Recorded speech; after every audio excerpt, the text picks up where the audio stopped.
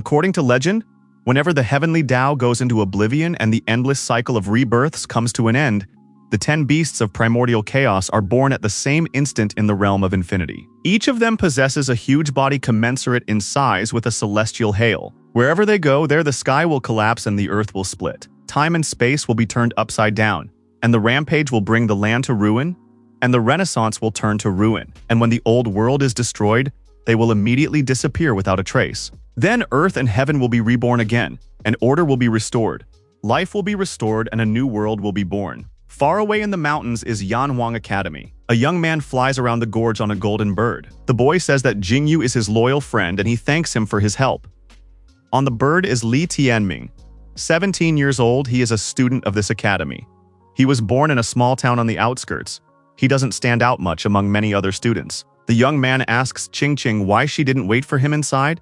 It's pouring like a bucket outside. The girl called the guy a fool and said it was because she wanted to see him soon. It was the academy student Mu Qingqing, 17 years old. She was born in poverty, Li Tianming's lover. The young man apologized and said that he had been busy training with Jingyu lately and hadn't kept the girl company for a long time. Qingqing replied that his animal companion was much more important to him than his girlfriend. Li Tianming says there's no need to be jealous. He's here now after all. Qingqing told him to relax. She was just teasing him. They're both lower-level students, so needless to say, studying is the priority. Qingqing said that it was necessary to quickly go into the house before he caught a cold. Already in the house, Li Tianming held out his palms to the girl and said that it was for her. He bought this hairpin from Jingyu after wandering around the Yandu market for a long time. Qingqing replied that it was beautiful and asked the guy to help put it on. Qingqing wondered how far the perfection of the martial soul of a Hun had gone in his sacred beast. Had he succeeded in achieving absolute harmony?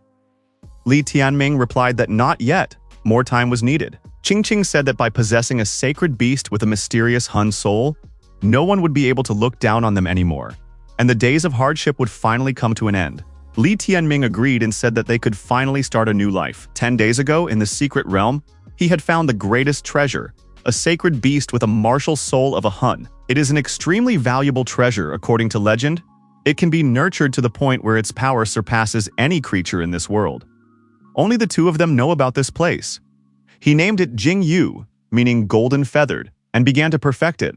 However, he had not yet achieved perfect harmony with it. Li Tianming told the girl that he was just the son of the head of a small town on the outskirts and had an extremely low status amongst the other children of the aristocrats of Yanhuang Academy. However, with the sacred beast at his side, he would definitely be able to secure a happy future for the girl. Qingqing interjected. Does Li Tianming really wish to make her happy? Qingqing said that she didn't want to wait any longer. She wanted to become a woman and took her time to take off her dress. Li Tianming was at a loss for words. His gaze was fixed on the girl and nothing could distract him. The young man had no chance to do anything else but contemplate Qingqing. The girl took off her dress and found herself in her underwear. Li Tianming was speechless. Qingqing said she wanted to present herself to the young man tonight. Li Tianming rounded his eyes, not sure how to react to this. After all, he shouldn't fall face first into the mud. Qingqing is seriously saying this? This is not like her at all. Until now, she had always been cautious and held conservative views. She shouldn't be acting like this. Li Tianming wondered if it was because he had acquired a sacred beast with the soul of a Hun? This all looks too strange. Qingqing wondered, is Li Tianming really afraid? How should she look like? How to look like a little insignificant girl pinning all her hopes on him? A man flying, standing on a huge bird, delivered a powerful energy blast like an unreal lightning bolt straight through the roof of the building. Breaking through the roof? This guy saw the young people standing against each other. He asked, how did Li Tianming dare to dope Mu Qingqing and infringe on her? This person was Ling Xiaoting, 17 years old, a heavenly palace disciple of Yanhuang Academy, the son of the most influential house. Li Tianming wondered, where did Ling Xiaoting, this dabbler of fate, come from? After all, they had never crossed paths. Why did this guy say that he had infringed on Mu Qingqing? Qingqing immediately ran up to the flying Ling Xiaoting and told her brother to save her. Qingqing pressed herself against Ling Xiaoting, seeking his protection. Tianming said that considering Li Tianming's immoral act, he, being a disciple at the top of the Academy Heavenly Palace, had the right to punish the offending Li Tianming. Ling Xiaoting laughed insidiously, and his bird attacked his opponent. Li Tianming clutched his eyes and put his hands in front of his face. Jingyu, standing up for his master, took the fierce bird's attack on himself. However, the huge bird Ling Xiaoting was stronger at this moment, and Jingyu, being wounded, began to bleed. Li Tianming shouted for Jingyu to get out of there soon. He can't handle it. The forces are not equal. Ling Xiaoting shouted for his opponent to shut up and directed a powerful energy beam at him. Li Tianming was suppressed. Ling Xiaoting felled his opponent and stepped on his foot, telling Li Tianming not to even think of moving. Ling Xiaoting picked up his opponent and grabbed him by the hair and told him to take a good look. Jingyu was sentenced to death for his actions. Ling Xiaoting coldly stared at the bird, while Li Tianming fearfully kept shouting for Jingyu to get out of there immediately. However, because the forces were not equal, Jingyu was defeated and found himself lying on his back. The hostile bird had sunk its claws into him. Jingyu, bleeding, watched as his opponent, flapping his wings, let out a victorious cry. Li Tianming remembered seeing a chick hatching from an egg. The guy said that it was the first of his companions, and he would call him Jingyu, suggesting that they improve together. Li Tianming spent all his time with the bird. He said that they would never part in the future. Jingyu was defeated, and the warlike soul of Hun left him. The ruthless Ling Xiaoting said that he would finally get this soul.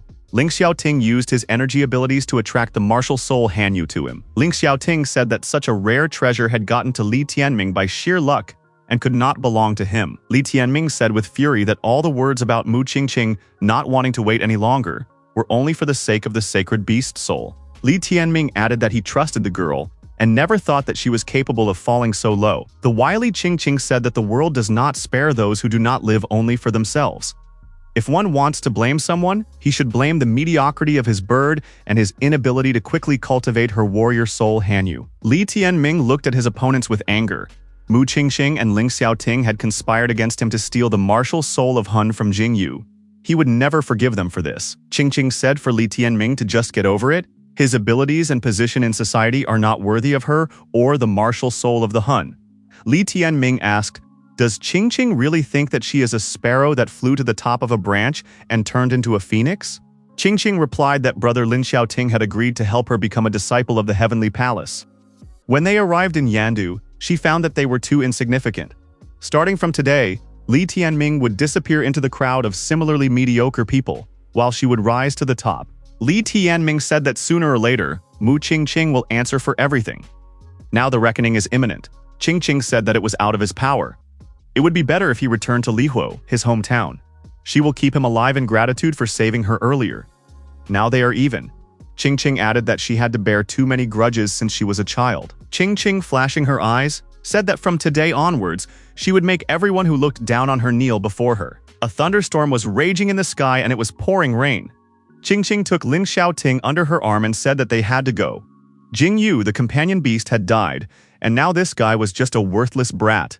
In this lifetime, he would never think of crossing the threshold of the academy again. Li Tianming slammed his fist into the ground with anger.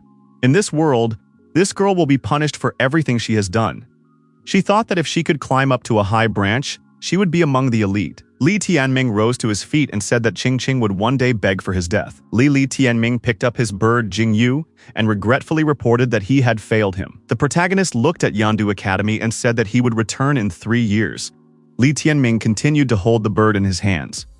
He said that he would not rest until he made these two people pay with their lives for Jingyu's death. 3 years have passed. The city of Lihuo, located on the outskirts of the country's border, Tingyu House, the residence of Li Tianming and his mother. The young man jumped out of bed as if after a nightmare. He was covered in cold sweat. Jingyu had been dreaming about him all these 3 years. In Lihuo, every day he lives as if it were a whole year, resting on firewood and eating bile. This is to ensure that he does not forget his revenge. Qingqing had indeed managed to climb to the top in Yanhuang during this time. She became the most important disciple of Yanhuang Academy and reached a position equal to Ling Xiaoting, who had managed to cultivate the martial soul of the Hong sacred beast. Li Tianming has become a laughingstock since that event. Powerful families keep public opinion under control so that no one will believe him. There is nothing that surpasses the inhumanity of these times.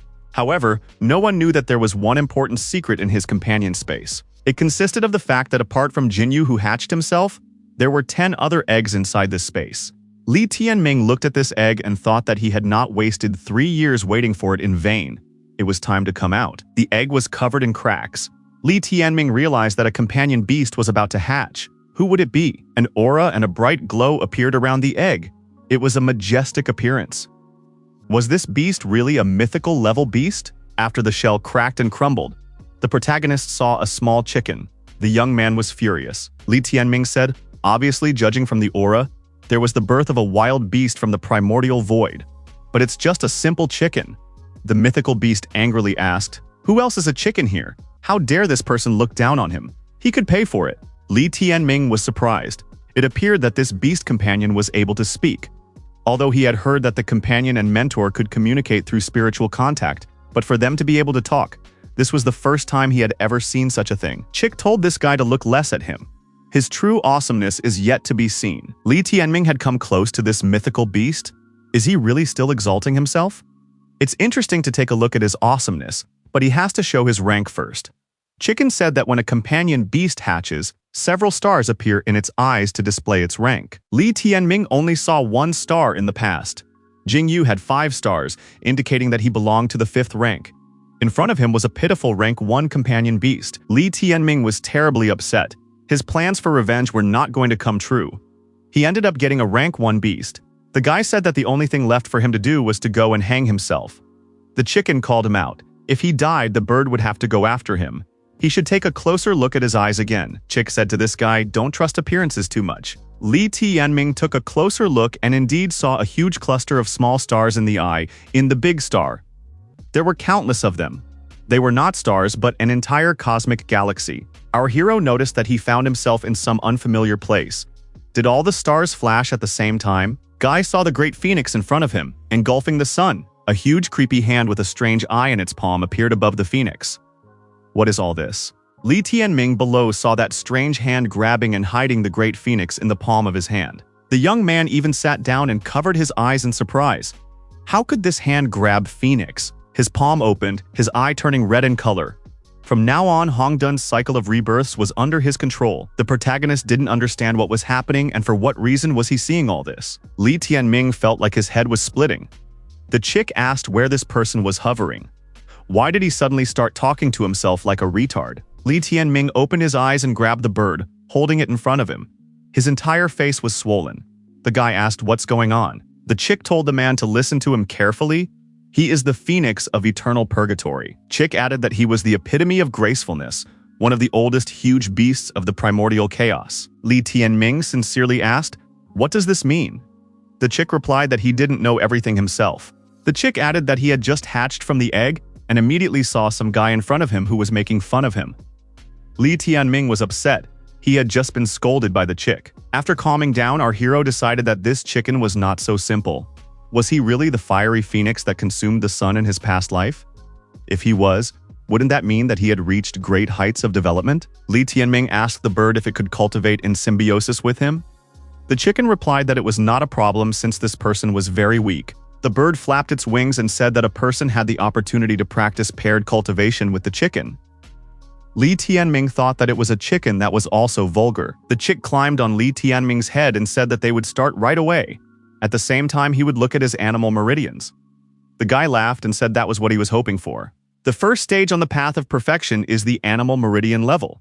In this stage, the companion beast and its mentor use the 9 animal meridians given from birth. The companion animal and its mentor work together to perfect their 9 animal meridians, resulting in all 18 meridians pairing with each other. Each successful pairing will mark an advancement at that level. Once all the animal meridians are connected, the companion beast and its mentor will be able to borrow each other's strengths and make up for each other's weaknesses, which will be of great benefit to them. First of all, one should feel the animal meridians of the opposite side and then try to make a pairing. Li Tianming wondered, wasn't this overkill? Having such a small body, it appeared to have animal meridians inside it, similar to those of huge dragons. The chick wondered why this man's animal meridians were so small. Obviously, he lacks courage. Li Tianming said that it sounded strange, but the chick could rejoice that his animal meridians would be dominant. Li Tianming assumed the lotus posture and said, conjugating the animal meridians. The chick, unable to resist, even bounced on the guy's head. When the pairing process was completed, Li Tianming jumped to his feet, spread his arms wide apart, and shouted loudly. Our hero noticed that the first stage in the animal meridian stage had been reached. The chick noticed that the guy has a strong receptivity. Li Tianming remarked that it was excellent. Compared to ordinary meridians, the strength had tripled. The chick said that for a young man, Reaching each stage would be 3 times more effective. The next step would be to cultivate a technique. Fortunately, he had good items. With his current state, he would definitely be able to cultivate the strongest technique, the black metal technique. Li Tianming found the necessary literature on his desk and said that he was ready to start. This technique was the strongest in their city. The chick wondered who would want to cultivate such a flawed technique. The beast companion stated that he would supervise their training. The guy must follow his instructions. They would perfect the eternal purgatory technique. Li Tianming was terribly surprised. Was this chick really going to mentor him? After all, it should be the other way around. The chick said that this person had not seen anything in life yet. The bird said that it was necessary to hurry. It was enough to delay. The young man should assume the meditation posture and heed his instructions. First, he would initiate the lad into the basics. In the process of guidance, the chick noticed that this person was talented and was making a breakthrough. The 3rd stage of the animal meridian level had already been reached. Li Tianming had to admit that the eternal purgatory technique was very strong. Li Tianming was extremely focused and actively meditating in the lotus posture. The chick, pretending to be doing the same, was actually dozing. The young man thought everything that happened the day before reminded him of a dream. There are 9 more eggs in his companion space. Is it possible that they are all ancient beasts of the primordial chaos? Once our hero thought he would never be able to return in triumph. Even though his mother kept encouraging him, it was still hard to keep hope alive. Today is her birthday. If she sees that he has regained his enthusiasm and hope for the future, she will surely rejoice. The protagonist thought that by recovering his power, he would also be able to get his hands on more healing herbs, thus extending her life. Suddenly, there was a knock on the door. Someone said for Li Tianming to open. A visitor with a big gift for him and his mother. The boy started to dress and decided that it was necessary to greet the uninvited guests. The chick, rubbing his eyes with his wings, asked in surprise, "Who's making a fuss early in the morning?" On the threshold in front of our hero's house stood a girl and a woman. Madame Huang, Li Tianming's 3rd mother, said that she came with a gift. Along with her was Li Shuejiao, Madame Huang's daughter, Li Tianming's paternal half-sister. Li Tianming was surprised to see Li Shuejiao's stepmother on the doorstep. Our hero's mother inquired who had come. Li Tianming asked why the stepmother had come. Wei Jing, Li Yanfeng's main wife and Li Tianming's mother, wondered why the 3rd sister Shuejiao had come. Due to an incurable disease that exposed her body to aging, Wei Jing was bedridden and very rarely went out in public. Due to this, her husband had withdrawn from her. The boy said that the mother should not have gone out because she was sick. The woman replied that she could not lie down all day without a break. Wei Jing invited the guests, but they declined, saying they would just say a few words and leave. Madame Huang asked how Big Sister was feeling. Wei Jing replied that it was more or less the same, still holding on. Li Shuejiao said that this woman was about to go to the ground. Could she have anything prosperous? Madame Huang asked her daughter not to behave so rudely. Li Tianming thought that this mother and daughter had always been willful and never put on notice, and today had clearly not come with good intentions. Madame Wan said that the gentleman had specially prepared a gift for the birthday girl, but was busy receiving guests today and asked her to give it to him. She held out a piece of paper and asked to read it. Li Tianming realized from his mother's eyes that it was a vacation. He is returning his wife to her parents, although he writes politely and courteously. The main topic he is trying to raise in roundabout ways is visible to the naked eye. After the guests left, Li Tianming told his mother not to worry. She needed to take care of her health. The woman replied that she was fine. She was only sorry for her son. She never thought his father could do such a thing. Wei Jing said that his father told him to take the young man with him, and this would cancel his status as the eldest son of the head wife, for he had been considered the heir of Lihuo City all along. Li Yanfeng, the head of Lihuo City and Li Tianming's father, said that he didn't care how things really were. The sin he had committed had shocked his father. Li Tianming thought that the matter of inheritance had been settled 3 years ago when he returned here after his betrayal. Li Tianming said that he was worried about his mother. She was not well, and his father was in a hurry to banish her. Wei Jing sighed and said that meeting a dishonorable person broke her whole life. Madame Huang said that the current situation with Wei Jing might cause others to secretly oppose the master. Her daughter added that her father's act just shocked her because he usually seems very conservative. Madame Huang said that considering his future existence, he had specially prepared many jewels for his main wife. She had a bag of these jewels in her hand. Li Shuejiao said that she was jealous. She had never had such a thing. Madame Wan threw the bag on the ground and said that these jewels were enough for 2 people to live. The bag fell to the ground between the women, and out of it fell these very jewels. Madame Wan remarked that this was the best possible denouement. No one else owed anything to anyone. Big sister can cry, but she won't laugh in return. Li Tianming, flaming with hatred, said that the two women could now get out of here. Li Shuijiao indignantly asked, "What does this mean? Does this guy even know why exactly they were sent to bring this news?" Her father had already agreed that Tenyu House would become theirs in the future. The girl added gloatingly that those two had already been thrown out, so now they should be the ones to leave. Madame Wan said her daughter is right, and given their long-standing sisterly relationship, she won't make it difficult. They have an hour to pack their bags and leave. Li Tianming thought that this was ridiculous. This group of people were really worth each other. If he had the chance, he would squash them like mosquitoes. The boy thought that even if he had to leave, he would do so with his head held high, but definitely not like a stray dog. Why should his mother suffer from these attacks? Li Tianming was about to go to his father and demand an explanation, but his mother took his hand and held him back. She said that she knew what was on her son's mind, but he should not do anything stupid. They'll get out of here. They don't have any good memories associated with this place anyway. As long as they don't have enough strength, they shouldn't flounder. On the day when the young man rises, they will regain their face. Li Tianming thought that no one knows his son better than his mother. Her thoughts are far ahead of his own. Apparently only he thinks narrowly. Li Tianming outwardly calmed down and said that he understood everything. Mother could not worry. They would definitely return in triumph. The protagonist always felt that his mother was a person of unusual character. In her younger days, her countenance had conquered cities. She was a master of brush and sword. It is therefore not entirely clear to him why she chose his father. Despite living half her life with this strange affliction, her will and soul remained unbroken. Li Shuijiao, upon hearing these words, said that she was about to die laughing. They were going to return in triumph. The girl said that this guy's companion animal had died. In addition, his shameless act made him a topic of ridicule for the entire Lihuo. He's just a pig who climbed up a tree. Li Tianming replied that in that case, he would have to send that girl to the tree today. Zhu Jiao got angry and said that her brother was provoking her. Li Tianming recalled that when she was captured when she was 3 years old, he was the one who fought the bandits for 3 days and 3 nights to save her. Some people just don't know the feeling of gratitude. Zhu Jiao tactlessly stated that this guy must have set this up himself. Li Tianming said that he regretted saving her that time. There are 3 trees in this courtyard. Which one does she want to go to? The girl became threatening and warned him not to say she hurt him, since he didn't even have a companion animal. Zhu Jiao stated that she wouldn't get her hands dirty. Let her fire spirit have some fun by letting him try out some of her heat. Li Tianming angrily asked who said he had no companion and told the eternal purgatory phoenix to come out. The bird that appeared began to emit an enormous amount of light. Shuijiao traditionally asked, "How is this possible?"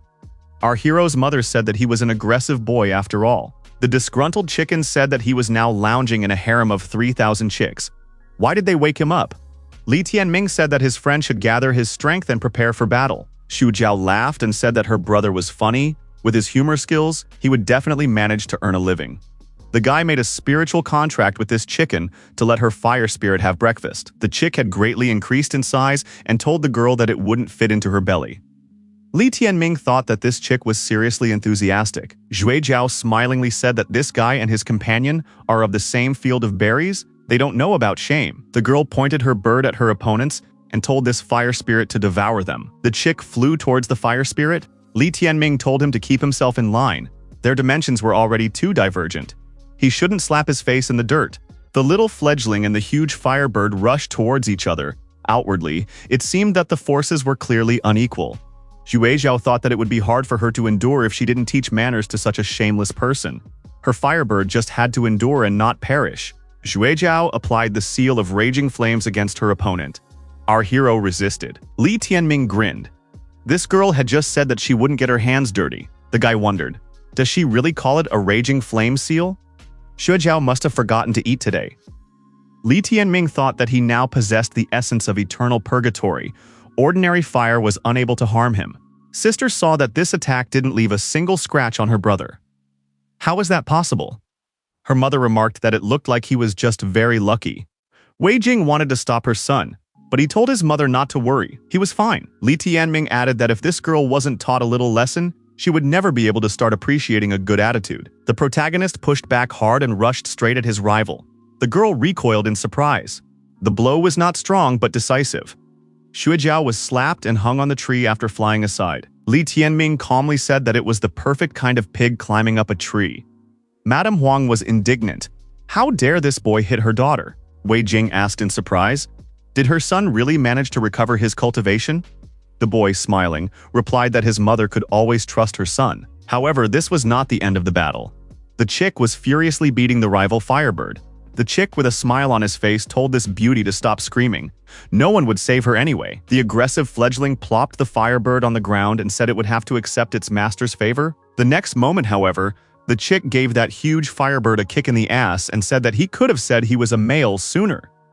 Why dress up like that? Li Tianming grabbed the chick. The chick shouted that there was no need to stop him. He was about to pluck all the feathers of the rooster who was dressed up in a woman's outfit. Madame Wan took her daughter down from the tree and said that this boy was no longer heir to the princely house. She would make him answer with his life for daring to strike her daughter. Our hero could not restrain himself, but he did not offend women, so his blow came on the tree near which the woman was standing.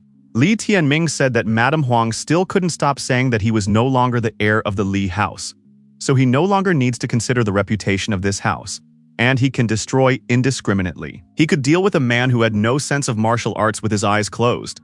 If she dared provoke him again, the consequences would be severe. Wei Jing said that Li Tianming had won this battle. She didn't think that he had recovered his cultivation, but none of that mattered. Walking away, Mrs. Huang added that it must be assumed that Li Tianming himself knows why his father chose this particular moment to annul his position and divorce his mother.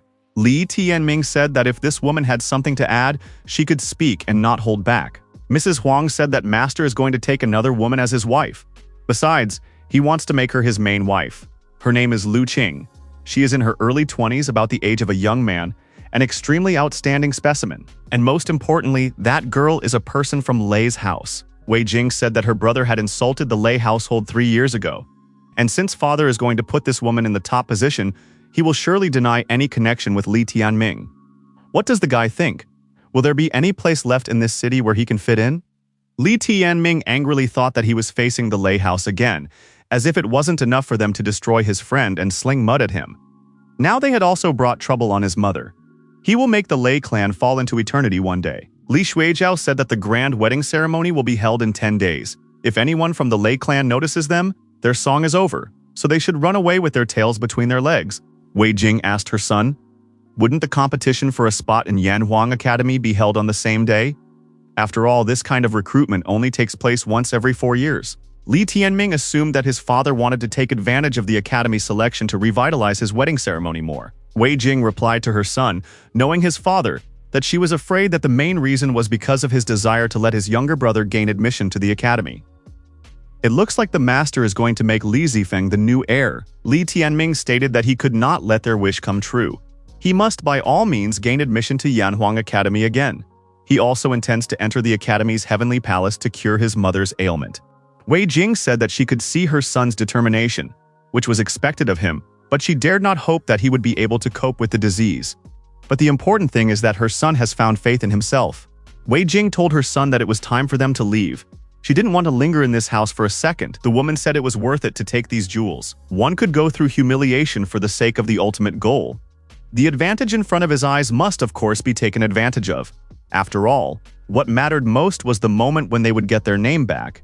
And until that moment came, there was no point in worrying that they might lose more of their reputation. The chick sitting on his companion's shoulder said that he was hungry. Li Tianming wondered what it was feeding on. He had never fed chickens with worms before. The chick, eyes sparkling, said that it wanted to eat the jewels that the young man had just taken. Li Tianming wondered, are they edible? Isn't he afraid of acquiring stones in his body? Maybe he would eat the worms after all. The chick said that after he ate the jewels, they could immediately break through another limit. Li Tianming then grabbed the jewelry, bowed to the bird and said that Uncle Chicken could help himself. The chicken thanked the hopeful young man for his courtesy. Wei Jing smiled and said that these two were very funny. After eating these jewels, the chicken collapsed on the table and said that there was not a bad taste and the stiffness was just right. These jewels contained spiritualized fiery qi. The guy could try it himself. Li Tianming declined and inquired if the bird would definitely be all right. The chick said he had it all digested in 15 minutes. The chick held out one gem to his companion and said that as a man he should be able to eat hard food. That way he could become a man of firm principles. Li Tianming replied that this bird was crazy. Li Tianming looked at this stone and thought that after he had recast his meridians in alliance with the companion beast, he possessed the essence of eternal purgatory.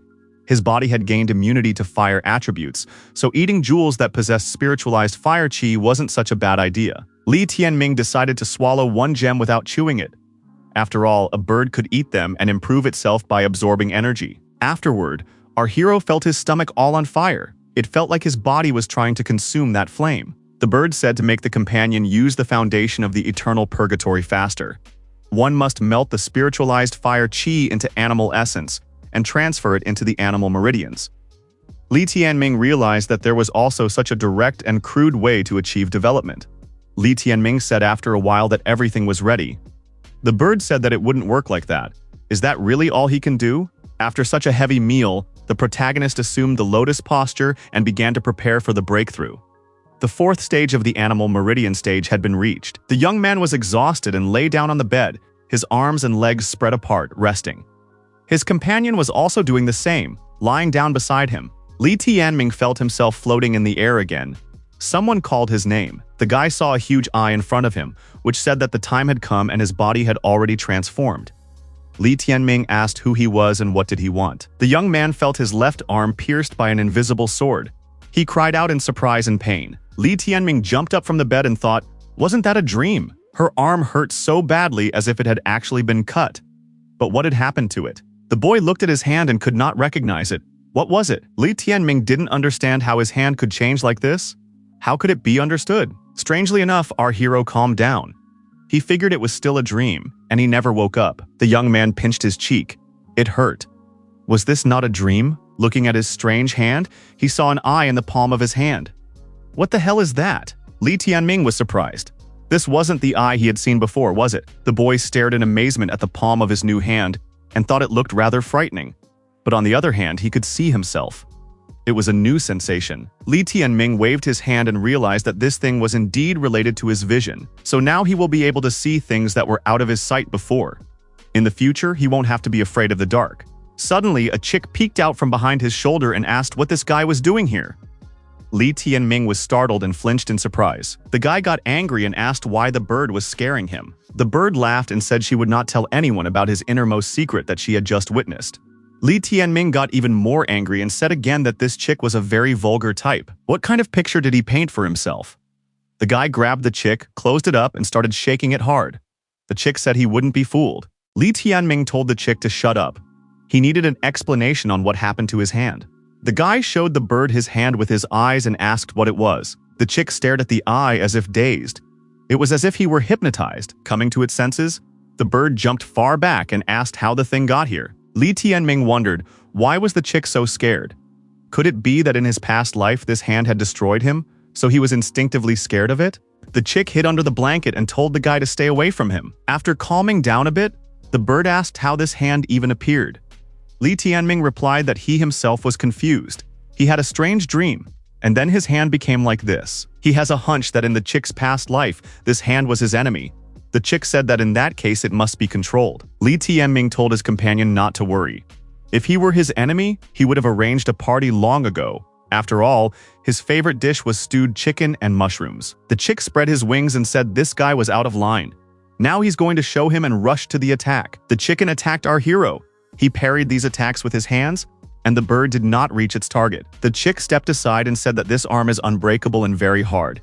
He gives up. The boy, smiling, said he had gotten a great one. Li Tianming told the chick to relax. It was unclear how this hand came to be in his possession, but if he couldn't control it and it attacked the chick, he would immediately cut it off. The boy wrapped a bandage around this strange arm to hide it. Even if he had to die, he would never get the bird into trouble. After all, they were already good friends. Li Tianming said that with this hand, he was even more confident that he would win the qualifying fights at Yanhuang Academy. The chick said that his blood was boiling and he would help his companion. If a human got in the way, he would die. It's the day of the Yanhuang Academy selection. The events take place near the Tinfeng building. The spectators were whispering and saying that not only the academy selection would take place today, but also the marriage of the city's head. The new mistress of the city is incredibly beautiful and charming. She is truly an extraordinary creature. Rumor has it that Li Zhifeng has already been pre-selected in these selection competitions. This young man is at the 7th Meridian Animal stage and is the strongest among all the youths in the city. The city head is on good terms with the teacher from the academy and will gain his patronage in the future.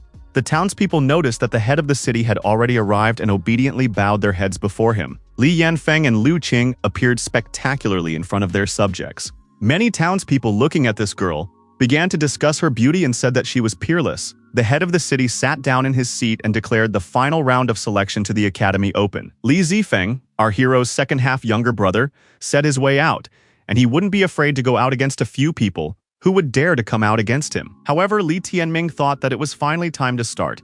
Zifeng strutted around the arena and asked who would dare to come out to fight him. The young men watching from the crowd shouted that the young gentleman was most courageous and invincible. The bird told our hero that his brother is quite popular, but on the other hand, the last lecher in the eyes of girls. Li Tianming told the bird to go back to his space and not to upset him. Some warriors have expressed a desire to go up against the main challenger, primarily to become famous. A double radiance bird appeared in front of the challenger and said that there was no need to fight. All the candidates could go out together and experience the power of a rank 5 companion beast. One of the opponents with his wolf companion agreed and rushed to attack Zifeng. The other opponent rushed to the attack with his companion bear. Zifeng told his spirit bird that he was leaving the opponents to her. These scum aren't worth him lifting a finger. The opponents attacking Zifeng and his bird said that this lousy fellow thought a lot of himself. They will show him where the crayfish are.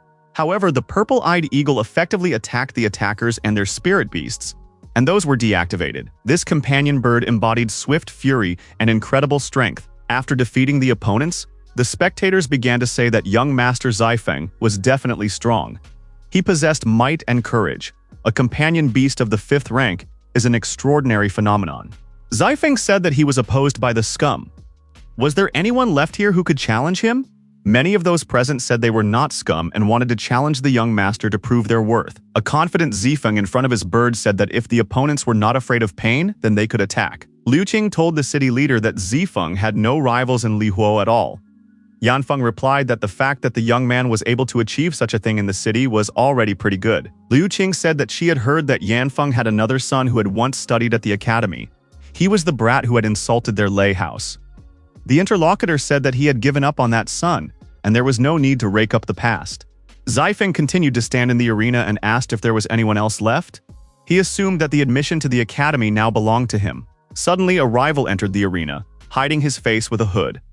Everyone present was surprised. The candidate took off his cloak and everyone saw that it was Li Tianming who said that Zifeng would not get admission to the academy today. The people present wondered, what is this guy doing? Did a libertine like him come here for something decent? The head of the city must be furious because today was his wedding day. Zifeng wondered if Li Tianming had lost his mind. Did he even realize his current situation?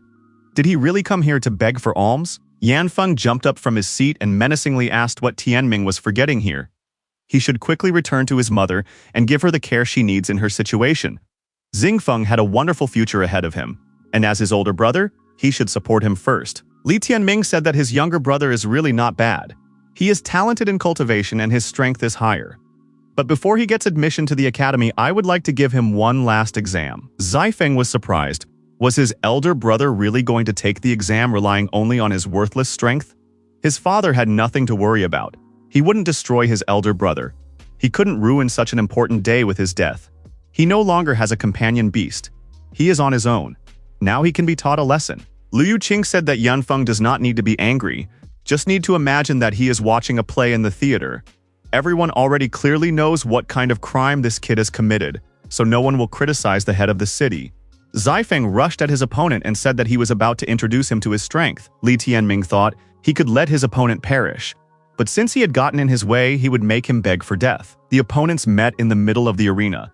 Each made an attacking strike, and their fists made contact.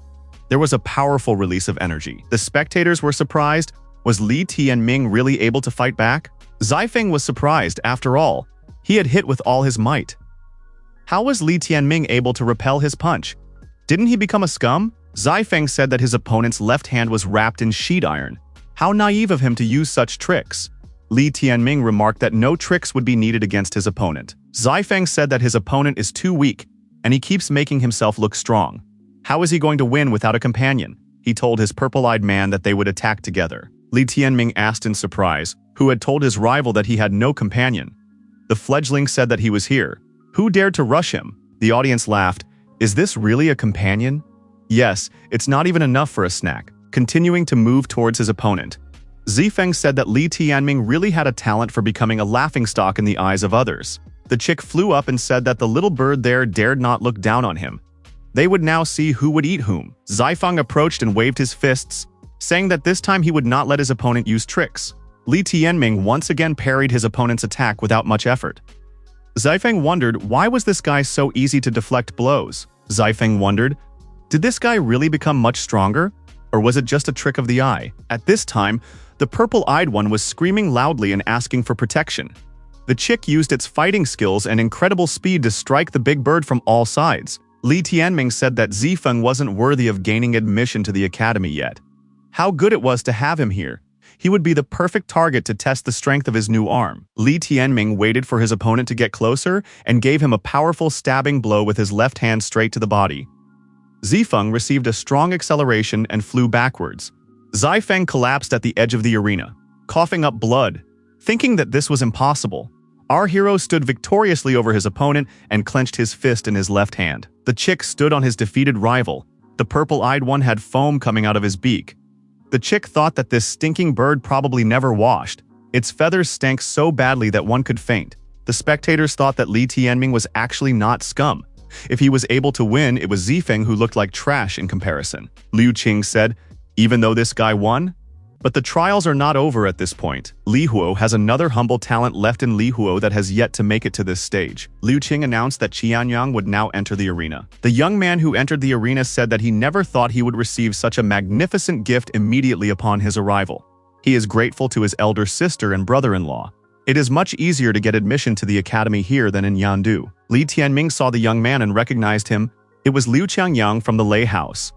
The chick said that the guy had the 9th stage of the Meridian Animal stage. It wasn't easy.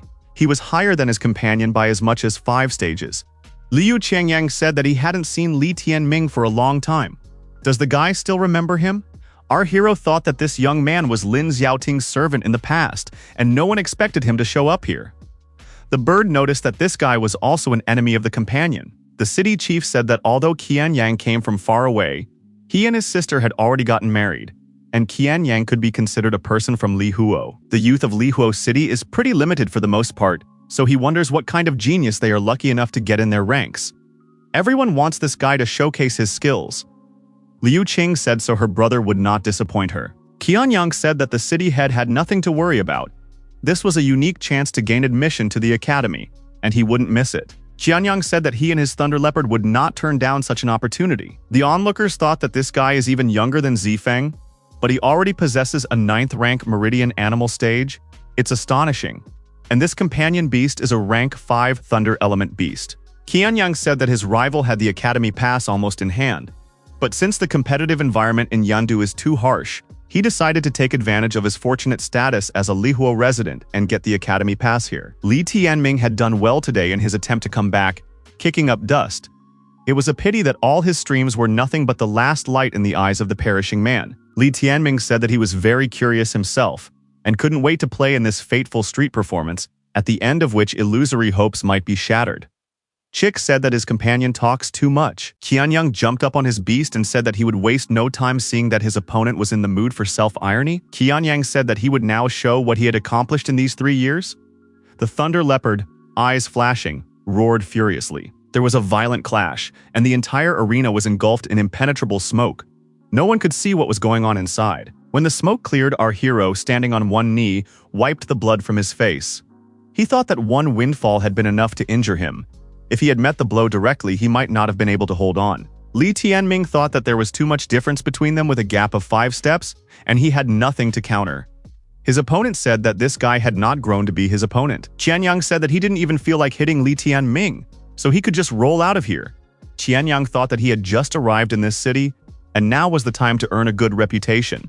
He needed to leave a good impression of himself in front of the common people and the city head. The onlookers said, "Who would have thought that at such a young age, young Master Li Qiangyang has such a broad soul? Li Huo City has a bright future ahead of it, and scum Li Tianming can get the hell out." Li Tianming, clenching his fist, thought that he had memorized Liu Qiangyan's punch. The protagonist had given himself his word that he would soon return this blow double. Li Tianming stated that he would leave, but he wanted to ask one question before doing so. Li Tianming inquired when Liu Qianyang would leave Lihuo City. Qianyang thought that this brat wanted to gain someone's support. Are there any other worthy masters in Lihuo? The young man replied that he was leaving the city in 1 month. Li Tianming put his hand forward and said that he would smear his opponent's face on this very spot in a month, and after losing, he would give the opponent a pass to Lihuo. Would he have the guts to do that? Qianyang laughed and said that his opponent's stupidity was simply laughable. The guy added that he was curious about what Li Tianming was putting on the line. What does he have? Li Tianming replied that he would bet his life if the opponent won. He could do whatever he wanted with it. Qianyang said that he agrees even if he doesn't care about this wasted life.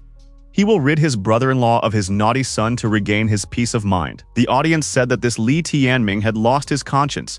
In a month's time, he's going to fight for admission to the academy again, which is unheard of. Liu Qing told her husband that his son really knows how to put on a show. Li Tianming said as he left the arena that they would live to see what would happen in the future. All the fun was behind them. Liu Qing told her husband that this time, Liu Qiangyang had come here to find the divine source located on Mount Soling, so she hoped for his cooperation. There is fierce competition for such a thing as a divine origin, and it's not surprising. It can allow a companion beast to evolve and increase its rank. Yanfeng said to his wife not to worry. The nascent divine source is within his sphere of control. By obtaining the divine source, Qian Yang will have a chance to enter the heavenly palace, and Yanfeng's position in the Lei House can also rise greatly. Mount Soling is too high and there are many wild beasts lurking there. It's too dangerous to let Qian Yang do it alone, so she relies completely on her husband. Yanfeng said that the House of Lei organizes this kind of competition to temper the character of the younger generation and promote their growth. No wonder that after such a thing, talents emerge one after another. Liu Qing said that this time, the competition would be especially fierce, and there were as many as 7 disciples with the right qualifications. Fortunately, Qian Yang is in a favorable position amongst all of them. Add to that the support of her husband, and their position seems much more solid than the others. Yanfeng wondered when the rest of the fellow disciples from House Lei would arrive. Surely all the people accompanying them must be strong warriors of the Lei House. Liu Qing replied that they would arrive in about 2 days. However, due to her wedding, she was allowed to arrive earlier. These children do have strong guards, however. Once they reach the mountain, the powers of the guards will be limited. When the time comes, the students' abilities will be put to the ultimate test, but knowledge of the neighborhood will play a big role for them. Yanfeng said that in 3 days, he would officially guide Liu Qing and Qianyang to Mount Soling. Liu Qing told her husband that they are fully counting on him in the future. Lying on the bed, Liu Qing said that she would definitely find a way to thank her husband. Yanfeng blew out the candle and told her not to worry. He wouldn't deceive her expectations. Li Tianming told his mother everything. She was surprised. Will she have to wait for another month? But she can't wait that long. It's too hot here, and she wants to go to Bay sooner. The mother said she didn't care. Her son had 2 weeks at most. Li Tianming said that if he loses, this cowardly chicken will become someone's appetizer. The chick said he wasn't scared. Let that huge cat just try to eat him, he would immediately fly through him. Wei Jing said she trusts this chicken. He is very capable. The chick flew over to the woman's arms and said that his mother had insight unlike that snob Li Tianming. The guy replied that it was his mother, not the chick's mother. She definitely did not give birth to any chicks.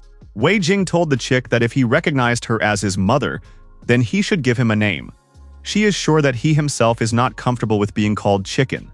The chick stated that he was called the Phoenix of Eternal Purgatory, but that name was too long. The woman said she would call him Inho. Does he like it? The Phoenix of Eternal Purgatory said he liked it. Wei Jing began to cough. Yingho asked if everything was all right. Li Tianming asked if the healing herb for her ailment had run out. Wei Jing paid attention to the bloody cough and said that the healing herb only alleviated the symptoms, but was unable to deal with the disease. She didn't have much time left. Li Tianming said he wouldn't let his mother suffer and warned Yingho that they were going to Mount Soling. Li Tianming said that he would get medicinal herbs on the mountain to prolong his mother's life. Wei Jing said that this path was extremely dangerous and that the son should be extremely careful. Mount Holen is an erupting volcano. After 2 days of diligent searching, the seeker has only managed to find 1 shoot of the healing herb. This is no good. Yingho said that they should go deeper into the mountains. They would obviously be able to find more there. Li Tianming said that the further they went, the more dangerous it would be. Even here, they would have to keep their eyes open to avoid running into wild beasts that were notorious for their bloodthirstiness. The bird rushed forward. She said that there was something interesting ahead and it was not worth stopping her.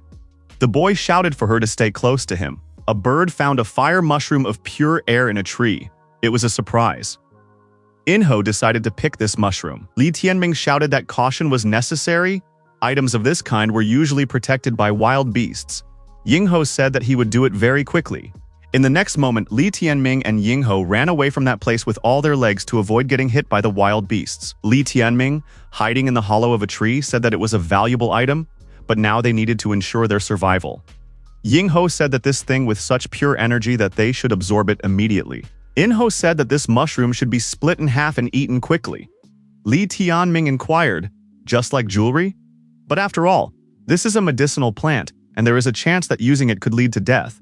Enro said dutifully that the young man must rely on the phoenix essence of eternal purgatory in his body. It was stronger than any fire attribute. Li Tianming wondered why the chick hadn't said it before.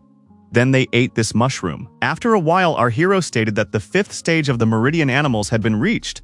From afar, one could observe the pillar of fire extending from the earth to the sky. Li Tianming felt an abominable state. He said that he is improving as a bird. He feels like he is practicing paired cultivation. He does not want to do it with a bird. Enro said that in such a wilderness, a guy will not find a beauty, but rather a ghost. Li Tianming removed the bandage from his hand and noticed that this eye's view became even clearer and wider.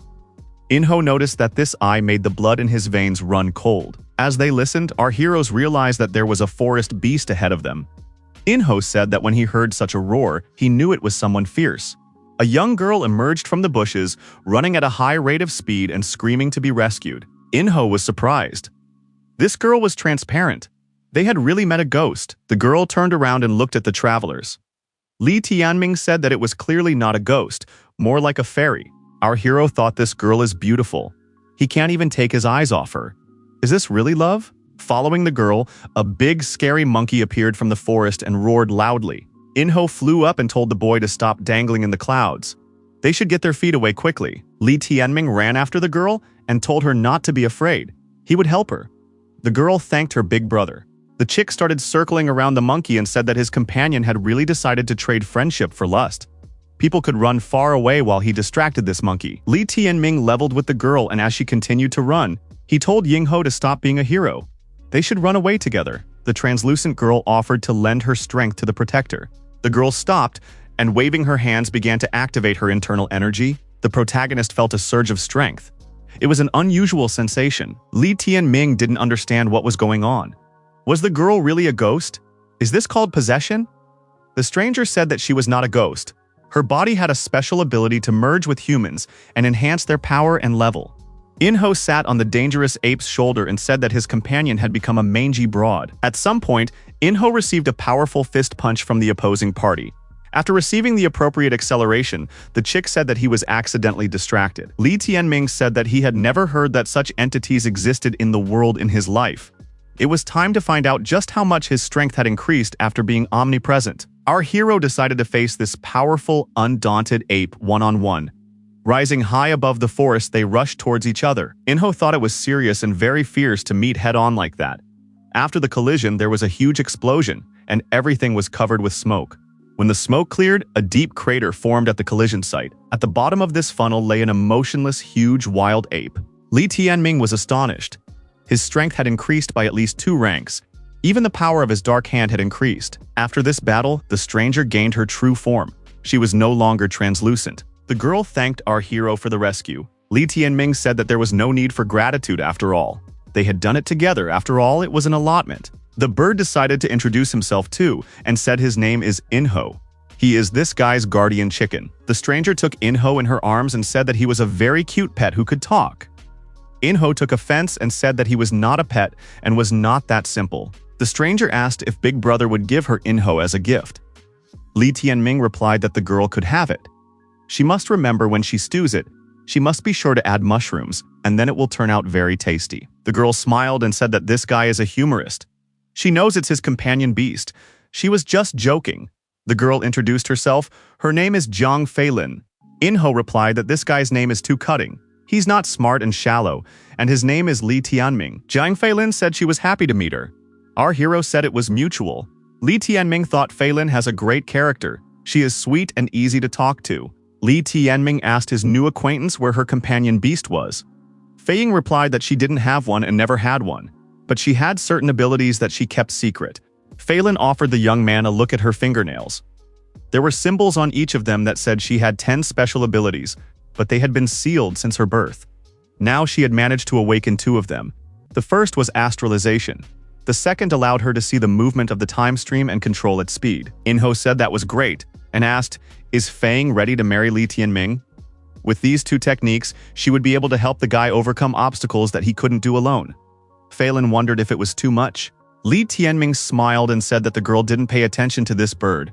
It was annoying from a young age, and she had a problem with her head. The boy wondered how the girl had gotten here, for surely she must have a permanent object to inhabit. Feilin smiled and said there was one. They were together all the time, but running from the wild beast was because they were separated. Li Tianming inquired whether it was a man or a girl. What age? What do you mean all the time? Is she married? Suddenly, someone swiftly attacked our hero, calling him a petty brigand.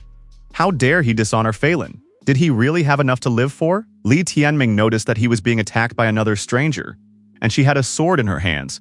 But he hadn't done anything wrong. The guy thought that this girl was clearly an unremarkable person if she possessed the level of spiritual origins at such an early age. Feilin said to Ching'er not to scare this guy. He's not a bad person and he just saved her from being chased by a wild beast.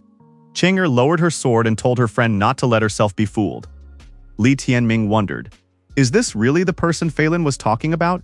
It was a good thing that it was a girl. Ching'er, turning to our hero, says she knows what's on the guy's mind. She warns him to leave his devious intentions for Feilin alone. Li Tianming replied to the girl that she had grown up so beautiful, and yet she was expressing herself so indecently. She lacked politeness. Ching'er got angry at these words and said that she was going to give this guy a hard time. Feilin began to reassure her. She has been absorbed into this young man's body, so she knows that he's not a bad person. Li Tianming replied that he would do Feilin a favor and would not stoop to Ching'er's level. Ching'er asked in surprise, how could her friend have been able to possess the body of such a lowly commoner? After all, he could have tainted her pure essence. Only she herself was the perfect person to be possessed. Feilin replied that she had been forced by the situation of being chased by a wild beast, and her compatibility with this guy was top-notch. Ching'er wondered, how was this possible? Even for her, it was beyond her. Why on earth would it be possible for such a redneck? Feilin told her friend that she could make sure if she didn't believe it, and taking the guy's hand, tried to get into him again. Li Tianming said that it turned out perfectly. Ching'er became even more angry. Ching'er asked, so what if his level in the village was at such a height? What use is a villager from such a backwater? Besides, his strength is only at the 5th stage of the meridian animals. He wouldn't be of any use even in the future. Li Tianming told Feilin that the omnipresence they had just pulled off was even smoother than the first time. The girl agreed, but Ching'er told her not to be ignored. Ching'er took Feilin under her arm and pulled her away, saying that this guy was of no interest to them. It was time to hurry back to Yandu. Li Tianming inquired about where Feilin was staying in Yandu. He would definitely track her down in the future. Feilin turned around and said she didn't mind and wanted to give her address. Ching'er immediately covered her friend's mouth with her hand and asked, where is this guy going? With his background, he should cultivate the land and contribute to the country's food production. Feilin, being carried away by her friend, looked back and waved her hand at the young man. Fallon told her big brother that they would definitely meet again. Li Tianming said goodbye to the girl and thought, although her friend has a tongue with no bones, she clearly treats Feilin well. Our hero decided that in the future he will surely have a chance to see this girl again. Inho said angrily that this guy hid him while he himself was making nice with the girl. Friends don't do that. Li Tianming told the chick to stop grumbling. The girls had left so they could continue searching for pure spirit herb. Yingho warned that the next time the guy forcibly shoved him into space, he would pay him back in full. Li Tianming said that he understood everything and added that it wouldn't happen again. It took 3 days of intense searching and finally at least 10 plus sprouts were found. All 3 days of searching were paid off. The young man thought if he brought such a large amount of healing herb with him, his mother would definitely be pleased. Li Tianming bent down to pick this grass, but something caught his attention. He saw that the ground was moving. At the last moment, our hero managed to bounce aside. A huge dangerous claw appeared from the ground. Li Tianming immediately ran far away to the side. He thought that it was a wild beast that was very cunningly hiding. A blue-tailed scorpion appeared from the ground. It was a rank 5 companion beast. Li Tianming realized that it was an insect with high toxicity, and it looked like the person controlling it was nearby. Indeed, a guy appeared who said that the person in front of him was not from the Lei House, but he still dared to invade so deep into the region of Mount Zolan. Isn't he afraid of getting killed? Li Tianming thought. What's going on lately? Everywhere he went, he ran into geniuses everywhere, and for some reason this kid immediately mentioned the Lei House. Li Tianming spread his hands and asked what it all meant. Was it really a person of the Lei House in front of him? Since when could only members of the Lei House enter Mount Zoling?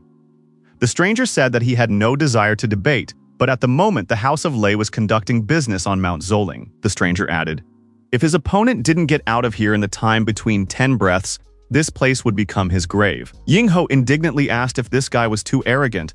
Li Tianming replied that it was a trademark of the Lei House, and added that they were here to gather potions. There was no need to stir up conflict with him. Li Tianming told his opponent that he was about to leave here himself, but before he left he needed to take a few sprouts of pure spirit grass. It was medicine for his mother. The representative of House Lei approached one of the plants that interested our hero. The guy defiantly stepped on this plant and stomped on it. Li Tianming looked at this rascal indignantly. What had he done? The stranger asked. Doesn't this guy understand human language? He had already been told that he had to leave. What else was there to say? The defiant young man asked, did his opponent really think they were equal? Inho had foul language for the guy. Li Tianming asked with anger in his voice, did his interlocutor really think he was cool? Our hero angrily clenched his fists and said that he would destroy this rascal now. The interlocutor asked, does this guy dare to provoke him, even knowing that he is a man of House Lei? Is he really in such a hurry to get killed? We'll have to help him. The young man told his spirit beast, Scorpio, to destroy his opponents. The stranger thought, if this fellow wanted to blame someone, he better blame his untimely arrival at Mount Zolan. Even if he was lucky enough to find the divine spring by pure chance, it would cost the Zolan house a huge loss. Li Tianming thought that his opponent wasn't planning to engage in a fight. Neglecting them was his strongest mistake. The guy said that Inho would know what to do on his own. Inho replied, what is there to think about? We must use the crowning technique and destroy these two. The chick used the animal technique. The man used the fighting technique. Yingheo and Li Tianming activated the Shun extermination with rage in their eyes. After a while, Scorpion was in the middle of the clearing with his claws spread out to the sides. He was fiercely attacked by his opponents. The Scorpion companion was astonished. How could this Scorpion King be hurt by such opponents? Li Tianming looked at his opponent disdainfully and said that it was now his turn. The stranger admitted that he had underestimated this guy, but doom still awaits him. Now he will pierce his opponent from head to toe with needles so that he begs for death. Li Tianming realized that the top-level beast needles would be used against him now, and they were also poisoned. Inho wondered, how did this rascal have so many needles? In a moment, the opponent disappeared from sight and immediately appeared in close proximity in front of Li Tianming. Our hero was not confused and knocked his opponent down with a powerful left punch. The injured young man, in the process of flying, thought, how is this possible? Didn't that guy already use a fighting move? Li Tianming walked over to his opponent lying on the ground and said that slaying Hong was a supreme technique for practicing movements, just right to withstand his opponent's attack. The rival lying on the ground bleeding did not give up. He said he would destroy these two. He did not care who they were. He would stretch their deaths over 24 hours. Li Tianming stepped with his foot on the head of his lying opponent and said that he could only eat the ground now. Where did he get all this arrogance from? Li Tianming leaned over his opponent and asked which foot he had trampled the pure spirit grass with. He would help get rid of that foot. Yingho said that there was no need to waste time on it, you could just destroy it. The defeated man, realizing the inevitability of punishment, cried and shouted for his father and mother to help him. Inho wondered why this weakling would bring up his parents. Did he have any dignity? Suddenly our hero sensed the ultimate danger, a huge poisonous cobra with sharp fangs. The first thought that appeared in Li Tianming's mind spoke of the urgent need to escape. Our hero turned around and actually darted away. What is this thing? His parents are high-ranking members of the Lei House. No way can they be allowed to capture him. The defeated guy shouted that his opponent would not be able to escape. There are Lei House people everywhere. By nightfall, he would be chopped into mincemeat.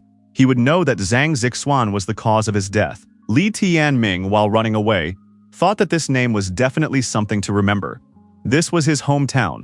the place he had walked around since he was a young boy, so he would be able to escape. His parents arrived at the injured boy's house, and his father asked if Zixuan was okay. The young man replied that it was urgent to avenge him. The attacker was about the same age as him and wore a bandage on his left arm. The father tells his wife to stay with his son and help him with his wounds, and he sets off in pursuit. The formidable father was furious and said he would cut the rascal into 1,000 pieces. As he continued to run fast, Li Tianming realized that someone was catching up to him, and too fast. If he continued like this, it wouldn't take a minute for them to catch up with him. The young man saw the girls ahead, and as he drew closer, he realized that he knew them. Was fate favoring him that much? He bumped into Sister Feline once again. Coming closer, the guy said that this was not the time for casual conversation. We should run away quickly. However, it was already too late to retreat. The father of the injured guy caught up with our hero, shouting that this robber could not escape. The man caught up with the young man, but when he saw the girls, he bowed and said that Zhang Chong from the Lei House was greeting Princess Qing. Li Tianming was surprised.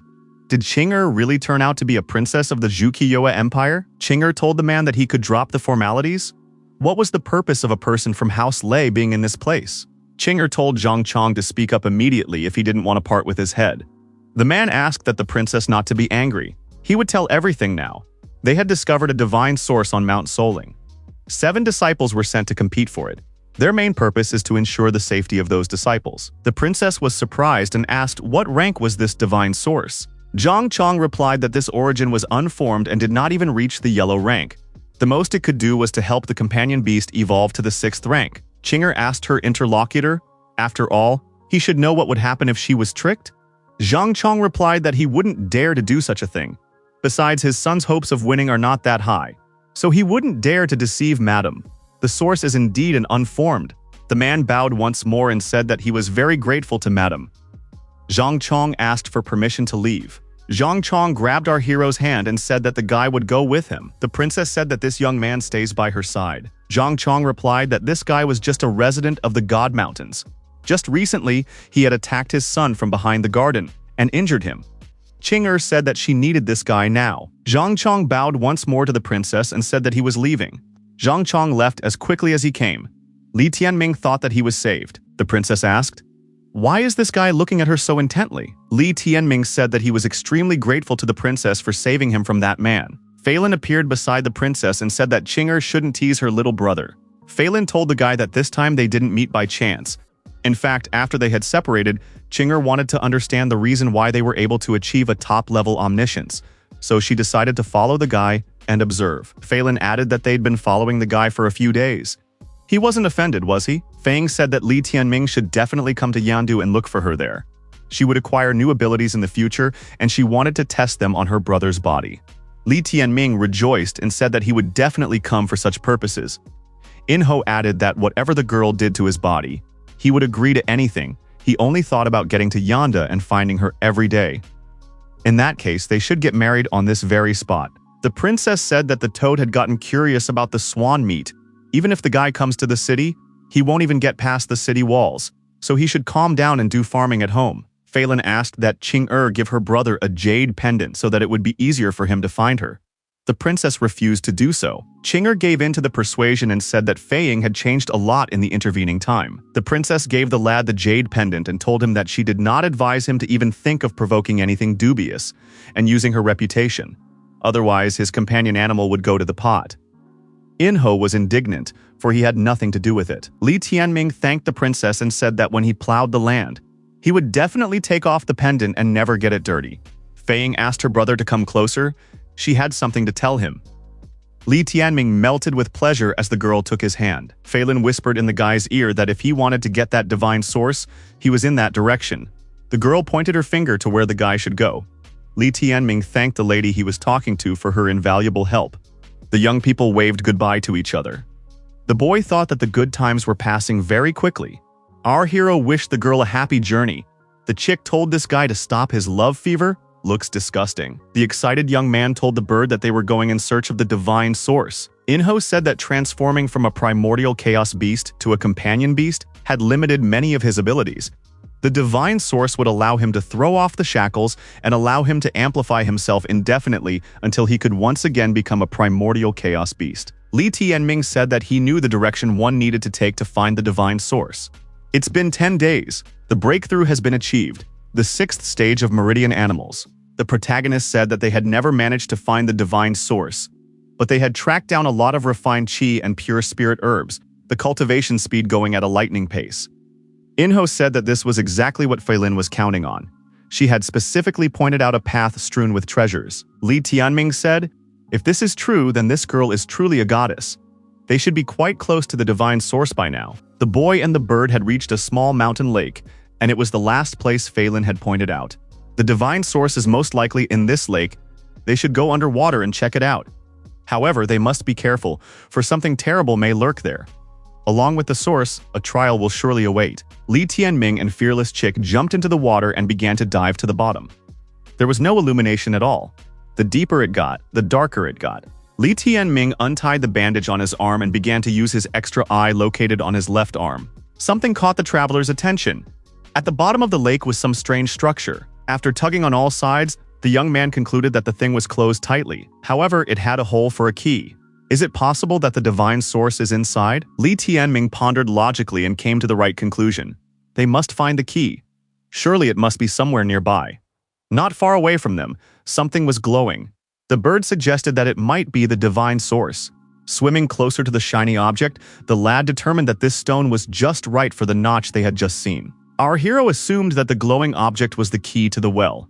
Inho said it was the divine source. He had already smelled its fragrance. Inho told the young man not to hesitate and quickly grabbed the item in his hands. Li Tianming said, "Even though it is a divine source, but he is sure that it is also the key to that well at the same time. Maybe there is something else useful inside the well." Using his peripheral vision, the chick determined that something was moving in their direction. It must be a huge beast. Li Tianming expressed his confidence that it was a wild beast guarding the divine source.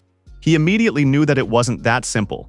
Yingho said that he would take the beast on and distract it, and the companion would carry the source away. The terrifying beast turned out to be a huge crocodile. It was a rank 3 beast with a pointed back. It was pointless to attack it, and the only thing left to do was to take it by stealth. Li Tianming told Yingho to be careful.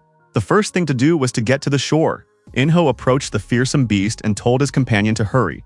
The chick used its flaming fire to attack.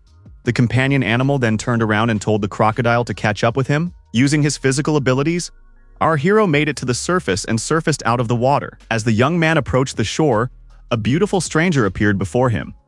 "Who is she?" asked the young man. In response, the girl also asked what the guy was doing there furtively. The people in the vicinity of the girl told her to take the divine source from this type of person. Li Tianming thought that things were not going well. These people from the Lei house, the girl, flashing her eyes, said that she advised giving it up voluntarily. The stranger said that she didn't know what hole the guy came out of, except that this divine source belonged to the Lei house. Even though he dared to attach himself to someone else's pie, she would still give him a chance. He could give up the divine source and get the hell out, or he would stay here forever. Li Tianming was surprised. Did his interlocutor really think that he would just take it and give it to her just because she said so? The guy turned away from the girl and said he was too lazy to even argue with her. The stranger said that in that case, this guy would have to die. And using her 6-headed flying fish, she decided to attack our hero. The 6-headed flying fish is the companion beast of the water ice element of the 5th rank. Li Tianming stood casually on the water surface of this lake. He saw a huge fish approaching him at high speed underwater. A fish jumped out from under the water with the intention of swallowing our hero. However, he managed to bounce aside. This companion beast is of the water ice element, and this will give him some difficulty. Without Inho, it would be quite problematic to deal with. Fighting on the water is clearly not in his best interest. It is necessary to reach the shore. Li Tianming jumped directly onto the head of the flying fish floating in the air. The fish leaped into the air and flew some distance above the water. This maneuver our hero took advantage of and, pushing off through the air, headed for the shore. The girl who was chasing the guy said her name was Jiang Yilin from the Lei house, and her father and uncle were high-ranking figures in the house. If the guy doesn't give in, she guarantees that his entire family will be in for a disaster, and it will all be his fault. Jiang Yilin solemnly announced that she was already at the 8th meridian stage, and destroying the guy would be easy. Li Tianming was already almost at the shore. One of the people waiting on the shore said that this guy thought that reaching the shore would ensure his safety. He was naive. Not even originally close to Jiang Yilin. Li Tianming found himself on the shore, but the fish continued to fly using its fins. Lin asked, did he really think he would be able to escape? He signed his own death warrant when he dared to neglect her. The girl, raising large waves on the water surface with her sword, said that she was about to introduce the guy to the supreme technique. At the same moment, the flying fish applied the first attack of the swift current. It, opening its mouth, was about to devour our hero. Li Tianming was not confused and used his internal energy to parry his opponent's attack. The girl was discouraged. This guy was able to stop her lightning attack with a single blow. How was that possible? The men rushed to help the girl. This guy had hidden his real strength by some clever trick. Lin could fail. You can't let him leave with the divine source. You must quickly capture him. Li Tianming grabbed Jiang Lin by the throat and told the men not to act rashly or else the girl's neck might crunch. The frightened relatives told him not to go to extremes. He was still too young, so he didn't know whose anger he had incurred. If he had known what Lei's house was like, he would have burst into tears as he realized his situation. Li Tianming expressed doubts, for his tears were not so easy to induce. The opponent said for this kid not to be so cocky. If they get on him, he won't live a moment, no matter what genius he may be.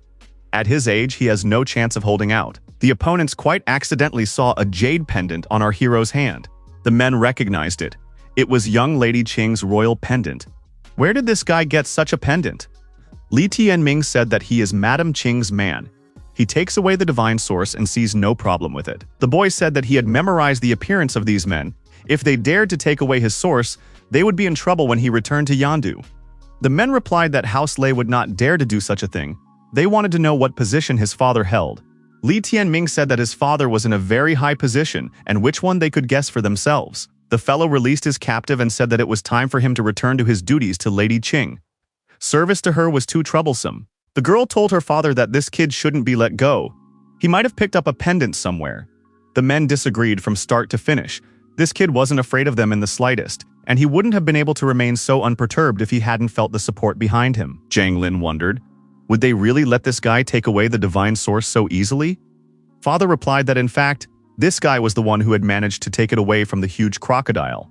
Another person appeared and inquired if Jiang Lin had taken the divine origin. He also asked Uncle Jing if he was sure that people of his position should act so boldly. This is a game between the younger generation. Lin said that Liu Qianyang was too late. The divine source had been found, but not by her. It had to be allowed to be taken by a stranger. The boy was surprised, for this mountainous region was the domain of Lihuo City. No outsider would be able to get here. The girl's father said that it was a young youth called Young Lady Qing's man who had pulled out the divine source from the bottom of the lake. His daughter was unable to defeat that fellow. The stranger turned out to have Madame Qing's jade pendant. He had just left for the east. He could still be caught up. Liu Qianyang immediately commanded his thunder leopard that they were going in pursuit. The girl wondered, why is her father doing this? If Liu Qianyang took possession of the divine source, he would put even more pressure on her in the future. The father said that if there were no other witnesses, no one would believe it, and everyone would think that they were the ones who secretly hid the divine source. Jiang Lin said that she understood everything, but she wasn't going to put up with it. She was only one step short of victory. Enro told how he had dealt with the crocodile and was able to fool it. The chick asked, does his companion have a divine source? Li Tianming said to be quiet. He might be followed and have the source, so it's time to get out of here. Yingho said they need to hurry because the crocodile might come back to that place. Li Tianming walked into the lake again, and they decided to go to that well. Plunging to the bottom, our hero thought, once they took refuge inside this well, even the heavenly emperor wouldn't be able to find them. The divine source was indeed the key. It was a perfect fit. Enho kept hurrying his companion. Our heroes didn't have time to hide in the well. When they turned around, they saw danger looming again. Yingho said it was an astrospine crocodile. It was out hunting again? Li Tianming noticed that the crocodile was now chasing Liu Qianyang. Bad luck for him. Qianyang didn't raise the question of where this wild beast came from. Now he wasn't behind. Qianyang thought that with his strength, it would be difficult to get away from this crocodile. Without the intervention of his elders, he would only be able to fight it off. Enho said that they should get down to the well faster. The boy remarked that, thanks to the concealment, they would find no better place to assimilate the divine source. If they don't show up, no one will find them in 100 years. Our heroes took refuge in a well and descended to its bottom, where they discovered a secret room, which they decided to explore. Li Tianming opened the door to this room and immediately realized that there was something there. The guy was surprised. In front of him was an orb of white jade. Undoubtedly, this ball was much more valuable than the divine source. Inho said that he should investigate it thoroughly and he would digest the source. Li Tianming said that he really needed to do some research on this orb now. Who knows what secrets it was hiding? Liu Qing and her husband appeared on the lakeside, and she said that Qianyang had gotten into serious difficulties. Would they be able to help him? At this time, Qianyang was still trying to avoid meeting the huge crocodile. Yanfeng said that they only had the right to intervene as a last resort. Qianyang was frustrated. It was hard for him, but he used all the techniques he had learned and he couldn't even wound the crocodile. The crocodile was very mobile. It was in its element and opening its jaws, tried to swallow this hapless young man. Lu Qing shouted in horror for Yanfeng to help her brother. Her husband replied not to worry, the guy will be fine. 6 hours of intense battles passed, the crocodile was defeated.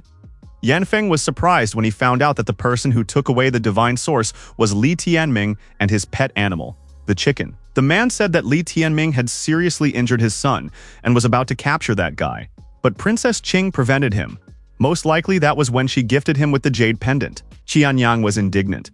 What if the divine origin had already been internalized? One had to get rid of that guy at the first opportunity. Liu Qing told her brother not to panic.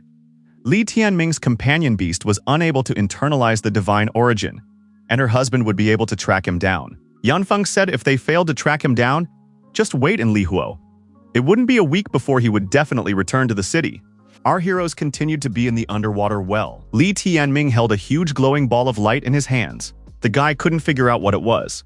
Inside the balloon was something that looked like an eye. Li Tianming scrutinized this design and tried to figure it out. Li Tianming covered his eyes with his hands.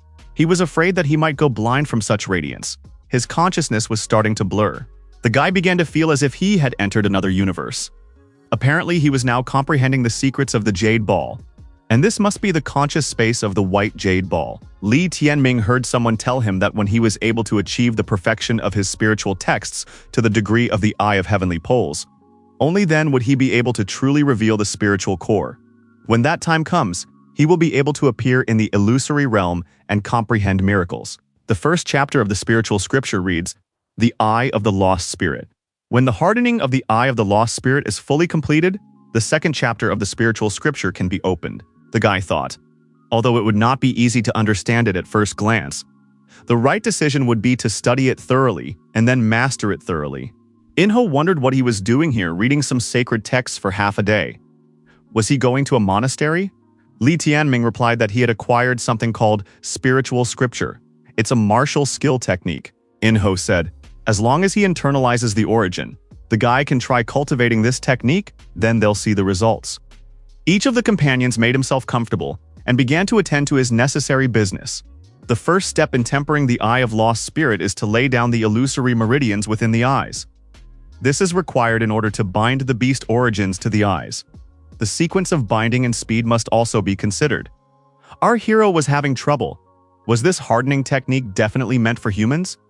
Is a person gifted with extremely unique eyes capable of mastering this technique? Li Tianming thought that this technique was completely unsuitable for him. He had already thought that he had obtained a technique with unprecedented potential. Inho noticed that unlike most people, his companion had one more eye. Wasn't that a unique gift? Li Tianming realized, how could he have forgotten about it? He should try to study it. Our hero assumed the lotus pose and tried to learn a new technique. However, in the face of absolute talent, hard work looks like some kind of joke. This eye is expressly designed to temper this technique. To him it is like water to a fish. 5 days passed. The chicken was unrecognizable, its flaming capabilities multiplied manifold. The boy looked at his companion beast and wondered if he was still a chicken. Others, having internalized the divine source, would have evolved into something more daring and imposing. Inho offered to fight and compare their abilities. Li Tianming agreed. At the same time, he decided to find out what ability he had gained by studying the Lost Spirit Eye. After the guy repelled the chick's attack, Inho said that he saw Li Tianming turned into a naked sexy chick. It was his ideal. Could this really be his new ability? Our hero replied that this eye was capable of creating enchanting illusions. It may not have direct combat potential, but at the decisive moment it can weaken the enemy's attention. Even if the enemy is distracted for a moment, it can create a favorable opportunity to strike. Another secret weapon in the arsenal. Li Tianming and Yinghao started to climb up to the surface of the lake. This time they had stayed for a long time. His mother must be worried. After surfacing, the young man said that he intended to regain admission to Yanhuang Academy on site. Li Huo City, the time has come. It was time for the decisive battle. Li Tianming believed that he was now fully armed and could fight for the title. The speaker said that he had organized a surveillance of the inn where Li Tianming was staying, and all over the city when he returned, they would immediately know about it. Qianyang said that it was already the 7th day and he still hadn't returned. He didn't die in the mountains, did he? Lin said that judging from the potential he showed, it was impossible. The head of the city said that news had come from the House of Lei.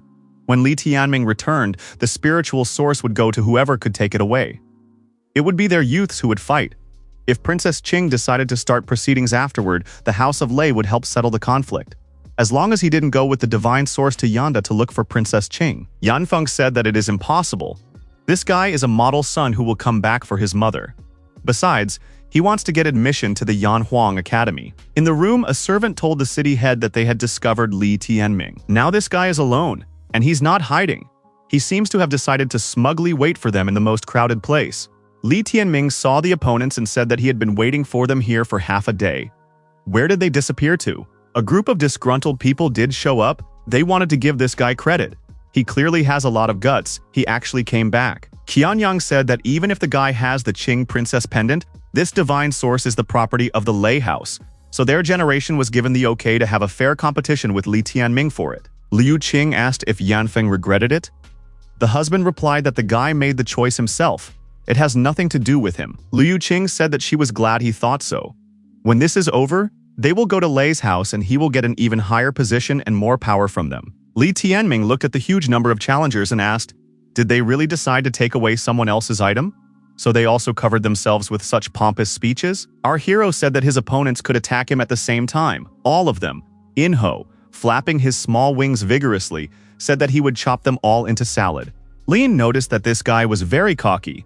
After such lofty speeches, he would dejectedly scramble out of here. Qianyang said that Li Tianming himself had suggested that they attack at the same time. It wouldn't be easy for them to prioritize the order of attack. Now, whoever takes the divine source will win, Li Tianming asked. The arrangement with Liu Qianyang still stands. If he loses, he will give as an academy pass. Qianyang confirmed and said that noble men keep their word. But if Li Tianming lost, he would have to give up the divine source. Li Tianming jumped high up and said that it was excellent.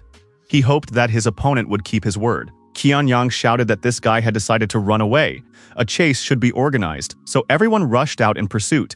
Li Tianming thought that this place was too close to the inn where his mother was currently resting. It was impossible for what was about to happen to disturb her peace. It is also necessary for as many people as possible to see the battle, and whoever ends up being the true winner, selection to the Yanhuang Academy. Li Tianming also wanted to see Li Yanfeng's face when he stomped into the ground the outstanding talents of the Lei House that he had placed such hopes on. The surrounding people watched as the Lei House's 7 outstanding talents taught Li Tianming good manners. Our hero paid attention to the fact that the opponents were acting disorganized even if there were 7 of them. Zhang Zixuan should be the first in line, and so it was. Seizing the opportunity, Fugitive landed a powerful left punch on his opponent and was deactivated. Everyone was surprised. There was no way this could happen. Li Tianming had destroyed the genius of the Lei House with a single fist strike. Zhang Zixuan lay deactivated on the ground and couldn't believe that some scum had deactivated him with a single blow. Qianyang jumped up on his companion beast and told the others to stay out of the way. He could handle this guy alone. Lin jumped up on her flying fish and said that her colleague was going to single-handedly appropriate the divine source, and she wouldn't allow it. The other candidates thought the same. Our hero smiled as he saw the internal strife manifested. Once it was revealed, it would be possible to break each one down one by one. No one was paying attention to Li Tianming now. The challengers were sorting things out amongst themselves. One of the challengers flew up to Li Tianming on his bird and told him to give up the divine source. Li Tianming recognized this companion beast. It was a mythical storm swallow. Yingho immediately inquired whether the swallow was a male or female. The candidate, along with his swallow, rushed at our hero and said they were about to destroy him and his chick. However, Li Tianming had effectively dodged. His opponent thought, was this really an instantaneous movement? This was followed by a powerful left hook straight to the jaw. House Representative Lei couldn't believe how this could happen. The opponent's strength was not at his level at all. After a series of intense strikes on the swallow, Inho determined that the male was in front of him again. The swallow was in trouble. Li Tianming thought, are the so-called geniuses of the Lei House all on a similar level? The remaining challengers were not going to give up. They huddled together and tried to still attack Li Tianming. The girl said that Li Zixuan was the weakest among them, so there was nothing to be surprised that he couldn't withstand even one punch. However, they had underestimated their opponent. His real strength was much higher. This candidate has said she's out of the race. The rest can fight on if they want. The spectators were astonished. Li Tianming deactivated two and scared off another one. But after all, these are the outstanding talents of the House of Lei. Li Tianming stated that there were only 4 of them left. Should he wait for them to settle their disputes? Lin said that enough fighting amongst themselves, they should deal with the opponent first. They could take the divine source and then already determine the winner. 4 people decided to attack our hero together after all. When did he have time to become so smug? The divine origin holder thought his opponents were very slow and again with a left hook sent one of his opponents into a knockdown. Yingho became completely furious and began to attack all the companion beasts with determination. The spectators thought that Li Tianming was serious. Liu Qing asked Yan Feng what was going on. Her husband replied that it looked like this guy had used the light reflection technique and put all his strength into it. However, one must have faith in Qianyang. He still hadn't entered the battle and revealed his true strength. Lin said she was out of the competition and asked that her opponent not hit her. Li Tianming said that the girls in this company are much smarter. Stretching his hands before another attack, Li Tianming said that now Liu Qianyang's exit. Liu Qianyang made a very menacing appearance and said, "Finally, there is no one else stirring underfoot. The divine source will belong to him." Chicken is incapable of utilizing the divine source. He is as much trash as his component. They will be the springboard for his accomplishments. Qianyang added that even if his opponent managed to gain admission to Yanhuang Academy, does he really think that he would be allowed beyond its threshold? Li Tianming said that he was now planning to repay his opponent. Qianyang remarked that anyone could boast. The same thing happened to his rival 3 years ago. What a pity. He was destined to live his whole life as a lowlife. Li Tianming said that everyone would soon find out who was the underdog. The young men prepared for battle on the high roof. At that time, lightning was flashing in the sky and rain was about to fall. Qianyang held a fireball in his hand and said that his opponent was honored. After all, after obtaining the thunder chains, he never had the opportunity to manifest them to their fullest potential. Our hero saw the rank 3 beast weapon in front of him. House Lei really does spare no expense for its men. That's why the opponent is so cocky right now. Qianyang said for Li Tianming to come closer. Now he would see if he was worthy to use this weapon. Inho flew up to the leopard and said that he would be the opponent of that stupid cat. Qianyang swung his chain and used the thunder whip. He expected it to be an effective strike. However, the result could not be achieved. Our hero evaded. This also happened a few more times. Qianyang wondered if the opponent could only dodge with his tail between his legs. The spectators watching this battle thought that Li Tianming was not such a weakling. Li Tianming thought, "Now everyone will see who is the hunter and who is the prey." Our hero opened the palm on his left hand and applied the Eye of Lost Spirit. Qianyang looked at the eye on his opponent's palm and was immediately taken aback. He almost dropped the chain from his hands. Qianyang saw the elder sister in front of him, who was raising her naked legs while calling out to him. Li Tianming was surprised. Had the rival introduced his own sister? This type of person was completely rotten. Qianyang hesitated, and that was enough for Li Tianming to give him a powerful punch with his left hand right on his nose. The blood from his nose splattered all over his face. This strike was comparable to the strikes of a dragon and an elephant. The spectators were stunned. Li Tianming had once again slashed his opponent with just one punch. This was beyond imaginable. Inho climbed on top of the defeated wildcat and said that this would be a lesson to her. If she wanted to fight next time, he would have to tear off some of her body parts. Li Tianming walked closer to his opponent and stepped his foot on his chest. He wondered if Mr. Liu was not having fun right now. Liu Qianyang admitted his helplessness and said that he was giving up. Li Tianming replied that it wouldn't work that way. He wasn't going to spare his opponent. Our hero grabbed his opponent's head with rage and said he was about to destroy him. Liu Qianyang, bleeding, whispered that he was begging for mercy. He was a real scum and was wrong. He didn't want to die. Li Tianming said it is a shameful situation. Does the head of the city agree with him? Yan Feng remained silent, casting his eyes downward. The winner said that he felt as if the geniuses of the House of Lei were all as one nothing, unable to contain him. Although before that they all thought he was scum from Lihuo. Yan Feng stood up from his chair and shouted for this boy to stop the mayhem and let the young man go. Li Tianming said he would agree to do so if the city chief agreed to several conditions. Liu Qing said that they were willing to do anything to get Li Tianming to let Qianyang go. Li Tianming said that in the fight for the divine footsteps he won, so the source goes to him. According to the promise, he gains admission to Yanhuang Academy, the status of a disciple of the academy, and the rights associated with it. Thirdly, the head of the town must prepare a decent carriage and arrange a send-off for him and his mother. After that, they are nothing to each other. Yanfeng said that he understood everything and agreed to all the terms. It was decided to give a grand send-off to the Yanhuang Academy disciple. Inho noticed that this battle was more lively than the bride's reunion. The lad regained his good name. Wei Jing asked her son what had happened. Even she was confused. What were they planning to do? Li Tianming told his mother that they were going to Yandu. She had nothing else to worry about.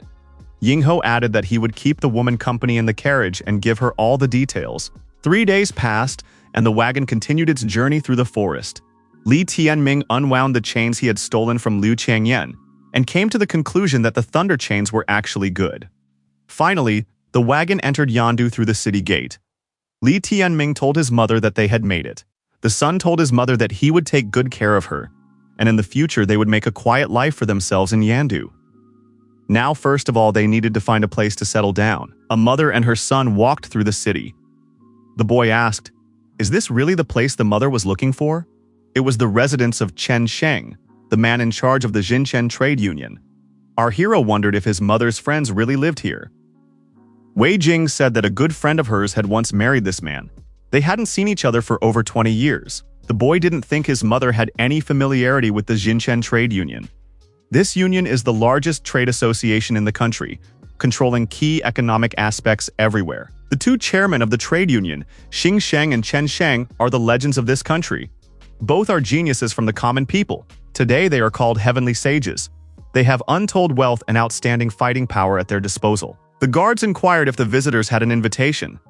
Wei Jing asked her to tell Madam that her senior friend was looking for a meeting. After a while, the guard said that the lady was ready to receive the woman and asked her to follow him. Not far away, young Master Chen Yao was sparring with his 6th-ranked Sun Lion. He asked who was willing to fight him. Li Tianming was surprised. To possess a 6th-rank companion beast at such an age? Even in Yandu, this guy could be considered a top-tier genius. He is even younger than Liu Qiangyan. The guard said that this fellow was in the first position on the Heavenly Palace's list. The young master would be participating in the temple exam in 3 days and could be directly enrolled in the Heavenly Palace. Li Tianming thought that this was also his goal. If he could get into the Heavenly Palace, it would have a serious impact on resolving his mother's illness. The friends met and said hello. 20 years had passed, and the lady of the house didn't think they would see each other again. Xiao Lan said for the guests to come through and have a seat in the house. Wei Jing introduced her son. The young man bowed and said hello. Xiao Lan noted that her friend's son was already very big. He must be almost the same age as her Hauer. Xiao Lan was surprised during the conversation that her friend's ailment had spread so much after all. She was only 40 and had already aged. Wei Jing said that she had divorced her husband and was no longer going to return to Lihuo. From this day forward, she will stay in Yandu. She missed this city. Xiao Lan noticed that her friend was very stubborn in the past. Wei Jing said that there was no need to rake up the past. Li Tianming thought that he knew a little about his mother's past. Xiao Lan asked if Wei Jing planned to return to the Heavenly Palace to convince the palace head to help with her ailment. Given his character, it wouldn't be easy for him to forgive her. Wei Jing replied that she had returned with her because of her illness. Li Tianming thought that he had received too much information to digest at once. What had happened in the past after all? Wei Jing said that she had come back to live out her days in Yandu in peace, accompany her child to the final stage, and see her friends at the same time. She had a request for Xiao Lan. If possible, she would like her friend to provide her with accommodation near Yanhuang Academy. Xiao Lan suggested staying at the Chen residence. It was just a short distance from the academy, so it would suit them just fine. Xiao Lan wondered, wasn't her child also going to participate in the temple exam? And asked what cultivation stage he had reached so far. Li Tianming replied that he had reached the 7th meridian animal stage. At this time, Xiao Lan's son entered the room and said that with the 7th degree in meridian animals, it was impossible to pass into Yanhuang Academy without any problems. It was only a reverie. He pointed out that it was rare to see guests in his house. Xiao Lan replied that it was her friend with her son. The young man was surprised. Did she have old women as friends when she was young? Given her age, she's more like a grandmother. Xiao Lan told Yao not to be so rude. It's not courteous. The guy said that after his training today, he was fully confident that he could handle the temple exam that would be held in 3 days. Yaoer told his mother not to bring anyone into their house and she should send them away as soon as possible. It is tiresome to see such poor relatives clinging to them for help. The sight of them throws off the whole mood of the examination. Xiaolan asked her friend not to be offended by her child. He's very young and she can't do anything about him either. Xiaolan said that she had a very hectic life and asked her friend if her face had wrinkles. Li Tianming thought that this woman was permeated with hypocrisy from head to toe, and her speeches were sharper than a knife. Wei Jing said that Xiaolan's face is as clean as it was 20 years ago. She added that they have a lot of things to do and they won't bother their friend. Wei Jing apologized for the inconvenience and, citing busyness, excused herself. Yaoer said that the guests had already left and asked his mother why she was in such a good mood. Xiaolan replied that the vicissitudes of fate were sometimes surprising. Yaoer said that this guy seemed familiar to him. What was his name? Mother replied that his name seemed to be Li Tianming, but couldn't exactly hold the names of the village ignoramuses in her memory. Yaoer said he remembered this guy. He's a brat who got kicked out of the academy in the past. Xiaolan said that this woman with one foot in the coffin and the descended offspring were a perfect match. The young man said that he heard that his father had returned, so he ran to train. Xiaolan wondered, why is the son still afraid of his father? A man entered the room and asked who the people who had just left them were. They seemed familiar to him. Xiaolan asked if her husband got a good look at her. An old woman and ugly too. The sight of her makes her sick. She was the one her husband had failed to get in the past. The husband turned around and left the room. Xiaolan told him to take a good look at the woman in his wake. Fortunately, the wagon they arrived in was worth quite a bit at the sale and would allow them to live for a few days. Li Tianming said that it was time for his mother to tell his mother about the Heavenly Palace case and the head of the Heavenly Palace, as well as the nature of her ailment. Night had fallen over the city and the month had risen. It was a very convenient time to talk about the past. Wei Jing said that her son was still very young, and this knowledge would not be of any use to him. Having managed to return here, she had already realized all her desires. The son asked if his mother didn't count on him at all and just wanted to leave this world in silence. Li Tianming clenched his fist and told his mother that he could enter the Heavenly Palace. The guy says he can cure her disease and no matter how hard it gets, he swears he'll do it. Li Tianming told his mother that it was quite late and she should rest, while he would go train. On the courtyard, Enro asked if mother had fallen asleep. The boy replied that she was asleep and now they could go practice. Enro stated that he needed to eat more jewels before training and wondered how many were left. Li Tianming replied that the remaining money had to be spent on lodging, so there was nothing left. Enro was angry. How could he be in the same boat with such a beggar? This guy didn't deserve him. Li Tianming was angry. How could a chick say this in times like these, when we should be coping together? Enro replied that his stomach was empty and there was no room for brotherly feelings there right now. At this time, a stranger around the corner was eavesdropping on this conversation. Our hero listened and quietly told the bird that there was someone nearby. Enro decided to figure things out for himself and flew forward to ask who was there. He should show himself. The stranger appeared to be wearing a mask. He put his finger to his mouth and said she couldn't be awakened. The masked man said that he knew Li Tianming. The thing is, he knows that the guy got the sacred beast with the martial soul Hong. However, all the laurels for that went to Lin Zhaoting. 3 years ago in Yandu, he had no roots, so it ended tragically. Nevertheless, the fact that it was he who first got hold of the sacred beast, and that it was he who was recognized by the beast is beyond question. Li Tianming admitted that everything the stranger said was true and almost no one knew about it. But why was the stranger here? This person was afraid of waking his mother and was secretly following him. There was no doubt that he was a friend of his mother's. Furthermore, their whereabouts are only known to the people from Chen Palace. Considering how stylish he looked, the guy was almost certain that it was Chen Sheng. But why was he hiding? The stranger told the young man to take care of his mother and gave him a glowing ball of light. In case of danger, one should crumble it, and he would immediately know the young man's location. But you can only do it once. Li Tianming thanked the stranger and said that of course he would protect his mother to the last drop of blood. The stranger warned that he couldn't help the young man out in the open. Li Tianming replied that he understood. The masked man wished the young man success in the upcoming exam and said that he had to go. Li Tianming asked Mr. Chen to wait. The stranger heard this name, turned around and said that Li Tianming was indeed a bright guy. What else did he want? Li Tianming said that he would like to borrow some money. The masked man smiled and said that the young man's character strongly resembled his mother's when he was young, just as casual and straightforward. Li Tianming said that when he became rich, He would pay back the borrowed amount tenfold in a year at the latest.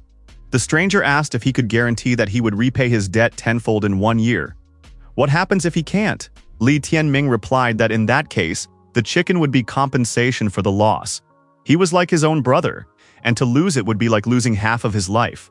The masked man took a closer look and said that this chicken was not so simple. It would be a great addition to the stew. Then he asked how much money the young man was interested in.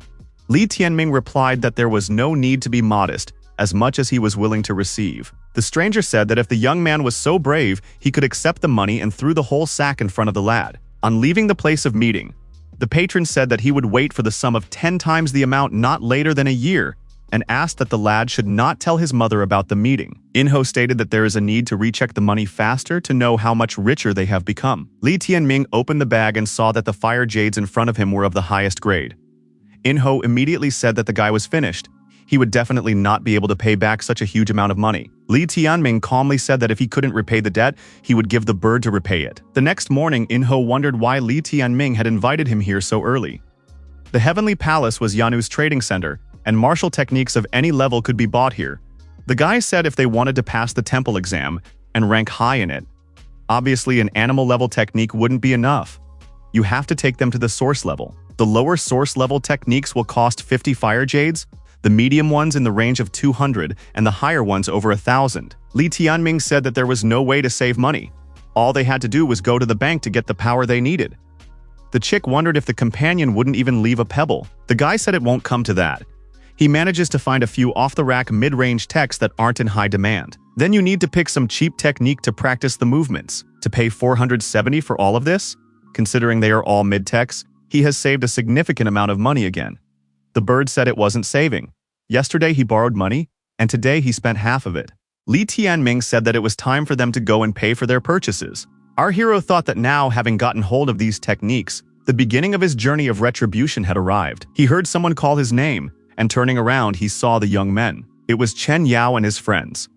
However, during yesterday's meeting he didn't recognize Li Tianming.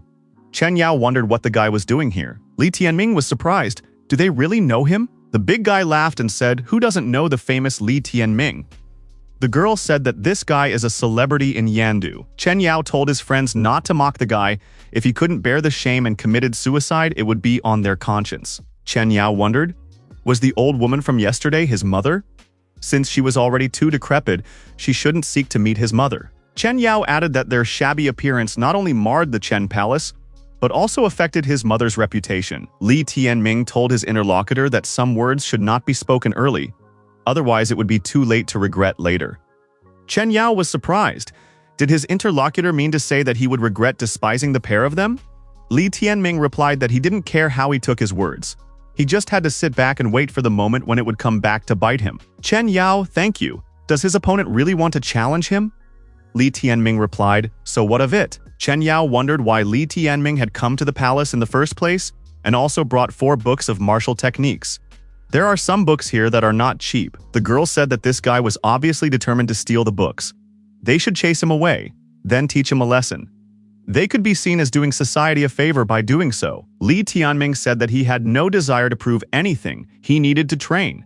The guy thought that for the sake of Chen Sheng's reputation, he would not put up with his son's strength. Chen Yao shouted that martial technique books were being stolen here. It was necessary to capture this thief. A clerk appeared and said that the young man would have to stay a while. He knows what happens to those who make trouble in the palace, doesn't he?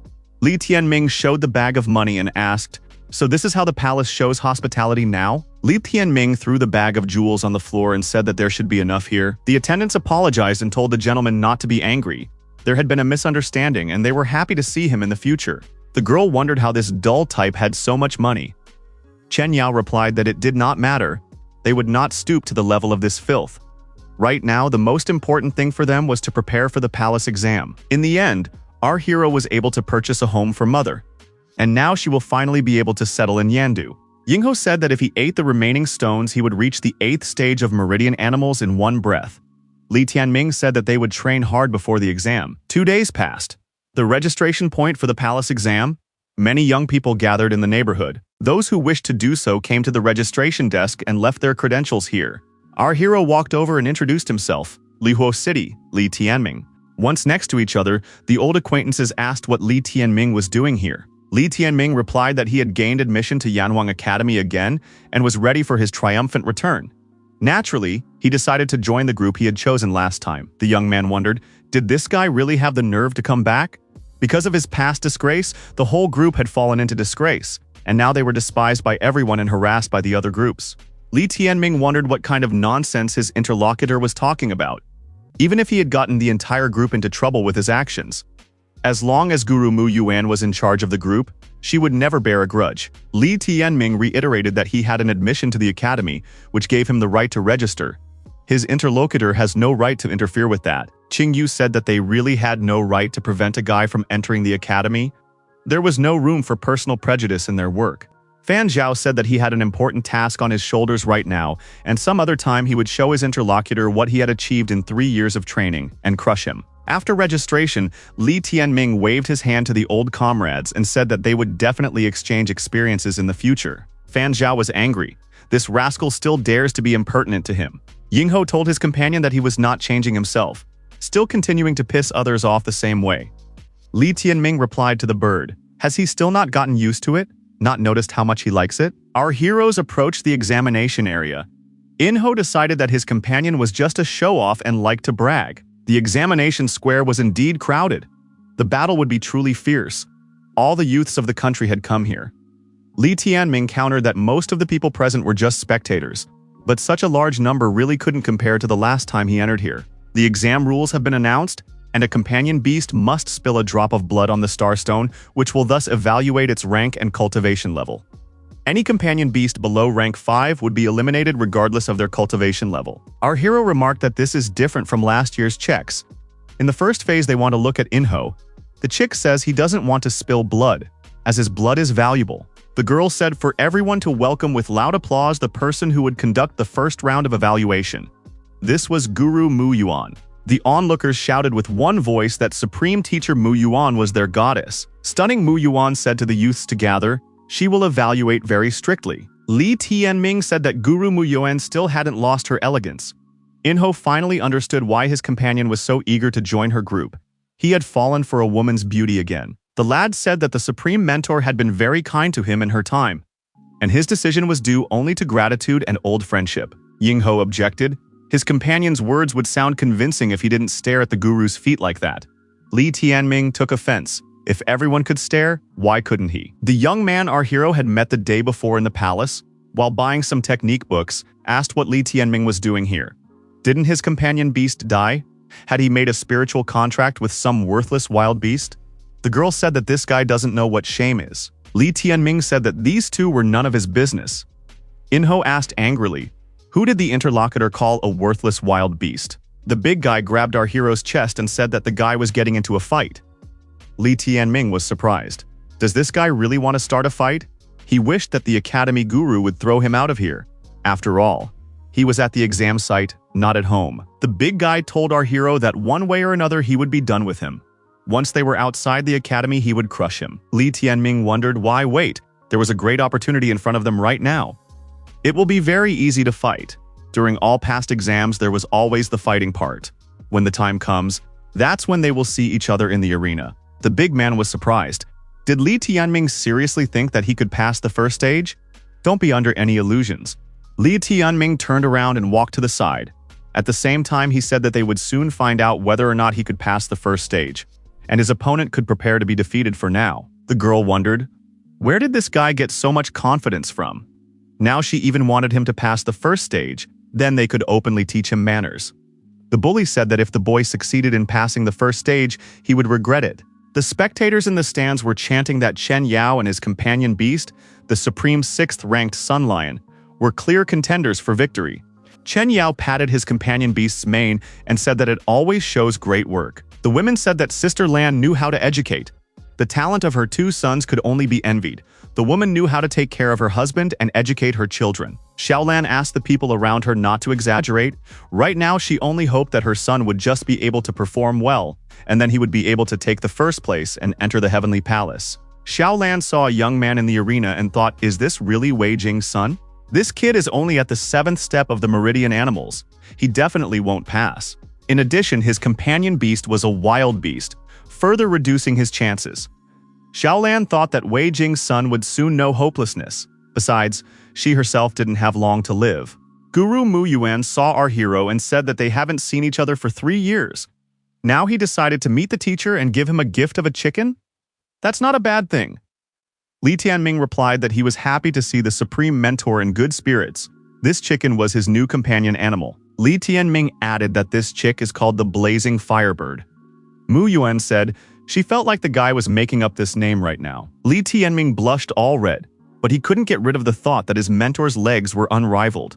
Inho couldn't help himself either. Our hero noticed that the fledgling had blood coming out of his nose, which he dribbled onto the Starstone to fulfill the terms of the tournament. The audience was surprised. What's going on? Starstone in color? Yes. In addition, an airwave rolled away from it. Mu Yuan said that this guy is lucky. The probability of finding a 6th-ranked wild beast cub and making a spiritual contract with it was extremely low. The mentor introduced the young man to everyone. She said that he was Li Tianming, and the companion beast was a flaming firebird of the highest 6th rank, cultivation, meridian animal level 9th stage. The audience began to wonder, how did this guy end up here? Did he have a spiritual contract with his new animal companion? How is this possible? Xiaolan jumped up from her seat. Such a thing is impossible. She was sure that the Starstone had broken. She needed to change it and reassess it. The competitors said to check the stone. It's impossible to get such a high-level companion with a spiritual blood contract. The mentor said that this guy is quite popular. If the audience is interested, then we should have a repeat demonstration. Let them be convinced. Li Tianming said that he could repeat it even 100 times. Inho was indignant. Don't they feel sorry for his blood? However, the process was repeated one more time. The result was the same. Everyone decided that this guy was just lucky, because he was nothing. Chen Yao told his mother not to make a big deal of it. This guy's next test would obviously not pass. Guru Mu Yuan said to everyone to shut their mouths. Now, the exam was going on. Those who couldn't wait to shout knew where the exit was. The audience noticed Lin Xiao from the Lei House coming on stage. She is the younger sister of Lin Xiaoding, this year's most promising student. Li Tianming wondered, did that rascal really have a younger sister? He had never heard of her. Inho noted that judging from her appearance, this girl was only 14 years old. Lin Xiao has 2 companions of the highest 6th rank, a 3-colored thunderbird and a golden gibbon. At such an age, it's not easy to achieve such achievements and also to train 2 beasts at the same time. The moderator announced that the second evaluation phase was about to begin. Each examinee has to take part in a one-on-one battle. They can choose their own opponent. Someone noticed that aside from Guru Mu Yuan, the other 9 supreme preceptors had come to watch the fights to make a final assessment. The mentor said that they would look not only at the outcome of the battle, but also at specific displays of skill in battle. They would also take into account the age factor. Upon receiving their approval, the candidate will immediately receive an apprentice certificate, who will then be able to choose his or her own supreme mentor. Guru Mu Yuan said that the opposite is also true. Those who have not yet received any certificates and show an unimportant performance can immediately go home. Li Tianming realized that there was no difference whether he would receive a certificate from one master or all 10, although in the second case, there would be an opportunity to choose a mentor. Although every guru has his own specialty, he personally only wants Guru Mu Yuan. Inho said that the guy definitely fell for the woman's charms. The big man called out to our hero and told him not to forget their arrangement. The girl added that he didn't have to worry. Even if he lost, maybe one of the supreme mentors would be willing to accept him if he performed well, of course. If they decided that he wasn't worthy of being called a disciple of Yanhuang Academy, then nothing good would come of it. The big man showed his fist to our hero and asked if he was ready to answer for his words. Li Tianming said that he would certainly respond, though he admitted that it would be difficult for him to pile on a guy like his opponent. The host announced the following battle. The Meridian Animal Level, 7th stage, Li Tianming versus the 1st stage of the Spiritual Origin level, Chen Ding. Next to Chen Ding was his 5th-ranked bird, Peng Xingmo. Flapping intensely with small wings near our hero was his companion animal, a chick named Inho. The audience was surprised at this contrast. This small chicken actually looks like a great appetizer. How can you compare them? Chen Yao said that Li Tianming had come to the end, considering such a huge difference in levels. Chen Ding would easily teach this insolent type a lesson. Zhao Lan agreed that Li Tianming should be taught a lesson in front of everyone. Yingho asked Chen Ding, was his companion animal a female or a male? Li Tianming indignantly told his companion beast that he was taking his own beast again. Chen Ding said that this chick talks a lot? What difference does it make what gender his bird is? Yingho, glaring his eyes, said that if it was a male, he would have to cut something off. And if it was a female, certain consequences would be imminent. Li Tianming said that this chick's behavior is ruining his reputation. He doesn't want to be vulgar in the eyes of the audience. The huge bird said that what is the master is the companion, and added that now they would both perish. Yingho said that he heard his opponent's nasty voice, and added for Li Tianming not to hesitate and quickly attack Chen Ding. The huge, powerful bird attacked the fledgling, but it effectively blocked the blow. Chen Ding on the fly decided to use the initial technique of the origin level and swung his powerful fist. Chen Ding used the star fist technique and landed a powerful punch right on his opponent's jaw. The big man said that he had hit the bullseye and that Li Tianming would not recover from this blow. However, the blow came to nothing. Li Tianming said that his opponent was too slow for the spiritual origin level, his second shadow already waiting for his opponent. Chen Ding was startled and covered in cold sweat. He realized that his opponent had used the Hokage's invisible step. This middle technique. How could he learn it while only being at the Meridian Animal stage? Was it possible that this technique he had bought that day? Chen Ding thought that it was impossible. No person with such a gap between cultivation levels and techniques could master it in such a short period of time. Li Tianming said that the opponent could play with his shadows properly. At that moment, our hero applied 9 thunder whips and attacked the opponent's bird at the moment the chick applied Spam Dark Fire. Chen Ding saw the danger Xingmo was in and shouted that he would immediately destroy Li Tianming. Li Tianming waved the thunder whip and said that he was waiting for his opponent. Chen Ding could try his luck again. Inho continued to press the huge bird and asked why the opponent was not so bold anymore. The onlookers were surprised. This Chen Ding had only endured beatings after all. He hadn't even hit Li Tianming once. Chen Ding, missing one punch after another, thought that he was suffering a disgrace. He needed to find a way to rectify the situation. Guru Mo Yuan said that this was enough. We should stop fighting. The mentor added that the fight is over and the outcome is already decided. Beaten, with a bloody and swollen face, Chen Ding told his opponent not to leave because he hadn't given up yet. Li Tianming stopped and said, "This brainless Chen Ding continues to rashly ask for directions. Let him blame himself." The mentor told Li Tianming not to waste time and hurry up and go get his disciple certificate. There were still more than 1,000 people waiting for their turn. Guru Mo Yuan congratulated the guy on his return and said that he had become her disciple again. Our hero thought. He had finally waited for this moment. Mo Yuan said that this time made the young man look at him in a new way. He should continue to make efforts in the future. Li Tianming kneeled before the guru and said that he thanked his mentor. There was no way he would let her down. The other mentors said that they would choose Chen Ding even if he lost and were willing to hand him a disciple certificate. Li Tianming wondered why there was such a demand for Chen Ding. After all, that guy had lost in every aspect. The girl approached the gate to the Heavenly Palace. The guard said that Xiao Xiao had come to visit her sister-in-law Mu Qingqing again. After establishing the ranking, she immediately came to the Heavenly Palace. After all, didn't she have any problems? Xiao Xiao said that she did her best. Xiao Xiao walked to the palace, in the back of which she saw Mu Qingqing playing a stringed musical instrument. Xiao Xiao said that Qingqing's sister played beautifully and was jealous of her older brother who had managed to find such a kind and beautiful girl. Qingqing asked Xiao Xiao how the exam went. Xiao Xiao replied that everything went well and added that Big Brother had gone into recluse for so long and left Qingqing alone. So of course she would visit her often to keep her company. Qingqing remarked that this time her brother's being in a bolt could lead him to a breakthrough, so they should all support him. Xiao Xiao asked Sister Qingqing if she knew that a bad person had shown up for today's exam. Qingqing was surprised and wondered who she was talking about. Xiao Xiao said about the person who planned to attack her honor 3 years ago. Does she remember Li Tianming? Qingqing asked in surprise. Didn't that guy lose his companion beast? Xiao Xiao replied that he had found some companion with whom he had made a spiritual blood contract. Today, he managed to pass as well. Qingqing said that the interviewer's older brother had executed this guy's companion beast, and he himself had been kicked out of the academy. He had already paid enough and learned his lesson. Now he could hold his head up again. In fact, she was very happy for him. Qingqing thought, if Li Tianming decided to come back, this time he would definitely die. So she wrote a reward announcement for whoever would deal with this guy. Li Tianming turned to his aunt and said that while he was at the academy, he would entrust her to take care of his mother.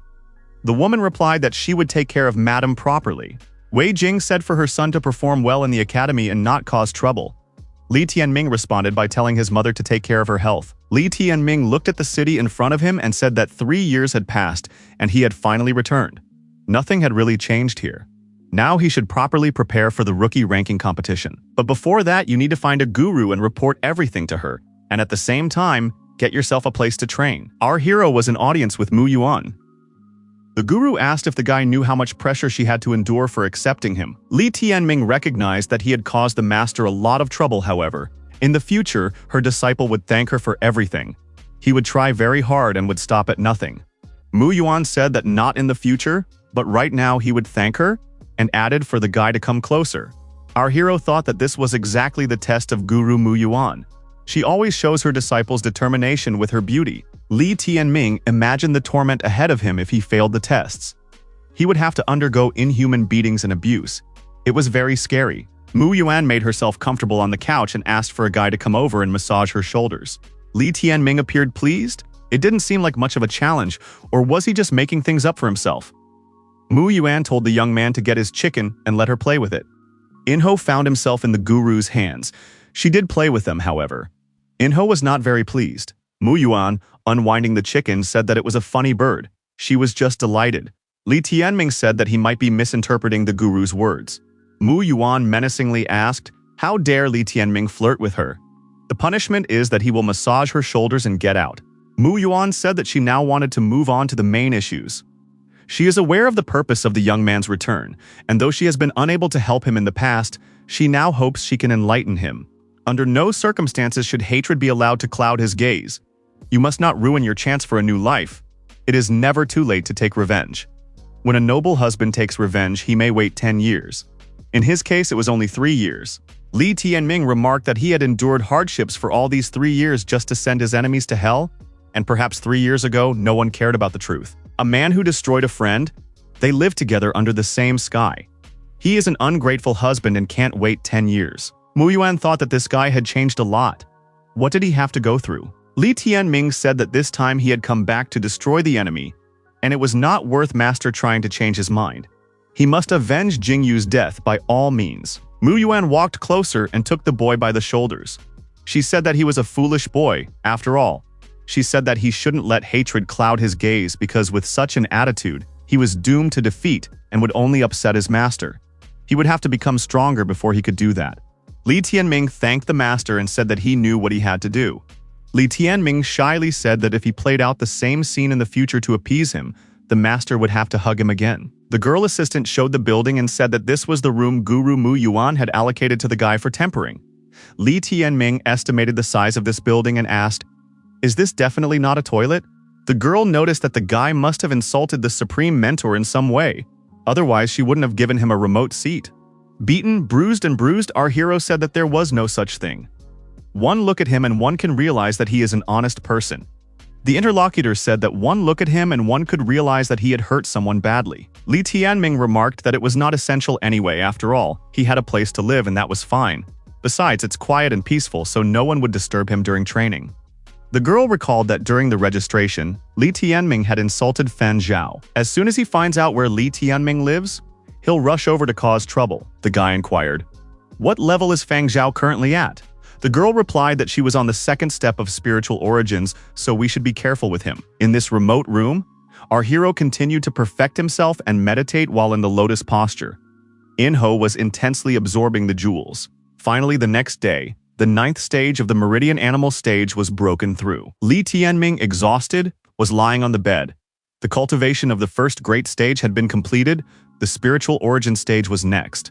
The spiritual origin level is a whole new limit. He is already burning with impatience. Nevertheless, before you get started, you need a little rest. However, there was no rest. The door to the room was kicked in. The visitor said our hero's name loudly. The person who entered said that he and his friends decided to visit an old acquaintance. Li Tianming recognized everyone. It was Fang Zhao and the others. He called them rare guests. Did Fang Zhao really decide to hold a classmates' reunion? One of the visitors said that after their opponent's last fiasco, their entire group didn't dare raise their heads when they went outside. Why did he come back? It had cost everyone a lot of trouble to forget about him. Li Tianming noticed that it didn't look like a reunion of old classmates, but a punitive campaign against him. Fang Zhao said that it was too late for his opponent to retreat. Li Tianming said that he wasn't going to retreat. He just remembered the warm feelings they used to share. Because of that, it would be embarrassing for him to beat up Fang Zhao. The visitors expressed their displeasure to Li Tianming and said that Fang Zhao should defend his honor and dignity. Fang Zhao introduced his opponent to his beast companion. It was a wind crane. Li Tianming put Enho on his shoulder and told everyone to move away from his cabin so as not to destroy it. Li Tianming whispered in his beast companion's ear that the wind crane was a female. Yingho called his companion vulgar words and said that he was not interested in such details. Li Tianming surprisingly stated that it was a Manchurian crane. Didn't it lack elegance? What happened to the chick's aesthetic tastes? Yingho stated that after he knew the tenderness of Mu Yuan's gupu, he was not interested in birds and chicks. Fang Zhao snatched his sword and menacingly asked, "Have these two not had enough talk yet? Is he not disturbing them?" Fang Zhao attacked and used the heavenly sword storm. Li Tianming bounced to the side and recognized that this was quite a ferocious start. Li Tianming noticed that Fang Zhao was now no longer as gutless as he was 3 years ago. The opponent said that everything changes in this world? This guy doesn't dare insult his efforts. Li Tianming was surprised to ask what insults Fang Zhao was talking about. The protagonist in this case also used his left hand and delivered a staggering blow to the overconfident opponent. Li Tianming said that he had always helped Fang Zhao before. However, this guy doesn't know what the feeling of gratitude is. The people watching didn't understand what was wrong with Li Tianming's speed. How could he move so fast? Our hero threw his opponent to the ground and began to beat him methodically. The observers said that it was not a fight, but a game of one goal. Enho was also doing the same, beating the beak of the wind crane with his small wings. The observers noted that even the companion beast was being crushed without a chance. Fang Zhao didn't understand how this was possible. His opponent was only at the 9th step of the meridian animals. Where did such a frenzied strength come from? If this continued, he might die. Fang Zhao began to call out for help. Our hero's opponent could not resist and wet his pants out of fear. It was humiliating. Li Tianming picked up his opponent and pushed him away, saying that he was returning this weakling and would remind him to change his pants. The people present parted, and Fang Zhao fell headfirst between them. This guy's reputation was finally over. The outcome of this battle was that Fang Zhao and his companion beast lay unconscious. Li Tianming, with eyes full of anger, asked if there were any other people present who still wanted to let their hands loose. However, the people present did not relent. One of them said that Li Tianming had only beaten the lowly Fang Zhao. Where did he get such megalomania from? Now he would really have to be taught a lesson so that he would not break the rules of the academy again. The protagonist said, if the opponents decided to attack the academy newcomer from Guru Mu Yuan's group together, they would show that they did not consider her at all. The opponent said for this guy not to bring Guru Mu Yuan here. She won't bother to take care of him, especially since she's not here. He should immediately kneel down and beg for forgiveness. However, Mu Yuan was in the back at this time and heard everything. Mu Yuan asked indignantly, could it be that these rascals, having graduated, could now not put her down for anything? Did they seem to be bored with their lives? The frightened graduates said that the supreme mentor had misunderstood everything. They just wanted to stand up for Fang Zhao. Mu Yuan menacingly asked, they had just moved into the middle class and immediately dared to be autocratic in front of her? Guru added that now this company would only be able to leave here by crawling. Li Tianming, wiping the sweat from his forehead, thought that this was too harsh. There was no way you could make her angry. After a while, this entire group was deactivated. Mu Yuan said that if they dared to come here again, she would let them feel the depth of her tenderness. The guru turned to our hero and told him to give her a break and stop idling. The guy should prepare himself properly for a real fight so as not to hit the dirt. Suddenly, the head of the Phoenix Temple, Wei-Zi-kun, appeared and inquired, is this Mu Yuan's new disciple? Mu Yuan said yes. Li Tianming bowed and said that he welcomed the head of the temple. The head of the temple said that the competition for ranking would begin in 3 days. The young man's age was relatively large, but his strength was acceptable. He should win a high ranking and add glory to the Phoenix Palace. The boy replied that he would do his best. Wei-Zi-kun asked if Mu Yuan was ready. The Lantern Festival was about to begin. The temple head and mentor turned around and went about their business. The man said that a rest every now and then wouldn't hurt, and suggested that Miss Yuan just call him Brother Kun. Without further ado, after seeing these people off with a glance, Enho said that this old man picked up his companion's mentor. Li Tianming said that the chicken misunderstood everything. Her kind attitude shows that she doesn't like him. Enho said that since it was a lantern festival today, they should scatter too. Li Tianming agreed, but said that he had to find Mother first, then they would go to the celebration together. As he approached the house, the boy wondered, Why was the gate open at such a late hour? Li Tianming walked to the door and realized that something was wrong here. The young man saw his mother lying under the blanket on the bed. She was constantly tossing and turning and moaning. The boy threw back the blanket and saw his mother covered in red worms. Li Tianming shouted that they were bloodworms. Yingho threateningly said that he would destroy whoever dared to do so. The chick immediately began intensively scattering these insects in different directions. An outsider was in the room and said that Yanhuang Academy's disciple Li Tianming had finally arrived. He had to wait for a very long time. The stranger said that a considerable sum was paid for this guy's life. The stranger's dark cloak had a red flower pattern on it. Li Tianming realized who was in front of him. It was a mercenary from the Blood Flower Temple. The stranger confirmed this and inquired, was Li Tianming really desperate? Could it be that he wanted to leave a suicide message? He is willing to give the guy a quick demise. Li Tianming replied, lest his opponent misunderstand him. He needed to make sure of his status before wiping him out. Li Tianming angrily asked how the man dared to do such a thing to his mother. He would be destroyed now. The mercenary said there's a 4-level difference between them, and the guy is still thinking about taking him down. He won't even have a chance to run away. His companion animal, a huge caterpillar, appeared around the mercenary. The lad said his Goldie had been starving for a long time. Li Tianming thought that the opponent in front of him right now was the strongest opponent he had ever faced. The young man looked at the chick and thought Inho was dealing with worms and wouldn't be able to help him. Our hero realized that he would have to put his own life on the line to destroy this villain. The mercenary, waving a flaming knife, rushed to attack. Li Tianming used the Hokage tread technique again, and the mercenary was forced to fight his opponent's shadow. The mercenary said this guy's movement technique was too far from what it takes to stand up to a real pro. Li Tianming thought that the opponent was too fast. He didn't have a single chance to attack. The difference in strength was too great. The companion beast applied the scream of bloody tears, and under the impact of the sound wave, the guy flew far back. Li Tianming fell to the floor. The mercenary said that his little ones could have enough to eat now. The bloodworms immediately turned around and started attacking our hero. Li Tianming was lying on his back, spreading his arms and legs apart. Bloodworms were everywhere. The mercenary said that his little ones liked this blood a lot. As long as a person is alive, their blood retains its temperature so it can't be wasted. It's pretty hot right now. The villain said that for the sake of his worms, he would let the young man live longer, until the blood ran out. Inho shouted to her companion to stop pretending to be dead and get to his feet quickly. The chick added that if the guy procrastinated, mother might not really survive the night. What about his revenge? Hearing about his mother and revenge, the young man gathered his last strength and jumped to his feet. The mercenary observed that it was very interesting. At the threshold of doom, the guy had managed to make a breakthrough. But even if he had reached a spiritual source, it wouldn't change the outcome. Li Tianming glared fiercely at his opponent and asked if he enjoyed drinking his blood. Li Tianming added that the blood of a primordial chaos beast couldn't be drunk easily. The mercenary dropped his weapon from his hands and clutched his stomach. He wondered, was his opponent's blood really made of magma? Li Tianming said that the opponent noticed it too late and pointed the palm of his left hand at him with his eye. The eye and the palm of his hand immediately hypnotized the mercenary, and he began to hallucinate. Li Tianming clenched his left-hand fist and delivered a powerful punch to the relaxed and unsuspecting opponent. The villain fell to the floor. The chick, intensely running away from the huge worm, said that this guy didn't hit the dirt with his face.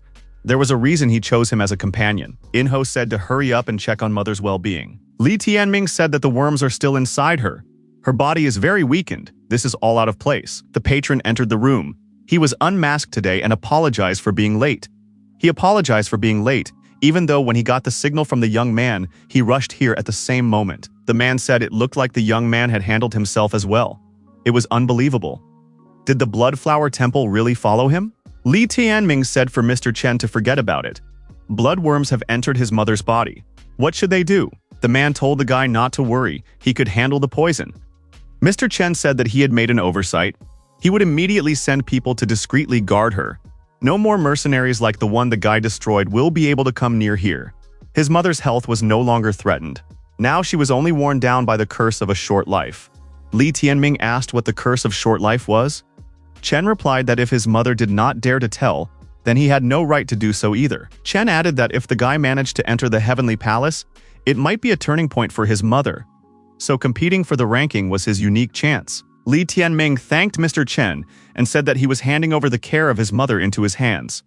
However, the guy warned that they would continue practicing. Chen said that he would help the guy strengthen the spiritual origin stage and try to mitigate the possible side effects of multiple breakthroughs. The day of the ranking competition had arrived. Guru Muyuan was worried about her ward. The mentor said that the competition had already started and he hadn't come yet. Does he really want to get kicked out of the academy? Wei-Zi-kun and the other 4 temple heads welcomed the participants. The official start of the competition was declared open. Mu Yuan continued to be nervous. Why is this guy still missing? Finally, our hero appeared and said that important figures enter the stage at the very last moment. Then apologized to Mu Yuan's mentor. Mu Yuan gave the guy a friendly kick and told him that if he was late, he should quickly follow to the arena. Guru announced that the competition is on a point system. His place will be determined by the total amount of points he can accumulate until he loses. His first opponent has already been picked. Li Tianming expressed his confidence that the master had picked him a strong opponent who would be given a lot of points. Mu Yuan noticed that this guy was as cocky as ever. Our hero entered the arena and said he saw old familiar faces. They had met again, so it was fate. The protagonist's opponent in the first fight was Liu Changyang, who was very angry when he saw his opponent in the arena. Qian Yang shouted that he refused to fight this person. Why on earth would this scoundrel who poisoned a girl and infringed on her honor have the right to be called a disciple of Yanhuang Academy? The audience agreed with his assertion, for it was that famous Li Tianming. Mu Yuan thought that this guy was obviously afraid of Li Tianming and was simply stalling for time. She said that this refusal didn't matter, or is he questioning her right to grant Li Tianming the status of a disciple? Mu Yuan said that if Qian Yang did not surrender, the fight would continue as normal. If he remained inactive, he would be awarded defeat. Mu Qing shouted for her brother to accept the fight. No need to dishonor the Lei house. The disciples of this house should not shy away from fighting. Qian Yang shouted that he had changed his mind and would fight. As a disciple of the Lei house, he needs to defeat his opponent in such a way that he can't recover from the shame afterward. The onlookers shouted that Qian Yang was good and he should teach this rascal a lesson properly and could vent their anger on him. Li Tianming smirked and said that his opponent was now carrying everyone's hopes. The rivals' gazes met for a moment. Each had irreconcilable enmity and hatred in their eyes. After the first punch, Qian Yang was brutally deactivated. Our hero said that this guy was still incapable of holding a punch. The onlookers were surprised how after just one strike, this great Qian Yang was so rudely deactivated. Was he really that worthless? Mu Yuan said that her ward won too quickly. The evaluators do not know his circumstances, so they did not give high marks. Guru said that it was no big deal. She would find him a stronger opponent. Li Tianming is quite famous, so quite a few people will want to pummel him. The guy asked who is currently in first place. Mu Yuan said that Chen Yao was currently in first place. Li Tianming wondered, is there no one stronger? After another fight, the first place changed. It was taken by Lin Xiaoxiao. Chen Yao was very angry at the fact that this girl had displaced him to second place in an instant. Li Tianming thought that this girl's goal was to want to become like her big brother. Li Shufang, having defeated his opponent, took the second place in the ranking. Chen Yao dropped to third place. Li Tianming, with his low score, was ranked 109th in the rankings. Li Tianming wasted no time and worked hard to break through to 95th place. Our hero thought that with this slow but sure method that his mentor had chosen, once he got into the top 10, it would be too late. The guy said that he wanted to directly challenge Lin Xiaoxiao's first place. Mu Yuan said that it was impossible because it was not according to the rules. Contestants with a large points gap cannot fight each other. Li Shufang challenged Lin Xiaoxiao and said that the first place would belong to him. He would not hold back even though there was a woman in front of him. Li Shufang pulled his sword out of its sheath, making it clear that he was always ready for battle. Li Tianming suggested that all the audience's attention was focused on this fight. Guru agreed as both participants were top-tier talents. Li Tianming asked if he challenged someone, and that person accepted the challenge. Would it be possible to ignore the point difference restriction? Mu Yuan replied that theoretically yes, but few people would accept it, as they would lose all their points if they lost. Most likely, the young man's challenge would be ignored. Li Tianming said that he wanted to challenge the third-place Chen Yao. He will surely accept the challenge as he despises him greatly. Chen Yao said that he had an opportunity to retaliate against Chen Ding, and of course he would accept the challenge. He thought that he had a great chance to take out his anger on this guy. The audience shouted for Chen Yao to teach his opponent a lesson and bring him to his knees to please the people. Chen Yao pointed out that the audience wants Li Tianming to be taught a lesson. This is his chance to show himself in front of everyone. He asked if the opponent will not use his companion beast and plans to fight alone. Li Tianming said that he would save his opponent's face a little bit and wouldn't hit two by himself. Otherwise, he wouldn't survive this defeat. The young man wondered to his mother, "Is this really the same Li Tianming she was telling? He really is a smug type." It was Chen Hao, a disciple of the Heavenly Palace, Chen Yao's older brother. He said that such an arrogant guy with narrow-mindedness would be put down in no time by his younger brother. Xiaolan said that she called him to come here to maintain a good impression, and he only showed up now. This is the most important battle for his little brother. Hao said that this year's ranking battle doesn't hold any intrigue. The disciples of the Heavenly Palace had already calculated everything long ago. His brother will take third place without question, although it must be admitted that the fight with the infamous Li Tianming attracted a lot of attention, which is also pretty good. His mother agreed and added that her youngest son will make a name for himself with this fight. Xiaolan thought that this was the difference between her and Wei Jing. Their sons are no comparison to each other. After today's fight, the two of them would only have to return to their backwoods in shame. The chick told the young man to take care of his buddy, or he would have to be pecked off and become a palace eunuch. The angry Chen Yao said that he was about to rip that bird's tongue off. The boy and his lion rushed to attack. Li Tianming and furious Enho also rushed towards their opponents. The lion was surprised that he got a little chick as his rival. Isn't that a shame? Chen Yao swung his sword and used the shooting star sword technique. Our hero was not afraid. However, Li Tianming was not so easy. He dodged the attack and counterattacked his opponent and sent him to the ground with a leg kick to the jaw. Chen Yao kept himself on his feet and said that this time he had been inconsiderate, but from now on his opponent would not be able to confuse him. At some point, Chen Yao found himself wrapped in chains. He couldn't understand. How did this happen? Li Tianming said that putting a rabid dog on a chain is always a pleasure. Li Tianming pulled his opponent around the arena with his chains. He asked, had Chen Yao not given up yet? His 9 Thunder Whip technique delivered little pleasantries. Enho had handled this opponent as well. The lion, exhausted, lay in the arena. The chick said it was just another type, suitable only for decoration. The spectators were discouraged. This was too fast. Chen Yao lay in the arena and realized that Li Tianming was no opponent at all. He admitted his defeat. Li Tianming said that someone who has only cultivated a little and already opens his mouth when he doesn't hit is a rabid dog. Also, where did his mother get this need to appear superior to others? Xiaolan was surprised that her son had unexpectedly lost. How could this happen? The eldest son rushed to his mother and told her not to scare him like that. We need to look for a doctor. His mother had fainted. The older brother of the losing youth said that he remembered Li Tianming and would get even with him. Mu Yuan said that this guy is not bad. She thought he would lose. It turns out that he is very underestimated. Li Tianming recalled that he had promised to make his master famous. Guru said enough pathos. The third place now belongs to him as he wanted. Now he has the opportunity to compete for the first place.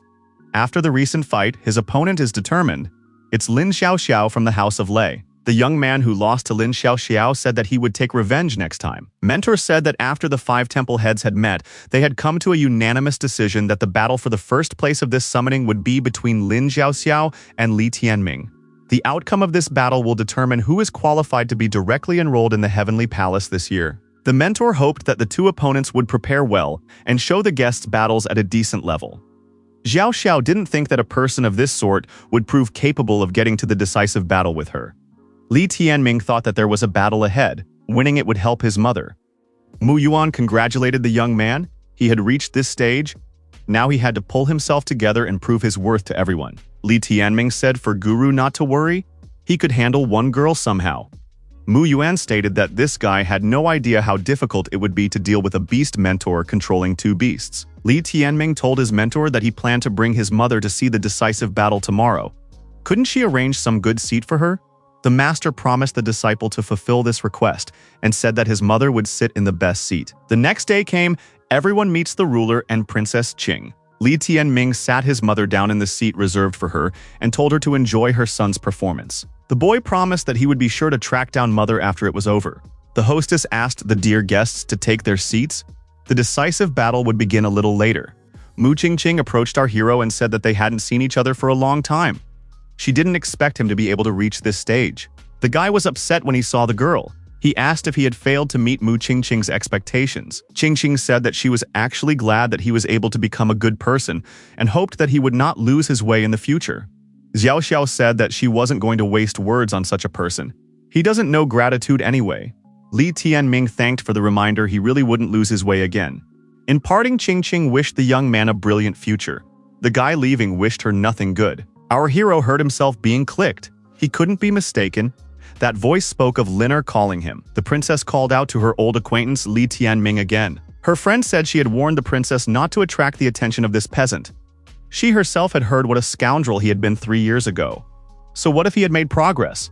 Liner said she was able to look into this guy's soul. His soul is pure. He's not as he's described. Our hero was upset when he saw that annoying girl next to the princess again.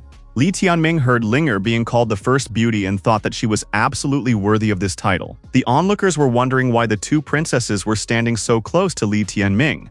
After all, they had clearly come to support Xiao Xiao. There are rumors that Li Tianming is Princess Qing's man?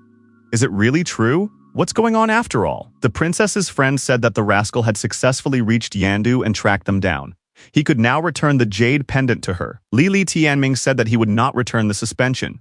The interviewee remarked that he was actually a very short person. The companion took the princess's hand and said that they had already attracted too much attention. They should go back to their seats. She shouldn't let this guy's reputation get her into trouble. The princess pulled out her hand and said that she wasn't going. She wanted to experience with her brother Li Tianming the ability she had recently awakened, and she also wanted to support him before the battle. Li Tianming wondered, had Lin regained a new ability? The girl replied that she had unlocked another nail and was ready to demonstrate. This ability was similar to spirit possession and would also require the possession of a brother's body. Our hero said he's ready to experience this ability sooner. He's looking forward to it. The princess crossed her arms over her chest and said, starting off. Li Tianming felt that some metamorphosis was happening to his body, and he felt something new. Huge, powerful white wings appeared on the guy's back. The princess told Li Tianming to test them in flight faster. She wondered how high the level of combinability was. Li Tianming pushed off and flew high up. His wings obeyed him and lifted him higher and higher. The audience saw this guy fly high into the sky and circle over the grandstand. In the next moment, onlookers noticed this guy rapidly descending. Li Tianming landed and got to his feet. He emphasized that he had a smooth landing the first time. After the princess reappeared beside him, Li Tianming said that the sensation of flying was just great. Liner recognized that the combinability of the sky wings was also top-notch. It's wonderful. Liner said that Qing is a disciple of the Heavenly Palace, and she lives with her in the Heavenly Palace. If he wins today, he will be able to visit them often. Li Tianming replied that for Liner's sake, he would be the first today. Xiao Xiao was surprised. Did the guy really think that he would be the first? He must first learn of her consent. She doesn't care what tricks he used to snag the two princesses. She will break him, and then make him apologize to Qing for saying nasty things to her. Li Tianming said that it was time to go back. The competition was about to start. Liner wished her brother good luck. Li Tianming said that Lin Xiaoxiao's eyesight isn't very good if she can't discern unscrupulous people. If it improves one day, she will be able to see how many unscrupulous people there are in this world, and that some of them are just beside her. Xiao Xiao said that this guy is shameless himself, and she sees him in front of her. Li Tianming replied that he was getting curious. Mentor told the two to stop snapping and enter the arena. The mentor added that the warrior uses his power to silence his opponent. It was announced that the decisive battle was officially underway.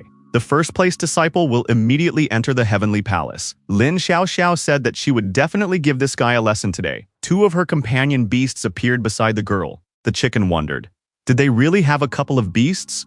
Li Tianming wondered, was Enro really scared? Enro said he is determined to challenge 1 against 2. It's in his blood. In the arena was a golden thunder gibbon and a tricolored thunderbird against a not-so-famous Enro chick who threatened to tear them apart. Zhao Qiao commanded her beasts to destroy everything in their path. Li Tianming told the chick not to let him down. Mu Yuan thought that this boy was greatly mistaken if he thought these huge animals were clumsy. The gibbon was ideal for hand-to-hand combat. It had strength, speed, and phenomenal combat experience. It could not be underestimated. Li Tianming didn't understand what had just happened. Why had this gibbon disappeared? The gibbon suddenly appeared behind our hero. The boy thought that the speed of this beast was not inferior to his speed. Gibbon swung around and delivered a mighty blow with his powerful fist. The entire arena was covered in smoke, and the spectators could see nothing of what was happening in the arena. When the smoke cleared, everyone saw that Li Tianming had withstood the blow of this powerful ape using only his left arm. Liner watched the fight and asked for her little brother to do his best. Qing noted that this young man had managed to become stronger. Mu Yuan said that fighting a golden gibbon is a difficult thing to do. The longer the fight drags on, the stronger it becomes. Right now, the companion beast is not the biggest problem. The biggest danger is Lin Xiaoxiao, who is waiting for the perfect opportunity to attack. Xiaoxiao noticed that her opponent had opened up, and using the thunder arrow technique, she launched an attack. The girl was holding a thunder bow and an arrow of sparkling lightning. Li Tianming's song had now been sung. While holding back the golden gibbon's attack, our hero saw an arrow of glittering lightning moving toward him. Nothing could be made out on the platform. Everything was shrouded in smoke and flames. Mu Yuan said that the thunder arrow technique is truly strong. This time his burden is not good. When the smoke cleared, everyone saw that the golden gibbon was tied with a chain. Li Tianming said that for a girl who recently turned 15, she is definitely the strongest talent he has met. However, she was still too inexperienced. He definitely wouldn't let her win. The guy was holding a sparkling lightning arrow in his hands. Xiaoxiao shouted for her opponent to immediately return her arrow. How could this be possible? He suddenly caught the arrow of sparkling lightning that her older brother had given her. Li Tianming easily broke this arrow with his 2 hands. The girl was indignant because this arrow was given to her by her brother for her birthday. Li Tianming said to Xiaoxiao not to cry. He will buy her another one. Lin Xiaoxiao tearfully said that now this guy had finally pissed her off. The girl with her spear at the ready rushed to attack her opponent. The boy wondered, how did she have so many high-class animal weapons? Mu Yuan, watching the fight, concluded that contrary to expectations, Xiaoxiao's abilities in close combat were higher than those in long-range combat. The onlookers saw that Li Tianming couldn't reply. Princess Qing thought that it was the crowd contradicting themselves. Xiaoxiao swung her spear and used a heaven-splitting strike. Li Tianming restrained the golden gibbon with his chains and tried to evade Xiaoxiao's attack. Li Tianming thought that although the strength of his opponent's techniques was astonishing, she still hadn't fully mastered them. He would definitely be able to deflect the strike of this spear. The guy pulled the chain with force, and the gibbon rushed after the chain, ending up between the rivals. The golden gibbon has suffered an attack from its mistress. The girl's mouth is bleeding. Companion beasts and masters are bonded by blood. She has now suffered great damage and will not be able to continue fighting effectively. Xiaoxiao stated that she would not surrender to a person like her opponent. Li Tianming remarked if she didn't surrender, her beasts might get hurt. Enro applied the technique, the fire of the great purgatory, he said. Has this bird decided to compete with him? Xiaoxiao looked at her thunderbird, which was blazing with bright flames, with horror. Xiaoxiao resolutely declared that she would fight Li Tianming to the end and would not forgive him for losing her bird. Li Tianming repulsed the girl's attack and threw her spear aside, saying that Xiaoxiao was already running out of strength. The girl fell to her knees and admitted her defeat. The opponent wondered, why hadn't she done it earlier? Liner happily said that she knew that brother would definitely win. Qingqing angrily thought that this guy, Li Tianming, would definitely be the end now. The winner, Li Tianming, was announced. Our hero asked Qingqing, hadn't she recently wished him the best? He had won. Where did that dissatisfied look come from? Qingqing said that defeating a child who is 5 years younger than him is no reason to brag, and he shouldn't call her Qingqing from now on. The winner of the tournament asked, if not Qingqing, then how? A bloody flower, perhaps? Qingqing tensed up when she heard those words from the guy. Does he really know everything about everything? From the girl's reaction, our hero realized that it was indeed she who had set the mercenary from the Temple of Bloody Flowers on him. He should have guessed it earlier. Qingqing coldly told the guy to take care of himself in the future. Li Tianming wished her the same and told her to wash her neck if she had the chance. This will be necessary to make it easier to bleed her. Qingqing thought that in order for Li Tianming not to become arrogant, his demise was already predetermined. Liner congratulated the boy and told him that he had become the first disciple. She gave him a note that told him how to get to the house in the heavenly palace where she lived. He would definitely have to look for her. Liner sincerely looked into her interlocutor's eyes and asked if she could hug him. Li Tianming, covered in a blush, said that of course she could do it, but why so suddenly? Tears flowed from the princess's eyes, and she said that when she entered her brother's body, she was able to hear the beating of his heart, to hear the sounds of his soul. She was even able to see the most intolerable pictures lurking in his heart and how much they hurt him. When she saw this, she felt a great regret. Li Tianming realized that the princess wanted to comfort him with this hug. The guy asked the princess not to cry. It hurt him to see her tears. The young men hugged each other, and Li Tianming thanked the princess for her help. Liner said that even if the whole world turned against him, she would stand by his side. Princess Qing shouted for Liner not to do that. Now everyone had witnessed it. Wei Jing watched her son and thought that he had become an adult. It was time to let him search for that person. Li Tianming invited Mother to taste what he had prepared. It took him quite some time to do so. Wei Jing inquired, "When is the son going to go to the Heavenly Palace?" The young man replied that tomorrow night he would need to visit Guru Mu Yuan. She would recommend Heavenly Palace masters for him to invite as mentors. Li Tianming asked that his mother tell him how he could help her get rid of the short life curse when he entered the Heavenly Palace.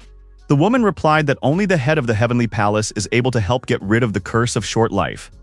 This man controls the entire Yanhuang Academy. She was once his daughter, but after she sinned against him, he banished her and severed all relations. So she is not sure if he would want to help her. Li Tianming wondered, was his mother really the daughter of the head of the palace? Was he his grandfather? What made the old man do this to her? Wei Jing told her son that she had gotten pregnant then, but her father didn't approve of Li Yanfeng. She wondered if her son thought she deserved what had happened to her. Li Tianming jumped up from his chair and angrily asked, how could she say that? If things had happened differently, would he have come into the world? Li Tianming told his mother not to worry. He just needed to find a way to save her. No matter how many hardships he has to go through to do so, he doesn't care about who might get in his way, and even less about the affairs of bygone days. He just wants her to live. Wei Jing looked at her son with tears in her eyes. Li Tianming had become all grown up. The mother told her son to look for Mu Yang's mentor in the palace. That person would be able to help him. The next day came. Our hero knocked on Master Mu Yuan's door and inquired if she was at her place. Li Tianming, through the door, said that he was going to the Heavenly Palace tomorrow and had come to ask Guru about the heavenly guides. The guy didn't understand why he was being ignored, although he could clearly hear that there was some movement in the room. It seemed like someone was taking a bath. Li Tianming turned out to be right. Mu Yuan was indeed in the bathtub strewn with rose petals. The master told the guy to stop banging on the door and come in. Mu Yuan still had to get out of the bathtub herself and open the visitor's door. Mu Yuan threw on a robe and opened the door. She said this guy likes to come at the wrong time. Interrupted her perfect bath time. Li Tianming was confused and said that he could turn away and the master would continue his lesson. Mu Yuan took Inho in her arms and said that this chicken was very nice to touch. Just cute. Inho asked to be shown at least a little respect. Mu Yuan prepared herself. She handed the young man a list and said that she structured the mentors in it. There are 80 masters training in the Heavenly Palace. Their strengths, characters, hobbies are all on this list. Li Tianming took this list and bowed to the master. The guy thanked Mu Yuan for this help. Mu Yuan sat down on the bench and said that the young talent in front of her was a young talent, and his body was in its prime. These traits she attached special importance to. Li Tianming took to studying the list. He thought that Guru was testing him again. He shouldn't get into a mess and give her an excuse to beat him up. Li Tianming looked at the list and asked if Mu Yuan had missed any of the masters. Mu Yuan squeezed the fluffy chick and said that all 80 heavenly mentors were listed. The young man inquired, "Isn't there a heavenly mentor named Mu Yang?" Mu Yuan was surprised. Did the guy really know her big brother? He was currently the deputy head of the Heavenly Palace, and in 3 years he would officially be the head of the palace. A year earlier, the old head of the palace had confirmed him as his heir, after which he stopped accepting disciples. Li Tianming wondered, was the future head of the palace really the guru's older brother? The guy understood why no one dared to anger the master despite her arrogance. Li Tianming said that he would really like to become a disciple of the master's elder brother. Is there any way to organize this? Mu Yuan replied that it would be better if the guy forgot about her brother. He is a scary person with high demands and has already turned down many people of good standing. However, 3 years ago, he accepted a fellow disciple to join him, whom Li Tianming happens to be acquainted with. The boy inquired who the man was. Master said that it was Lin Xiaoting. To hear this name was indeed a great surprise to our hero. Li Tianming asked in surprise, "Lin Xiaoting is Mo Yan's only disciple?" In other words, the future successor of the palace head is being raised from this type? The master replied that everything was correct. With the help of the Hong sacred beast Martial Soul, he had already become the brightest talent in the entire country. There was simply no reason to do otherwise. Mu Yuan exhaled smoke at her interlocutor and said that even though she knows that a young man like him could not have committed the atrocities he is accused of, but no one would still believe him. Moreover, given his past and the fact that he is Lin Xiaoting's enemy, she is not sure if any of the heavenly mentors would be willing to accept him. In any case, the guy must prove himself worthy and win the favor of these heavenly mentors. Otherwise, he will have to return to the training palace and stay with her. She is only a minor guru of the training palace. Her resources are greatly limited. Li Tianming said that he understood everything and bowed to the master. The guy decided to wait until the next day to find out everything. The next morning came. The head of the temple told the boy that he needed to prepare himself mentally. It was likely that under the current circumstances, none of the heavenly mentors would be willing to take him on as an apprentice. The young man thanked the head of the temple for the instruction and thought that this Wei Zikun bore the same surname as his mother. Upon closer inspection, he saw that he bore a slight resemblance to his mother. Is it possible that they are related? The head of the temple turned around and headed for the exit. He said that he needed to track down the heavenly succession king and begin preparations for the ceremony of inviting him to become a mentor. In the succession hall, it was announced that the first disciple Li Tianming from the Phoenix Temple had arrived. The heavenly succession king said that Li Tianming took the first place this year and he wants to consider this guy. The Lord Heavenly Guides should have a certain knowledge of him and know that he was already a disciple of the academy 4 years ago. His natural characteristics are also known, so if any of them wish to accept him as a disciple, they can inform him about it. Li Tianming heard the whispers and thought that no one would choose him. Besides, Mu Yang was not here. He would have to go through this formality and then go in search of people from the Wei family who could help his mother. The heavenly succession king said that Li Tianming sees the result himself. Therefore, he is encouraged to demonstrate a few of his skills. Otherwise, the heavenly mentors are unlikely to be able to help him. Our hero agreed but wondered how he could prove himself if there were no rivals here. The heavenly king of succession told the preceptors to have one of their disciples test the candidate. Wei Guohao, a disciple of the heavenly palace Ping Spiritual Origin Palace, said that he would go. The young man asked permission from his uncle, who said he could do as he knew how. Li Tianming thought that this guy called Wei Zikun as his uncle, and Wei Zikun's older brother is the head of Yanhuang Academy. It turns out that Wei Guohao is the eldest son of the Wei family. The opponent introduced himself. He said that his name was Wei Guohao and he was a disciple of heavenly preceptor Zhao Chengtian. Li Tianming asked, how would brother Wei instruct him? Guohao said that Li Tianming could boldly let his hands loose and show all that he could. Let the heavenly mentor see his real strength and he wouldn't attack. Guohao thought that everyone here didn't care about this guy and he would try to get him out of here as soon as possible. Li Tianming said that he would firmly grasp the opportunity given to him. Wei Guohao beckoned his opponent over to him and told him to show everything he could and not hold back.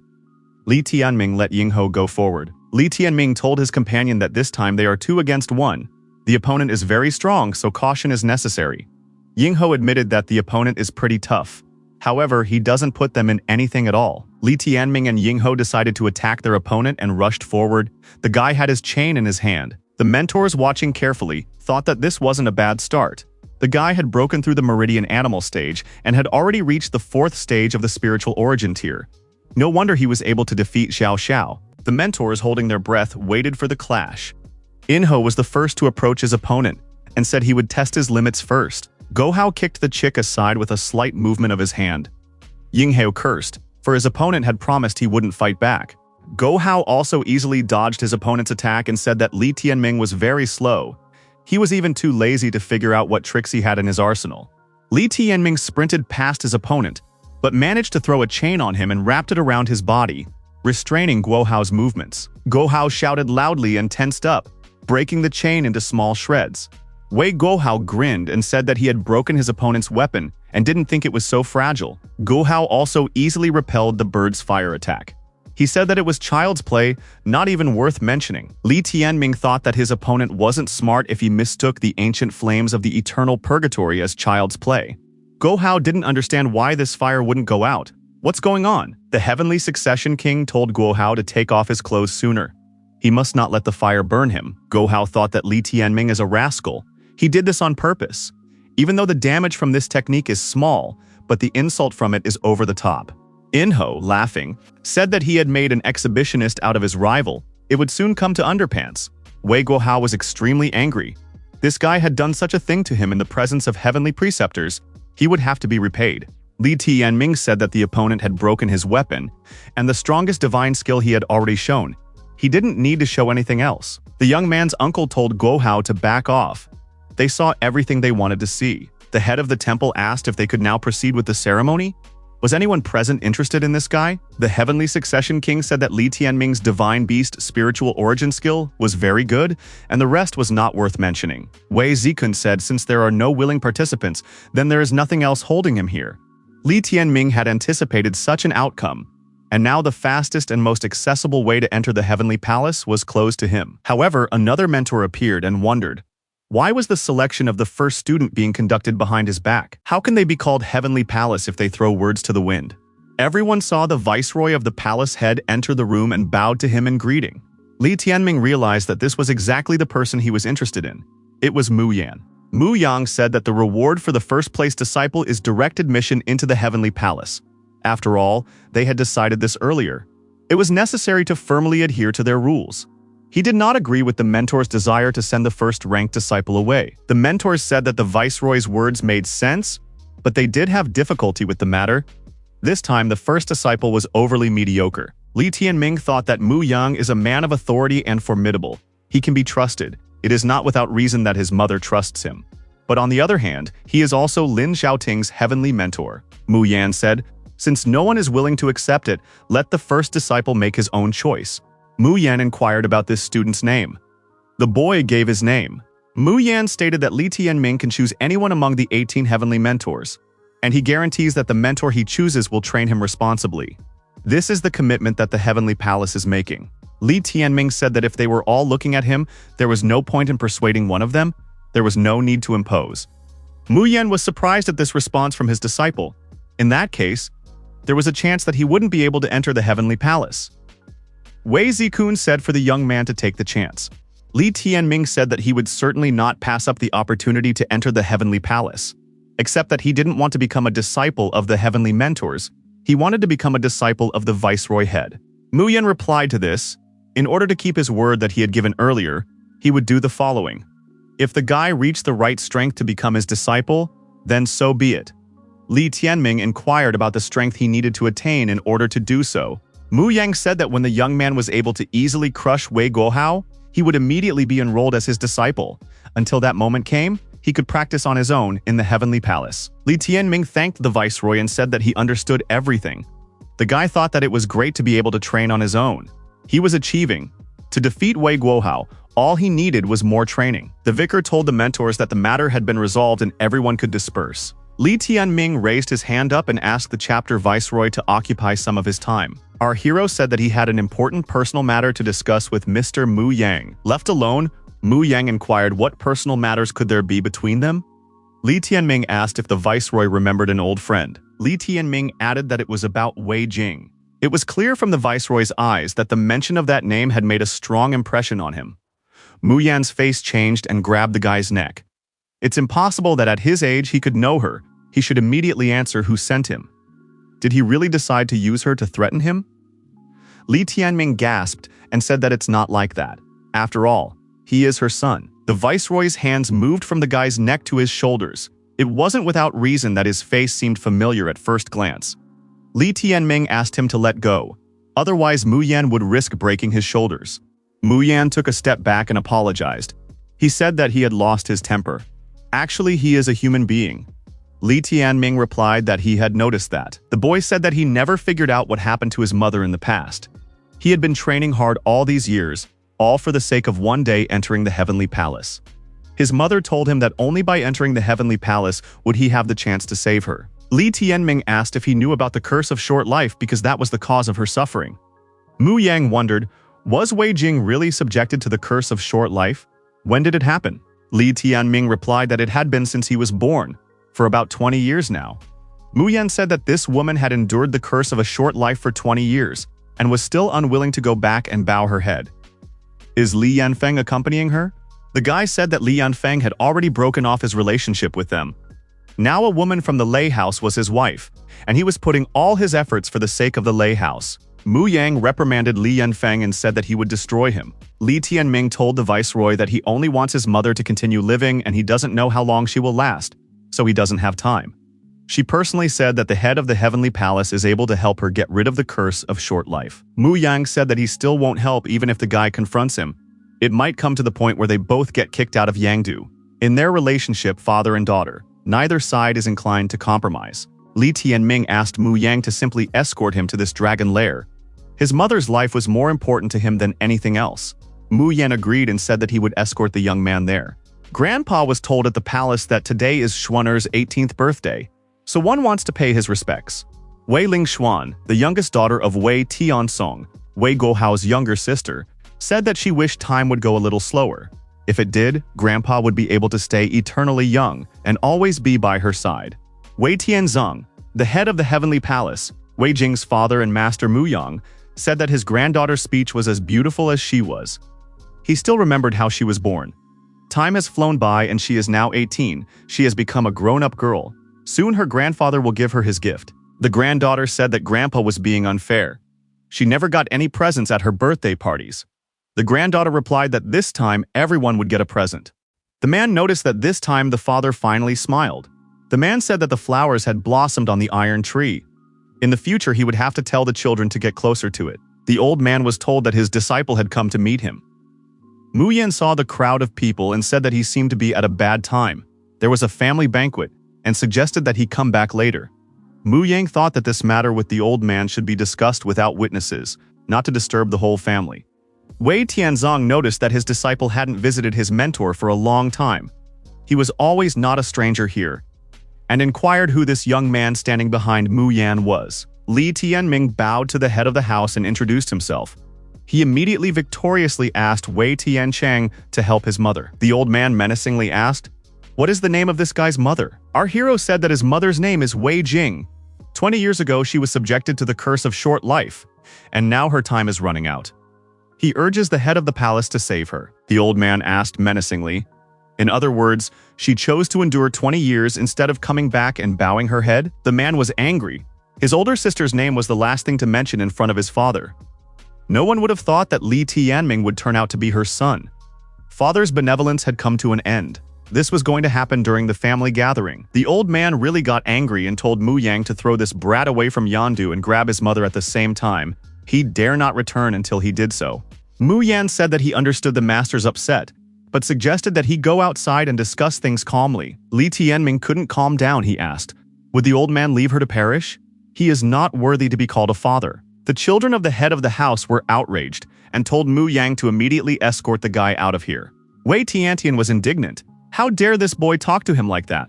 Mu Yan covered the hero's mouth with his hand and told the master not to take it to heart. This child is just very anxious. He would now leave the premises. Mu Yan grabbed the guy by his skivvies and dragged him away.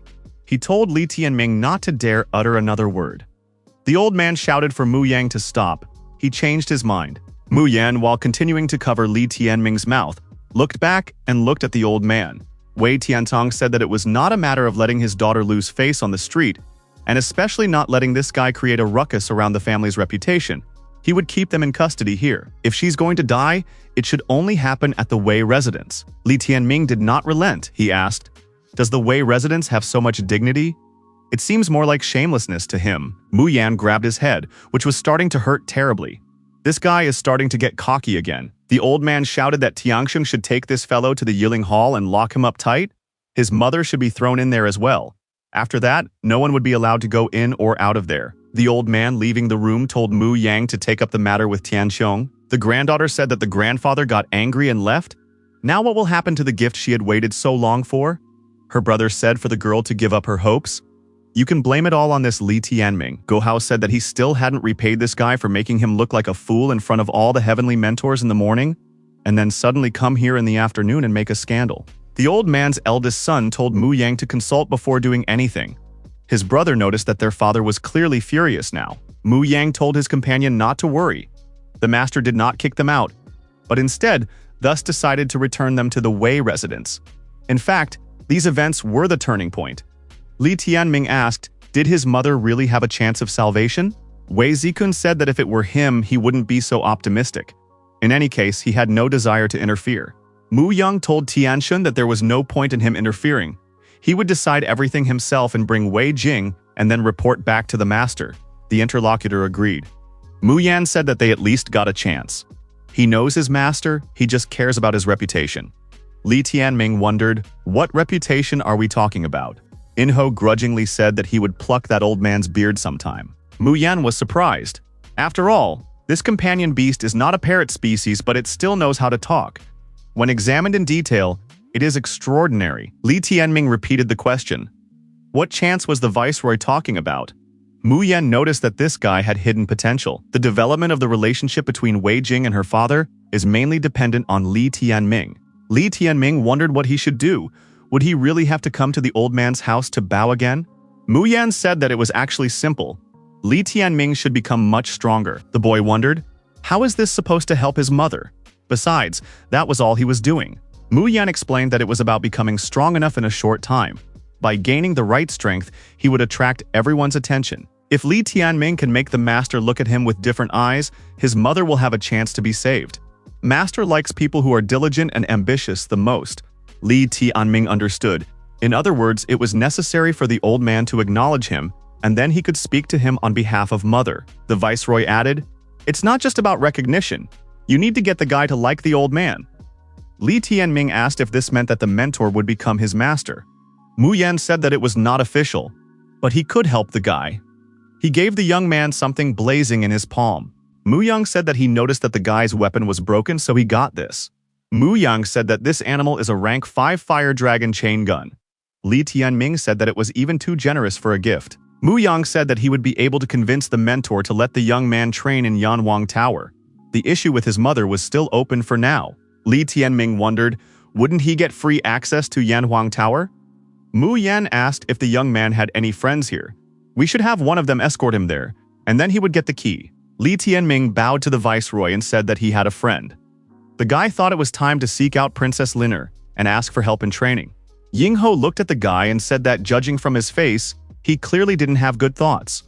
Li Tianming noticed that of the two of them, it is the bird that is the lustful one. Mu Yang went to the city to fetch Wei Jing, and the protagonist went to look for the princess. Li Tianming looked at the note from the princess and thought that it was fortunate that she had given him her address beforehand. Knocking on the door, the boy saw Liner, who opened it for him herself. The princess rejoiced. She had known that the young man would visit her. Li Tianming confessed to the girl that he had tracked her down to ask her to keep him company in training. Chinger looked out from behind the door and said that it appeared to be that redneck who had come. Liner said it's good that along with the guy, that super charming and invincible chicken appeared. Chinger grabbed the chicken and said that she didn't see anything adorable or cute about it.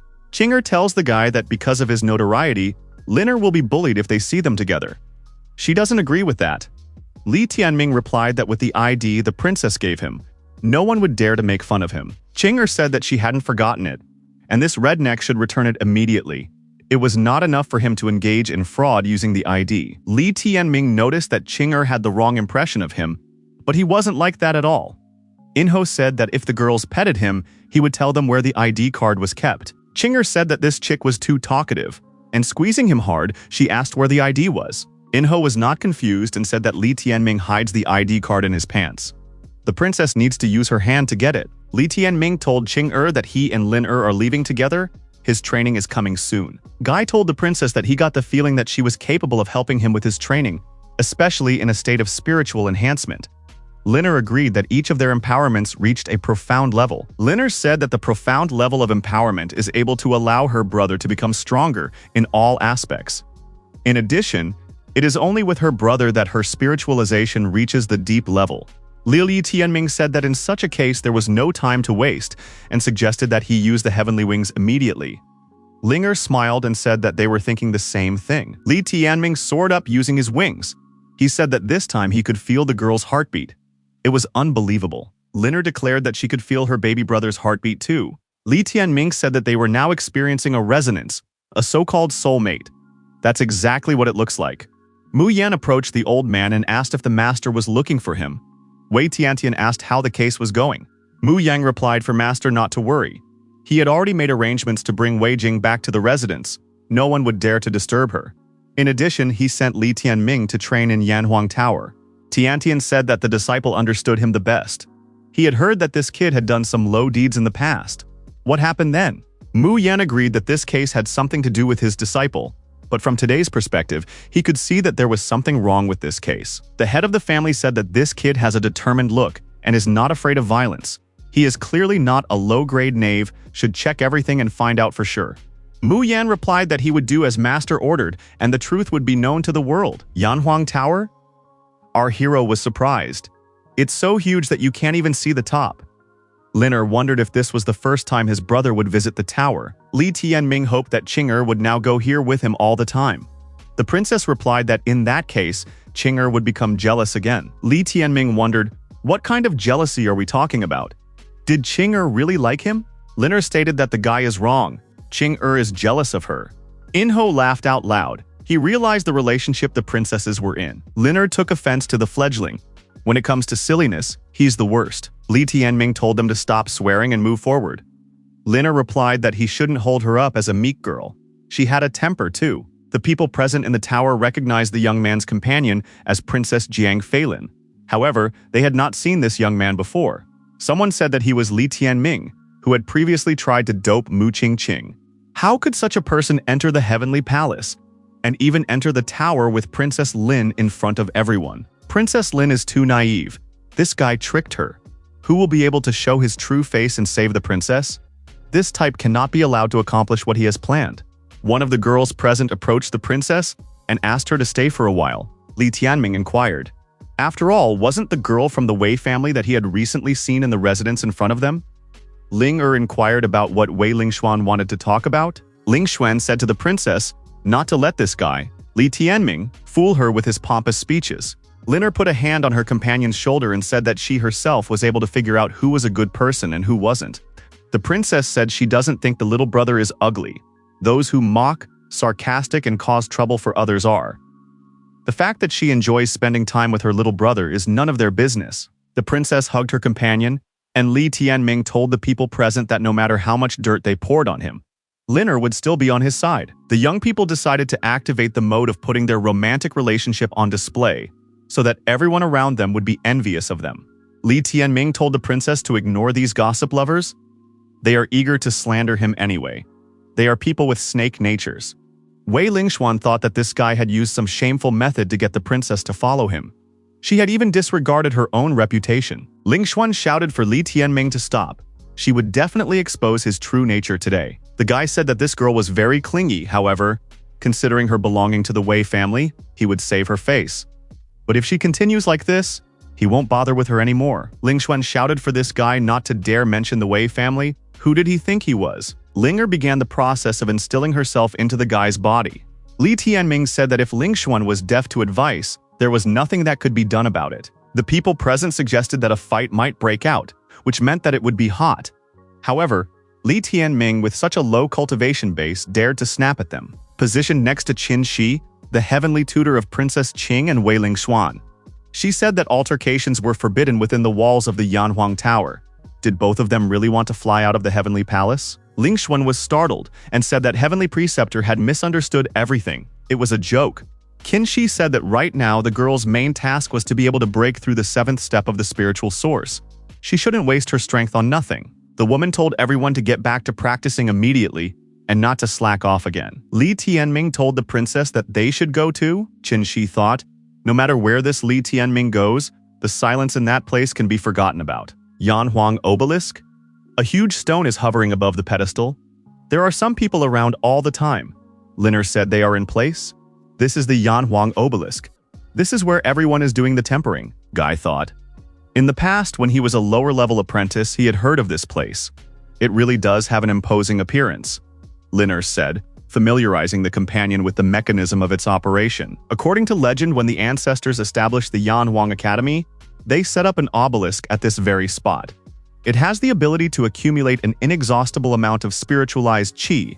It in turn promotes cultivation growth. Based on the distance from the obelisk, there are 5 degrees of conformity. The furthest distance is the first level of congruence, known as the initial stage. The 5th stage is known as peak conformation and gives one the ability to cultivate in close proximity to the obelisk. Li Tianming asked, so everyone would strive to go to the 5th level? Liner said that one must consider the degree of one's own stamina. The spiritualized qi of heaven and earth is a cruel thing. Not everyone is given the ability to control it. The closer you get to the obelisk, the more dangerous it is. Any carelessness can lead to a disastrous outcome. Li Tianming asked, do many people in the Yanhuang Academy possess peak conformity? Liner said that such people had never existed before in history. The highest record was level 3. After learning that the 3rd level was possessed by Lin Xiaoding, our hero suggested that the princess team up to try out the 3rd level. Liner remarked that it would be better to go about it step by step. Lingxuan laughed.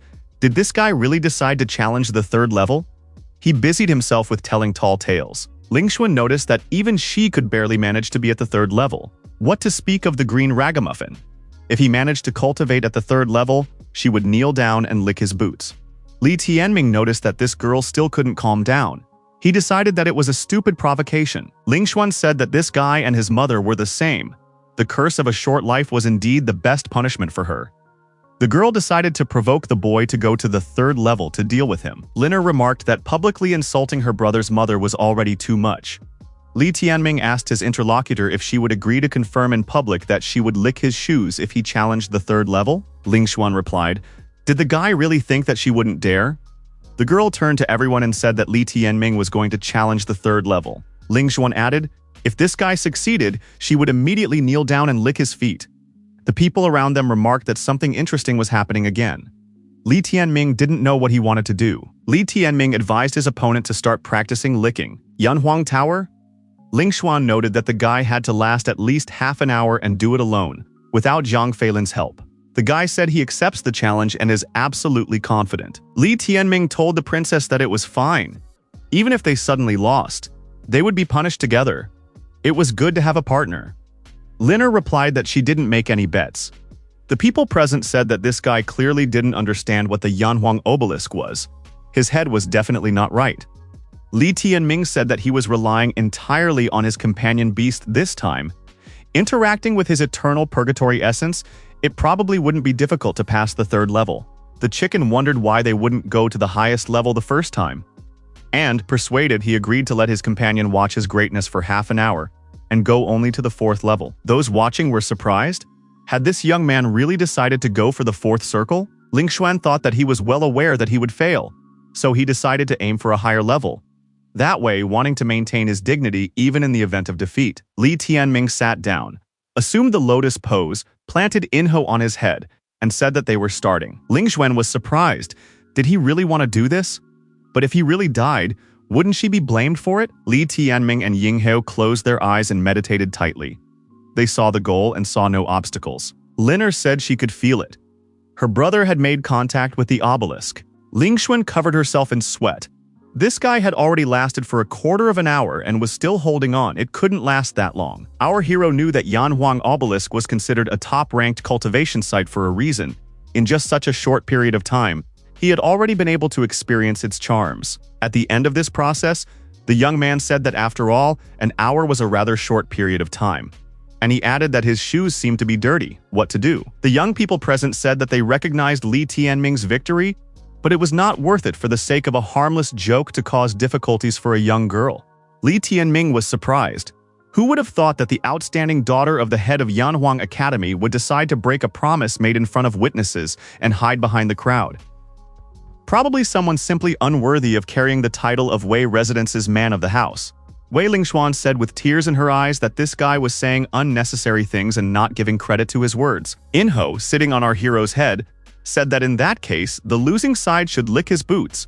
Lingxuan said in the presence of the princess that she would not lick his stinking boots. Enho immediately rushed at the girl with a cry of rushing to help and pecked her in the leg. Lingxuan fell down in surprise and bumped her head on the young man's shoes. The girl lifted her head and saw blood dripping from her nose right onto Li Tianming's shoes. There were tears in her eyes. Li Tianming looked at the girl and asked, "Wasn't she going to lick his shoes? Why did she stain it with blood then?" Lingxuan cried, "How dare this rascal bully her like this? She would never forgive him for this." Wei Lingxuan tearfully ran away, threatening the young man with the cruelest of reprisals. Li Tianming told the princess that now that they had gotten rid of everyone in their way, it was time to get serious about training. Liner suggested that our hero try to challenge the peak of conformity together. Li Tianming replied to the princess that they were thinking about the same thing again. Those watching were puzzled. Did these two really want to challenge the 5th level? Before settling in, the girl took the guy by the shoulders and said that they were starting. Li Tianming thanked Liner. Li Tianming, reunited with the princess, walked as close as possible to the huge obelisk. The young man said that the peak of conformity was truly incomparable to anything, an incredibly ferocious fire of spiritualized qi. If it wasn't for Linger's omnipresence, it would have been torn apart long ago. Li Tianming placed his left hand on the peak of conformity. Liner said that this brother's hand is beastly. Li Tianming replied that it was a long story. He would tell it later. Right now he needed to concentrate. Linger said that the pressure here was too fierce. She wouldn't last. Li Tianming tensed up very hard and told the girl to hold on too. Enro asked in amazement, "What are they doing?" Those loud gasps, that fierce roar. His companion was sweating from head to toe. He didn't even know what to think. Li Tianming said that this small bird talks a lot. It should immediately help them. Enro saw what was happening in front of him and said that it was a hurricane of spiritualized qi. It was the first time he had seen such a thing. Yingho told the guy to hold the horses. He might die if this storm swallowed him. Li Tianming replied that he would not stop. There was not much left, at least 1 hour to endure. Linger tearfully said that she couldn't hold on any longer. Li Tianming told the princess to take all the power to him. He would be able to hold out. Mu Yan, who was watching from the side of the tower, saw a bright flash. He couldn't even believe that such an event had happened today. Mu Yang wondered, did someone really challenge the peak of conformity? Who had the courage to do such a thing? Everyone in the neighborhood wondered, where did the hurricane of spiritualized qi come from? It was necessary to find out what had happened there. When the smoke around the obelisk began to clear, everyone saw Li Tianming returning. It was hard to believe. This guy's hurricane of spiritualized qi hadn't consumed him. The mentor wondered, did this guy really manage to successfully challenge the peak of conformity? Mu Yang replied, it seems so. Stepping out from behind the smoke, our hero asked why it was suddenly so lively all around. Li Tianming said that he had just chosen a suitable cultivation spot for himself. Why then did even the Lord Heavenly Preceptors and the Palace Viceroy become so alarmed? Everyone saw this guy's left hand. When asked, how did he succeed? Our hero replied that he relied on his matchless talents, talents that the Lord of Heaven's mentors did not approve of. The mentors began to say that they were wrong and regretted not taking this guy as their apprentice. Mu Yang said that reaching peak compliance was enough for his name to go down in the annals of the academy. Li Tianming thanked the viceroy for the praise and said that he needed to escort Ling out first. She needed to rest. Mu Yan told the guy that when he returned, he should immediately look for him. They would have a conversation. Chinger, upon seeing the young people, called the guy a redneck again and wondered why Linger looked so exhausted. Chinger traditionally started figuring things out with this guy. Linger told them to be quiet because she was fine. Chinger said that from now on she would treat the guy leniently and would not treat him badly from now on. Li Tianming noted that this girl's interactions with him had changed quickly. Li Tianming told Chinger that he would consider himself a servant of the royal family and hoped for future good relations. The chick said it's idle chatter. This guy wants to be the princess's husband. Chinger said that she would revisit the matter if the king father consented. Enro said that Chinger is fantasizing a lot since his companion wants to marry Lin, not her. Li Tianming said that he is talking seriously now because the only two friends he has here are these girls. You didn't say he's afraid to even think what his companion means. The guy chased the bird away and said, Enro ruined a very good moment. Chinger said that she had one more thing to do with the guy. She would soon have to leave this place for a while. While she's gone, he has to protect Linger and not let anyone hurt her. Chinger threateningly said that if she returned and found that he had done something stupid, she would immediately call the people who would arrest him and send him to prison and then make him a eunuch. Linger said that Chinger was going to participate in the Dark Abyss battles. Brother could ask the palace viceroy about it. Mu Yang wondered in another confidential meeting with Li Tianming. Was the young man really interested in the battles of the Dark Abyss? The viceroy explained that the battles of the Dark Abyss were the stage for the rivalry of the most outstanding disciples at the moment. There is a generous reward for the winner, and the Dark Abyss battlefield itself has an abundance of resources and artifacts. A limited number of people are allowed to participate, and there are requirements for the cultivation level of the disciples. Li Tianming was upset when he found out that there were no more available seats. The viceroy asked if the interlocutor had any requests regarding the self-improvement aspect. Li Tianming said that he needed a few high-quality source-level martial techniques. Mu Yang suggested that they immediately go to the Martial Merit Hall, and the young man there would choose on his own what he liked. The Hall of Martial Merit is where the Heavenly Palace's martial techniques are stored, housing the most exceptional and powerful techniques of all sorts of ranks. The viceroy told Yuan Ji to escort Li Tianming to choose his 3 source-level techniques. Li Tianming thought that others coming here could only choose 1 technique, and he was allowed to take 3. It was good to have influential acquaintances. 10 hours had passed, and Mu Yan said that this guy had spent a lot of time tormenting himself, choosing his 3 techniques. Had he chosen anything yet? The guy showed the techniques and said they were chosen after a careful selection process and suit him best. The first is a movement practicing technique called Fire Spirit Brilliance. Having mastered it perfectly, the warrior will be lightning fast like a flash of fiery spirit. The second is a fist-fighting technique called 3-yang strike. This technique involves 3 techniques whose attacks overlap, and the strength of each punch increases one after the other. The third is a chain technique called Fated Evil Spirit Soul. The chain blows combined with this technique produce a sound like a ghostly howl, thus mentally suppressing the opponent. Our hero said he feels like he's going to be invincible. He can't wait to start practicing. Mu Yan explained that all of the techniques had a high difficulty to master and were quite low in popularity. Even if a guy managed to master half of the content, it would be enough for a carefree life in the Heavenly Palace. Li Tianming solemnly declared that he would try his best and would be able to peak in mastering them. Mu Yan warned his disciple that if anything happened, he should immediately come to his residence. After that, our hero went full steam ahead to Linner to get her to help him properly. However, on reflection, the lad stopped. For it would be a little unseemly to come to the girl deep in the night. He decided to come to her the next day. At this dark time of day, getting comfortable, Li Tianming assumed the lotus posture and began to meditate. He noticed that one of the eggs in the companion space began to move. Taking this egg in his hands, Li Tianming asked in surprise, "Is someone about to come out?" Enro, looking at this egg, said that inside is a superclass lazy man. He should have hatched a long time ago, but he keeps putting off the moment with all his might. Enro added that the type only knows how to sleep without interruption, so you can't have high hopes for him. The chick said he had a present. The gift turned out to be Princess Qing's red underwear. He had swiped it the last time she had slackened her attention. Enro added that this gift for his companion was matchless. Li Tianming shouted that he had absolutely no need for this underwear. The chick replied that this was the first time he had seen such a person. After a moment, Li Tianming grabbed this underwear and said that maybe he could use it. The guy thought that this red rag should be burned immediately. There was no way the princess would find out about this, or he might get seriously hurt. The next morning, our hero knocked on Linner's room and inquired if she was awake. To his surprise, the door was opened by Qing and wondered why the guy had been making noise since morning. Why is he here again? Li Tianming asked where Linner was. Qing said that Linner was still fancying himself. Why did he come here? Li Tianming wondered. Why can't he come here? After all, he is coming to see Lin, not Qing. The young man thought that there was no way he could give away the fact that the laundry had been stolen. Enro suddenly asked his companion, "Didn't that linen he stole yesterday belong to Princess Qing?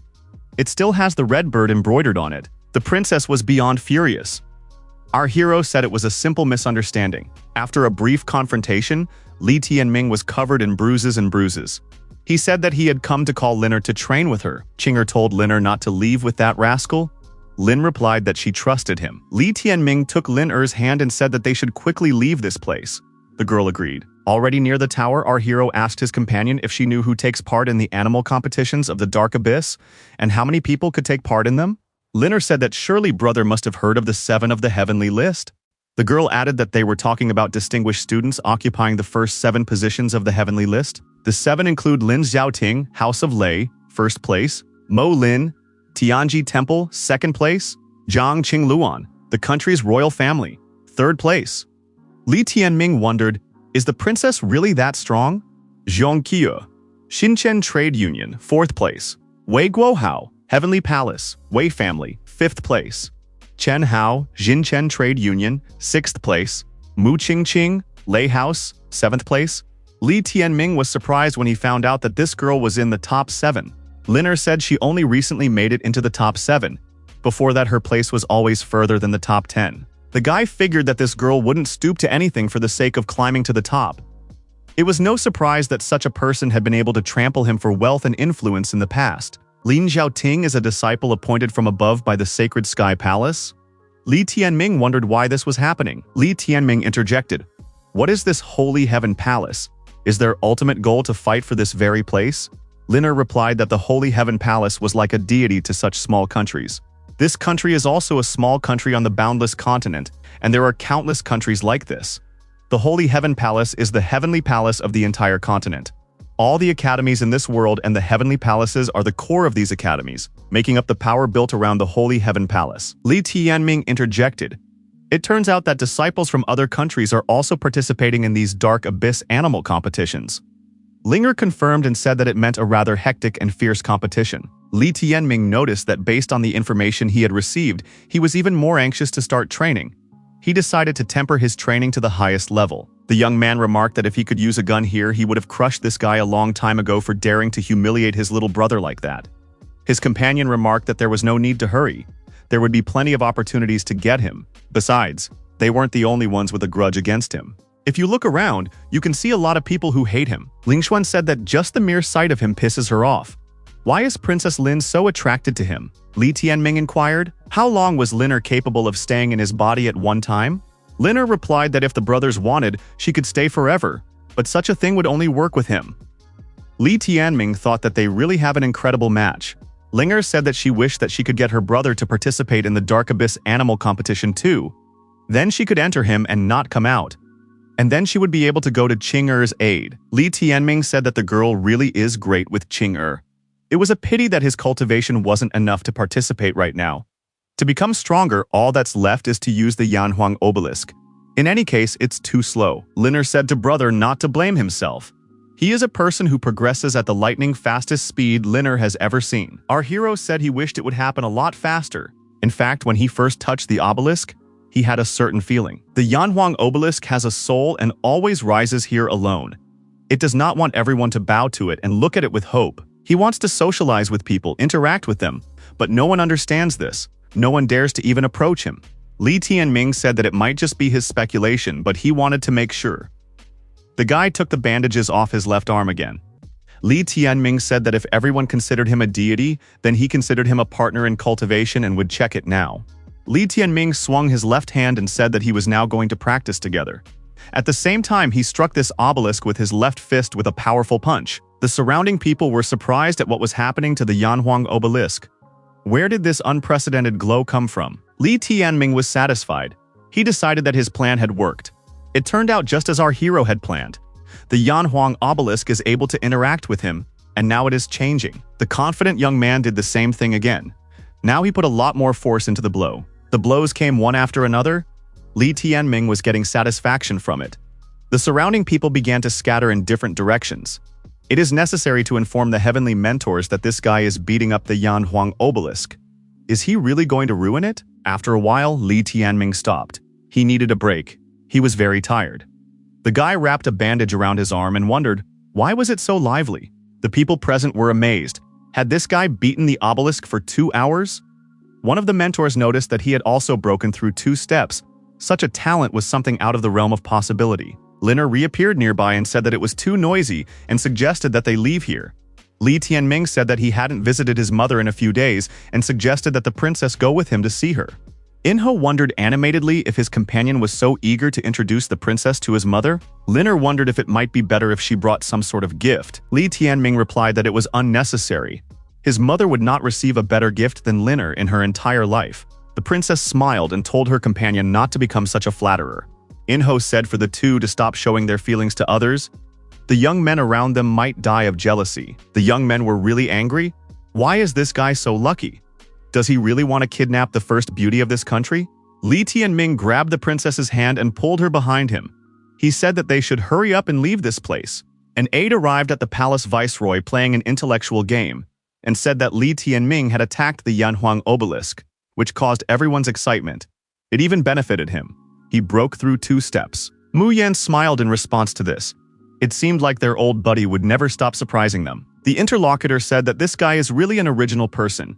It looks like he will need to borrow money again. Thus, it will bring him a steady profit.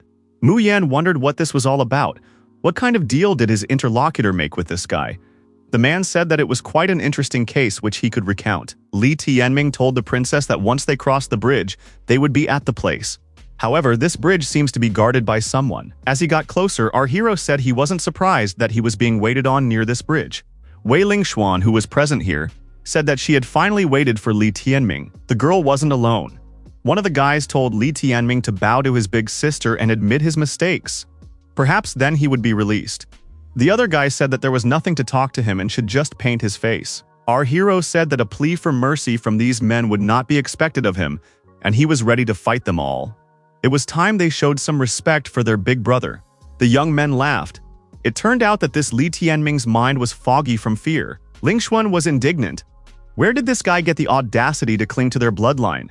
In the future, he would only talk to her while kneeling and licking her shoes day after day. Ling Xuan called the six-winged bird Peng to her aid. The girl told no one to interfere. She would personally rid this relative of megalomania. Li Tianming said to Liner to overpower her. They don't need their interference. Ying Heo alone is enough for them. The six-winged Peng bird released a huge jet of flame from its mouth. Li Tianming said that it was quite a ferocious fire. The boy told Inho to wake up. It was time to show what he could do. The chick was upset because he was dreaming about a beautiful chick. Li Tianming grabbed Ying Heo's arm and threw him straight at his opponent with great force. The guy told the chick to immediately engage. Inho was furious. Why had they disturbed his sleep and decided to burn him with such a low-grade fire? Inho was surprised that they did not know that he was the progenitor of fire. Now he would explain it to his opponents. The six-winged bird was surprised at this chick's behavior. How dare he get into trouble? After all, he should be trembling. Inho showed the six-winged bird who was the boss by giving it numerous blows to different parts of its body and wings. Ling Xuan watched in horror as her six-winged Peng suffered from this underling chicken. The girl's younger brother wondered how was this possible. The chick suppressed the six-winged Peng in just an instant. Yingho, having dealt with the big bird, turned his gaze to Ling Xuan and said that now it was her turn. Ling Xuan snatched her sword and told the chick not to be complacent, for she hadn't put her full strength into action yet. Inho wasn't afraid of the girl's weapons and said that in that case it was a good time to show what she could do. The chick knocked the sword out of Ling Xuan's hands and did the same thing to her as it did to the six-winged Peng. The girl was paralyzed by this chick's attack and couldn't do anything in response. The younger brother tried to defend his sister but was immediately attacked by the chick, who told this guy to get the hell out of here immediately. Yingho inquired, wasn't this the naked young man he had set on fire a few days ago? Li Tianming confirmed that it was indeed Wei Guohao. Wei Guohao told Li Tianming that he would make him pay for everything.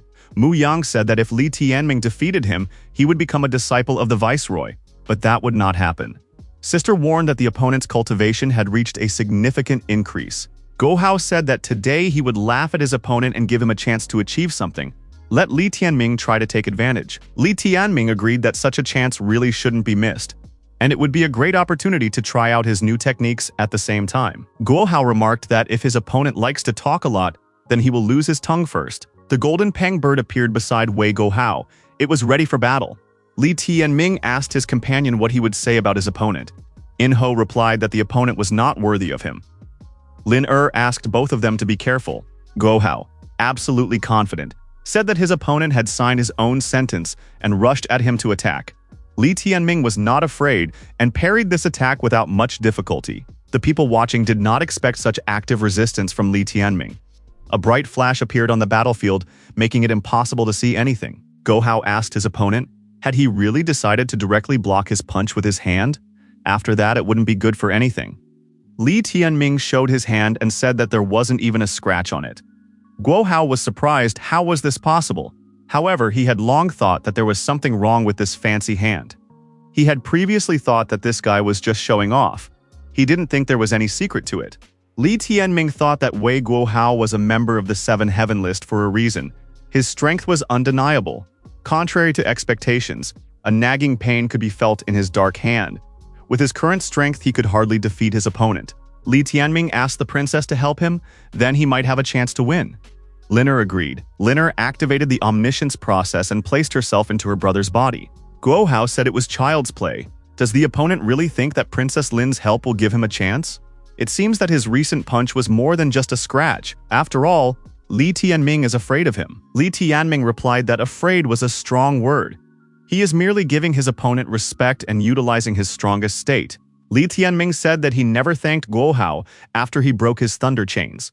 The palace viceroy gave him new ones. Guohao said that these chains were too good for such a lowlife.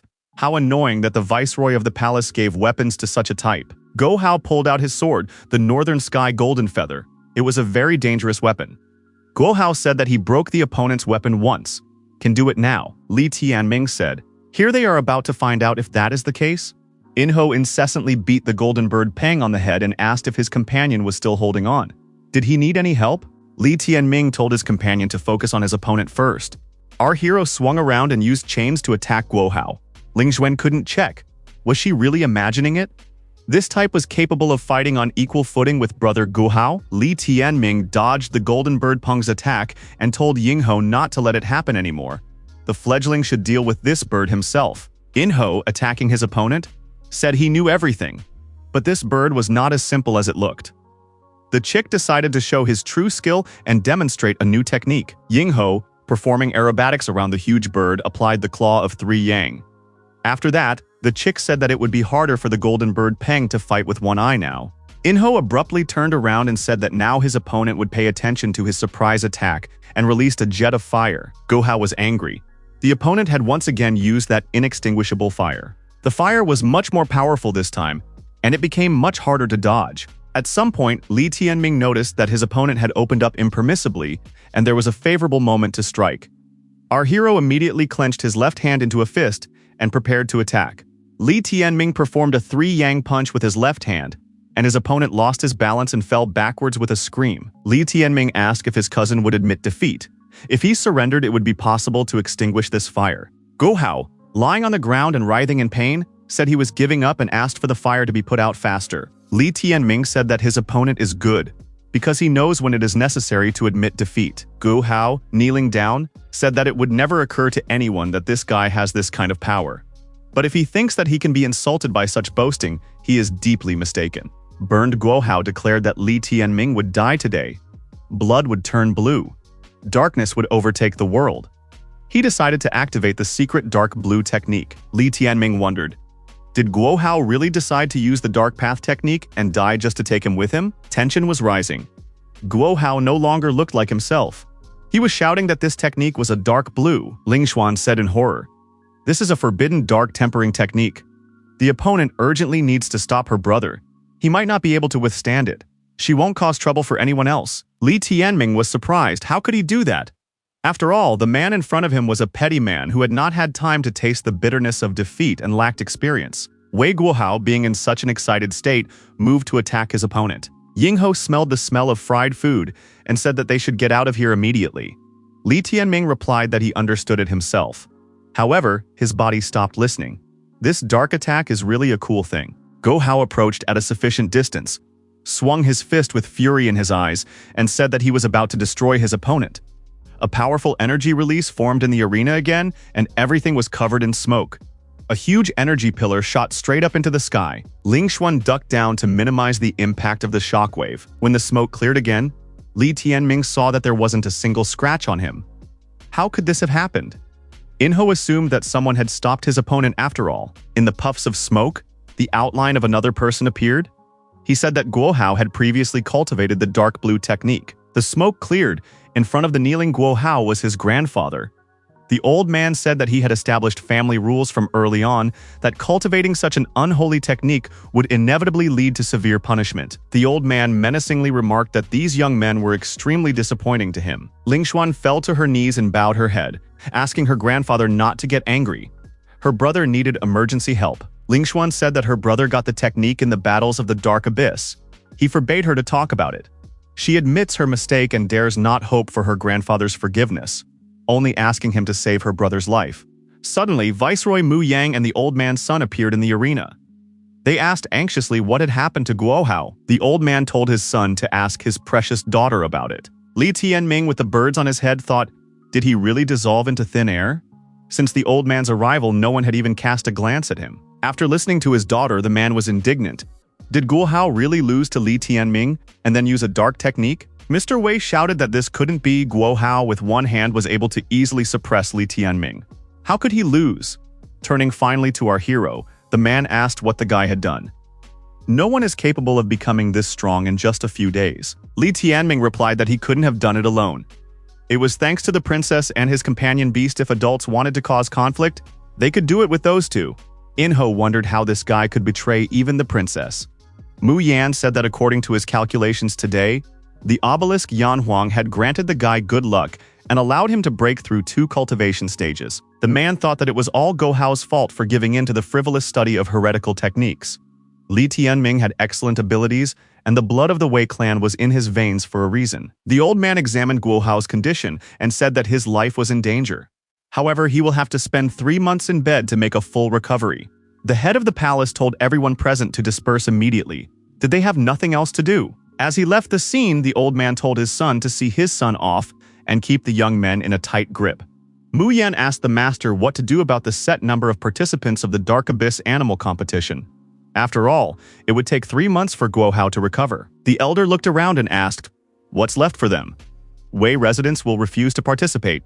Unexpectedly, Li Tianming entered the conversation and said that he wanted to participate in the Dark Abyss animal competition. The protagonist said that he wanted to achieve glory for the Wei clan. The boy thought that such an opportunity should not be missed. The old man didn't pay much attention to these words and told the boy to leave these pompous speeches. The Wei clan didn't need an outsider to fight for its glory. Li Tianming didn't hold back. He said that the Wei clan needed it, and it was necessary for him personally. The old man told our hero that he only clings to his relationship with the Wei clan because he wants him to help his mother. But that's not an option. Li Tianming resolutely said that if there was no way out, he would create one himself. Otherwise, the Wei clan of the Heavenly Palace would become the laughingstock of the entire country. How much would the Wei clan lose face when it turned out that they couldn't send a single young disciple to the Dark Abyss competition animals? Mu Yan yanked the guy and told Li Tianming to watch his tongue. The old man said that this guy really had a lot of courage. If he wanted to participate in the competition so badly, he would be given the opportunity. However, it would not only be an opportunity, but also a gamble on everything. Would he have the courage to accept such an offer? Li Tianming moved closer to the old man and said that he was willing to listen to the conditions. The clan head said that the young man would participate in the competition, and he would help his mother if Li Tianming won first place. However, if the guy misses his chance and does not win, then the life of his mother will be put on the cross. He will only have to see her off to her final resting place. Li Tianming clarified, "So he needs to win, and he will get everything he wants?" Li Tianming resolutely said that he accepted these conditions. Even if the old man sent him to his doom instead of competing, he wouldn't care. The elder said this guy had 8 more days to come to his senses and left the area. Our hero asked what the viceroy thought about the Dark Abyss jousting. The viceroy told Li Tianming to call him Uncle Yang from now on. The Dark Abyss battlefield is the world of Yanhuang mainland turned inside out, its dark, destructive side. There are no laws and rules in this world. Its essence is destruction and annihilation. On the other hand, there are even more divine sources, spiritual minerals, spiritual essence, and other treasures. Lina reminded that she wanted to go there with her little brother, then she could see Qing. Li Tianming said that he was counting on it. Uncle Yan said that he didn't advise the lad to take Lina with him. She might die in that place. Li Tianming interjected, "Was the Dark Abyss battlefield so dangerous that the princess couldn't go there?" Mu Yang replied that it is not the place that is dangerous, but the people who are dangerous. The young geniuses of all countries in the Yanhuang mainland are also problematic members of their generation. There are no rules for these people, and on the battlefield where annihilations are allowed, they become insane. Li Tianming replied that these words only fueled his interest. Mu Yang admitted that this guy is a true original. However, if they want him to come back alive, a few things must be prepared to protect him. Li Tianming replied that compared to Mu Yang, his father, Li Yanfeng, is a real lowlife.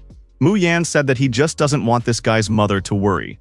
Uncle Yang said for the boy to see his mother, but not to tell her about the upcoming competition. There was no need to disturb her. When Li Tianming came to see his mother, he told her to see who he had brought. Princess Lin smiled and said hello to Auntie Wei Jing. The woman said hello and wondered, was this really the same Princess Lin? The princess said that Auntie could call her Liner. Wei Jing said she was so happy to have such a guest in her house today. Wei Jing ordered her son to immediately prepare something to eat, for she and Liner were very hungry. Liner was very excited. It turns out that brother can cook food. That's cool. The guy did his best, and the table was filled with marinated chicken legs, pastured chicken with green peppers, chicken stomachs fried in hot oil, and nutritious chicken broth. Liner swallowed her saliva and said that it all looked delicious. However, why is everything only made of chicken? Our hero looked at his companion and asked why he was trembling. Was he frightened? Li Tianming told Inho to calm down. He didn't have any mushrooms, so they wouldn't cook him today. The chick was indignant that he wasn't scared. After all, he's a phoenix after all. If the guy wants to eat him, let him just try. Li Tianming told his mother that he would have to leave home for about a month. However, while he was gone, Uncle Yang would keep an eye on her. Wei Jing wondered if it was dangerous. Would Liner go with him? The son told his mother that the princess would stay, and it was basically not dangerous. Returning home, the princess told her companion that she liked his mother very much and thanked him for his hospitality. Liner plucked up her courage and told her brother that she was going with him.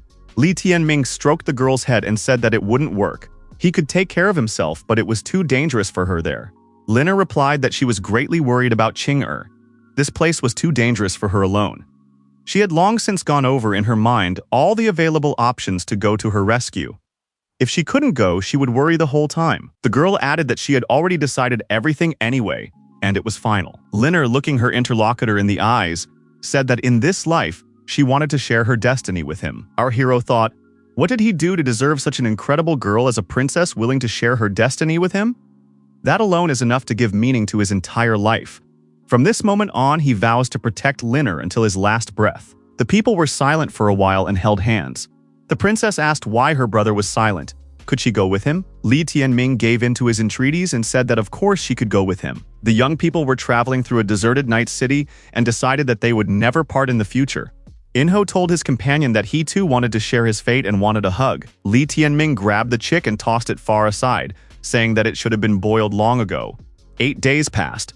Qing was once again playing a musical stringed instrument in the gazebo above the lake. A friend said that she was very worried about Qing. Had she heard about the recent event involving Li Tianming? He defeated Wei Guohao. Qing replied that she had heard everything. However, she did not understand what the big deal was. Isn't Qing afraid that when the guy is on the battlefield of the Dark Abyss, he will try to take revenge on her? Right now, his rank position is higher than hers. Qing replied that she has enough trump cards on her hands to deal with this guy. Qing added that this time, no one would dare to underestimate her. Qing said that the time was almost up and it was time for her to go to Yanhuang Tower for the gathering. Would Xiao Xiao accompany her? Xiao Xiao agreed and said that she sincerely hoped that nothing would separate Qing and her brother. Li Tianming thought that this day had finally arrived. For the past 8 days, he had practiced practically without rest. The princesses, who happened to be nearby, called our hero to come closer to them. Qing said that the family couldn't keep her sister, so she will go with the young man. He must protect her properly or else he would be punished. Li Tianming smiled and replied that he was willing to take the responsibility of keeping them both safe. Uncle Yan told the ward that he didn't know what trials awaited the boy in the Dark Abyss competition. He hoped that they would pay attention to their lives first. Li Tianming wondered why Uncle Yan had suddenly become so serious. Our hero heard someone call out his name. This voice seemed familiar to him. Was it really Lin Xiaoting? Lin Xiaoting said that he didn't think he would see this guy here after 3 years. Life is an amazing thing. Qing and Xiao Xiao saw brother Ting and rejoiced because he had already elevated so much. How wonderful that he had managed to reach the fusion level. Qing hugged Lin Xiaoting and said that she really missed brother Ting. Lin Xiaoting said hello to the master and said that as of today, he had already reached the fusion stage, so his entry into the Sacred Sky Palace was no longer in doubt. All thanks to his careful guidance throughout the past those years. Mu Yan said that his disciple has a brilliant future ahead of him. But before that happens, he is still a Heavenly Palace disciple, so he shouldn't cause trouble. Time to finish talking and get ready to head to the Dark Abyss to compete? Qing asked Lin Xiaoting. How about we destroy this Li Tianming right now? Lin Xiaoting replied. Why not? Right now, no one would dare to stop him. Lin Xiaoting approached the protagonist and said that he wanted his life. Li Tianming was not ceremonious and immediately showed his opponent the Eye of Lost Spirit. Xiaoting realized that an illusionary technique had been used against him and said that it was a childish trick. The young men began to move around in a circle, preparing to strike each other. Seizing the right moment, each of them threw their fist forward towards their opponent. Xiaoting boasted that in the entire country, no one of the younger generation was capable of withstanding his full-force punch. Mu Yan immediately thought, did this rascal really plot to destroy Li Tianming? Qing thought that this guy's shame was clearly unknown if he resorted to a surprise attack. Li Tianming couldn't have really died, could he? When the smoke in the arena cleared, everyone saw Li Tianming, who said that contrary to his expectations after 3 years, Xiaoting would turn out to be so inept. Why did his punch turn out to be so weak? Xiaoting was surprised to see that this guy had survived. He now had an even stronger desire to destroy him. He definitely wouldn't leave here alive. Lin Xiaoting attacked the protagonist again. Uncle Yang suddenly appeared in front of Li Tianming, telling Lin Xiaoting to immediately stop these hostile actions. Lin Xiaoting told the master to step aside. Mu Yang said that this disciple had become very bold if he decided to publicly attack the life of a Yanhuang Academy disciple. Li Tianming, seeing this kind of defense, showed his opponent a middle finger. Lin Xiaoting said that he understood everything. For the sake of his former lover's son, the master decided to oppose him. Mu Yang must know that when he enters the palace of the sacred sky, his power will be elevated to the heavens. Does the master really want to annoy him? Such words were followed by a sobering punch straight to the jaw. He said that his disciple was not in the palace of the sacred sky. He had the last word here. He had mentored this young man for 4 years, and now he dares to speak in such a tone. What will Lin Xiaoting with such a lowly nature achieve in the sacred sky palace? Xiaoting said that since this person was diligently mentoring him, one would have to endure this prank. However, he promised his teacher that when he returned from the sacred sky palace, he would snap his head off if he didn't bow down and apologize.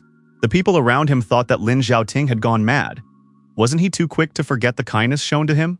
Mu Yan put his hand to Xiaoting's head and said that if he came back from there alive, then they would talk. The ungrateful student received another dose of admonishment from his teacher in the form of a massive series of blows and collapsed, coughing up blood on the ground. Mu Yang said who was this young man to threaten him and chased him away from here. From today onwards, he disowned this disciple. The viceroy said this guy could keep threatening him, but if he said another word, he'd get another smack on the head. Li Tianming thought that Uncle Ya was simply amazing, a straightforward example that one would want to emulate. Mu Yang turned around to our hero and said that they were performing. Qing Qing and Xiao Xiao helped Lin Xiaoting up and held him under his arms. Xiao Xiao said that it was not proper to show such disrespect to the governor of the palace. Xiaoting took Qing Qing by the throat and told her not to forget, if she wanted to go with him, she had to do her best to make sure he won first place. The girl replied that she remembered everything and didn't need to be reminded of it. Li Tianming said that when he returned from the Dark Abyss battlefield, he would release all of his blood and level the scales for what he had done to Jing Yu. Lin Xiaoting laughed and said that he would look forward to it, and Li Tianming shouldn't break his promise. Xiaoting added that the viceroy's patronage would allow Li Tianming to live a little longer, but one day, Li Tianming would kneel before him and beg for mercy, and then he would snap his neck or maybe blow his head off with his sword. A group of people were in a gorge on the shore of a mountain lake. Here is the entrance to the Dark Abyss battlefield, also known as the Bottomless Abyss. Every country has a similar entrance. Once the candidates get in there, they will be able to get out of there before the competition is over. When the disciples get there, they will find themselves in different places. But in the end, each of them is a disciple of the Heavenly Palace. If they meet, the best solution is to help each other. Li Tianming looked at Qing Qing and said that after meeting old acquaintances, they would definitely work together properly. One of the disciples said that in that case he would depart quickly. Whoever was the first to arrive would be the first to receive. Qinger warned that this redneck should guard Liner properly. Li Tianming replied that he would not fail. Mu Yang realized that Linger had already invaded Li Tianming and said that in that case, she shouldn't show her face. The boy replied to Uncle Yang that he knew everything and not even a hair would fall from the princess's head. Li Tianming also dived into the lake and went through this exit. After a short time, our hero arrived at his destination. Looking around, he realized that these were the battlefields of the Dark Abyss. The black sun was shining in the sky. Li Tianming told himself that from this moment on, there were no rules, no clues or directions. The tense animal competition of the Dark Abyss was officially beginning. Yingho said that it's not a bad place. Everywhere you look, there's a sense of danger everywhere. He likes it. Li Tianming suggested that this is the home of this chick. Li Tianming worked out a travel route and told the chick to keep up. He will try to move in the right direction. The guy was approached by Liner. Li Tianming asked what had happened. The girl said she felt the presence of a divine source. Li Tianming immediately opened the wings on his back and said that the princess was able to sense him because of her abilities sealed in her fingernails. Yingho happily said that they were going on a search. Li Tianming flew high up. Liner said that she was only able to unlock 3 abilities to divine origins. She has a certain susceptibility. She herself doesn't know why. Li Tianming asked the princess what she needed to do to unlock more abilities. Liner replied that she didn't know that, but as long as her brother was around, she could feel the restrictions falling away. Li Tianming said that his charm is so great that the princess is unable to resist, and even the seals are weakened. Li Tianming stopped at the edge of the abyss.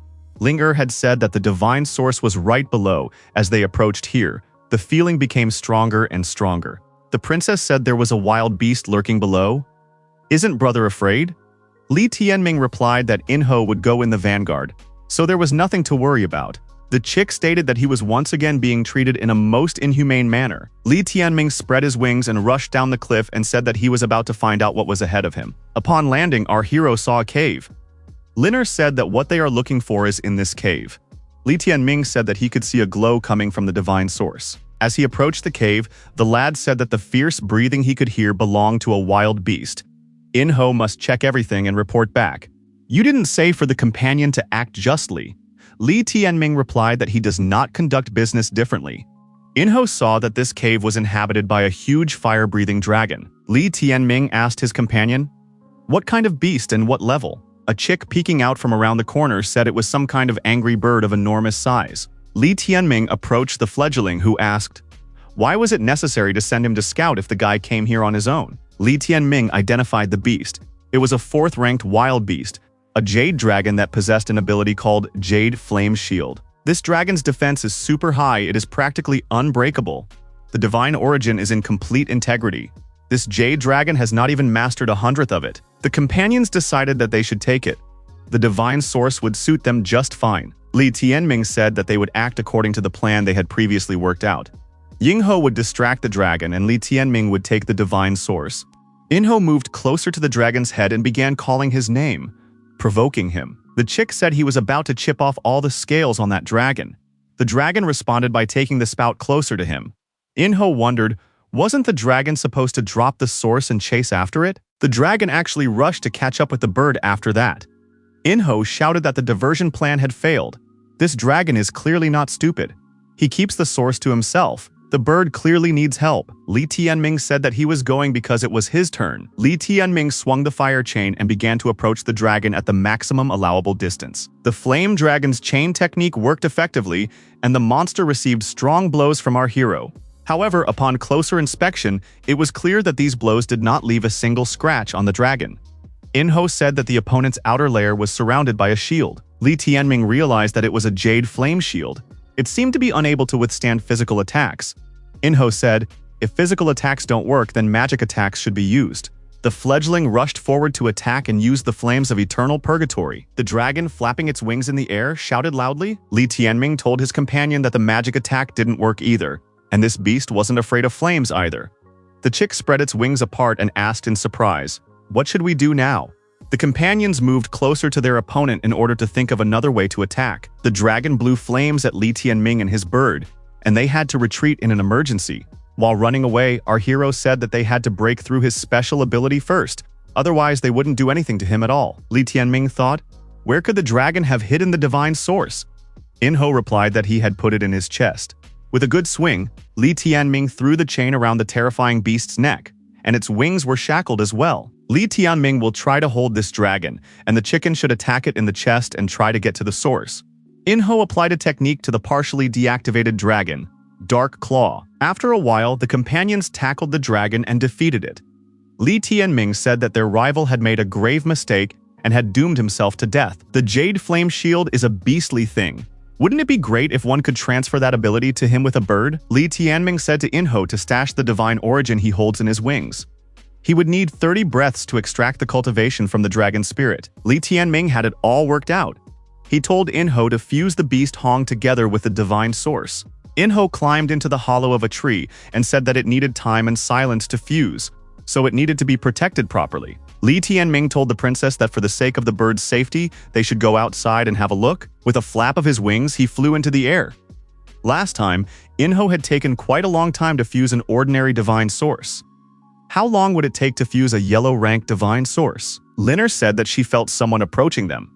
Li Tianming stated that the presence of the divine source was detected very quickly. A stranger appeared nearby and said that he had a feeling that someone's companion beast was engaged in melting the divine source. How fearless do you have to be to engage in source melting in the fields of the dark abyss?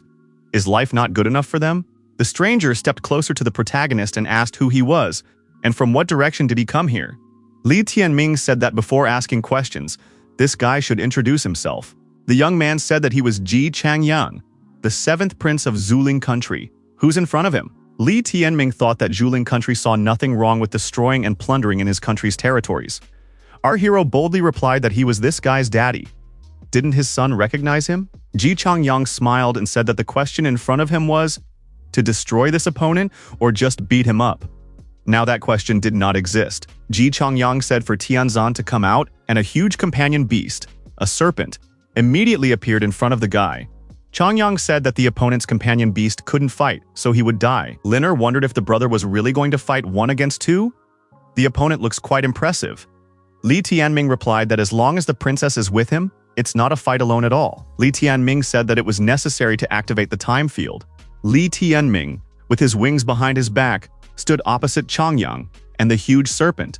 They were enclosed in a huge-sized transparent cube. Ji Changyang said that his opponent had managed to capture a vast area.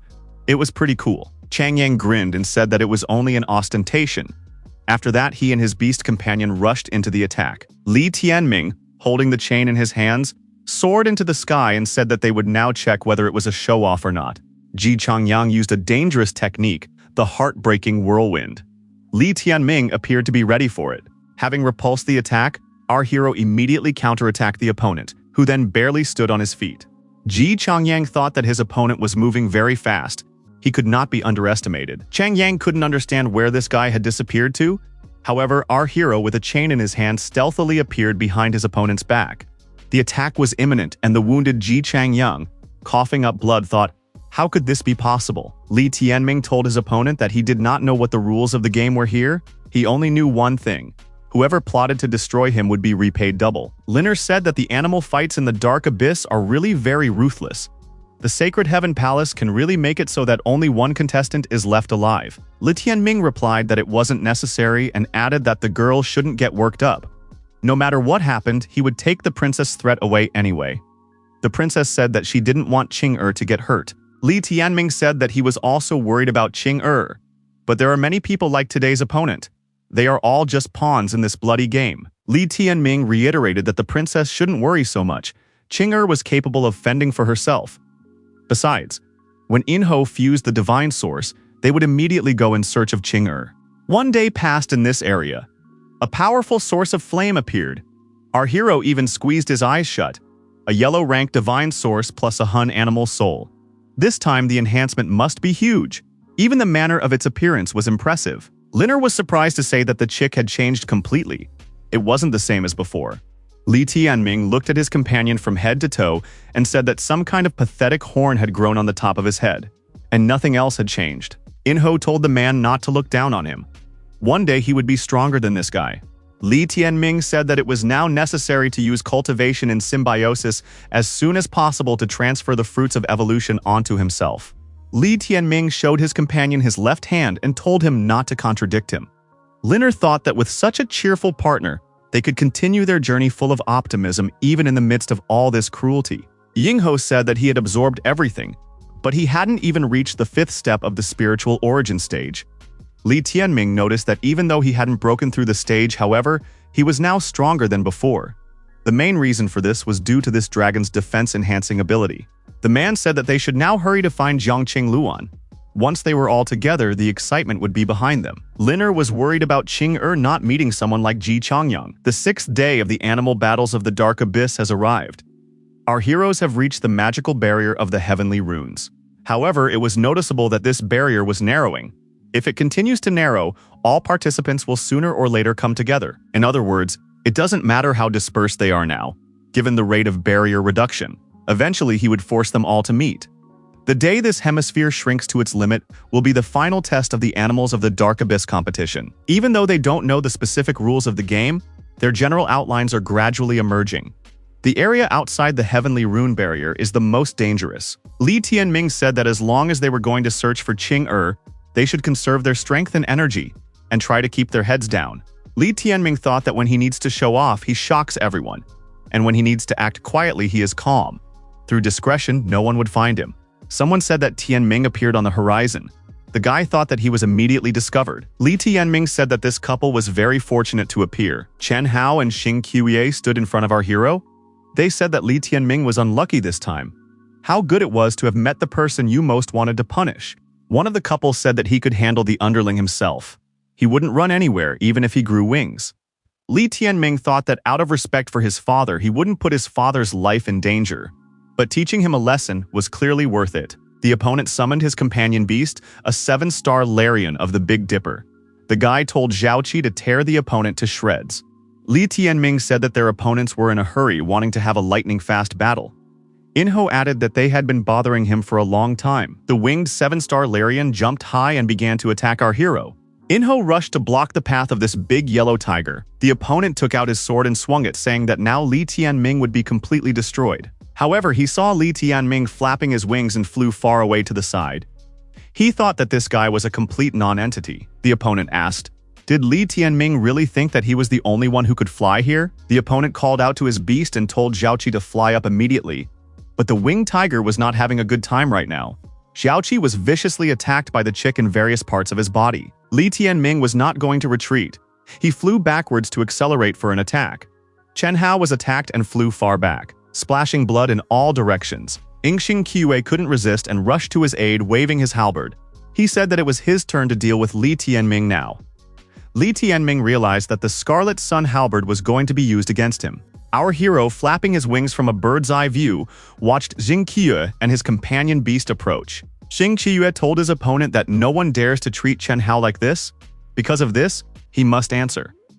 Xing Qiyu ordered his beast to attack and added that today he would make his opponent weep in despair. Li Tianming reacted in time, thrusting his left hand forward and applied the Lost Spirit Eye. The fire chains also came into play. From the expression on Li Tianming's face, it was obvious that he had no intention of joking around. Despite its length, Xing Qiyu's halberd viciously hit him in the teeth, and with a loud shriek, he flew backwards. Li Tianming added energy to his left hand, sending his opponent into a heavy knockdown. Chen Hao tried to crawl to Xing Qiwei from his last strength to give him spiritual support because he didn't have the strength to fight. The invincible Enro brutally massacred the battle tiger that was bleeding and lying motionless on the ground. Chen Hao and Xing Qiwei found themselves bound back to back by the long chain that the viceroy had given to our hero. They shouted loudly in pain and annoyance. Chen Hao decided that Li Tianming had gone too far, which he reported in a loud voice. The enraged Li Tianming started beating Chen Hao and said that he would show what humiliation was. He should answer for those remarks earlier. He could go back to his mommy and tell her how he was humiliated here. Changing his face, Chen Hao cried loudly. Yingxin Ye responsibly said that Li Tianming shouldn't touch him because he didn't have the spirit to do so. Li Tianming said that when he saw Xing Qiwei oppressing others, he was only waiting for this day of reckoning to come. Both of them would regret coming here. Li Tianming let his feet go and said that Chen Hao and Xing Qiyu would remember this moment well. Li Tianming took his chain and left the mountain of warriors on the lawn. He told the bird that they were leaving. The Animal Contests of the Dark Abyss, Day 14. The site of the recent battle was still smoking, Li Tianming said as he passed by. The battle that took place here caused enormous destruction. This clearly indicated that the companion beast involved in the battle was huge, and the water in the lake suggested that one belonged to the water-ice element. The burned trees suggest that there was also a beast of the fire element. Our heroes have decided that someone here has been engulfed in an icy fire. Li Tianming picked up a red bird feather from the ground. Linger was very frightened. The princess said that this pie says that Qinger was here. She fought someone. Li Tianming suggested that the princess take to the sky and survey the surroundings for other traces. As he flew up, the guy told Linger not to worry prematurely. They hadn't found any body or traces of blood. That didn't mean something bad had happened. From the bird's eye view, Li Tianming noticed that the shape of this pond below them was similar to the shape of a whale needlefish. Li Tianming said that Mu Qingqing was definitely here. With fury in his eyes, the protagonist said it was time for retribution. They must be found. The battlefields of the Dark Abyss, Wandao Lake. Qingqing is located on the shore. The girl, putting her hand forward with a determined look, performs the manipulation. Near Qingqing are huge companion animals, inhabitants of the watery expanse. One of the beasts told the mistress that the damage caused by the purple blood spiritual mark was too great. She had already subdued 2 wild beasts of enormous size, and if she continued like this, her body might not be able to withstand it. Qingqing said that it wasn't enough. In this deadly game, a chance is only given once. Even if this forbidden technique destroys her afterward, she would still put everything on the line. No one would be able to stand in her way, not even Lin Xiaoding. One day, everyone will look up to her, and those who stand in her way will be destroyed.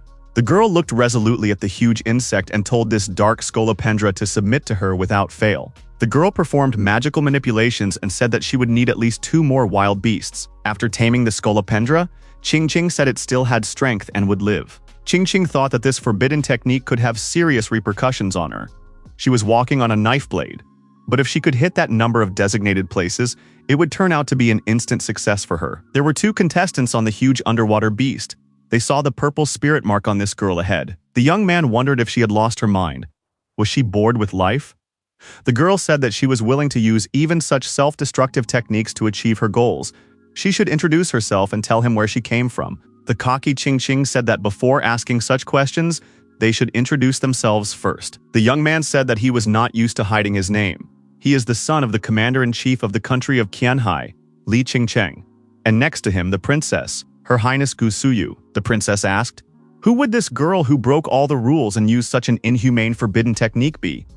She should be reported. If she is going to triumph with a forbidden technique, she is clearly a fantasist. The one who will be destroyed by the purple blood spiritual mark will be her." Qingqing wondered if there was really love between these two. Qingqing said she was just about to destroy the princess and the guy with the surname Li after all. Li Qingcheng took out his sword and told the princess that this girl cannot be let go. She will become very troublesome. She must be captured, even though she had subdued the spirit beasts, but her own strength was negligible. Qingqing said that she just wanted the lives of these two people and the lives of their companion beasts. Qingqing gave a command, and the companion beasts prepared to attack. The Animal Battles of the Dark Abyss, Day 16.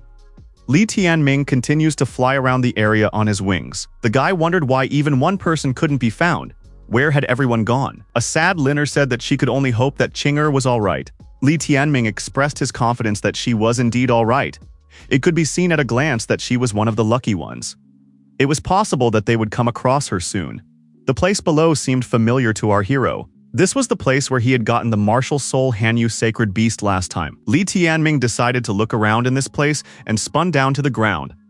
Last time he was here by chance. Now he was here again. No other way than fate. However, the water temperature in this place had become higher than during his last visit. Liner said she felt that there was something at the bottom of the lake. Li Tianming said that he felt something too. Diving under the water? Our hero said he needed to take a proper look around and find out what was at the bottom. Using his magic eye, Li Tianming detected a spiritual quintessence of heavenly blue-colored runes. He decided it was an exceptionally valuable spiritual quintessence. Inho added that it tasted awfully good. A chick floating nearby said they should share it. The guy thought that if he ate the thing, his stomach would turn to ashes. He offered the flower completely to a bird. Li Tianming said that in any case their cultivation is in symbiosis, so no matter which one eats him, there would be no difference. Li Tianming added that if the chick is afraid, it will so-and-so eat half of it. The quintessence was divided into 2 equal parts. Each of the participants in this experiment bit and tasted the object. Inho said it was a manly thing to do. After that, Li Tianming crouched down and fell to his knees. He said that he would definitely die now. Inho shouted for the man to assimilate it quickly and not waste it. Liner wondered how the little brother was feeling. Li Tianming asked that the princess should hurry up and help digest it. He might faint from this heat soon. The princess hugged the young man and told him that she was here and would not let anything happen to him. A powerful energy column burst out of the water element and was directed into the sky. The 5th stage of the spiritual source was broken through. Li Tianming said that his strength had increased significantly. Even though he was only at the 5th stage, but now, even when facing an opponent at the 9th stage, he would still be confident of success. In addition, he feels that his eyes have begun to see much farther and much clearer. From a bird's eye view, our hero saw a fierce battle going on far ahead. Li Tianming noticed that this girl riding on top of a water dragon was very cool. However, the other person is Mo Lin. Bleeding, he asked who she was. Why was it necessary to go to such an extreme? After all, they had admitted defeat. Why was it necessary to destroy them? The girl said her name was Yue Lingji, although it didn't matter to him anymore because he was about to die. Throwing Mo Lin aside, our hero, Li Tianming, stood in his place. Lingzi said that he was very lucky, but another dead man appeared instead of 1. Including these, she would now have 7 lives on her account.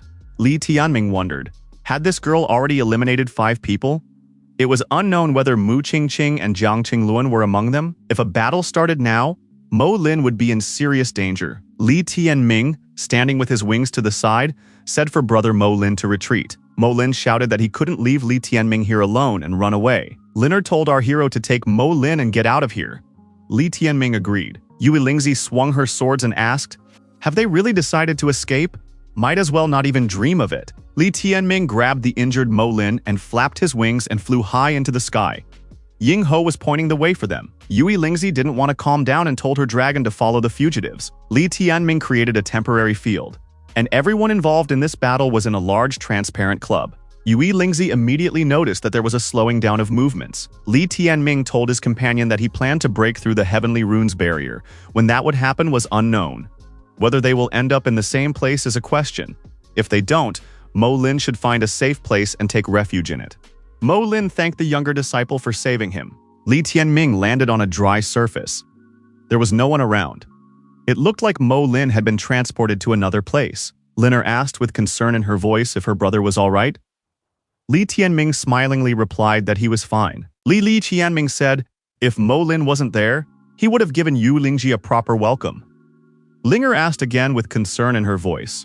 What did he think about Qing? Li Tianming once again expressed his confidence that the princess was fine, and they would definitely find her. Inho agreed that if they didn't retreat now, Yue Lingzi would definitely be in trouble. Li Tianming was angry at the companion beast. He hid in the companion space and forced it to break through the storm alone. Li Tianming had an idea. The Heavenly Rune barrier was shaped like a hemisphere. In that case, its highest point was the center of the barrier. So this place is the final location. Inho said it was a logical reflection. Satisfied with his deductions, Li Tianming took the princess by the hand and said that they were going there. If they didn't find anyone, they would wait there. Animals and battles of the Dark Abyss. Day 19, Li Tianming said, this is the center point of the Heavenly Fleece barrier, Wandao Lake area. Mo Lin said that someone might have already gotten here.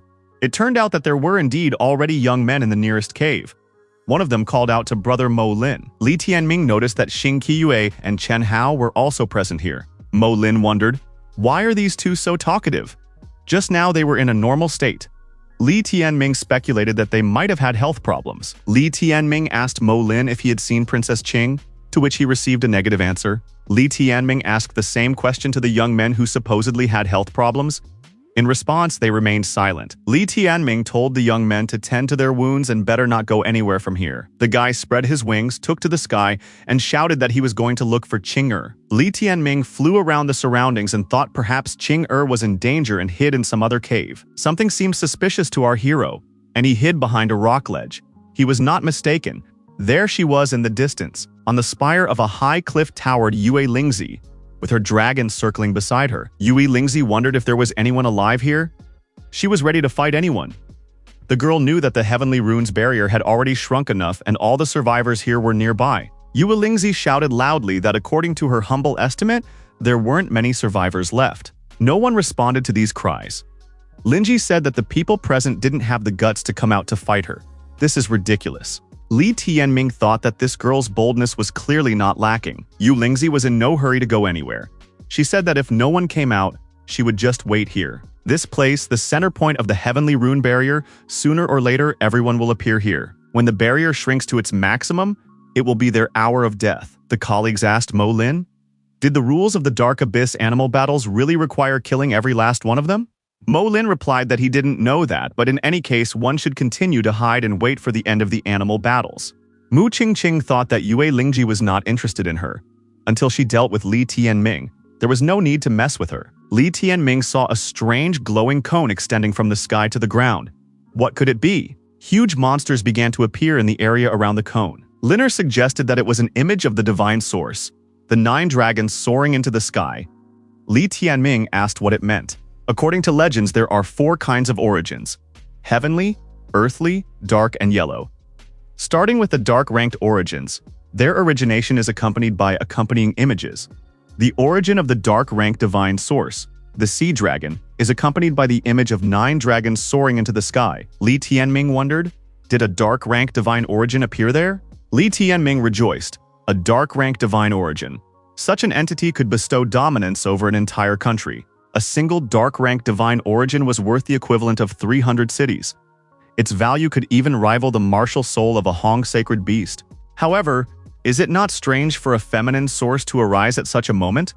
Is it possible that the actual rules of animal competitions include the acquisition of the source? Yue Lingzi declared that if no one showed up in front of her now, the dark-ranked divine origin would belong to her. Li Tianming thought that these were the real conditions for winning the competition. Destroying opponents to win was just a false rumor. The first one to get the dark rank source would be the first one to win. After successfully mastering the source, even someone with a lack of talents can more than compensate for them. Yue Lingzi, standing on top of her dragon, said that the divine origin sea dragon was in her hands. The competition isn't over yet. Doesn't anyone want to get lucky? Linji said she already has 6 people on her account. She wants to bring it up to 10 to get a round number. 2 candidates appeared in front of the girl. They told her to immediately give the divine source to them. If she was not cooperative, they, the twins from Sankai, would not be ceremonious with her. Li Tianming said that the temptation to obtain the divine table was indeed great. However, someone had already put their head to sleep. Lingzi said that talking is inappropriate here. Anyone who wants to talk can approach her. One of the twins said to let his rabid shark tear his rival to shreds. The other twin brother wasn't ceremonious either and told his sea beast to move forward. Linji drew her sword and dealt with her opponents very quickly. She said that they were too small fish to her. Li Tianming entered the arena and said that a crazy woman like Linji should be punished by someone. He came to teach her a little lesson. Yingho declared that he wanted to ride that dragon and soar into the sky. Yu Lingzi said, "Once again, this man got in her way. Who is he?" Our hero said he doesn't hide his name. His name is Daddy Li. Yu Lingzi said that this was the first time she heard this name. But in any case, from today onwards, it would become the name of the deceased. Li Tianming smiled and said that she had memorized her daddy's name well. Inho said that this woman was a smart woman. Li Tianming made a serious expression and declared that this source would belong to him. Yu Lingzi called her opponent a scoundrel. How dare he mock her? He would definitely die now. The dragon opened its huge maw and activated the Heavenly Frost technique. A huge icy charge of energy was directed at our hero. Yu Lingzi on her dragon moved forward, freezing everything in front of her. Li Tianming was forced to retreat as ice cliffs formed in front of him. Yu Lingzi, having gotten close enough to Li Tianming, said that this guy with such consequences of abilities still had the nerve to compete for something that didn't belong to him. Li Tianming once again retreated to a safe distance. He was waiting for the opportune moment to attack his opponent. Li Tianming asked in surprise, "Did Lingzi really mean to say that someone had decided in advance that she would be the first?" The girl smirked. He can't fight her on equal terms, so he's trying to resort to some conspiracy theories. She wasn't the kind of person who would put up with that slander. Yui Lingzi declared that if this guy could defeat her, the first place and the dark rank divine origin would belong to him. Our hero agreed to such conditions. After spreading their wings, Inho and Li Tianming began to gradually rise up and overcome the icy obstacles. At the same time, they relentlessly approached their opponents. Hurricane Whirlwind was used in this battle. Li Tianming, using his physical attributes and thanks to his wings, dodged the ice attacks. Yu Lingzi once again got within close range of her opponent and grabbed her sword, shouting a battle cry and trying to make a mental attack on her opponent. At this moment, our hero took off his bandages and exposed his left arm. Yue Lingzi thought it was some kind of weapon. At this time, the chick made a fiery attack on the opponents, trying to melt the ice that was appearing around them. Not expecting such a combined attack, Yue Lingzi flinched backwards and fell onto the ice. However, she noticed that the opponents were not moving in her direction. Could it be that she was not their target? The ice dragon was attacked and found itself captured by the chain of fire. Yue Lingzi was weighed down by the fact that her Feng Yin, great and invincible, appeared to be partially deactivated. Now that the dragon couldn't lend support to his companion, Li Tianming was ready to fight his opponent. He asked if Yue Lingzi was surrendering. Lingzi asked angrily, how could this rascal boy dare to hunt her companion beast in such a lowly manner? Did he really think he could pull the same trick on her? Lingzi, swinging her swords, rushed to attack and said that she would not admit defeat.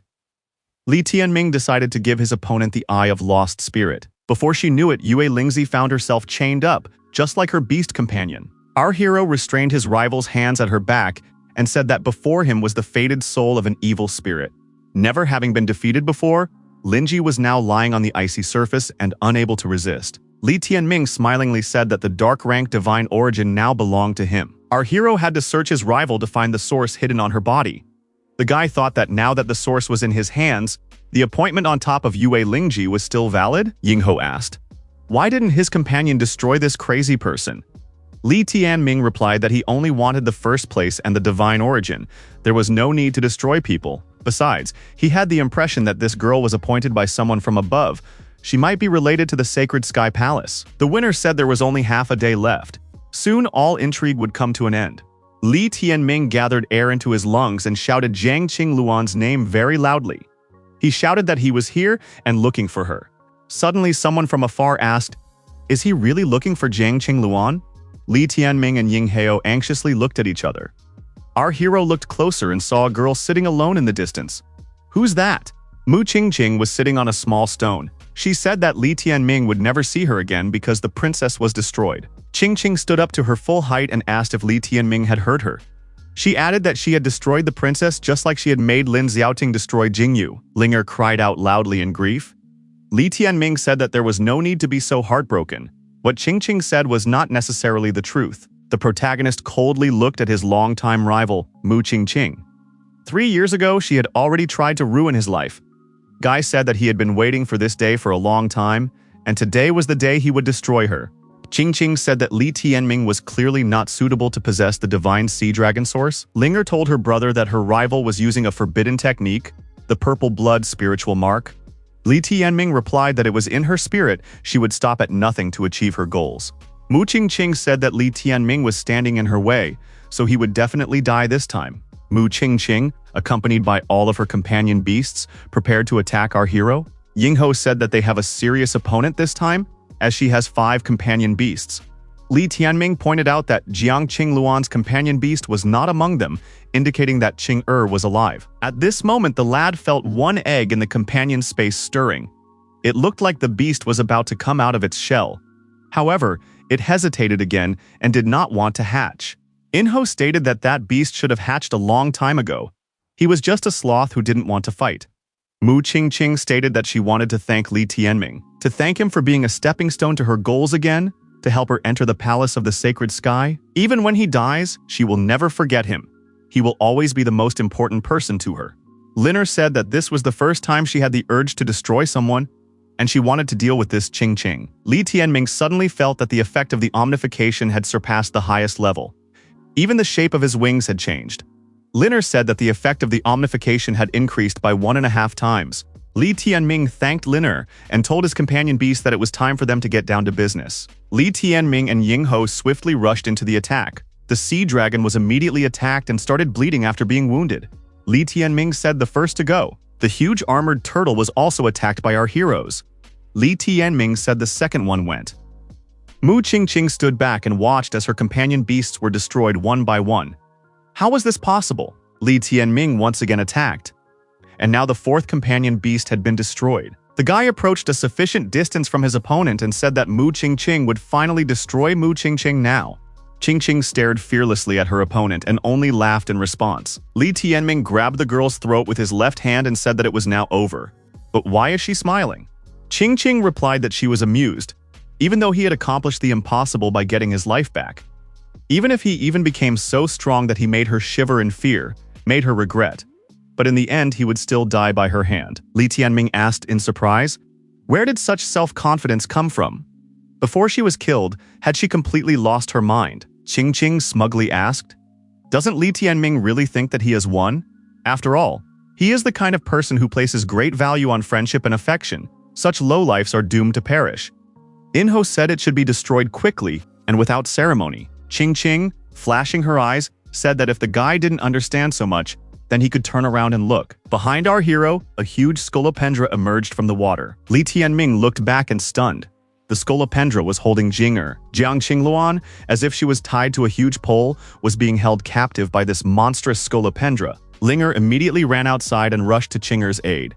Li Tianming shouted for the girl to keep calm. Li Tianming said for Liner not to worry. Qing was alive, so they would save her. Inho said that there would definitely be a way. Li Tianming called Qingqing a lowlife and asked what her future plans were. Qingqing replied that she saw 2 options. Either Qing or Li Tianming would die. Mu Qingqing added that since the guy is sensitive, he can commit self-destruction. He has 10 breaths to think about it. Qingqing opened the account. Li Tianming couldn't figure out what he should do. Qingqing wouldn't stop counting. Suddenly, someone told our hero that he could help. The guy was surprised. Who is saying this? A voice came from the cracked egg. It was his beast companion speaking. If the boy followed his plan, he would help him out of this hopeless situation, Li Tianming said as he listened attentively. Qingqing counted from 10 to 0 and said that the guy wasn't going to commit suicide, so he would watch Qing die. Li Tianming took the cracked egg in his left hand and asked if Mu Qingqing knew what it was. Suddenly, thunder rumbled in the sky and a huge lightning bolt appeared. Qingqing wondered, how did this guy manage to summon the heavenly thunder? Li Tianming raised the egg high up. The lightning and thunder intensified. The scolopendra was attacked by a huge amount of lightning and couldn't do anything about it. Linner saw the scolopendra disintegrate into small pieces and began to sink beneath the water. The princess screamed loudly. Enro said that there was no need to worry. The liberated Ching has been taken under protection. The depressed Ching fell to her knees and screamed hysterically. How could this be, after all? It had only been 3 years. How could there be a colossal change with this guy in such a short time? Li Tianming approached his rival and said that they would play soon. He thought for a long time about how to collect the debt from her. Li Tianming furiously flashed his eyes and said that the girl should morally start preparing. Today, she would regret not getting killed. Linger raised her hands up and prepared to receive the descending Ching-er. Ching-er was still in an emotionless state, however, she was definitely alive. The lightning and thunder continued. The second huge beast of primal chaos was about to be born. According to him, with the power that would arise at his birth, he would be able to pull down the streams of heavenly thunder. His power had reached unbelievable proportions. Enro said he was the arrogant type. If he had been born in a place full of fire, his appearance would have been much cooler. Li Tianming thought, judging from the manner of his birth, he is definitely a ferocious predator. Finally, there was someone worthy of the title of a huge beast of the primordial chaos beast. Li Tianming asked what the name of this primordial chaos beast was. The beast said that its name was the Thunder Demon of Primordial Chaos. It has sharp fangs and dangerous claws. A fearsome beast emerged from the egg and said, "Meow." Li Tianming was furious. He had been told that it would be a huge ferocious tiger. In reality, it was just another fluffy toy. He was tired of being the object of ridicule. Li Tianming grabbed this kitten and spun it around from all sides. He said that there was obviously some kind of mistake. There must be some mechanism to make this animal bigger. Linner grabbed the kitten and said that this companion animal was really cute. I don't even want to let him out of my arms. The pragmatic Enro said that there was no time to waste. Before the echoes of thousands of lightning bolts subsided, one should take the opportunity to cultivate the combined attribute of thunder. Li Tianming wondered, did the chick really mean to say that his strength could allow the two beast origins to combine? Yingho added that they were now in a place filled with thunder and lightning. There were countless lightning bolts around them. There was no better place to cultivate. Li Tianming took the primordial chaos thunder demon in his hands and said that in that case, they wouldn't waste any time. The guy put the kitten on his head and triggered the animal meridians. In the lotus posture, he proceeded to activate the process. Li Tianming found himself in a protected sphere. Lightning bolts were flashing all around him. Linner said they absorb lightning discharges. That's incredible. Enro asked the princess a question very important to him. Who has more charm, him or the lazy cat? Linner replied that the kitten was 10,000 times cuter than the chick. He had nothing to compare to at all. After passing the matching attributes of fire and thunder, Li Tianming completed the synchronization mode. The guy looking at his hands said that the combination of the attributes of thunder and fire was complete. At the same time, one of his hands was burning with fire, while the other was icy. The primordial chaos thunder demon said that he was tired and didn't want to practice anymore. Kitten said he was sleepy again. He needed a nap. Enro called him lazy. Li Tianming thought that bringing this kitten into battles would be quite problematic. Enro said that it was a very lazy cat. Linner said not to involve the kitten in the battle. He mustn't get hurt. If there was any danger, Enro should be sent to the vanguard. The chick said the princess is a very soulless woman. He was wrong about her. Linner asked what name her brother was thinking of giving this kitten. Li Tianming replied that the princess could think of one herself. Linner said that this kitten has black fur. Plus it's lazy, so we can name it Shadow. The young men approached our hero and said how lucky he was to be in one piece. He had survived the natural disaster that had recently struck here. Mo Lin inquired how Princess Ching was feeling. Li Tianming replied that the princess was poisoned, but he didn't have any antidote. Mo Lin said he was trained in healing. We need to figure out what kind of poison they're dealing with. To do that, we need to look at the princess. After examining the situation, Mo Lin said that it was the dark demon poison. He would be able to handle it. Linger rejoiced. Chinger now had a chance to be saved. Li Tianming said that it was good that senior disciple Mo Lin was beside them. Li Tianming walked over to the kneeling Mu Qingqing and said that it was time to settle the score. Qingqing inquired what he was going to do. She is now the representative of the Lei house. If something happened to her, the Lei house would not forgive it. Li Tianming was surprised. Did she really think that she was so important to Lin Xiaoting? Had she seen herself in the mirror? She looked very ugly right now. Qingqing cried and asked for Li Tianming to let her go in remembrance of what happened between them. The guy replied that all he has left in his memory is the image of her destroying his best friend, his tarnished name and 3 years of humiliation. He can't show her even an ounce of compassion. The young men were surprised. Were the events of 3 years ago not so simple? Li Tianming said that destroying Mu Qingqing would be too easy for her. The guy added that he wanted her to live her life wishing for her own demise. Li Tianming performed certain manipulations in front of the girl, using the resources of his internal energy. Mu Qingqing lost her balance and began to sway and cough up blood. The girl's sanity became clouded for a while. Li Tianming said that he had destroyed her animal meridians and spiritual source. She would no longer become an animal mentor. Now her place was among the trash. Qingqing fell to the ground and began squirming in agony, the girl begging to be destroyed. Li Tianming said that she would live and experience on her own skin what it had been like for him for the past 3 years, and what he had gone through. But she wouldn't have to endure 3 years, only until the day he tore Lin Xiaoding into small pieces. Mu Qingqing continued to lie on the ground and moaned with hopelessness. Li Tianming said that the barrier of heavenly runes had collapsed. The Dark Abyss competition was finally over. The guy told the princess that there would be a lot of people here soon, so she'd better move in. Liner said she knows, and that's exactly what she's going to do. Li Tianming walked up to Mo Lin and asked how Princess Qing was doing. Mo Lin replied that he had practically dealt with the poison. The princess should wake up soon. Princess Qing actually opened her eyes after a while, and Li Tianming greeted her. Qing inquired what Li Tianming was doing here and where was Lin.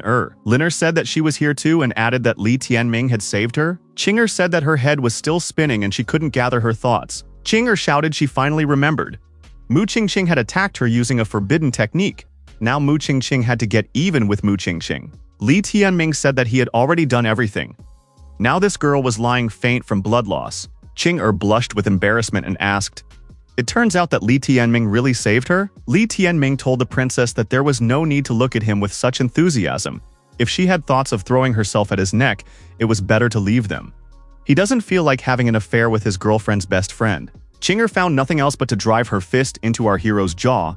It was quite unexpected, Princess Qing said, even though Li Tianming may be capable. But he shouldn't think that because of this, she would turn a blind eye to how he was messing with Liner's head. Rubbing his bruised spot, our hero asked, "Who else could treat his savior like this?" Mo Lin said for the two to stop fighting and looked up. That was where he pointed his finger. A gap appeared in the sky, in the clouds, and 2 bright beams descended, down which 2 men descended. The strangers descended to the ground and approached our heroes and introduced themselves. They were the representatives of the Sacred Sky Palace Inspection, Jin Yixuan and Song Yixue. They were interested in Li Tianming. Our hero looked at the 2 guests and thought that they had not come with good intentions. Why did they need him, and what was going on? Song Yixue repeated the question, "Which of the people present is Li Tianming?" Li Tianming bowed and introduced himself as the Lord Warden. Song Yixue inquired, "Did he really take the source of the dark-ranked sea dragon?" Li Tianming said that it was indeed him. Jin Yixuan said for this guy to let them have a look at him. Li Tianming took out and showed this dark-ranked sea dragon source. The guy thought that they needed to verify its authenticity to determine the final results. Song Yixue stretched her hand forward and used her magical abilities to draw the source towards her.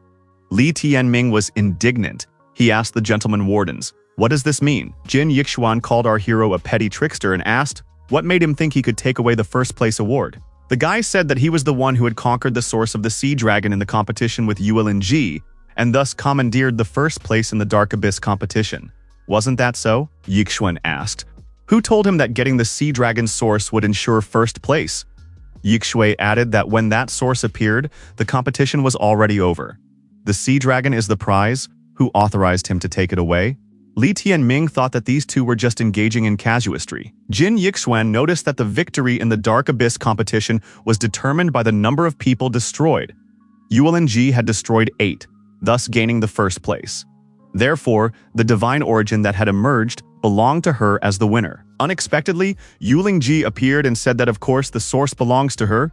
Water is not Li Tianming's attribute, so the source is clearly not for him. Song Yixue gave the source to the girl and told her not to lose it again. Yuling thanked the gentleman wardens. Li Tianming thought that everything was actually pre-arranged. Otherwise, why didn't they announce the rules? It was to make them up as they went along. If Yuling had obtained the divine source, the rules would say that the first place would go to the one who took the source. If she didn't get it, the number of opponents destroyed would be the victory condition. The guy thought that for the sake of their games, they had lured people from all over the world to come here. 11 people died to ensure ULNG's entry into the Sacred Sky Palace. Who is ULNG and what status does she have? The whole game was designed by these two wardens, as they say, so be it. And there's nothing you can do about it. All power is in the hands of the powerful, and right now their power is overwhelming the sky. They are the ones who move the pieces on the chessboard. As a piece, the disciple has no say. They will be manipulated as they wish. ULNG laughed. Did this young man really think that he could compete with her? Jin Yixuan told the people present that they had thoughts on this matter. But this was a trial organized by the Sacred Sky Palace. Therefore, when they return home, they should not gossip and blabber anything. Otherwise, it might have a negative impact on their future. Li Tianming thought that these wardens didn't even bother and threatened openly. Liner wondered to his little brother, what should they do? Doesn't this mean he won't be able to save his mom? Li Tianming replied that there's nothing they can do about it. They just have to listen to what these two have to say. Jin Yixuan said that Li Tianming had performed excellently during the Dark Abyss competition, and they had decided to give him an award. The award would be a yellow rank divine origin. Song Yixue asked which attribute source the young man wanted. Li Tianming thought badly towards these wardens, but he said aloud that he wanted the source of the thunder attribute. The guy was handed a triple electric spike. It's a yellow-ranked divine origin. The wardens, after finishing their negotiations, said that the kid might still have a chance to join the Sacred Sky Palace.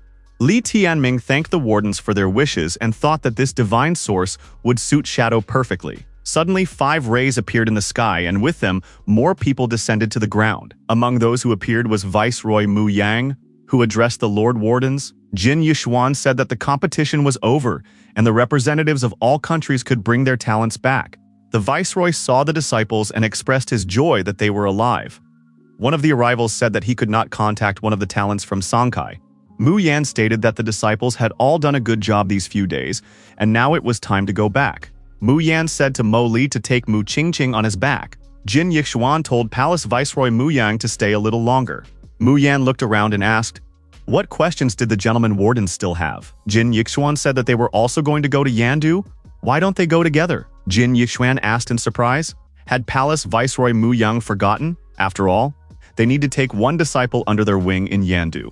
Yixuan continued that they were heading to Yandu to pick up Lin Xiaoting. Mu Yang said that he would gladly receive the Lord's wardens and was honored that they would visit Yanda. Mu Yang said he wondered, why did the Overlord Masters decide to choose the Azure region of the country to hold the Dark Abyss competition? Was it for the sake of making it easier to reach Yandu afterwards? Yixuan replied that this choice helped avoid unnecessary hassle. Liner told her brother that Qing'er was still not feeling well. Could he take her on his back? Li Tianming smiled and said that he would gladly fulfill this assignment.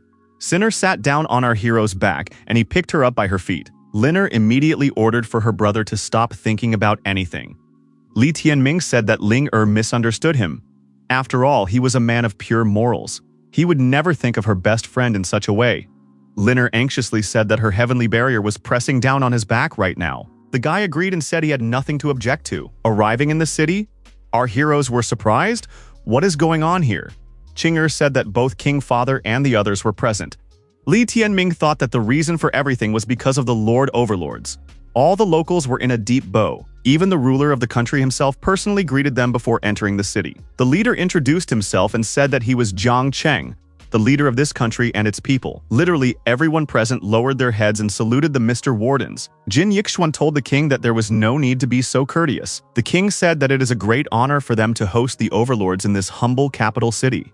A banquet has been prepared for the guests in the royal palace. Yixuan said that the main purpose of their arrival was to pick up Lin Xiaoting. There was no need for banquets and festivities. They would like to go straight to Lei's house now to check Lin Xiaoting's cultivation at the same time. The king said that the Lord Overseers could do as they saw fit. Lin Zhao and Lin Tianzan were instructed to give the guests a proper reception. The men replied that in their Lei house, no one would dare to be disrespectful to Mr. Warden. The injured and soiled Mu Qingqing stretched her hand forward and called out to Lin Xiaoting. From behind Jin Yixuan, Yulingji looked out and asked, "So this young man is Lin Xiaoting?" Lin Xiaoting bowed and introduced himself to the Mr. Wardens and Lady Yuling. Yixuan said that once they arrived at the Lei house, he would personally test the young man to find out his talent level. Lin Xiaoting congratulated Yulingji on her first place in the Dark Abyss animal competition. He hoped that he would go to the Sacred Sky Palace with Lady Yuling. Yulingji said that this guy is not bad. And he is not lacking in ability. She is looking forward to them going to the sacred Sky Palace together. Lin Xiaoding took the girl's hand and said that there was no way he would fail Lady Yuling's expectations. Li Tianming thought that these two should be more careful, acting as if there was no one around. As expected, Mu Qingqing has become a bargaining chip. Her punishment is just beginning. The king said that the wardens had left. Now everyone could disperse. Qinger said for Liner to come out, they should greet the king father. The girls held hands and approached the king. The king smiled and told the girls to return with him. They needed to rest properly.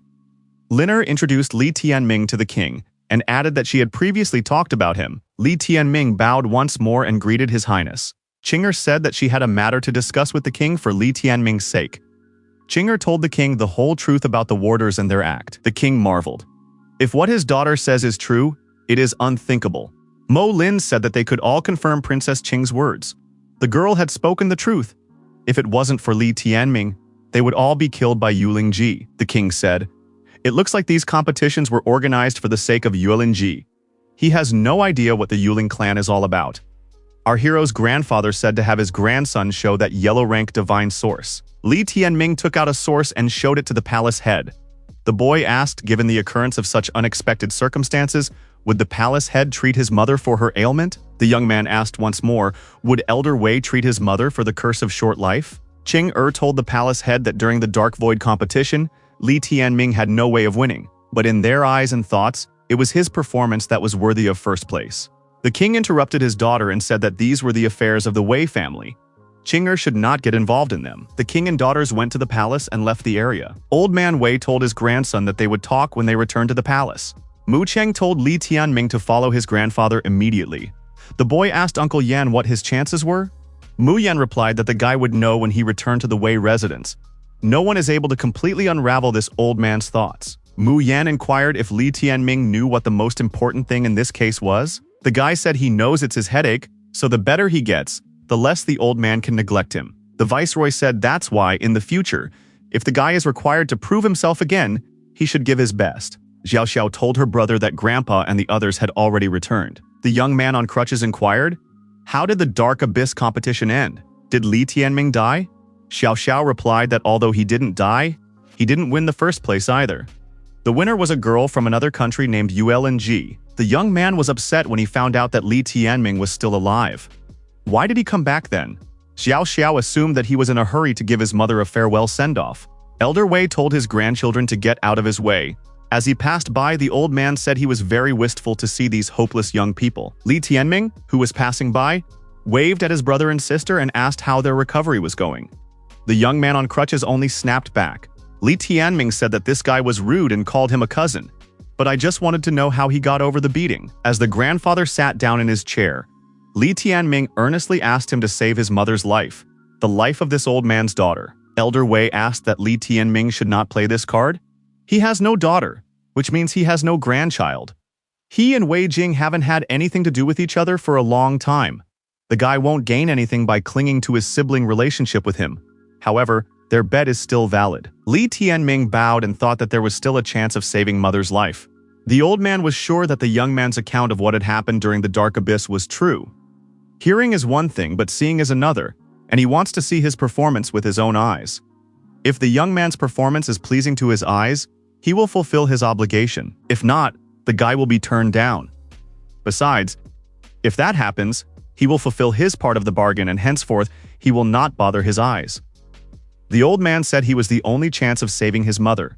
He said that he understood everything.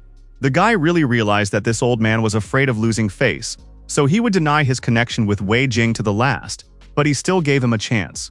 Xiao Xiao told her grandfather that Li Tianming had already jumped the argument. There was no need to give him a second chance. The old man said to call Wei Ziyu's grandson Wei Ziyu to him immediately. Elder Wei said, if Li Tianming defeats Wei Ziyu, he will get a chance. As far as he knows, Princess Lin isn't around right now, so his fighting ability will be greatly reduced. Mu Yang said that Wei Ziyu is older than Li Tianming and is at the 9th step of spiritual origin. Li Tianming replied that he would not run away from a fight. The Wei family's martial arts arena? The young man asked. Is Li Tianming really Li Tianming in front of him? Li Tianming said hello and said that he was counting on his fellow student brother for guidance. Wei Ziyu said that he would be vigilant and would not underestimate the opponent. Xiao Xiao said to let brother Ziyu teach him a lesson. Let this guy know that there is something for everyone. The elder's son said that without having Jiang Feilin by his side, this guy dared to challenge the 9th step of the spiritual origin. His brother said that Ziyu is famous for his coolness. Li Tianming doesn't stand a chance. He stood and asked Mu Yang if the viceroy knew why he was unable to ask Wei Jing. Mu Yang said he wanted to hear the master's answer. The old man said it was all because of Mu Yang. Mu Yang doesn't deserve what happened, and he resents it. The day he took Mu Yang as a disciple, he had already considered him as his son-in-law. In those days, they were the perfect couple in anyone's eyes. Mu Yang replied to his master that it was all a matter of bygone days, and he was no longer young. The old man asked indignantly, what could she find in this scum Li Yanfeng? Even Chen Sheng back then, who was vying with Mu Yang for his daughter's hand, was hundreds of times stronger and better than him. Mu Yang said that if master really wanted to make him feel better, he should just forget about old grudges. Mu Yang told the old man that this boy was not to blame for anything. He had to endure many hardships along the way. It would soon become clear whether he was really a first-class talent. Ziyu said that he was counting on his companion beast Ziying, the Peng Thunderbird, and in turn used the Thunderblade against his opponent. Li Tianming said that the thunder element was the last thing he was afraid of, as he had now become the animal mentor of the two beasts with the combined elements of fire and thunder. Li Tianming shouted that now the opponent would find out what he was capable of. The guy shouted for his companion beasts to come out. Xiao Xiao wondered what two beasts were talking about. Li Tianming is just bluffing. The elder's son said with surprise that this guy actually emitted fire and lightning. Enho grabbed Shadow and took to the air with him. Chick said that the cat would have to fight side by side with his big brother. The kitten complained that he was very sleepy. Enho said it's time to stop sleeping and we need to get down to business. When they beat that guy, then they can sleep for 3 days. Tin tearfully said Enho was tricking him, then made him practice again. However, Shadow became angry and glaring with his eyes attacked his rivals, saying that it was because of them that Brother Chicken had woken him up.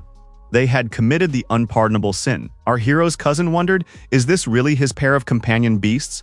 He probably wants to win by using cuteness. Xiao Xiao said that this kitten is so cute, it's as if it came out of her fantasy. She wants one. Ziyu and his Thunderbird Peng were furiously going on the attack. Ziyu understood that the appearance of the opponent's companion beasts was too deceptive. One should not underestimate him and hold back. Li Tianming adopted a fighting stance and prepared to repel his opponent's attack. Thunderbird Peng and Kitten Shadow were rapidly approaching each other. Just below, Ziyu and Li Tianming were also preparing to clash in battle. When the opponents collided, a huge amount of energy was released, and the entire arena was engulfed in smoke. Li Tianming was forced to step back to a safe distance, appearing out of the smoke to the onlookers. The same thing happened to his opponent. The opponents separated on opposite sides of the arena. Ziyu, bleeding, thought that the opponent was much stronger in this fight. The forces were not equal. Enho, flapping his small wings, approached Thunderbird Peng and attacked it with his beak in the forehead. The Thunder Sphere of Primordial Chaos was used in this battle. The Peng bird, which was hit, lost its balance and lost its aerodynamic ability, and began to fall to the ground chaotically. Zhao Xiao thought that this was once again a rout with no chance of victory. Elder Wei's son thought, how did this guy manage to have two companion beasts with combined fire and thunder cultivation? Mu Yan, watching this fight, said that this kid would never stop surprising him. Ziyu kneeled before his opponent and said that he admits his defeat. Enho was most angered by his colleague's behavior. The Shadow had managed to sleep even while in freefall. Li Tianming, holding Shadow in his arms and with Enho on his head, thought that possessing a pair of companion beasts was great, although it wouldn't be too cool to win against 3 against 2 every time. Mu Yan approached our hero and asked when did he manage to become the animal mentor of the two beasts. Li Tianming replied that he had used a spiritual blood contract to make them his companions. But this cat was too lazy, so it wasn't always possible to use it. Elder Wei wondered. Could it be that the guy had managed to obtain 2 companion beasts with different elements through a spiritual contract? He had never heard of such a thing in his life. Mu Yan smilingly said that this only proves that Li Tianming is unique, which was expected from his disciple. The elder's son admitted that it would have been good if Li Tianming had been raised in the Wei residence since childhood. His brother admitted that in that case, the boy would not have had the opportunity to make spiritual contracts. Li Tianming approached his grandfather again and bowed, asking him to save Wei Jing and give her a chance at life. The old man thought that he would never believe that this young man was Li Yanfeng's son. Elder Wei ordered that Wei Jing be taken to the Tianyuan room. He will go into seclusion for half a month, and during that time, no one is allowed to go in there. Li Tianming tearfully thanked the old man for his help. The boy was on his knees and kept crying. In-ho flew up to him and tearfully told him that mother had a chance of salvation. Li Tianming raised his hands up and shouted that his mother would be saved. Overjoyed, the chick slapped the kitten and told it to stop sleeping. The viceroy told his apprentice that he had done a beautiful job. At Lei's house, the host suggested that everyone raise their glasses to the gentlemen of the junior wardens. The supervisors thanked the hosts for their hospitality. House Elder Lei turned to the head of the Yuling family and said that they would soon become kin. Yuelan Hong, the head of the clan, thanked them for their hospitality and said that it knew no bounds. They will become loyal allies in the future. After the young gifties are married, they will go together to perfect themselves in the palace of the sacred sky. A perfect marriage awaits them. The overseer said that after the merger, the influence of these families will increase greatly. Everything is going great. The only thing missing is the prestige of the heavenly court. Wei Tiansong is completely unaware of anything. It won't be long before they suppress the Wei family. Elder Lei said that for too long the Wei family had controlled the heavenly palace. It was time for them to leave.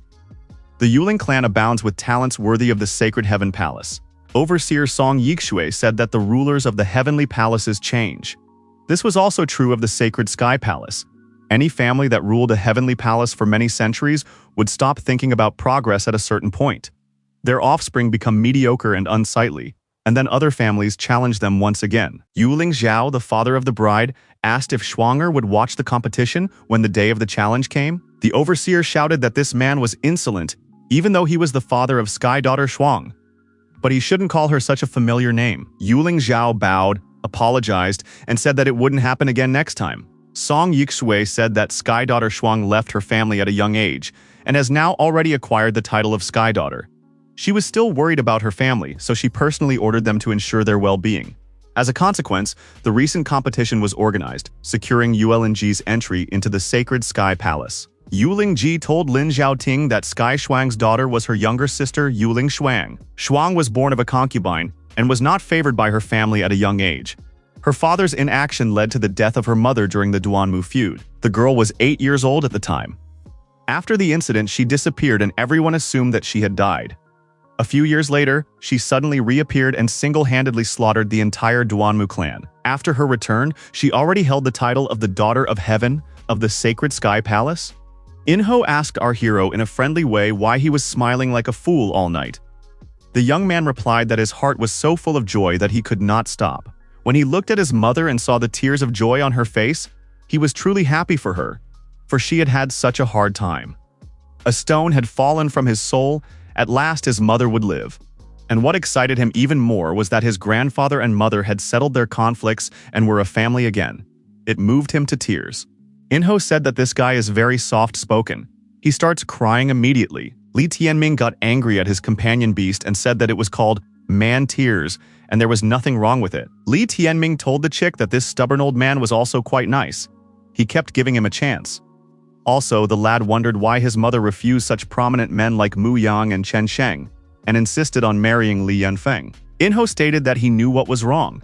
Mother had specific taste. She liked ugly losers. Li Tianming pounced on the bird. She dare not insult his mother. If In-ho continues like this, he will go to the pot. The boy heard that in the past, his mother had gone to the Dongshan region's Dark Abyss competition.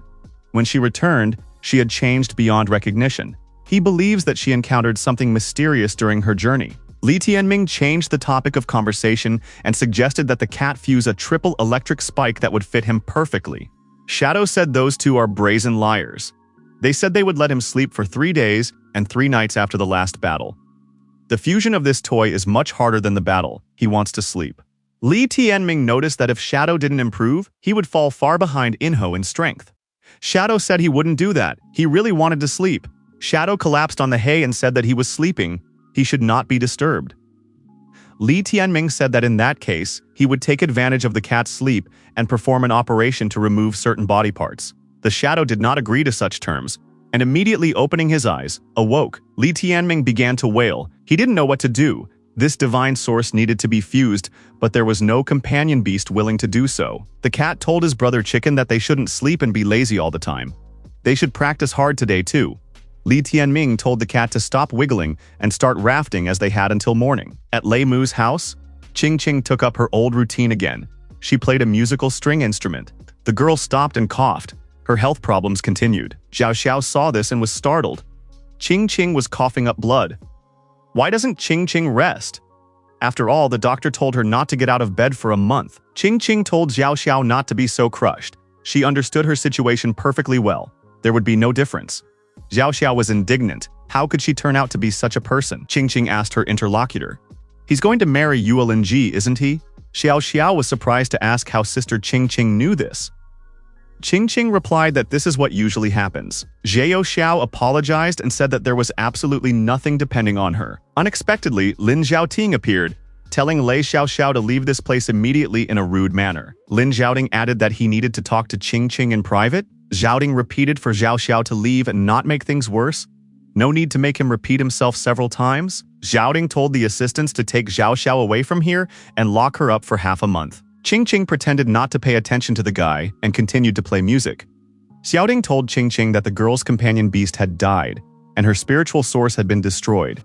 She had become a complete non-entity. She knew better than anyone else what the real situation was. Xiaoting said that in the past, she had trampled Li Tianming and elevated herself beside him. Now he throws her out and then marries a more prominent girl. Everything happening is quite a worldly matter. Xiaoting added that Qing Qing is an adult and clearly does not suffer from naivety. A person should be able to admit defeat. Xiaoting took the interlocutor by the face and said that he had spoken to his father. She can stay in the flower garden. This place is his gift to her. But Qing Qing must not leave this place. He does not want anyone to see her. As he left, the young man said that when she died, given her status as his concubine, she would be buried in the family cemetery. Xiaoting took out a handkerchief and wiped his hand from the blood he had stained while taking the girl's face. Xiaoting added that she can come to his wedding. He wants to let her see him wipe Li Tianming off the face of the earth. He will help her get her revenge that way. Qing Qing replied in agreement and added that she would have to dress up properly so as not to embarrass him. Yanhuang Tower, Yanhuang Obelisk. Our hero continued to strike the obelisk and asked the kitten, after all, hadn't he already fused the entire divine source? He should take Yingho as an example. Li Tianming thought that he could already clearly sense the essence of the two great powers, fire and thunder. Slowly but surely he was making progress. The day when his mother would finally get rid of the curse of a short life was just around the corner. 5 days passed. The vicar said that the young man was able to reach the 6th step of the spiritual source very quickly. Li Tianming asked when Uncle Yang came here, "Did something really happen?" Mu Yang said that some information came in. The scouts reported that the overlords were in the company of the Yuling family. They never left. Li Tianming said that it would be great if they did not leave. He still needs to track down Lin Xiaoting and settle scores with him. Mu Yang added that the number of Yuling family members in the Lei house had increased over the past few days. They were undoubtedly up to something. Therefore, after consultation, it was decided to take some precautions. Li Tianming wondered, even if they were up to something, did their plans really have anything to do with the Heavenly Palace? Mu Yang replied that there was no certainty, but caution was necessary. It was also revealed that with the help of the dark-ranked Dragon Divine Origin, Yuelin-ji's companion beast had successfully evolved into an 8th-ranked Imperial beast. He had now become a magical blizzard sea dragon. Li Tianming remarked that she wanted to reach the fusion level before going to the Sacred Sky Palace. Mu Yan said that there are 8 days left before his mother's recovery. When the time comes, the young man is waiting at the Wei residence. Li Tianming said that of course he would definitely be there. But until then, he would waste time at the Yanhuang Obelisk and improve himself. 8 days have passed. Enho said that he felt he was unrealistically tough. He wanted to fight. It was urgent to seek out the enemy. Shadow said that he was very tired. He would never become a companion beast or cultivate again. Li Tianming noticed that tempering a dual core with the origins of the eternal purgatory and thunder primordial chaos was much more difficult. Soon the fusion stage could be challenged. Li Tianming said that today was the day for his mother to start a new life, and he was ready to go to meet her. Our hero rushed as fast as he could to meet his mother. Of course, he brought his animal companions with him. Along the road to the palace, the cat and the chick were discussing who was more comfortable to ride, Li Tianming or Mu Yuan. The animals concluded that Mu Yuan was much faster and more comfortable to ride. Enho said that they would have to settle for Li Tianming anyway because he was the one who was their toy and couldn't be thrown away. Li Tianming said that if he wasn't in a good mood on the occasion of Mother's return, he would have snapped both of the beasts' necks. On arriving at the palace, the boy said that it was necessary to wait a little while. His mother was about to come out. Inho added that it was very exciting. Yingho noticed that it was that top-quality horse, Guru Mu Yuan, who had appeared here, and Uncle Yan with her. Mu Yuan took our hero's new companion animal and said it was cute. She wants it to belong to her. Inho immediately said that he wants to belong to her too. Mu Yuan told the chick that she was not interested in him now. Inho replied that Madame was very cruel. His mother's brothers also arrived at the palace. They said that Mu Yang appeared very early. Li Tianming saw that Uncle Chen had also appeared here. Mu Yan asked him if Chen was afraid that someone from his family would tear him to pieces if they knew he had come here. Everyone's attention was drawn to the fact that the doors of the building opened.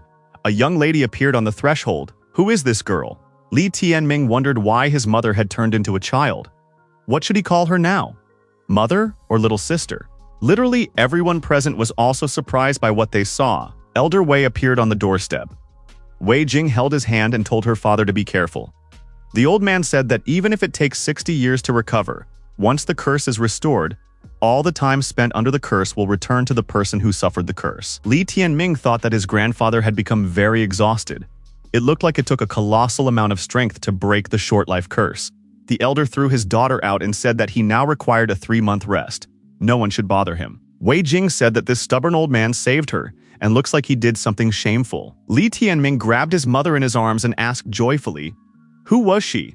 Was it really his missing little sister? Wei Jing told her son to hold his tongue. She may look much younger, but she is still 40 years old. The brothers said that the word Jing-er makes them all envious. They too want to endure this curse for once. At dinner that evening, the young man asked his mother what the marks on her hand were. He had never noticed them before. Wei Jing replied that she wasn't quite sure of the details herself, but she knew that they appeared when the short life curse wore off. Among the ancestors of the Wei clan, not a few people were affected by this curse, but they all dealt with it in the first year it appeared. Probably because the curse had been greatly prolonged in her case. 3 rings appeared on her hand. The more rings that appear, the greater the rate of hardening of the curse bearer. My grandfather, for example, has 1 ring. Li Tianming assumed that with 1 ring, one could achieve the successes that Wei Tiansong had achieved. So a mother with her 3 rings would someday surpass her father 3 times over. Li Tianming looked at his hand and saw a ring peeking out from under his clothes. The boy wondered, is this really the curse of a short life? At night, under a bright full moon, 2 strangers stood on the roof of a building. One of them said that a girl named Wei Jing possessed 3 disaster rings. This means that she is the possessor of the essence of the 3 cycles of calamity. The genius of the 3 cycles of calamity was discovered among the bloodline possessors of the sacred lineage that had scattered in this barren land. Qingyu asked if her grandmother was mistaken. She replied that she could clearly see that this was undoubtedly the essence of the life calamity of the 3 rebirths. Grandmother said that it was truly a miracle among the youths of their sacred Li family. Even including Qingyu, there were not even 10 people with 3 disaster rings. Judging from the historical records of their clan, this collateral lineage had already traveled quite far away from them. Qingyu wondered what they should do. Should they take Sis with them and bring her back to the Dunhuang current? The old woman said that they should, of course, take her back. They had already traveled through 89 small countries in their search. If the genius of the 3 cycles of calamity is brought back to them, they can consider their trip paid off. The old woman added that their sacred clan had once ruled the Dunhuang territories single-handedly. Today, they were forced to search for members of side branches in the barren lands. But still, the search was successful. Qingyu expressed her confidence that things would get much better in the future. Grandmother said that while they would observe, it was necessary to see what kind of person Wei Jing was. Qingyu added, just recently her son awakened 1 calamity ring. Should it be taken away as well? Grandmother replied that it all depended on Wei Jing. Would she be able to part ways with this guy easily? Wei Jing looked at her son's hand and said that his short life curse was completely different. Wei Jing added that the qi and blood in his body had also completely decayed. There was something wrong with the color as well. Could it be that the training methods he is perfecting are so strong that they themselves broke his short life curse? Inho said he and the kitten have developed some marks under their arms that can't be removed. Wei Jing said that this is also the curse of short life. The scourge of short life affects both companion beasts and their mentors equally. The chicken said that these spots could be indicative of an incurable infection. Li Tianming objected. He was just told that it was the curse of a short life, not an infection. Li Tianming speculated that perhaps with these marks, his cultivation would go much more successfully. Once it bloomed, he would immediately go to the Yanhuang obelisk to make sure of it. Uncles Yang and Chen said that Li Tianming appeared in the tower very early today. However, the young man did not need to train at the obelisk from now on. Today, he would go to train on the second floor of the Yanhuang Tower. Li Tianming was surprised. Would the viceroy personally mentor him? Mu Yan remembered that the guy was going to invite him to become a mentor, but he wasn't sure if he should do so. After all, Li Tianming has an unfathomable speed to develop his talents. This country has become too cramped for him. Mu Yang added that he would mentor the young man anyway, and it didn't matter if the young man honored him as his mentor or not. Uncle Chen said that Uncle Yang was a vulnerable nature. Li Tianming replied that Uncle Yang had long since become his mentor and most respected person. Li Tianming turned to Uncle Chen and said that he had a spiritual quintessence in his sack. It should be enough to cover his debt tenfold. Chen agreed and regretted lending the young man too little that time. On the second floor of the tower was a Yanhuang mirror circle. Each mirror evenly contains a large amount of natural spiritualized qi, which promotes self-cultivation. The mirror helps in tempering martial techniques and can be used to adjust one's movements and then make the necessary adjustments. It will reveal the depth and subtleties of martial techniques and teach you to understand the heavenly line of feeling. Li Tianming asked what technique Uncle Yang wanted to teach him. The boy suggested that it might be a swordsmanship technique. Mu Yan replied that it was his own swordsmanship technique, the three-slaughter sword. This technique is the quintessence of everything he has learned in his entire life. It is at the heavenly will surpassing fusion stage. Li Tianming wondered, aren't the steps he needs to take too huge? After all, it was impossible. Mu Yang said that he would instruct the young man, taking into account the simplifications, reductions, and selection of those parts that could be comprehended while at the stage of spiritual origin. Chen threw our hero a sword. Uncle Chen said that this sword belonged to his Xingchen trading union and was the most expensive weapon that had reached this country. Li Tianming realized that this sword had the dual attributes of fire and thunder. It was an animal weapon of the 6th rank, the Flaming Thunder Sword. His blade was forged using the mystical bronze of heavenly thunder, which was fired year-round using fire and lightning, as well as 93 kinds of spiritual minerals. The blood of a wild beast of the 7th rank, the Thunder Flame Varan, was used to create its hilt. This sword carries burning flames and rolling thunder. Uncle Chen said that he would give the guy this sword and Uncle Yang would teach him the fighting technique. Li Tianming replied that he saw no reason to refuse such an offer. Li Tianming thought that when he arrived in Yandu 4 years ago, he had failed, because he had no one to rely on. Today, he finally felt what it meant to have patrons. It was truly a wonderful feeling. Mu Yan said, if Li Tianming meets Lin Xiaoting, he should know that this sword technique is the only thing he hasn't taught him. This traitor has gained importance in the eyes of the Sacred Sky Palace, and now doesn't even count against him. Mu Yan said that his only way to help the guy was to teach him how to wield this sword and teach him swordsmanship techniques. After that, it would be up to him. Li Tianming said that there was no way he would let Lin Xiaoting get away with it.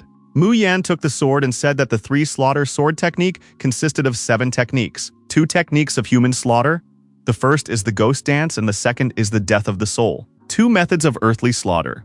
The first is ulsation, the second is concussion. Pulsation means the shaking of the earth meridians. By concussion is meant the shaking of the underworld. Heavenly slaughter contains the unification of the heavenly aspirations of the sword. The first is divine rage, the second is heavenly calamity, and the third is the collapse of illusions. The collapse of illusions is the apogee of the sword aspirations, and is also the true path of heavenly will. Li Tianming thought that even though there were countless simplifications, he could still experience the immensity of the heavenly will. He couldn't even imagine what the full version of it could do. Inho said that he too wanted to learn the technique. Shadow added that it was a very severe style. Mu Yan said for Li Tianming to first start practicing inside the mirror circle and not to rush in any way. For the next few days, he would be by his side. If there are any questions, one should ask right away. Li Tianming said that the first thing would be the ghost dance. Today, the ghost dance must be practiced 1,000 times. When the young man was done, they would see if he had really grasped the essence of the first technique. At night in bed, Li Tianming woke up and jumped out of bed. He had practiced the first technique over 800 times the day before, but he still hadn't gotten the hang of it. It was very hard. The chick asked what happened to his companion's hair. Li Tianming looked in the mirror and wondered why his hair had turned gray. Didn't his mother used to have the same hair color? Li Tianming looked at his hand and saw 2 rings of the short life curse. So, this curse wasn't over yet. Mu Yang was also surprised for the morning. Did the curse of a short life not end? The mentor said that he didn't really know about this phenomenon. He only knew that the more rings, the better. Mu Yang asked if he felt any discomfort anywhere in his body. Li Tianming replied that he felt that he had become clearer in his thinking. It seems that these rings were helping him absorb natural, spiritualized qi. Mu Yang suggested that he continue observing the next day and continue practicing with the sword today. Li Tianming must comprehend the essence of the ghost dance. Would the extra ring allow him to help him make a breakthrough? Li Tianming took up his sword and said that this was about to be the ghost dance for the 1000th time. The 3rd day came. Li Tianming noticed that his hair was now completely the same as his mother's, plus a 3rd ring appeared on his hand, so it wasn't over yet. Mu Yan didn't understand what was going on. The short life curse only has a positive effect on the guy without its painful effects. Li Tianming felt that each ring was speeding up his cultivation speed by half. The mentor said that these rings and hair color changes are just external signs. The true changes are happening in his body. There seems to be progress in all aspects, only to know if they need to expect the side effects his mother has been subjected to for the past 20 years. Mu Yan looked at his disciple and thought that he had mastered the ghost dance. It seems that these rings had really strengthened his physique and innate talents. The satisfied young man said that he had finally mastered the first technique and offered to continue on from there. Enro called his companion a weakling. He had waited so long for the guy to learn something and he had only improved in one technique. Mu Yan said, now he understands who among these companions is the true genius. The 4th day came.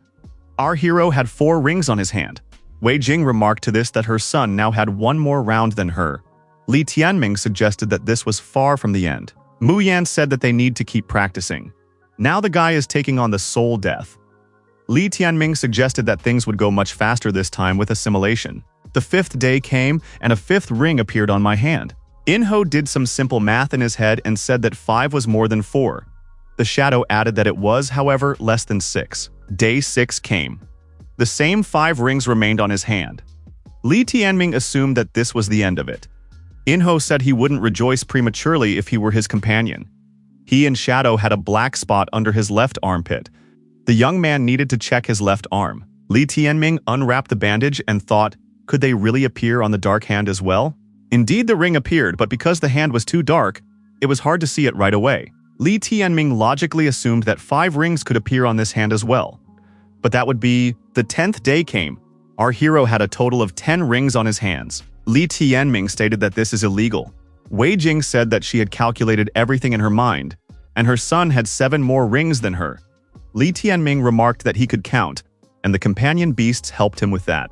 Mu Yang said that the guy could now embark on the heavenly slaughter.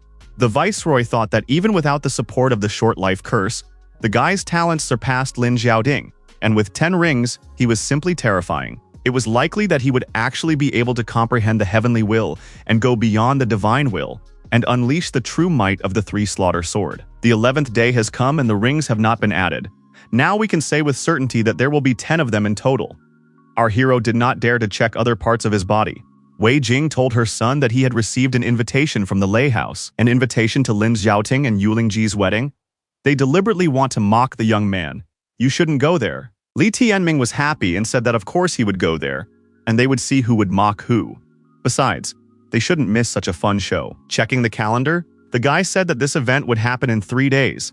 It looked like the day he would settle the score with Lin Xiaoding was just around the corner. The day of marriage has come. The newlyweds made the first bow to heaven and earth. The second bow was to their parents. Observing the bride, our hero concluded that Yuling Ji had also reached the spiritual source stage. Also present at this festive event was Mu Qingqing. Next, the husband and wife exchanged bows and were sent to the bridal chamber. Lin Xiaoting told his bride that from now on she was the only one he would love, embrace, protect, and never abandon. Xiaoding added that they will improve and fight together and have no regrets. Yuling Ji declared to her spouse that she wanted to follow him hand in hand and love him forever. After a while, all present again welcomed the bride and groom. Mu Qingqing asked for the floor and permission to make the first toast. Lin Xiaoting looked at the girl and said that she looked quite tolerable. Qingqing replied that after hearing his words, she was convinced of it herself. The girl filled the groom's glass and thanked him for his support and care. She wished him the most glorious future, a home full of children and grandchildren, and emptied her glass. After draining his glass, Lin Xiaoding said that Qingqing was starting to bore him, and after all, she should leave early and continue to rest. Mu Qingqing said that she would take his advice and remove herself to rest. Mu Qingqing's eyes lit up strangely, and she said as she immediately withdrew. Enho said, looking at that girl, one would assume she was barely holding back. Li Tianming said that he would disagree. He was sure that nothing good was waiting for Lin Xiaoding right now. Our hero noticed that this wedding has indeed a considerable scope. Even the universally respected king has arrived. Uncle asked why Li Tianming had dyed his hair such a provocative color. The Wei family had never been pretentious. There was no way to shame the Wei family. Li Tianming smiled and said that his uncle was behind fashion this year. This color is the latest fashion trend. Uncle said he had quite forgotten to whom he was talking. In that case, what was the matter with that swaggering cape? Li Tianming wondered what was wrong with the cloak. He had gotten it from his mother. A member of the audience asked for silence. The two gentlemen junior wardens had an important statement for all present. The overseer said, "To the best of his knowledge, the strength of the younger generation of the Wei family is at a very mediocre level, which is not enough to continue to run the Heavenly Palace. For this reason, they have decided to hold a challenge to change the leadership of the Heavenly Palace." The king inquired of the gentlemen overseers, "Is such a decision in accordance with the law?" The king added that in the past, a change in the leadership of the Heavenly Palace necessarily required verification from the Sacred Heaven Palace, as well as obtaining an order issued by the Sacred Heaven Palace proper. The junior warden wondered, is the king really teaching him how to do his job? The king of this country bowed and said that Jiang Cheng would never have thought. Overseer Sun Yixue said that as the king of this country, he has an unwavering duty to nurture the younger generation so that the country will continue to live and prosper. The king agreed, recognizing that this was his inherent duty. Yixu added that given his status, the king could increase people's confidence in this challenge to change the leadership of the Heavenly Palace. For this reason, they decided to invite His Highness to become the overseer of the competition with them. The king inquired, which clan had decided to challenge the Wei family? The overseer replied that it was, of course, the Yuling clan. It is known for its diligence and diligence, backed by thousands of years of developmental experience. The rules are quite simple. The competition is divided into 3 parts, 3 separate confrontations between the older, middle, and younger generations. Song Yixue said that the defeated contestant would be eliminated and another contestant would take his place. The contest will continue until one side can't field anyone. 3 confrontations between 3 generations. The side that wins 2 or more confrontations will be the final winner. Elder Yuling said that he wanted to add something. After today's wedding, the Lin clan and the Yuling clan will become one family. All the members of the Lei house will side with the Yuling clan. Mr. Wei asked, do they really mean to say that their 2 families will stand together against the Wei family? Li Tianming thought that the decision for this wedding was clearly not made at random, so this was what it was all about. These overseers of the Sacred Sky Palace had lost the last vestiges of their conscience to protect the Yuling clan. Mu Yan said that he would like to ask the junior wardens a question.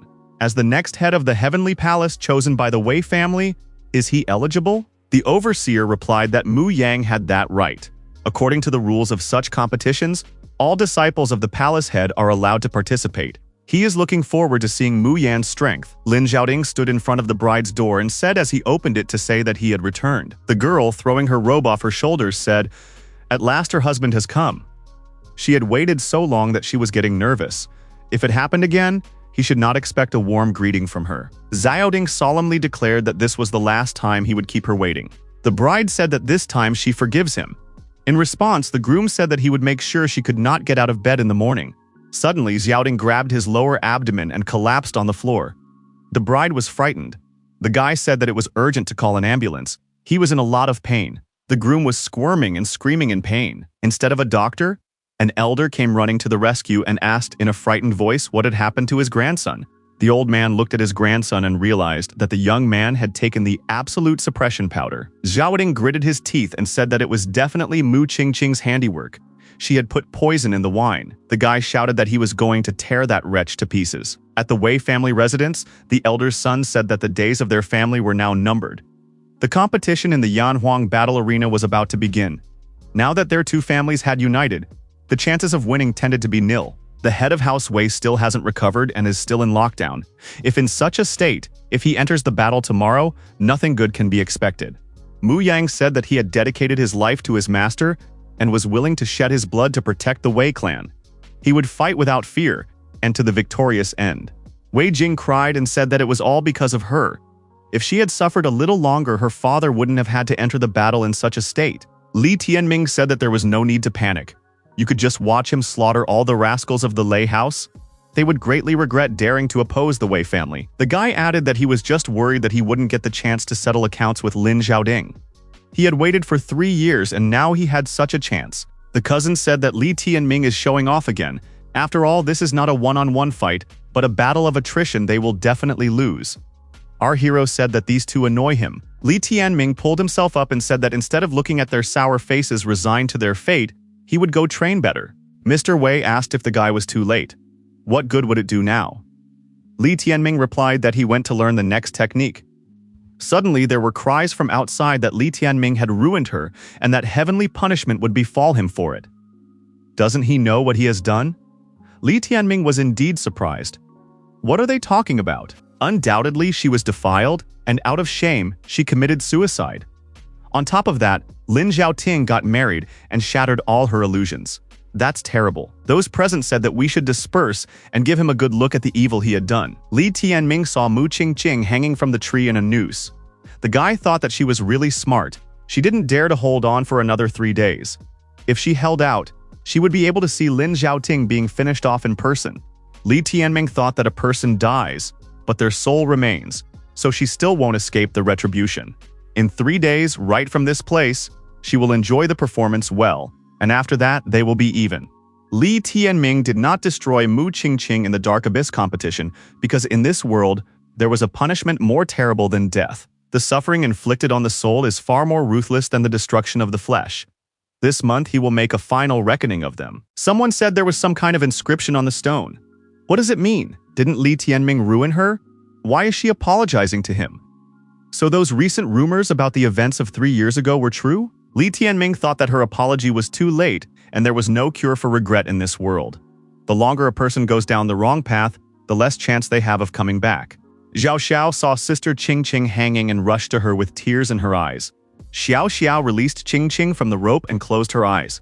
The girl turned to our hero and said with anger in her gaze that he would not escape retribution for what he had done. Li Tianming said that Xiao Xiao is the only sincere person in the Lei house. Xiao Xiao shouted that she would never forgive that rascal for Qingqing's death. Li Tianming said that the girl is deluded. She is too young and still doesn't understand a lot of things. The boy asked if Xiao Xiao's brother had died. Xiao Xiao wondered how he knew about what happened to Big Brother. The information about the absolute suppression powder could affect the reputation of the Lei house, so it was kept top secret. Xiao Xiao asked, how did he know? Was he really the one who organized this? Sooner or later, there would have to be a price to pay for this. Li Tianming assumed that from Xiao Xiao's appearance, he had survived, though he clearly didn't get off lightly. The guy leaving the scene of the tragedy said that it would be a few years before Xiao Xiao would know who the real monster was. Xiao Xiao shouted that she would one day take revenge on Li Tianming for Sister Qingqing. A girl came up to our hero and said that she was from the Heavenly Mechanism Palace. Her name is Qin Xuanyu. She is helping His Majesty deliver a message to the Wei family. It is necessary for the guy to pass this message to the others. His Majesty said, if they go out of bounds, the people of the Lei house they can destroy, but the people of the Yuling family cannot be destroyed. For the Wei clan, this is the only way to survive. Li Tianming thought that truly it was the Yuling clan that the junior wardens were protecting. As for the Lei house, it just so happened that thanks to Lin Xiaoting, they had become useful to the Yuling clan. Our hero, using the remaining time, practiced collapse of illusions. He realized that the next day would clarify everything. The day of battles had come. A change of power was looming in the country. No one would have thought that the Wei family, who had ruled the Heavenly Palace for so long, would soon give way. At the tournament, everyone present realized that with the junior wardens taking command, they would clearly not give the Wei clan a chance to recover in case of defeat. It was likely that when it was over, the biggest families in the country would not be the royal dynasty and the Wei house, but the Yuelin clan and the Lei house. Everyone noted that the Wei family's men had arrived at the battle site. Mu Yang asked his disciple, what was the status of mastering that technique? Li Tianming calmly replied that everything was almost clear. Mu Yan said, it wouldn't be 3 days before the boy successfully completed his study. The old man told his grandson that 3 years ago, Lin Xiaoting had become his worst enemy. There would be no better time for revenge. How much is he willing to grasp this opportunity? Li Tianming suggested that his grandfather watch him stomp that guy, so even in the next life he wouldn't be able to take care of himself. A cousin told our hero not to brag. Confidence is good, but you shouldn't say too much. Those present recognized that the Lei house and the Yuling family had 5 times more people than the Wei family. House Elder Lei said, "What intrigue is there to speak of? In a battle of attrition, 5 against 1, the opponents will simply die of exhaustion." Li Tianming thought that Lin Xiaoting really didn't show up. What was going on with him now? Mu Yang said his spies in the Lei house reported that Lin Xiaoting had been poisoned with absolute suppression powder. Li Tianming hoped that this would not prevent him from entering the battle in a couple of days. The king said that everyone present knows why they are gathered here today. This competition is destined to be a thrilling showdown.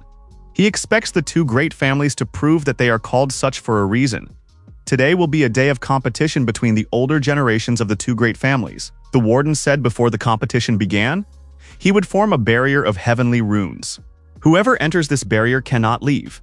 Thus, both sides can fight at will without fear of destroying the neighborhood and certainly without fear of accidentally harming innocents. The warden added, when the winner is determined, he will open a passageway that will allow one to leave the barrier. The brother of the head of the Wei family asked for permission to take part in this fight. The old man replied that he should be careful. There was no one left in this family except them in the older generation. The representative of the Wei family, Wei Qing, entered the arena. He said he was ready to fight. Which opponent dares to accept the challenge? Li Tianming thought that in the past, Wei Qing had been called the battle demon of the House of Wei.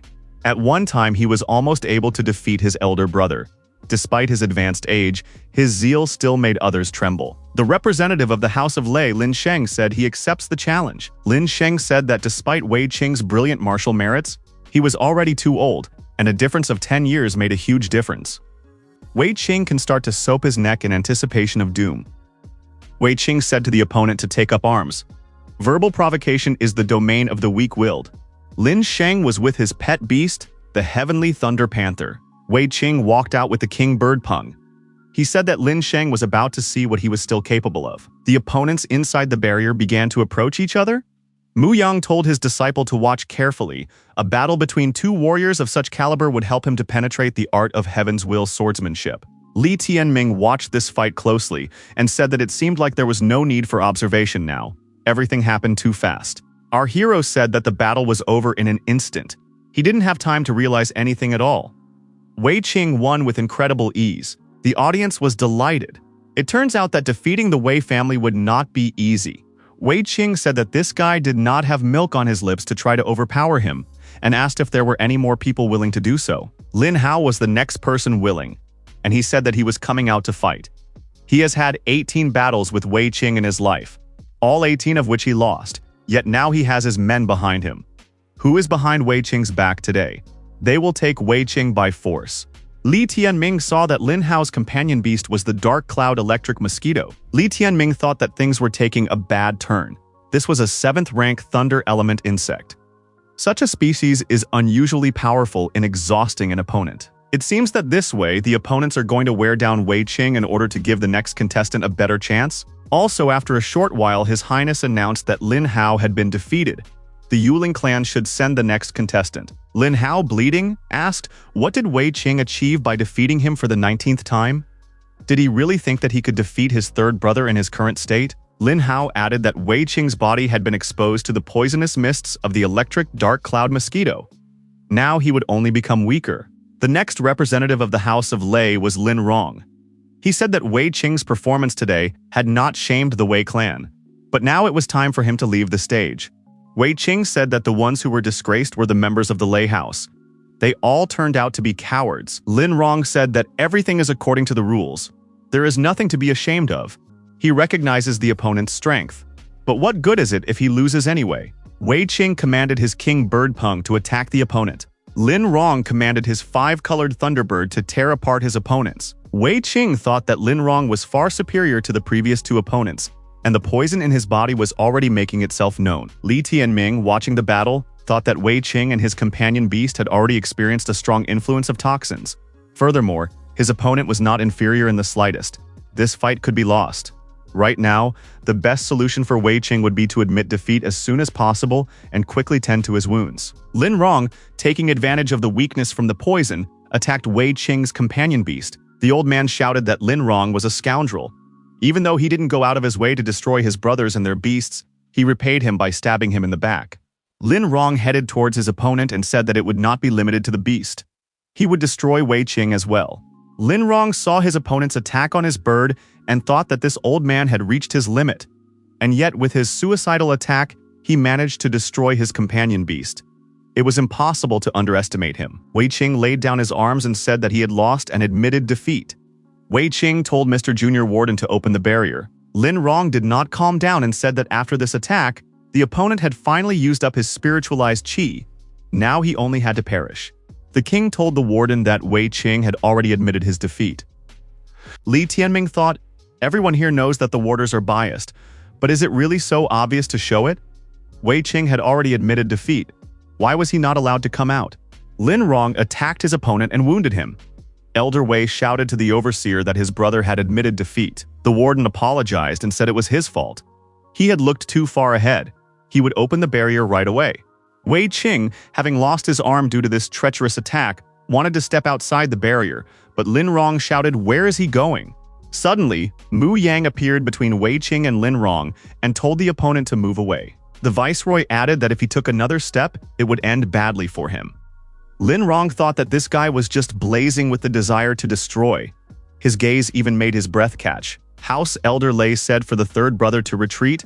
He had successfully completed his task. The rest would be done without him. Elder Wei apologized to his younger brother. He said that all of this happened because of his helplessness. Wei Qing said that the rivals would definitely want to destroy the elder, but he should definitely return alive. Wei Tiantian shouted for his brother to be taken away and taken care of. Everything possible should be used to heal him. Li Tianming thought that in today's battle, the Wei family had lost. So in the battle after tomorrow, he would have to not shame the family's honor. If Uncle Yang managed to hold out tomorrow, then they would still have a chance. The warden said they were already running out of time, so they needed to hurry. To defend the honor of the Wei clan, Wei Tiantang came out to defend the honor of the Wei clan. The head himself decided to join the battle. Yuelin Hong asked Lord Lei to let him probe this old man. Elder Lei thanked him for the courtesy. Yuelin Hong represented the Yuelin clan in this bout. Yuelin Hong said that Wei Tianqing had no need to fight to the end.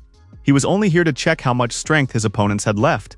The man thought to let House Lei take over until the victorious end. He himself will just perform for show. With his strength, he is not even qualified to enter the arena. Wei Tiantian said that he didn't care what kind of opponent he was. If he entered the arena, he had to fight. The companion beast was a rank 8 imperial beast. It was an emperor amongst the companion beasts. After the first attack, Yuelin Hong realized that the opponent was strong. Hadn't he been told that the old man had 60% of his strength left? Where did he get such ferocity from? If he had known this earlier, he wouldn't have gone up to the arena. The Wei family's companion beast immediately attacked the opponent's companion beast, leaving it no chance to prove itself in any way. Yuelin Hong shouted loudly that he was admitting defeat and asked his opponent to stop. The warden this time was not distracted and shouted, "Did Wei Tianchong not hear, and is he not happy with life?" Yuelin Hong continued to shout loudly that he was giving up and admitting defeat, while waving his hands vigorously. An energy ring appeared under Yuelin Hong's feet. In this energy ring, the man immediately disappeared. Li Tianming thought that the wardens had sent a portal right under his feet. These two had finally gone crazy protecting the Yuling clan. Wei Tiantian looked at the warden contemptuously. He said that the old man had a glorious look, but he wouldn't get off so easily next time. Househead Lei said that Wei Tiansong couldn't even imagine that the result of his years of insolence would result in death right at the doorstep of the academy belonging to his family. Wei Tiantian called Lin Zhao a vile lowlife who decided to take advantage of someone else's misfortune. He was never worthy of being his opponent. Lin Zhao said that in this fight he would take advantage of his opponent's condition and take his life. He was already dead without 5 minutes, but he still managed to talk so naively. Wei Tiansong said that defeating him would cost his opponent dearly. Lin Zhao jumped on the huge bird, his companion beast, and said that he would destroy his opponent. Wei Tianzong, riding his imperial companion beast, also went on the attack. The birds clashed in a fierce confrontation. Lin Zhao's beast companion's blood splattered in different directions.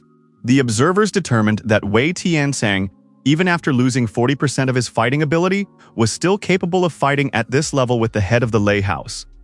This was what a confrontation at the peak of Heaven's will meant.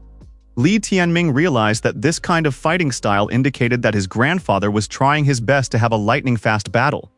This way he was wasting a lot more energy. If it continued like this, soon he would not be able to fight. After another clash, Wei Tiansong found himself lying on the arena bleeding. The Wei family members cried out in horror as they uttered the elder's name. Lin Zhao, approaching his opponent, said, "He didn't think that with only 60% strength he would be able to defeat him, did he?" Wei Tianqiang stated that his death would not change anything. The old man added that his descendants would destroy the house of Lei at the root. Lin Zhao countered that this old man's pathetic offspring wouldn't be able to do anything. Lin Zhao added that today the old man would die. Tomorrow all his sons would die. And the day after tomorrow there would be no one left to continue his lineage. Tiantian asked, what had his family done to cause such hatred? Lin Zhao replied that the house of Wei was standing in their way. If not to exterminate them wholeheartedly, then how would the Lin family rise up? Lin Zhao swung his sword in front of the old man and said that he was so old and still looked so naive. Lin Zhao shouted for Wei Tiantian to immediately give him his life. Wei Tiantian, bleeding out, thought that his last hour had come. The old man, falling into the arena, shouted for Mu Yang to help him exterminate all the sons of the Lin clan. Mu Yan shouted to the warden that his master was admitting defeat.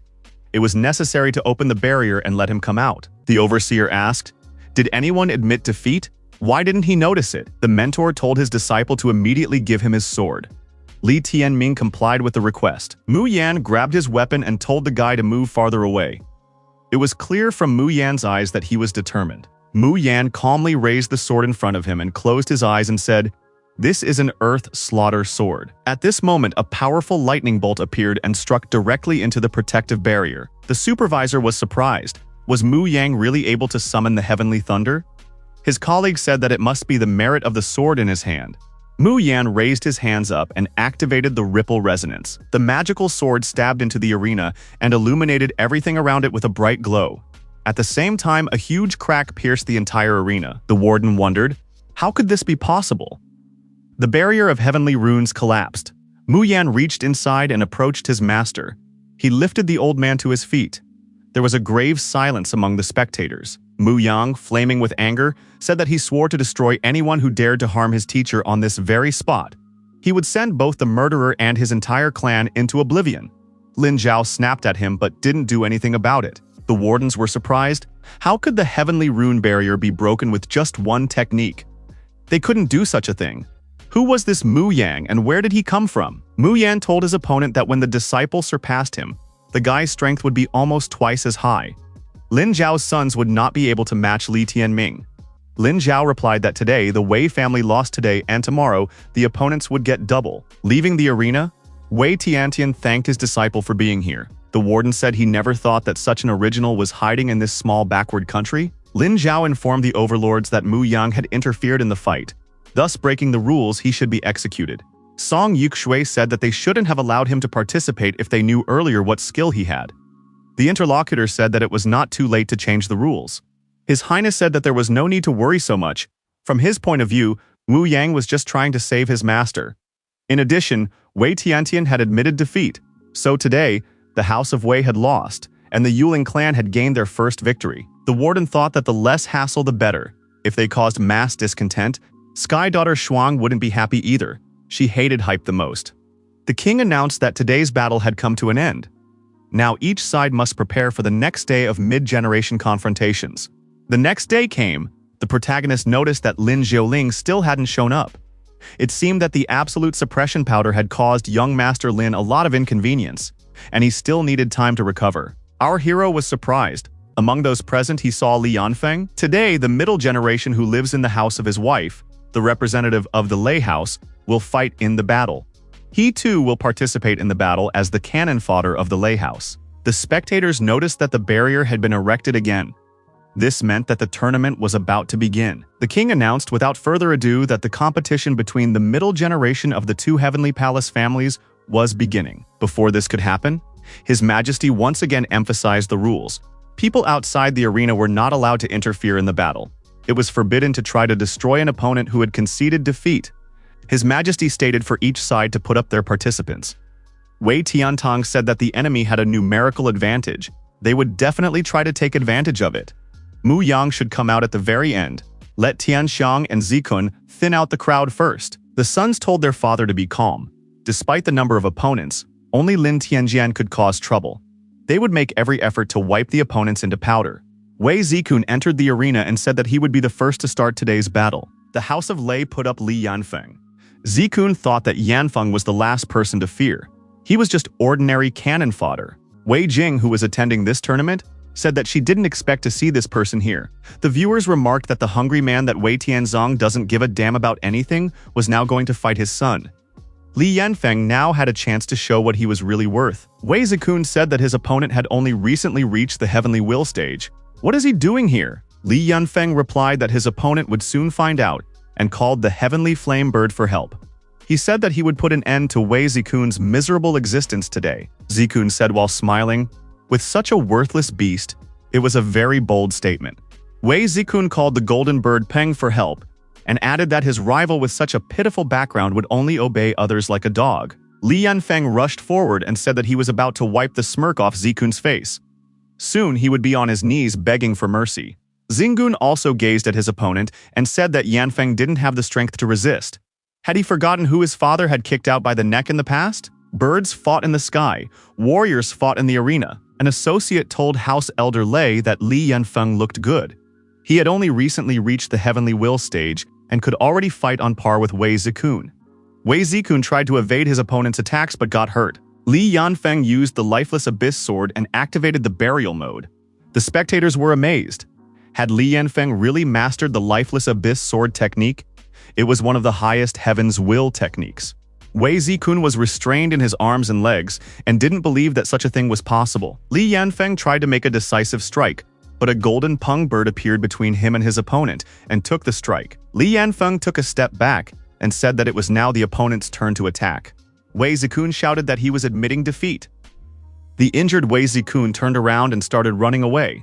He shouted for the barrier to be opened immediately. He was admitting defeat. Li Yanfeng said with annoyance that the opponent still managed to escape. The overseer noticed that the representative of the House of Wei had gained a paltry existence by saving his life. Li Tianming didn't understand what was going on. When did Li Yanfeng have time to change so much? Li Yanfeng stated that he came from a lower class and didn't possess Heaven's Will techniques because he didn't have any patrons. However, he has now begun to comprehend combat techniques and stands on this very spot, ready to slaughter all opponents. Wei Tiangsheng entered the arena and said that he was about to destroy Li Yanfeng and cut him into pieces. House Elder Lei said that he recognizes the text who is able to build his prosperity from scratch. If Li Yanfeng takes Tiangsheng's head today, he can become the viceroy in the future. Li Yanfeng thanked the elder for his favor and said that he would never forget it. Today, he would present Wei Tiangsheng's head to the Lei house on a platter. Li Yanfeng said that his rival, being the head of Yanhuang Academy and using a lot of the country's resources, was still a scum. Li Yanfeng added that if he had so many resources at his disposal, he would have long ago surpassed his opponent by 10 times. Mu Yang shouted for Wei Tianxun to admit defeat, for he would go into battle next. There was no need to make the master grieve again. Tianxiang thought that his father only had 2 sons, and one of them was already good for nothing. If he continued to bluster in the future, only Wei Jing would be able to guide his last path. Tianxun said that he admits defeat and surrenders. Yanfeng said that Tianxun is a disgrace to his family, and it would be better for him to die in battle. Li Yanfeng turned to his ex-wife and told Wei Jing that there was nothing outstanding about this family. He added that he wanted to clarify by taking this opportunity. Li Yanfeng said that someone believes that he has cheated the trust of his wife and son. But today he wants everyone to know that he never owed Wei Jing anything. This is because Li Tianming is not his son. In the past, it was Wei Jing who came to him when she was 3 months pregnant and made a prenuptial agreement with him. After the birth of this child, Wei Jing was hit by the curse of short life, so he and her were never bound by the marriage bond. Li Tianming thought now it was understandable why this man never recognized him and chose to help Liu Qianyang rather than him. But then who was his real father? Li Yanfeng said that Wei Tangtian dare not look down on him because his offspring are 2 scum and a walking wench. Now it was the turn to destroy this old man's favorite disciple. Mu Yang asked Yanfeng if in the past he had not chased after Wei Jing's beauty and wished to elevate himself by clinging to the House of Wei. And now, unable to fulfill his ambition, he publicly insults Wei Jing and calls Li Tianming a bastard. His shamelessness has reached the extreme. Mr. Chen appeared nearby and said that he no longer intends to tolerate the antics of this despicable, shameless lowlife. The Yuilin family has a bloodline, but what about the Wei house? They don't have such a family, and he is here to provide that opportunity. Chen then asked Wei Jing, Would she have the spirit to perform the worship ritual with him here? When the battle is over, he will immediately cancel the whole thing. Wei Jing has to answer whether she will marry him or not. Wei Jing replied that she agreed for the sake of the Wei family. She had long since disregarded public opinion. The newlyweds made their first bow to heaven and earth. A second bow was made to the parents. The audience was silent, lowering their lower jaws. The next stage was the bow between husband and wife. The young man told his mother, Mr. Chen's first wife, not to pass out, for it was just a formality. Chen said that he was in a bit of a hurry, so he would do without going to the bridal room for now. Song Yixue said that there was no stopping them this way. A colleague replied that it was fine. This way the performance would become more spectacular. Chen entered the arena and told Li Yanfeng to show what his abyss sword could do. Yanfeng offered to fight to his last breath and without surrender. Chen, flashing his eyes, said that his opponent was indeed arrogant. He was not in favor of bloodshed, but for this person he could make an exception. Li Yanfeng shouted that in that case, Chen Sheng can go to hell, and rushed at him, putting his sword forward. He said that defeating this opponent would be an even bigger explosion than defeating Wei Tianzhong. Today, he, Li Yanfeng, will be famous for the whole world. Chen Sheng raised his sword and coldly said that the opponent could come closer. Mr. Chen's companion animal was the 8-star imperial lion. Li Yanfeng's attacks were unsuccessful. He thought, how is this possible? Why are all his attacks being scattered by his opponent? All the techniques in his arsenal had already been used, and Chen Sheng didn't have a single scratch on him. Is the difference between them really that great? Chen Sheng crossed swords with his opponent and asked, did the one who defeated Wei Tianxiong think that he had no equals in this country? With his abyss sword, did he still think of challenging Mu Yang? Chen said to Li Yanfeng to open his eyes. He trained hard for 5 years, but why does he think that others have been sitting idle all this time? The Emperor Lion of the 8 Stars grew to an incredible size. With a roar, it activated the collapse of the Milky Way. The spectators in the stands were afraid that they would not be harmed by this beast. Li Tianming squeezed his eyes shut and covered his ears with his hands. He was surprised that this lion could dazzle and perform sound and physical attacks. Mu Yan said that this guy had become stronger again. The warden wondered where another master had come from. He thought it was just a buffoon who decided to play on the emotions of the crowd. This Chen Sheng was not inferior to Mu Yang at all. When the smoke in the arena cleared, Chen Sheng, who was perched on his lion, said that it was over. Li Yanfeng sat in the arena, bleeding. Chen told his opponent that he had punctured 4 of the 7 spiritual origins in his body, and the latter had lost most of his power. He could take his life, but considering the fact that he had provided Jing-er with shelter all these years, his life would be spared. Chen Sheng admitted that his opponent had good strength, but he did not have the soul of a strong man. All he has in his soul is hatred and thirst for retribution. He must now get out of sight. Li Yanfeng recognized that there was a colossal difference in strength between them, and his defeat was undeniable. The woman rushed to her losing husband. House head Lei shouted for Lu Qing to get away from here. The elder shouted that Li Yanfeng had become nothing and was now of no use to him. He was no longer worthy of being part of the Lei house. In the future, he must not go near Lu Qing. He must get out of Yandu and not be seen again. Brother told Lu Qing that this hound dog was finally finished with. Nevertheless, it had brought a lot of benefits to the Lei house. Elder Lei and his viceroy will reward them. Li Yanfeng laughed loudly. He said that in this embittered pack of hyenas, one is better than the other, and they also call him a mad dog. Let it be so, he's leaving. Li Tianming looked after Li Yanfeng, who was leaving the podium. The boy thought that choice determines fate. I wonder, knowing how things would turn out, would this man have chosen in favor of his mother? After all, they had nothing to do with each other now. Chen Sheng said that the people from the Lei house should not go out now. The 3 of them will be taken care of by Mu Yang. He also challenges the Yuling family representatives. The 2 of them can go out at once. The Yulin family member wondered why his rival had the guts to talk about the arrogance of others. He had a lot of self-importance himself. When they acted together, the rival would be unfortunate. They weren't called the outstanding Yulin duo for nothing. The opponents told Chen Sheng not to expect mercy and rushed to attack. However, they quickly realized that their opponent was too strong and decided to retreat. After a while, they admitted their defeat. Yingho saw this brief battle and said that these 2 came here for fun. Li Tianming noticed that the chick got out just in time, because Uncle Yang was about to ascend the stage. Mu Yang thanked Chen Sheng, but the latter said that there was no need to thank him. He did so because he was indebted to the Wei family. Mu Yan recalled that after the fight, Chen Sheng had promised to divorce immediately. The interlocutor replied that he would do everything now. In the arena stood Mu Yan and his companion beast, the Dark Qilin. Mu Yang said that he did not want to drag out the battle. All three representatives of the Lei House could go out together. Lin Tianjian and Lin Xiaofeng looked at each other in surprise. Lin Tianquan asked, "Is the opponent really saying this seriously? Does this Mu Yang really think they are as weak as that couple from the Yuling family?" Fighting alone against three people was akin to self-destruction. House Elder Lei shouted for them not to talk much, and if they got the chance, the three of them would go to this battle. All three concluded not to worry their father. They would send this upstart straight into the ground. Lin Xiaofeng and his companion beast, the Thunderbee Qingmu, immediately rushed to attack. Lin Tianjian on his heavenly storm wolf followed his brother's example. He said that when Mu Yang died, the Wei family would become a collection of infirm old men, women, children, and the disabled. Lin Tianquan and his divine ape also rushed to attack. He said that when tomorrow's battle is over, the House of Wei will have no way to survive. It was a pity that Mu Yang wouldn't be able to see it with his own eyes. Their entire clan would face extinction. All three added that the Wei family was the main obstacle to their ascendancy. Enho, while continuing to watch this tournament, said that these three were quite strong. Mu Yan didn't have any advantages. Why did he choose to fight against the three at once? If he fought them one by one, wouldn't his chances improve?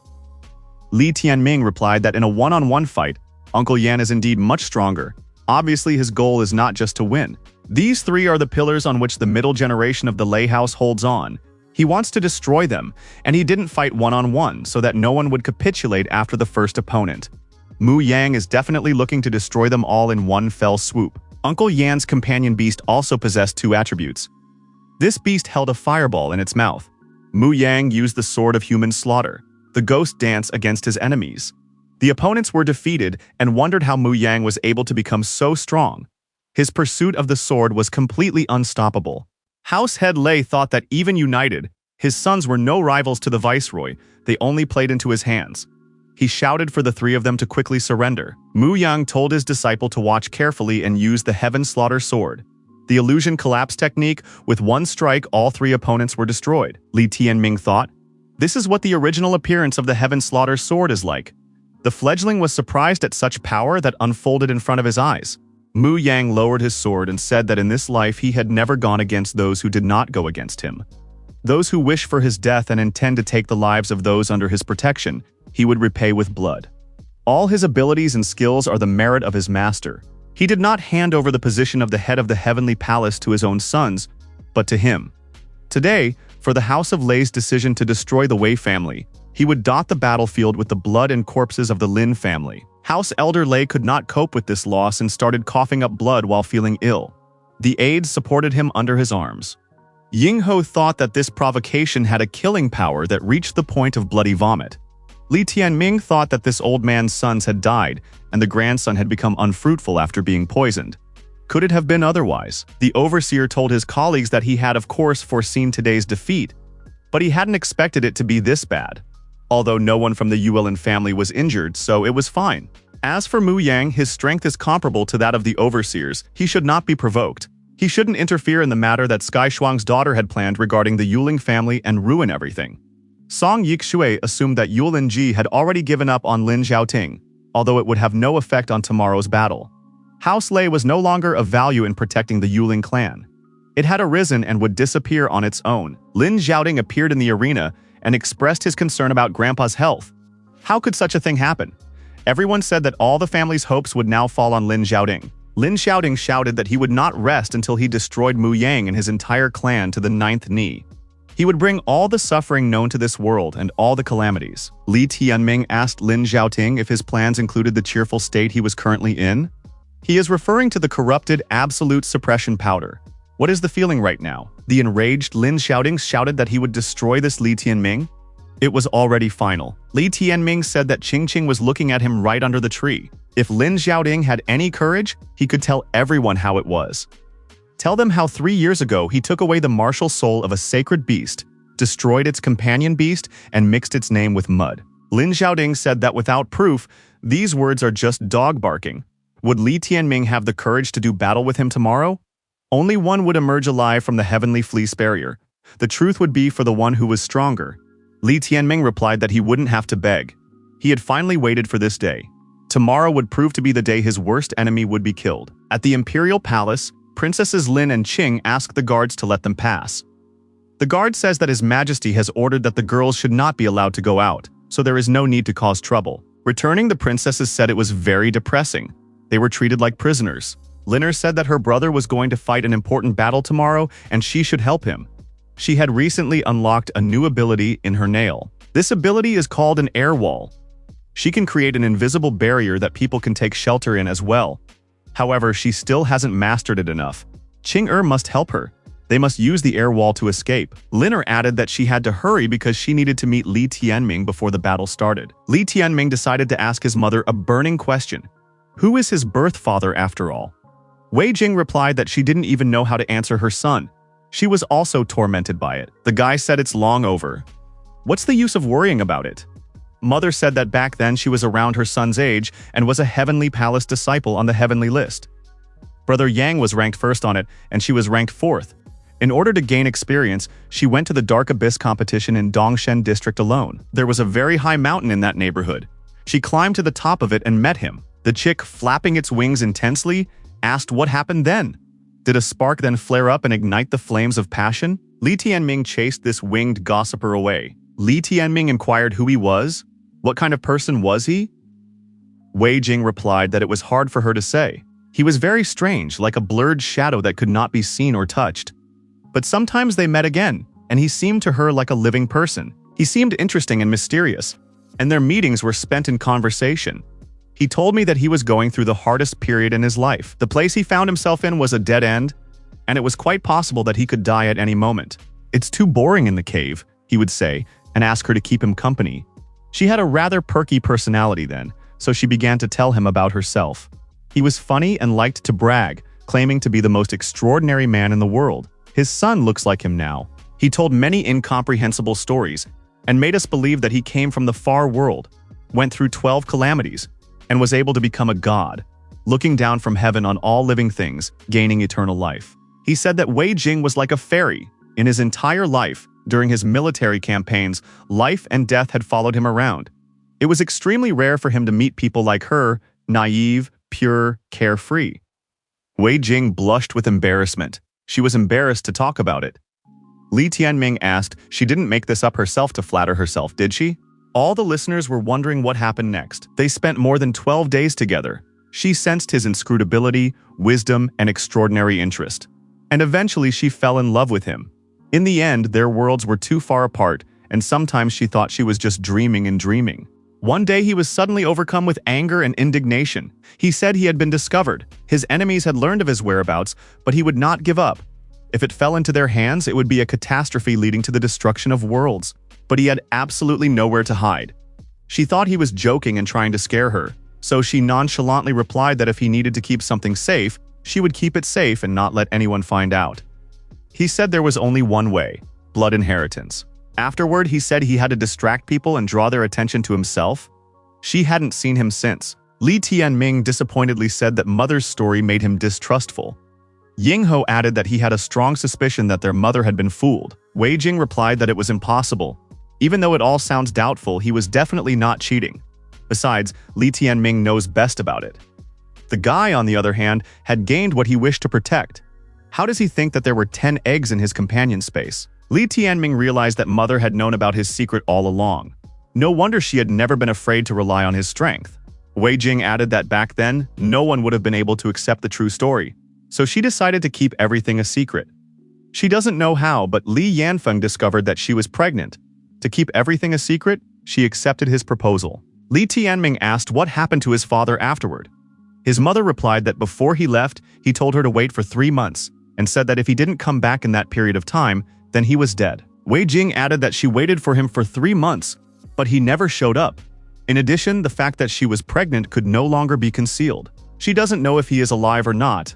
After all, his existence is beyond their comprehension. But if it happens that Li Tianming meets him, she will definitely recognize him. The son wondered, how would that happen?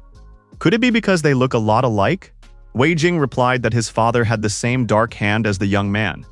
Li Tianming thought that now the case was solved. There had been so much fuss, and it turns out it was all because of his own father's legacy. Wei Jing said that the son doesn't need to change his name because his father's name is Li Muyang. His mother told her son not to jump to conclusions. It was just a coincidence and had nothing to do with his uncle Jan. However, Li Tianming noticed that the name was somehow a strong match. Li Tianming told his mother that he was now going to Yanhuang Tower. Wei Jing said that perhaps he should rest as there was a competition waiting for him tomorrow. The son replied that he had a feeling that he would be able to make a breakthrough today. Li Tianming thought that it was pouring like a bucket right now. It strongly resembled that day 3 years ago. The princesses ran up to our hero and said that they had finally found their brother. Li Tianming wondered what Liner was doing here, and added that he had missed him a lot. Qinger stated that the two of them would talk once they were in Yanhuang Tower. There's no need to get wet in the rain right now. While in the tower near the obelisk, Liner told her brother about her new ability. Li Tianming said that it was great. With it, not only could you create barriers to the enemy, but also becoming invisible was amazing. Liner said that she wanted to stay with her brother until the competition started tomorrow. Qinger was upset. Was she the third person? The two strangers hiding their faces watched the process of the princess, instilling the princess into our hero. Li Tianming said that tomorrow's opponents were unworthy of her taking on the task. Old Man Stranger said it was simply unheard of. He would never have thought there were such amazing people in such a small country. The girl, the old man's companion, said it was quite entertaining. The next day came, the spectators were saying that if Li Tianming survived today, he had immeasurable prospects waiting for him. But if he didn't die, then Lin Xiaoting would die. The downpour that had been going on since the night before had no effect on the number of spectators, the warden said to start without further ado. Our hero thought that last night he had safely managed to reach the 8th step of the spiritual source. The upcoming battle no longer worried him at all, the protagonist said. Who would have thought that the first person to enter the arena wouldn't be Lin Xiaoting, but Yuling Ji? The girl told her opponent that there is no enmity between them, but he should not think that today he will get the lead role. She can't destroy him, but she can let him realize that there is such a big difference between them that he can't reduce it in a lifetime. His demise tonight is inevitable. Yuling declared that she would give her rival the most generous gift of his life. The guy replied that if she had enough to talk about, then she could proceed. Li Tianming called out to his partners, Enho and Shadow.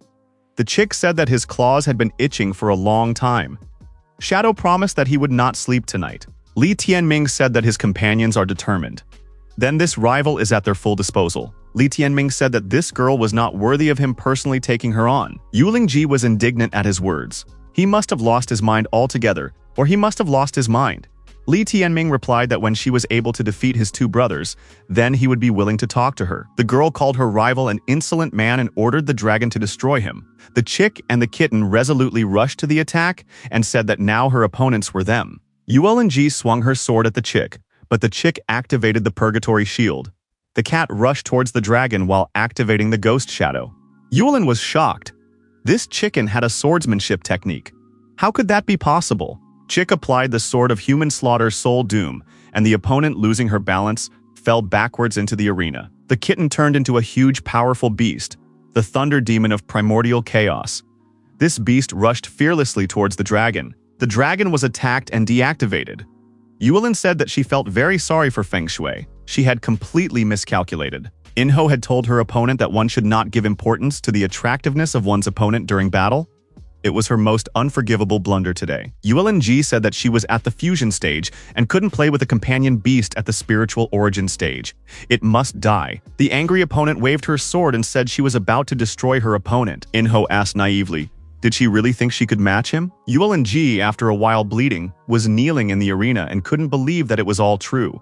Li Tianming walked up to his opponent and looked down at her and asked, looking down at her, would she continue the fight?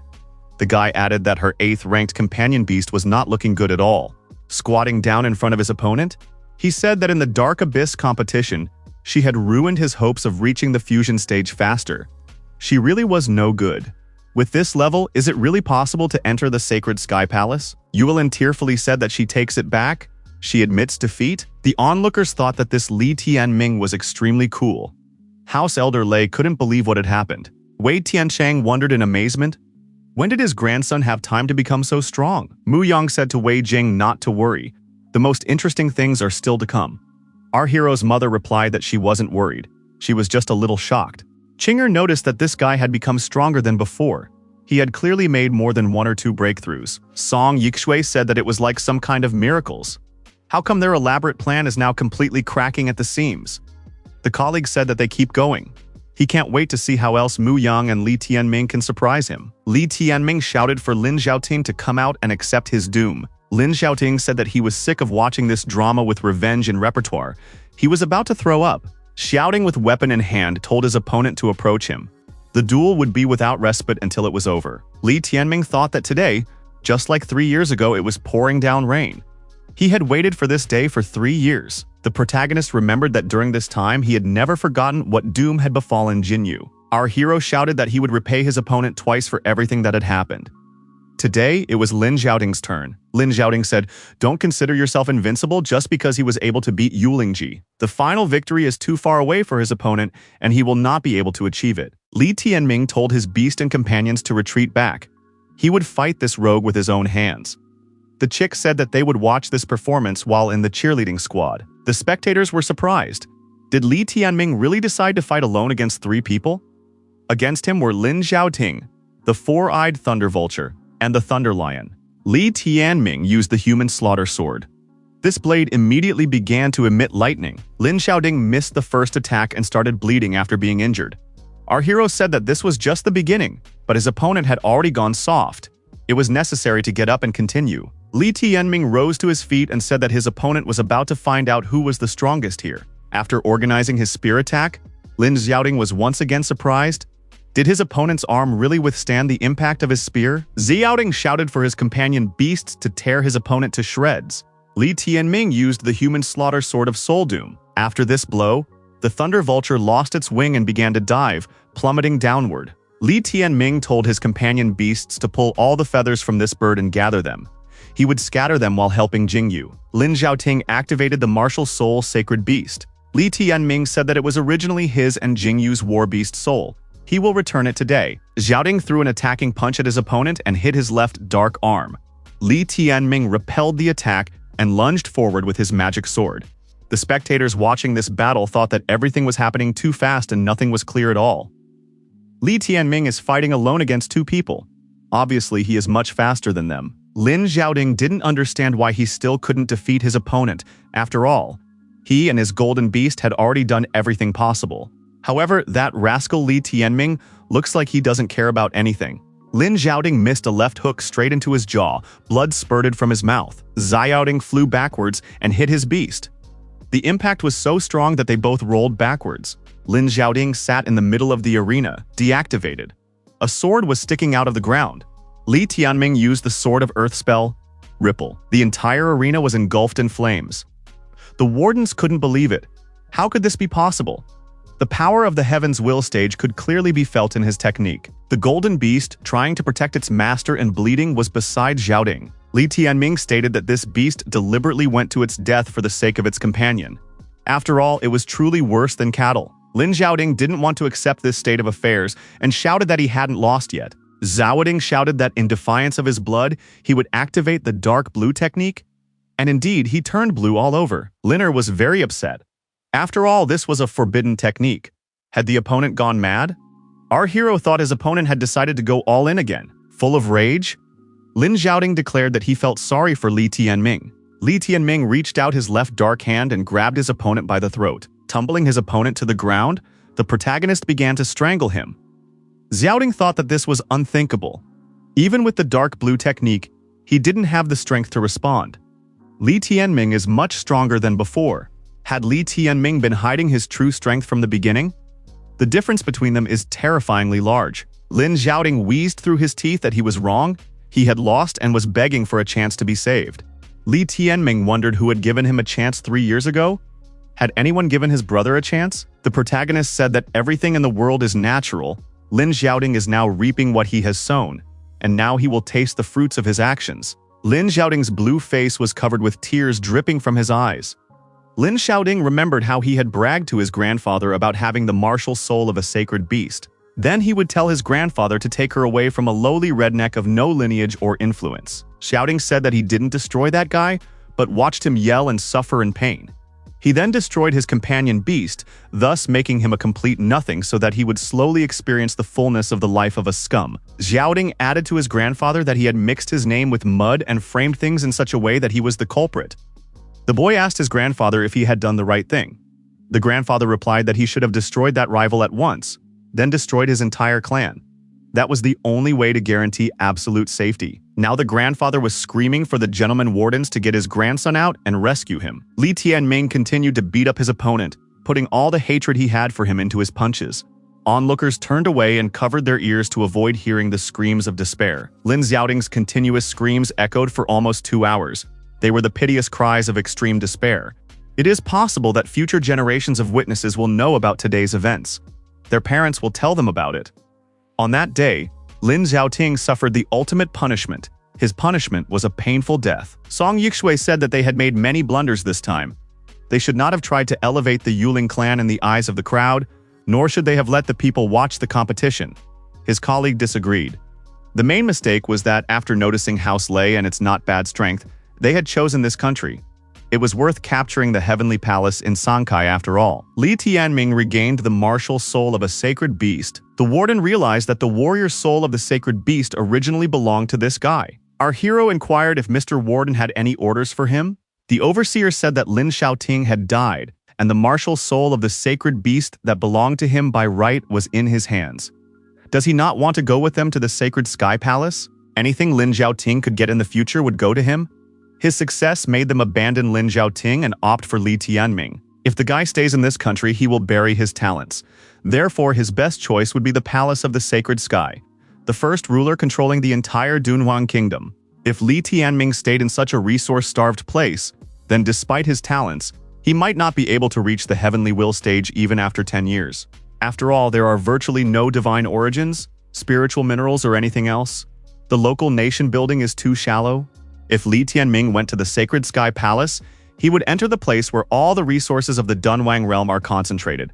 Countless top-level divine origins, countless geniuses from all corners of Dunhuang are fighting there for their supremacy. The warden said he was saying this solely because they respect and value geniuses. Song Yuxue added that it would be better if the guy there used the name Lin Xiaoting so as not to cause confusion and hassle, because that name was already registered. Li Tianming thought that he didn't like their tone and demeanor, however.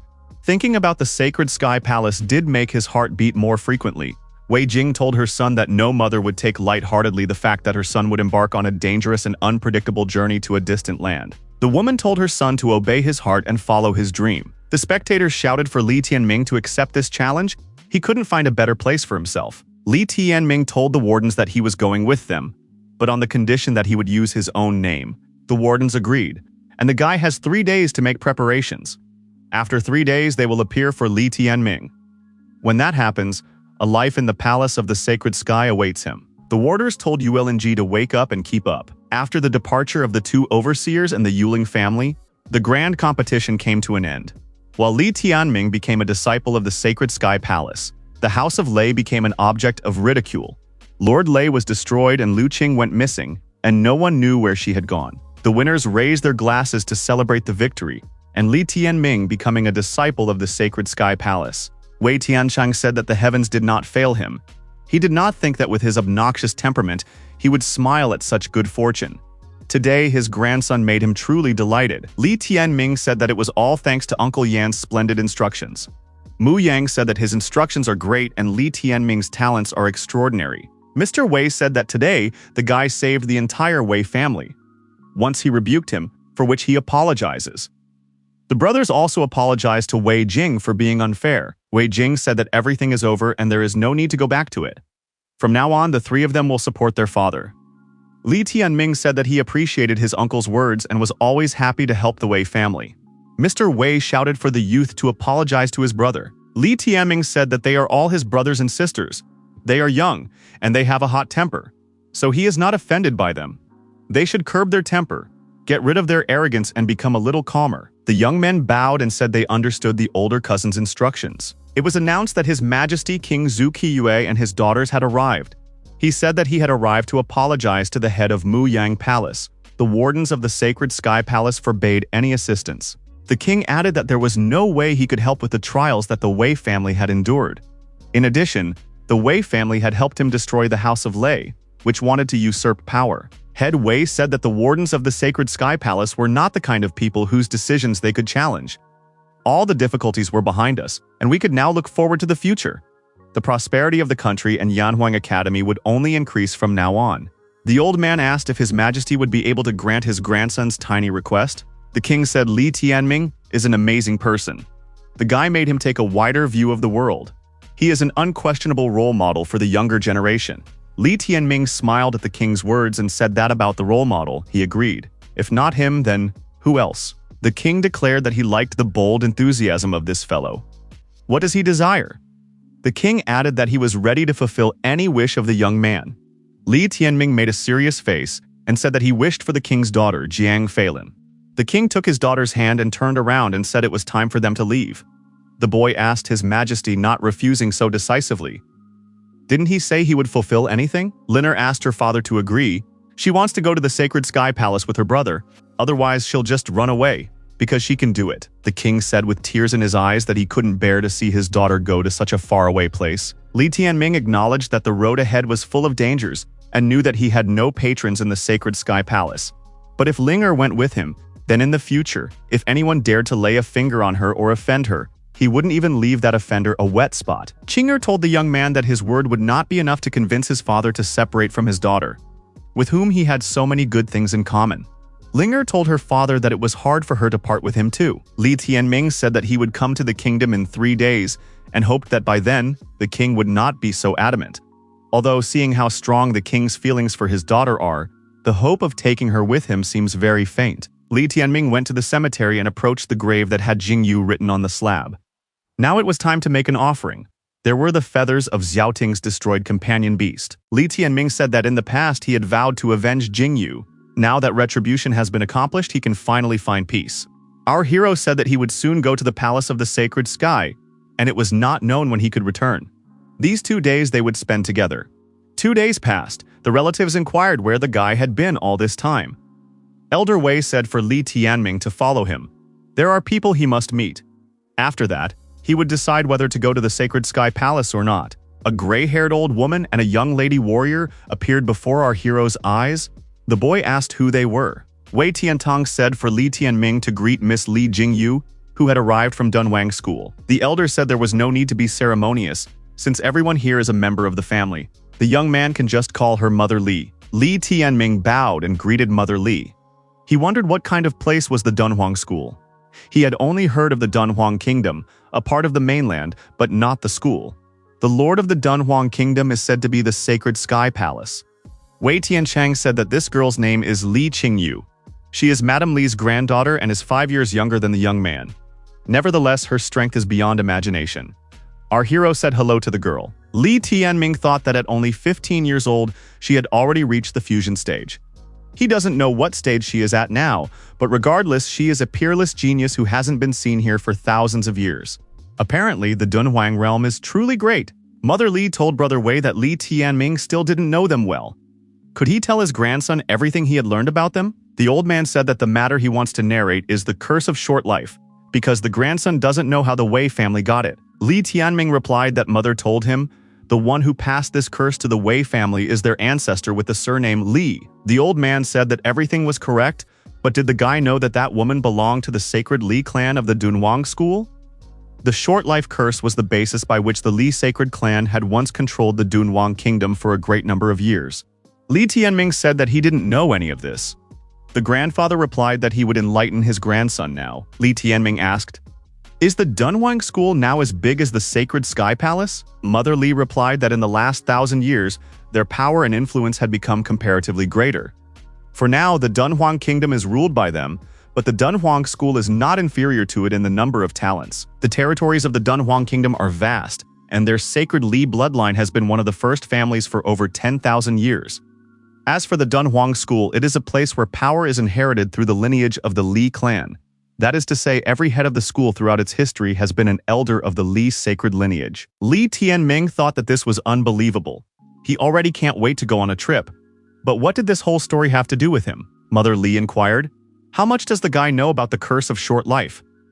Li Tianming replied that it was a kind of scourge leading to rapid aging. The elder said that the boy was wrong. The curse of a short life was the source upon which the splendor of the Li sacred lineage rested. The source that gives the clan talents in the path of perfection. Although it causes the bodily shell to age and takes away longevity, The innate talents increase several times over. Their predecessors have been subjected to the hardships of the curse of short life for many years and have long ago developed a perfect method of overcoming it. The negative influence removed becomes a gift sent down from heaven. The more rings of calamity appear, the more terrifying the abilities of their owner become. Mother Lee said that her granddaughter had 3 rings. This was more than enough for her to one day be able to comprehend the sacred limit. There are no more than a dozen talents with 3 rings in the entire family. The mandatory prerequisite for this is merely the rank of the companion beast. Perhaps the guy knows that every holder of the 4 tribulation rings in the entire history of the Lee sacred family became a supreme order being in the Dunhuang realm. Each one of them ensured the Lee sacred family's highest prosperity for at least 500 years. Li Tianming said loudly that he didn't know that, and thought just to drool. Mother Lee said that in view of the above, she would like to look at our hero's right hand. The elder recalled the conversation with Wei Jing when the woman had told her that in the case of her son, it would not be a matter of 3 rings. Li Tianming bare his arm and showed the old woman his wrist. Mother Li asked her granddaughter to help. Is her eyes really blurry? The 4 rings had suddenly split into 5 rings. The granddaughter replied that she was not imagining it. There were really 5 rings. The old woman with delight, not letting go of our hero's hand, pumped loudly that it was as many as 5 rings. After 2 hours when Grandma had calmed down, she still couldn't believe it wasn't a dream. Li Tianming thought that Mother Li was a very impressionable woman. Should she tell him that he actually has 10 rings? The relatives present here mentally discouraged Li Tianming from telling the whole truth. They wouldn't be able to take responsibility if a disaster happened to the old woman. Li Tianming also mentally replied that he understood everything and the relatives shouldn't be nervous. Mother Li knelt down and thanked the heavens for the 5 rings of calamity. This was the essence of the very first generation of their clan. Mother Li turned to our hero and said she had something to tell him. The old woman took the young man by the face and said that he must surely go with her. The woman added that this guy is the most priceless endowment of the sacred Li clan and the entire Dunhuang school. He must return with her to the sacred Li clan, to his native land. It would be 1,000 times better for him than entering the sacred Sky Palace, which is worthless. When they arrive at the Dunhuang school, the whole family will be at his disposal. He will get whatever he wants. If he agrees, she will immediately escort those 2 runners out of the sacred Sky Palace. Our hero scratched the back of his head and said he was totally confused. Mother Li told our hero that her son Li Wudi is now the head of Dunhuang School. He has the final say in the school. Li Tianming could be her own grandson. Thus, he would immediately take over as the heir of the school. Li Tianming thought that somehow his good fortune had come too suddenly. All of this was somehow not easy. Mother Li asked what her grandson Li Tianming thought about it. Would he decide to go to the Dunhuang school and become its head? This was her sincere thoughts and the purpose for which she had come here. The boy thought, when did he have time to become her grandson? After all, he hadn't even agreed yet. The old woman did not calm down. If Li Tianming entered the sacred Sky Palace, no one there would take him seriously. And if his short life curse was revealed, there was a high probability that the people of the palace would bully him and cause difficulties. Li Tianming asked his mother, would she go there too? After all, she also has 3 rings. Wei Jing replied that she would stay here to look after his grandfather. Mu Yang told the guy to go with a light heart. He will be here to keep an eye on things. Everyone hopes that Li Tianming will accept the offer because they have blood ties. The protagonist said that he had made up his mind to go to the Dunhuang school. The old woman rejoiced and remarked that there would finally be hope for their sacred lineage. Li Tianming thought, without him, is there really no hope for them? It seemed that he was not called to become the heir, but to save their family. Mother Li said that on the occasion of their acquaintance, she wanted to give the young man a gift before they left. She had a ring in her hand. It is a Sumeru ring with a spherical space of 2 meters in diameter inside. One can store valuables, weapons, spiritual materials, spiritual quintessence, and travel lightly on any journey. Its value is commensurate with an entire city. In the entire country, only the king and his grandfather possess such a thing. Li Tianming got excited and said it was a great thing and thanked Mother Li. The woman said that the boy could now call her grandmother. Li Tianming put the ring on his finger and thanked his grandmother. The woman stroked her grandson's head and said he was a good boy. Mu Yang handed our hero a box and said that he had a gift too, but wished he could open it when he was in Ms. Li's homeland. The boy thanked and said he thought it would be the chains again. Li's grandmother told the boy that it was now time for him to hit the road. Li Tianming warned that he had to visit the royal palace first. Grandmother Li said that Wei Jing had told him. That means they need to accept her granddaughter-in-law first. Grandma Li commanded that they were going to the royal palace. Li Tianming pondered, would the king allow Liner to take Liner with him? During the last conversation, he had intended to go to the sacred Sky Palace, and the king had hesitated. But now that he has opted for the Dunhuang school, and he will have the sacred Li clan on his side, the king must agree. Grandmother Li and her granddaughter admired our hero incessantly. The girl waved to him in a friendly manner. Li Tianming thought that this girl's gentleness and good-naturedness disposes her. The guy asked what stage little sister Qingyu was at. Grandmother said that Qingyu was mediocre and had only reached the 4th stage of fusion. Li Tianming was surprised. Is it really mediocre? Lin Xiaoting, the country's first genius, had only reached the fusion stage. The girl said that Li Tianming possessed 5 rings. He would only need a few years to overtake her. Grandma Li agreed. The guy was born in this country, so he awakened relatively late. No need to dwell on his current achievements. His goal is the sacred stage. If he achieves it, he can look forward to the future and live for more than 200 years. If he is able to achieve this before the age of 70, he will become one to be reckoned with by the entire Dunhuang kingdom. Once he becomes a saint, he can borrow another 100 years from heaven. By obtaining this supply of time with his 5 rings, he can continue to improve and henceforth be forever young and unfading. Li Tianming wondered, what happened in the royal palace? Why didn't they encounter a single guard? Elder Li had a premonition?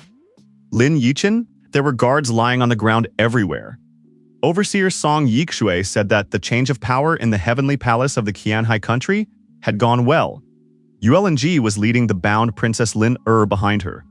The overseer said that Mujun Qianhai had been destroyed. His clan was waiting for extinction, and Yueling's clan was now resting on its laurels. The elder said that they would talk about the details after they returned. Elder Li saw these people and said that the person in front of her was indeed Lin Yichen.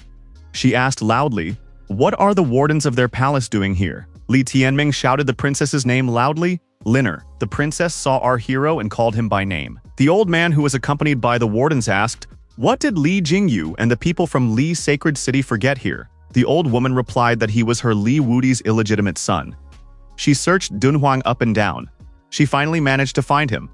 Now, of course, she is going to take him to Dunhuang school. Li Tianming was surprised. After all, it was about an adopted son when he was listed as an illegitimate son. However, our hero's first priority was to save Liner. Ling Yichen wondered, is this really Li Wudi's son? Was she not mistaken? After all, it had been a disciple of the sacred Sky Palace for 3 whole days. They were just about to meet him and go to the sacred Sky Palace. The old woman said that her interlocutor could forget about it. This fellow was from the Li sacred family, and also a holder of the 3 rings of calamity, and once they accepted him, they would immediately kick him out. Lin Yichen said that in that case, they don't need him, and they leave. Elder Li said not so fast. They could go, but her granddaughter-in-law must be left behind. Lin Yichen said that the old woman may not even think about it. This girl is now their Shuang Tianzi's servant. At the same moment, our hero was covered in rage. A servant was out of the question. He thought, which one is Shuang Tianzi? The guy saw a small girl and thought it must be that short girl. Her body from head to toe emitted an aura that made his instincts sound an alarm. This kind of fear could inspire a Dunhuang realm monster whose talents went against the will of the sky. Grandmother Li asked Shuang Tianzi to let her grandson's wife go. She can't allow the girl to be taken to the sacred Sky Palace. Shorty asked what would happen if she didn't let go.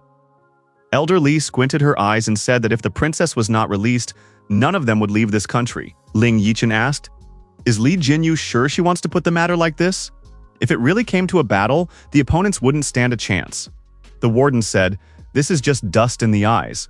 Elder Li said that she was greatly underestimated. If they forced her to take the matter seriously, she would definitely take one of them with her. There was no doubt about it. And that person would be Shuang Tianzi. Lin Yichen said that the opponent's talent was still developing.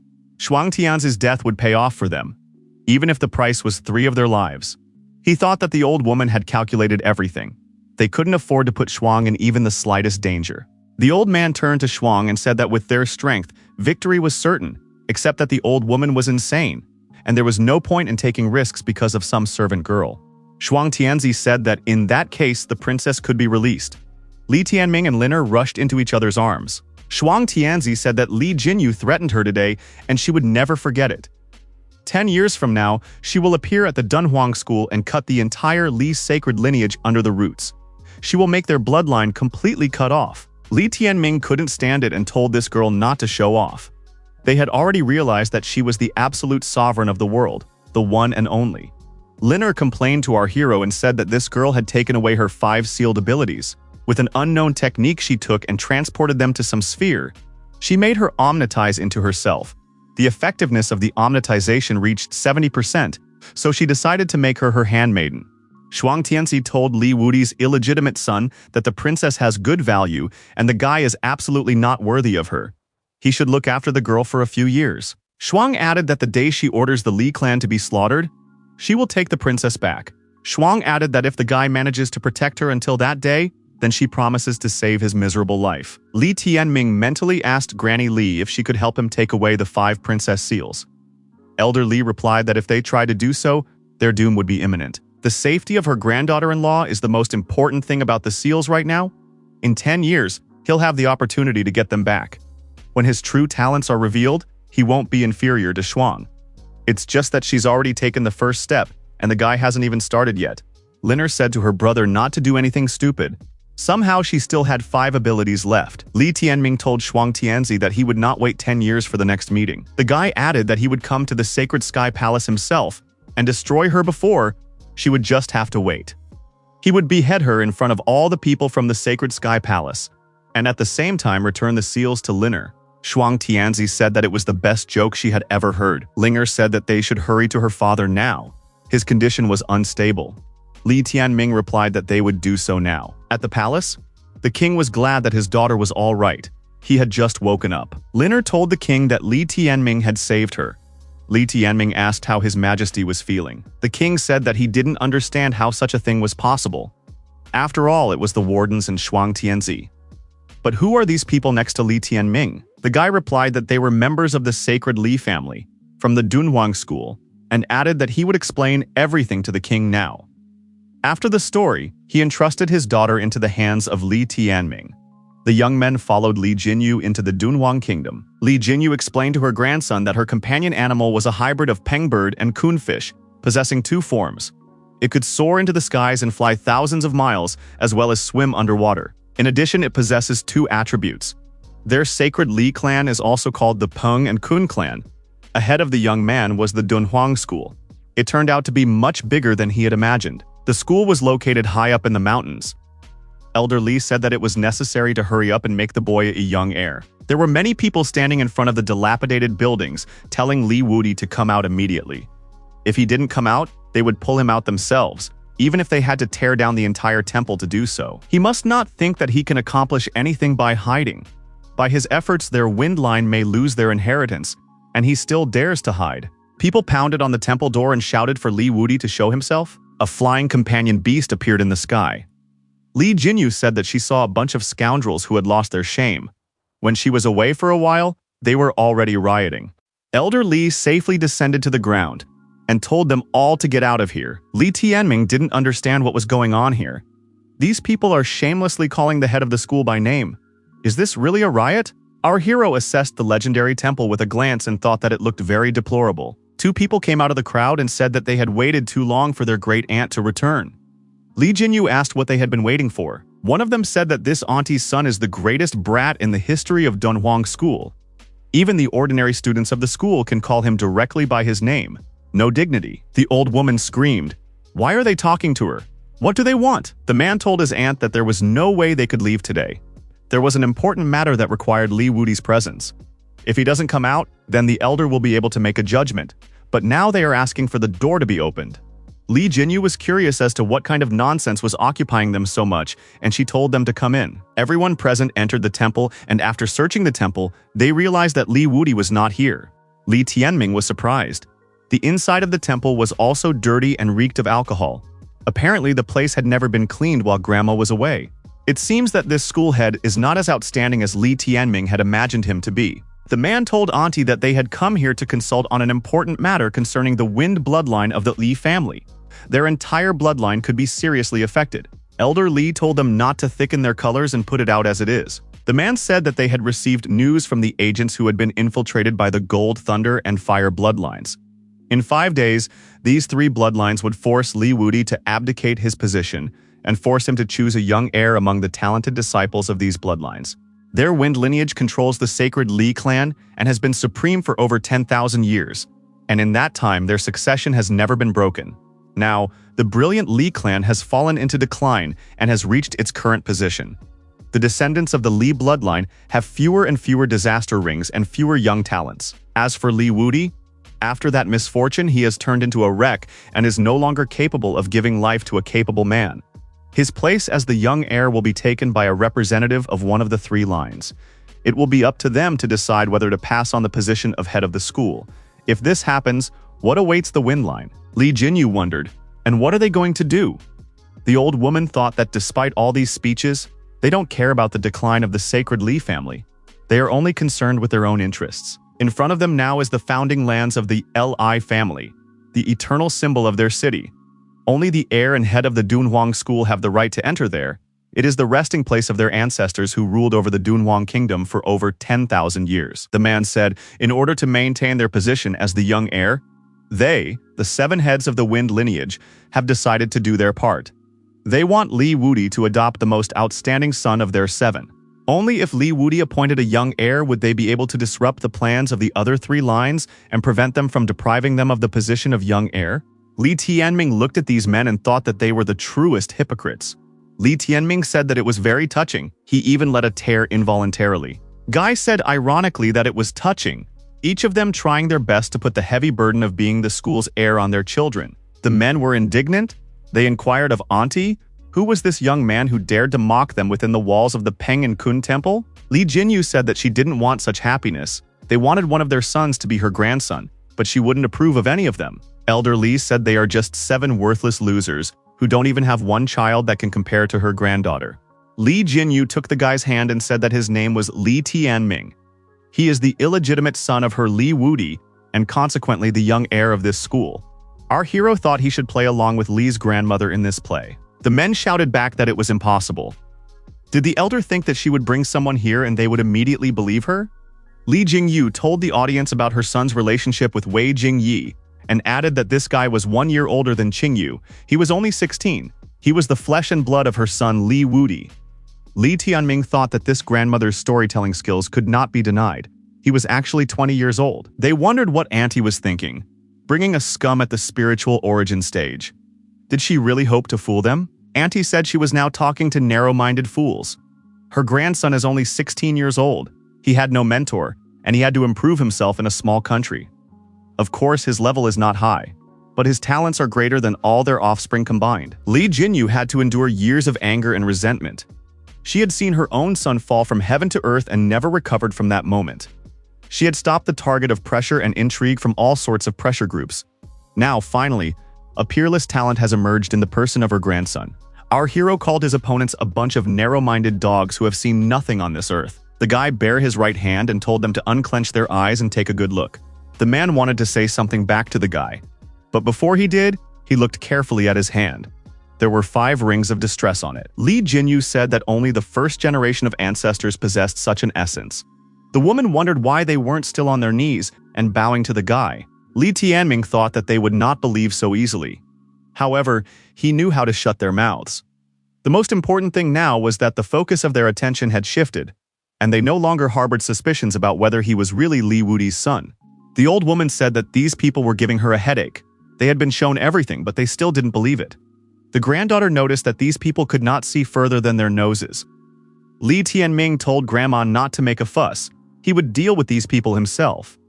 Our hero told his opponents that he didn't get his first hardening technique until he was 15 years old and only then began to improve. So everything he achieved was accomplished in 5 months.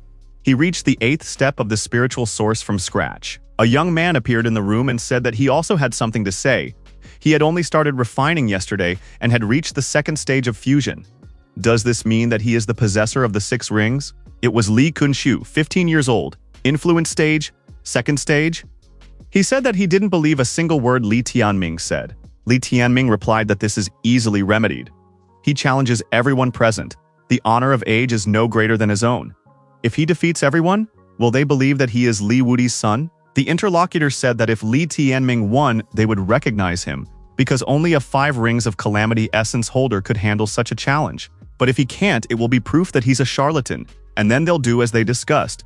hand over Li Wudi's sons for adoption. Li Tianming smugly added that whoever defeated him would become the young heir of the school. Li Jinyu asked if the grandson was confident in his abilities.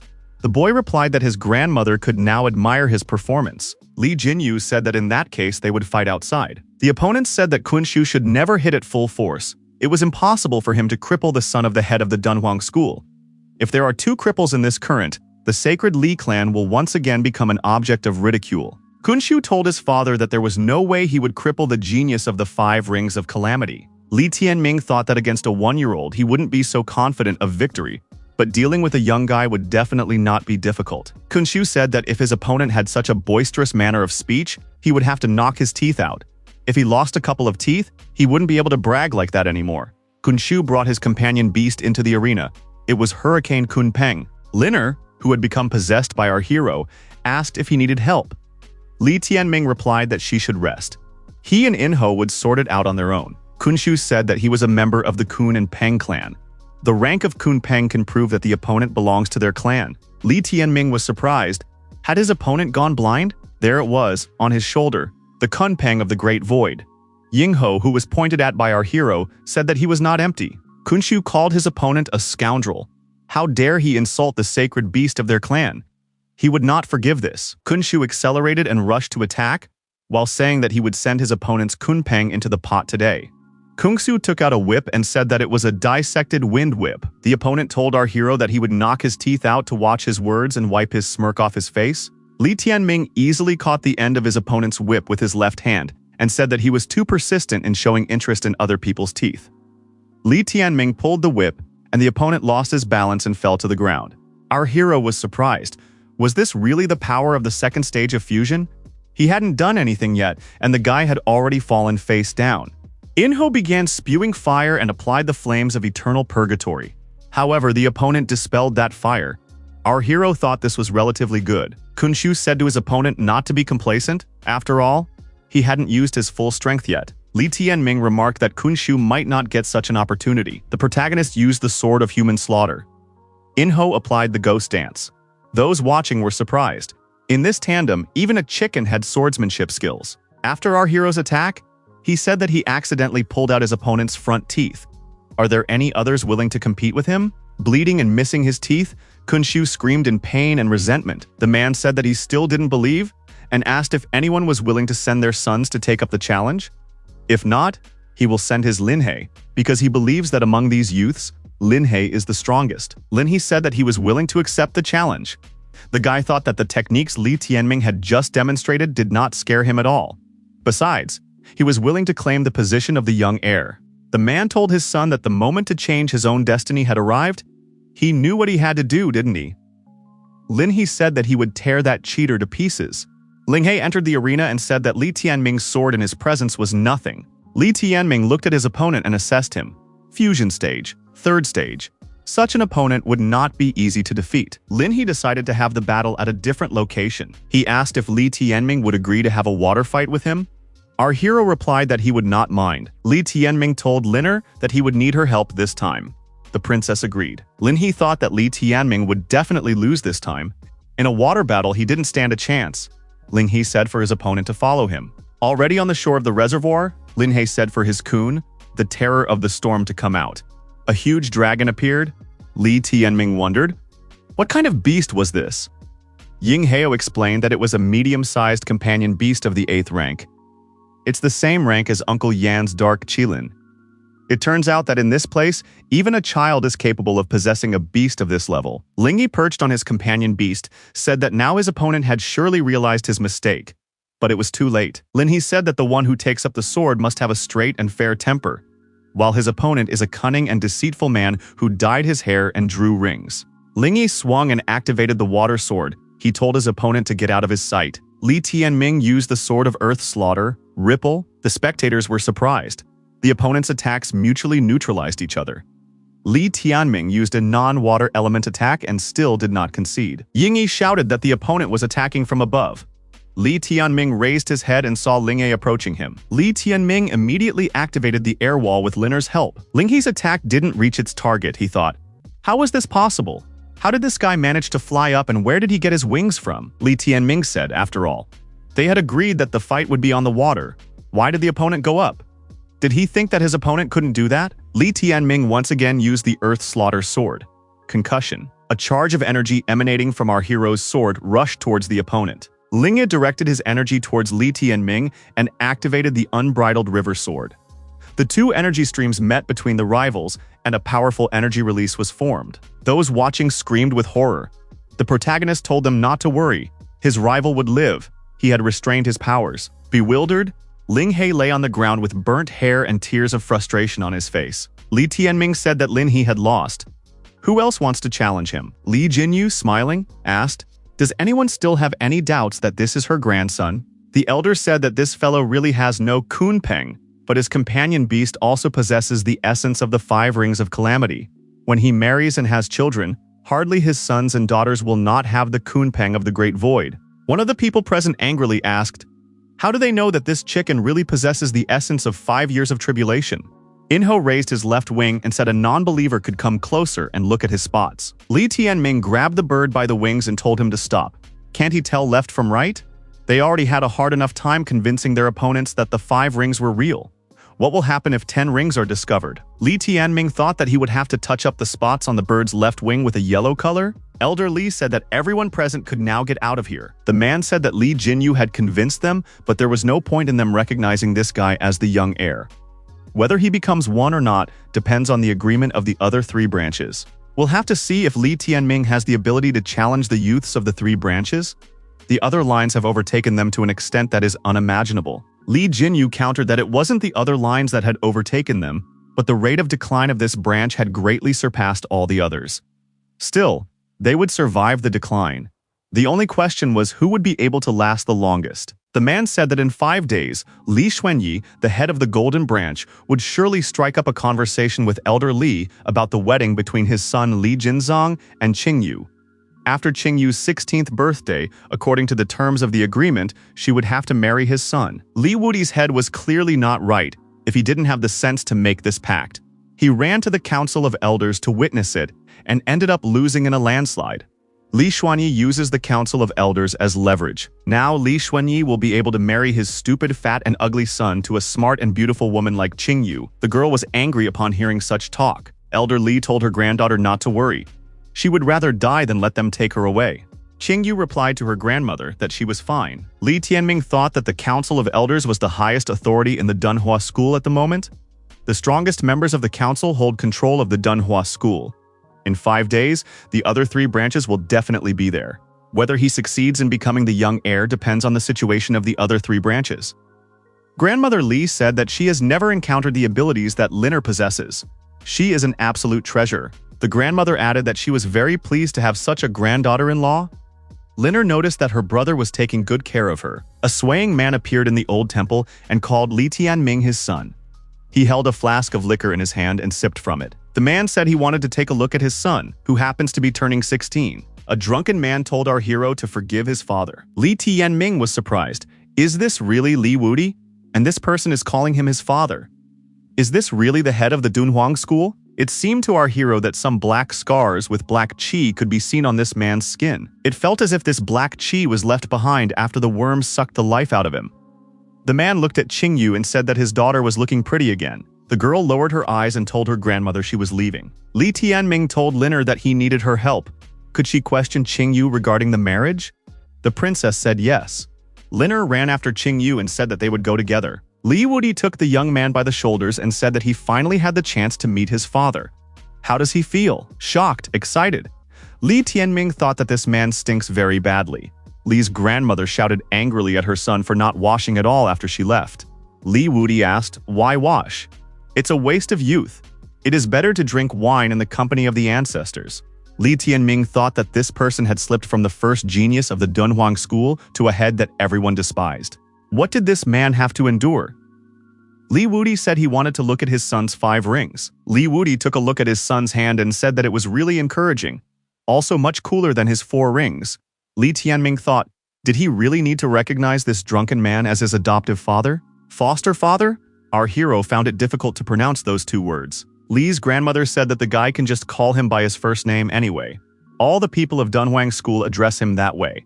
Li Tianming said that this is not appropriate when talking to elders, you should show respect. Li Wudi scratched his body under his clothes and said that he was very satisfied with his son Li Tianming. Li Wudi took out the sacred seal of Kun and Peng and said he would bestow it on his son. The man tossed the seal to the young man and said that his father would look after him from now on. Dunhuang School is his father's territory. From now on, he can do whatever he wants here. If he wants to beat someone up, he doesn't have to hold back.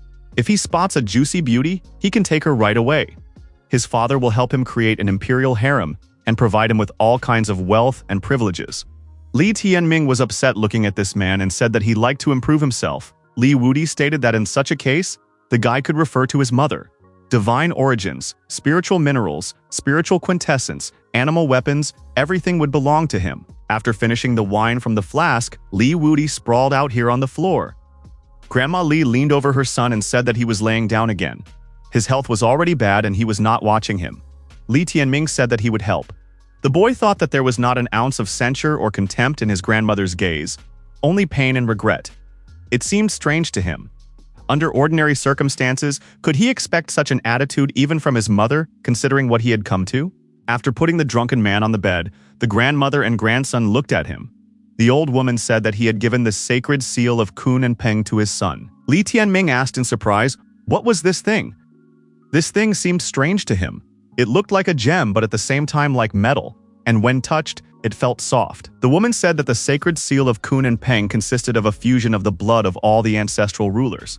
This clot contains the blood of the leaders of the Li sacred lineage from the first generation to her husband's generation, from which Po's blood soul was formed. Guy thought that this blood heritage brings others indescribable delight. Only the greatest families could own such a shrine. Li Tianming asked if this seal had any use. Grandmother Li replied that it was the foundation of the authority of the head of Dunhuang School and the young heir. Li Jinyu added that there are only 2 such clots, which are passed down in their lineage from generation to generation and fused in the blood of the head and heir. No outsider is capable of fusing it. Only those in whose veins the blood of the sacred Li clan flows can do so. Li Tianming asked, "What happens after the merger? Is there an increase in fighting ability?" The woman replied that no, but only seal holders have access to the sacred lands of the Li family's founders. Li Tianming logically asked, "Does such an opportunity bestow any good?" The woman replied that contrary to expectations, no. The other people of the Li bloodline thought otherwise.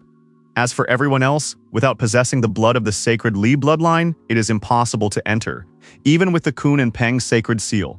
If going there would provide some benefit, their clan wouldn't be in decline. Li Tianming regretfully remarked that such a thing was only used to recognize status. Li's grandmother acknowledged this and added that it was ironic. Li Tianming thought that his bloodline was actually too far from the Li sacred bloodline. Would he be able to merge the Kun and Peng sacred seal? If he were to merge now, wouldn't he become the young heir and ruin the intentions of the other 3 branches? Li's grandmother said that before others recognize him, she would not advise him to do so.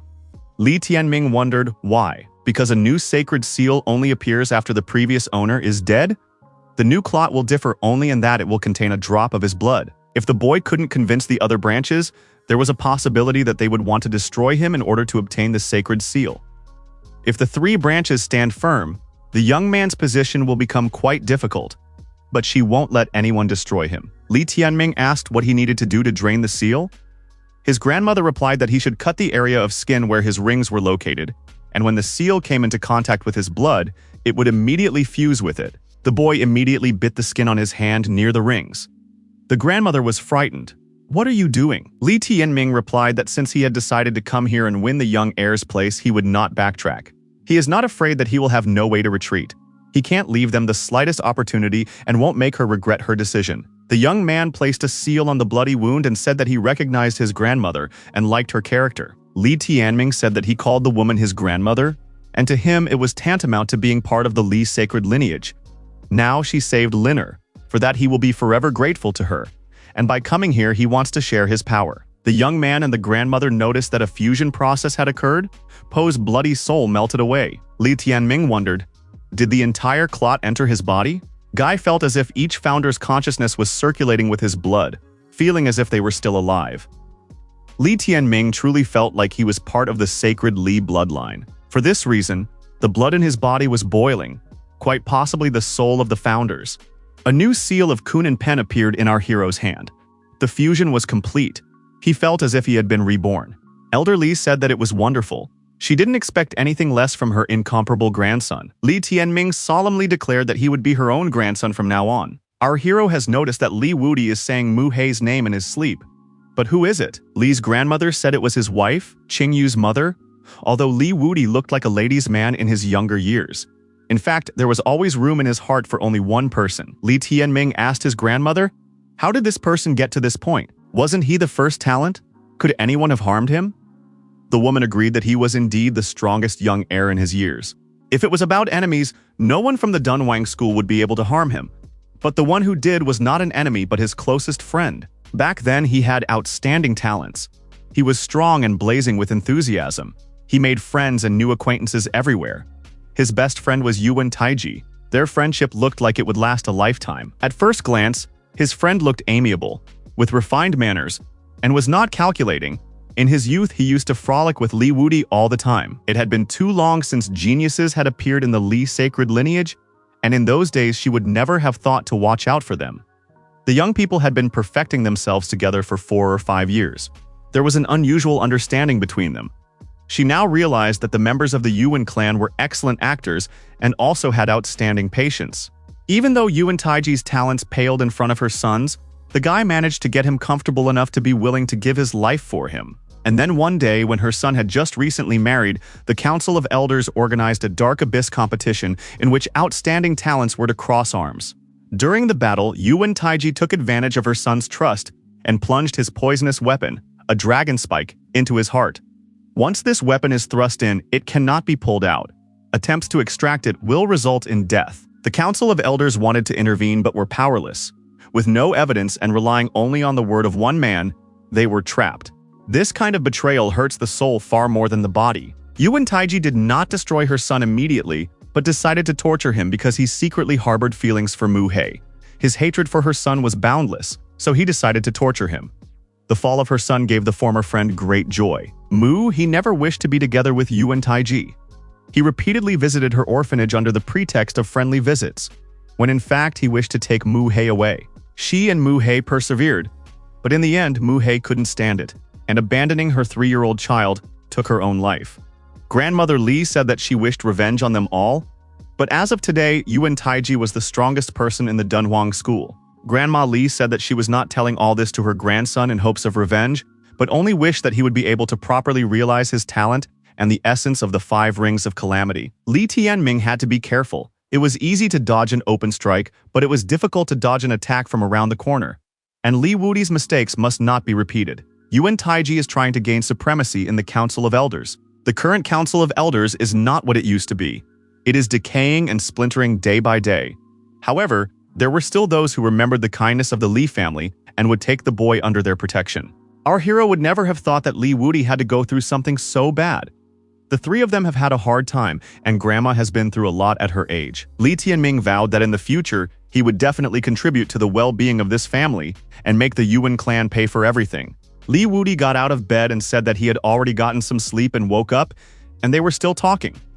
He wondered if the guy had put that thing in his body. Li Tianming replied that he had already leaked the sacred seal. Li Wudi said that it is beautifully done. Now the guy can go with him to the ancestral land of the Li family. Li Wudi told Li Tianming to prepare properly. When they were there, they would sing and dance on the mounds. Qingyu said that Linger is truly beautiful. In the entire Dunhuang school, she had never met a girl like her. Linger said that Qingyu was also beautiful. Entering the room given to her, Linger asked why there was only one room. Qingyu was surprised. Don't Linger and Li Tianming live together? Linger said they hadn't known each other that long yet. Linger asked where Qingyu lived. Maybe they should become neighbors? Qingyu replied that you could, and added that she was only in favor. Linger suggested that Qingyu take a walk to the river. Qingyu said that she was very jealous of her companion and her brother Li Tianming. There is a very strong bond between them. Linger asked if it was true that Qingyu's father was going to marry her off to a man she didn't like at all. Qingyu nodded affirmatively. This is due to the fact that they mentioned her mother. The father got angry and decided to make a dispute with them to punish them, but he lost. That time he was so insistent that he went to the Council of Elders to have them testify. In fact, these were the events of 10 years ago. At that time, her mother had just passed away. and her father was just burning with rage. Liner asked if that was the reason she hated her father. Qingyu replied that she understood him. Grandmother said that life is like this sometimes. Most things happen against your wishes. Qingyu added that one should never give up and should not take out their anger on the people around them.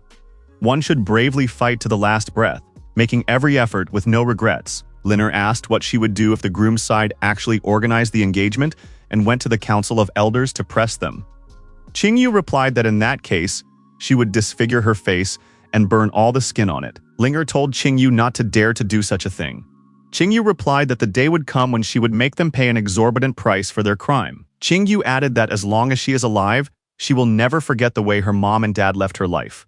Liner hugged her friend and told her that she wasn't alone. She and her brother would help her, and she shouldn't have to carry this burden alone. Qingyu laid her head on Liner's shoulder, cried, and thanked her.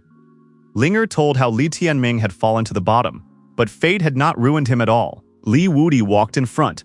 Li Tianming followed a little behind him. The father looked at the animals and asked, "Are these his son's companion animals?"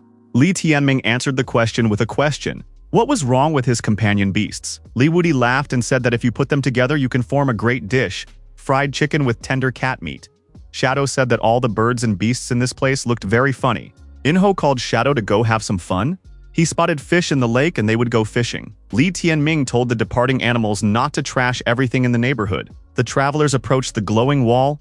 Li Wudi said that inside this blood-red barrier were the ancestral lands of the Li family. In the Dunhuang Kingdom, the power of this barrier is incomparable. Near the barrier, the travelers stopped in front of a large number of vessels of wine. Li Wudi told the young man to help him with this fine beverage. Li Tianming inquired, why so much wine? Li Wudi said that he wouldn't be the one to drink it. It's hard to part with such a fine drink.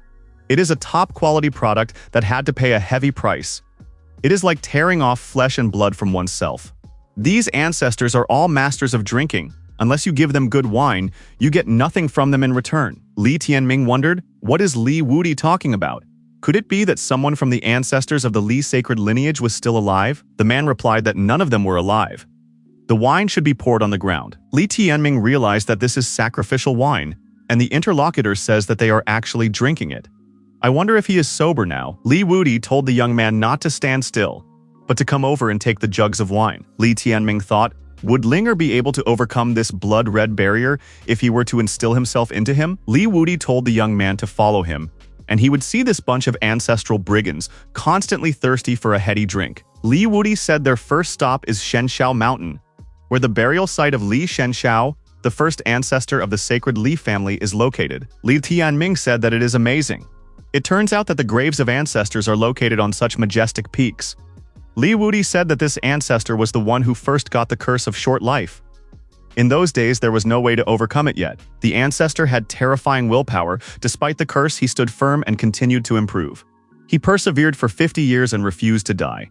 He figured out a way to overcome the curse and regained 50 years of his life, rose to eminence, and became one of the most outstanding personalities that had ever existed in the celestial realm. Subsequently, at a time when the Dunhuang Kingdom was a no-man's land reigning in chaos, he founded the Dunhuang School, subdued the local kingpins, and became the sole ruler of the kingdom. He was the strongest warrior in the history of the Dunhuang School, reaching the sacred stage of antiquity. Li Tianming thought that the founding ancestor Li Shenshao was the ideal of the entire Li sacred lineage. Li Wudi said that they will now go to this ancestor's grave and serve him drinks. He is extremely greedy for good wine. Most of the supplies brought are just for him. Our hero didn't realize that under this mountain peak would be such a large cave. A creature of enormous size was in this cave. Li Tianming and this beast looked into each other's eyes. Such huge and graceful animals our hero has never met before. This creature's entire body was entangled with black qi. Without a doubt, it was Li Wudi's companion beast. Li Wudi said that it was the unique companion beast of their branch. The green void Kunpeng. Li Tianming inquired, isn't it the Kunpeng of the Great Void? Li Wudi said that it was the same thing. Only it was more green than empty. Li Tianming thought that this beast was very weakened, it seems like. Just like Li Wudi, under the weight of the poison dragon's thorn, it has to fight hard to maintain its existence. Li Tianming asked his father, does this cave really lead to the summit? Li Wudi nodded affirmatively. On every high mountain in these lands are buried the remains of their ancestors. On a neighboring peak rests the second ancestor of the Li family, Li Xinhe. He was the son of Li Xinxiao, possessing the essence of the 4 rings of calamity, but his rings were blood red in color. Next, behind his mountain in order are the peaks that became the burial places of the 3rd, 4th, and 5th ancestors. Near the obelisk, Li Wudi told his son to leave the wine and kneel down. On the large gravestone was an inscription, Li Shenxiao. Li Tianming knelt down and told the honorable founding ancestor that his distant descendant Li Tianming had come to visit and worship him. Li Wudi told our hero that he honestly has no sons, but this guy immediately caught his eye. Today, he saw the young man defeated Li Linghe. During the fight, it could be discerned that the guy had a great understanding of bragging. This is their shared talent. Li Wudi added that this guy has an extraordinary innate potential. He has a protruding back of the head and vertebrae, which are signs of exceptional talent in mastering martial arts. Our hero thought that his interlocutor was talking nonsense. Li Wudi said, if predestination has bound them in a father-son relationship, then he will bestow a boon. From today, the boy can perfect himself in the ancestral lands. He, in turn, will reveal to the young man the unseen lands of the ancestors of the sacred race, Li Tianming thought. If these lands hide unseen secrets, then he was willing to improve here, Li Wudi said to now Li Tianming to urinate on the tombstone. This ancestor is the most insatiable. He likes the boy's urine the most. Li Tianming shouted for his interlocutor to take this extremely seriously. Li Wudi smiled and told the guy not to get angry. Li Wudi told Li Tianming to watch carefully and poured the contents of the jug directly onto the grave. Li Wudi called the ancestor names and said that he wasn't being serious today. He had brought his son and the ancestor didn't consider him. He poured another jug on the grave and said that he would get the old man drunk. Li Wudi, pouring the second jug of wine into the ground, told his ancestor not to pour too much. He didn't have much left. Suddenly, the obelisk above the grave began to glow brightly. Li Tianming couldn't believe it. Did the tombstone really glow? And it wasn't just a glow. The tombstone had now begun to contain natural spiritualized qi. The amount of spiritualized qi he felt here was 10,000 times greater than what was contained in the Yanhuang obelisk. If he were to refine in this place, it would be amazing. Li Wudi said that this tombstone has heavenly runes of white color, the runes of the sacred sky. Does the young man know the significance of the 81 heavenly runes? Li Tianming admitted that he did not know. Infusing the ground at the tomb of a founding ancestor with wine can produce similar changes. How did Li Wudi discover this, and does anyone else know about it? The man replied that there was nothing complicated about it. He had been drinking here for 50 years and no one knew about it. The founding father built this tombstone by himself. The spiritual minerals of the 81 heavenly runes were used to create it. A work like this has never been seen in the history of the Dunhuang kingdom. This doesn't only apply to the grave of the founding ancestor. Li Tianming could get other ancestors drunk to reveal their secrets after their deaths. These ancestors turned into demons that demanded a drink. Li Tianming was surprised. Such a big secret capable of stirring up the entire world. Li Wudi was telling him so easily? After all, they had only recently met. Li Wudi said that this world is huge, and the guy came here to become a young heir. Their meeting was predestined by fate. Predestination is the first law of the under heaven. People are amazing creatures. Sometimes just a glance is enough to know what's what. Li Tianming may think that he is not worthy to be called a foster father, but from his first glance at the young man, he knew that he liked him. Li Tianming replied that he didn't think so at all. He just couldn't immediately recognize Li Wudi as his father. It depends on how the man performs in the future. Li Wudi said for the young man to knock and get the old ancestor to grant him patronage. He wondered if they were bound by predestination. Li Tianming and his pet beasts sat down in front of the obelisk and decided to activate the Eternal Purgatory Treatise using the spiritualized qi hovering around. They wanted to evolve properly today. Li Tianming thought that he was doing well and that was just fine. Li Wudi was pressing the wine at this time. He told the young man to try his best, as it seems that old man also liked him. Li Wudi thought that with such a son, the future didn't look so dim. He too should continue his tempering. The man threw off the top of his clothes. A sharp, poisonous spike protruded from his chest. Li Wudi's body began to glow with red light. A sharp, poisonous spike pierced through his chest. It continued to poison his body. The man said it's been 40 years, death, cultivation, perfection, before the gates of hell. Countless times he had hesitated on the brink of life and death. It was time to cross the afterlife and pass the bridge between the world of the living and the dead. He had looked into the face of demons, but he had also met the spirits of the sky. Li Wudi thought that when he plucked the poison dragon's spike, the entire Yuan Taiji clan would turn into powder. With this thorn, he has condemned him to a life worse than death. But he does not know that he is not at all afraid of destruction. And even less does he know that he will draw the thorn of the poisonous dragon through his vessels and begin to improve himself. The curse of the sacred Lai family does not believe in the heavens, does not rely on gods, and does not fear demons.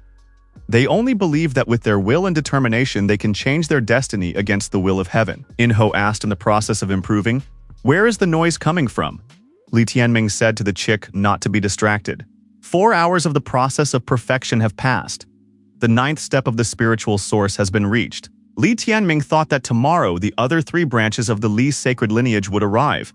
It was time to go back and make some preparations. The girls, upon meeting our hero, inquired whether Li Tianming's brother Li Tianming had managed to make a breakthrough. Li Tianming nodded affirmatively in response. He thought that Sister Qingyu was exceptionally friendly today. Ling seemed to get along well with her. Qingyu said that time at Linger's omnibus, Li Tianming's brother Li Tianming defeated Li Linghe, and now she thinks that even she is not a rival. Li Tianming replied that the girl shouldn't belittle herself. She's only 15 years old and has a whole sea of prospects ahead of her. Qingyu agreed. Brother Li Tianming possessed the essence of the 5 rings of tribulation. Right now, he was only at a low stage because he had little time at his disposal. Li Tianming asked the interviewer to continue to call him brother. He has no real younger sister, but he hopes that the girl will become his sister in the future. Liner and Qingyu looked at each other and smiled at each other. Qingyu wondered if it was possible to hug Shadow in such a case. Since this kitten was so soft and fluffy, Li Tianming thought that Qingyu decided to get close just to be able to hug a kitten. Apparently, he was imagining too much. Yingho said that he was also willing to let himself be hugged for free. The girls took turns stroking Shadow. Inho was flapping his little wings out of loneliness and crying. Li Tianming noticed that both girls were ignoring him at the moment. Our hero took out the box, Mu Yan's gift. I wonder what Uncle Yang gave him after all. It was time to find out. Whatever it was called Evil Obsession. Li Tianming opened the box and saw the black chains inside. The surface of these chains were covered with spikes. If one were to entangle a man with these chains, a single tug could tear the meat to the bone. No wonder these chains have such a name. They are much scarier than the fire dragon chains. Li Tianming swung and struck the huge tree with his chain. The tree immediately cracked and broke in two. The power of the chains was also extremely powerful. The guy thought these chains had a special effect, but in a moment he noticed the illusion effect. When used, these chains can affect the opponent's psyche. Thus, they are just perfect for his Eye of Lost Spirit. If you add to this mental attacks from the evil spirit fated soul chain technique, you get a complete nightmare. Grandmother told her grandson and granddaughter that the people from the 3 branches would arrive soon, but there was no need to worry too much. The day before, she visited the school and met with Elder Ye Qing. She told the elder about the essence of the 5 rings of the young man's calamity. The elder told him that he would come today to see everything for himself. The boy was bold enough to leak the seal to Kun and Peng right away. By doing so, he had them cornered. Li Tianming realized that if he could prove to Elder Ye Qing that he was the owner of the 5 rings, he would be safe. Grandmother Li said that at this moment, the Li sacred family didn't have people capable of joining the Council of Elders. As for Elder Ye Qing, the other 3 branches will have to listen to him. Li Tianming thought that it was good news if there were any elders left who wanted to support the Li sacred clan. The woman said the guy was required to do the same thing as last time, showcase his talents. Then he would retain his position as heir to the school. The youths of the other 3 branches are quite tough. Nevertheless, a guy should refrain from fighting until the victorious end. If any of them were to get seriously injured, it would put Li Tianming at a disadvantage. Li Tianming told his grandmother that he was interested in the details of the school's branch situation. Among the 4 branches of the Li sacred lineage, there are 4 patriarchs and 28 branch heads in total. 10,000 years ago, all the people who held these titles were extraordinary individuals. Now, 10,000 years later, none of the group of people with the same ranks are in the Council of Elders. Among the 4 branches, the Golden Branch was the best preserved. After her son Li Wudi lost interest in running the family, the second patriarch, Li Xuanyi, is in charge of all the affairs of the sacred Li family, from the biggest to the smallest. He is the strongest warrior of the Li sacred lineage who has reached the sacred stage. Grandma Li said that the other patriarchs are actually going along with him. This time, Li Xuanyi will come along with the other patriarchs. Li Tianming clarified. In other words, Li Xuanyi is the person who is the strongest and wants to obtain the sacred seal and enter the sacred lands of Li's ancestors. At this time, the door to the room opened and people entered. one of whom said that the abbess had a lot of nerve. These were just the expected representatives of the three branches. The three branches had scheduled a challenge today to determine who would become the young heir. He would never have thought that Li Jingyu would be mad enough to do such a stupid thing. Li Tianming thought. Judging from the way he calls himself, it is undoubtedly Li Xuanyi. Li Jinyu asked what foolishness he thought she had done. Xuanyi replied that the woman had unceremoniously brought in a stranger, christened him Li Wudi's son, and announced that he would become the young head of the school by right of inheritance. Li Wudi has no sons, and he himself is about to die. At the moment, the appointment of a young head is the most urgent matter for the Li family. They are in the process of selecting a candidate who will ensure the prosperity of the Li family. Li Xuanyi told the abbess to give them the sacred seal of Kun and Peng. They will hold a convention of the sacred Li clan and a competition among their youth. The winner would become the new heir. Grandma Li said that his son Li Xuanchen had invited Yuan Taiji to mentor him and was now the strongest among their youth. It wasn't obvious that everything was being done for his son. So how did everyone else agree with this? The other people present said that they agreed with Li Xuanyi after all. Their children wouldn't be able to deal with Li Xuancheng, but maybe future generations would have a chance. The abbess should hurry up and return the seal. And they shouldn't be fooled by a stranger supposedly possessing the 5 rings of calamity. Li Tianming angrily asked, who told them that his 5 rings were lies? Didn't the 7 heads of the Wind Branch tell them about how he had defeated Li Linghe? Li Xuanyi replied to our hero that they were not as easy to fool as those fools from the Branch of the Wind. Xuanyi told this guy not to hold his head high after one good fortune, otherwise he might be in great danger. Those who go against them will face a terrible doom. Xuanyi thought that one glance from him saturated with destructive intent would be enough to make this guy run away in fear with his tail tucked. Li Tianming, yawning defiantly, asked, didn't they want to send their sons to fight him? It was time to start or he would be sleepy. The men said this guy is insolent. Hasn't he been taught manners? He's a real madman. Xuanyi thought that his gaze was not harsh enough this time. A girl came on stage and told her father and the other gentlemen to temper their anger. The girl said that Liner was here to let him know what happens to those who pretend to be members of the dominant branch. Li Tianming smiled and said that this girl was being very petty, and he asked why she took an umbrella for a walk. The girl said that this guy is a petty loser and will soon be no laughing matter. Li Qingyu has such a lowly older brother, just like her, just like a pair of boots. Liner said that this person constantly hurts Qingyu. When she got all over his sister, she found out who is the most hated person there. That girl is Li Qiling. Brother should teach her a lesson. Li Tianming told his interlocutor that her song was now over. Liner had said her word, so now the matter had taken a serious turn. The kid added since his grandmother is counting on him, he'll put his best foot forward. Li Qilin called our hero names and told him to go back to where he came from. Qilin added that this guy defiled the blood of their ancestors, so his demise is the only finality. The girl took out and activated her weapon. It was a blade of red flame and a water shield of the 9 circles of the sky. Li Tianming thought that the fire element's big sword and water element's shield. This girl compared to the past opponents would be stronger. The girl's companion beast was a kunpeng of red flames and boundless ocean. Li Tianming spread his wings. Enro was beside him. Our hero said that they wouldn't summon Shadow, they would let him sleep. Li Qiling put her shield forward and moved to attack, chanting that Li Tianming was about to accept his doom. Li Qiling's companion beast opened its beak, and a stream of scarlet flames appeared from there. Enro wondered, who dared to play with fire in his presence? Li Tianming activated the Purgatory Shield. After that, a powerful explosion erupted. When the flames dissipated, our hero stood alive and unharmed. Li Qiling wondered, why didn't her opponent even have a scratch? How could this be possible?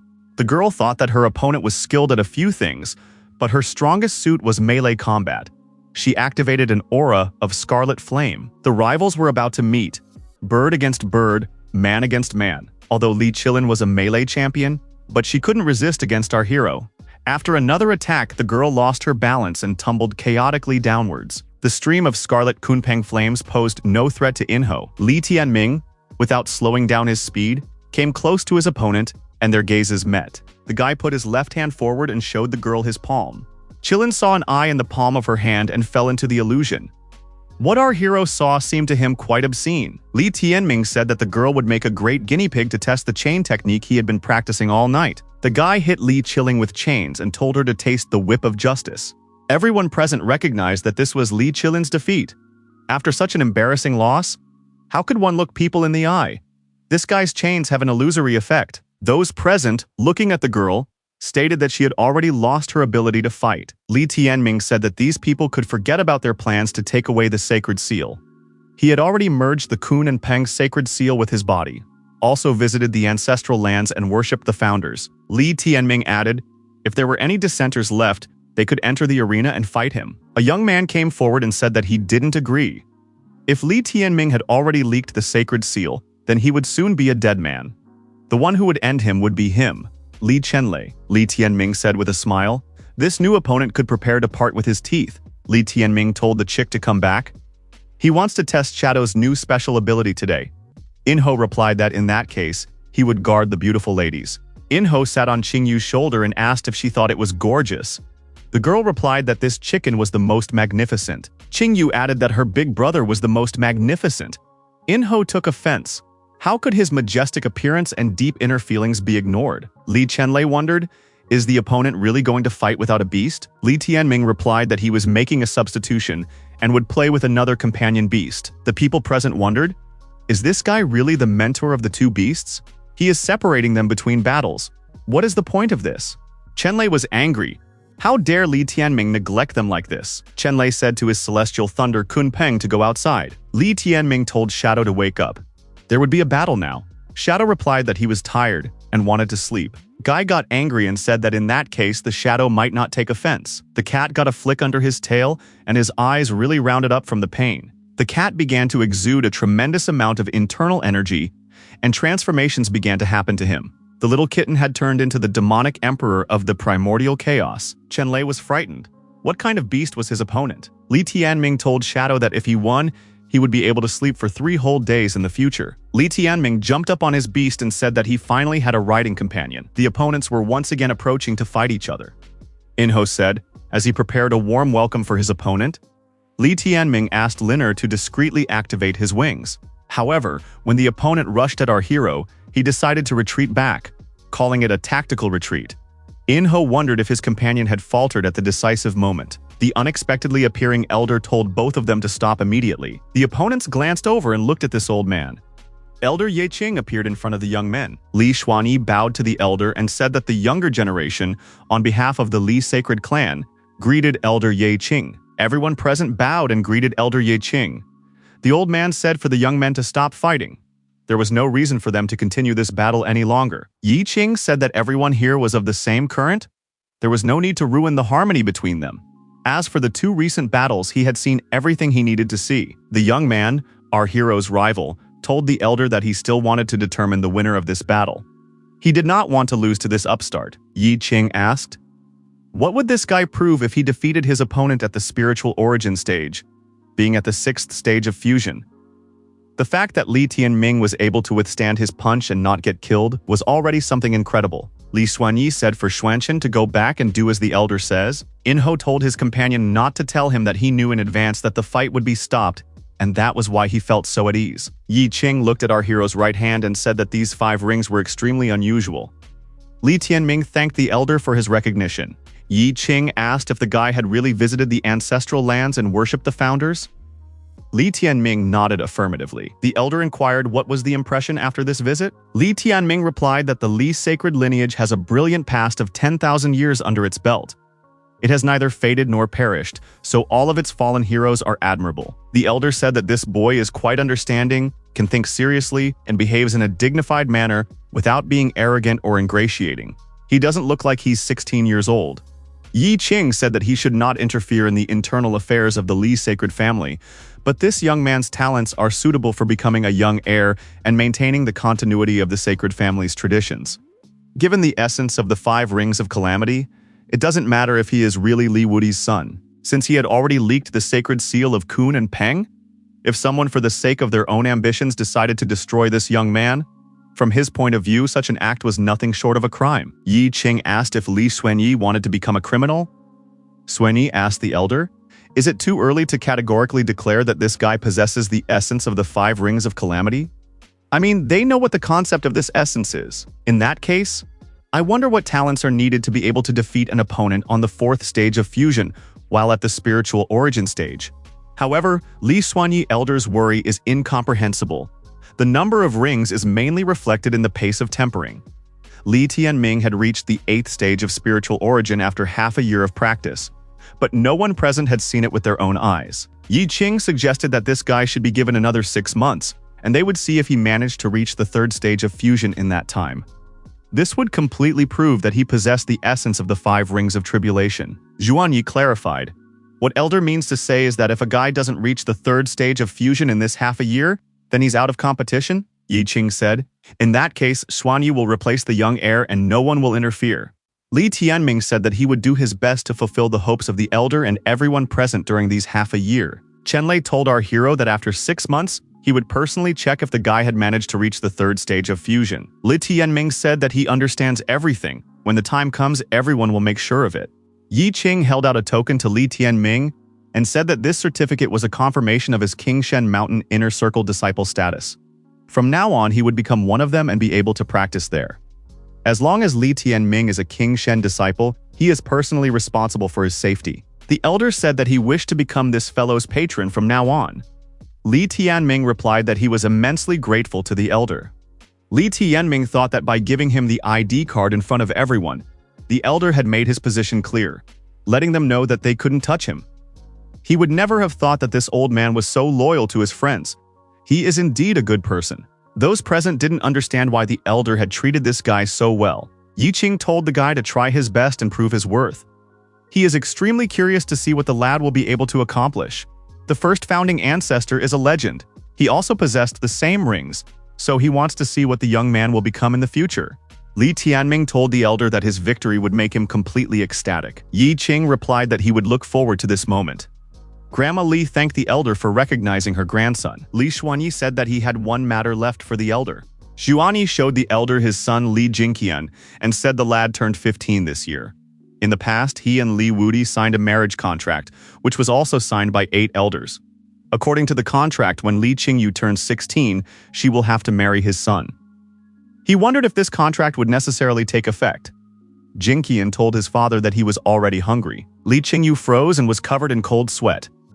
This was the most painful question for her. Yi Qing said that he didn't sign anything and he didn't care about it. Xuanyi said that he was afraid that when it came time for the ceremony of welcoming his wife and seeing her off to the wedding, the elder would consider it their attacks on the head branch, so he wanted to warn in advance. Yi Qing asked, was Xuanyi afraid that he would interfere with them? Xuanyi said that the elder misunderstood everything. Yi Qing asked, what would happen if he interfered? Zhuanyi said that if that happened, he would have no choice but to turn to the 8 elders to restore justice. Yi Qing replied that if it was nothing, then there was no need to mess with him or else he would really break this contract. Zhuanyi turned to Grandma Li and said that on his future daughter-in-law's birthday, they would appear at the doorstep to escort the bride to her betrothal. The groom-to-be said that Qingyu will give birth to 4 or 5 babies for him and make daddy very happy. Enho, looking at this guy, said he was very nasty and unpleasant. Li Jinyu said that her granddaughter will only marry this guy over her dead body. Zhuanyi said that Li Wudi agreed with this, so it's not worth the spectacle here. In any case, her granddaughter will become his son's wife. Yingho asked his companion if he should seize the opportunity and destroy this fatty. Li Tianming replied that the chick should take it easy and follow his instructions. Li Tianming told his sister not to worry. If this Li Jingqian even laid a finger on her, he would be destroyed. Qingyu thanked her little brother for his help and complicity. Yi Qing said that it was time for him to go and admonished Li Tianming and Li Qingyu. Young people should improve themselves properly. No matter what happens in the future, if they become stronger, they will have a chance to turn the situation around. Jinming Peak? Chenlei was beating the tree and practicing his strikes. He was determined to destroy the protagonist by all means. A guy standing off to the side said, who would have thought that the newly crowned young heir would manage to confuse everyone's plans? If it were him, there was no way he would have tolerated such an insult. It was Yuan Shengcheng. He said that he was going to congratulate Chenlei on becoming the school's heir. It was a pity that he let Li Tianming confuse all the cards. Chenlei said that he would wait another 6 months. For longer than 6 months, this Li Tianming won't be able to bother his eyes. Cheng Cheng asked if the mentor brother believed the story of that guy with the 5 rings of calamity essence. Chenlei replied that he didn't believe it, because the first founding ancestor had suffered for 50 years before he was able to awaken that essence. If it were that simple, would the Li sacred bloodline have gotten to where it is today? It's unclear what special technique that guy is perfecting. It was likely that he was already at the fusion stage, but for some reason he didn't have the corresponding aura. It will not be 6 months before his deception is revealed, and that hour will be the moment of his demise. Shengsheng asked. Junior will soon marry Qingyu.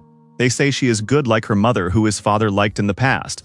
Chenlei asked, is Shengsheng really interested in this girl? Shengsheng nodded affirmatively. Who wouldn't want such a beauty? Chenglei asked if his interlocutor wanted everything organized for him. Cheng said that he wanted it very much, because he only has the granddaughters of the elders in his entourage, whom he dare not look at. Chenlei said that his stupid brother wouldn't understand anything at all when it was time for the first wedding night.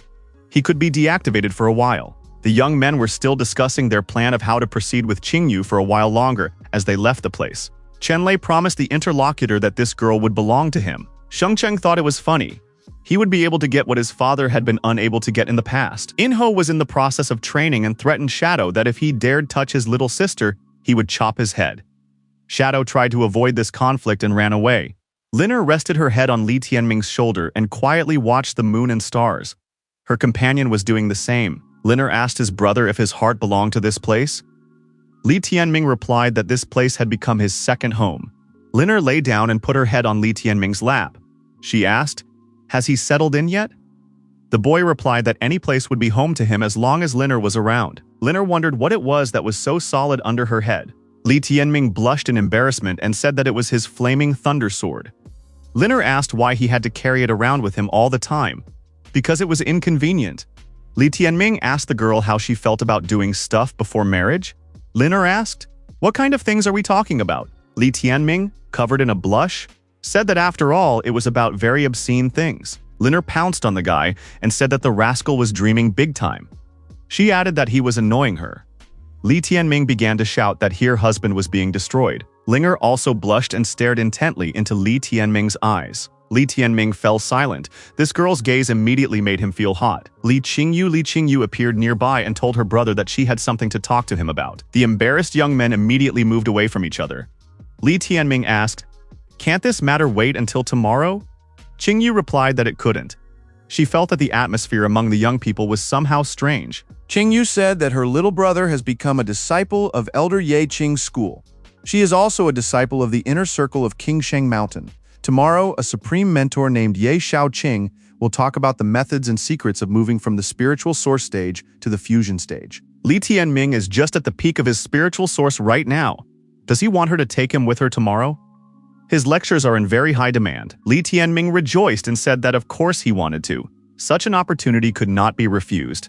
Breaking through to the big stage is the most difficult. Li Tianming asked that Qingyu guide him in the future to all the places in Dunhuang School worth seeing. Liner declared that she wanted to go as well. Li Tianming told his sister that this was the white bird, the most beautiful companion beast he had ever seen. Qingyu said that this is the Kunpeng of Venus, and her name is Shouyue. She is a companion beast of the lunar element. Li Tianming thought that this companion beast with such a rare element was simply wonderful. Inho said, belonging to the lunar element means that the bird favored by the moonlight. Doesn't that mean they're a perfect match? Inho flew closer to Shouyue and said that he had fallen in love with her. She had captured his whole heart. The white bird called the chick rudely. Qingyu said that this bird isn't even half a year old yet. It's still a chick. What on earth was Inho thinking? Inho replied that he is also a chick, but he can wait. A short time later, the brother and sister arrived at their destination. The boy asked Qingyu, what about the other elders besides the elders?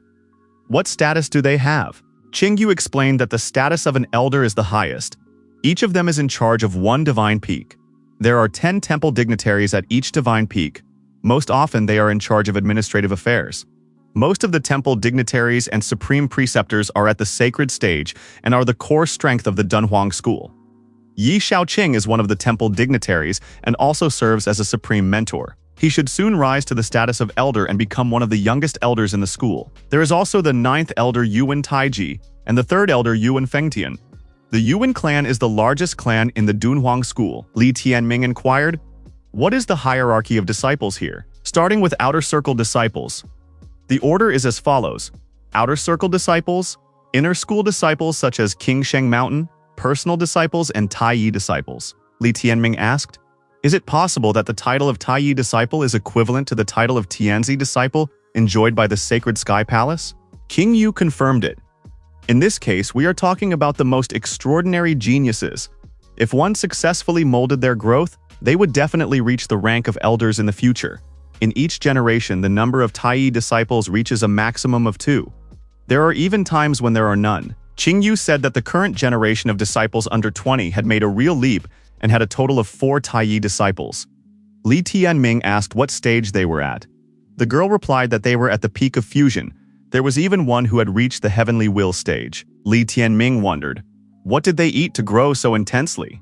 He had thought that Dong Huang's talents were the top talents of the school, but it turned out that he wasn't even close to Taiyi's students. The boy asked if there were any people from the Yuan clan among the Taiyi disciples.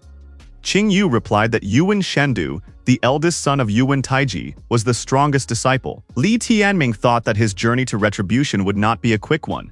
The girl replied that she had long been willing to devote her entire life to retribution. To listen to the upcoming lecture came really a lot of people who wanted to listen to the lecture. Our hero wondered why so many people wanted to hear about how to reach the fusion stage. Qingyu said that even though this lecture was about the fusion stage, others could still learn something from it. Qingyu asked her brother. He was already 20 years old. Wouldn't it be awkward for him to listen to a lecture in the company of 13-year-old boys? Li Tianming objected and said that he was 16 years old. Everyone noticed that the above mentor had arrived. He greeted all the disciples and introduced himself. His name was Ye Shaoqing. Yi Shaoqing said that the matter of their lecture today involved aura condensation and fusion. He asked everyone to stop whispering and not to make a sound until he gave permission. Those present obediently fell silent. Yi Shaoqing saw the newcomer and thought that this white-haired guy must be the new heir of the school that his father had mentioned. He had a calm and determined look in his eyes, and it seemed curious. Fusion means to unite into a whole, to bring 2 into 1 or even 3 into 1. The ideal fusion is not limited to mere fighting, but is a fusion of thoughts, desires, aspirations, and other factors into one. The most perfect manifestation of such a state of being can be described as, I am for the beast's sake, and the beast for man's sake. Those who wish to attain fusion need not give up thinking about what is spiritual, what is the interrelationship of power. Li Tianming said it is a great lecture. Ye Shaoqing explains all the basic concepts and concepts well. After 4 hours, the lecturer said he was done for the day. Linger sighed in relief. She said that she was falling over from fatigue and wanted to rest. The girl wondered why Li Tianming was writing everything down. Couldn't he memorize it? The guy replied that he would need to think about something else. When Li Tianming and Qingyu were returning home, a young man approached them. The young man said that the heir to their school had decided to honor the class himself. Li Tianming inquired who was in front of him. The interlocutor shouted that he was Li Linghei. It had only been a few days since they had met.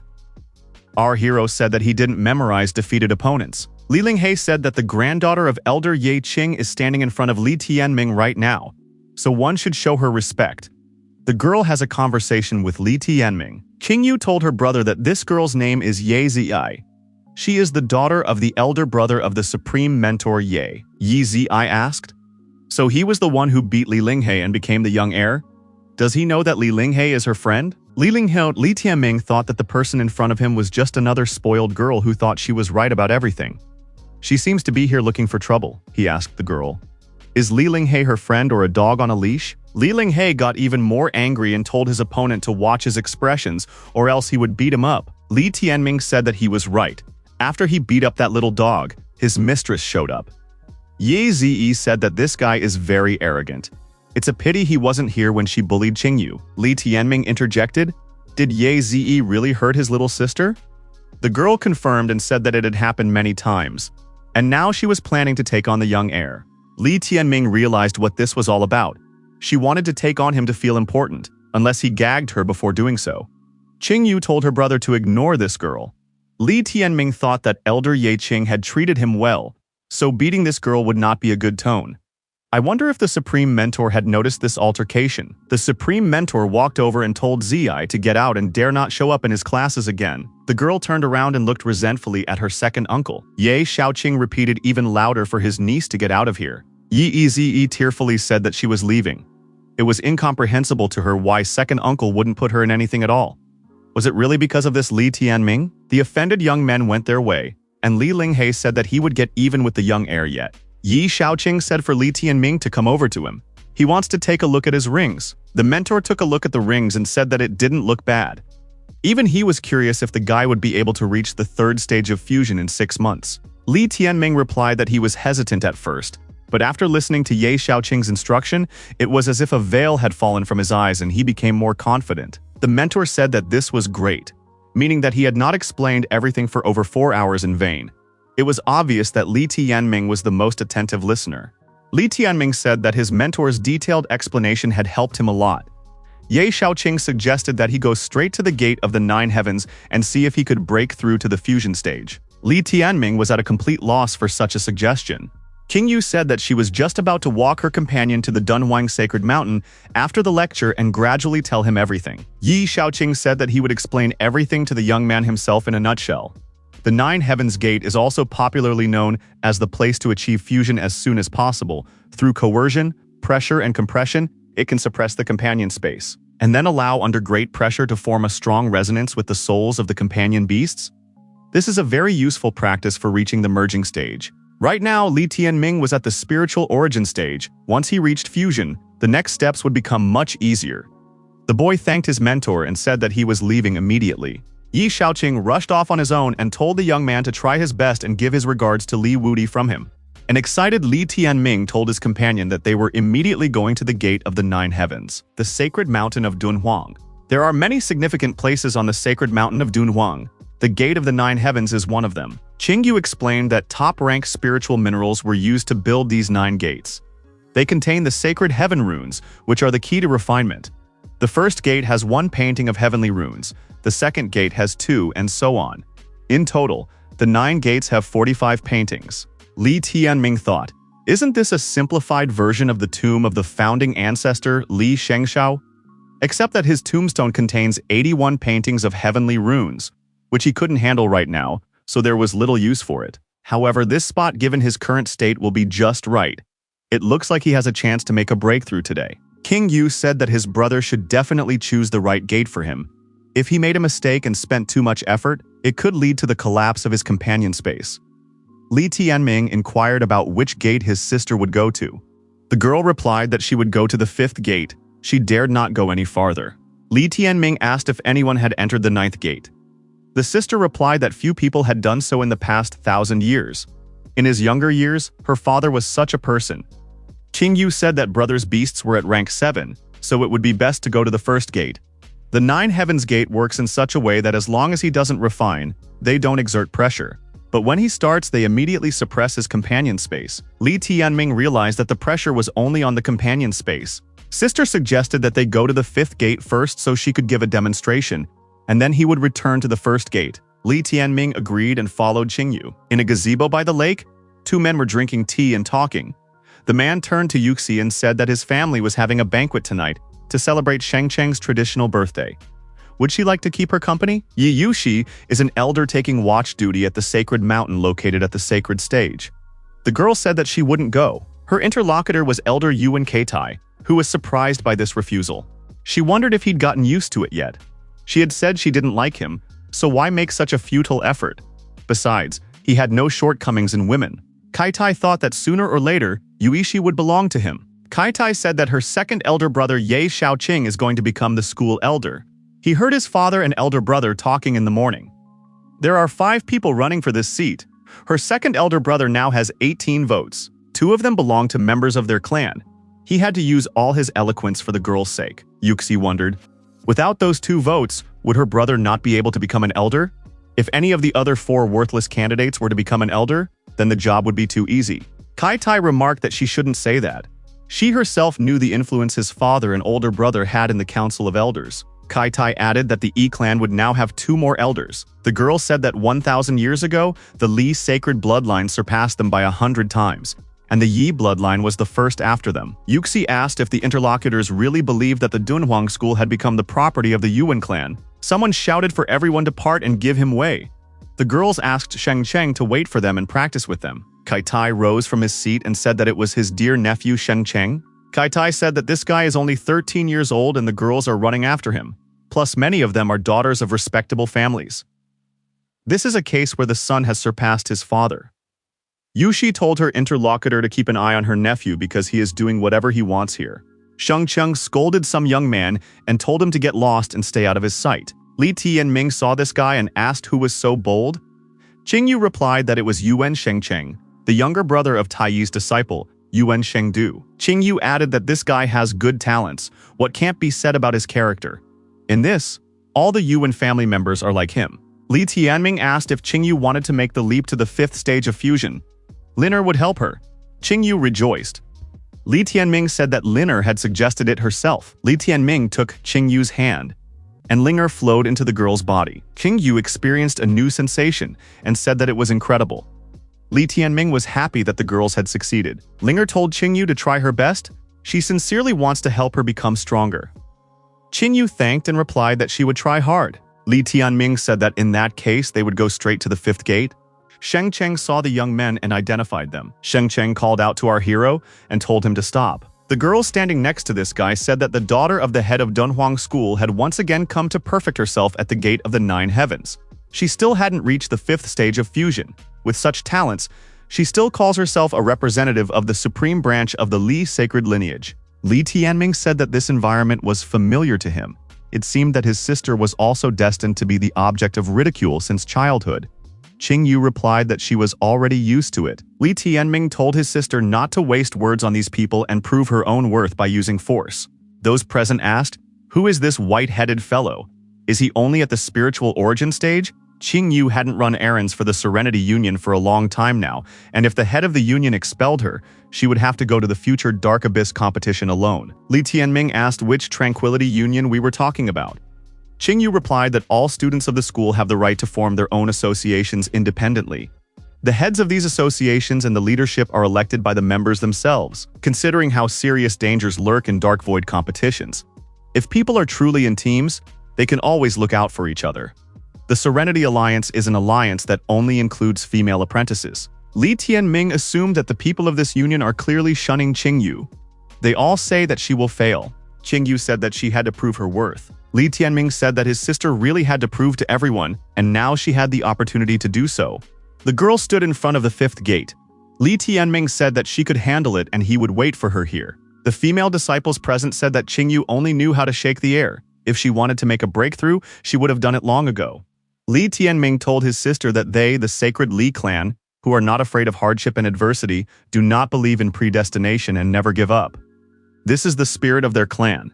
He is convinced that whatever clan may be, it may befall decline. But the sacred Li clan has a will and a lively spirit. Li Tianming said that they were supported by the ancestral blood that flowed in their veins, and so the will of the ancestors was something they should inherit and fight until their last breath. Qingyu repeated that they must not perish and fight until their last breath. With Liner's help, our hero's sister accomplished the impossible, a breakthrough. Our hero's premonition told him that his sister must succeed. Only he did not think it would go so favorably. Qingyu threw herself on her brother's neck and told him that she had succeeded. She thanked him and told him that he was the most important person in her life from now on. Liner said that Qingyu made a difficult breakthrough this time.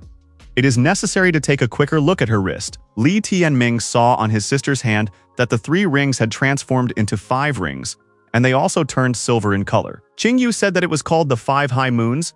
It was an extremely rare transformation of the color of the calamity rings. Li Tianming told his sister to cover it up rather, and not let outsiders see. If anyone saw, they would be watched all the time. Li Tianming thought that among the founders, only the 2nd ancestor was affected by such a phenomenon.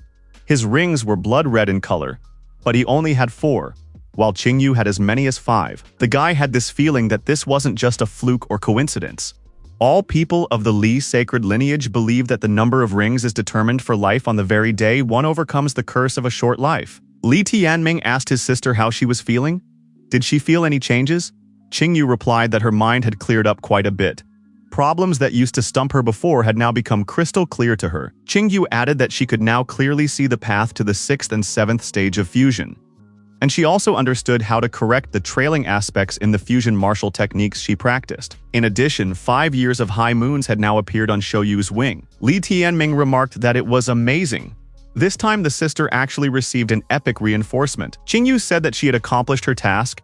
Now it was her brother's turn to try to reach the fusion stage. Those watching noted that this girl was able to make a breakthrough. In addition, it was too easy for her. It turns out that she is now at about the same level as them. Some envious woman shouted that Li Qingyu will soon marry Li Jingqian. An outstanding and talented handsome man awaits her. So why is she being so frivolous with another guy? Li Tianming and Qingyu didn't pay any attention to them. The boy asked if it made his sister angry. The girl said that she might have been angry before, but now she wants to change. The brother correctly said that proving what a person is worth is only possible through strength. No one will listen to the speeches of a weak person. Li Tianming smiled and praised his sister. She was starting to move in the right direction. The envious women in the traces shouted that Qingyu was a disgusting girl, no sooner married and already walking around with another guy. Sheng Cheng told the girls to stop. This guy is her older brother. He is Li Wudi's illegitimate son. He has just recently entered the Dunhuang school and is now the young heir of the school. Sheng Cheng thought that he would be the one to spend a lot of time with this girl in the future. Sheng Cheng's companions couldn't believe that this was the young heir. After all, he wasn't even at the fusion stage. He also dyed his hair white. Sheng Cheng said that his companions misunderstood everything. This young man is an exceptional genius. He possesses the essence of the 5 rings of tribulation. According to him, he had reached the peak of spiritual origin in just half a year of training. The girls said at a glance. You could see that this was some kind of underdog who was going to his own destruction. The people from the other branches of the Li sacred lineage will destroy him themselves. Sheng Cheng thought that the girls were right to laugh. Li Tianming would become everyone's laughingstock. Sheng Cheng thought to himself. On the other hand, all these girls are annoying him. It's a pity that they are all members of the elders' families. Sheng Cheng realized that he couldn't joke with these girls. If he touched any of them, he would have to marry her immediately. He couldn't give up his freedom of choice. He would have to endure it. Passers-by one after another came to look at our hero. This white-headed young heir obviously wouldn't live long. He didn't even have the power of fusion. The passers-by said that he would last for 1 month at most, and then he would die of shame and humiliation. The place of the young heir of the school cannot be taken by just anyone, Linner said as she couldn't contain herself from being furious. Why on earth would these people say such nasty things about Li Tianming without even knowing him? Even the ordinary disciples who had nothing to do with this had come to laugh. Li Tianming calmly said that all people are the same. They all have 7 senses and 6 passions. Which of them can hold on and not get attached to the glitter of social tinsel? Li Tianming said that by teasing him, they could gain a sense of superiority and improve their mood. But he would make them gain a sense of frustration. Enho said it was time to start or else the shadow would go back to sleep. Li Tianming said that he would start right away, and, not in the lotus posture, he began the process before breaking through. Enho was surprised after all. They said there should be pressure on companion space. Where was it? Our hero was surprised. He didn't feel any pressure either. Even if there was little pressure, they should have felt at least something. Qingyu wondered why her brother was already out. Li Tianming replied that it didn't work. There was no pressure. Does this mean that the gate has fallen into disrepair? Qingyu thought that the gate of the 9 heavens definitely can't fall into disrepair. Could it be that his companion beasts are not at the 7th rank? The people present were surprised that Li Tianming had gone to the 2nd gate. Did he really think he could do it? Sheng Cheng told his companions that he had once achieved fusion at the 5th gate at the age of 10. Our hero noted to himself that there was also no effect from the 2nd gate. Enho said they were moving on to the next gate. Those watching wondered why this guy went to the 3rd gate. Why would he be so arrogant? Li Tianming told his sister that nothing was happening. Nothing was felt at all. He decided to go straight to the 5th gate. Li Tianming was frustrated. No effect from the 5th gate again. He was already ready to give up. Enho was frustrated too.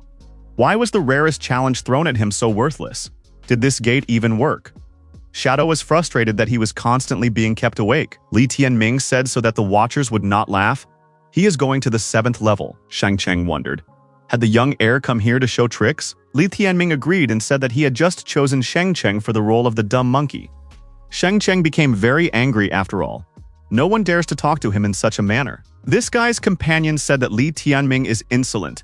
Does he even know what position Sheng Cheng has in the Dunhuang school? Li Tianming inquired about the position in question. Is he really above the heir of the school? The girls laughed. Did this guy really think that the position of the young heir of the school meant anything? He really doesn't understand how things work at all. Sheng Cheng wondered, is Li Tianming really trying to provoke him? The interlocutor said that there was no point.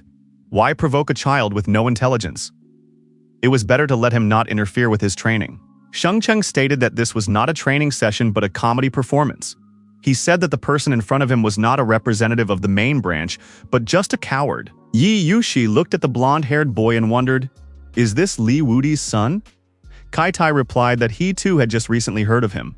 He is said to possess the terrifying essence of the 5 rings of calamity. Yuxi asked her interlocutor if he believed it. Kai Tai replied that he believed it. He was an extremely outstanding young man. In 30 years, he will definitely reach the third stage of fusion. Yuxi thought that he was really abnormal. But what is this Li Tianming doing? Why is he hanging around doing nothing instead of working hard to improve himself? Beyond the 7th gate, our hero felt some pressure begin to be felt. Inho asked what was the point of such pressure. Even his back couldn't be rubbed. Shadow said not to waste time and go straight to the 9th gate. Li Tianming said that he had already understood everything and was heading to the 9th gate. Qingyu saw her brother and asked what was wrong. Li Tianming said that he really didn't want to stand out today, but if he didn't, this Shengcheng wouldn't leave him alone. Shengcheng, seeing our hero's travel route, wondered what was he up to. Those watching wondered, what does this guy do? He doesn't even let his animal companions out. All he does is try to attract attention. Li Tianming thought that, quite possibly from the moment he arrived at the Dunhuang school, his true opponent would turn out to be himself. Li Tianming walked towards the 9th gate with a decisive step. The surrounding people watched with bated breath. Everyone present put aside their business and watched this guy. He had really started. He's going to sacrifice his companion beasts for attention. He's completely crazy. Inho said he felt really good. That pressure stretched all his muscles. Shadow stated that he was panting. The chicken brother was just obsessed with perfection. Li Tianming told his companion beasts not to think only of themselves. They must protect their unhatched brothers. Inho cradled the eggs with his wings and said that the boss might not worry about them at all. Li Tianming said that right now, he was feeling a shaking sensation before breaking through to fusion. Thanks to the 9th gate and Supreme Preceptor Ye's guidance, he feels that he will enter it soon. The most important thing in the merging stage is to achieve soul unity with companions. Liner asked, did Tianming and his companion beasts even understand what they were aiming for? Li Tianming and Yinghao asked Liner if they were doing something wrong. The people watching outside wondered, why had Li Tianming still not come out? A lot of time had passed. Is he really a 4th-rank sacred beast possessor? Shengcheng said that he could never possess 4th-rank sacred beasts. It was only available to elders. All the observers noticed that a bright flash had formed around the young man. Did he really do it? Li Tianming had made a breakthrough. He had ascended to the 9th gate fusion stage. In the past 1,000 years, no one had ever managed to do such a thing. There was no doubt that his companion beasts were at the 4th holy rank. So this guy really does possess the essence of the 5 rings of calamity. Shengcheng thought that it was impossible. Surely the gate had just broken. When did this guy have time to acquire 4th-rank sacred beasts? It turns out that this young heir is even tougher than big brother Shangcheng. Li Tianming walked out of the 9th gate, stretching. Qingyu congratulated her brother on successfully achieving fusion. The guy replied that there was nothing special about it, just an ordinary walk. Shengcheng was upset. He approached our hero and said that he had definitely found some kind of loophole. 4th-rank beasts? Li Tianming was surprised. Why is Shengcheng reacting to his success like this? It's not envy, is it? The people present laughed, and Shengcheng shouted with anger for everyone to shut up immediately. Shengcheng told our hero that his behavior was offensive, and he was ready to destroy his opponent. Li Tianming thought that this guy had the nerve to start a fight here. Did he really think he was in his own home? Li Tianming told his opponent that he had ignored his past provocation, considering that Shengcheng was younger. Li Tianming added that his opponent had asked for it, and opened the palm of his left hand and pointed it directly at Shengcheng. Shengcheng found himself in an illusion and was surrounded by beauties. Li Tianming grabbed the confused opponent by the fist. Shengcheng came to his senses from the pain in his arm and shouted loudly. This was followed by a slap that finally brought Shengcheng to her senses. After receiving a significant acceleration, Shengcheng flew away from our hero far to the side. Losing inertia, Shengcheng's body landed and the guy hit his face on the ground. The disciples of the Li sacred family said that they didn't expect anything less from the heir of the school. The disciples from the other families of the school said that Shengcheng was just slacking off. Li Tianming suggested that not everyone present was against them. Some were even supportive. Qingyu said that the other students hated arrogant and immoral people like Yuan Shengcheng the most. They were eagerly waiting for someone to teach him a lesson. Shengcheng with a black eye told Li Tianming to face him in the second Dunhuang fighting arena if he is not a coward. He would soon find out what Yuan Shengcheng was capable of. Shengcheng added that he would chop Li Tianming into mincemeat the next time he fought. Li Tianming inquired, what was the second Dunhuang martial arena? Qingyu replied that it was located on the sacred mountain and was a place where people could exchange experiences privately. It only required the mutual consent of the parties and the presence of an elder. Li Tianming has agreed to keep his opponent company in the second fighting arena. Shengcheng said to Qingyu to remember to look for a place for her brother in the cemetery. Qingyu replied that now Shengcheng's words would not be taken seriously by anyone in the Dunhuang school. Such an answer made Shengcheng even more furious. Shengcheng said that Qingyu dare not take him seriously either. Both of them may not expect any mercy from him. Li Tianming thought that he hadn't met such stupid people in a long time. This was just a spoiled brat who hadn't been taught by bitter experience. This must be the level of Yuan Taiji's sons. Yuxi walked over to Shengcheng and slapped him. How dare he spread his hands at the gate of the 9 heavens? Is the elder of the sacred mountain an empty seat for him? Kaitai reminded Shengcheng to mind his decorum. The man added that the boy should cool down a bit and not make things worse. If his father found out, he wouldn't leave a mark on the boy. Shengcheng replied that he obeyed his third uncle. Li Tianming told his opponent that he was willing to continue, but only when the guy got older and wiser. Yuki told Shengcheng that she let him save face and didn't punish him. He should get out of her sight immediately. Shengcheng turned around and immediately ran home.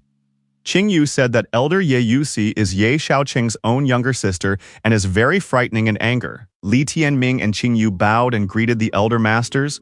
Yuxi said that she could forget about the formalities for now. She wanted to take a look at the young man's companion beasts. Inho said that the beautiful elder in front of them? She reminded him of Guru Mu Yuan. Yuxi said that these weren't sacred beasts after all, but ordinary 7th-rank companion beasts. Could it be that the guy only managed to do this because of the essence of the 5 rings of calamity? Yuxi said so be it, and allowed these young men to go about their business. She decided that something had indeed happened to the 9th gate that they were unable to understand, and that was the only reason why the guy had succeeded. Already on the white bird on her way back, Qingyu said that after reaching fusion, she felt an extraordinary blooming in her physical state, and it was a continuous effect.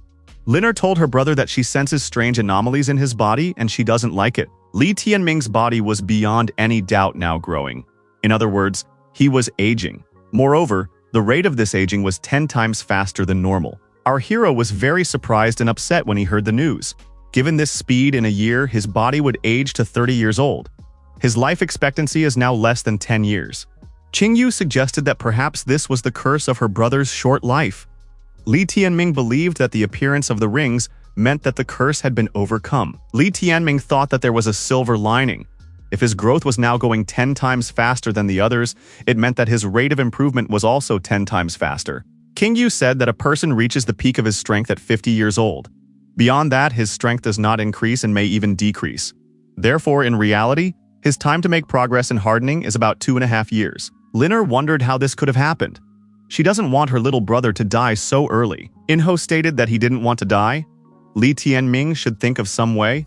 Shadow said that he is also still a child. Li Tianming replied that there was nothing to make up here. Fate is predetermined by the sky. The only way to change destiny is to overcome this challenge. The guy thought that he still had a chance. If he reached the sacred stage after 3 years, he would still have time. It all came down to whether he could triumph over himself. The sacred temple of Kun and Peng. The young men told Grandma Li that they had good news and bad news. Which one should they start with? Li Jingyu replied that they should start with the bad one. Li Tianming said that he had early aging syndrome. Grandmother replied that this disease is not uncommon in the Li sacred lineage. She would help him overcome it. Li Tianming was immensely happy to know that his grandmother would be able to cure him. Grandma said it was her specialty. No one in the holy race compares to her in that aspect. It's been 10 hours. The grandmother said she had failed. His case was completely different from those she had encountered before. The elder said that there was nothing to worry about. He was just aging faster than the others. In order for remission to occur, he needs to keep improving hard and he will have plenty of time. Li Tianming asked his sister to tell his grandmother the good news.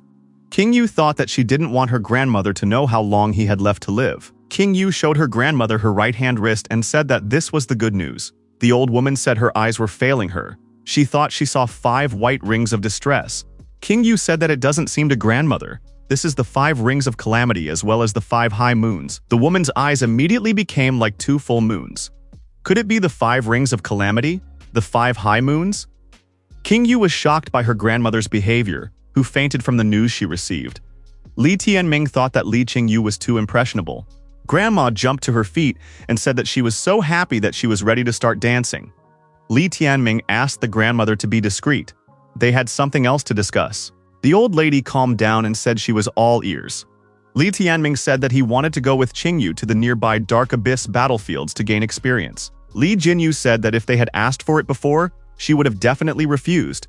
But now her grandchildren are at the fusion stage, and both have awakened the 5 rings of tribulation. Their potential is limitless, so she doesn't mind. Li Tianming thanked and said that they would rest today and set off tomorrow morning. Yuan House? A young man stands on the cliff edge, huge glowing eyes in front of him. The man called out his name, Shendu. Kaitai inquired as to Shendu's situation. Shendu replied to the third uncle that his grandfather and father are actively helping now. He believes that he will be able to do his part soon. There was a loud explosion and a bright flash appeared in front of Shendu. Shendu said he had succeeded. Kaitai brought his congratulations.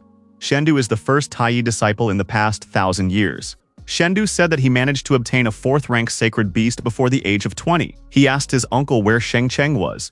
He was so eager to see his sacred beast of the 4th rank, and for some reason he hadn't come. Kaitai said that Shengcheng had been injured when he was at the Gate of the 9 Heavens. So, bringing with him a company of young beauties, he went joyfully to the battlefields of the Dark Abyss. Kaitai added that the battlefields of the Dark Abyss were a hidden place. Who knows what improper deeds he would engage in the company of those young ladies? 2 hours passed. Kaitai told his nephew about what happened near the Gate of the 9 Heavens, and added that Li Tianming had proclaimed himself the possessor of the essence of the 5 Rings of Calamity. Shendu replied to his uncle that his rivals were the Tianzi of the Sacred Sky Palace. From now on, he couldn't pay attention to the matters going on in Donghuang School, especially such trivial matters. Let Shangcheng deal with it himself and gain experience. Kaitai said that the nephew was free from unnecessary shyness. Shangcheng is no longer a little kid, and he really should have a good experience. Shendu meaningfully told his uncle that he would one day become the strongest. Li Tianming stated that they had reached the Dark Abyss battlefield successfully. He suggested that his sister once again shout out their true purpose for coming here. The brother and sister shouted out that they wanted to make a lot of money. Li Tianming thought that the family was too poor.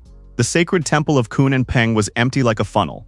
The worst part of this situation is that he will need to procure good alcohol in huge quantities to go to the ancestral land. In order to earn money, he needs to find some treasures to sell here. Ahead along the path of the heroes was a cave. Li Tianming offered to look into this cave and asked Liner if she could sense the treasures in the cave. Liner said that she can sense the treasure. However, it seems they are not alone here. There are people inside. In front of our heroes in the depths of the cave, 5 human silhouettes appeared. The girl, the leader of the group, said that Li Qingyu had come and brought her brother with her. Qingyu recognized Ye Ziai and told her brother that they had better leave this place and ignore this girl. Tsui ordered her men to surround the couple and not let them leave the cave. She said that she would not forgive offenses, and the two must kneel down and bow to the ground, then she would allow him to leave. Li Tianming asked his sister, "After all, didn't Ziyi hurt her more than once?" Qingyu replied that she had never once been able to defeat her opponent. Li Tianming told his sister that they are not going anywhere. There is an opportunity to avenge the wrongs. Qingyu can now vent his anger that has accumulated over these 15 years. Qingyu was indecisive, but the offer looked tempting. The sister told her brother that Elder Yi Qing's granddaughter is in front of them. This somehow restrains her. Li Tianming said that it was fine. After all, she had made her cry many times. Just need to repay the same. There is no need to inflict serious wounds. A person sooner or later faces difficult memories. Only by overcoming them can he or she move on. Linger said for Qingyu to teach her rival a lesson so that in the future, when she saw her, she would avoid her. Yi Ziyi told Li Qingyu not to stand in her way. Today she would teach her brother respect, so that when he was on Mount Qingsheng, he would bow respectfully to her. Qingyu pulled out her sword and activated the bright moon blade. The girl held the sword with both hands and adopted a fighting stance. It was clear from the expression on her face that she was determined and had no intention of retreating. Li Tianming saw his sister's weapon for the first time. Qingyu threw sickle-shaped blades at her opponent. Yi Ziyi did not expect such a daring act from Qingyu, and she had to run aside to avoid this attack. One of the blades hit Ziyi and left a small scratch on her cheek. Ziyi shouted that today she would tear all the clothes off her rival so that she could not show her face in public in the future. A companion beast, a purple nuthatch, had to be summoned to help. Ziyi told her rival that she had taken too much on herself after gaining a brother. Even she dared to provoke her. A lesson will have to be taught so that Qingyu will realize who is the mistress of Qingsheng Mountain. Qingyu also summoned her companion beast, Shu Yue, the moon mirror. The white bird underwent a change and transformed into a different creature. Li Tianming noticed that Shui Yue had turned into a huge coon, and water vapor was coming from her mouth. The transformation didn't stop there. The vapor turned into moonlight. Qingyu's silhouette was clearly visible against the backdrop of this huge moon. Qingyu put her sword forward and activated the bright moon extermination. Qingyu also used the Moon Night Breeze technique. She often used this technique in battle. Yi Ziyi smirked. Had her opponent forgotten who lost the last time she used this technique? Ziyi activated the Ice Dragon Breath. The girls with their weapons were in close proximity to each other. Li Tianming, looking at this fight, thought that today was completely different even though it was the same technique. With Linner's support and the blessing from the 5 tribulation rings, his sister's strength had increased by several times. The increase in her rival's strength was also noticed by Ziyi. She couldn't believe it. After another attack, Qingyu Zi fell to her knees and started coughing up blood. Qingyu said, "What you sow is what you reap." I am grateful to the older generation of the rival family for taking care of the Li sacred lineage. But that's no reason to mock her and taunt her for so many years. Ziyi is not a rival to me now and will never be again. Qingyu and Li Tianming turned around and headed in the opposite direction. Ziyi couldn't accept this loss. She shouted that this victory meant nothing. Qingyu would soon marry Jingqian, so she could accept congratulations on this occasion. Li Tianming asked his sister, "Isn't her birthday just around the corner?" Qingyu replied, "Does brother really want to talk about marriage?" Qingyu told her brother that he had helped her, and lately her state of mind had changed, for which she was truly grateful to him. He taught her not to be afraid, not to admit defeat, and not to be afraid of heaven or earth. So this prenup doesn't scare her either. In the worst case, either the fish will die or the net will break. Li Tianming said that he was glad that his sister could think like this. In this world, the best way to solve any problem was to become stronger. Li Tianming said that he was now counting on Linner. They need to find the divine origins. Linger replied that it was not difficult for her. One day passed. In the nighttime, against the background of the full moon, our heroes were in close proximity to wild beasts. Li Tianming noted that they didn't find any divine springs, but they came across a pack of wild beasts, and it was good that they were able to fight them off. Inho said it wasn't that bad. During the battle, he awakened a new ability and became even stronger. The chick exuding light told Li Tianming to watch and admire it. Using this technique, he transforms the plumage on his body into pointed spikes and shoots them out with unstoppable force. The spikes carried the flames of eternal purgatory. Li Tianming was injured by those spikes and said that this chick was abnormal. Who asked him to give a demonstration? It should have been done at a farther distance. Linger informed her brother that she could sense the divine source. Only it was of yellow rank and wouldn't be suitable for the guy.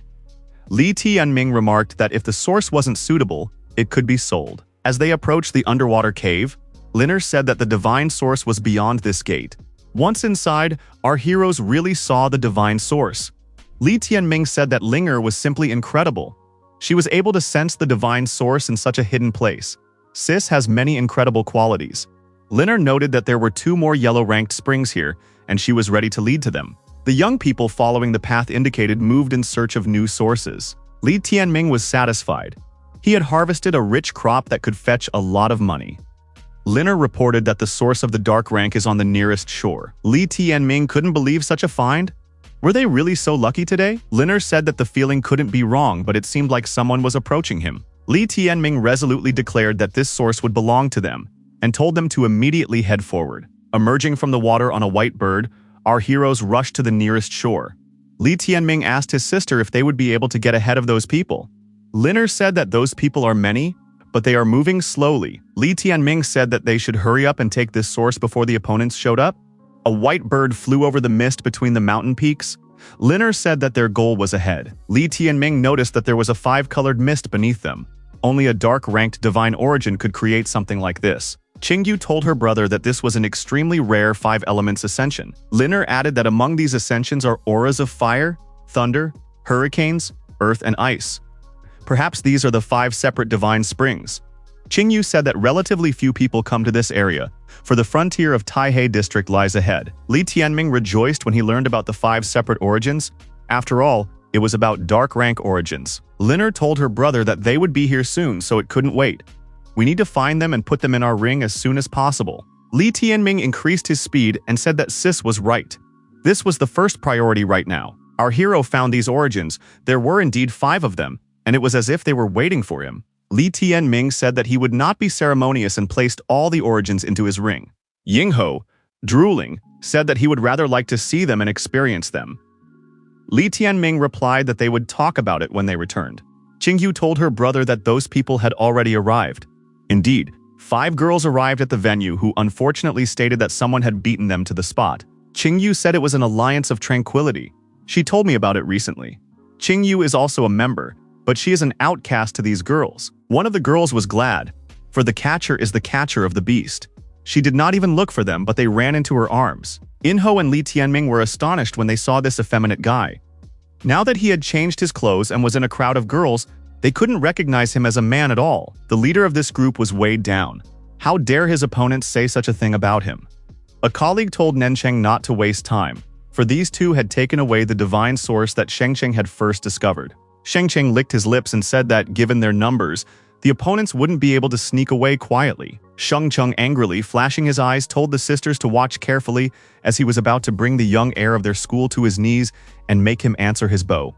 Li Tianming observed that if the opponent's hands were itchy, then he could safely approach. Shangcheng's companion said that this guy clearly had a problem with his head, since he had only recently reached fusion. How can he compete with Shangcheng? Shangcheng said that the opponent could choose to give the divine origin first and then get hit on the head, or vice versa. Li Tianming told his sister that she could find a comfortable seat and enjoy the spectacle. He would deal with the opponent himself. Shangcheng said that Li Tianming is very reckless. He has only just reached fusion and already dares to compete. Does he really think he is a peerless talent? Shengcheng summoned his companion beast, the 4-armed Tao Te. Li Tianming and Enro were surprised to see such an abomination. Qingyu, looking out from behind the tree, told her brother that the Yuan clan is also called the Tout clan. Each of them possesses a tout of amazing form. The monster tout belongs to the element of darkness, which is also relatively rare. Shengcheng, laughing, said that if the opponent was scared, it was already too late anyway. Li Tianming asked, "Where did Shengcheng see the fear?" He added for Shadow to wake up immediately. Shadow woke up and said he was ready for decisive action. Just don't threaten him. Li Tianming said that his companion beasts were Taot. Shadow remarked that he would not forgive anyone who dared to wake him up. Shengcheng put his sword forward and said that these small beasts were a match for Li Tianming. Li Tianming said that he was tired of being redundant and suggested that his opponent attack him. Our hero noticed that no one would disturb them this time, and there was no fear that someone would stop Shengcheng from giving his best. I wonder what he can do. Shengcheng angrily said that he didn't need to ask his opponent's permission and remarked that Li Tianming was about to be destroyed. Li Tianming and his companion beasts rushed into the attack together. Their blades clashed with a loud clang. Each of the attackers was determined. Our hero's companion beasts were also determined to attack Tao Ti. Shengcheng's companions were surprised after all. Isn't the guy going to destroy the school's heir? After all, he is the representative of the sacred Li family. However, this is the battlefield of the Dark Abyss. If someone dies here, no one will say a word. Shengcheng was surprised, for he exerted all his strength but he never defeated his opponent, and even vice versa. Shengcheng applied the Demon Blade technique. He realized that the only thing left was to use an absolute technique. Our hero, as is customary in such cases, applied the Sword of Human Slaughter. Li Tianming used a ghost dance as he approached his opponent. Shengcheng didn't expect such a move. Li Tianming said to the opponent, now well prepared to receive the hurricane of his attacks. Qingyu thought that her brother was very strong. She, even after her recent awakening, was in no way fit to be her brother's rival right now. Enro said for Shadow to practice hand-to-hand combat with Tao Te while he tried out his new move and put holes in his opponent. Enro applied the plumage of the fiery heavens. Tao Te felt this fierce attack and roared loudly in pain. After a short time, the beaten Shengcheng begged his opponent for mercy. Our hero asked, "Is Yuan Shengcheng really giving up?" Li Tianming stood over his lying opponent who was only crying and begging for mercy. Shengcheng's companions decided to help him and attack Li Tianming altogether. The girls bared their swords and declared for Li Tianming to immediately hand over the divine source. Our hero thought that the number of these girls could really give him a headache. However, they were all just spoiled elder disciples. Li Tianming decided that he shouldn't have any problems with these opponents. Qingyu bare her sword and shouted to her brother that she would help him. Li Tianming activated the heavenly wings and told his sister not to worry. The performance was just beginning. The attackers shouted for Li Tianming to humble himself and accept his doom. Li Tianming stretched his left hand forward and activated the Lost Spirit Eye while showing an eye on his palm. Taking advantage of the temporary disorientation, Tiny Yu rushed past her opponents and took them out. The girls said that they shouldn't underestimate these two. Companion beasts should be released. Wanting to take away the divine source, they were too hasty. Enro noticed that their beasts would have to go through him and Shadow first. Shadow asked angrily, when would they let him sleep after all? The companion beasts of those girls were preparing to attack Enro and the Shadow. Shadow applied the transformation mode and turned into a huge predator. Enro activated a well-proven new technique, the plumage of fiery skies. All 4 opponents were attacked simultaneously, and each received a well-deserved punch to the jaw. Li Tianming remarked that he was a rather fair person and tried to treat everyone equally kindly, so there would be 1 slap for every insolent mouth. Qingyu remarked to her brother that it was not proper for a noble man to hit girls, much less beat them too fiercely. Li Tianming was surprised. Did his sister sympathize with them? Qingyu replied that she didn't sympathize. She meant that he should have left such a fun thing for her. Linger noticed that Qingyu had finally deteriorated after interacting with the guy. Shengcheng raised his head and said that Li Tianming had gone too far. He shouted that his opponent was about to be destroyed. Li Tianming, not paying much attention to this attack, told his sister that it was time for them to go back. The sister agreed. Li Tianming asked her where they could sell their spoils of war. The Hall of Imperial Grandeur is the most important trading place of the Dunhuang School. Li Tianming wondered to sister how much they could get by selling 3 high-grade dark-rank divine origins that were useless to them. Sister replied that it was a lot. Qingyu advised her brother not to sell 3 at once. Selling one would give him a large amount of money that he wouldn't soon be able to spend. Li Tianming replied that it was fair and suggested that his sister go shopping. Passers-by noticed that the well-known beauty Li Qingyu Li had appeared, but who is accompanying her? Some people said that it was her naughty older brother who had made a lot of noise recently. The young men walked into a chic boutique. Our hero immediately turned his attention to the gorgeous necklace. This necklace was called Heavenly Spirit Love.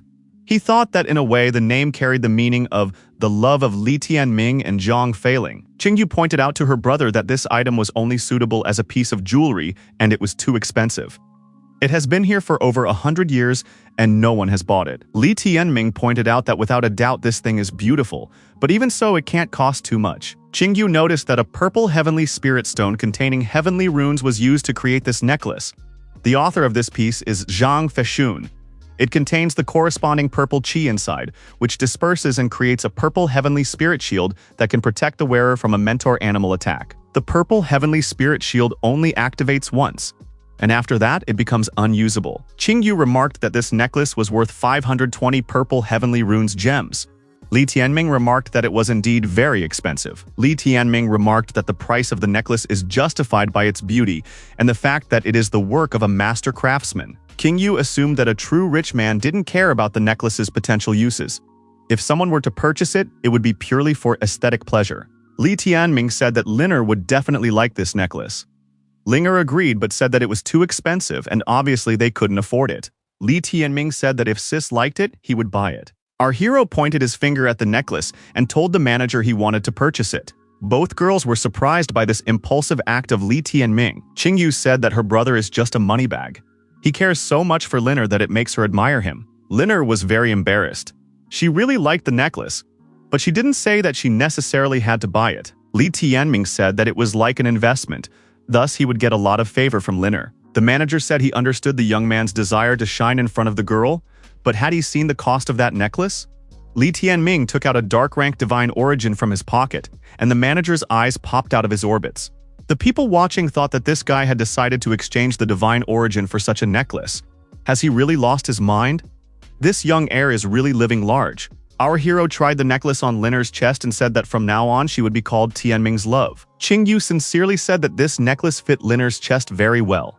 Qingyu added that even she, being a girl, found Linner very attractive. Li Tianming said that his girlfriend was undoubtedly the most beautiful. Our hero suggested that we go to another store and buy some liquor and then we could go home. The people around them noticed that another beauty had appeared in Li Tianming's company.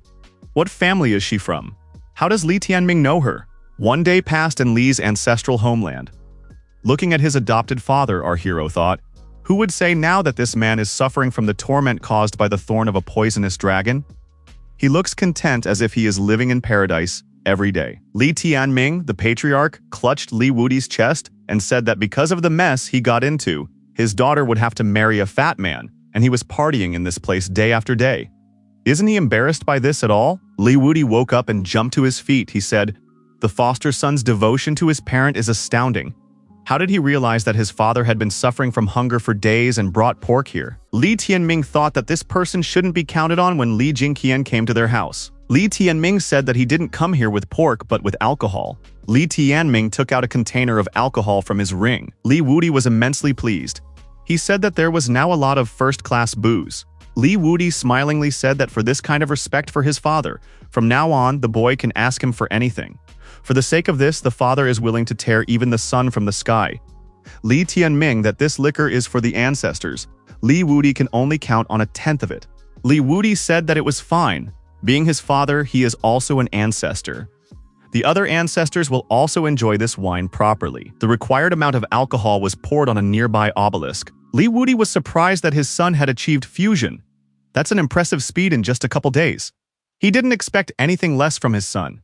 So he was a good mentor. And he was doing a good job as the head of the school. Li Tianming thought that improving in this place was indeed a wise decision. Its effect was undeniable. With the support of the founding ancestor behind him, one day he will be able to overcome the curse. When that day arrives, one can only wonder how amazing a boon the 10 Rings of Calamity will bring. Li Tianming told his father that he had good news. When Qingyu was at the gate of the 9 heavens, she managed to awaken the 5 high moons. Her rings turned into a row of 5 full moons. Li Tianming noticed that Li Wudi was no longer listening to him.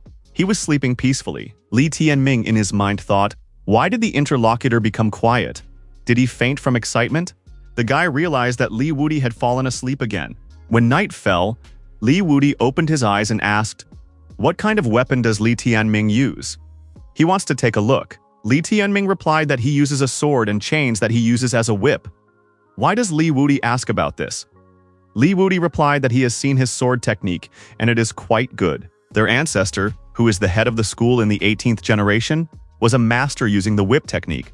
Shouldn't he be able to recommend Li Tianming in front of him? Li Wudi told the son to follow his father. Today he would bring the young man to bow to the ancestors. Li Tianming wondered, would they really go to other peaks? Li Wudi told his son that Li Linghei's second ancestor was before him. He should make the first bow to heaven and earth, the second bow to his parents, and now let the newlyweds exchange bows. Li Wudi said that this side is the ancestor of Li Shengdao's 3 earthy freshnesses. They consist of eggplants, potatoes, and green peppers. Li Wudi corrected himself. It was the 3rd founding ancestor, not the ancestor of the 3 earth freshnesses. He had mixed it up. It must be all the fault of hunger. Li Tianming thought that this foster father was very strange. After some time had passed, Li Wudi said that it was time to finally bow to Li Wusheng's 18th ancestor. Li Wusheng was nicknamed Demon of Destruction. In his time, it could be said that he inspired terror in one and all. He was the god of destruction of his generation, and his weapons were chains. Li Wudi said for Li Tianming to go over and court his ancestor. He should let him drink wine and present him with his young immaculate body. The obelisk on this ancestor's grave was covered in a black haze. Li Tianming assumed that it was indeed a demon, and it seemed like even he smirked. Enho hugged Shadow and said he was hearing sounds that were too scary. It seemed like it was time to run. Shadow said he would protect the chicken. Li Tianming, in order not to anger the demon, poured the wine from the vessel onto the obelisk. The obelisk immediately lit up with a strange glow. The young man saw the battle whip technique in front of him, as if an ancestor had broadcast these movements to him. It was a life and destruction whip technique. The first form was enchantment, the second form is requital of life, and the third form is deliverance. After a while, Li Wudi said that it seemed like the ancestor had already passed down the whip technique to the young man. Li Tianming said that considering how many ancestors are here, he doesn't even know how many benefits can be found here. The lad added that the ancestors are diligently mentoring him and bestowing their blessing on him. Their once brilliant lineage is in decline today. They are extremely disgruntled and cannot accept it. Li Tianming said that since he had the blood of the sacred Li family in him, he would take on this responsibility. It is his duty to restore the family to its former greatness. Jinming Peak. The young man tells his father that today he sent wedding gifts to Destiny Peak. The boy added that the main gate was shut tight and he was not allowed in. He had to fold them in front of the entrance to the sacred temple of Kun and Peng. The man laughed and said it was a futile effort before the inevitable. They were only embarrassing themselves for nothing. As long as the prenup was in his hands, they could object all they wanted, but it wouldn't help. The young man noticed that his father had shown great resourcefulness and determination in the past. The man added that his son Jintian had a hard life, lacking talents and not much intelligence. The only thing that can be done for him is to get him such a wife. The young man asked if his father was afraid that his younger brother wouldn't be able to keep Li Qingyu in check. The father replied that once the girl was at Jinming peak, she would just be a petty girl with no one to turn to for help. The guy said he had another plan regarding Qingyu. His mentor brother Yuan Shengcheng had spotted this girl. He likes her a lot, so they made a pact. The young man told his father about his pact with Shengcheng. The father shouted at his son. What was he thinking, after all? This is his younger brother's future wife. As long as they have a marriage contract, no one will question the legality of this marriage. The boy said he was curious to know what his father was thinking. Perhaps he too is dreaming of the revival of a sacred family? The young man added that the Dunhuang school was now entirely under the authority of the Council of Elders, and his teacher had at least half of all the council members on his side. The power over the future Dunhuang school would undoubtedly be gradually taken over by the Yuan clan. The boy added that he wants to win Yuan Shengcheng's favor because he cares about his family's future. Father, on the other hand, only thinks of Jintian's welfare. He is too narrow-minded, the boy added. Perhaps his father had heard about Li Tianming beating Yuan Shengcheng on the battlefields of the Dark Abysses. This really proves that he is the possessor of the 5 Rings of Calamity, and it is unlikely that anyone can take away the sacred seal of Kun and Peng from him. All they need is the start of a feud between Li Tianming and the Yuan clan. If that happened, Li Tianming would be killed, and then the Kun and Peng sacred seal would belong to him. Based on these considerations, he decided to give Li Qingyu to Yuan Shengcheng. The father told his son that Jintian is already a cause for pity without it. The young man said that everything he does is only for the welfare of their family. The guy thought.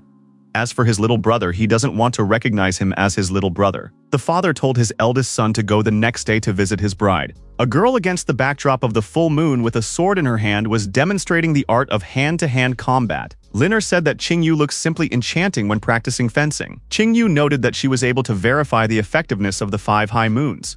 Qingyu added that every night when the moon shines, she can choose its light with the help of the 5 rings of distress of the high moons. The power of moonlight can penetrate the natural energy, gather around her and flow into her body. During battle, this would allow her to use the animal substance containing the power of moonlight, that is, to gain a certain enhancement. Today is a full moon, and she feels that this enhancement is about half a stage and roughly equivalent to a 60% Liner's omnipresence. Liner replied that it was wonderful. All Qingyu only needed was moonlight to strengthen Qingyu, and the girl would become a moon goddess. Qingyu asked if her brother was still in the ancestral lands. Liner replied that he should return the next day. Qingyu said, she was very lucky that her brother and Liner were here. Otherwise, she doesn't know how she would have survived this night. Qingyu said that she had never taken a human life and didn't know if she could do it tomorrow. Liner remarked that as long as her brother was here, the girl wouldn't have to take up arms. In the future, just she should follow him, and everything will work out somehow. Qingyu said that having an older brother is really wonderful. Our hero continued the process of perfection near the obelisk of an ancestor. There was not enough to break through to the second stage of fusion. It seems that the fusion stage is not as easy as it seems. We will have to advance step by step, step by step. Li Tianming decided that it was time for him to move out. Li Jingqian should have already come to meet his bride. A battle could not be avoided today. Li Tianming thought that even though he had failed to make a breakthrough, the time had not passed in vain. Enho and Shadow fused divine origins, thus greatly increasing their power. Li Tianming told the foster father that Li Xuanyi would bring his son today and try to take Qingyu away, citing the marriage contract. Will Li Wudi go along with him? Li Wudi answered nothing, for he was asleep. Our hero went off alone. On this day in the morning, everything happened exactly as planned. The groom and his entourage arrived to pick up the bride. Li Xuanyi said that they had come to meet the bride. The sacred temple of Kun and Peng would open its gates and allow Qingyu to ascend to the wedding palanquin. Li Tianming appeared in front of the groom's procession just in time. He said that these people would have to go through him first. The brother was determined and was not going to give his sister away to anyone. Jingtian laughed and thought it was such a wedding game. Li Xuanyi said that they are going to welcome the bride according to the old customs. Jintian takes the people and opens the gate to the sacred temple of Kun and Peng.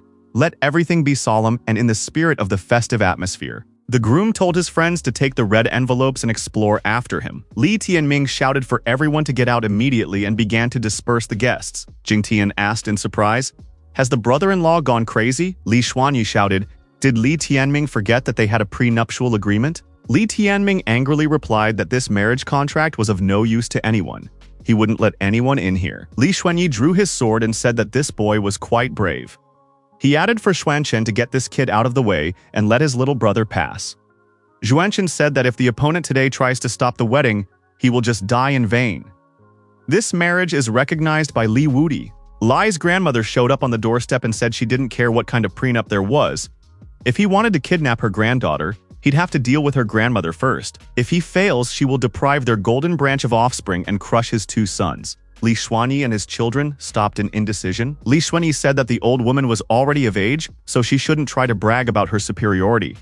If it really came to a fight, she wouldn't stand a chance. Jing Tian said for Grandma not to worry. He would definitely take good care of Qingyu. Li Jinyu said, even if she doesn't win, so what? At the very least, she will die. She has long been bored with life, and if Li Xuanyi destroys her, how will he be able to hold the authority among the people of the Li sacred family? Li Xuanyi said that he couldn't let the woman die, but that wouldn't stop him from taking Qingyu away. Li Tianming said that he would give Li Xuanchen a chance to take the Kun and Peng sacred seal from him today. A chance to become the school's heir.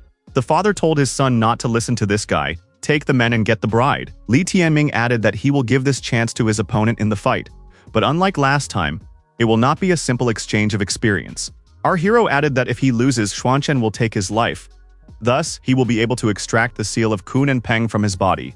But if he loses, the marriage contract is annulled and they go away. Li Xuanchen was interested in this suggestion and asked where were the guarantees of these words. Our hero said that as a guarantee, he drew up a life and death certificate. All this is his personal decision. He is the master of his own life. Li Tianming added, if his opponent defeats and destroys him, the Kun and Peng sacred seal will immediately belong to him. No one else would be concerned, and in the event of his death, no one Xuanchen would punish Xuanchen for it. Li Xuanchen rejoiced and said that he was calling everyone to be witnesses. The boy asked his father if he would agree to such a deal. Li Xuanyi thought that with today's wedding and further manipulations, it's all for the sake of the sacred seal. This offer is indeed very favorable. The father told his son that if the young heir gave his consent, he should take the chance. You should not disappoint the young heir. Jing Tian, upset, asked what would happen if his older brother lost. Xuanchen slapped his younger brother and told him to shut up immediately. Li Xuanyi turned a blind eye to this and pretended that nothing had happened. Li Tianming apologized to grandmother Li for putting the Kun and Peng sacred seal on the line.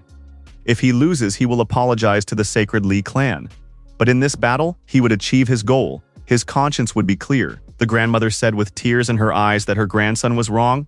She didn't care about the seal, but about her grandchildren being happy. Li Tianming said that in that case, everyone should sit back and watch him chase those rascals away. Qingyu declared that if anyone harmed her brother, she would do anything to destroy that person. The girl promised her brother to give 100 times more effort in perfecting herself. She herself would protect her dignity and all the people important to her. Guy told the girl to keep calm. He needs Liner right now. Li Xuanchen ordered for everyone to disperse and give his opponents room to fight. Xuanchen said that his opponent had made his own choice and laughed. Li Xuanchen took out his battle weapons and armor and prepared for battle. Our hero thought that the opponent had a rank 6 defense weapon, so it's going to take a lot of sweat to win. Xuanchen called his companion beast, the golden-winged Kun Peng, for help. Yingho immediately determined that his opponent had a 6th stage fusion. Li Tianming was surprised. Was the chick afraid? Inho replied that it would only be more interesting that way, and told Shadow to stay awake and participate. Xuanchen and his companion beast went on the attack, and the guy used the diamond shield. Xuanchen applied the eternal Vajra spear. Inho immediately turned around and said that the opponents were very strong. Shadow stated not to be intimidated by the fledgling and looked at him. Kun and Peng's golden-winged bird was ready to meet a huge wild tiger in battle. Tin sank his fangs into his opponent, but unfortunately the bird was beyond his teeth. Li Tianming wondered, did Shadow chip his teeth even after transforming? Our hero realized that his opponent is really strong. It had to please him. Watching Xuanchen fight Yingho, our hero thought that the opponent was really strong.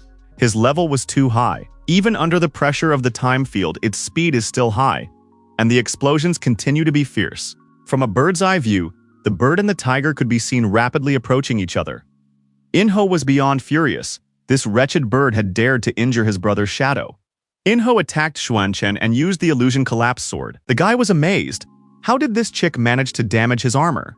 In this fight, the techniques Golden Tide and Power of Enchantment were used. It worked. The golden-winged bird was captured by the chain. Li Tianming pulled the lead and said that he was already starting to worry that he wouldn't get such an opportunity. The interaction between the opponent and the companion is at a very solid level. Xuanchen retreated and said that Li Tianming had turned out to be a rascal. He hadn't counted on his opponent being so strong. Enro applied the Fire Heaven Plumage and said that the opponent wouldn't run away from him anywhere. The attacks on Xuanchen came one after another. The guy didn't have time to repel them all and suffered damage. Throwing himself at Enro, the rival said that it was the chick who had signed his own verdict. Enro, flying away to a safe distance, said that no one could catch up with him anyway. Li Xuanyi, watching the battle, thought that his son was much higher in stage than Li Tianming. But due to the difference in battle experience, the opponent kept forcing his son to play into his hands. Li Tianming said to let Enro and Shadow deal with Kunbird and Peng, and he would take care of Xuanchen. Catching the moment, Xuanchen tried to strike his opponent and said that he would chop him into pieces. Our hero was able to block this punch, but it was so strong that Li Tianming flew far back. Li Tianming spat blood and thought that going head-on with his opponent was a rash decision. The difference in level was too great. Our hero said that Li Xuanchen was stronger than anticipated before the fight. Li Tianming declared that he wasn't going to lose today, and no one would take Qingyu. Anyone who plotted to encroach on his family would be waiting to perish. Xuanchen said that only the power of perfection can decide the outcome between life and death. The opponent is weak, hence he will perish. Our hero activated the air wall. However, Li Tianming made sure that the air wall clearly wouldn't deter this opponent, but thanks to the wall, it was possible to slow him down a bit and find the necessary opportunities. Xuanchen increased the intensity of his attacks. Li Tianming thought that his opponent had decided to go all in. Xuanchen gave a staggering blow to his opponent and said that Li Tianming had lost. Our hero's blood rushed out of his chest. Li Tianming, bleeding, said that to divert his opponent's attention. He had to really try his best, but the one who would lose would be Xuanchen. Xuanchen realized that by getting carried away with the attack, he had missed the opponent's companion beasts. A huge barrier in the form of a sphere filled with lightning was approaching Xuanchen. Yingho shouted for his opponent to catch the thunder sphere. They charged it for a long time. Xuanchen received a powerful electrical charge and was deactivated. He disarmed, fell to his knees. Li Tianming thanked his opponent for helping him get stronger into the fusion stage. It was a dangerous battle that the opponent was fighting shoulder to shoulder with his brothers. Li Tianming said that thanks to his opponent, he had successfully reached the second stage of fusion. Jing Tian cried and said that his wife was lost and his father should compensate him. Qingyu told her grandmother that they had won. Li Qingyu happily remarked that her grandchild had truly added to their importance. Li Tianming said for the second patriarch to fulfill his promise and break the marriage contract, and from now on he would not mention the matter again. Zhongyi said that Xuanchen made the bet with him. He did not agree to anything. This contract has the signatures of the elders of the school. It cannot be broken. Otherwise, it would be disrespectful to the elders. Liu Tianming thought that Xuanyi had decided to intimidate him. Doesn't he really need a son? Xuanchen, who was wrapped in a chain, told his father to stop joking around and save him. Li Tianming said that if he were Li Xuanyi, he would hurry up. If he got angry, he would destroy his son's spiritual origins, and then it would be too late to weep. Xuanyi came to his senses and told Li Tianming not to do anything to his son. He would give him this contract. Li Tianming told Li's grandmother to check the authenticity of this contract. The old woman checked and said that the contract was genuine. Grandma Li tore up the prenup and said she was done with the case from now on. Li Xuanyi shouted for Li Tianming to immediately let his son go. Li Tianming replied not so fast. To prevent further scandals from their side, Xuanyi should wait for a while. Li Tianming asked his grandmother to help track down Elder Ye Qing, have them confirm that they terminated the contract on their own initiative. Grandmother Li noticed that her grandson was smart and cautious. Elder Ye Qing said that there was no need to look for anyone. They were already here. Our hero greeted the elder of the school and the higher mentors. The boy thought that now insurance was provided for them. Yi Qing told Li Tianming to let Xuanchen go first. Li Tianming bowed and said that he would fulfill everything. Xuanchen jumped to his feet and rushed to his father. Elder Ye Qing said that Li Xuanyi was very disappointing to him. For the sake of his personal ambition, he imposes such pressure to the point of plotting destruction to pave the way for his son. Li Tianming and Li Qingyu are both disciples of Mount Qingsheng.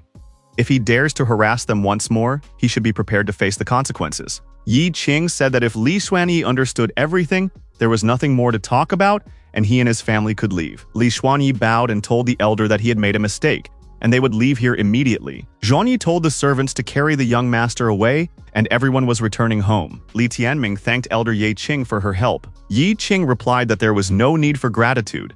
The guy himself had proven his worth and gained the respect of people. Grandma Li asked the elder.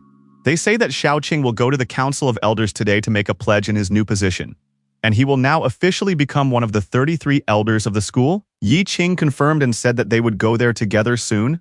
Li Jinyu expressed her congratulations to the new elder and the entire Ye family.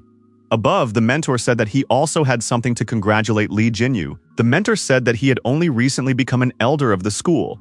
The light had allocated Qinglun Peak to his management, and it turned out that he didn't have any personal disciples at present. The mentor added that he was willing to accept Tianming and Qingyu as personal disciples, and it would be a good start for everyone. Zhoni thought that in the entire Li sacred family, only his son was the only one with the status of personal disciple. Now these two more would appear. Everyone knows that personal disciples are like the native sons and daughters of their master. No one would dare to go against them. It seems that the Yi family has firmly decided to take them under their protection. Li Jinyu couldn't believe such happiness. Would her grandchildren really be her personal disciples? Li Tianming and Qingyu bowed and greeted their master. The mentor told the youths to take their time.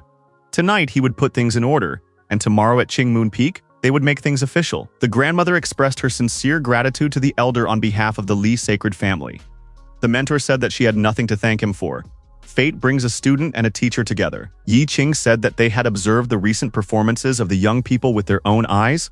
They should continue in the same vein. Li Wudi, carrying a jug of wine, wondered what was the hurry. He called out to the beautiful woman. Li Wudi told the girl to wash herself properly and come to his room. The girl menacingly told the man to get away from her. Li Wudi smiled and said that he liked such tough girls. The elder told Brother Li that he had important business to attend to, but he hoped to sit down with him over a cup of wine some other day. But for now, he bade him farewell. After the elders left to go about their business, Qingyu ran up to her father and said that she had become the personal disciple of an elder. She is very happy. Li Wudi immediately turned around and ran away from his daughter with the words that she smelled strongly and she shouldn't taint his fragrant body odor. Qingyu was upset and said that her father himself smelled of alcohol and other bad odors. He hadn't washed for several hundred years. Li Tianming smiled. He said that his foster father was showing his embarrassment this way. Li Xuanyi slammed his fist on the table at his residence and said that they had completely lost their reputation today. Where did the Yi family get such boldness from? Aren't their actions aimed at challenging the Yuan clan's superiority? The eldest son wondered. Wasn't the Yi clan the one who managed to stand on their own feet thanks to the support of the ancestors of the Li sacred lineage? Xuanchen added that Ye Xiaoqing was once a good friend of Li Wudi. Ye Yushi had once tried to get Li Wudi's attention, but he preferred Mu He, which led to a period where the two families stopped communicating. His father added that the Ye clan is indulging in pipe dreams of becoming the second most powerful and influential clan again. Xuanchen said that a happy ending was obviously not in store for them. The matter with the personal disciples would definitely attract the attention of the Yuan clan, and then their song would be sung. Qingmoon Peak, all present bowed and welcomed the newly elected elder. The mentor told the audience that despite his recent arrival at Qinglun Peak, he was taking full responsibility from now on. Taking advantage of the moment, he also accepts the spirit of the young people as his personal disciples. Li Tianming and Qingyu thanked the master again. The elder told everyone to rise from their knees. He asked the temple dignitary Yuan Huiqian to give the young men special certificates to confirm their status as personal disciples. One of the young men told the elder that he disagreed. One of these two is at too low a stage and the other disciple is unremarkable. Neither of them has qualities worthy of personal disciple status. The young man added that he wanted to challenge them. It was Guyu, a disciple of Yuan Huitian, 15 years old, 6th stage of fusion. Yuan Huitian, a temple dignitary, told Guyu to be quiet. Huitian bowed and asked the elder to forgive him for his disciple's bad manners. The elder said that he didn't see anything wrong with it. The position of elder was originally to go to a temple dignitary, and he can understand his disciple's resentment. Huitian said that Elder Ye defeated him with only 3 sword strokes. His defeat was unconditional. He has been living on Qinglun Peak for as long as he can remember, so he knows it like the back of his hand. He is determined to help Elder Ye with his management. Li Tianming thought that surprisingly this Yuan Huitian turned out to be an honest person. Elder Yi asked. Even if he allowed Guyu to challenge them, and he won, what would that change? Guyu said that his teacher would remain his master throughout his life. Elder Yi said that he admires Guyu's fortitude. He is a good disciple. Temple dignitary Yuan can be proud of him. However, there is no point in this challenge. The opponents of his disciples are not Guyu. In 5 days, they would have to participate in the Taiyi Tower battles as representatives of Qinglun Peak. Yuan Huitan said that Elder Ye shouldn't do that. Given the current strength of these disciples, he would simply send them to their doom. The outcome of the Taiyi battles would have a direct impact on Qinglun Peak's honor. This should not be taken lightly. Elder Ye said that the participants of Taiyi battles must necessarily be personal disciples. Wouldn't refusing to participate shame them even more? Elder Ye asked Huishan, could it be that he wanted to give Guyu to him to raise and make him a disciple to go to the Taiyi Tower battle? Guyu once again said that he already had a teacher. Huishan scratched the back of his head and said that if the elder decided so, so be it. Elder Yi said that everything will be fine, and now everyone is free to go. Li Tianming and Li Qingyu have to stay for a while. The mentor said that Li Tianming and Li Qingyu became his disciples today. If they wished to receive any gift on the occasion of their first acquaintance, they could speak boldly. Qingyu said that becoming a disciple of such a master was the best gift for her. The elder said that it wouldn't work like that. If word got out, he, Ye Shaoqing, would be called greedy. Therefore, he grants them both one sacred beast martial soul each. The young men rejoiced and thanked the master. Li Tianming said that he was already starting to feel the pressure. Yi Shaoqing said that if his gift put such pressure on the young man, then he won't give anything. Li Tianming countered that if the master is a man of his word, then he can't refuse them. The mentor said that these souls had no masters yet. They had been in absolute tranquility for over 1,000 years. 5 days to fuse them would be enough time. The enhancements they grant will help the young men in the battles of Taiyi Tower. Li Tianming told the master that he had never heard of these battles before. Yi Shaoqing replied that he would elaborate on everything right now. Taiyi Tower is located on the sacred grounds of Dunhuang School. Even the tower itself is a shrine. In normal times it is always closed, and only members of the Council of Elders and Taiyi disciples have access to it and can perfect themselves there. However, once every 3 years the Taiyi Tower opens its gates to others.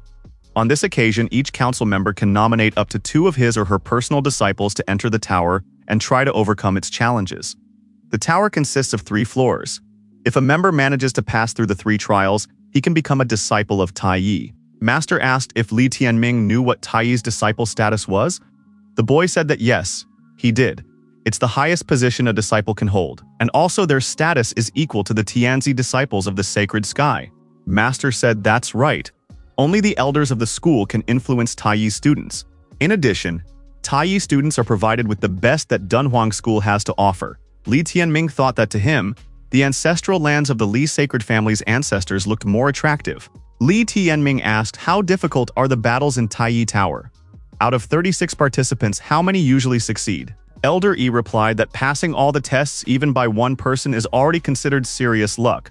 More often than not, no one passes. The trials on the first 2 floors are designed by the elders of the school, but it is the 3rd floor that is the true sacred grounds. Even the elders don't know exactly what the students will face there. It's an inscrutable section that the ancestors of the Li sacred lineage set up using the Heavenly Runes barrier.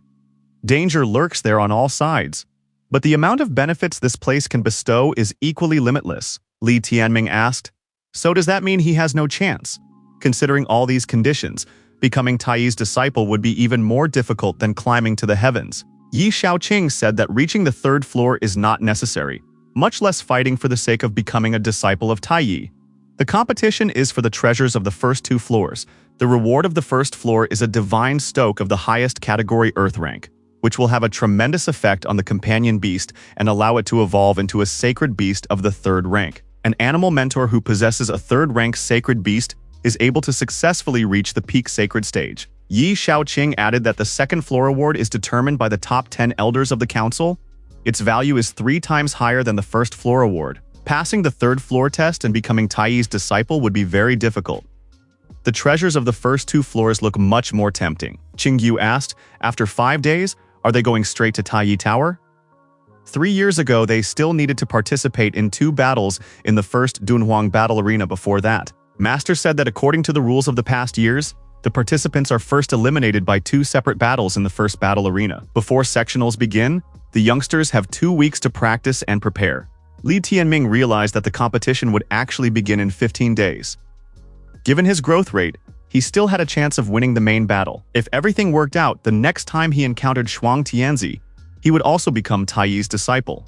Fengtian Mountain? Yuan Shengdu wastes no time in meditating and perfecting himself in the lotus posture. A young boy ran into the room. Shengdu asked Shengcheng if he had succeeded. Shengcheng replied that he had succeeded.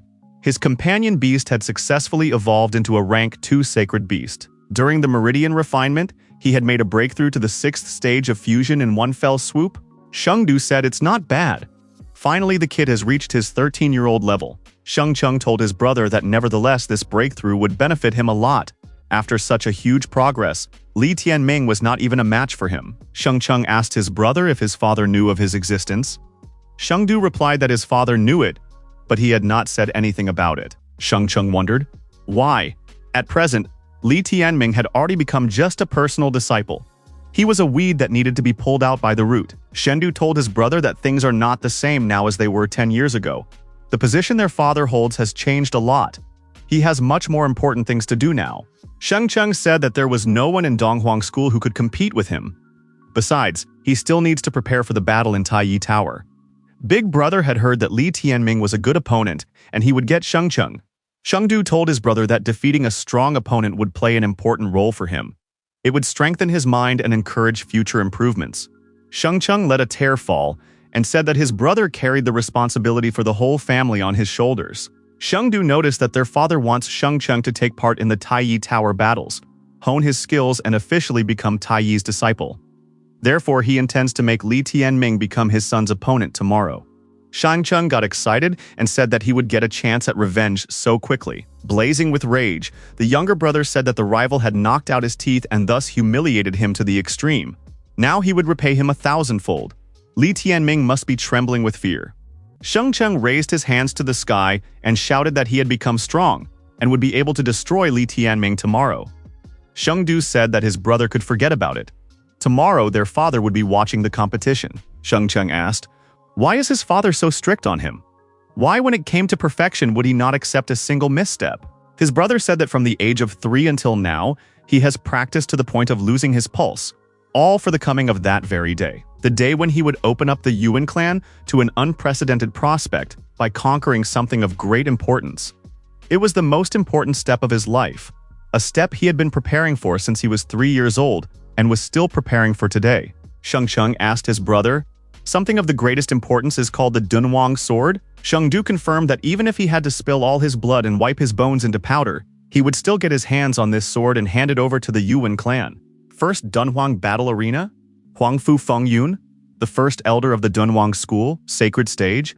Elder Fengyun is in the process of meditation and does not stop improving. The elder was approached by the guests and told that they had not seen each other for a long time. It was Shangguan Jingshu, a 4th elder, Sacred Stage. Huangfu was surprised and said he didn't expect to see her here. He invited his colleague to admire the young generation's performance with him. Huangfu said he heard something interesting recently. It concerns Li Wudi's illegitimate son. He is worried about the situation of the 5 disaster rings. Jingshu said that she had heard about it. Ye Shaoqing accepted the kid as his disciple. This little guy was able to climb 2 steps in 2 weeks and defeat a superior opponent. Jingshu said with certainty that this guy really possessed the essence of the 5 rings of calamity. The ancestors of the Li sacred lineage had revealed their presence. Huangfu remarked that Ye Shaoqing's decision to accept this guy as a disciple was against the interests of the Yuan clan. Very soon, the Ye clan and Li Tianming would face serious consequences. The head of the Yuan clan and his eldest son are dissatisfied with the current situation, and they are determined to get their hands on the Dunhuang sword. If they succeed, the balance in the Council of Elders will be broken. Jingshu said that she hoped that the Sacred Heaven Palace would be able to defend the Dunhuang sword. If it fell into Yuan Taiji's hands, no one would be able to stop it, and even the Council of Elders would then be consigned to the dustbin of history. Jingshu added that she wasn't even sure if the 2 of them could survive. The hostess said that the Taiyi Tower battle has officially begun. The first battle, Yuan Shengcheng versus Li Tianming. The mentor told Li Tianming to never take his opponent lightly. This guy had reached the 6th stage of fusion, and his companion beast had evolved into a 2nd-rank sacred beast. His father told Shengcheng that he was giving him a chance to destroy his rival. The young man promised to fulfill his father's will without fail. Shengcheng rejoiced. His elder brother thought that his father would be against this destruction, but it turned out to be the opposite. It seemed that his father had gained so much power in the Council of Elders that he was now completely unafraid of anyone. The spectators said that this fight was a chance for Shengcheng to get revenge. This time, his strength really rose to a new level. Our hero said that Qinglun Peak, Li Tianming's personal disciple, was ready for battle. The opponent said that the peak's supreme origin peak, Yuan Shengcheng, was ready for battle. Shengcheng told his opponent that if the latter had enough spirit, he proposes to settle the battle to a victorious end. The fight will not end until one of them is killed. Li Tianming replied that he did not agree because if he destroyed Shengcheng, he would not be able to get away with it. Shengcheng stated that his opponent is a coward. He is looking for excuses. If he values the prestige of his supreme branch, he won't admit defeat and crawl out of the arena. Shengcheng rushed to the attack and summoned the 8-armed Tao Te to his aid. A terrifying 8-armed beast immediately appeared in the arena. The spectators were aghast. Yuan Shengcheng appeared to be able to control the power of a rank 7 animal weapon. The white bone blade was most suitable for letting blood flow. The companion beast had evolved as well. Our hero summoned Inho and Shadow to his aid, for the opponent's companion beast had indeed become much stronger. Inho immediately appeared and said he was on the spot. He was enraged and called for Shadow to claw his opponent's eyes out. Shadow turned into a huge wild predator in the process. While fighting his opponent, Shengcheng was surprised by the fact that he couldn't suppress him. Had Li Tianming also become stronger? Li Tianming told Shengcheng not to get distracted, because the fun was just beginning. Our hero used the Sword of Earthly Slaughter Ripple. After that, he used the Human Slaughter Sword Ghost Dance and the Heavenly Slaughter Sword Divine Fury. The spectators did not understand how this could happen, because it was just a one-gate game. Yuan Shengcheng suffered a complete defeat. Inho said that their opponent's entire body was covered in strong armor. However, he didn't believe that he was also armored underneath. It was necessary to hit the vulnerable spots. Shengcheng kept repeating that he couldn't lose and shouted for Heiichi to help him faster. However, when he saw that his 8-armed beast companion was getting even worse, he was very scared. At one point, Yuan Shengcheng missed a right hook right on the jaw and fell to the arena, knocked down. Our hero, without ceremony, stepped his foot on his opponent's face. Shengcheng couldn't understand why he had lost. However, he said that he would repay Li Tianming 1,000-fold for today's suffering. Li Tianming told his opponent to calm down. With abilities like his, it was better to go home to mom. The announcer said that the winner has been decided and the fight should be stopped. In this battle, the winner is Li Tianming from Qinglun Peak. Gu Yu watched this fight and realized how strong Li Tianming was. The master asked if his disciple was giving up. Gu Yu replied that he was surrendering. After this, no one would have any doubts that this guy possessed the essence of the 5 rings of calamity. Weixin realized after recent reflection that he also worships Ye Shaoqing. After all, he truly possessed the ability to improve the position of Qinglun Peak. This young heir would also help lift Qinglun Peak's disciples from their knees. On High Peak, the father told his son to sit to the side and not to come any closer. Shengcheng obediently sat down. Shendu told his father that his younger brother had never experienced anything so horrible and humiliating. He wishes to personally repay his brother. This son of Li Wudi turned out to be quite interesting. Father said for Shengdu to not even think of getting involved. This matter will be decided by Zhenxing. Father added that Shengdu had correctly pointed out, this young man is really quite interesting, except that he is not Li Wudi's son at all. Father added that in the past, no one knew Li Wudi better than he did. Even though this guy may be the owner of 10 disaster rings, he is nothing more than an annoying gnat. Right now, all we need to do is to put Ye Shaoqing in his place and make him realize that he could be destroyed at any moment. The father added, sons, if he obtains the Dunhuang sword, he will be able to send even Ye Shaoqing to his doom and make the Dunhuang school wallow at his feet. Shengdu said that he understood his father. With the Dunhuang sword, even the thousands of geniuses of the 5 rings of disaster would be nothing. Yuan said he was glad his son understood him. Father said that Shengcheng would get all the things and resources prepared for him in the next 3 years, as well as Zhenxing's help. After 3 years, he should be a Taiyi disciple and follow in his older brother's footsteps. However, he must remember that losers are not worthy of bearing the surname of Yuan. Shengcheng thought that his plight was entirely the merit of Li Tianming. The tournament host announced that it was the turn of the second bout, Li Qingyu versus Su Yizan. Su Yizan, 7th stage fusion. She told Qingyu to get close, it wouldn't hurt. Yi Shaoqing told the disciple that Su Yizan was at the 7th stage of fusion, so there was no need to reveal her cards right away. It was okay to give up. It wouldn't take a year for Qingyu to surpass her. Qingyu entered the arena and declared that she conceded defeat. The host said that Li Qingyu had exercised her right to refrain from fighting. Su Yizan was declared the winner. Su Yizan said that it is boring here. It is a pity not to get a little payback for Sheng Cheng. Yizhan realized that her opponent's surrender ensured her entry into the next stage, so everything was fine. The host said the next bout cycle will take place in 2 weeks. At the peak of Qinglun, Li Tianming asked the master. Ye Shaoqing replied that he was thinking whether his disciple should continue to play in the tournament after 2 weeks. He fears that Li Tianming's trek to the Taiyi Tower will involve a serious risk. The disciple wondered, did the master really think that Yuan Taiji was willing to take him out? Master replied that Taiji was even too lazy to look in Li Tianming's direction. However, the disciples involved in the battles might go for it. If Li Tianming got to the 3rd floor of the tower, the teacher would be unable to come to the rescue. Li Tianming confidently said that if it was about the disciples, one could be completely calm. If he couldn't defeat the competition and chose to flee, there would be someone to destroy him in the future. Yi Shaoqing said that his disciples' courage was not lacking. Li Tianming's father was also a daredevil in the past, but he had an anxious temperament, and it had gotten him into trouble. He did not know how to calculate his every move. One miscalculation and his life would be ruined. Yi Shaoqing noticed someone approaching them. It was Yuan Taiji. Taiji told Shaoqing that this guy wasn't Li Wudi's son. Where did he come from? Yi Shaoqing asked on what grounds the opponent takes to assert this. Taiji said to spare him from this nonsense. He cannot be fooled. Ye Shaoqing replied that Li Tianming was his disciple and the affairs of his disciple Yuan Taiji did not concern him. Taiji asked what Ye Shaoqing was trying to accomplish. Did becoming a school elder turn his head? Is that what this is all about? Yuan Taiji told the interlocutor that his determination was known to everyone. If anyone tries to stop him from obtaining the Dunhuang sword in the next 2 months or poses the slightest threat to his plan, he won't hesitate to finish that person off. Ye Shaoqing noticed that Taiji was very cool. Taiji said that it had only been a few years since he had put Shaoqing in his place, and he had already begun to forget what happens to those who provoke. He suggested Ye Shaoqing take a walk to the battlefields of the Dark Abyss. Yi Shaoqing said that he would love to see what Taiji had become capable of after 4 years. I wonder if his abilities match his wolf-like behavior. Taiji, leaving the peak, said that his interlocutor was mistaken.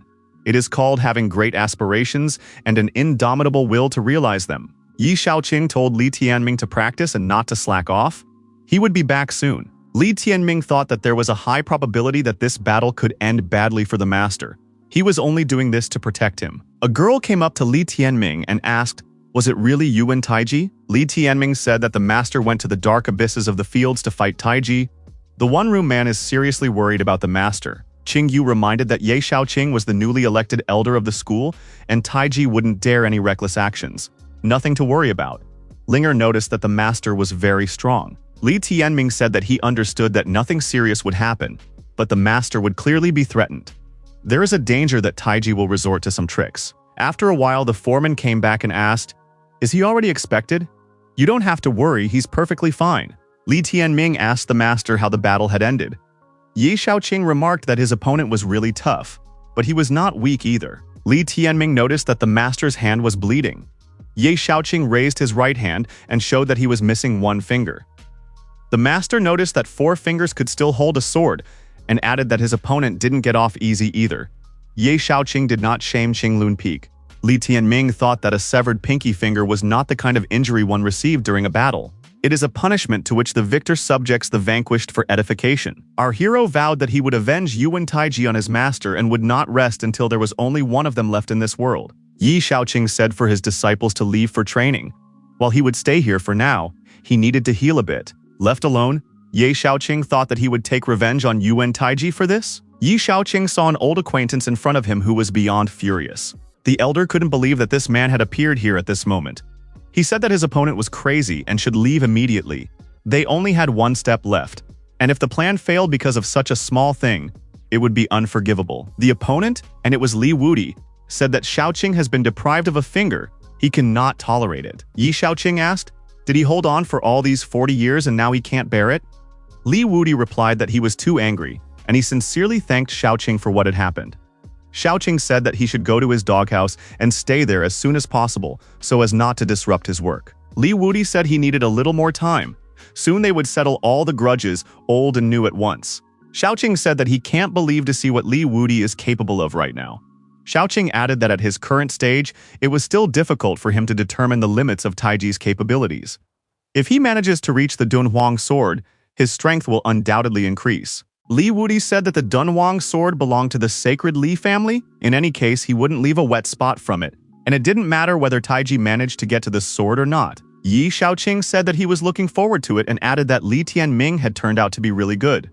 Having settled the matter of Qingyu's marriage, he let Li Wudi move on to the last part of the plan. Li Wudi said that this guy is a true miracle in the flesh. A great future awaits him. Li Wudi said to have Ye Shaoqing train this fellow in the aspirations of the rebel god sword, then it will be seen how great his talents are. This guy is the kind of person who can change his fate against the will of the sky. I want to see how strong his will to go against the current is. PMC Yunji, Palace of Tranquility.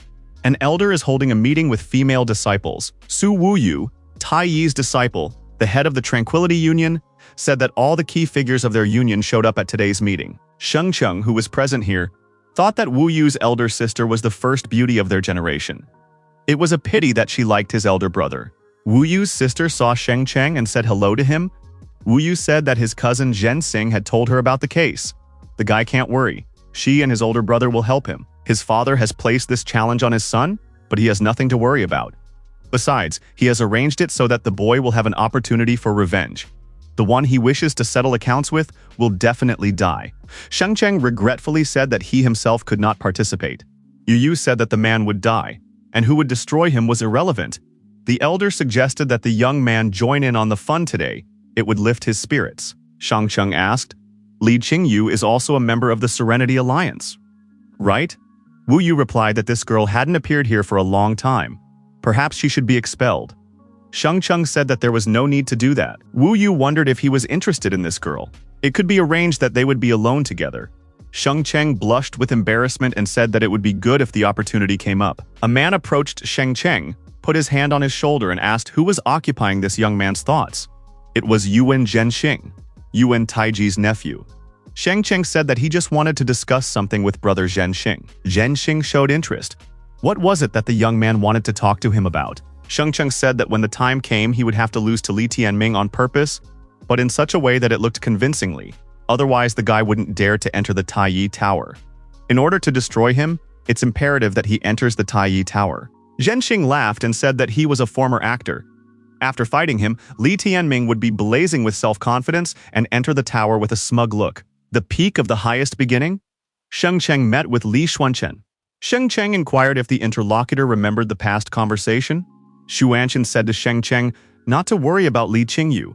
Everything is ready, only the smallest thing is missing. Xuanchen added that he had looked into it.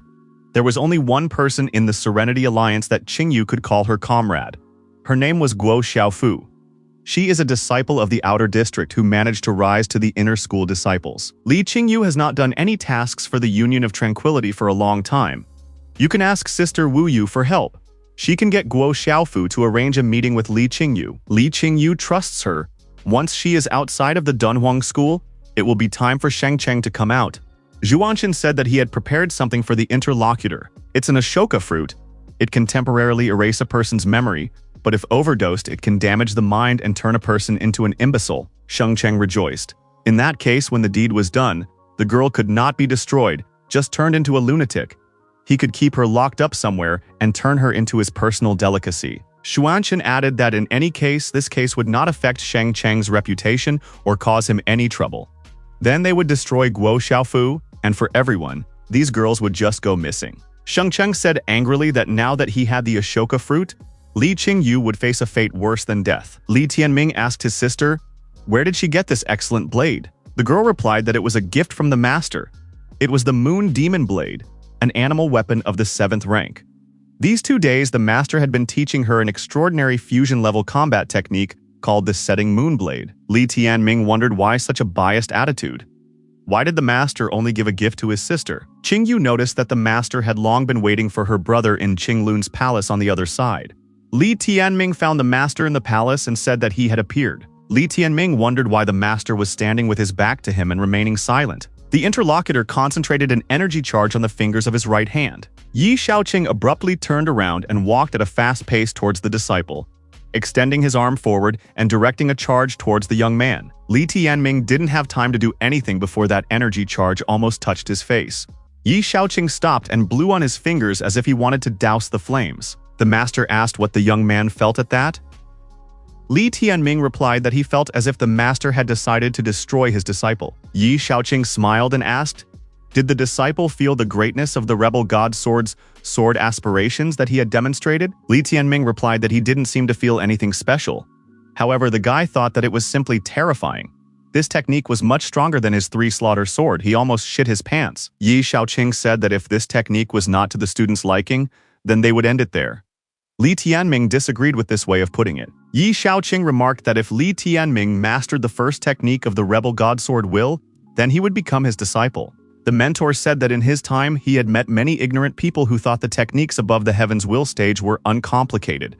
They all ended up shedding their ignorant tears afterward. Li Tianming remarked as he prepared to accept the elder in the schools as his disciple. The mentor said for them to go outside. He would show them what the true will of the heavenly god sword meant. Li Tianming asked, "Master wouldn't purposely give superficial instructions for fear of losing to him, would he?" Yi Shaoqing bared his sword and told the guy to watch with both eyes. The rebellious god's sword will surpass the techniques of the heavenly will. That is, it is a sacred stage technique. If Li Tianming is able to master it, he will acquire a technique that is many times superior to fusion martial techniques. This is a profound swordsmanship technique. The disciple does not understand its complexity at all.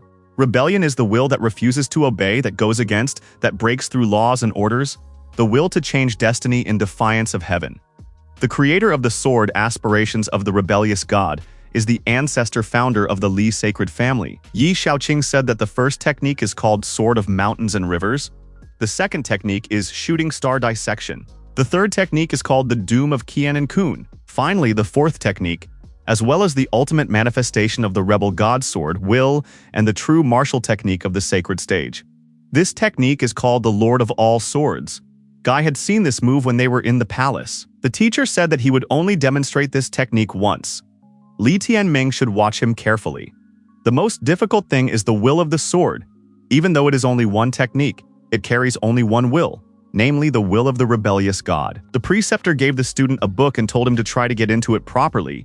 While reading, he should visualize in his mind this recent demonstration. Li Tianming thanked the master and said that he would start studying immediately. He was still waiting for the moment when Yi Shaoqing would invite him to become his mentor. Yi Shaoqing smiled. Even after the demonstration is over, the guy has the guts to brag. He is pleased by this enthusiasm. Yi Shaoqing thought that this guy had a strong fighting spirit. If he managed to pass the second round, he would clearly want to test himself in the Tai Yi Tower. If he learns the will of the rebel god sword before doing so and gets the tempering upgrade that necessarily comes with it, he might even be able to last a little while there. The master looked at his disciple and was pleasantly surprised. Li Tianming had already practiced the Sword of Mountains and Rivers. Yi Shaoqing thought that he had spent half his life practicing martial arts. Li Tianming couldn't learn everything at a glance. He had definitely imagined it. However, what the guy was using was clearly not a rebel god sword. Li Tianming wondered, why was the master looking at him with those eyes? The master told the young man to repeat it again. Li Tianming replied that he could repeat a few more times. It was not difficult for him. Yi Shaoqing called his disciple a super talent like no other in this world. Li Tianming said that it was all small things, and the mentor would soon get used to it. He asked if Yi Shaoqing was already ready to take him on as his disciple. Master replied that he had no intention of inviting Li Tianming to be his disciple. Yi Shaoqing was overjoyed at the fact that he had found such a brilliant disciple and announced that Li Tianming continued to practice tirelessly. However, it was important not to become arrogant. Li Tianming remarked that he knew what his mission was, so he wasn't going to get cocky. Yi Shaoqing held out a sword to the young man and said that he was giving him this exalted weapon of the 7th rank, the Dark Dragon Sword. It contains on its surface the blood of a 3rd-rank sacred beast, the blood of an evil dark dragon. If one is able to bring out the power of the dark dragon blood, the sword will serve well. Li Tianming took the weapon from the master's hands and thanked him for the gift. The master thought that the dark sword created a resonance with this boy. He's a real monster. So is the essence of the 5 rings of tribulation so terrifying? No wonder the founding ancestor of the Li sacred family was able to reach the primordial sacred stage. If this child survives, sooner or later he will surpass everything imaginable and unimaginable. 2 weeks have passed. The ancestral lands of the Li family. Our hero is standing in front of Li Shenxiao's tomb. Li Tianming had drawn Enho and Shadow into the current process. Our hero, along with his pet beasts, reached the 3rd stage of fusion. The area around him was illuminated by a bright flash, and the sound of an explosion was heard. Li Wudi said to the guy to let him sleep. Is a breakthrough really such a great event? Li Wudi, changing his dislocation, said that this kid is just a maniac when it comes to perfection.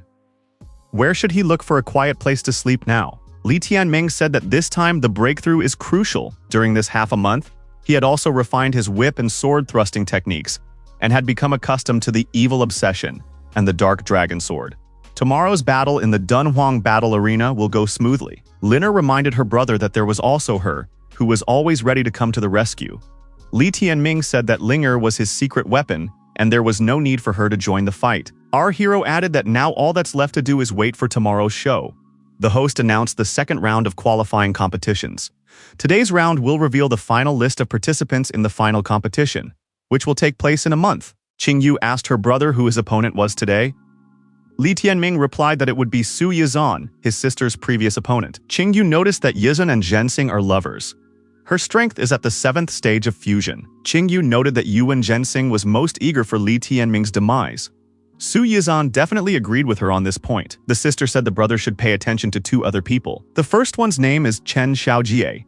He is the eldest grandson of 7th Elder Chen Nantian. His strength is at the 8th stage of fusion. His companion beast is a 2nd Saint rank Azure Unicorn. Elder Chen Nantian is a staunch ally of Yuan Taiji. Chen Xiaoji and Yuan Shengdu are also in this evil friendship. If Li Tianming is able to enter Taiyi Tower, he also needs to be aware of this Chen Xiaoji as well. The host announced that Chen Xiaoji was victorious and could enter Taiyi Tower in a month. Li Tianming and Chen Xiaoji met gazes, and our hero said that it seemed like that guy had already spotted him. Qingyu said that besides him, there is also Gongsun Qi. Her companion beast belongs to the Fire Empress element and is called the Imperial Locust of the Fiery Skies. In battle, she relies on the attacks of locust individuals she spawns herself. She is capable of giving birth to approximately 100,000 individuals. An invasion of locusts destroys and devours everything in its path. Accordingly, a companion animal of this type will not be easy to deal with. If you encounter it, it is imperative that you exercise caution. Our hero thought that all these people wanted to destroy him. Everyone is a serious opponent. But be that as it may, these people are not enough to frighten him. Li Tianming said that his goal was the treasure of Taiyi Tower and no one would stop him. The sister noticed that greed had clouded her brother's head. The host announced the next battle, Su Yizan of Nine Paths Peak versus Li Tianming of Qinglun Peak. Li Tianming was glad that his turn had reached him very quickly. The spectators assumed that Su Yizan would try to get even with Yuan Shengcheng today. Yizan thought that this was a headache for her. She needed to play a giveaway game with her opponent and lose without him noticing.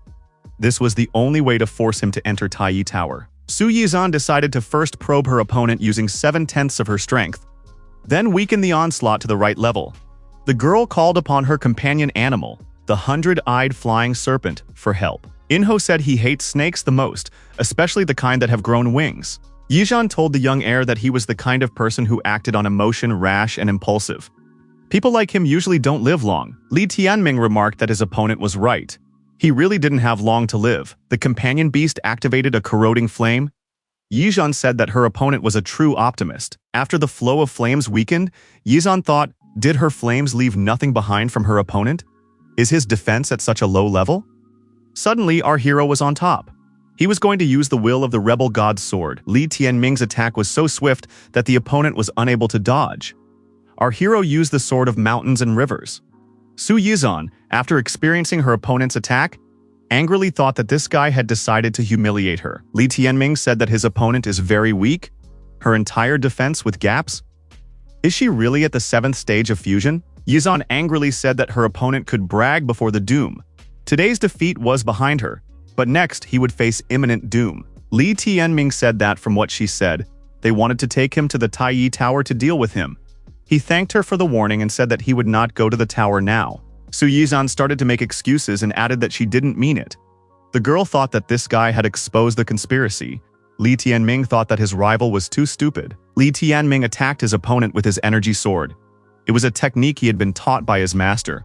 After this attack, Su Yizan lost the little finger on her right hand. Li Tianming, leaving the arena, told Su Yizan to give the message to Yuan Zhenxing. In a month's time in the Tower of Taiyi, he will cut off his hand. Zhenxing shouted that he would definitely repay Li Tianming for what Yizan had to endure. Yuan Zhenxing shouted for Li Tianming to prepare for the consequences.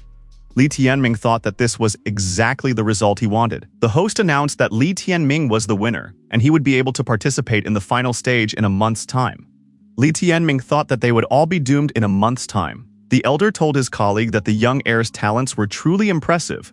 With his zeal and courage, he had won the admiration of all. It all depends on whether Li Tianming will be able to overcome the difficulties that will confront him, whether he will be able to survive the battles in Taiyi Tower, or even achieve certain successes. If he can become Taiyi's disciple, probably no one else will be able to stop him from rising up. The guy is well aware that Zhenxing will try to overpower him in the tower, but he dares to go into it anyway. Cutting off his opponent's little finger, he showed his indignation at the injustice that had befallen his master. What would Yuan Taiji think of this? Taiji had long since become a prominent figure. He wouldn't be able to destroy the young heir without repercussions. But if he wanted to do so, no one could stop him. Young men, great-grandchildren of Shangguan Jiai and Huangfu Feifei, approached the elders. The old woman said that the two of them were not lacking in strength, so they could fight for the treasure of the Taiyi Tower. When the time comes, they must act together and support each other. Jiai said to the elder not to worry, he would definitely protect Feifei. Elder Huangfu added that when they entered the Taiyi Tower, except for the treasure fight, they should not antagonize Li Tianming, much less help him. Their position would only be clear after the battles in the hinterlands. The young men said they were not going to help anyone. The peak of the highest beginning? The elders gaze at the glowing spots ahead. Yuan Fengtian, the third elder of the school, Yuan Taiji's father, said that success or failure depends only on this step. Two glowing spots came closer, and it became clear that they were the eyes of a horrible, huge monster. Fengtian said that he was completely imbued with the heavenly will before the battles of Shendu's inner territories eventually successfully made the final move. Shendu really didn't give him a single reason to be disappointed. He had been firm and flexible since childhood and possessed an indomitable will. He was worthy of being called his grandson. Grandfather added that considering the Heaven's Will stage and the artifacts he had prepared, no one would be able to fight back against him in the battles in the inner territories. Fengtian asked, "Isn't his son happy too?" Taiji replied that until the Dunhuang sword fell into his hands, he could not afford to rejoice. The old man said that his son should not push him. In all these years, Shendu had never once let him down. Taiji remarked that there was a strict hierarchy in this world. If Shendu continued to climb to the top, he should redouble his efforts. Taiji told his father not to blame him for being too strict. The day Shendu becomes the lord of the Dunhuang kingdom, he would say thank you. For the Yuan clan, talent is crucial. Shendu told his grandfather that his father was right. He needed to keep trying. Taiji noticed that the battles in the hinterlands were less than 2 months away. This time was a chance for Shendu to make one last push. Starting from today, they would be here all the time. He would mentor his son with all his might on Heaven's Will martial techniques, right up until the day they would go to the Battle of the Inner Territories. Qing Moon Peak? Li Tianming trains and perfects himself from morning to night, practicing new techniques. Yi Shaoqing praises his disciple. He has successfully learned the shooting star dissection. The master said that there are only 4 techniques in this technique, and the student has already learned 2 of them in just 1 month. That's super talent. Yi Shaoqing thought that he had always thought Li Wudi was a peerless genius with his 4 rings of calamity essence, but he couldn't compare to Li Tianming. Only now could one truly feel the full meaning of the phrase, unparalleled genius. Enro also improved and applied the will of the rebellious sword shooting star dissection. Yi Shaoqing thought that there was no way there could be such a thing. Even a chicken could do it. Li Tianming wondered if the master was used to his pace. Li Qingyu told the master that she had successfully mastered the technique he told her to practice, and had also reached the 6th stage of fusion. Yi Shaoqing said that he understood everything.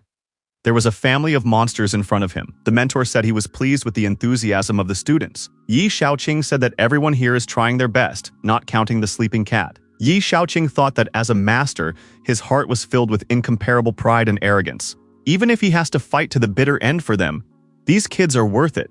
After all, he really wants to see how awesome and promising their future will turn out to be. Yuxi told Yuan to get Kaitai out of the way. Kaitai replied to the girl that her haste spoke of confusion in her soul. Her heart was restless and filled with fear. Shendu realized the heavenly will and truly made a breakthrough to this stage. The probability of him acquiring the Dunhuang sword in the battles of the inner territories has become even higher. The Yi clan must be greatly worried about this. Yuxi replied that she was too lazy to debate with Kaitai on the topic. Kaitai believes that for the sake of the fate that brought them together, he should give Yuxi one last chance. Her second brother, Ye Xiaoqing, has taken a pesky fly as his apprentice, an act that has upset the Yuan clan greatly. In the event that they obtain the Dunhuang sword, the first people they will take up for when they return will be the Ye family, more specifically her father and second eldest brother. Thus, they remove the obstacles, and Huangfu and Shangguan will keep their nose to the wind and seek his brother's patronage. The time would come and the Dunhuang school would be under a unified leadership. If Yuxi follows him now and becomes the wife of the Yuan clan, her actions will not be punished. Yuxi wondered to her interlocutor if they were being overconfident. Kaitai said it wasn't a matter of self-confidence. Her older brother Ye Tianlong had already submitted to them. Yuxi replied that this wimp was unworthy of carrying the Ye surname. She wants to say that the interlocutor is overly confident in Yuan Shengdu. There are several other factions that also cast greedy eyes on the Dunhuang sword. How will the Shengdu manage to break through the crowds of geniuses at the battles of the hinterlands and retrieve the Dunhuang sword? If Kaitai wants to subdue her so badly, they should wait for them to acquire the Dunhuang sword first. Kaitai noticed that Yuishi was saying that because he didn't know what Shengdu was capable of. But in any case, his brother will always be able to destroy the balance in the Council of Elders. Yuishi turned around and said that in that case, she couldn't wait to see it, Kaitai thought. So she has chosen to die. She's still alive, but she's basically just a pile of bones. Our hero spread out on the grass and thought that he was really tired, and this workout was still not enough. With 10 days to go, he still hadn't been able to climb to the 5th step of the merger. He doesn't know if he can overpower Yuan Zhensing and the others with the strength he has now. If he can make a breakthrough, he will be safe.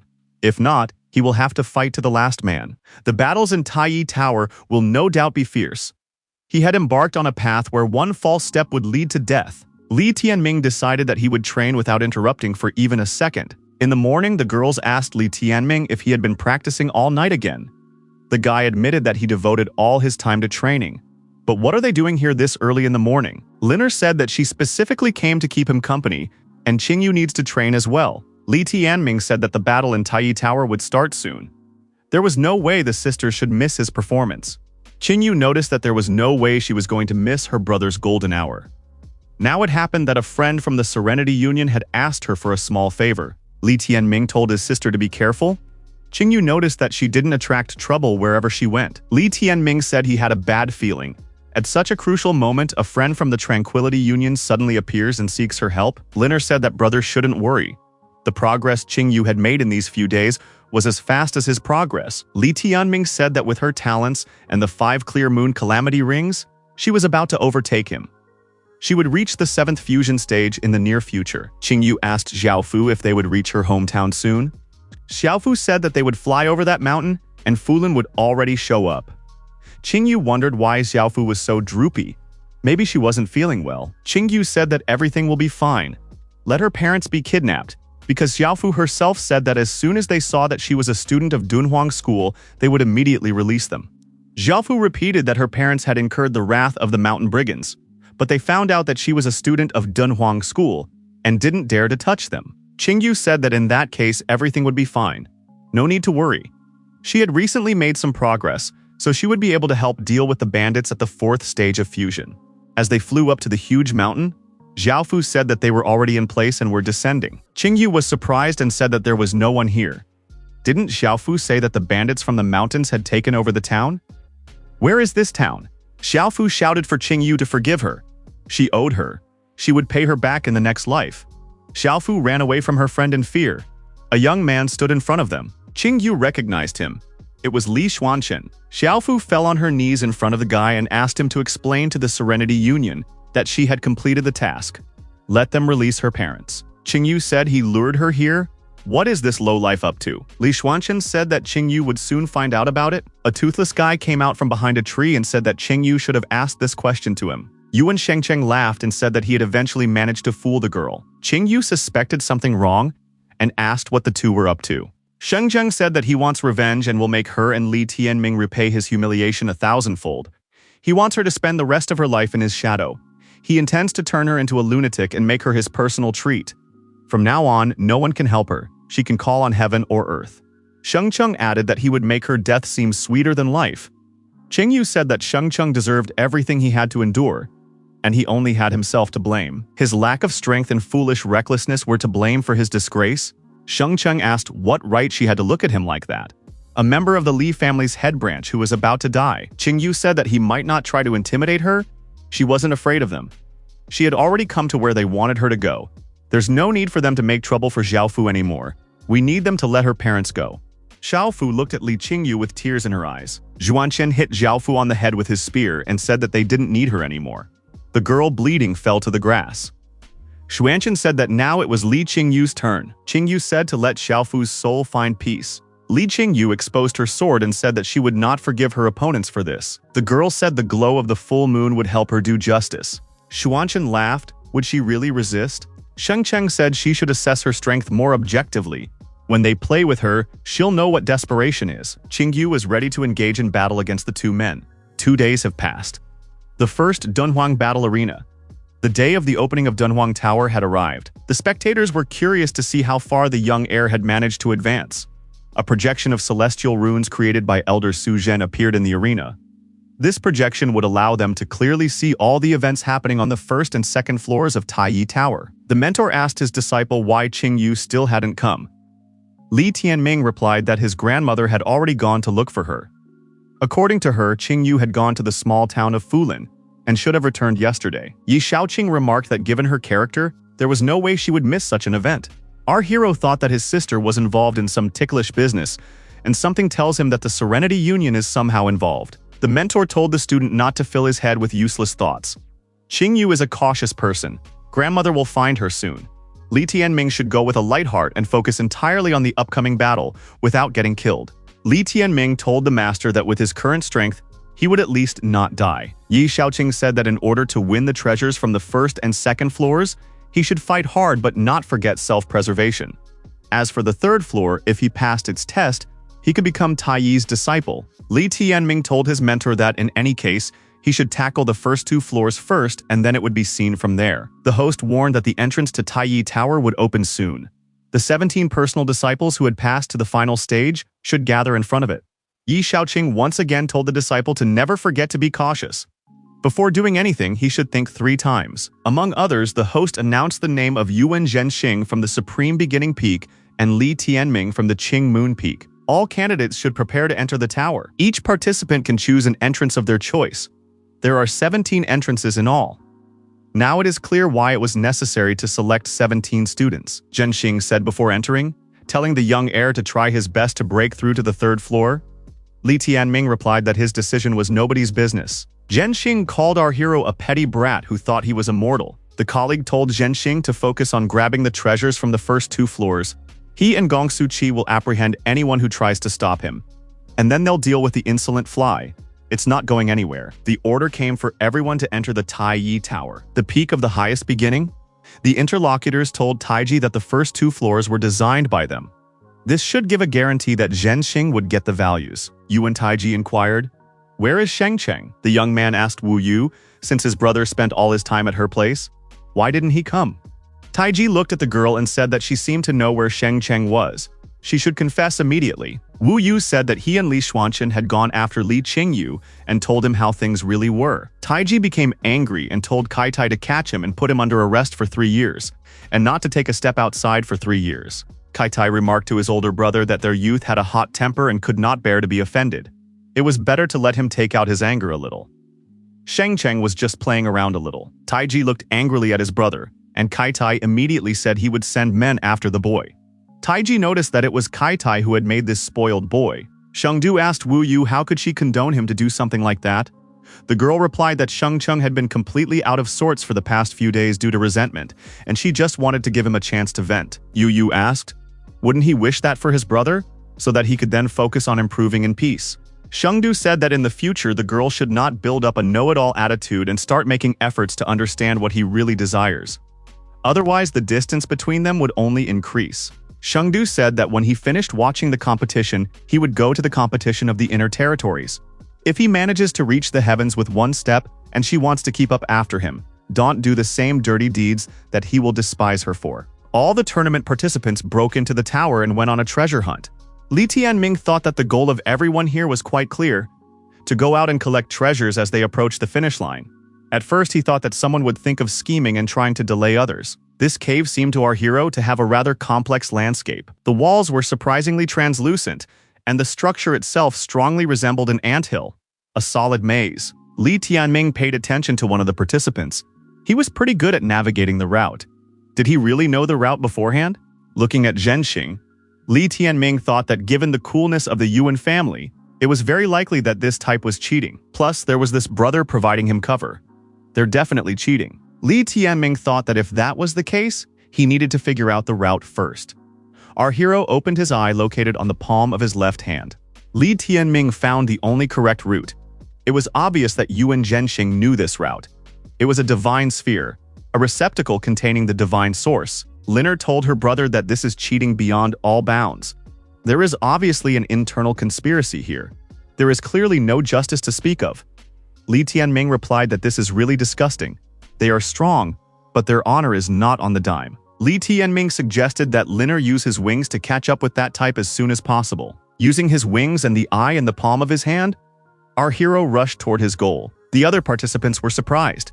Did it fly past them? Because of this speed, it is hard to see. The spectators near the arena in front of the screen saw Li Tianming and wondered how did he have such speed? How could he know the exact route?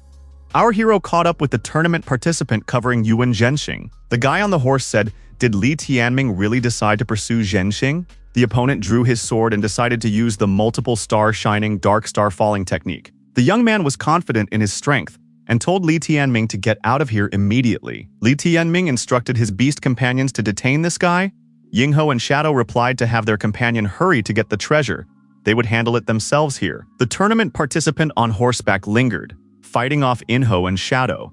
He didn't think the two little brutes could hold him off. Li Tianming said that these two are just capable of holding him back. He will continue further because he has no time. The opponent finally said that he would soon catch up with this Li Tianming, so there was no need for him to get excited. Li Tianming thought that this fool was too easy to fool, but for now he would take his life. Li Tianming used the will of the rebel god sword, the sword of mountains and rivers. The spectators on the screen saw that Chen Xiaoji was hit by Li Tianming's hidden attack. The strength of this attack was truly immense.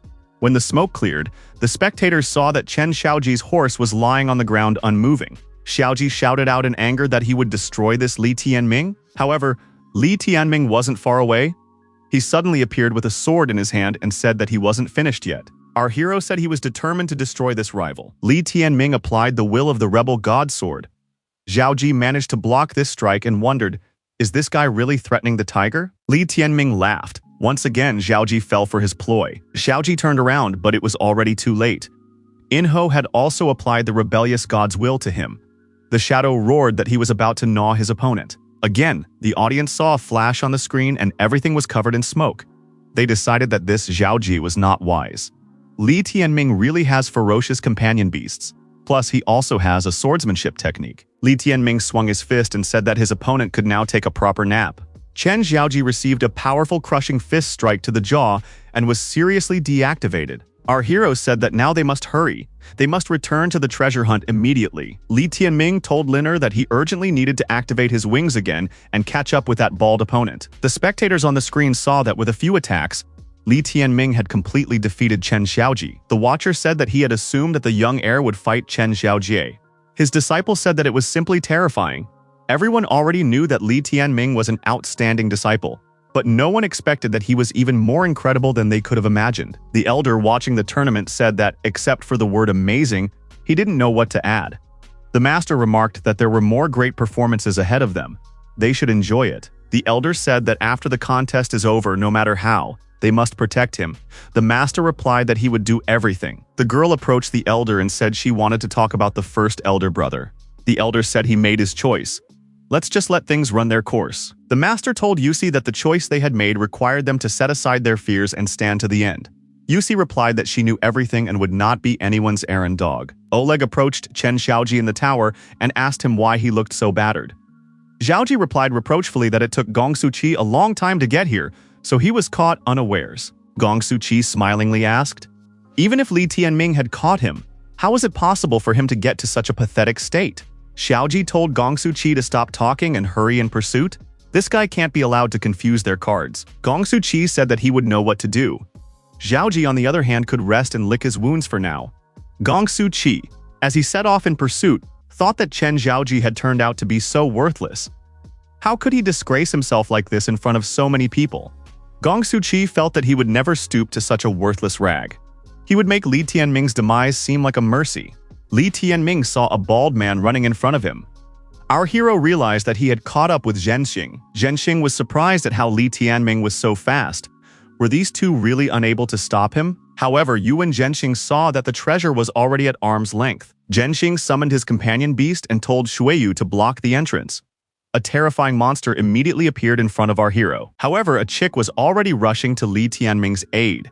He said that a good dog doesn't block the path, and this monster should get off immediately. Enro slammed into the monster with all his might and lost his bearings and fell to the ground. He thought that this opponent was too strong. Enro reported to his companion that there was no way they were going to be able to eliminate this behemoth quickly. But even if they could, the bald man had already gotten his way. Baldy wished his opponent's luck. The entrance to the second floor was already in front of him. Zhenxing told his beast companion that they should move forward. Everything is going according to plan for them, Baldy said, reaching this place. Li Tianming had already done a good job already. Zhenxing quickly ran up the stairs to the second floor and said, as he continued to move towards his intended goal. Enro was very angry.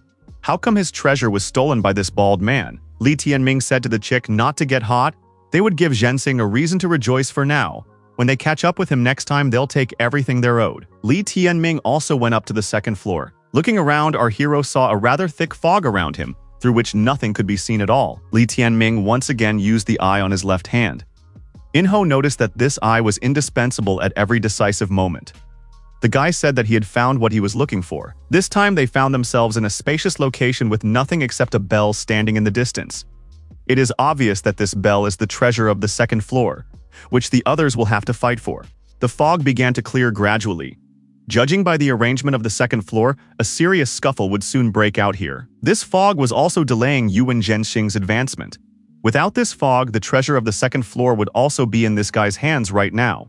Enro wondered what they were waiting for, needing to quickly follow the bald man. Out of the corner of his eye, our hero felt that someone was attacking him. At the last moment, he managed to bounce aside. Gong Su-chi appeared in front of Li Tianming. The opponent was surprised that the guy managed to dodge. He had an impressive reaction. Gong Su-chi said that unlike Zhaoji, he would not be taken by surprise. Li Tianming can now take his time. He will stay here and enjoy being beaten out of him. Yingho was angry. This fog dissipated, and that bald man will take all the treasures for himself again. Li Tianming said to the chick to calm down. It won't be so easy for him this time since the others have already made their way here. Not all the participants are on his side. Zhenxing appeared beside him and said that if these competitors dared to challenge his superiority, then they clearly didn't have the courage. The young men said that they had nothing against Yuan Zhenxing. It was just a fair competition alone. They can't handle him, but by joining forces, they won't leave him a chance to win. Baldy told his opponents to leave the chatter and he's ready to fight them. Li Tianming thought that as long as there was someone who could apprehend the bald man, then he still had a chance. Our hero approached Gong Su-chi and said he was willing to amuse himself with insect lovers. The guy was curious to see who would beat the hell out of who. The audience on the big screen saw Li Tianming's image. Gong Su-chi told him that he wanted to see what this guy could do. He summoned his warrior companion, the imperial locust of the fire heavens. Li Tianming saw a swarm of insects begin to surround above him. Li Tianming asked his beasts what they would do, since there were a huge number of insects on the enemy's side. Enro wondered why the companion was asking the chicken what to do when there were insects in front of him.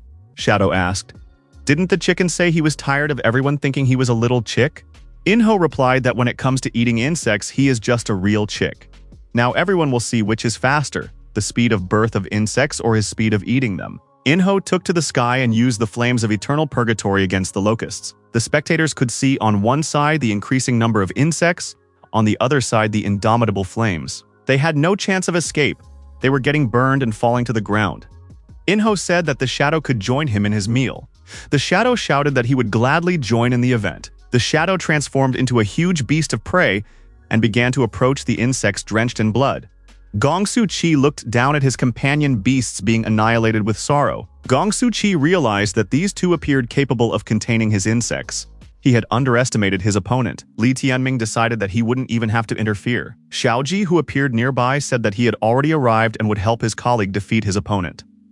Gong Su-chi pointed out that given his condition, Xiaoji would only tangle with him.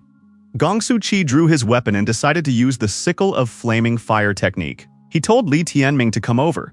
Now the two of them would see what they could do. Xiaoji said that his opponent had long since fled towards the treasure. Li Tianming had actually run away from these two. He had decided that he had nothing else to do but mess around with them.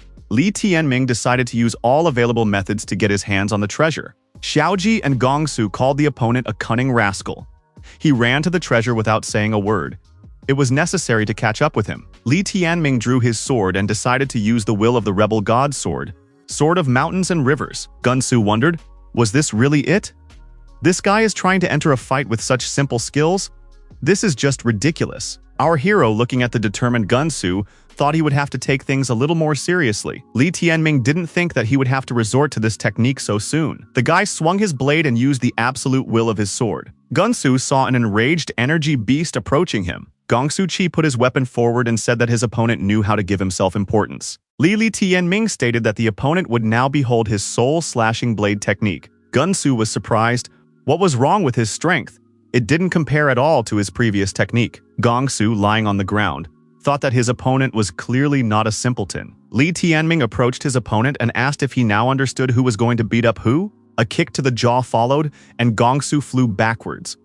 As he flew, he wondered why Li Tianming was so strong. Rolling on the ground again, Gong Su realized that the information about this guy was fundamentally wrong. Now it was necessary to focus on maintaining his strength. While running away, Gong Su told his opponent that he had things to do. So Li Tianming was just lucky today. Li Tianming was surprised. This trash had just eaten the ground and now he was blustering. Our hero told his animal companions to stop fiddling with those locusts and go after the treasure. Enro apologized. He got carried away and forgot the most important thing. Li Tianming said to hurry up while the opponents were busy with each other. The protagonist looked at Taiji and thought that he was really strong, fighting against two opponents at once and absolutely not exhausted. However, there was no way he could defeat those two in a short time. Zhenxing saw Li Tianming, dropped this fight and ran towards the main opponent. The girl said that this bald man had shown them his back. He was now fully exposed and it was necessary to pursue him. The colleague said that the treasure was more important now. They should focus on capturing it first. The viewers on the screen saw all four of them heading towards the treasure. Li Tianming thought that now everyone was chasing after him. Our hero activated the heavenly wings. It was too late for him to think about the chase. Without a doubt, Li Tianming had the advantage and was the first to approach the bell. Now we had to figure out how this bell worked. Why didn't it react in any way?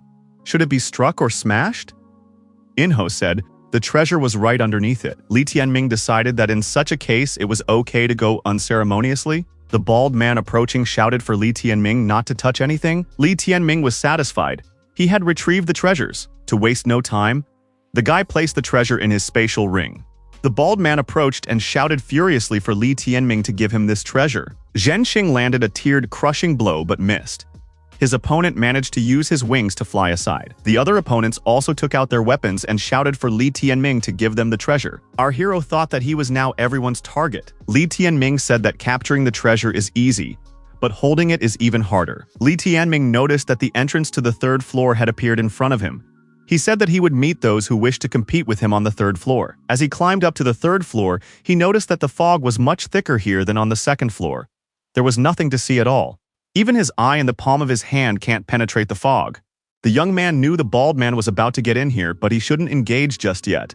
Li Tianming decided to cover his tracks in this fog and act according to the situation. The spectators in front of the screen noticed that the gate to the third floor had closed. 5 people managed to get on it, including Li Tianming, Yuan Zhenxing, Gong Su-chi, Huanghu Feifei, and Shangguan Jiai. The spectators realized that most of the participants had not even made it to the second floor. But following the third floor was impossible. The same elder of the school is beyond their power. Kai Tai said he originally thought this fly could be swatted at any moment, but she turned out to be surprisingly dodgy. From Li Xuanchen to Su Yizhan, then through Chen Xiaojie and Gong Su-chi. The speed of its development is simply frightening. Old man Yuan said that their Zhensing was stronger than the young heir after all. Kai Tai added that in the annihilation aspect, Zhensing had reached perfection. Furthermore, Gong Su-chi had also managed to get to the third floor. The old man said that it would be fine, even if Zhensing couldn't destroy the young heir today. This guy is still just a kid. The day they obtain the Dunhuang sword, they will be able to destroy him as they wish. Kaitai asked Taiji why the older brother was silent. Taiji replied that there was nothing to talk about. Feng Yun's sacred mountain? Elder Huang Hu said that this guy's speed of progress was a bit frightening. Elder Shangguan added that Ye Xiaoqing turned out to have a keen sense. All that remains to be seen now is whether this guy will come out of Taiyi Tower through its top, or whether his cold corpse will be carried out of there. The third floor is a place no one can control. In the event that he survived, he would have time for respite while the Yuan clan engaged in the battles of the interior. Given his talents, he will undoubtedly form a frantic rise, and they in turn will await the outcome of the battles of the interior. The elders wondered, what if this guy managed to become a Taiyi disciple today? Huang Hu said that in that case, they would have even more reason to step forward and defend it before the battles of the inner territories were over. The elders decided to bet on the outcome of the battle on the third floor of the tower. Shangguan added that if the guy managed to become the new strongest head of the school in the future, the tens of thousands of Taiji and Shendu would be incomparable. Li Tianming decided that as long as he was temporarily safe, he should explore the looted treasures. Liner told my brother that this black ball has a mechanism to open it. We should try to figure it out. Inho offered his services to take care of the mechanism, as he was an expert in such matters. Li Tianming refused to help. Finally, this mechanism opened up, and the guy was able to place his hand inside. Our hero felt that there was a disgusting odor. One could suffocate. Inho stated that he could smell poison in this sphere. It must be removed. The shadow smelled a very thick odor of blood. Our hero also had a nosebleed. Li Tianming said that it was clearly a divine source, but it was unclear which one. Liner told brother that it was the bloody claw of the poison demon, a heaven rank divine origin. Among the divine origins of the lowest category celestial rank, it is considered the best. If it is successfully mastered, the number of stars in the companion beast's eyes can dramatically increase to as many as 47, bringing it closer to successfully reaching the 5th sacred rank. Li Tianming thought that they didn't scrimp this time, a heaven rank source. But judging from its attribute, it was clearly prepared for a bald man. Our hero thought that this was the highest reward at the Taiyi Tower battles in the past 1,000 years. The blood claw of the poison demon contains poisonous blood, which, when ingested by the enemy, penetrates the meridians and corrodes his own blood. The more wounds, the stronger the effect.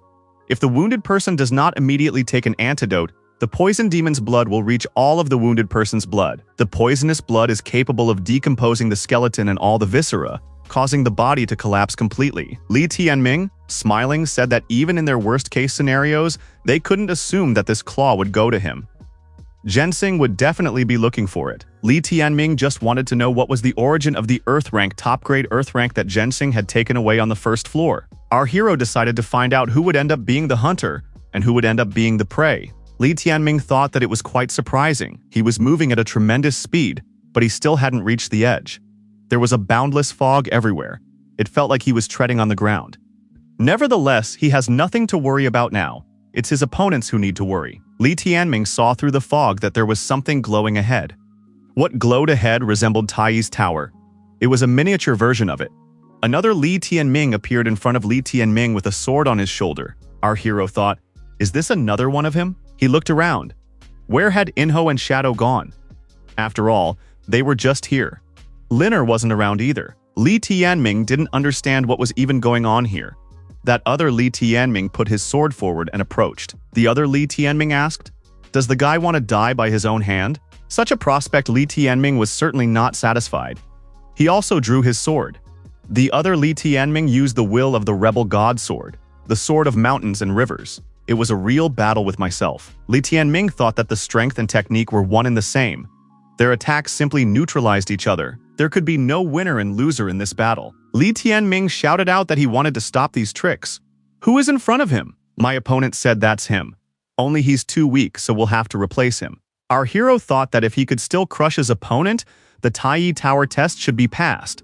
Only to be frank, is he really very strong? The opponent said he was the strong one. Li Tianming thought that when the opponent knew everything, it truly became difficult to fight. The opponent said that this guy will lose soon, and when that happens, everything he has will go to another Li Tianming, because this Li Tianming doesn't deserve all these benefits he has. The opponent said that if one were to forget about the opponent's luck, he was the most ordinary person one could find. Without the primordial chaos beasts, he is nothing. However, the superiority of the new Li Tianming is undeniable. The opponent said that by taking everything his opponent had, he would make Li Tianming's name synonymous with the sole lord of the Dunhuang continent. The real Li Tianming swung his sword and said that the opponent was indeed him, but at a certain point in time, Li Tianming added that he had known for a long time. The only way to defeat himself was to become even stronger. Our hero said his opponent made him look into the eyes of doom, and for that he is grateful. The essence of the technique of the whip of life and perdition is not to bring one closer to perdition, but to look through this cycle of beginning and end and deliver the souls of men from a miserable existence. As for his opponent, there is no better opponent for this technique. The opponent was surprised. Did this Li Tianming really think that this stream of words could hide his insignificance? This whip technique was also something he had mastered. Li Tianming said that up until now, he had not practiced mastering this technique. He's doing it at the moment. Our hero has thrown a whip chain on his opponent. Li Tianming decided to put the living out of their misery. The opponent did not expect such an attack. Li Tianming had defeated himself. As expected, only by surpassing oneself could one defeat one's reflection. He barely managed it. Looking at his hands, Li Tianming made sure that his wounds were healing. What's going on here? A vague image of an elder appeared before our hero. He called the boy by name. The elder said that the great comprehensive calamity of fate from the beginning of time to this day is the oldest unprecedented calamity of fate of primordial chaos. Today, the fellow has taken the first step. With his will, he will be able to go all the way. He will be able to own the greatest boons their kind has achieved since the beginning of the ages. The day Li Tianming overcomes the curse, the stars, the sky, the earth, and the entire world will be at his feet. Li Tianming inquired who his interlocutor was and what it all meant. However, this elder disappeared, vanishing into the fog. Li Tianming thought great all-round calamity of fate? That is not the short life curse, but the great calamity of fate. Is there really still a lineage of great calamity of fate possessors? Our hero decided to think about it later. Right now, he needed to find a way to track down Linner and the companion beasts. Our hero thought he heard Linner's voice. Sis yelled for her brother to wake up soon. Li Tianming opened his eyes. Linner said that he had stood with his eyes closed for almost 3 hours. During this time, his companion beasts were desperately fighting back. Li Tianming thought he had fallen under the effect of an illusionary technique. Linner shouted for her brother to hurry. Enho and Shadow had already reached their limit. They needed help. Li Tianming looked at the opponents of his companion beasts. Fighting against them were Yuan Zhenxing and Gong Suqi. Zhenxing said, "This boy finally woke up. If it wasn't for the strange invisible wall around him, he would have been a dead man long ago." Gong Suqi said, "If the guy doesn't hurry up, this chicken will soon end up on a spit." Li Tianming rushed towards his opponents and shouted in rage, "How dare they infringe on his brothers in his absence?" In the blink of an eye, Li Tianming was beside Gong Suqi and pierced him with his sword. Enho cursed. If he had slept any longer, he would have been roasted here. How could he sleep so long? Zhenxing shouted. Had Li Tianming completely lost his fear? After all, he had just destroyed Gong Suqi. Li Tianming wondered, what did they expect when they dared to injure his companion beasts? Li Tianming added that he would destroy Zhenxing as well, and his entire clan at the same time. Zhenxing wondered, does this boy give an account of his words? Baldy called his opponent shallow. He added that when he destroyed Li Tianming, he would be able to brag that he had destroyed the 5 distress rings wielder. After all, if it was allowed to form, it could reach the primordial sacred stage. Our hero said that today his opponent would find out how many rings he really had. He applied his whip technique to his opponent. The opponent's companion beast began spewing hot liquid from its body. Enho was indignant. How dare he scare him with that magma? Enho began spewing fire and said it was time for his rival to find out who the progenitor of fire was here. The chick also applied the plumage of the fiery heavens. The terrifying monster, burning in flames, screamed loudly. Enho told the shadow that they must finish off their opponent. Let him now taste the all-out onslaught. Zhenxing could do nothing as his sword was restrained by his opponent's whip. Baldy was surprised. After all, his opponent had only used a sword all the time, and now he was still able to fight him as an equal. Li Tianming pulled on his whip, thus reducing the distance between him and his opponent. Zhenxing thought that his opponent had many attacking techniques in his arsenal. Moreover, they were high-ranked techniques. It appeared that Li Tianming had been hiding his true strength all this time. Exhausted, Zhenxing realized that his opponent still had a few more unused techniques. If this continued, he might lose. Why are Li Tianming's strikes getting stronger every time? Li Tianming noticed that his opponent could still hold a punch, but his beast companion was less fortunate. Zhenxing turned his attention to his assistant and saw that he was very seriously injured. Enho accelerated and punched a hole in the monster. Since Zhenxing and his beast companion were spiritually connected, the bald man was also affected. He felt sick and started coughing up blood. Yuan Zhenxing now realized that he had been tricked. Kneeling down, he said that if Li Tianming dared to do anything to him, he would pay for it 1,000-fold. Even if he managed to get out of here, he would still become a dead man. The protagonist replied that Yuan Zhenxing was too naive, and he could hear the fear in his voice. A fear he himself could hardly believe. Too bad the bald man never realized anything. His opponent is the kind of person who is always willing to resolve an issue through discussion, but you can't look down on him. Otherwise, he doesn't care who is in front of him, and he intends to send Zhenxing straight to hell for his behavior. Zhenxing said doomfully that if his rival destroys him, he won't live either. His grandfather and father would not rest until he was destroyed. Li Tianming regretfully said that the bald man didn't understand so much. Zhenxing fearfully grabbed his opponent's sword with his bare hand and shouted that he wouldn't die. The bald man's body was sheathed with the whip, and the wounds that appeared on his body began to bleed. Li Tianming said that he applied the life and death whip technique. Our hero pulled the whip with all his might and said that this technique was called deliverance. Baldy had fallen over and was lying on his back. His opponent addressed him by name. Li Tianming said that Yuan Zhenxing was about to die. He could take a look at it before he finally closed his eyes. The guy showed his opponent 5 more rings on his left hand. Zhenxing was surprised and frightened. It turns out that he has 5 more black disaster rings. It turns out that there are only 10 of them. Baldy thought it was his opponent just scaring him. Liner asked her brother, was he sure that this destruction wouldn't cause trouble?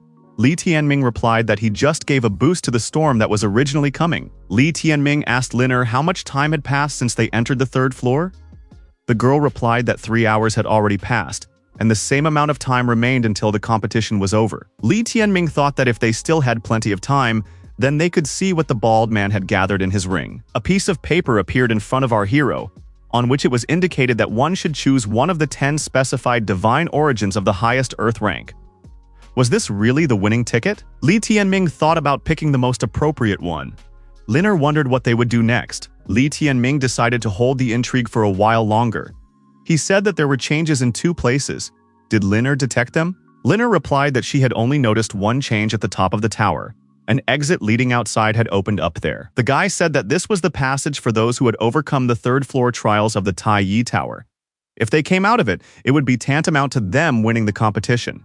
If the maximum of 4 Tai Yi disciples weren't fully staffed right now, after exiting the tower, he would immediately become one of them. Liner asked, what was the second change Li Tianming felt? Li Tianming said to the copy of the tower and noticed that it was a change right in front of them. Liner wondered, is there really something ahead? Why can't she see anything? Li Tianming asked his beast companions if they could see anything. The beasts didn't notice anything either. Our hero thought it was very strange. Could he be the only one who could see it? Moving closer, Li Tianming was surprised. This is the Tai Yi Tower that just entered his companion space. Enho asked, isn't that a miniature Tai Yi Tower? Shadow said sleeping next to it is very comfortable. The other eggs sleep next to it too.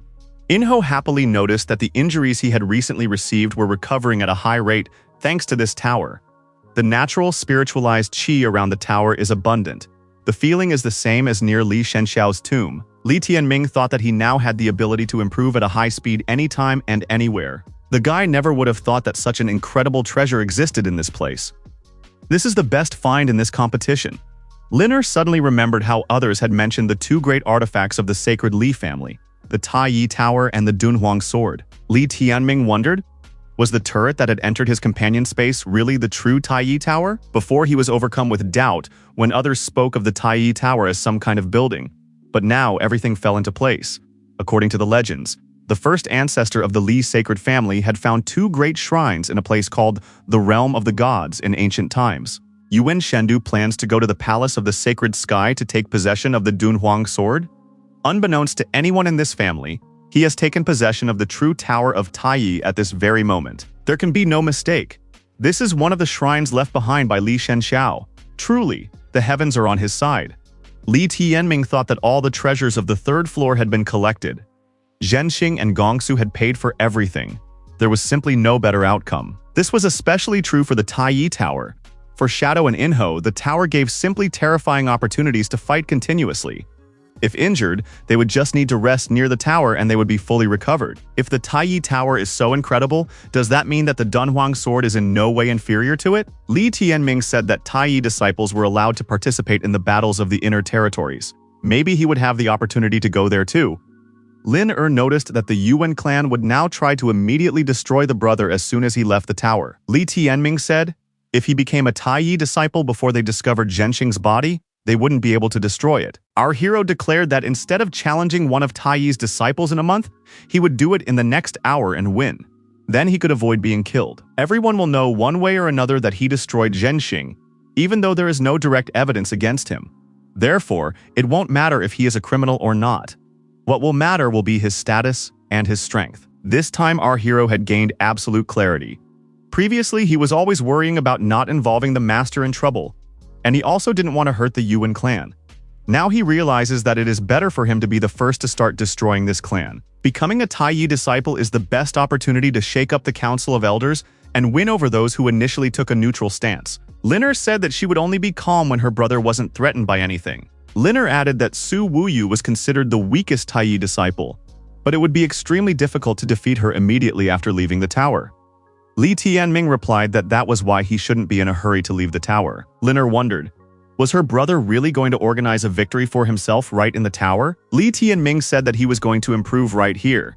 After the dangerous battle with the dark-haired illusion and destroying Gongsu and Zhenxing, he was only half a step away from a breakthrough. 1 hour would be more than enough time. Then he will definitely make a breakthrough and use the remaining time to challenge him to a fight. After 1 hour, the 5th stage of fusion was achieved. Our hero felt the essence of the 10 rings of calamity. This is the great all-round calamity of destiny. Now below the stage of heavenly will, no one can compete with him. The 100,000 people outside, the 33 council elders, the Yuan clan are all now waiting for the 3rd floor trials to be completed. They are all looking up to the top, wondering who will come out of there. All he has to do is become a Taiyi disciple before Zhenxing's demise is revealed. The protagonist told Linner that they had to go. The time for the perfect exit was at hand. Li Tianming activated the heavenly wings and flew vertically upwards from the Taiyi Tower. After the young man landed, everyone realized that it was Li Tianming, the school's heir. This was a true heir of the Dunhuang school, a young heir worthy of becoming a Taiyi disciple. All the audience supported our hero with cheers.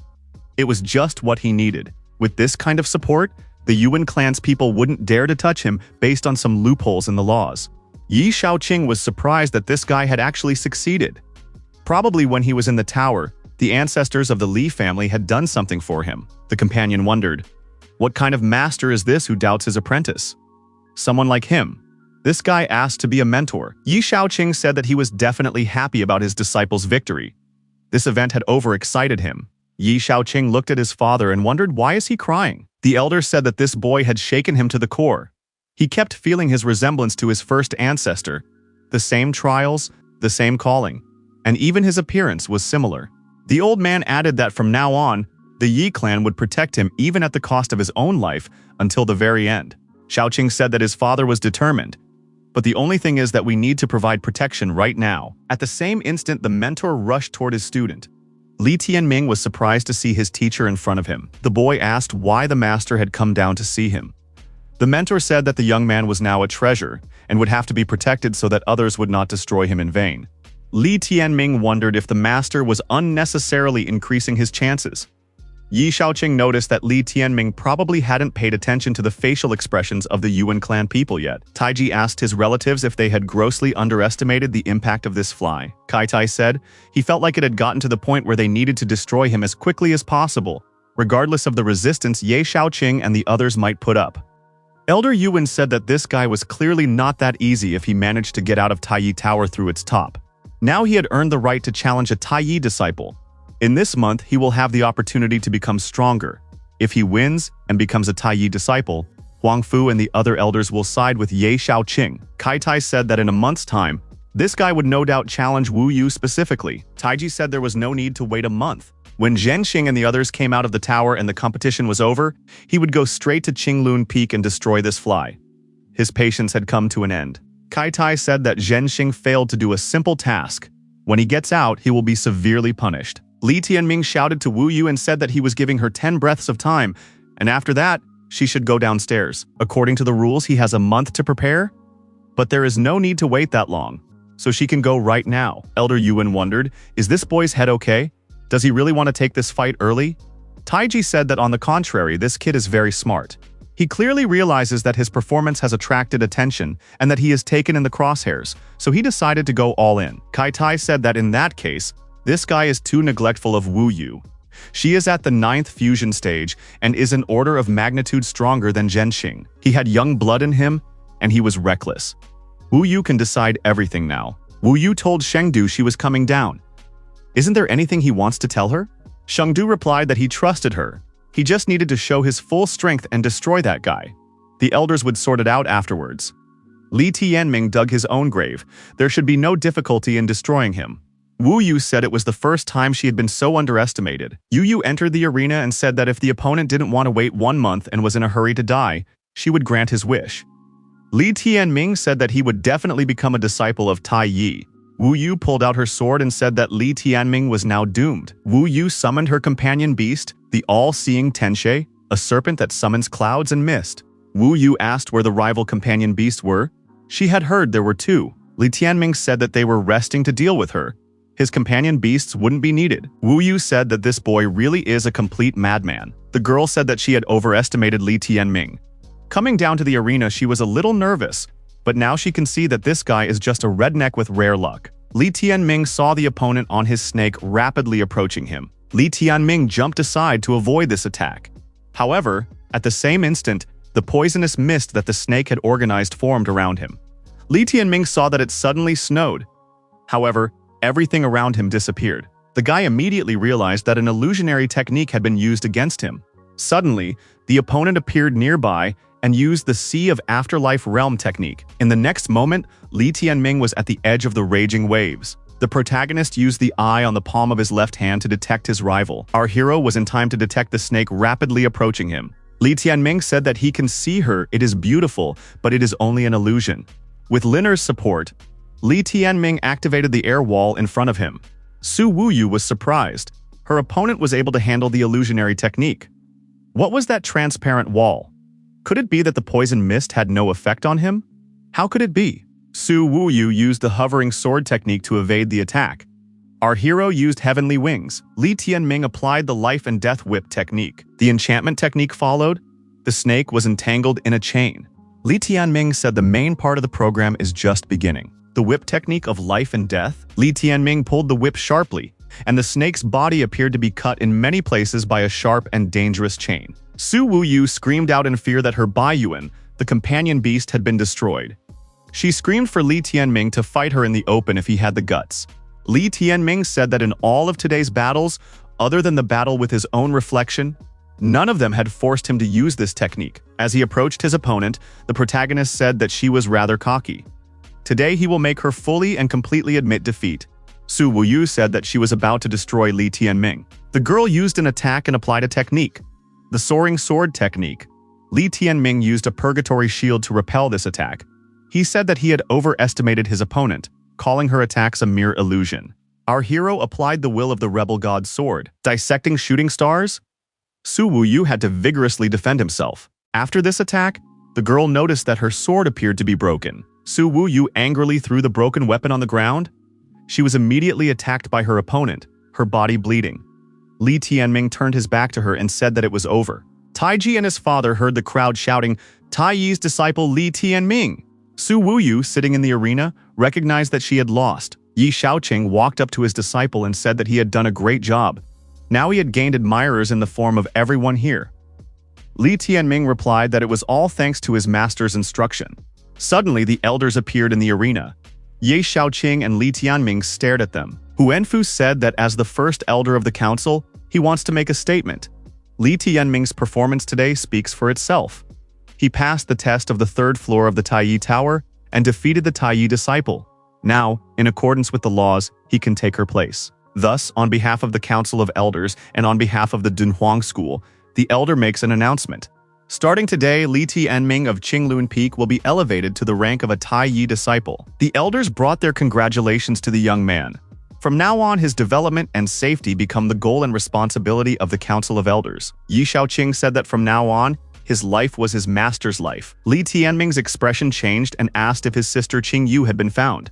He still hadn't heard any news about her and was starting to get seriously worried. Yi Shaoqing noticed that Grandma Li should have tracked her down long ago. People appeared at the edge of the arena. Yi Shaoqing said that it seemed to be her. Qing Yu was indeed there, however. The girl was on her knees with her hands tied behind her back. In front of her were people armed with swords. Li Tianming shouted his sister's name loudly. He didn't understand what was happening. The armed men had captured Qing Yu. Nearby was a cart with bodies covered with bloody cloth. Li Tianming shouted his sister's name loudly again. Qing Yu raised her eyes and stared at her brother intently. Yi Shaoqing shouted, "What are the Dunhuang guards up to? After all, this is his personal disciple. She must be released immediately." The guard of the Dunhuang kingdom told Elder Ye to calm down. "She is a criminal who has committed an execution." Everyone present was surprised. What does this mean? Yi Shaoqing shouted again for the girl to be released immediately. Yuan Fengtian, Shengcheng's grandfather, told Ye Shaoqing to shut up. Fengtian asked, "Why did the Dunhuang guards bring this cart? What did they bring on it?" The guards said that along their route they saw people fighting. They moved towards them to deal with the situation. When they got there, the battle was over, and there was nothing they could do to change it. Fengtian became alarmed and wondered what these guards were talking about. Shendu, Shengshen's older brother, began to speculate about what had happened. Shendu walked over to the wagon and threw aside the bloody rag. A look of horror appeared on his face. On the wagon lay the bloody bodies of 3 young men. Shendu cried out in fear and said his brother's name, Shengcheng. Yuan Fengtian grabbed his heart and screamed as well while coughing up blood. Kai Tai pulled the old man under his arms and told him to keep his cool. Taiji didn't utter a word. Li Tianming was surprised. Had Qing Yu really destroyed them? Old man Yuan shouted to bring this Qing Yu to him. She and her family must share the fate of his grandson. Ye Shaoqing told them to stop. The true state of affairs is still not clear. No one has the right to lynch. It is up to the Hall of Dignitaries to decide on the punishment for the disciples' crimes after an investigation. Kai Tai walked over to Ye Shaoqing and told him to get out of the way immediately. Our hero thought things were bad and the Yuan family intended to take up arms. If that happened, they wouldn't have a single chance to win, and Qing Yu would face imminent doom. Li Tianming asked, "Why didn't Qing Yu tell what really happened?" Qing Yu replied to her brother that Su Wuyu and her men were behind all of this. They used Xiaofu's parents to threaten her and force her to trick her out of school. Shengcheng and Xuanchen had an Ashoka fruit. Not only were they going to use it against her, they were also going to destroy Xiaofu. These two were going to turn her into a retard, make her their slave, and lock her in some pit forever. She had to defend herself. Li Tianming had always thought that Shengcheng was targeting him. He couldn't even imagine him plotting against his sister. It was all due to his negligence. He should have seen it coming. The elder asked Brother Huangfu what they should do. Huangfu replied that this incident doesn't affect Li Tianming directly. By protecting this guy, they had already taken a serious risk. Elder Yi ordered the Dunhuang guards to bring Li Qingyu to the court of the Hall of Dignitaries. We must find out the real reason. If her words are true, she is not guilty of anything. Shendu stated that he didn't care about the truth. His little brother was dead, and Qingyu would pay for it. Shendu's mind appeared to be clouded. He lunged at the girl with a furious shout. Shengdu grabbed Li Qingyi by the throat and started choking her. Shendu lifted the girl above him and shouted that he wanted to destroy her here and now. Li Tianming shouted his sister's name for the 3rd time. He was ready for decisive action. Old man Yuan shouted for Shendu to destroy this girl. The Shendu clan would deal with the consequences. Yi Shaoqing asked his father if he should be called out. Elder Yi replied that he wouldn't come out until he finished what he had started. If he put forward his strength now, all their labors would go to waste. Li Tianming told Elder Yushi to inform the first elder of the council that Li Qingyu has awakened the essence of the 5 rings of calamity. There are 5 high moons on her hand. When the elder heard the news, he ordered Shengdu to stop immediately. He can't go on a lynching spree until the whole story comes out. Li Tianming told Shendu to let his sister go because Shendu's brother died trying to take revenge on him. All the controversies that arose happened because of him. Li Tianming said that Shengdu could direct all his hatred at him. Qingyu gasped and called out to her brother for help. Shendu said they would all die. None of them would leave. He was obliged to avenge his brother. Qingyu said that Li Tianming was right. Is Shendu really willing to destroy her while her hands are tightly bound? Is that the only thing he can do? Only scoundrels from the Yuan clan are willing to do such a thing? Shendu, like his brother Shengcheng, are scum. Qingyu said that if Shengdu had any courage in him, he should fight her in a fair fight. Elder Yuan shouted for Shendu to not listen to her and finish her off immediately. Taiji told his father to shut up. He bore partial responsibility for his grandson's death. He was the one who had spoiled the kid. Taiji walked up to the protagonist and said that he clearly had a lot of courage.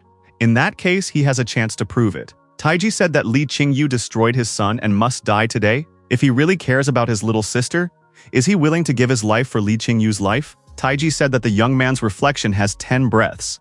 After that time is up, he will send his sister to hell. Our hero had to decide immediately if he was willing to give his life for his sister's life. Li Tianming saw that Taiji was determined, and there was no way to dodge here. Yi Shaoqing shouted angrily, "Taiji, does he even hear himself?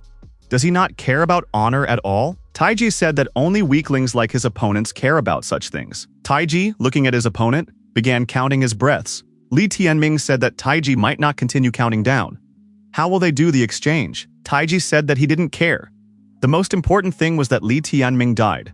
The guy can choose his own way. Li Qingyu tearfully asked her brother not to do this.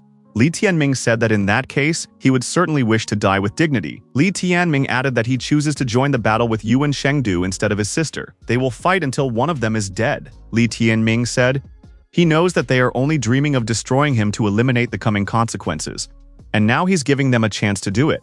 Li Tianming said that he was not afraid of his opponent. If he still had dignity, they would settle the matter at the first Dunhuang battle arena. The one who wins will be allowed to fight for the Dunhuang sword, and the loser will be buried somewhere in the vicinity. Li Qingyu cried and asked her brother not to do that. Li Tianming said he was proud of his sister. Those rascals still got off easy. Not just him, but Liner, Inho, and Shadow. They all love her. Li Tianming shouted that he was waiting for Yuan Shengdu's reply. Shendu's self-love was hurt, and he tossed the girl aside. Shendu said that this was exactly what he wanted. He would fight Li Tianming until the victorious end. Shendu said for the elders to completely seal the barrier of heavenly runes in the first battle arena, and not open it until one of them died. The council elders should be witnesses and provide oversight to their duel. The elders present sighed doomedly. They had no other choice. Shendu told his father that if he couldn't win and died, it would be little different from apologizing. In that case, he would not owe him or the Yuan clan anything. Taiji said that Li Tianming is trying to commit suicide, and Shengdu is carrying out retaliation.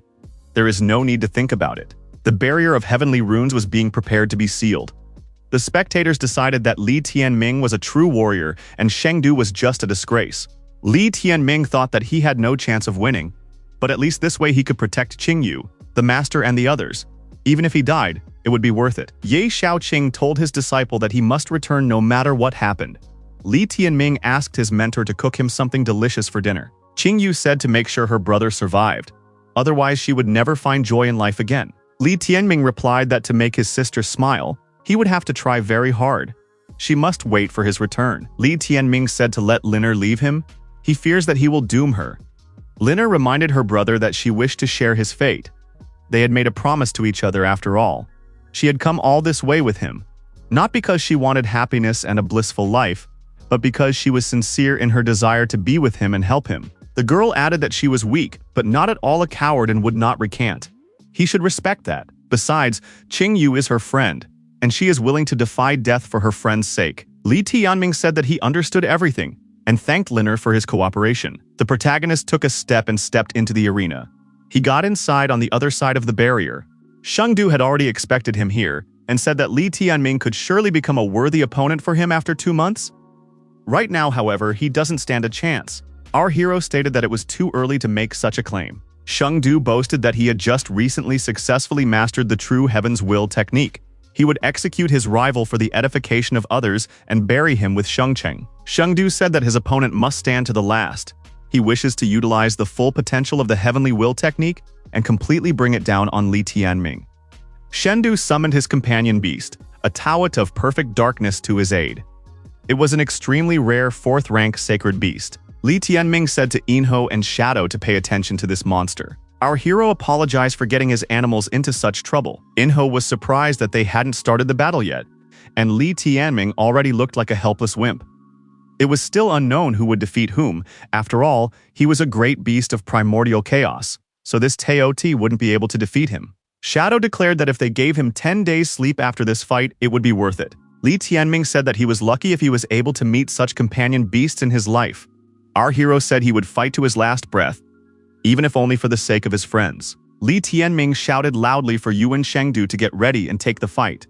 Shendu replied that he had been waiting for this moment for a long time. Li Tianming activated his wings and rushed to attack with his companions. Shendu waited anxiously to see how long his opponent could last.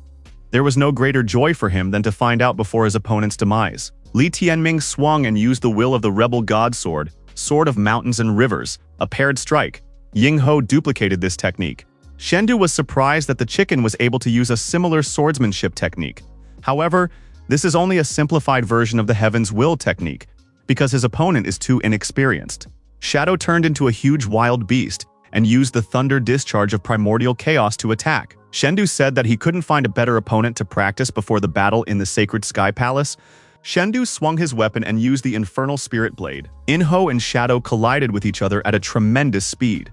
There was a powerful release of energy. Li Tianming asked Liner to activate the air wall. He realized that the gap in strength between him and his opponent was very large. Our hero managed to hide behind the air wall. The energy wave was on the other side of the barrier. Li Tianming crouched down on his knee, repelling his opponent's attack. If it wasn't for the dark hand, he really would have been doomed. Li Tianming thought that the opponent was not only above him in level, but was also driven by a determination for revenge. Our hero was experiencing an absolute onslaught. None of the battles he had experienced before stood side by side. Li Tianming shouted for Inho and Shadow to stop pretending to be dead and get up immediately. Liner said that the opponent had broken through the air wall, they wouldn't be able to defeat him. Li Tianming replied that it was still necessary to fight anyway. If they decided to surrender, there would be no hope for them. In life, there often comes a moment when you have to come face to face with a powerful opponent. Li Tianming said, leaving this tote on them. At this critical moment, he would have to rely only on himself. Liner tells her brother that she is not willing to give up and she doesn't want to die, much less want him to die. She'll make sure they survive. She could use supercharged omnipotence like last time she fought Mu Qingqing on the battlefields of the Dark Abyss. Liner added that there was no way she was going to let her brother die. They would get through this ordeal together. Li Tianming felt that the strength of this omniscience had increased by at least 20 levels. Shendu also felt that the opponent had become stronger. How could this happen? Inho and Shadow continued to attack the huge monster. Inho shouted for the Shadow to use caution. No need to attack the opponent directly head-on. One should focus on his exhaustion. Li Tianming and Shengdu clashed in battle using their weapons. Qingyu watched the fight and realized that her brother was barely hanging on. Liner must have unleashed the strongest power that empowerment could give, but it wouldn't be able to maintain it for long. Shendu didn't think that his opponent would manage to surprise him. Destroying him at once would be too wasteful. Li Tianming thought that his opponent was fighting him as if he was playing with prey. Shendu could take him down, but he doesn't. He's clearly confident that he can still play. Shendu once again attacked his opponent and used the infernal spirit blade, seven-tiered pagoda. Li Tianming flew far back, but stood his ground. Shendu told his opponent to approach if he could still fight. Li Tianming shouted that Shendu had asked for it himself and rushed to attack. Shendu noted that Li Tianming is very impulsive. Doesn't he see that he is being played with? He is going to savor every moment as he destroys Li Tianming. Shengdu said that in the face of strength, nothing can cheat annihilation, and therefore all his desperate efforts in the face of imminent doom prove that the so-called sacred Li clan are just weaklings. Li Tianming is unable to change fate against the will of the sky. Our hero was wounded. The protagonist stopped, dropping his weapon and clutching his bleeding chest. Li Tianming thought? Was he hallucinating? His opponent had seriously injured him several times, but he didn't feel any pain at all. Liner tells his brother that it's all about the Taiyi tower inside him. By emitting light, it heals him. As long as he has the tower on him, he can have no fear of the opponent wearing him down. Liner added as she comprehended the new ability. Li Tianming inquired about this ability. This ability has similarities to Omnitize. It is used on an opponent. When activated, it burns away a large portion of the opponent's living substance, rapidly reducing their strength.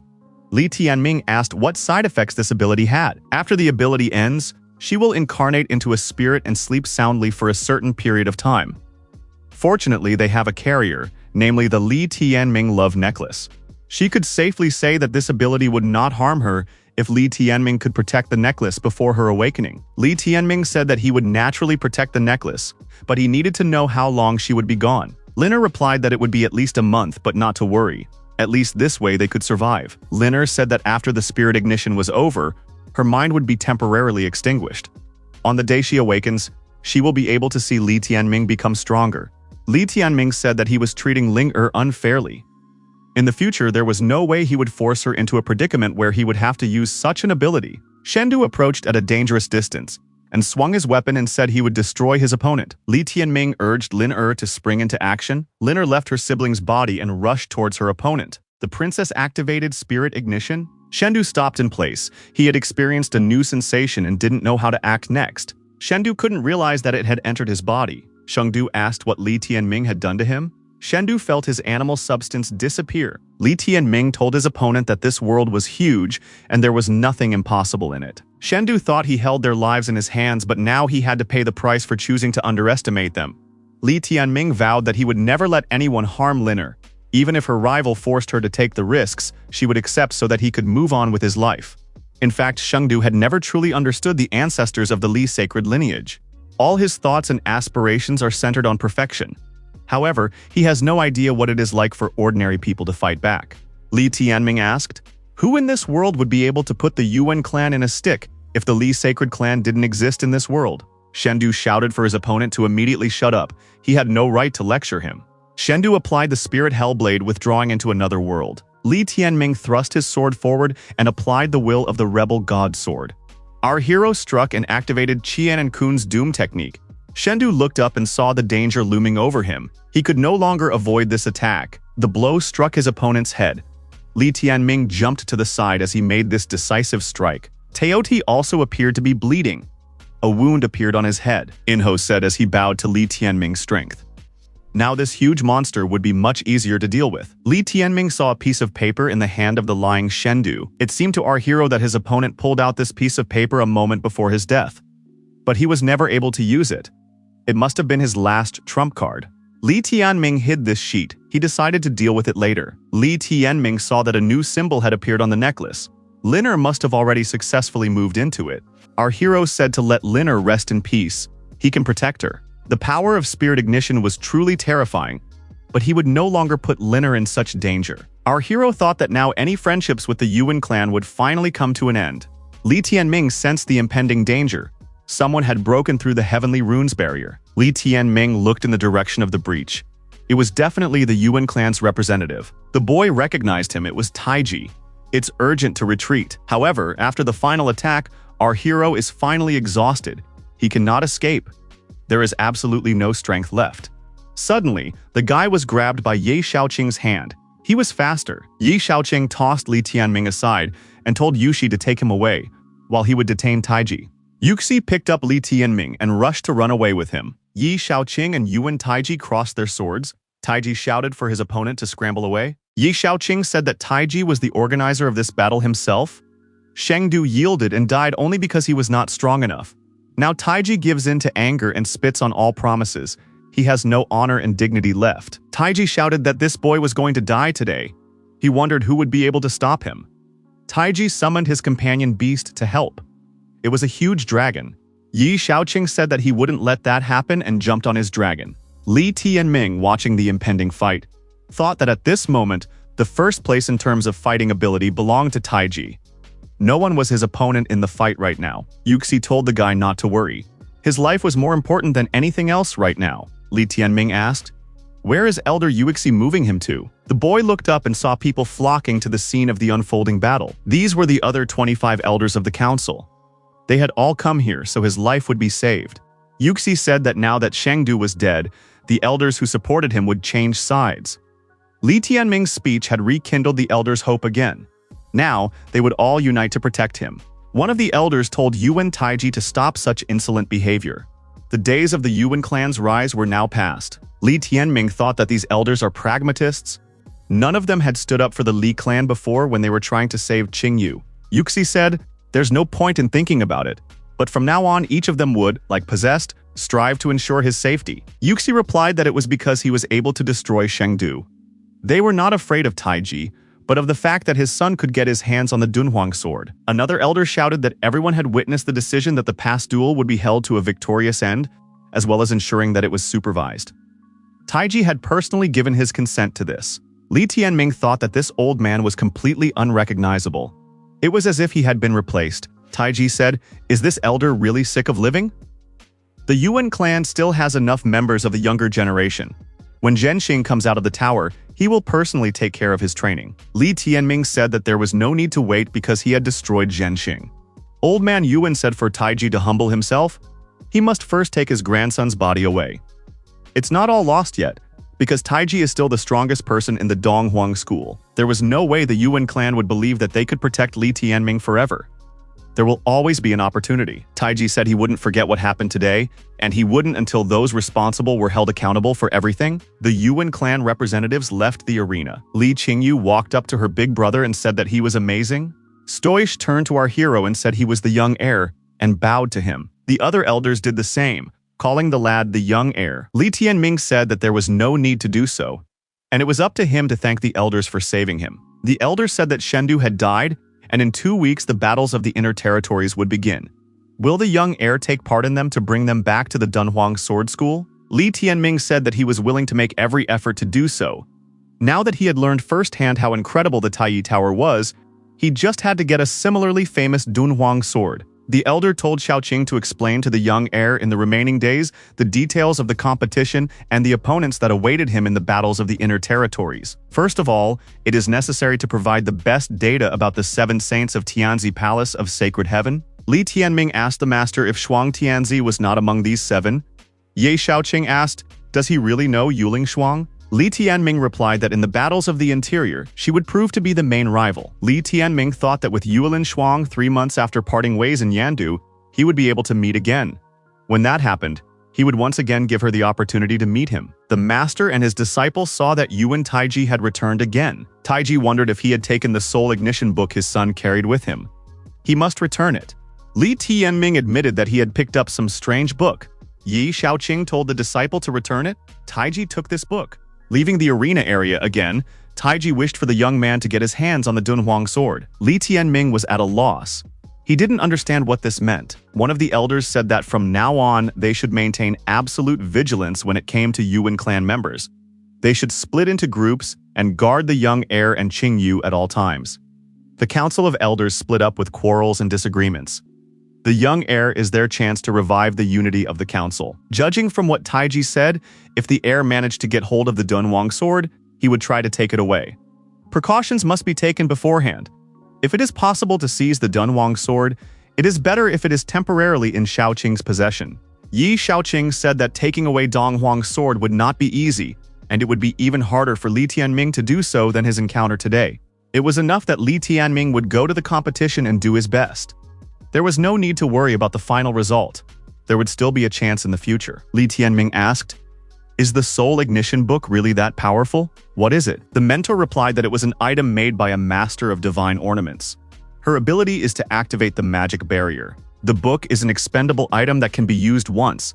In a short period of time, it can continuously enhance the power of the owner's animal substance.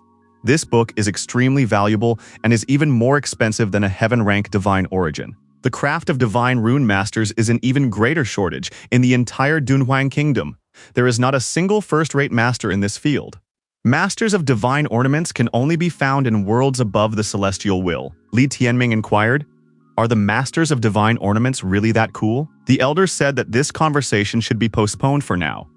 The heir still had a long way to go before he could meet these masters. In order to protect the heir, he must perfect himself on the sacred mountain. The elder added that they had already planned everything out.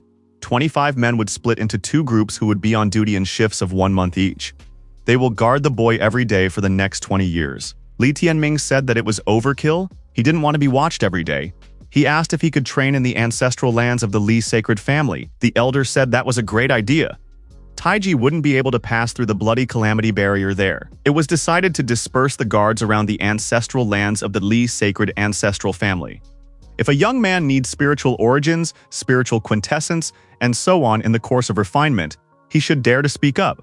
Li Tianming rejoiced and said that he would not be modest in this matter. Grandma Li showed up and said she was finally back. The grandmother was delighted that her grandson was able to make such progress. Letting a tear fall, Li Xinyu said that her grandson is truly incredible. Li Tianming replied that it was all thanks to his grandmother's skillful upbringing. Qingyu asked her brother where Liner was now. Li Tianming replied that she was resting. He would give more details later. Peak of fate? Yi Xiaoqing asked his interlocutor. When Shendu grabbed his daughter by the throat, Didn't he just barely restrain himself from pulling out the venomous dragon's spike? Li Wuди replied that it could not have been otherwise. Li Wudi said Ye Xiaoqing wouldn't understand it because he doesn't have a daughter. True paternal love is hidden and deep, impossible for an ordinary man to see. Yi Xiaoqing ironically remarked that a thick-skinned person like him could not delve into something like this. Li Wudi, smiling, told his interlocutor not to be jealous. Xiaoqing remarked that Li Wudi was lucky, for his son had already saved the Li family from distress twice before, especially this time by hitting Taiji in the sorest spot. Xiaoqing added that if it wasn't for Li Tianming, the poison dragon spike would have had to be pulled out prematurely, and he would have stumbled at the very finish line. Li Wudi remarked, having given such a delightful son, it is as if the heavens are saying that they have not abandoned him. Yi Xiaoqing said that this guy is his disciple, and there is a much closer bond between them. Li Wudi noticed that this child was a true miracle. He just took Elder Huangfu and the whole bunch of old men to the nail. Now they are willingly willing to protect this kid. Li Wudi said that when he dealt with his situation, he would make his son a prince of the Dunhuang kingdom. Li Wudi said that from today onwards, Xiaoqing must not weaken the guy's defense for a moment. Qingyu will not go to the battles of the inner territories, so he will follow her by himself. Xiaoqing remarked to Li Wudi to focus on completing the final step. The day he would overcome the misfortune that had befallen him would mark the decisive battle for Dunhuang School. Li Wudi expressed hope that everything will be all right, and added that he is afraid of losing the people close to him again. Yi Xiaoqing said that when the time came, they would go to the sacred mountain together, and the place of the throne of the sacred Li family would once again be the Kun and Peng Temple. When that day comes, Li Wudi will take his son's example and walk over the corpses of the Yuan family, then sit on the throne of his family. The next day came. Taiji said that judging from the way things had been arranged, his interlocutor would be in Li Tianming's protective escort at the battles of the inner territories. Taiji said, as long as this person serves him, he can still realize far-reaching plans. Does the interlocutor know why he did not immediately avenge Shendu's death? The interlocutor replied that he knew. Since he will be around, Taiji wants Li Tianming to seize the Dunhuang sword and then for him to help that sword to be taken away. However, the probability of this guy being able to get his hands on the Dunhuang sword isn't that high since he doesn't have the Soul Ignition book. Taiji said that he had a chance to know the speed of Li Tianming's development and also paid a heavy price for it. Therefore, he decided to bet on this guy. Even without the Soul Ignition book, he is still capable of obtaining the Dunhuang sword. Tai Chi said if this guy succeeds, the rest is up to the person he's talking to. He knows how he'll end up if he fails, doesn't he? He's the only one who can neutralize the poison in his opponent's body. Compared to the torment caused by the toxins of spiritual burning, even death will seem like deliverance. There is no need to describe them. The one who is talking to you is well aware of them. The man in front of Taiji fell to his knees and said that he would do his best. After returning to Destiny Peak, Li Tianming told his sister about Lin Er's situation. After saying goodbye, he went to prepare for the battles in the inner territories. Inho wondered, had they really given the boy all these treasures? Those old men and old women had clearly lost their minds. Li Tianming thought that this was not even close to the privileges that Taiyi disciples received. Our hero remembered that he had another award from the Taiyi Tower battles. Li Tianming told the cat that this bloody poison demon claw he was giving to him. When Shadow evolves, he will no longer be allowed to scratch his companion because this thing contains poisonous blood. The cat said that he wouldn't eat that stinky, nasty stuff. Li Tianming had a different opinion and shook the kitten.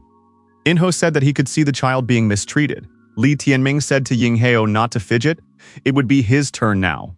Inho replied that he was not afraid and would eat the whole thing without a trace. Li Tianming decided to first fuse what they got from the elders and then continued training to adequately prepare for the battles in the inner territories.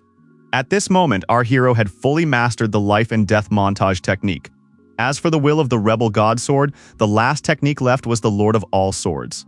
The guy orchestrated a powerful explosion, followed by a bright flash. Our hero snatched his sword from its sheath and jumped aside. After organizing this explosion, Li Tianming said that it would not be enough for battles in the interior. He needed to acquire another trump card. Li Wuди appeared beside our hero and offered him a drink. Today, there was a lot of excitement on his peak of destiny. A bunch of old men had gathered, and they had brought a lot of good drinks. Li Tianming said that he didn't have time, so his father could drink by himself. The guy thought that these elders came here to protect him and his father was extorting drinks from them. Li Wudi said that this young man is a real hard worker, just like his father at a young age. The lad deserves a reward. If he wants anything other than a drink, he can speak boldly. Li Tianming inquired what his father could offer. Li Wudi said that any treasures and riches were at his service. The man laughed and added that Li Tianming could go and get them from Elder Huangfu. Li Tianming requested that his foster father introduce him to another ancestor. To slightly improve his chances of fighting in the inner territories, he would like to learn some hand-to-hand combat technique. Li Wudi said that he had a hand-to-hand combat expert in mind. Li Wudi turned around and said that he would now take the guy to see the 10th ancestor, Li Xiaojiang. Li Wudi wondered if the young man had never heard such names. Those who have seen little are surprised by much. Li Wudi developed great speed and told his son to hurry after him. Li Tianming and his foster father arrived at another tombstone that had the inscription, "The Grave of the Eternal King of Fist." The protagonist was surprised when he heard the name of this king. Li Tianming thought that it was now time for him to practice properly. Li Wudi said to the ancestor, "Don't get so drunk, it's too much." The man said that the ancestor should leave at least a little to his descendants. It would not take long to die from such a quantity. Li Tianming had the feeling that his foster father had done something to his ancestor. Finally, the obelisk glowed. It was the ancestor's response. Li Wudi said that they had succeeded. Li Tianming said that this tombstone radiates a strong and unyielding will, truly befitting the title of the King of the Fist of Three Existences. The first existence is the human obsession, the fist shattering the sky. The second existence is the celestial obsession, the fist that shakes the gods. The third existence is the divine obsession, the fist of destroying worlds. The three existences, past, present, and future, come together in a fist of madness. Madness originates in defiance, but does not arise from it. When the three fists are united, doom ceases to inspire fear and the will to fight is filled with majesty. The three-possession fist technique has an unprecedented despotism. Our hero decided to perfect this technique by using the dark hand. Li Tianming stood up and started throwing furious punches with his left-hand fist. It was the sky-breaking fist. Li Wudi said that this was what he expected from his son. He had watched it once and had already grasped the essence of the technique. However, to perfect it, he would have to practice it countless times. Li Tianming agreed with this statement. This fist technique was extremely suitable for him. With it, he would have an additional technique in battles. He would definitely reach the peak in mastering it. Li Wudi collapsed and said that in that case, his son should start gradually refining her, and he would take a little nap for now. Li Wudi was sleeping peacefully. The obelisk continued to glow. Li Tianming was honing his new technique. Our hero saw a fire rising into the sky in the distance, heading off in the direction of the tomb of the first ancestor. Li Tianming thought that his companion beasts had fused divine origins and successfully evolved. Li Tianming thought that there were no better origins than the Celestials in the Dunhuang school. We should take a quick look to see what kind of strength they had achieved after evolution. Li Tianming put enro and shadow in front of him and told them to show him the fruits of their evolution. However, looking at these beasts, he thought that nothing had changed at all in appearance. Shadow said that he had changed very even in appearance. Li Tianming replied that he hadn't noticed anything. Shadow raised his paw and said his claws turning a red color. Li Tianming realized that it was blood claw poison. He told Shadow not to climb on his shoulders again. He didn't want to get poisoned. Enho noticed that he too had changed. His wings were even stronger and sharper. Now they were comparable to divine weapons. Li Tianming offered the chick to exchange experiences. Enho replied that he shouldn't be asked twice. Li Tianming thrust his sword forward and told Yingho not to hold back. Shadow said, "These two have gone crazy." Seeing the speed at which the chick was bearing down on him, our hero told him to stop and cease his actions. Yingho wondered why Li Tianming was giving up so quickly. It was even boring. Li Tianming remarked that every minute counts. They should immediately start improving the symbiosis. He feels that he will soon make a breakthrough, so there is no time to waste. Li Shenxiao's grave, concentrated natural spiritualized qi around our hero, and the Taiyi Tower in the companion space provided additional assistance. Besides, Enho and Shadow had now adopted the power of bloodline. There was no better opportunity. There was not a moment to lose. We must try to make a breakthrough with the transformation. After a while, the sixth step of the merger was reached. Li Tianming noted that this was his fastest breakthrough. The path for overcoming the next steps was now roughly clear. The task for the remaining time was to reach the peak of fusion. The increase from the strength of the bloodline from now on would allow him to accelerate the rate of improvement. It was the 11th day since the victory over Shendu, the day of departure to the Palace of the Sacred Sky to participate in the battles of the hinterlands. The elder said he wanted to introduce the young heir to the Taiyi disciples he would be traveling with. Li Tianming thanked the first elder for his courtesy. All the disciples greeted the young heir. Our hero said to just be called Li Tianming. Yunfeng, a disciple of Taiyi Shangguan, said that a few days ago, at the first Dunhuang martial arena, the young heir gave a superb performance that won him over and won his admiration. Li Tianming said that brother Shangguan is overpraising him. Taiyi disciple Zhao Lingzhou also said hello to our hero. Li Tianming also said hello in return and thought, "Why does this guy have such a gloomy face?" The elder said for everyone to follow him. They set off. The divine cloud crane was ready to take on board all travelers. After everyone was seated, the bird launched and took to the sky. One of the students asked why Lingzhou was so sad. It felt like he had no fighting spirit at all. Lingzhou stated that they were originally going there to embarrass themselves. Wasn't it like this in the past times? Does anyone really hope to still win? Li Tianming inquired. Why the gloom? The battle has not yet begun and Lingzhou is already surrendering. Lingzhou asked. Was Li Tianming completely confident in his strength? Li Tianming replied that he had nothing to say if his interlocutor was so certain of his defeat. Shangguan suggested that the peaceful atmosphere should not be disturbed. They are all their own after all. They will fight for glory together, so you can't be without confidence. Li Tianming said that he didn't only have confidence. He thought that he also had hatred. Yuelin Shuang, a migratory bird, was approaching its destination. Lingzhou asked, "Isn't this what happens every time? Once every 10 years? One does not go to the palace of the sacred sky to be disgraced. Taiyi disciples are not left with a wet spot. Having suffered such humiliation, they lose even their authority and dignity. Do they really think that the Tianzi disciples will let them take away the Dunhuang sword?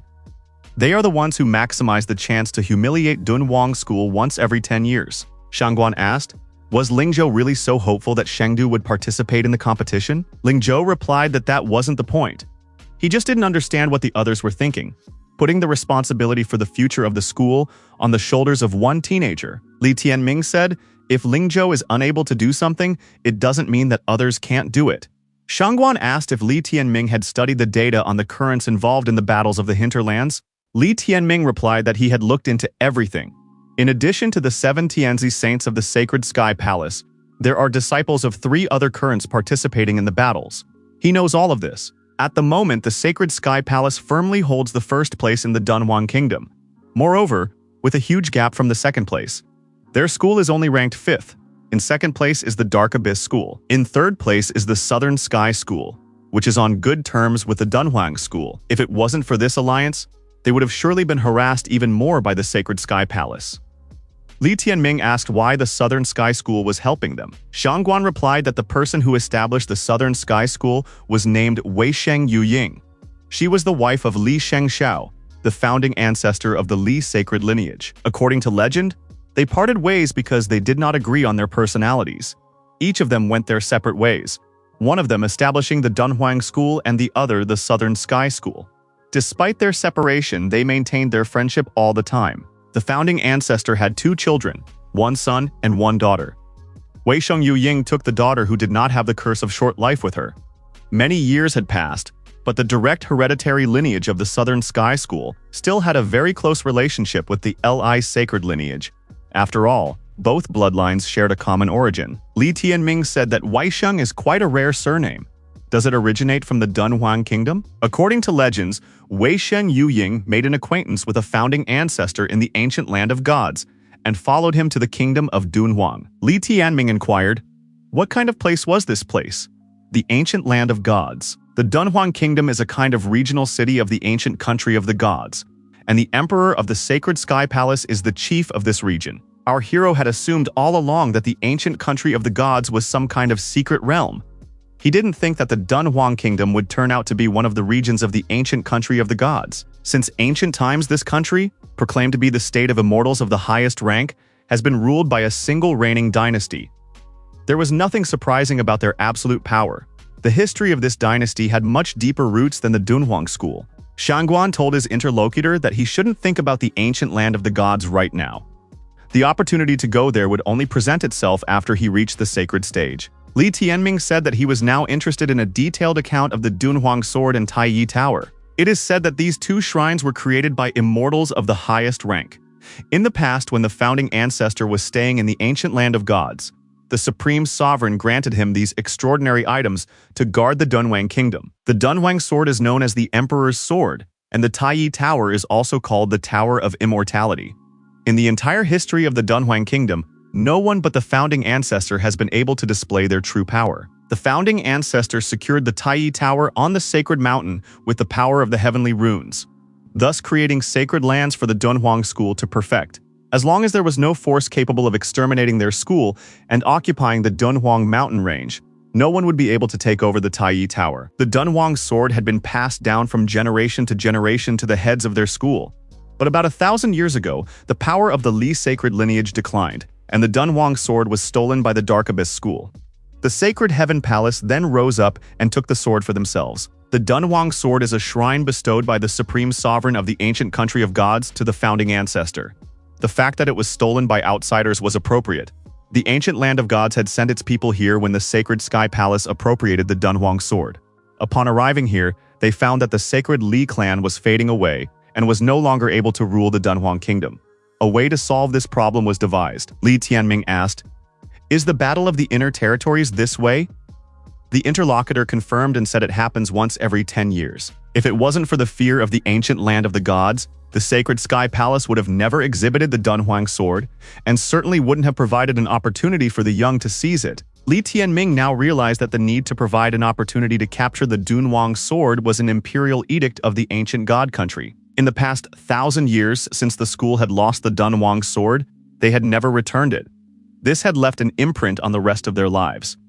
The thought of future refinement was depressing. The past 1,000 years have already counted 100 generations of Taiyi disciples. None of them have retained their dignity. All of them have lost their authority and have been ridiculed like stray dogs. Now our hero was not surprised by Ling Zhou's indifference. 1,000 years of humiliation was quite cruel. Sacred Heaven Palace, Dark Abyss School, Southern Heaven School, Yunxiao Sword School, Dunhuang School, the most talented disciples of the 5 great currents, will battle for the Dunhuang sword. The elder said that the battles of the inner territories would be held in the Sacred Heaven Palace. But according to the rules, only 7 disciples from the 4 great currents could participate in the official competitions, as the Sacred Heaven Palace had 7 Tianzi disciples. In fact, only 7 people out of 15 would be able to actually enter the Sacred Heaven Palace. The other 8 would be screened out on the heavenly path. Before the battle of the inner territories begins, you will have to set foot on the heavenly path, on which the Palace of the Sacred Sky has placed a huge number of wild beasts, as well as several tests in the form of barriers of heavenly runes, designed to prevent the advancement of participants. One must break through the heavenly path and be among the first 7 people to enter the Sacred Heaven Palace. All 3 of them must do their best to get into that number. Otherwise, they wouldn't even be allowed to bitch about being humiliated by Tianzi disciples. After arriving at the place, the contestants decided to settle down at the inn and rest for a while, wait for Ye Shaoqing, and then head out to meet the Southern Sky School. Yi Shaoqing said that the elder and disciples were rushing at an impressive speed. They had to chase all the time to keep up a lot. Yi Shaoqing said that it was time to see the people from the Southern Sky School. They said that quite a few of them had come. The head of the Southern Sky School, Weisheng Tianlan, said that he was happy to see the Dunhuang School elders again. It had been quite a few years since their last meeting. The heads of schools and elders said hello and graciously greeted each other. Li Tianming looked at the head of the Southern Sky School and thought that he was young, probably around the same age as his master. Weisheng Tianlan welcomed Ye Shaoqing and congratulated him on becoming an elder. Yi Shaoqing smiled and said that his advancement was no comparison to that of his interlocutor. The head of the school told Zhou to greet her friends. The girl said she welcomed the Lord Elders and Mentor Brothers. Li Tianming thought, what do they eat in their Southern Sky School to achieve such looks? Yi Shaoqing noticed that in their last meeting, Zhou was only 8 years old. Now she had become like a fairy. Weisheng and Shaoqing exchanged a few more jokes about their marital status. Weisheng said that besides his daughter, there are 3 other Nantian disciples participating in this competition. Among these students is Weisheng Qinglun, Bai Taishun, Ji Manlin. Yi Shaoqing asked Li Tianming, Yunfeng, and Ling Zhou to introduce themselves to their young friends. Weisheng wondered why Shendu wasn't among them. What happened? Weisheng inquired. Where is Yuan Taiji's son? He heard that this guy had reached the sacred stage. Why isn't he here? In addition, Tai Chi itself is not in the lineup of elders. Shaoqing replied that it wasn't that simple. He would tell you all the details later. All he could tell now was that the inner territory battles would involve these 3 disciples. The young men lowered their eyes shyly. The local elder said that the Dunhuang school didn't want to go up to the palace and suffer humiliation. and the extra stages in the form of the heavenly path that had been introduced this time would be just right for them. The first elder of the Southern Sky School, Gu Qiuyu, had heard that Taiji was in dire need of the Dunhuang sword and intended to obtain it at all costs. Xiao Qing said that Shengdu was dead. He was destroyed by Li Tianming's disciple, Li Wudi's son. Xiao Qing pointed at our hero and said that this was the very disciple Li Tianming. Wei Sheng wondered, at the fusion stage, how could he defeat an opponent with the power of heavenly will? Was Xiao Qing really playing a trick on him? Xiao Qing looked at the eyes of the interlocutor and said, "It is hard to believe, but this guy has 5 rings of disasters. The lines are a few months old. The whole school was convinced of it." The elder said he had a right to speak on this matter. He wanted to tell what he had witnessed. Wei Sheng asked. In other words, even without being at the heavenly will stage, he was barely able to fight back against the power of the heavenly will? Xiao Qing replied that he understood the shock of his interlocutors. They even took what they heard relatively calmly. Wei Sheng said that it sounded good, however. It was very hard to believe everything that was said. He will watch this young man's performance in the battles of the inner territories. The elder approached our hero and asked if he could look at the hand of the possessor of such an essence. Li Tianming replied that he would not allow it. Li Tianming thought that something happened to his rings, and they turned into writing. He doesn't even know when and why it happened. It would be better not to show anything after all. The elder said that in that case he would not believe the tall tales told. Wei Sheng added, making sure that Elder Gu didn't go beyond the bounds of propriety. Wei Sheng said that he quite trusted Ye Xiaoqing's moral character, and since it was about his disciple, they would just wait and see. The remaining 2 great currents are vassals of the Palace of the Sacred Heaven. In the trials of the heavenly path, they will certainly work together. If their disciples unite, they can seize the entire established quota of 7 seats and prevent their opponents from even entering the Sacred Heaven Palace. Xiaoqing added that they should let these 7 young people get to know each other so that when the time comes, they can interact better. Wei Sheng added that this was exactly what he wanted to say. Let these disciples get to know each other for now. The young men lined up across from each other, said hello once more, and tried to socialize. After shaking hands, they wished that their cooperation would be fruitful. Wei Sheng suggested that everyone go up to the top floor. There was a banquet waiting for them. At the banquet, young people can share a table and try to get to know each other as soon as possible. Qinglong asked our hero, was it true that he was the young heir of the Dunhuang school? The ancestor of the founder of the Li sacred family was also their ancestor. Qinglun added that there is a tale of the first ancestor in the chronicles of the Weisheng family. Li Tianming replied that he had only heard about it from the corner of his ear. He thought that the younger generation of the Weisheng family were friendly and straightforward people. Qinglong said, if they encounter problems on the heavenly path tomorrow, they should help each other. The other 2 students in the group were not so easy to get along with. As soon as they got upstairs, the 2 young men did nothing but keep silent and make frowning faces. Li Tianming thought, these 2 are most likely displeased with their school head's order and treating Dunhuang School with disdain. Apparently, this alliance only exists between the Dunhuang School and Weisheng Tianlin. It doesn't mean that the entire Southern Sky School shares his views. One of the students asked Sister Josu if it was true that her mother could contact people from the Yunxiao Sword School.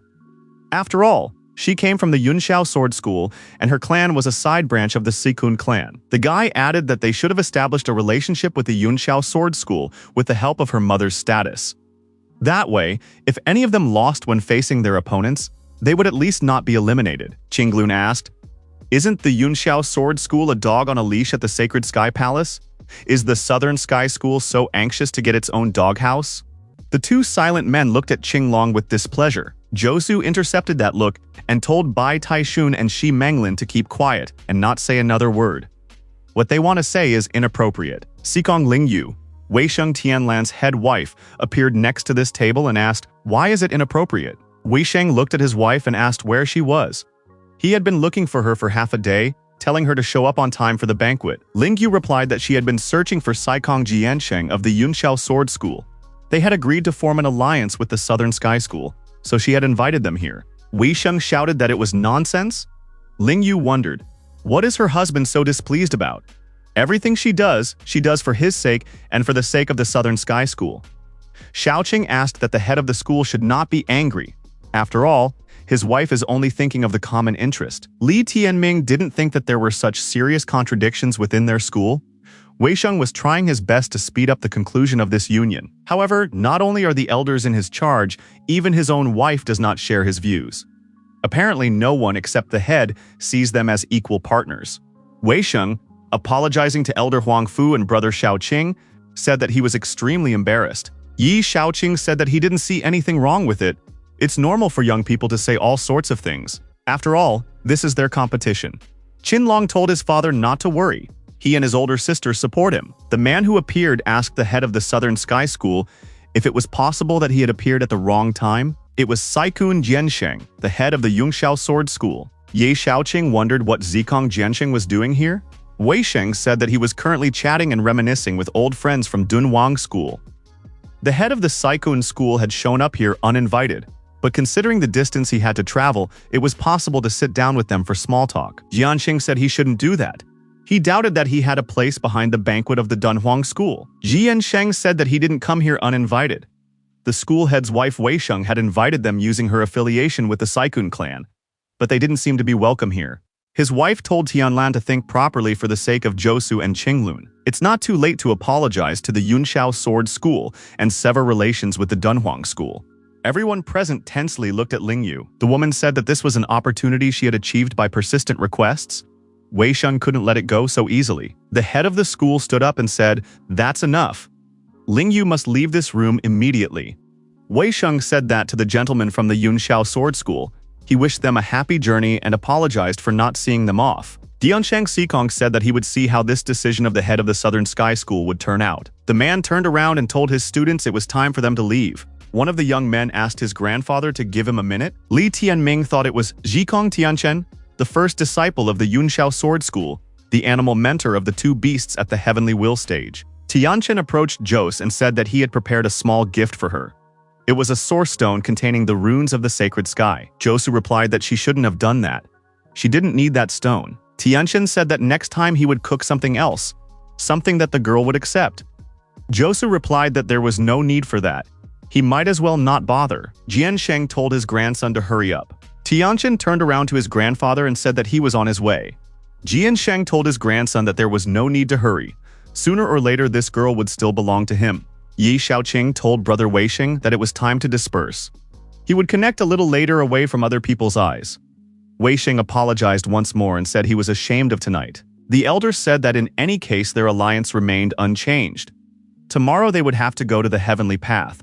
So it was time to go back and make the final preparations. Ling Zhou said he feared lest he be stabbed in the back. The elder slapped the young man on the back and told him to keep quiet. Then no one would take him for an idiot. Heads of school and students said their goodbyes and went to rest. Li Tianming thought that inside the Southern Heaven School, there was also complete confusion. The future path of the Li sacred family was not so well traveled. Li Tianming took out a necklace, placed it on his palm, and as he stroked it, he remembered Lin Er.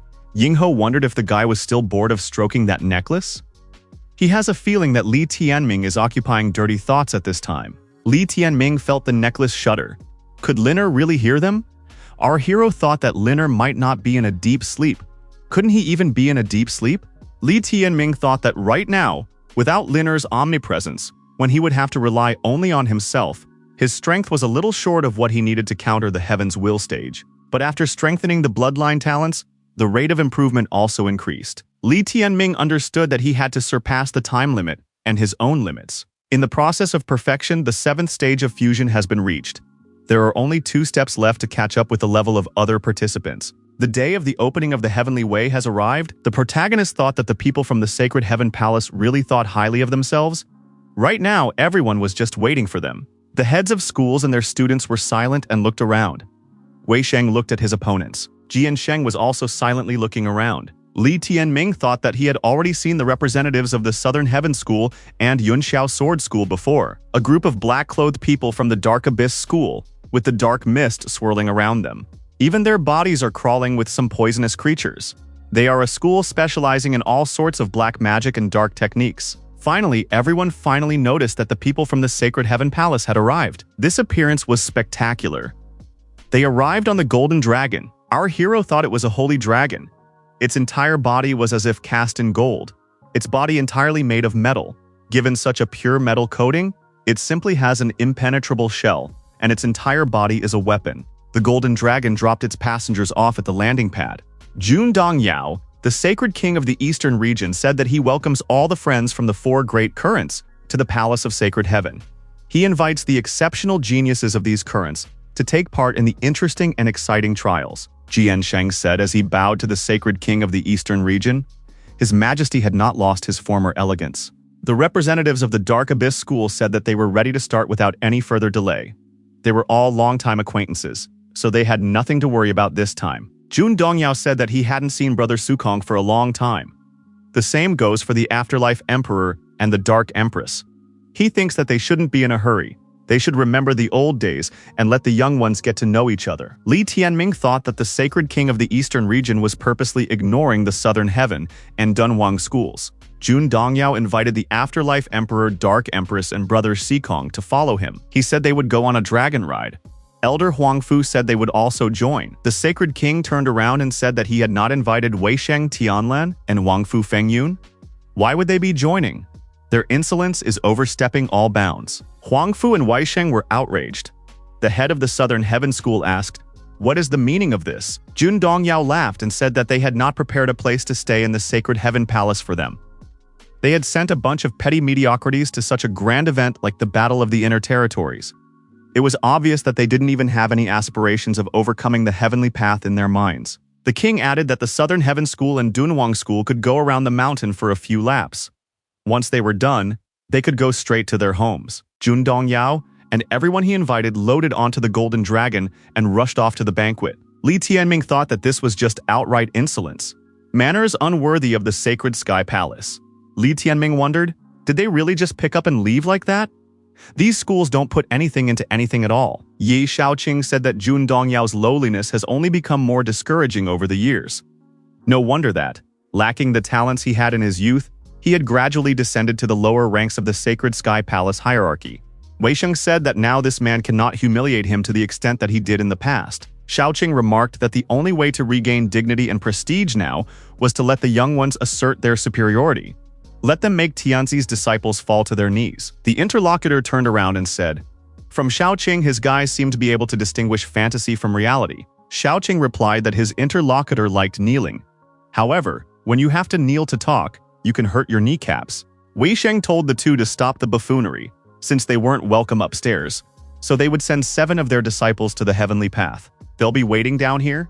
Elder Huangfu said they had no other choice. Li Tianming asked the master if the disciples could pass the heavenly path and participate in the battles of the inner territories. Would the masters rise to the top? Won't they be treated unfairly? Shaoqing told his disciple not to worry. If any of the 3 of them got into the 7 participants, they would have to go down again and invite the mentors upstairs. Shaoqing added that the Heaven's Path was a qualifying round for the battles of the inner territories and was basically not considered an official part of the competition. Therefore, they dared to be so arbitrary. If the disciples are able to achieve participation, further competitions will not begin until representatives from each great current are present. The Dunhuang sword is in the hands of the Sacred Sky Palace, so it is their duty to organize the battles of the inner territories in a timely manner. If they fail to do so in a timely manner, it will lead to trouble from the ancient country of the gods. Yi Shaoqing told his disciple that Weisheng is his good friend, so he asks Li Tianming to look after his children and ensure their safety. If Li Tianming achieved Weisheng Tianlan's recognition, it would bring him boundless benefits. Li Tianming was afraid that there was a bumpy path ahead of him, but that was no trouble. He would make a pillar road out of this winding path. Heaven's Gate? The battles at Heaven's Gate are expected to be intense and tense. A spectacle worth watching awaits them. Jiansheng said that the spectacle would indeed be worthwhile. And that wasn't even considering the Dunhuang School, whose performance was painful to watch. He had given the Southern Sky School a chance this time, but Weisheng Tianlan had shown himself to be an ungrateful and short-sighted leader. Now was the opportunity to show his students what it was like to go through life without raising their heads. The head of the rival school said that Jiansheng's grandson was at the Heavenly Will stage, his knowledge of the way of the sword exceeding the level of ordinary people. Jiansheng said that there was no need to mention him. Tianqian's talents are modest and his knowledge is superficial. However, the grandsons of the interlocutor, the Afterlife Emperor, are truly terrifying. The young man told his grandfather to stop praising them. They are no match for the Tianzi disciples of the Sacred Sky Palace. There are 7 sacred Tianzi in the Dunhuang Kingdom. A mere glance is enough to realize their immeasurable perspectives. Jun Dongyao said that there was no need to exalt them like that. These 7 were just people, among them. Only Shuang'er and Tianyi could do something. The young men obediently remained silent and bowed their heads. Jun Tianyi, Jun Dongyao's eldest son, told his father that he still has a lot to strive for. In terms of talent, Yuling Shuang is much stronger. She fully justifies the title of the strongest. Jun Dongyao agreed that she was the strongest and asked where she was now. The 15 disciples were about to set foot on the heavenly path. Tianyi replied that Shuang'er had gone for a walk with her uncle, but said she would definitely return before the battles of the inner territories. Dongyao asked, wasn't his grandfather afraid of delaying Shuang'er's training? Tianyi replied that thanks to his uncle's talents and strength, Sister Shuang'er could only become even stronger. After all, in the past 1,000 years of prosperity in the Sacred Heaven Palace, there was no more dangerous person than him. Tianyi told his father not to worry. Even if she didn't come, the people from the 4 great currents wouldn't have the chance to touch even the shadow of the Dunhuang sword. The heads of the other schools agreed. If they had not supported Shuang Tianzi at one time, he doubted that insignificant figures like them would have had the opportunity to watch the battles. Do the geniuses of the 4 great currents have any skills to match her? They are still thinking of taking away the Dunhuang sword. They are completely unaware of what they are doing. Jun Dongyao said that it was time to start, and the young people could go to the Heaven's Gate. It's time to find out who will pass through the Heaven's Gate. One of the participants arrived at the destination like a lightning strike. Li Tianming thought that they entered at the same time. However, they were scattered one by one. It seems that the point to which one is transported on the heavenly path is determined randomly. The boy thought that this place was completely different from what he had imagined it to be. It felt like a battlefield, a dark abyss. 4 months ago, he hadn't made the choice to go to the Sacred Sky Palace. Who would have thought that he would still be here today? The Heaven's Gate is at the highest peak. All you have to do is pass through it. Enro warned his companion that someone was approaching them. Li Tianming noticed that Shi Menglin had approached him. Our hero told this guy to go his own way, not showing any desire to act in concert with him. Shi Menglin said that he wanted to look at Li Tianming's rings first. He didn't dare to show them that time, and he had doubts that Li Tianming was a fraud. Shi Menglin said that he was amazed when the head of the school just took his word for it. Li Tianming asked what would happen if he refused to show the rings. Shi Menglin remarked that in that case he would have to pin his opponent to the wall, rip off his sleeve, and see for himself. Li Tianming said that Shi Menglin could act if he hoped that he could do something. He thought that his interlocutor was asking for a beating himself. Who needs this waste of time? Shi Menglin summoned his companion beast, the Star River Dark Crab, to his aid. Shi Menglin said that resistance is pointless, and if the opponent does not show the ring, we will have to break it and see for ourselves. The outcome will be the same either way.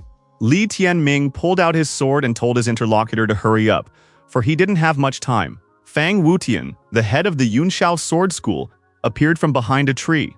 He was surprised. These two seemed to be allies, but they were trying to knock each other on the head. What kind of amateurs are these? Li Tianming wondered if Fang Wutian had decided to watch while they fought and gain benefits by sitting on the sidelines. Li Tianming added that in that case he would deal with both of them in one fell swoop, and there would be fewer competitors. Our hero summoned his companion beasts and told them to get down to business. Enro said he understood, but Shadow was still asleep. Fan Wutian wondered why Yuan Shengdu had not arrived here. After all, he had attained the heavenly will. Instead, their school decided to send 3 tourists to see the sights. Shi Menglin grabbed his head and thought that they had made an alliance with weaklings. Yingho flew up to his opponent standing in the tree. Fan Wutian laughed. How could such a small bird be called a companion beast, demonstrating his disdain? Fan Wutian yawned widely and said that he was bored. Li Tianming woke up Shadow and told the cat to immediately engage in battle. His opponent noticed the little chick transforming into a huge firebird, but it was too late to do anything about it. Fan Wutian's companion beast was unexpectedly and aggressively attacked. The opponent said for Baofeng to gather his strength. Fan Wutian reprimanded and said that his opponent had decided to resort to dirty tricks. Li Tianming grinned and said that he had a true talent in front of him. He was able to survive even after such an attack. Fan Wutian said that Li Tianming had asked for it himself and drew his sword and lunged at his opponent's companion beast. Fan Wutian, approaching the kitten, shouted that he was about to destroy it. Enho shouted for this Wutian not to dare touch the kitten. Now he would show what it meant to use the sword properly. Enho applied the will of the rebel god's sword. Fang Wutian was attacked by the chick and was surprised to think, does this chick really possess a sword technique? In addition, there was no doubt that the strength of the chick's sword surpassed the heavenly will. The chick also used the hurricane sword technique. Shadow transformed into a huge beast of prey and also attacked his opponent. Fang Wutian was angry. This cat had gotten the moment to launch a surprise attack. He could barely handle the chicken as it was. Li Tianming, watching his companion beasts deal with Fan Wutian, asked C.A. Menglin, was he also willing to get hit on the head? Ji Menglin admitted that he had underestimated his opponent. However, he wasn't tough enough to go up against two of them alone. Without companion beasts, he has no chance of surviving. Li Tianming said that it was just the right time to use his iron fist. He wondered if the opponent would be able to withstand it. Ji Menglin laughed. Had Li Tianming decided to compete in hardness with the dark crab? Li Tianming said that he was currently using the three-possession fist, the first fist. Si Menglin told Jinghe, his companion beast, to wipe off the opponent's hand with powder. Li Tianming landed the strongest blow and cracked the shell of the opponent's companion beast. Si Menglin was terribly frightened. How could this be possible? Fan Wutian couldn't accept the fact that from the start, the two little beasts didn't leave him any chance. Yingho noticed that his opponent had opened up. He gave him a staggering blow and told him to watch his concentration. Fang Wutian lost the hand that held the sword. He screamed in pain and resentment. Shadow told his opponent to keep his head down unnecessarily next time. Right now, he had better hurry home and ask his parents to help him. Fan Wutian tearfully said that he would not behave like this again and asked to be let go. Leaving the battlefield, Fan Wutian shouted that the Dunhuang school had brought demons here. Inho wondered, are types like this really called the best geniuses? After our hero's fierce attack, the opponent's companion beast, the black crab, was destroyed. Coughing up blood, Ji Menglin thought that his opponent was too strong. There was an urgent need to retreat. Si Menglin thought that he wasn't going to lose his arm like Fang Wutian. Backing away, Xia Menglin thought that this was some kind of nightmare. The opponent is indeed a 5-ring wielder. Li Tianming looked at his opponent and thought, did he really think that he would be let off so easily? Unexpectedly, our hero appeared directly in front of Xi Menglin and said that he was running fast. The protagonist took his opponent by the chin with his left hand and asked if he still wanted to see the rings. Li Tianming asked if Menglin believed he was here, replacing Yuan Shengdu. Li Tianming told this guy to tell his grandfather Guju about what he had seen when he returned. He said that the rings were just the outward manifestations of his potential. When the time came for the battles of the inner territories, they would be able to see with their own eyes what he was capable of. The viewers watching through the huge screen were surprised. Where did this guy come from? No one had ever heard of him before. He is really capable of something. The elder said that this white-haired young man looked quite familiar. He had definitely seen him somewhere. The master added, white hair, 2 companion animals, 1 chicken and 1 cat. The woman was surprised. Is it by any chance Li Tianming from the Zhuqiuyue country? How is that possible? A colleague said that it was really him. In these 4 months, this guy had broken through a big stage. Even Shuyan Tianzi couldn't match this kind of pace. Li Jinyu said that he was Li Wudi's illegitimate son.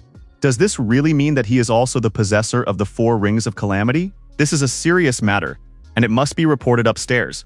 The only problem is that their status is too insignificant, and the Sacred King won't believe them. The elder said that the first thing to do was to tell Shuyan Tianzi about it, but not now.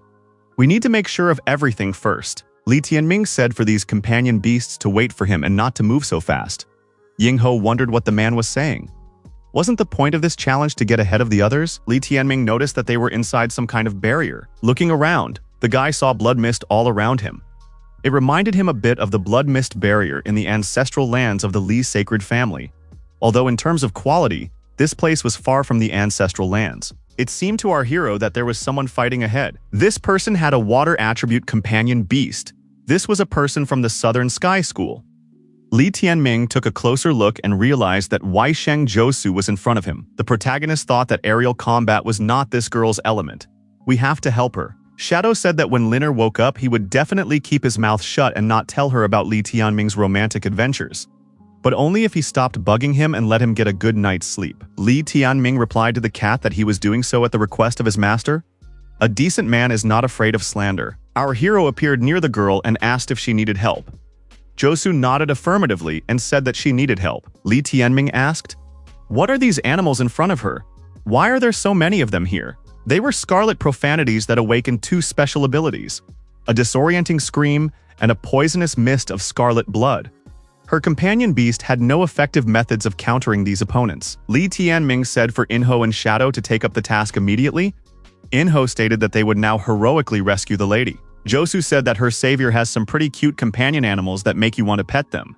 Are they really fit for battle? Enho unleashed fire on his opponents and said he was a true terror to his opponents. Li Tianming waved his whip and said that his animal companions were not to worry. For them, killing a flock of bats would be a mere trifle. Li Tianming added that for him personally, it's even easier to just do it. Josu thought that this guy was very strong. And after all, his beasts were still in the fusion stage. Li Tianming said after a while that the matter was done. Now they needed to hurry up. They had already wasted a lot of precious time here. He said for Josu to keep up.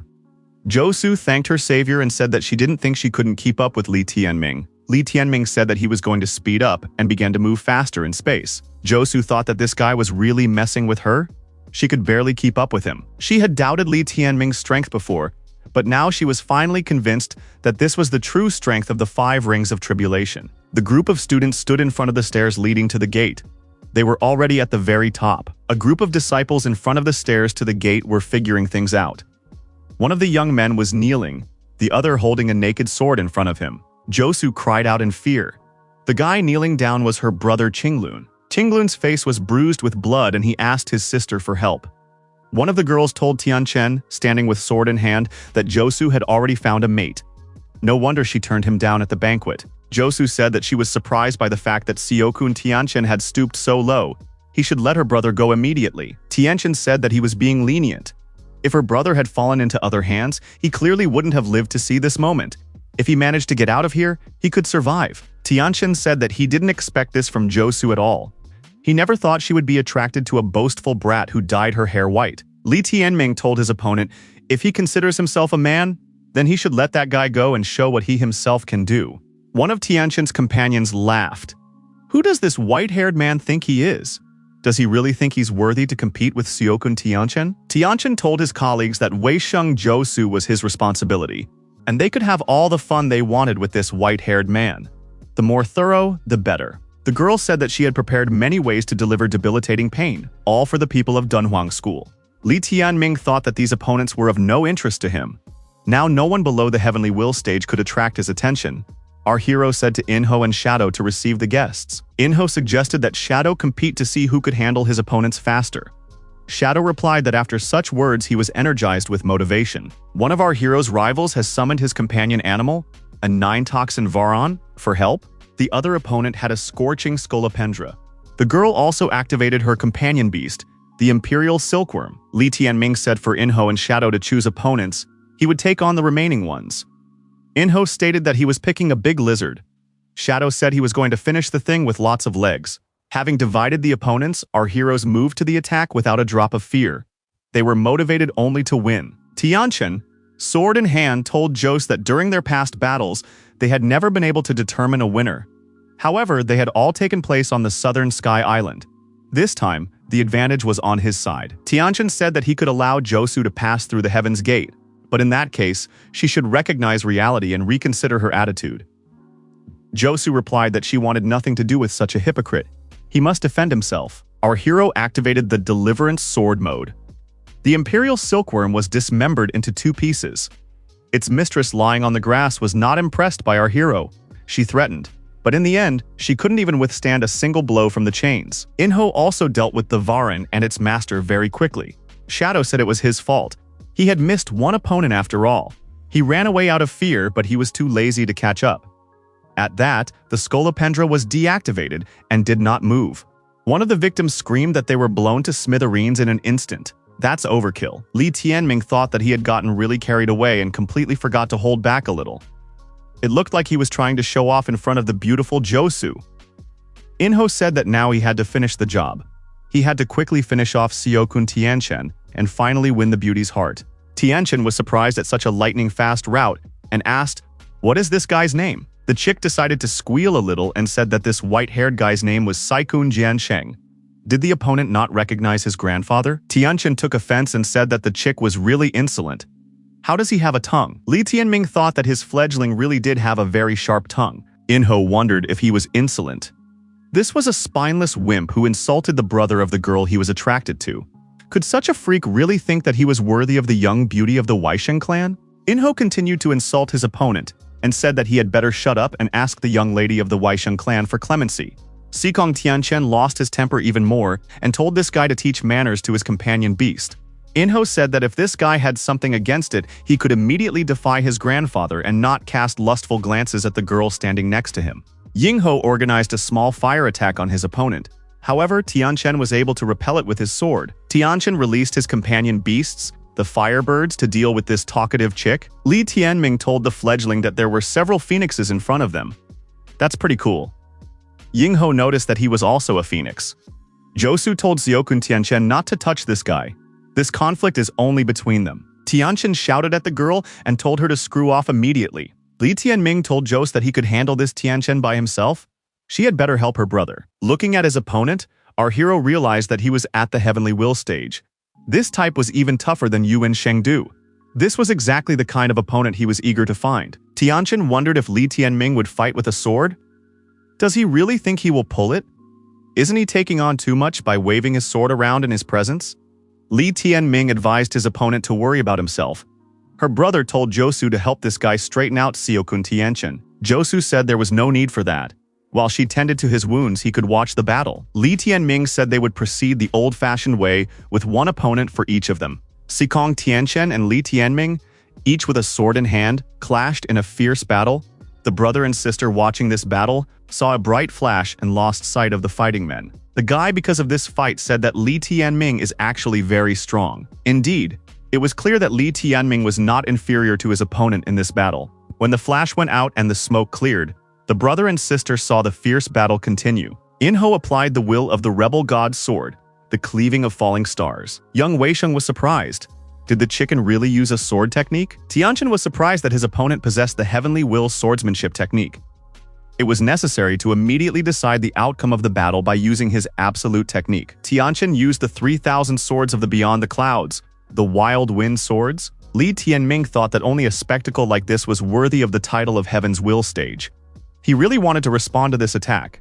The feeling of facing a worthy opponent was just great. Li Tianming used the rebel god's sword Will, the sword of mountains and rivers, in response. The brother and sister were surprised. Did that 3,000 sword shine really turn out to be repelled? Tianchen was also surprised. His opponent had suppressed his sword aspirations.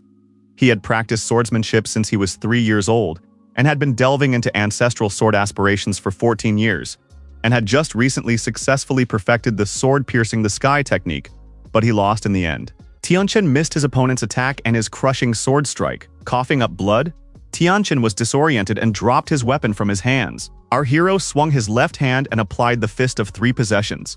Xikong Tianchen received a powerful fist strike to his jaw and, thanks to the inertial forces, flew far backwards, falling headfirst. Li Tianming stepped his foot on the head of his lying opponent and asked if he was now worthy of swinging his sword. Li Tianming hoped that his opponent had now realized that if he dared to snap at him in the future, he would have to cripple him so badly that he would never be able to raise his sword again. Tianchen, bleeding, said that he wouldn't dare to ever say anything bad about Li Tianming. Tianchen thought, even though he had lost, but considering how arrogant he was, Tianzi's disciples wouldn't show him an ounce of mercy.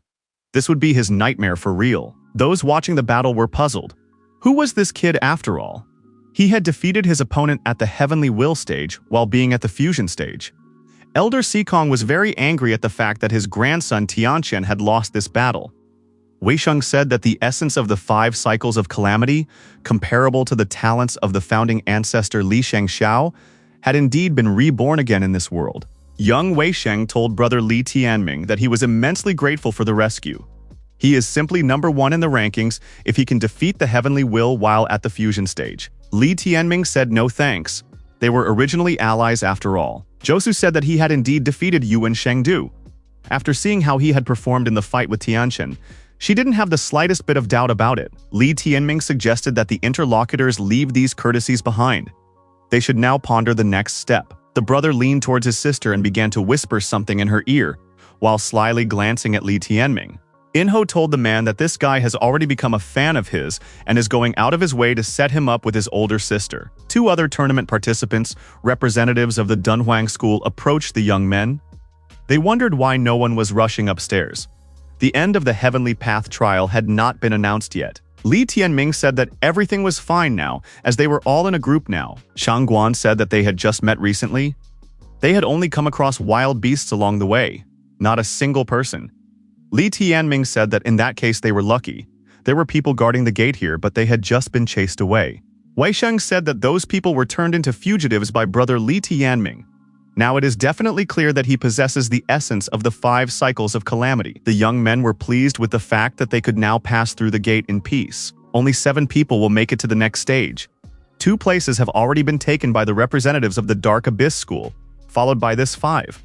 The 5 of them will be each other's loyal allies in the battles of the inner territories. Ling Zhou asked, "What if those 2 from the southern sky stabbed him with a knife from under Tishk?" Li Tianming calmed this guy down and said that no one here would act like this.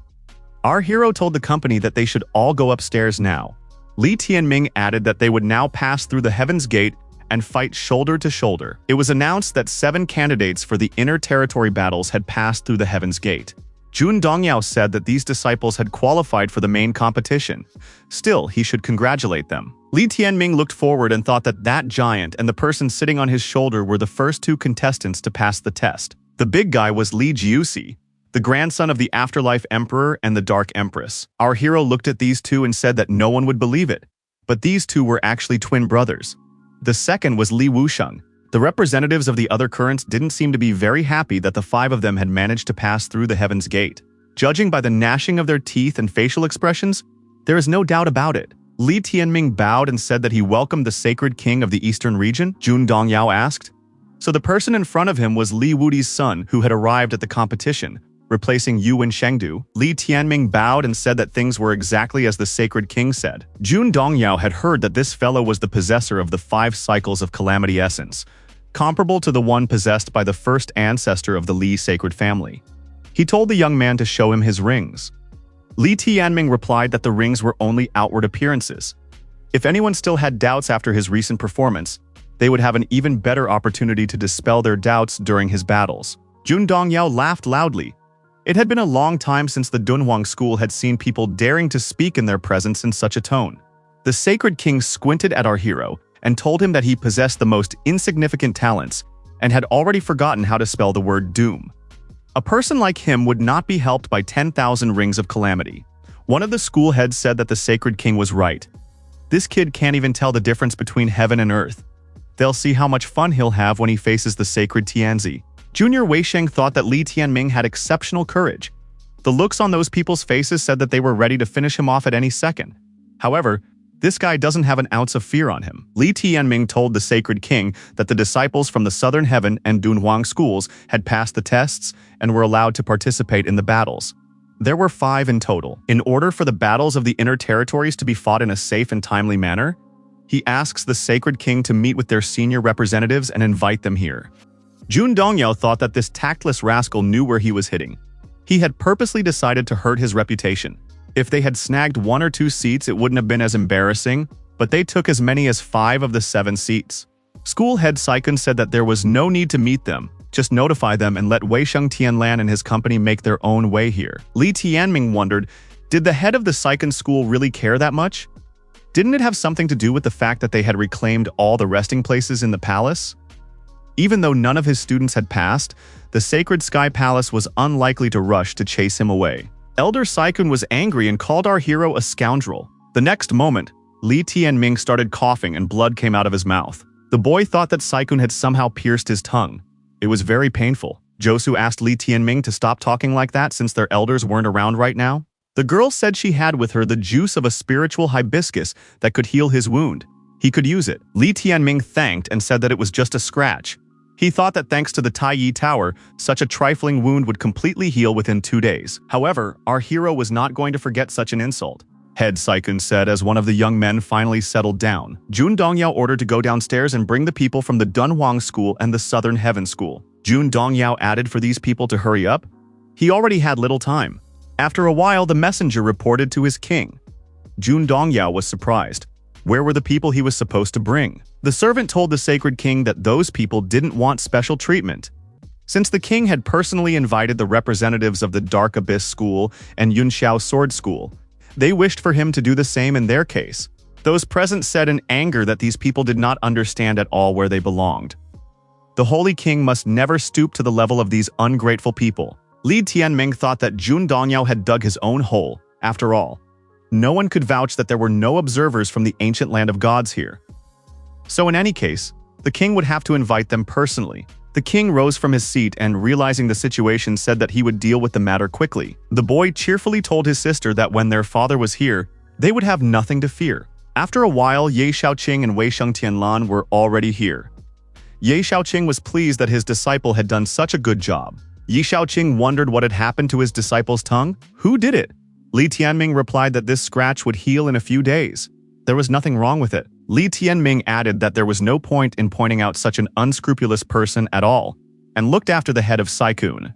Ye Shaoqing said that the head of Saikun school decided to target the younger ones after his grandson was beaten up. This is just ridiculous. Elder Shikong shouted angrily, "Who did this Ye Shaoqing think he was? Who was he if he thought he could speak in such a tone? In front of him is a pack of rabid dogs, from whom not even a living word can be heard, in a current that does not even have a head of its own." Shaoqing wondered if the head of the current who covered his shame with anger and beat a young disciple to vent his frustration over his lack of heirs was of much use. The only thing this pathetic leader could do was to drag his current down. The tension between Saikun and Shaoqing was rising.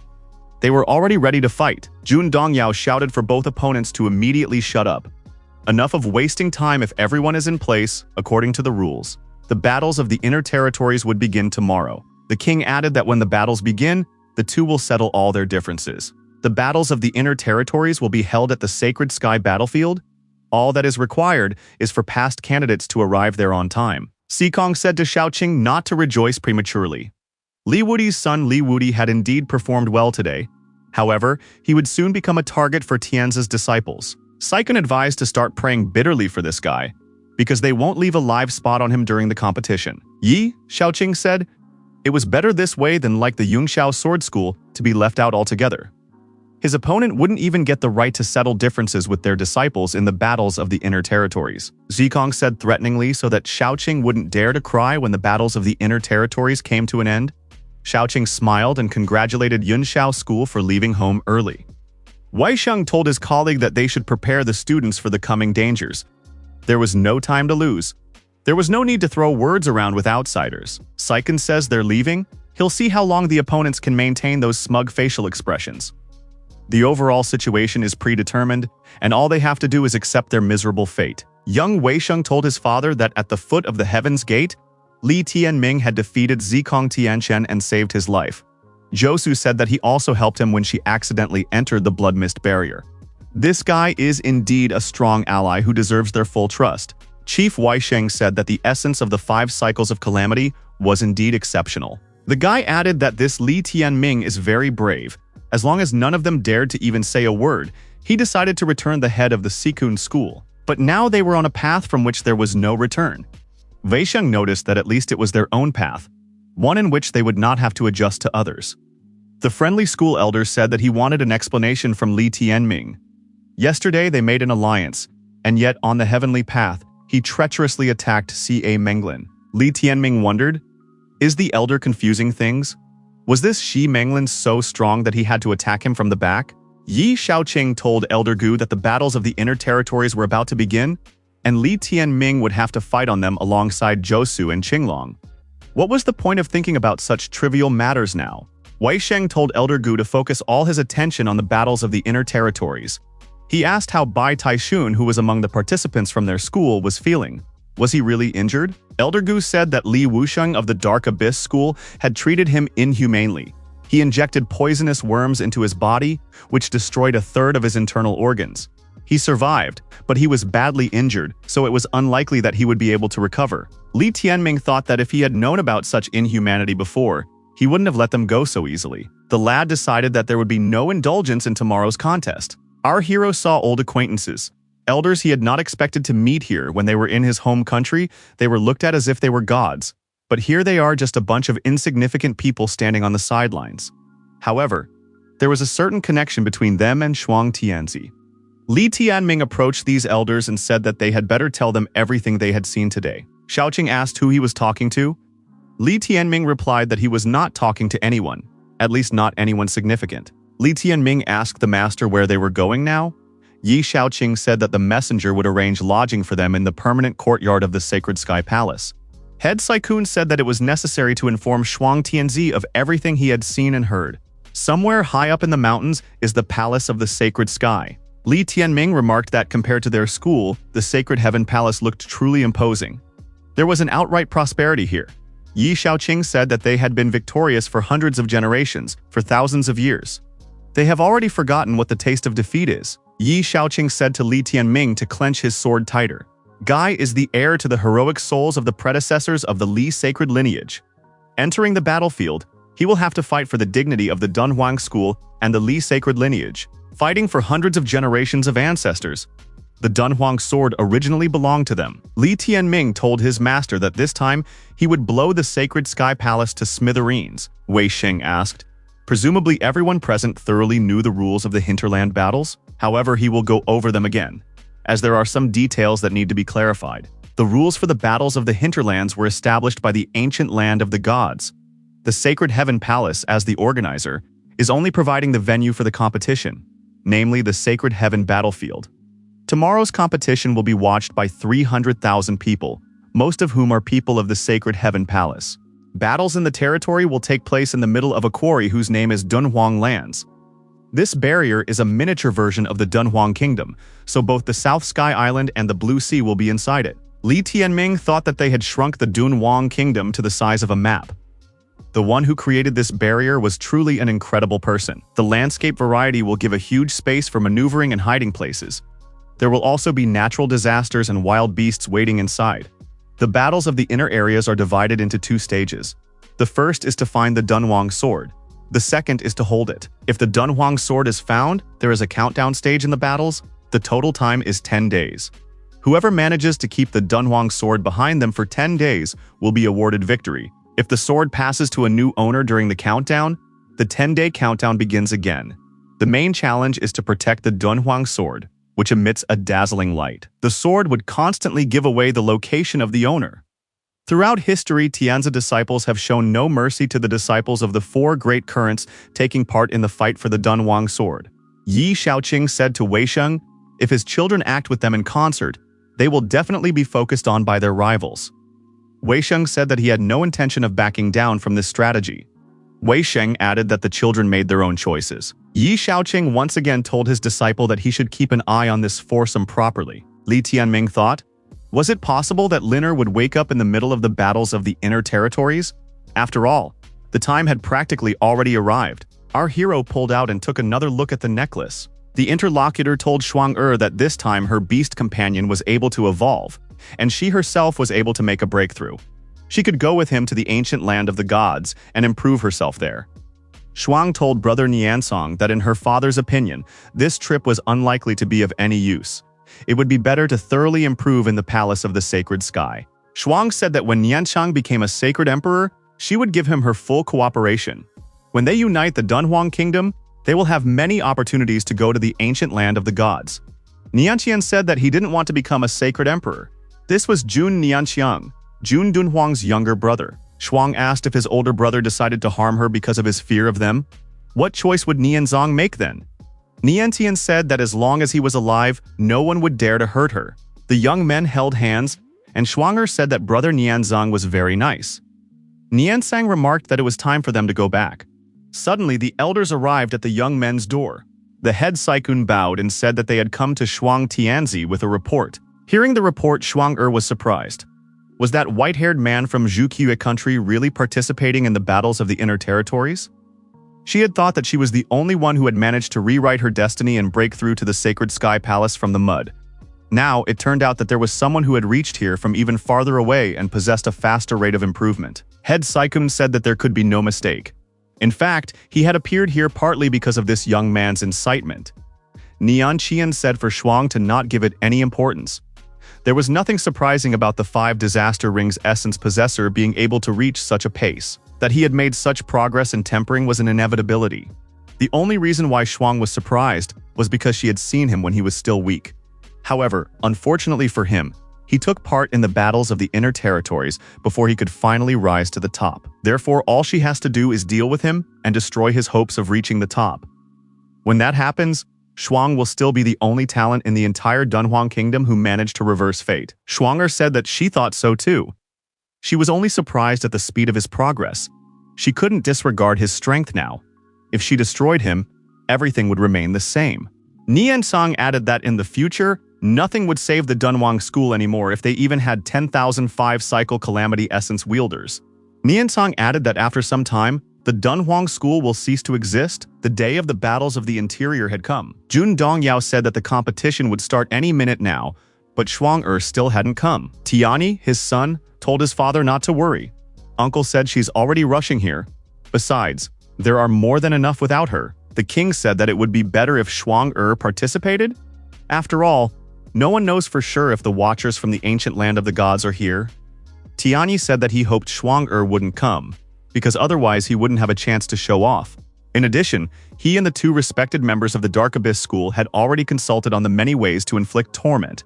It would certainly be an exciting spectacle. Jun Dongyao told his son to focus special attention on the children of the Weisheng family.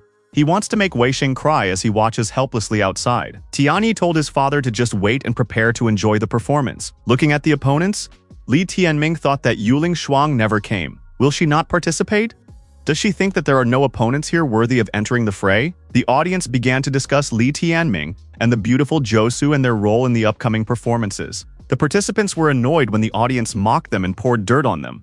At no time should they lose their temper. Li Tianming, observing the competitors, thought that they were not adapted to this kind of environment.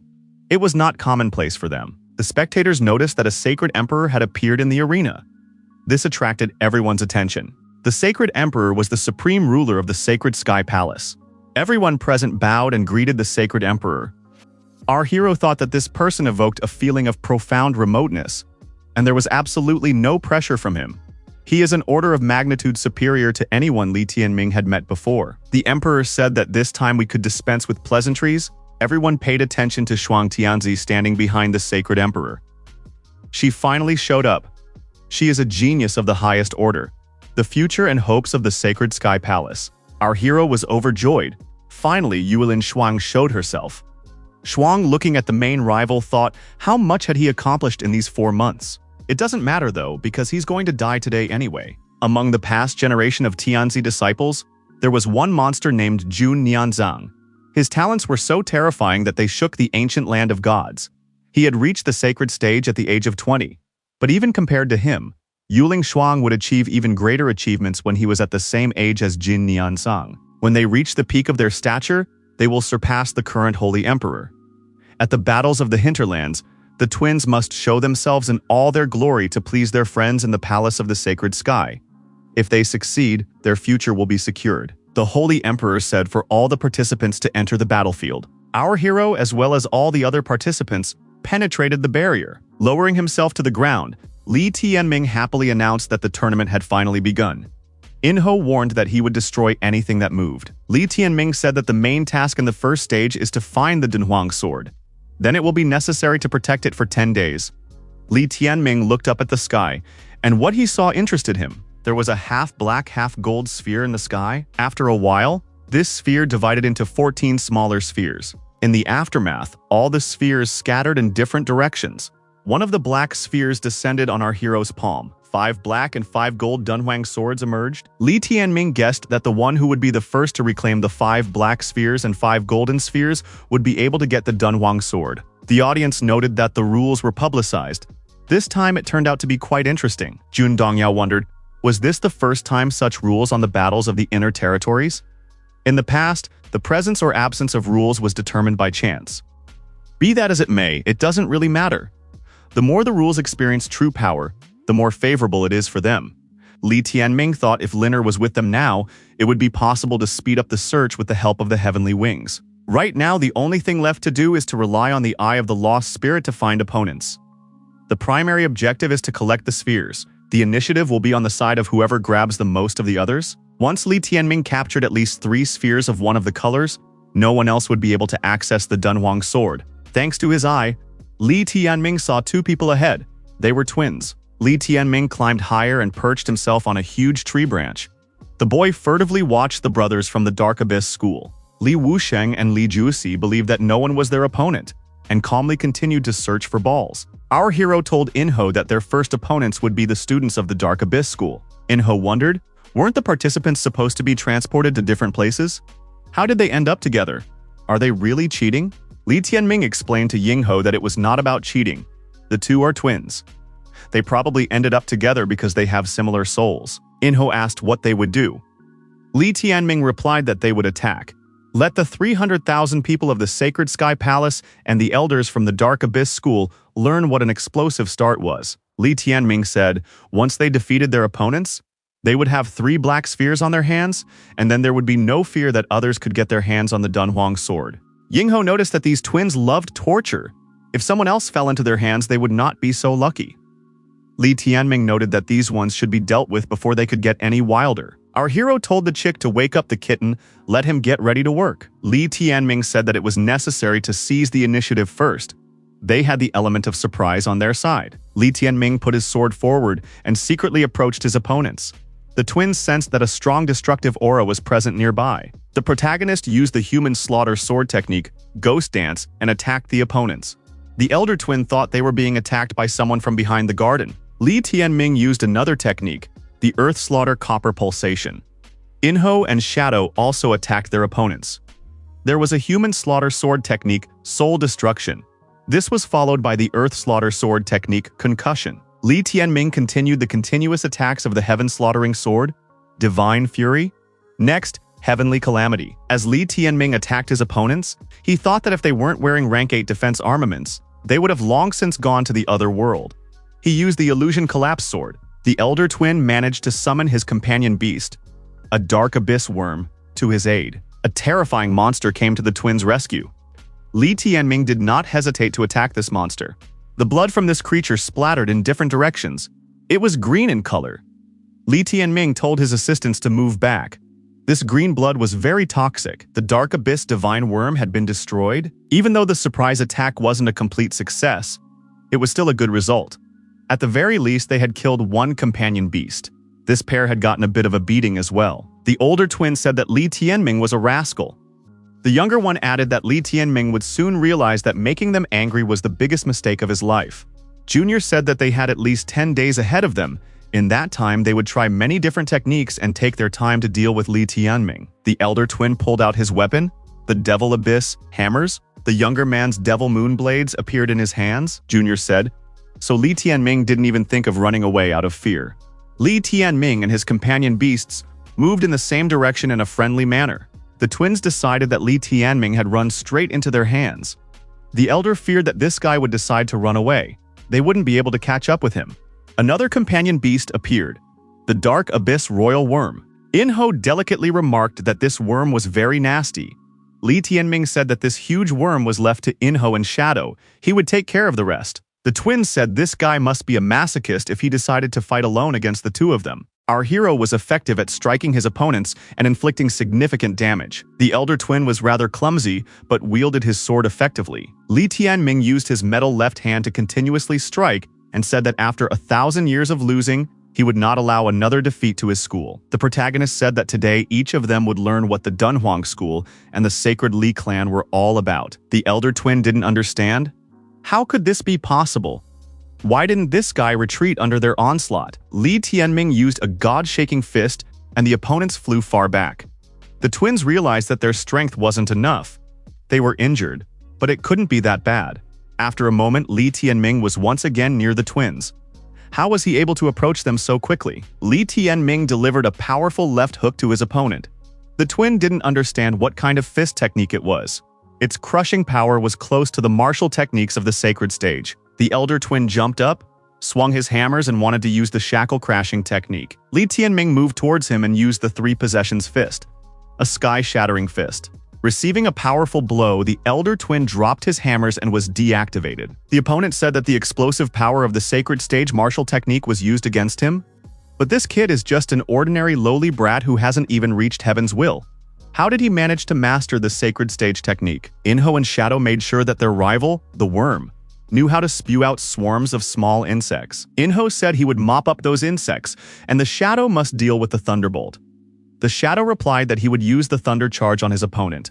The twins shouted for the Dark Abyss Royal Worm to help them urgently. Li Tianming noticed that his companion beasts had still failed to deal with this vile creature. The Dark Abyss Royal Worm applied the Demon Eye option. The protagonist realized that an illusionary technique had been used against him, but he was prepared for it. This illusion refers to the eye technique. The better the vision, the more aggravated the hallucination, the limit of which is the restraint of his movements.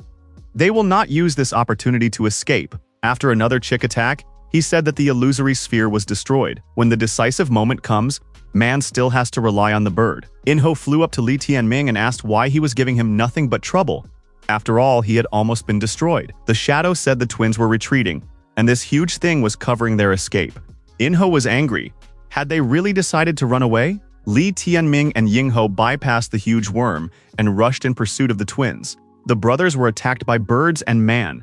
Looking at this attack, the shadow thought that his colleagues were acting very cruelly. The battered twins admitted that their opponent was much stronger than they realized. The brothers said that their opponent would never dare to destroy them, as he was just an ordinary coward. He just hadn't met Tianzi's disciples yet. Li Tianming thrust his sword right into his younger brother's face. The guy told those twins not to even count on the fact that he was going to destroy them. Isn't the point of the game they're proposing torture? Li Tianming added they wanted to leisurely play. He also did not mind having a little fun. Let the 300,000 people outside take a proper look at everything. Our hero asked if these two were the ones who said they had prepared all sorts of ways to amuse themselves. He was in the mood to play with them now. The twins with battered faces said they wouldn't say anything even if they were beaten unconscious. Li Tianming wrapped chains around the twins and ordered the cat to drag them behind him. They would be able to judge the quality of these chains. His Holiness Emperor stroked his beard and thought that it looked like he would have to put his hope in their sacred Tianzi after all. Jun Dongyao thought that his father hardly uttered a word. He didn't seem to be very satisfied. The king decided that such a start to the competition was really not very acceptable. It was necessary to address the audience to diffuse the atmosphere. Jun Dongyao asked the audience if they thought it was even more interesting this way. They were already bored of humiliating their opponents year after year, and this time there was at least someone more or less bearable among the opponents. Let this Li Tianming hop around for a few days, but he might run into Tianzi and Shuang. The elders were upset when they found out what had been done to their grandchildren. Elder Shui said that Li Tianming had hit her grandson with a sword. He had obviously made a message to Sikun Jiansheng. Head Sikun replied that he understood that. Head Saikun said that this arrogant, ignorant boy would soon come to an end. Wei Sheng told his colleague Xiaoqing that he really has an outstanding disciple. His companion beasts are also impressive, especially that chicken. Xiaoqing wondered if this meant that his interlocutor had changed his mind. Wei Sheng said that Li Tianming has a chance to get his hands on the Dunhuang sword. All he needs is to not run into Jun Tianyi and Shuang. He doesn't have to capture their golden spheres to collect 5 pieces. Yi Xiaoqing said that the interlocutor did not know his disciple well. Wei Sheng said that the others would only need to hand over their spheres to this guy. Then he and Josu would lie at the bottom of the sea somewhere for 10 days, and he would win. Xiaoqing said that Li Tianming had the initiative now. Although the step Li Tianming took was risky, it was justified. He now had the 3 black spheres in his hands. He could stall until the last moment, and as time went on, he would only grow stronger. Wei Sheng said, his interlocutor having absolute confidence in his student. Mrs. Weisheng thought that they were too naive. Li Tianming has abilities but not enough to avoid repeating the history of the past years. In the end, like everyone before him, he would suffer a shameful defeat at the hands of Yuling Shuang. The Battles of the Hinterlands, Day 3. Our hero travels in search of new victims, with Shadow pulling the twins' chains. Our hero realized that he had already reached the limit of perfection of the Eye of the Lost Spirit, the first chapter of the spiritual scripture.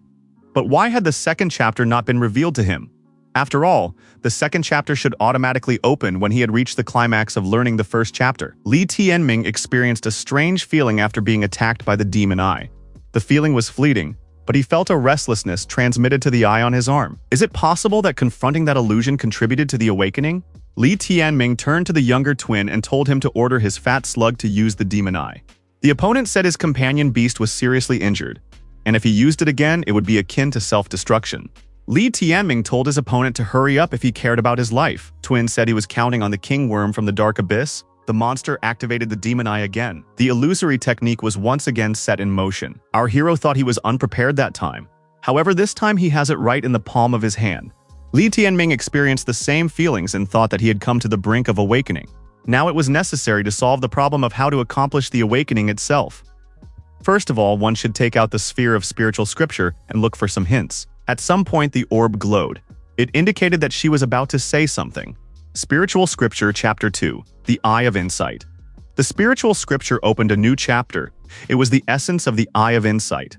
The title of Chapter 2 is The Eye of Insight.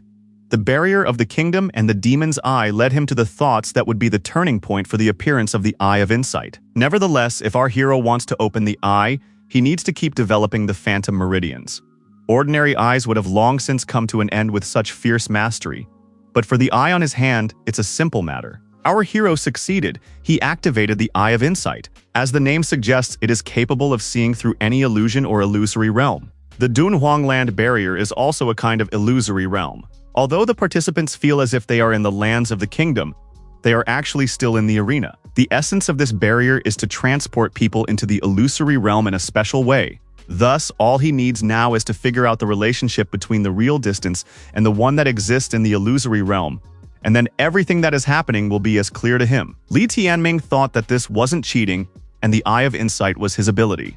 Now it's time to find out how real distance works in the illusory realm. Our hero decided to experiment with the guy who is closest to him right now. The guy said he's been walking for 3 days. How come he still hasn't seen anyone? Li Tianming told his companion beasts to keep an eye on the twins. He would be back soon. Our hero thought that fate favored him.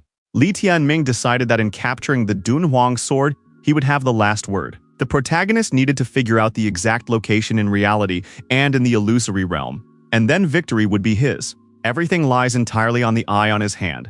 First, you have to figure out where the type in front is. After arriving at the supposed location, Li Tianming made sure that this guy wasn't here. It seemed like he was mistaken about something. Someone asked what happened to him. The voice came from where he came from. Li Tianming realized that that guy was on the opposite side. It was possible to not leave there at all. This guy went up to the brothers from the Dark Abyss school and asked who did this to them. Enro wondered where this stranger had come from. The boy tried to get an answer from the twins. He didn't believe it was the chickens doing. The stranger looked at the twins and couldn't figure out who had finished them off like that. Suddenly, a white-haired guy appeared and said that he was the one who finished them off.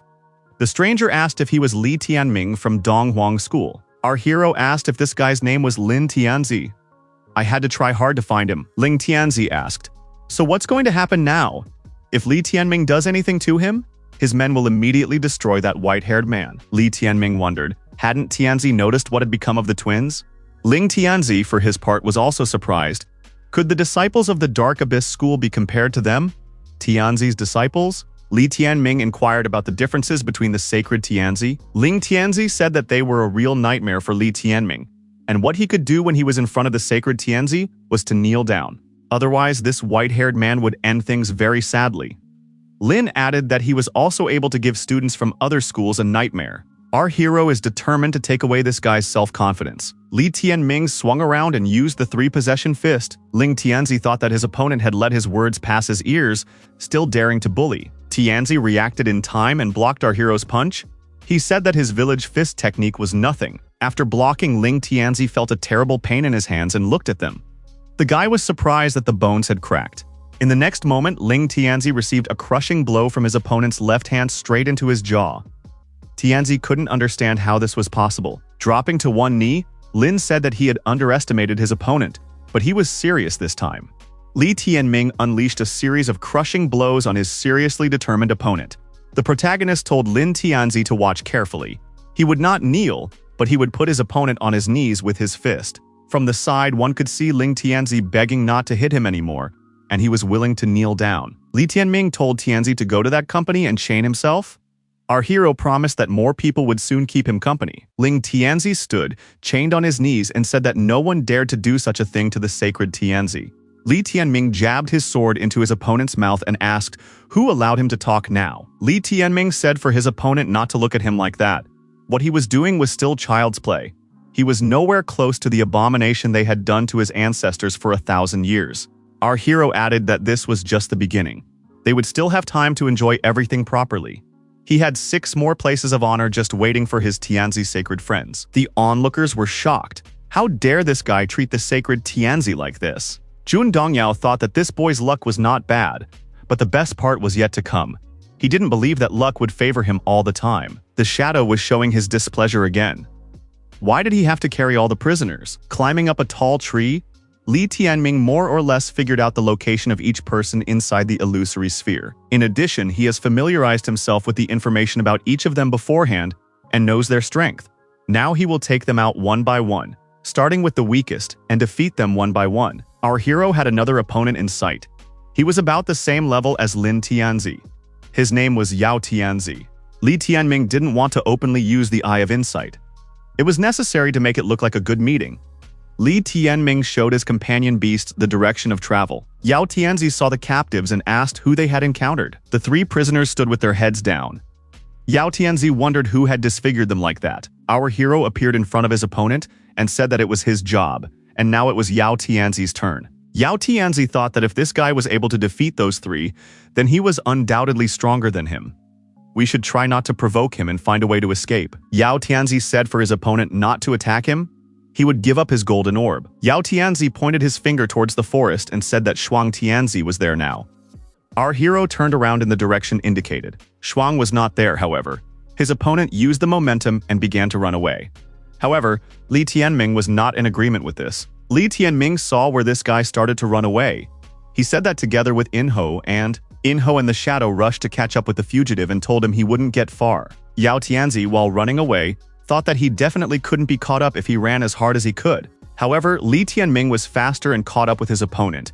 He grabbed his opponent's head and knocked him to the ground. With a blazing look, our hero said that he didn't like to be fooled.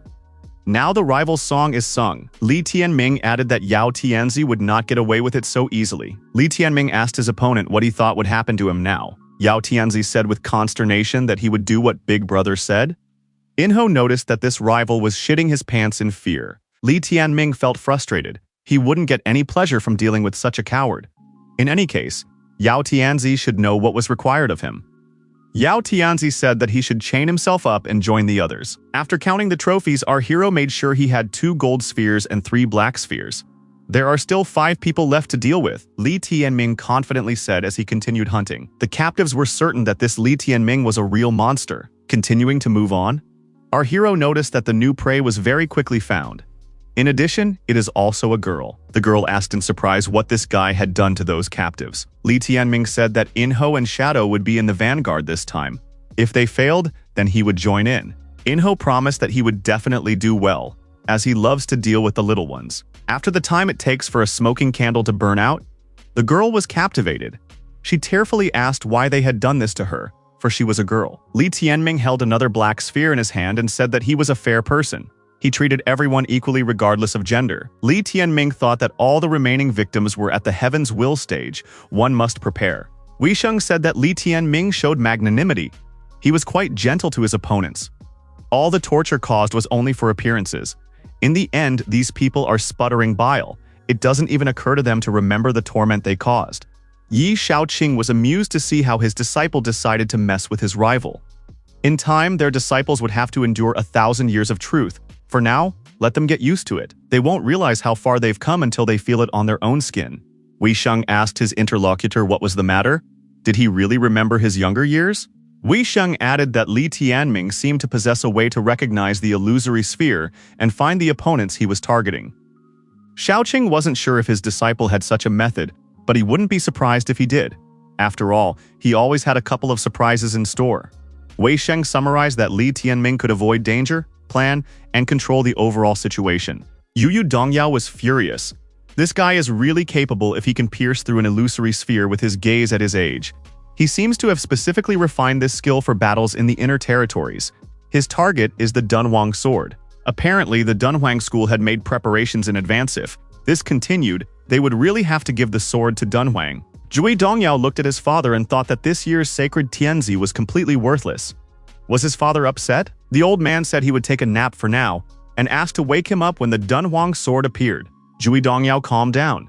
He decided that his father did not consider this boy a threat at all. The king tried to calm down. After all, when it came to strength, this boy was too far away from Yuelin Shuang. Using the eye on his palm, our hero decided that his next target was Jun Yuanjin. All that's left is to find him. Find out your opponent's location, Li Tianming said. He's spinning on the blue sea. From the looks of it, his target is Wei Sheng's brother and sister, the boy thought. Even though it only flashed for a moment, it was definitely a big Keith, the family companion beast of the Weisheng clan.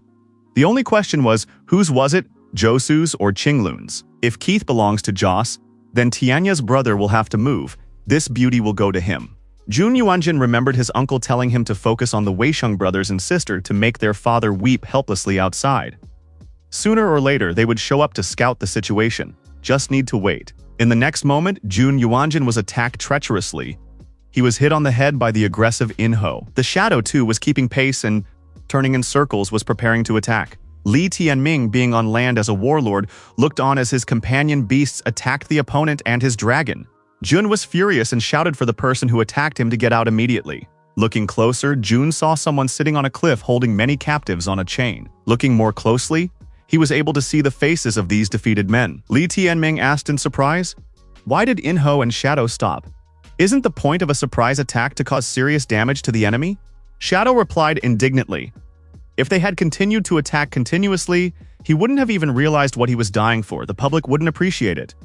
Enho added that, in any case, this guy would be in trouble. Jun Yuanjin realized that he had been attacked by Li Tianming from the Dunhuang school. Jun shouted that this guy had gotten cocky if he dared to treat the sacred Tianyi like this. This is the palace of the sacred sky, and this is where this white-haired guy would find his doom. Li Tianming said that his opponent is wrong. Here is the Dunhuang land barrier. Our hero said to keep his companion beasts going and keep hitting the opponent. You have to show more gore, Jun shouted. Does his opponent really want to embarrass him with a few worthless pets? He won't succeed at anything. Enho, turning around for another attack, was surprised that this guy didn't count with him at all. Shadow said the word worthless was unnecessary. Li Tianming said that even he dare not underestimate his companion beasts. However, the opponent had managed to anger them. Now it would be the end of him. Jun looked around with his weapon in hand and prepared to repel the attack of these little beasts. Chick attacked his opponent and used the Heaven's Will Sword technique, the first cut. Shadow used the Dawn Herald technique. Li Tianming thought that Enho had honed the art of swordsmanship with him, but he lacks actual practice to consolidate and make a breakthrough. If he could master the Lord of all Swords with this battle, they would have a much more reliable support in the future. Enho continued to continuously attack his opponent and his companion beast. Jun was surprised that this chicken had such an advanced swordsmanship technique. One should not underestimate him. Shadow, transforming into a huge wild predator, also attacked the opponent's golden dragon.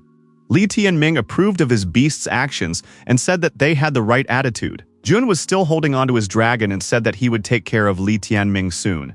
But first, he would destroy those worthless pets. However, Enho continued to refine his sword technique. Jun was angry and still couldn't understand why some chicken was fighting him as an equal. The golden dragon tried to fend off the huge predator's attack and wrapped his arms around Shadow's body. Li Tianming said to Enho to recall the introduction they had observed. That age-old bird devouring the sun was him, so the chick knows what it's like to be a lord? Enho floated in the sky and told everyone to obey him. Enho declared himself the lord of all swords and directed a stream of swords at the enemy. Jun saw the amount of fire swords that were pointed at him and was terribly frightened. He even cried out in fear. Li Tianming was satisfied. He and his beasts had succeeded. He didn't even doubt this outcome. Enho sat down on Jun's body floating on the water and said that this opponent was deactivated and subdued. Li Tianming said that this chick is absolutely the most peerless in the entire Celestial Empire. Jun, like the others, was chained up and kneeling in front of our hero. Li Tianming thrust his sword into his opponent's face and said that there was no need to listen to him talk further. He added that he had enough chains for everyone. Li Tianming looked up so that the audience could see his face through the screen and asked, "Zikong Jiansheng? Still having fun? And the Sacred Sky Palace?" Our hero decided that the performance was just beginning. Zikong Jiansheng saw all of this and was extremely angry. He was also alarmed. A beast companion Weisheng jumped out of the water. The young man shouted that Li Tianming's brother, his idol. Qinglong said that he watched the recent battle, saw everything from beginning to end. Li Tianming is a role model. Enho wondered if the boy was hiding in the whale's mouth. Isn't his odor embarrassing? Li Tianming replied that the opponents he had massacred were just small minions. Weisheng thought it was very impertinent to call the sacred Tianzi minions. He told the bird that he had a misconception about the odor. The whale's mouth is fragrant with the scent of grass. He could see for himself if he didn't believe it. Weisheng said if brother Li Tianming had some order for him, he would stop at nothing to fulfill it. Our hero replied that it was enough that he was safe and managed to keep his sphere. Qing Long expressed his desire to walk through the prisoners once. He wants to vent his anger for his elders. Li Tianming replied that the guy can feel free to do whatever he wants. After working on each of the captives, Qing Long said that he even felt better in his heart. Li Tianming told Qing Lun and Wei Sheng that they would go on together from here. Wei Sheng asked what to do with the prisoners. Li Tianming pondered. The more of them there were, the harder it was to drag them along. Qing Long cheerfully said that he knew what to do about it. Li Tianming could provide it to him. All the prisoners, one by one in a chain, furrowed the waters. Qing Long hooked the chain to the tail of his whale. Judging from their filthy appearance, it was worth giving them a water treatment. Li Tianming, Yingho, and Qing Lun plunged into the whale's mouth and continued swimming. Yingho agreed that there was no strange odor here. In addition, there was a herbal fragrance hovering. The conditions were like a first-class cabin. Li Tianming said that they continued to hunt for rivals. Our hero, using the eye in the palm of his hand, determined that Josu Weisheng was in trouble. We must rush to her aid. The guy added that she was being chased by Yao Tianzi and Jun Tianyi. Qing Long asked his interlocutor, "What is the name of the eye on his hand?" Keith changed his direction of travel and headed over to help Joss. Li Tianming told Qing Lun about the eye not to tell anyone. The pursuers said Josu wouldn't be able to escape. They will follow her all the time. Yao Tianzi said that this kind of chance to torment Josu, she would definitely not miss. Josu told Qingmu, her companion animal, to pick up the pace. She too was in the whale's mouth. Josu knew that there was no way her pursuers could be allowed to catch up with her. The chase continued. The golden dragon was about to catch up with the whale. Li Tianming, watching the chase, said that the pursuers had split up and could now be broken up one by one. He advised Qing Lun to lie low for the time being. Li Tianming told the chick to call the cat, and then they should go to help Jos. He himself will take care of the stalker for now. She is clearly not weak. After splitting up, each of the heroes set off on their own mission. The stalker noted that Josu's speed had slowed down considerably. She was finally getting tired. This time she would have to play with her properly. Suddenly, someone asked her, why would one girl make it difficult for another girl? Yao Tianzi wondered how he ended up here. She hadn't even noticed him. Our hero introduced himself. He said he was Li Tianming from Dunhuang School and was her nightmare. Yao Tianzi was surprised how this guy ended up on her bird. Li Tianming, without thinking for a long time, used the will of the rebel god sword and attacked his opponent with his weapon. The attacker used Qian and Kun's Doom. In the process of the battle, the bird lost a wing and was rapidly falling downward. Yao Tianzi lowered herself onto the water and screamed as her rival dared to treacherously attack her beast. Is this guy's life really no fun at all? She thought to herself. How dare the scum from Dunhuang High School bully in front of her? Suddenly, Li Tianming disappeared and appeared behind Yao Tianzi. He immediately used the three-possession fist. Losing her balance, the girl thought that her opponent had tricked her again. Li Tianming used the human possession, the sky-shattering fist. Yao Tianzi, as was common in such cases, received a staggering fist strike to her jaw. It was the heavenly possession, the fist that shocks the gods. The girl thought that she would soon lose consciousness from such blows. The next strike was divine possession, the world's destroying fist, diving in. Yao Tianzi thought that the power of this fist technique was at the level of heaven's will. Just like the previous victims, Li Tianming stowed his sword in his opponent's mouth. He told her to keep quiet. Yao Tianzi didn't understand how this was possible. She didn't even have a chance to answer him. Li Tianming told her to give him her golden orb. The girl only mumbled something in response. She glanced at the ring on her finger. With a sword strike, Li Tianming swelled his opponent's finger along with the ring. Yao Tianzi was squirming in pain. Li Tianming made sure that there was no sphere in the ring. He decided that it was a waste of time. Li Tianming said that the sphere couldn't move more than 10 meters away from the contestant. So, she had already given her sphere to Jun Tianyi. Among Tianyi's disciples in terms of cruelty and cunning, she is unrivaled. But he doesn't have time for her. Speed here will come a person to continue her cultivation. Li Tianming said that he needed to hurry up. It was unknown what the situation of Josu and his companion beasts was right now. For Taiyi disciples, the battles of the hinterlands were the place where their souls faded away. Those responsible have a great debt to them. Defeating Yao Tianzi is far from enough to repay it. Jun Tianyi and Yuling Shuang were the ones who could really be considered big fish. Our hero didn't think that he would meet one of them so soon. Jun Dongyao thought that this guy had the courage to go after Tianyi. Then it was time to show himself to his son. Tianyi shouted from his dragon that Josu Weisheng wouldn't be able to escape him. This time, his mission is to take care of her. Looking for the Dunhuang sword is not necessary for him. Tianyi said that there was no point in running away. As long as the Dunhuang sword doesn't appear, he will still pursue her.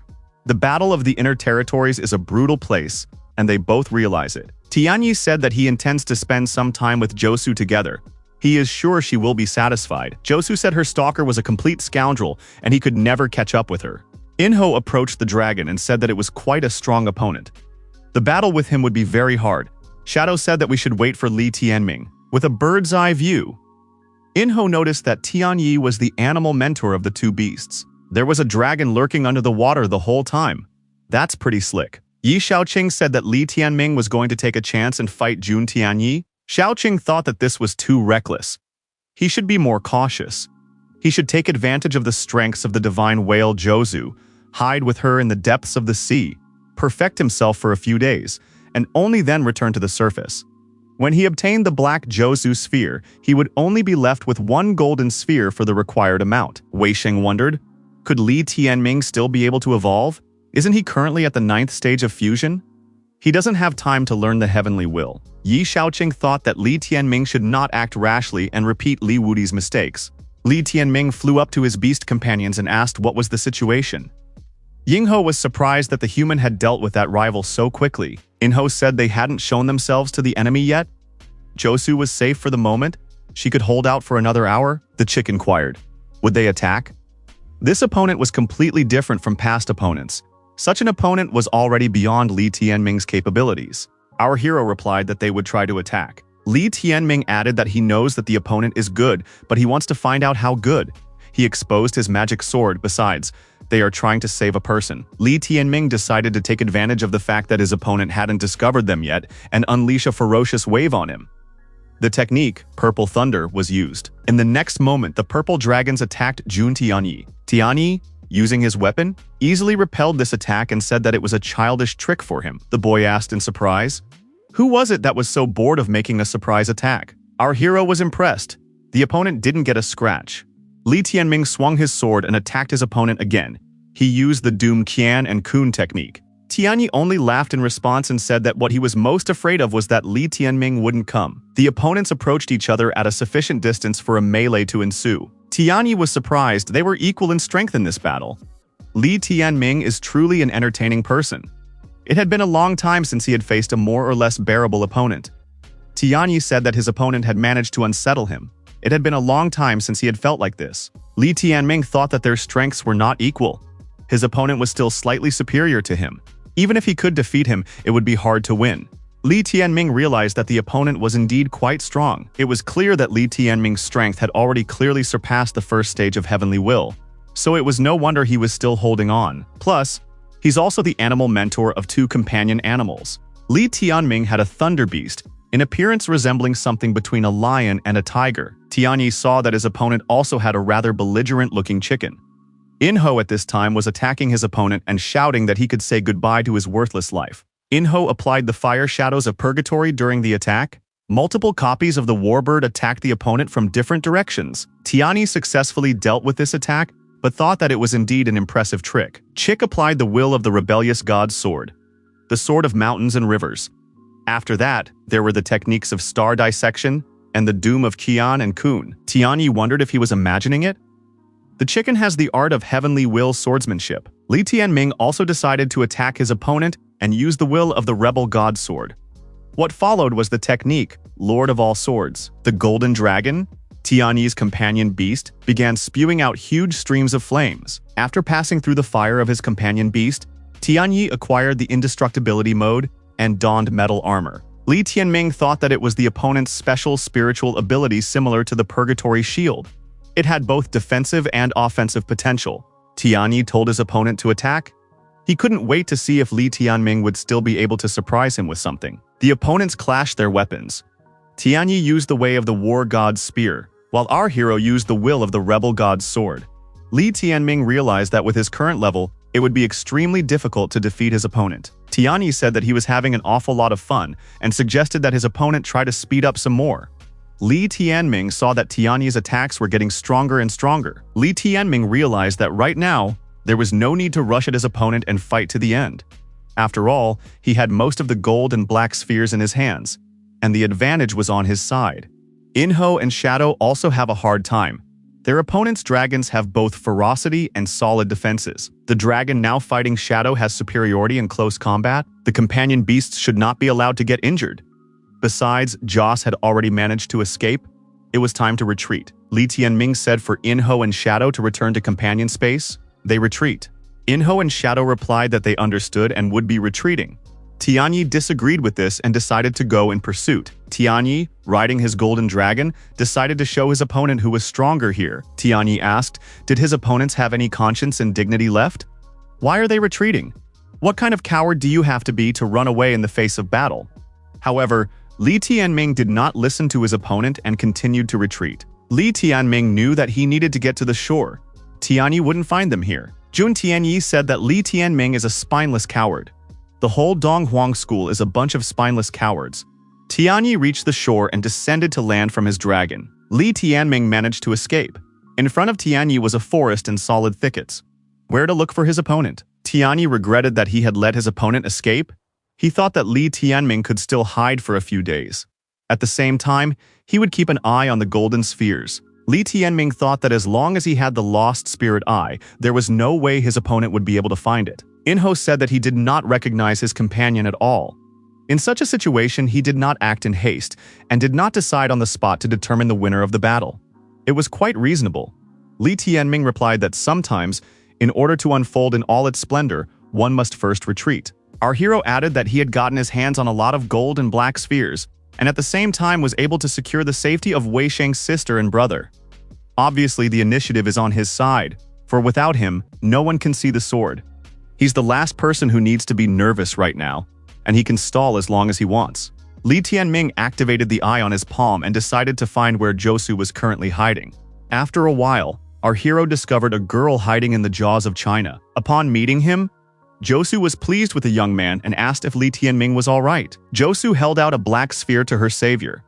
Li Tianming told her to keep it at her place for now. Li Tianming said that when he got another golden sphere, he would end up with 5 gold spheres and 4 black spheres. Li Tianming added that he will take the orb from Josu when the time is right. He wants to control the timing of the appearance of the Dunhuang sword. There was no need for haste. Right now, it would be best to delay the competition so that he could have enough time to prepare. Josu wondered how her interlocutor had gotten so many spheres. After a while, Josu's brother also appeared, bringing the captives with him. Josu was overjoyed that her brother was safe and sound. Josu was surprised to see people tied to the tail of his whale. It was unbelievable. Qinglong said that this was all the work of Li Tianming's brother. He taught these participants a sorrowful lesson. Josu said that Li Tianming also helped the Southern Sky School to vent their anger. She truly admires the young man. Li Tianming said for Josu to ask her father to give some support to the Dunhuang school, and then they will be even. Josu agreed and added that they shared a hatred for the Palace of the Sacred Sky. Besides, they share the same origins. Qinglong said that Jun Tianyi was too strong. There might be certain difficulties with him. Li Tianming replied that it wasn't that difficult, but he would need his brother and sister's help in finding a safe place where he could make a breakthrough from the 7th fusion stage to the 8th fusion stage. Qinglong said that he was completely confused. It turns out that Li Tianming is not at the peak of fusion yet. Our hero told his interlocutor not to think about it. He could just believe in the 5 rings of calamity. 18 days passed. Finally, our hero rose from the seafloor and said that last time he was unable to deal with Jun Tianyi. This time, the fight would end even before 10 breaths had passed. Li Tianming was discovered by his opponent. Tianyi said, finally, Li Tianming appeared from the bottom. Tianyi wondered, is the opponent planning to run away in disgrace again? He's acting like a cowardly turtle. Enro said that this Tianyi is too noisy. Li Tianming stated that Enro and Shadow were taking on the dragons. It would be enough if they just detained the dragons. Shadow became a savage predator again and shouted that he would tear the dragon's iron hide to shreds.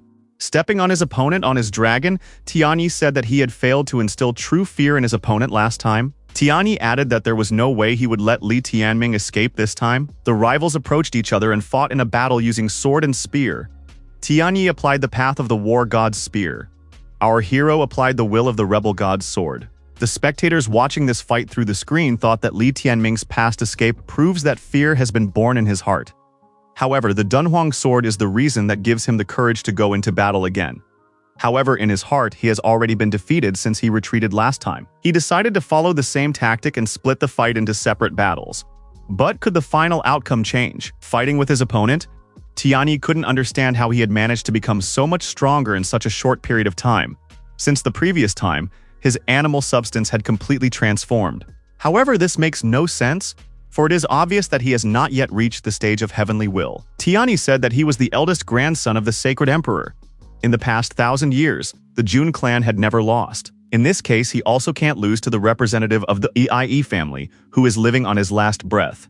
He applied the way of the god of war spear, fighting until the victorious end. Tianyi saw Li Tianming's many spears in front of him, each of which was ready to attack him. Our hero declared that every heresy and vice would fall under his sword. One sword ascends upward, destroys the laws of heaven, and frees from the fetters of the world. Lord of all swords. Under the onslaught of this attack, Tianyi thought that things were taking a bad turn. It was clear to the naked eye how much more majestic the opponent's sword aspirations had become. Tianyi cried out loudly. After another attack from his opponent, his armor was damaged. Li Tianming grabbed his opponent by the throat and told him to prepare like the others for the triple-friendly submission. Our hero also applied the three-possession fist, pointing his sword in his opponent's face. Our hero said Josu told him of his opponent's plans for her. Li Tianming remarked that this kind of behavior was not befitting a decent man. So for her sake, he would have to make sure that his rival wouldn't even think of such behavior in the future. Li Tianming struck a chopping blow with his sword in the area between his opponent's legs. Tianyi lay there squirming in pain. Our hero said that special kinds of refinement would open up for Tianyi in the future. It was just a benevolent nothingness. Jun Dongyao jumped up from his seat and shouted loudly. This was a true tragedy. The king was furious. There was no way in his mind how Li Tianming dared to do such a thing. Li Tianming approached his opponent again and took his head and asked him if he had anything to say.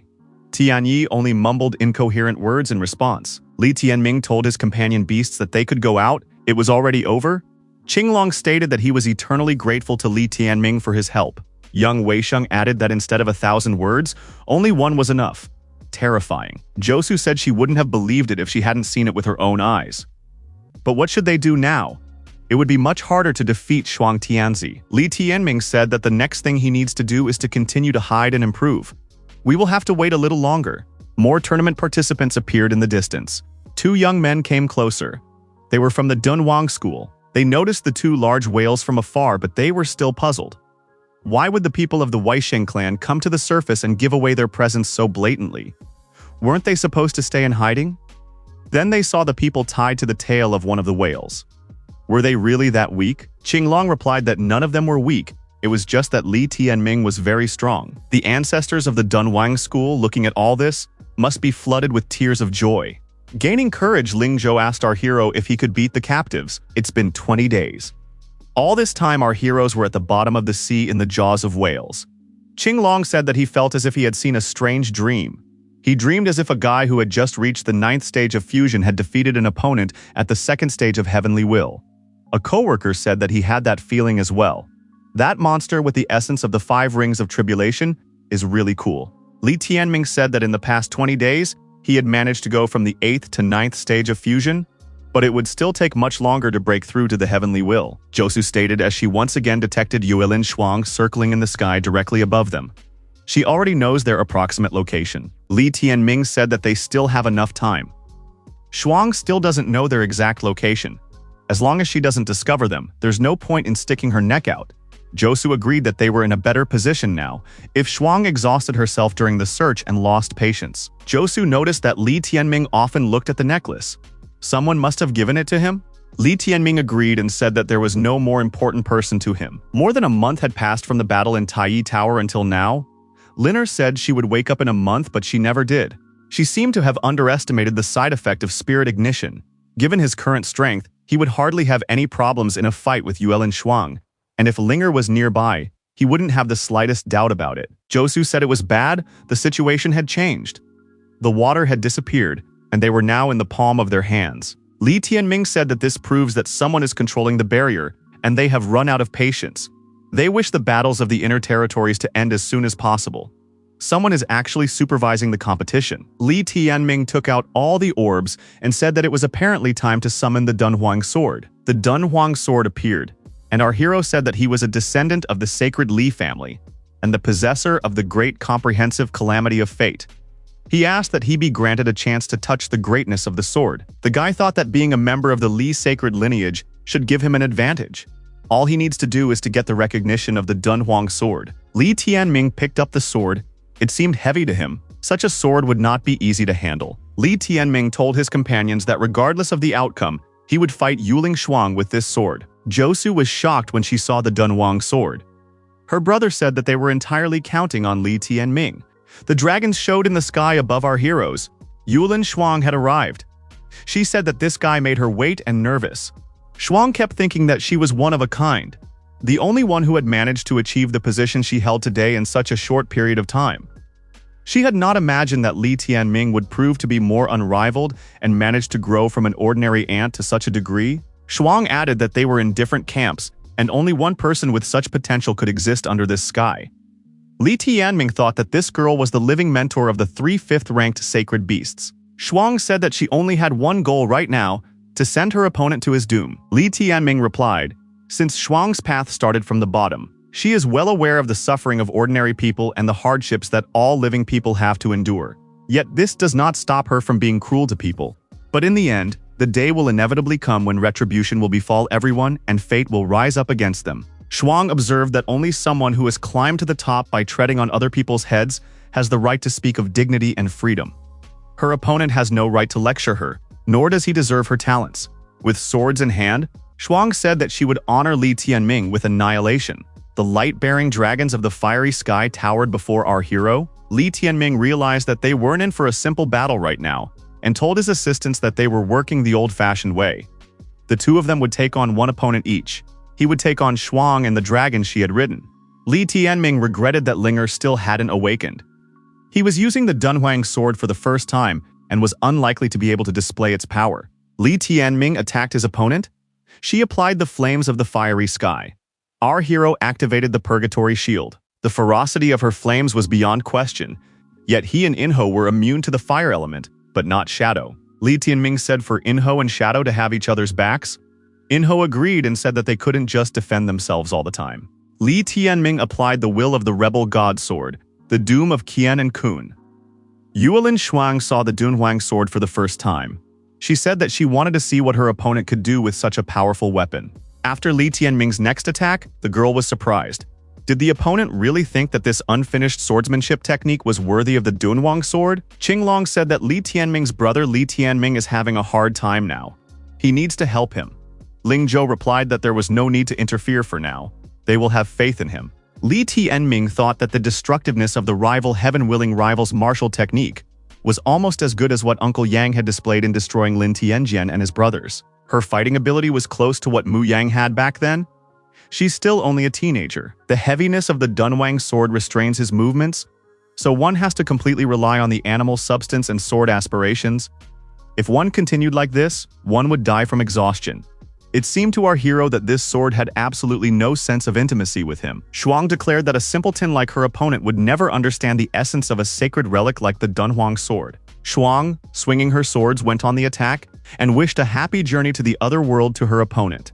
She used the secret technique of pure sky execution. Li Tianming entered into a conversation with the sword. He said that if it was indeed a Dunhuang sword belonging to a founding ancestor before, then it should grant its wielder strength in the here and now. Our hero needed some more strength instead of restraining him. Shuang was surprised that her opponent withstood her attack. He had managed to surpass everyone she had ever faced, but would he be able to withstand the next attack? Shuang, attacking, used the purple sky technique. Spirit extermination? Li Tianming used the will of the rebel god sword, the lord of all swords. Our hero was approached by a dragon with a rival at high speed. Also, blades were moving in his direction. Li Tianming activated a defense that these blades could not penetrate. Shuang said that it was a striking sword will. If he reached the Heaven's Will stage at this point, it would all be over. There was no way he could be left alive. The girl was upset that her opponent made her look so pathetic after that attack. Still, she was sure that it was his strongest move. She wouldn't let him use it twice.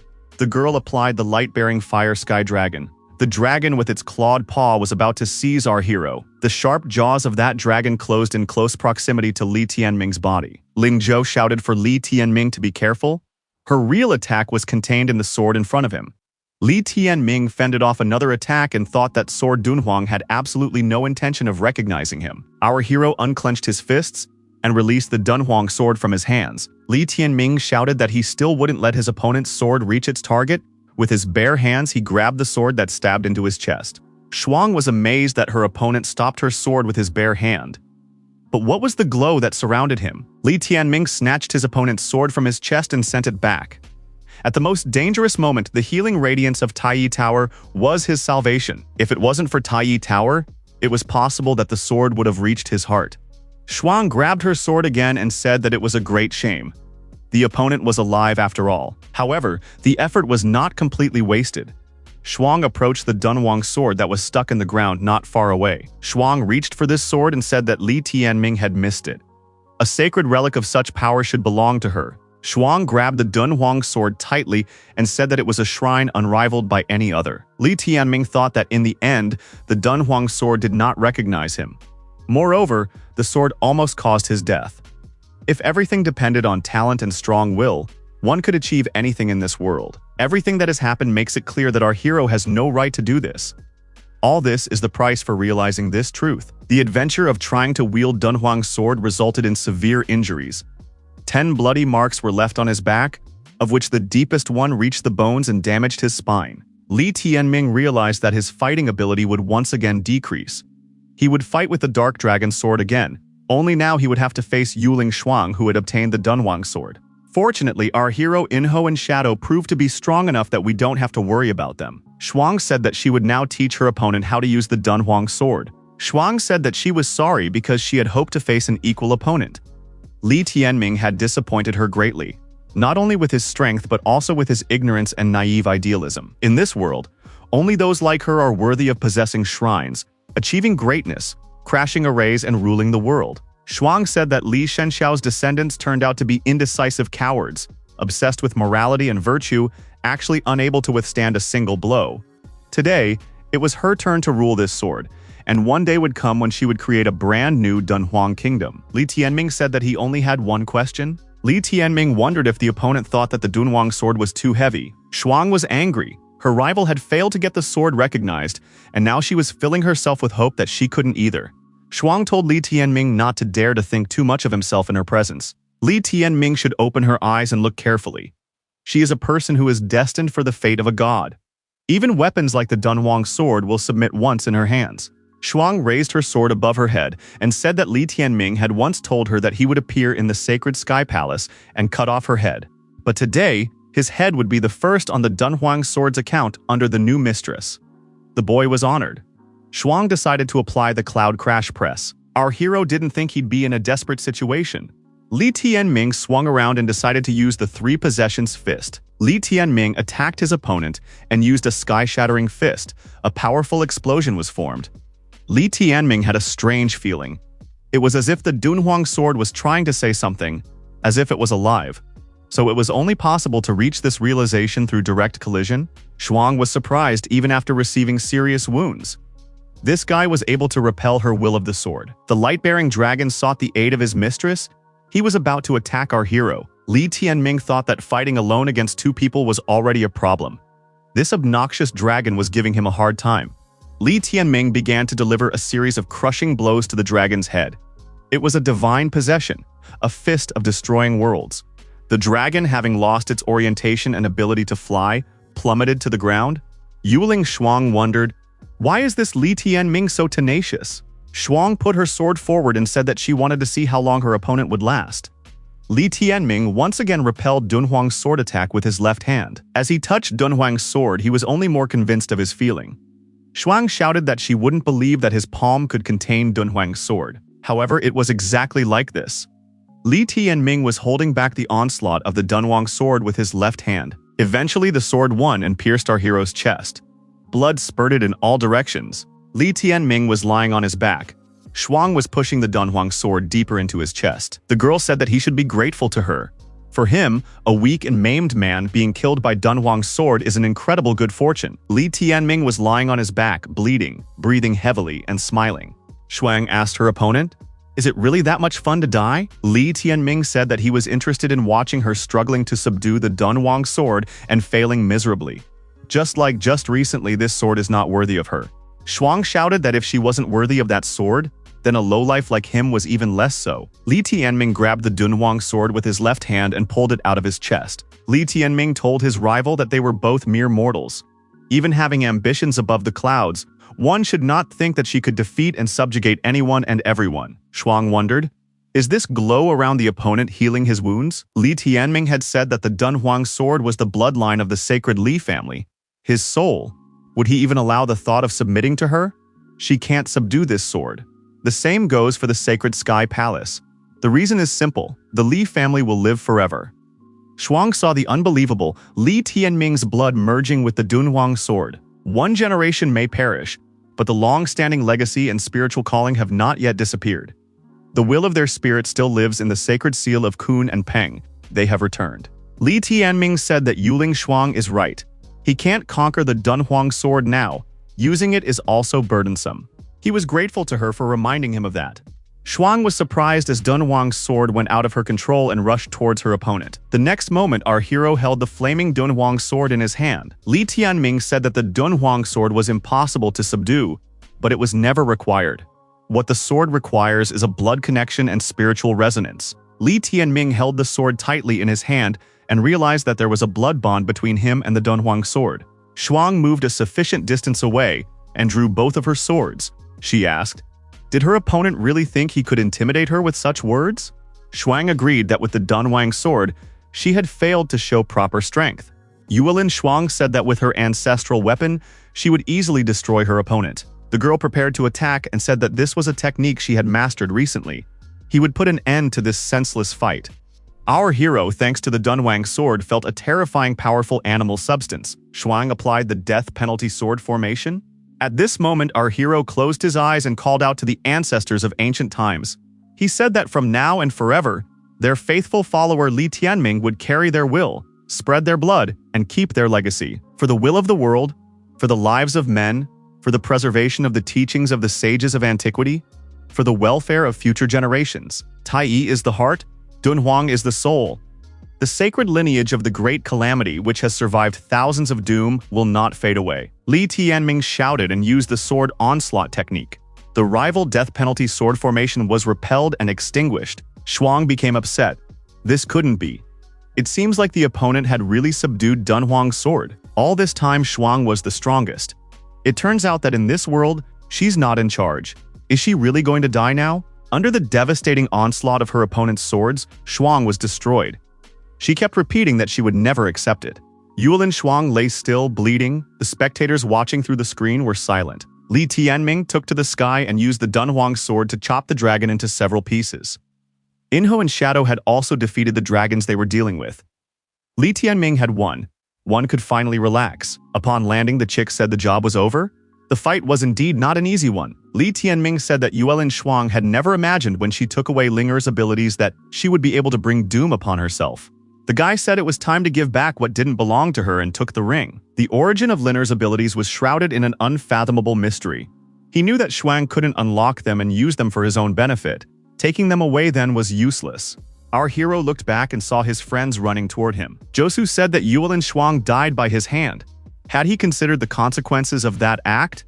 Li Tianming wondered what was wrong with that. Josu explained that since ancient times, in the battles of the inner territories, the sacred Sky Palace had held the initiative, but they had never annihilated their opponents. The losing disciples suffered bitter defeats, on each of them returned alive. Li Tianming continued that this was because the sacred Sky Palace feared that because of this, the rivals would henceforth be hesitant to engage in battles of the inner territories. The existing rules suited them completely. They were afraid that the ancient country of gods would amend the rules of the Dunhuang sword fight. Right now they were inside the grounds of the sacred Sky Palace. As long as they were inside the barrier, they would be safe.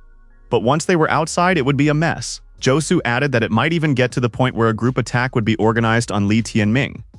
Li Tianming replied that this would not happen. The Battle of the Inner Territories is a game whose rules are created by the ancient land of gods, and it has not introduced rules that prohibit the destruction of opponents, so none of their conditions are broken. If the Sacred Sky Palace dares to attack him or his elders, it will be a public spitting on the fairness of the inter-territory battle. Under no circumstances would they dare to undermine the authority of the ancient land of the gods like that. Josu had originally thought that Li Tianming had destroyed Shuang because his circumstances forced him to. But it turns out it was all within the scope of his plans. Those present lifted their heads up and saw the barrier collapsing. Li Tianming was surprised. Wasn't it said that the Dunhuang sword should be held for 10 days? Why was it so early? Li Tianming saw that there was an organized attack on him right from the Elder Box. Our hero thought this is a bad case. He can't dodge this time. The attack in front of his very nose dissolved and disappeared. Li Tianming wondered, who was it? A warrior appeared in front of our hero, shouting hatefully that he was about to destroy Li Tianming. That person put his hand forward, went on the attack and shouted that Li Tianming would not be able to survive. At the same moment, two more people, Ye Shaoqing and Wei Sheng, appeared in the arena. They repelled the attack and told that person to stop the commotion. Jun Dongyao also appeared in the arena and told his brother to calm down and not do this. The king said that he shouldn't destroy Li Tianming. Jun Dongyao said that you can't break the rules and need to think about the consequences. The attacker angrily told our hero that he had destroyed the person dearest to him. In this life, he will not rest until he sends Li Tianming straight to hell. Li Tianming replied that no matter what his opponent said or thought, he could safely say that he was not guilty. The opponent said that Shuang wouldn't die alone. Together with her, he would bury the entire Dunhuang school. He will dot the Dunhuang mountain range with rivers of blood in their corpses.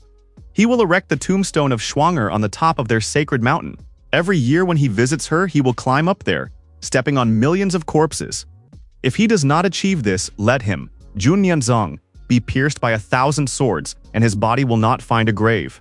Li Tianming thought that now the Dunhuang school might be mired in crisis because of him. Yi Shaoqing said that even if he didn't destroy Yuling Shuang, nothing would change in the end. Jun Yanchang took Shuang in his arms and said that he needed a little more time. He would spend the rest of his life by her side and would not distance himself one step. Niantian carried the girl away in his arms and whispered something to her. The king told his brother to forget for the time being. The vengeance of a noble husband is not exacted at the same hour. A voice came from above and said that it was congratulating the sacred Li clan. After 1,000 years, they brought back the Dunhuang sword again. Li Tianming thought that this was a person from the ancient country of gods. More than 1,000 years had passed, in which more than 100 battles of the inner territories had been organized. Yet there had never been a time when the ancient god country's man had expressed his congratulations. There was no doubt that their person was observing the battles. Yi Shaoqing said that he emerged at the perfect moment when the sacred heaven palace's fury had reached its highest point. This is good food for thought. The Supreme Elder said the battle for the interior is over. The old man added that all the spectators would find the exits on their own. The students of Dunhuang School were surprised and really just let go. No one bothered to prevent them from leaving. However, they must have immediately started making a plan of attack. Yi Shaoqing said that this was how the Dunhuang kingdom was arranged. Anything that happened at this moment was inevitable. Actions or inactions had no effect on the overall outcome. Yi Shaoqing said that the war would probably come much sooner than he had anticipated. Li Tianming asked his master, "Is their Myriad Mountains Dunhuang barrier strong?"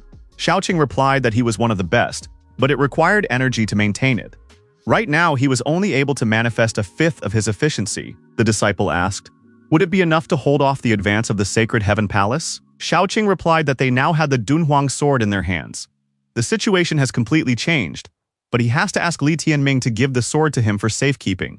He will return it when the guy becomes capable of defending it. Li Tianming agreed and added that it really wasn't safe to keep this sword with him. Yi Shaoqing took the Dunhuang sword in his hands and said that 1,000 years had passed like a single minute.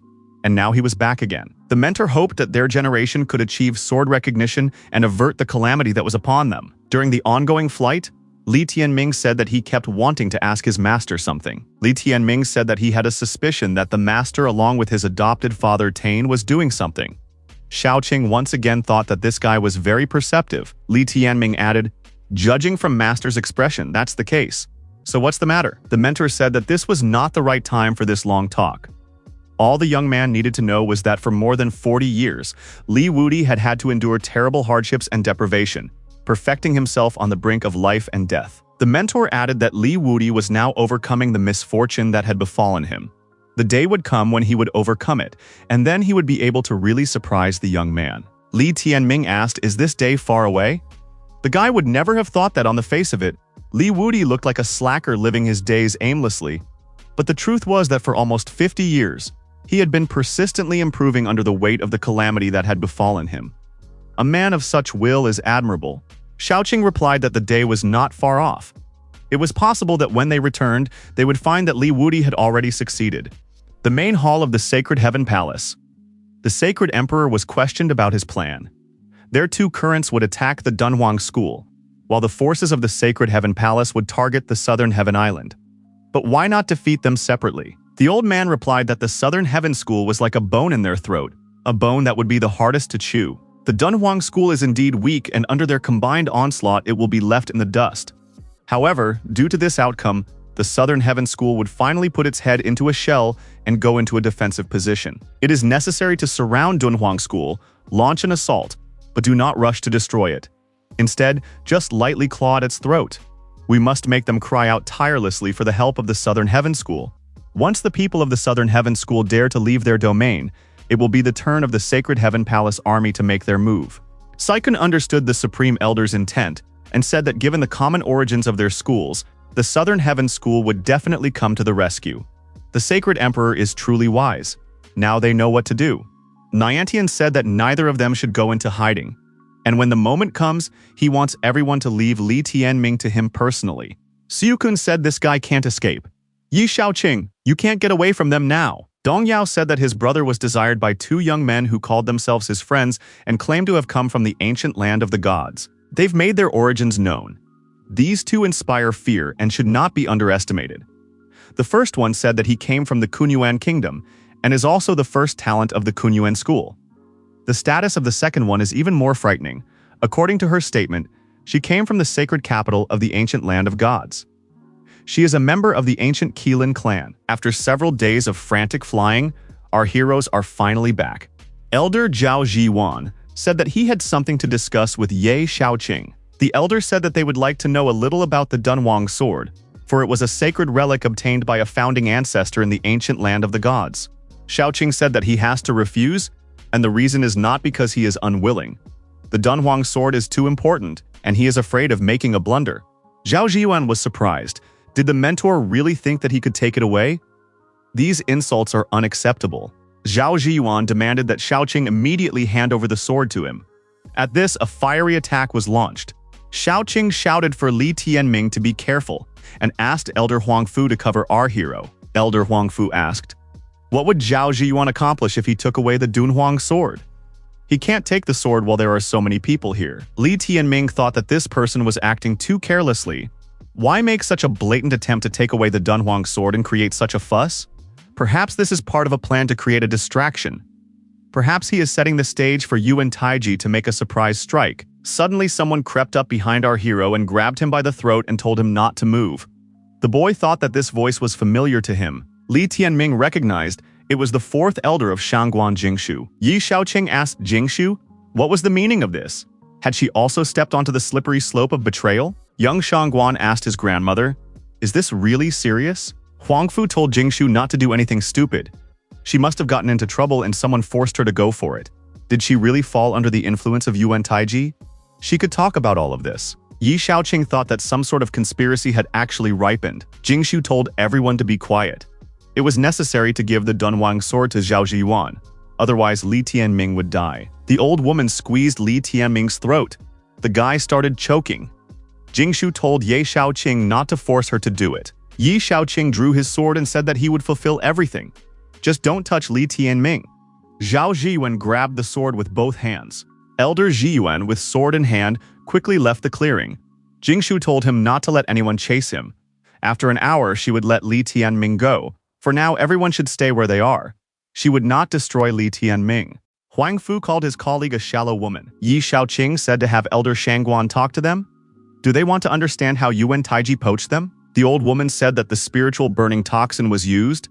It poisoned her and Zhao Zhiyuan, and only he can neutralize this toxin and release them. Jingshu told Xiaoqing to retreat. There was no way for the Yi clan to defeat Yuan Taiji. Once the Dunhuang sword is in his hands, no one will be able to protect the Dunhuang school better than him. The old woman added that they were forced to work for Yuan Taiji, and so they stole the Dunhuang sword for him. Jingshu said that Yuan Taiji held control over the Council of Elders with an iron grip and would one day strike a decisive blow at some point. Those present cannot even imagine what methods Tai Chi has in its arsenal and how far-reaching its plans are. So one must run away and accept defeat. 1 hour passed. Jingshu let our hero go and apologized. She told the Ye clan to take him as far away from the Dunhuang kingdom as possible. With his abilities, he could one day return, defeat Yuan Taiji, retrieve the Dunhuang sword, and, when the time was right, revive the sacred Li clan. Li Tianming asked if Elder Shangguan was confident that by getting hold of the Dunhuang sword, Yuan Taiji would be able to hold the sacred Sky Palace and his allies. Jingshu said that he had a better chance than Xiao Qing. At this moment, there is no one more suitable for the role than Taiji in the Dunhuang school. Li Tianming realized that he couldn't tell Li Wudi's situation right now. If she knew, she would greatly regret her decision. Li Tianming wondered what would happen if Yuan Taiji defected to the sacred Sky Palace and went against his own people. Jingshu said that Li Tianming was underestimating him too much. She could safely say that no one in this world could make him bow down. The Sacred Emperor is no exception. Besides, for the next few decades, the Dunhuang sword would be in his hands. Huang Fu said to Xiao Qing not to hesitate and leave sooner rather than later. In the current situation, they were powerless to do anything. Xiao Qing said that it would take time for Taiji to gain control of the Dunhuang sword. In any case, it was necessary to return to the Dunhuang school and retrieve his men. Xiao Qing said that they can't leave while Qingyu and many others are still there. Li Tianming said that the enemy was too cunning and it was impossible to predict exactly how he would choose to attack. The mentor said that the sword slipped out of his hands, so the responsibility lies with him. How should he look into Li Wudi's eyes now? Huang Fu suggested that we split up. Some of the men would go after Zhao Zhiyuan, and Xiao Qing would take Qingyu and the others. Taiji wouldn't do anything to them. He only wanted Li Tianming. That was the end of it. Everyone went about their business. Only Li Tianming and Ye Shaoqing remained in the clearing. Li Tianming wondered, what would they do next? Would they really be on the run? Where could they go? Shaoqing said that if Yuan Taiji now has the Dunhuang sword, then he is the one who will fight back against the Sacred Sky Palace. We should take our men and leave the Dunhuang school, but not too far away. It's not long before the Three Currents Alliance attacks Dunhuang School. The young heir must escape to save the last spark of hope for Dunhuang School and the sacred Li family. As for Yuan Taiji, he would not question them for letting Li Tianming get away. A war was coming and he would need all the elders to maintain the myriad mountains of Dunhuang Barrier. Grandma Li said that she will always be proud of her grandson and his performances in the battles of the interior. Countless ancestors feel proud because of him. Li Tianming said that they are now forced to flee from the Dunhuang school. Our hero said they should all leave together and he would give all the details on the way. Shaoqing told Grandma Li and Qingyu to follow him. He would handle everything else. The old woman said that as long as her grandsons and granddaughter are safe, everything else is not so important to her. Cloud Peak? The place where they are now is called Cloud Peak. It was located in the western part of the Dunhuang mountain range and was known for its steep terrain with plenty of places to take cover and hide. From here, you will be able to see the direction of the Sacred Sky Palace's main strike and observe the battlefield. Yi Shaoqing said that now all they have to do is wait. The elders said they ran away as a family to enjoy the wild landscape and at the same time admire the Dunhuang school being wiped off the face of the earth. Instead of waiting here to perish, he would take Li Tianming as soon as possible and get out of here. At the very least, outside of the Dunhuang kingdom. This was Ye Tianlong, the eldest son of the Ye family and Ye Shaoqing's older brother. The elder said that no one here had asked his opinion. Tianlong said that if hostilities reached here, he and his children would leave immediately. Yi Shaoqing asked what his brother was even forgetting here.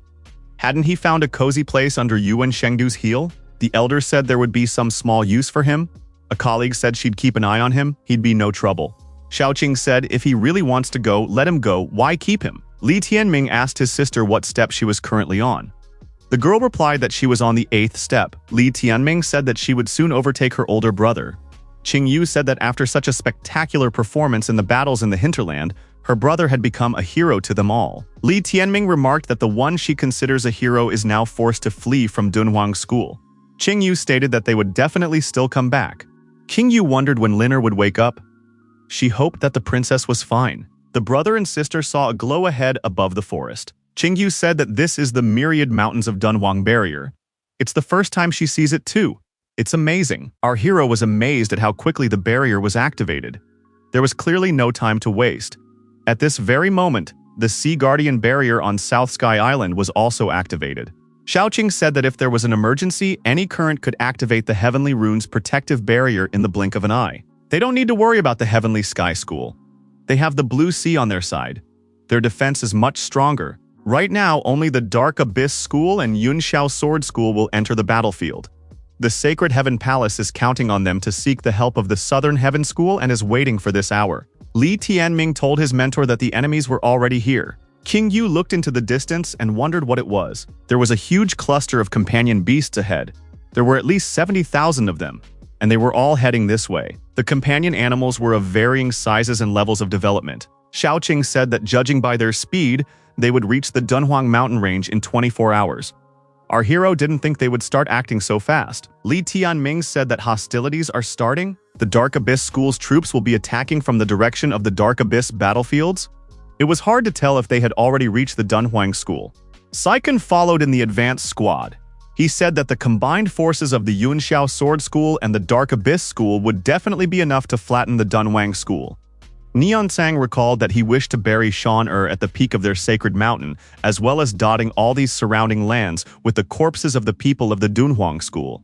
Niantian was certain that retribution would soon be served. Nianqiang said he almost moved away from her memory, separating Li Tianming's head from her body. The colleague said that he never thought he would get to enjoy this kind of fun. Originally, they had just planned to find him to return to the sacred capital together. The Heavenly Runes barriers of the Dunhuang realm had managed to impress him. It would take a lot of effort to overcome them.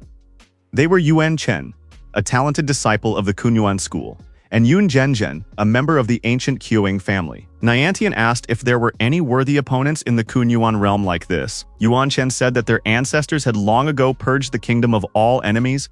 There was only one way to deal with those who had once become worthy adversaries, and that was to exterminate them without a trace.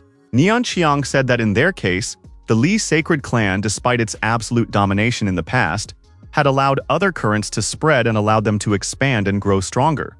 It was an act of generosity on their part. Yuan Chen said that this was not magnanimity, but stupidity. If they had not done so, they would not have suffered extinction.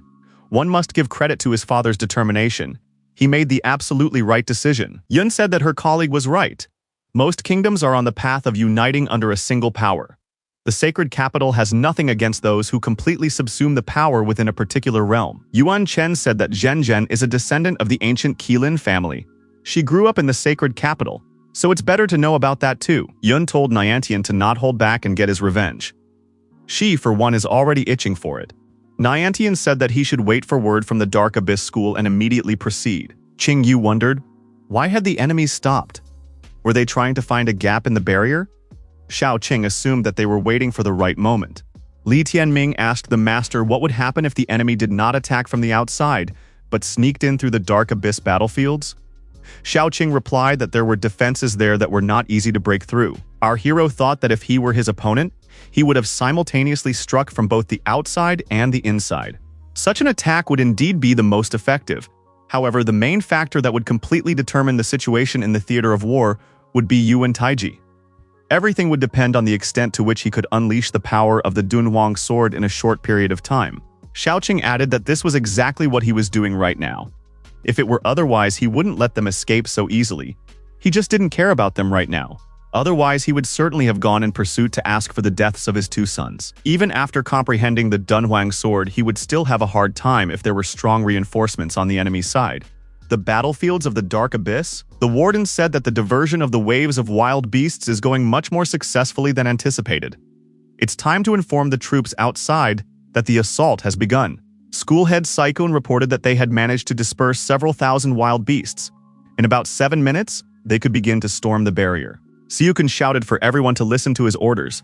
The Dunhuang mountain range must be flattened, destroying anyone who met in the way. You need to make your opponents crawl under their feet. Li Tianming realized that at this moment, the enemies had gone for an assault. This was the first time Li Tianming had ever seen a military action involving so many people. The enemies have entered the inner part of the barrier. There was white mist everywhere. Their visibility was limited. They could see nothing at all. Yuan Chen realized that this was an illusory fog. Who would have thought that the barriers in this realm really weren't as simple as they seemed? It is said that the construction of this barrier was supervised by Li Shenxiao himself. He learned the necessary knowledge in the ancient land of the gods. Saikun shouted for all the cloud guards to stay alert. Sikong, feeling supported, shouted for the Dunhuang guards to immediately appear in front of him. Li Tianming asked the master what was the illusory fog he was talking about. Shaoqing replied that this mist was part of the barrier. Yi Shaoqing added that their protective barrier was created by a pre-founder. All barriers of heavenly runes have a common feature, a clear order of functioning. Every man or beast that invades from the outside, the protective barrier branded as an enemy. This property is one of the reasons for the power of protective barriers. Every target that has been marked as an enemy will be affected by the barrier's defense mechanisms. This will not change even if the target breaks through to the inner territory of Dunhuang School and then back into the barrier. Due to the barrier's ability to recognize enemies, the Cloud Guards and their beast companions now had an illusory fog spread out in front of their eyes, and the Dunhuang Guards could see everything as if they were in the palm of their hands. In the event of a battle within the barrier, the Dunhuang Guardians would have a huge advantage on their side. An important part of the barrier is spiritual distress. In creating this barrier, the founding ancestor was able to capture spiritual distress and make it a part of the barrier, its strongest weapon. Li Tianming said that spiritual calamity is a natural phenomenon. Is it possible to command it? The mentor explained that it was possible. Within the barrier, it could be manipulated at will. You can even make it attack those who are marked by the barrier. Yi Shaoqing said that he knows when a spiritual calamity will arise. It will happen the moment the illusory fog completely fills the battlefield.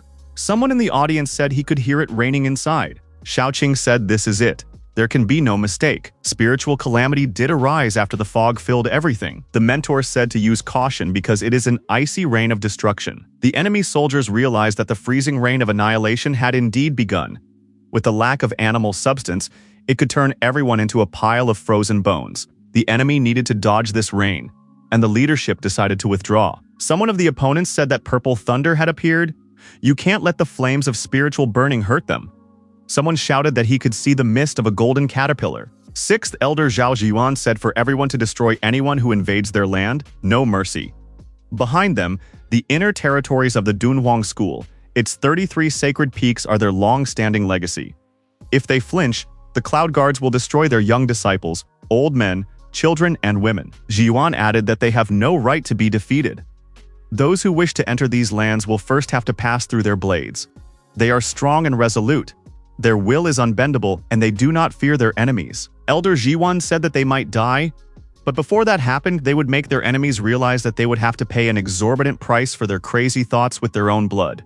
Before any of them die, he will take at least 5 enemies with him. The elder was the first to rush to the attack and said that there would be no mercy for the enemy. Already on the battlefield, Zhi Yuan was challenging his opponent Sikong Jiansheng to show up and fight like a man. To die in battle in the name of the Li family and the Dunhuang School is supreme happiness. The opponents fought to the last man. Nothing could stop the people of Dunhuang. The white tiger, Elder Zhi Yuan's companion beast, mercilessly destroyed the enemies. However, this predator could not escape injury either. A shower of blades struck his body. The warrior shouted that the animal substance was running low. They needed more people. The warrior reported to the elder that the strength of their brethren was running low.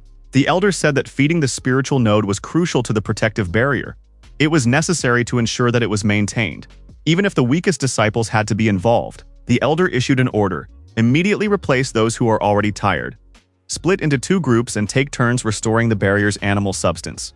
According to the elder's calculations, the Dark Abyss School had already moved from the direction of the Dark Abyss battlefields. The Dark Abyss School and the waves of ferocious wild beasts. The defenders of that frontier would have to face a much fiercer onslaught.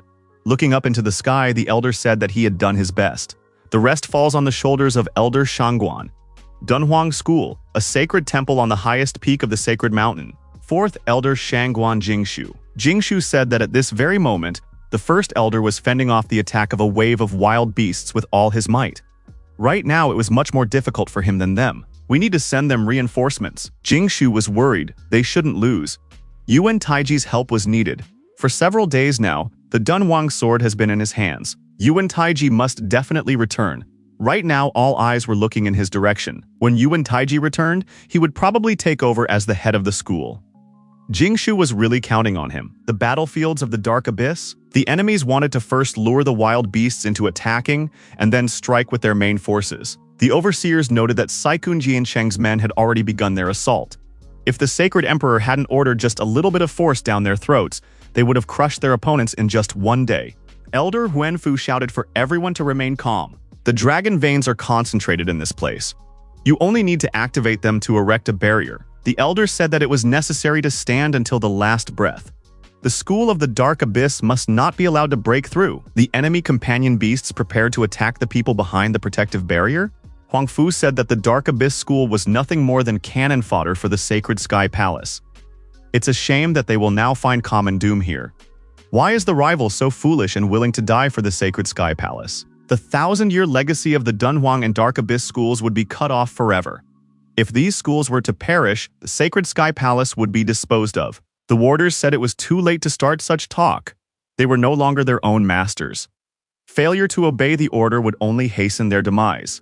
Cutting down the Dunhuang school would give them a chance to delay their deaths. The enemy elder said that the Sacred Emperor had issued orders to destroy the part of the barrier located in the Dark Abyss battlefields and occupy the bottomless abyss adjacent to the Dunhuang school. The enemy beasts tried to make a hole in the protective barrier. Elder Huanfu was told that the enemies had made a hole in the barrier through which they sprayed poisonous miasmas. We can't hold out much longer. Huang Fu was frightened? Had the heavens doomed the Dunhuang school to perish? The overlords urged their warriors to go on the attack. Not many sacred stage warriors among the opponents. Even if they pull up a few tens of thousands more Dunhuang guards here, they still wouldn't be able to resist. 70,000 of their select warriors along with wild beasts and poisonous miasmas. The opponents don't stand a chance of holding their defenses. Li Tianming and Ye Shaoqing gazed into the distance, but they couldn't see anything. They could only wonder what the situation on the battlefield was like now. Li Tianming asked the master how much strength Yuan Taiji could squeeze out of the Dunhuang sword in such a short time. According to legends, the Dunhuang sword was forged by an immortal of the highest rank. No matter how much power he unleashed, true control was initially out of the question. At most, he would only be able to touch the very surface of its potential. Other than the precursor, no one had been able to unleash the power of the Dunhuang sword in an amount that exceeded 30% of its power. Legends say that the Dunhuang sword and Taiyi Tower hold a secret that leads to the path of immortals of the highest rank. Legends also say that this sword can recognize its owner by creating a spiritual resonance with him. So picking up the Dunhuang sword, it was not yet a fact that one could use it. Li Tianming thought that he had already established contact with the sword. Rumors say that the Sacred Emperor devoted his entire life to researching the Dunhuang sword, but was ultimately only able to manifest 20% of its power. Yuan Taiji had only recently acquired the Dunhuang sword. Wasn't it reckless to pin your hopes on him? There were countless wounded and dead on the battlefield. The enemy beasts were advancing and repeating that they had come here to destroy the opponents. Saiken shouted for the attackers not to loosen their grip. The opponent was squeezed from both sides. They wouldn't last long. The Dunhuang warriors told the first elder that they were here to support him. The Dunhuang guards will fight to the last drop of blood. The assistance of the Dunhuang guards increased. The overseers noticed that the enemy was beginning to gather reinforcements. We should wait for a few more elders to arrive and work together to capture Yuan Taiji. Suddenly, Yuan Taiji himself appeared with a sword in his hand and said that his opponents were not yet old enough to take him prisoner. Taiji called the opponents the chained dogs of the Sacred Sky Palace. The overseers told Taiji not to make himself a great warrior just because he obtained the Dunhuang sword. No one would be able to benefit from it in such a short time. The wardens decided to test what the opponent was really worth. They simultaneously decided to attack him. Yuan Taiji swung the Dunhuang sword and rushed at his opponents. The woman was surprised. She couldn't keep track of her opponent's movements. How is this possible? Taiji continued his attack, and the elder lost her arms. The colleague wondered. How did Yuan Taiji have such unprecedented strength? He had managed to unleash at least 30% of the power of the Dunhuang sword. He had always known that Yuan Taiji was dangerous, but he didn't know it was this dangerous. Taiji attacked another opponent, knocking him to the ground and stepping on his head. The enemies had underestimated Yuan Taiji's strength. Taiji said for the opponent to drop his weapon, or else this woman would not be left with only the loss of her arms. Taiji said that the Sacred Sky Palace had deliberately made them cannon fodder. What need do they have to sacrifice their lives for a passing scene in this play? What would prevent them from retreating, saving their honor, conserving their strength, and waiting for the Yunxiao sword school to be carved up? The wounded woman told her husband to put his gun down. Life comes first. The man replied that he could not imagine that a person like Taiji existed in the Dunhuang school, but no matter how capable he was, the Sacred Sky Palace would unite the Dunhuang kingdom under its rule. This is the inevitability, and the power of one man will not change that, Taiji said. He knew very well that the Afterlife Emperor had entered this war out of fear of the Sacred Sky Palace. Their school's protective barrier had been destroyed, and without it, the Sacred Sky Palace really wouldn't have the slightest difficulty in exterminating them. They want to unify the Dunhuang Kingdom, but before that they have decided to use them as cannon fodder. Given that, he had no doubt that after their defeat, the Dark Abyss School would be next, and the Yunxiao Sword School would suffer the same fate. Taiji is certain of one thing for sure. Their hatred for the Sacred Sky Palace is barely comparable to the hatred they have for the Dunhuang School. The problem was that they had no choice but to obey. But if there was an opportunity to settle scores with them, the Dark Abyss School would grab it. If their fear of not having a barrier would disappear if they tied their fate to the Dunhuang School, then the Sacred Sky Palace would be unable to overcome their myriad mountains and sea guardians of the Southern Sky School. They could devise a plan to destroy the Yunxiao Sword School. When the Sacred Sky Palace is left on its own, it won't be able to oppose anything against the alliance of the three great currents. The warden replied that even if Taiji took them under the protection of his barrier, their students would not be able to stay on the grounds of Dunhuang School forever. The conditions here were not suitable for their companion beasts. Furthermore, if things dragged on, it would be impossible to avoid conflicts between their people. Taiji wondered. Who even said that they would be allowed to stay here for long? Did it not even occur to these two that with the combined efforts of the three great currents, they could cut off the existence of the Yunxiao Sword School and cause serious damage to the Sacred Sky Palace? Taiji said that there was another alternative. On the day that the Sacred Sky Palace swept the entire Dunhuang Kingdom under its feet, the Dark Abyss School would inevitably perish. The woman replied that this was only Yuan Taiji's opinion. She couldn't believe that the elders of their council would dare to take this adventure. Taiji said that it was like this before, and now their continued survival depended entirely on him. The Dunhuang sword has returned, and it symbolizes the power of the higher order. The interlocutor said that given the seriousness of this move, they should discuss everything with the elders first. If they came to an agreement, then they would start looking for an opportunity to trap the Yunxiao Sword School. With the support of the myriad mountains, their combined forces would be more than enough to carve the Yunxiao Sword School to the last man. Yuan Taiji said that he too would need time to convince his elders. But once the decision was made, he would have to start setting the trap right away. They would only have one chance to erase the existence of the Yunxiao Sword School forever. Taiji said the woman will remain a hostage, the man can leave. The interlocutor told Taiji to restore his wife's hands. It would be proof of the sincerity of his words. Taiji agreed. Myriad Mountains Barrier? Many people said that Yuan Taiji was the new head of the Dunhuang School. Yuan Taiji thought that he sincerely hoped to share this moment of glory together with Sheng Cheng and Sheng Du. Wenfu said, Taiji finally returned. Outside, the battle with the army of Yunxiao Sword School is still simmering. Taiji gave the elder the prisoner and told him to keep an eye on her and not let her escape. Taiji swung Dunhuang's sword and told Dunhuang's guards to follow him and slay the enemy. He has the Dark Empress, so it would be enough to leave a small detachment on the battlefields of the Dark Abyss to watch the actions of the Dark Abyss School. One could concentrate the lion's share of the forces towards Yanhuang continent. Outside, the fierce battle with the army of the Yunxiao Sword School continued. The enemies were shouting to break through to the Sacred Mountain. Once they destroyed the core of the barrier, the myriad mountains would fall. The attackers declared that the Dunhuang School was nothing if they were unable to hold back their enemies even in this direction. It would not be long before the brothers from the Dark Abyss School would also break through the barrier. A successful breakthrough in two directions at once is tantamount to the death of the Dunhuang School. It was necessary to destroy the young disciples and avenge their fallen comrades. The Sacred Sky Palace would be pleased if they destroyed the youths of Dunhuang School in the first battle. The head of the Saiken School wanted to catch Li Tianming. After all, catching him would be no small achievement. Together with his beast companion, the Firebird, he rushed to the attack and declared that by becoming students of the Dunhuang School, the enemies had made a fatal mistake. Now they would all die a certain death. Suddenly, a bright flash formed on the battlefield. Could it be that there was a new participant in the battle? The students of Dunhuang School saw a soaring firebird in the sky. However, head Saikun saw Yuan Taiji, who had a Dunhuang sword in his hands, walking towards him. Li Tianming and Ye Shaoqing, standing on top of the cliff, noted that the fog had cleared and the battle could now be observed. Our hero wondered how many people had died since the battle began. The mentor said that if someone broke through to the Sacred Mountain and disabled the barrier, the Dunhuang School would fall. Li Tianming remarked that if it wasn't for Tai Chi, he would be annihilating enemies at this moment. But he cannot do this. He can only watch the Dunhuang school fall into enemy hands, and its people plunge into the abyss of calamity. Xiaoqing said that most of the elders had made a choice in his favor even before the Dunhuang school was threatened. Shangguan, Jingshu, Jiyuan are just some of the many.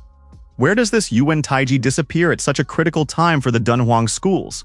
Xiaoqing wondered, where did so many Dunhuang guards come from? They had all dragged themselves over here. Was it really that PAL frontier? Shouldn't half of the forces be on the battlefields of the Dark Abyss right now? Li Tianming asked how many Dunhuang guards roughly numbered. The mentor replied that there were over 40,000, and all of them were now advancing to the battlefield.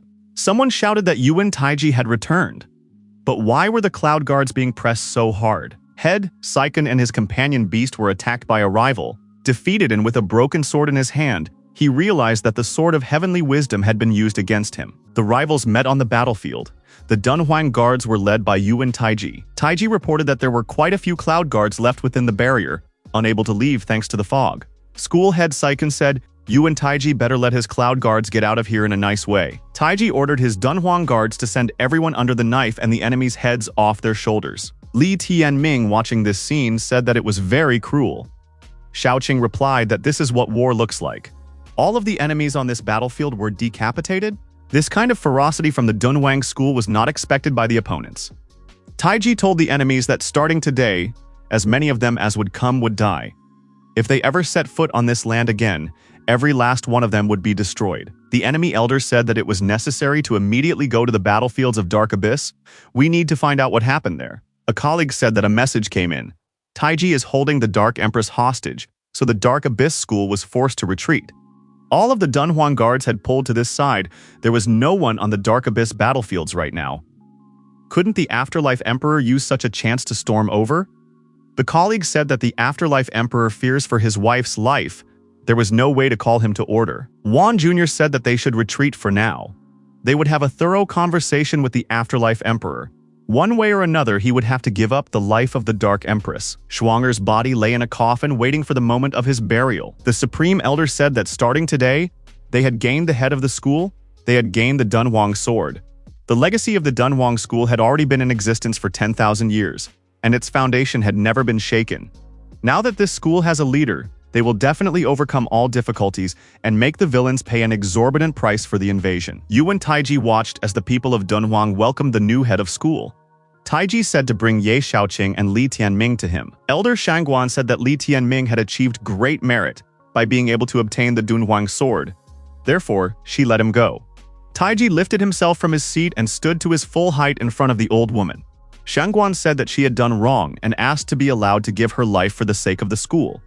Taiji said that the two had made worthy contributions to the defense of the Dunhuang school. Could he punish them? Taiji held out his hand to the elder and said he had the antidote in the palm of his hand. Zhao Zhuan bowed and thanked Taiji for doing so. Shangguan thought that Yuan Taiji had just ascended the throne and chose the perfect moment to be a good man. Taiji told the elder that he had assumed beforehand that she would let the guy escape. However, he had a way to get his hands on Li Tianming. Taiji said to bring all the descendants of the sacred Li family to him immediately. Shangguan wondered, what was Taiji up to? The members of the Li family appeared in front of Taiji and inquired about the new head's orders. Taiji stabbed one of them in the chest with the Dunhuang sword. Taiji ordered the Dunhuang guards to drag these people to the Myriad Mountains.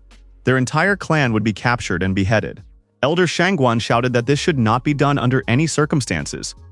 Everything that the Dunhuang school has achieved to date comes from the Li sacred lineage. Is the new head going to cut short the 1,000-year legacy of the sacred Li family? Yuan Taiji shouted for everyone to be quiet. He would not be ceremonious with those who would reveal their lineage once more. Li Tianming, who was observing the events, was surprised at what was happening. The members of the Li sacred family were kneeling with their hands tied behind their backs. Behind them were the guards with their swords drawn. Li Tianming thought that Yuan Taiji is going to completely destroy the Li sacred bloodline. He is a real animal. Taiji turned to Ye Xiaoqing and said that he could hear him. From then on, every 3 breaths, he would eliminate one person of the Li sacred lineage until Xiaoqing showed up. Taiji shouted that their deaths would be on Ye Xiaoqing's conscience and beheaded one man. Taiji continued to shout that the survival of the Li sacred lineage now depended solely on Ye Xiaoqing. Ye Xiaoqing cursed loudly and rushed towards Yuan Taiji. Ye Xiaoqing, along with his dragon companion Beast, swiftly rushed to the aid of the sacred Li clan. Yuan Taiji said Ye Xiaoqing was late, His slowness cost 9 lives. Taiji said in front of his beast companions that he had always admired Ye Shaoqing and wanted him to become his right hand. That was why he had allowed the latter to become an elder. But he still didn't understand why Shaoqing had decided to oppose him. Ye Shaoqing bared his sword and rushed at his opponent and shouted, "Because you are not worthy." The companion beast Ye Shaoqing used his special ability, the Blue Lotus of Flaming Anger. Shaoqing used the Will of the Rebel God Sword during the attack. Li Tianming was delighted by this combination. Ye Shaoqing and his companion beast were rapidly approaching their opponent. Yuan Taiji and his 2 companion beasts prepared to repel the attack. Taiji shouted that he would get justice in the name of Shendu and swung his Dunhuang sword. The clash was inevitable. Taiji kept shouting that he was about to destroy his opponent. Ye Shaoqing was already in close proximity to Taiji. However, Taiji was stronger in this fight. Shaoqing was restrained by the enemy's chains. Taiji pulled the chain and told Ye Shaoqing not to resist and go downstairs. Li Tianming thought that his master had lost in this battle. The Dunhuang sword had destroyed his balance of power. He originally had no chance. Yuan Taiji pointed his Dunhuang sword at his kneeling opponent and asked if he was afraid of death. Ye Shaoqing said that he was afraid of being killed by a vile man and having his blood stained with his sword. Taiji laughed, for his opponent had ridiculed Dong Huang's sword. He said that all the other elders were completely spineless and too old. He would regret it a little if he destroyed Ye Shaoqing today. Ye Shaoqing looked at his opponent and asked what he wanted to say with that. Taiji shouted that he knew how Li Tianming was watching right now. His master's life is entirely in his hands. If he is brave, he should go out and play the game of swapping his life for another with him once more. Li Tianming now realized what Taiji's true goal was in destroying the members of the Li sacred bloodline. He needs someone he truly hates, namely the person who destroyed Yuan Shengdu. He believed that the death of all the members of the Li sacred family would not make him go to certain death, but the death of a master was a different matter. Li Tianming thought that this rascal had no right to look down on him. The Li family members were wondering if Li Tianming would come out to meet Taiji. The 5 cycles of Calamity Essence possessor would one day be able to avenge Ye Shaoqing. Shangguan told Li Tianming not to come back under any circumstances. However, a cloud formed in front of Yuan Taiji, who had appeared here. When the fog cleared, our hero appeared, wondering if Yuan Taiji was really looking for him. Taiji, turning to Ye Shaoqing, said that his disciple had surpassed his master in courage. Li Tianming said that if Taiji wanted his life, he could walk over and take it. Li Tianming took a step towards his opponent and told him to let his master go. Taiji stated that it was necessary to repay the young man. Many were far from him. In his life, he had never heard of a case of a student giving up his life in exchange for his teacher's life. Taiji said Ye Shaoqing's luck and released the chain restraining the captive. Yuan Taiji with the Dunhuang sword in his hand stood and looked into Li Tianming's eyes. Our hero did not waver and kept his gaze on his opponent. The members of the Li family said that the heavens envy geniuses. However, the blame for the young heir's death would fall on each of them. Li Tianming told his master to get out of here as soon as possible. Taiji lowered the Dunhuang sword onto Li Tianming's head. The man asked the young man if he was afraid in the face of doom. Was he trembling? Li Tianming replied that Taiji was not the kind of person who could make him tremble. His death would cause his opponent suffering and shame. He might die, but Taiji would not frighten him. Taiji laughed. Now he can see why Shengdu lost. Li Tianming is indeed an extraordinary person. It's a pity that at such a young age, the young man will have to fall at his hand. Taiji lifted his head up and turned to his sons, Shengdu and Shengcheng.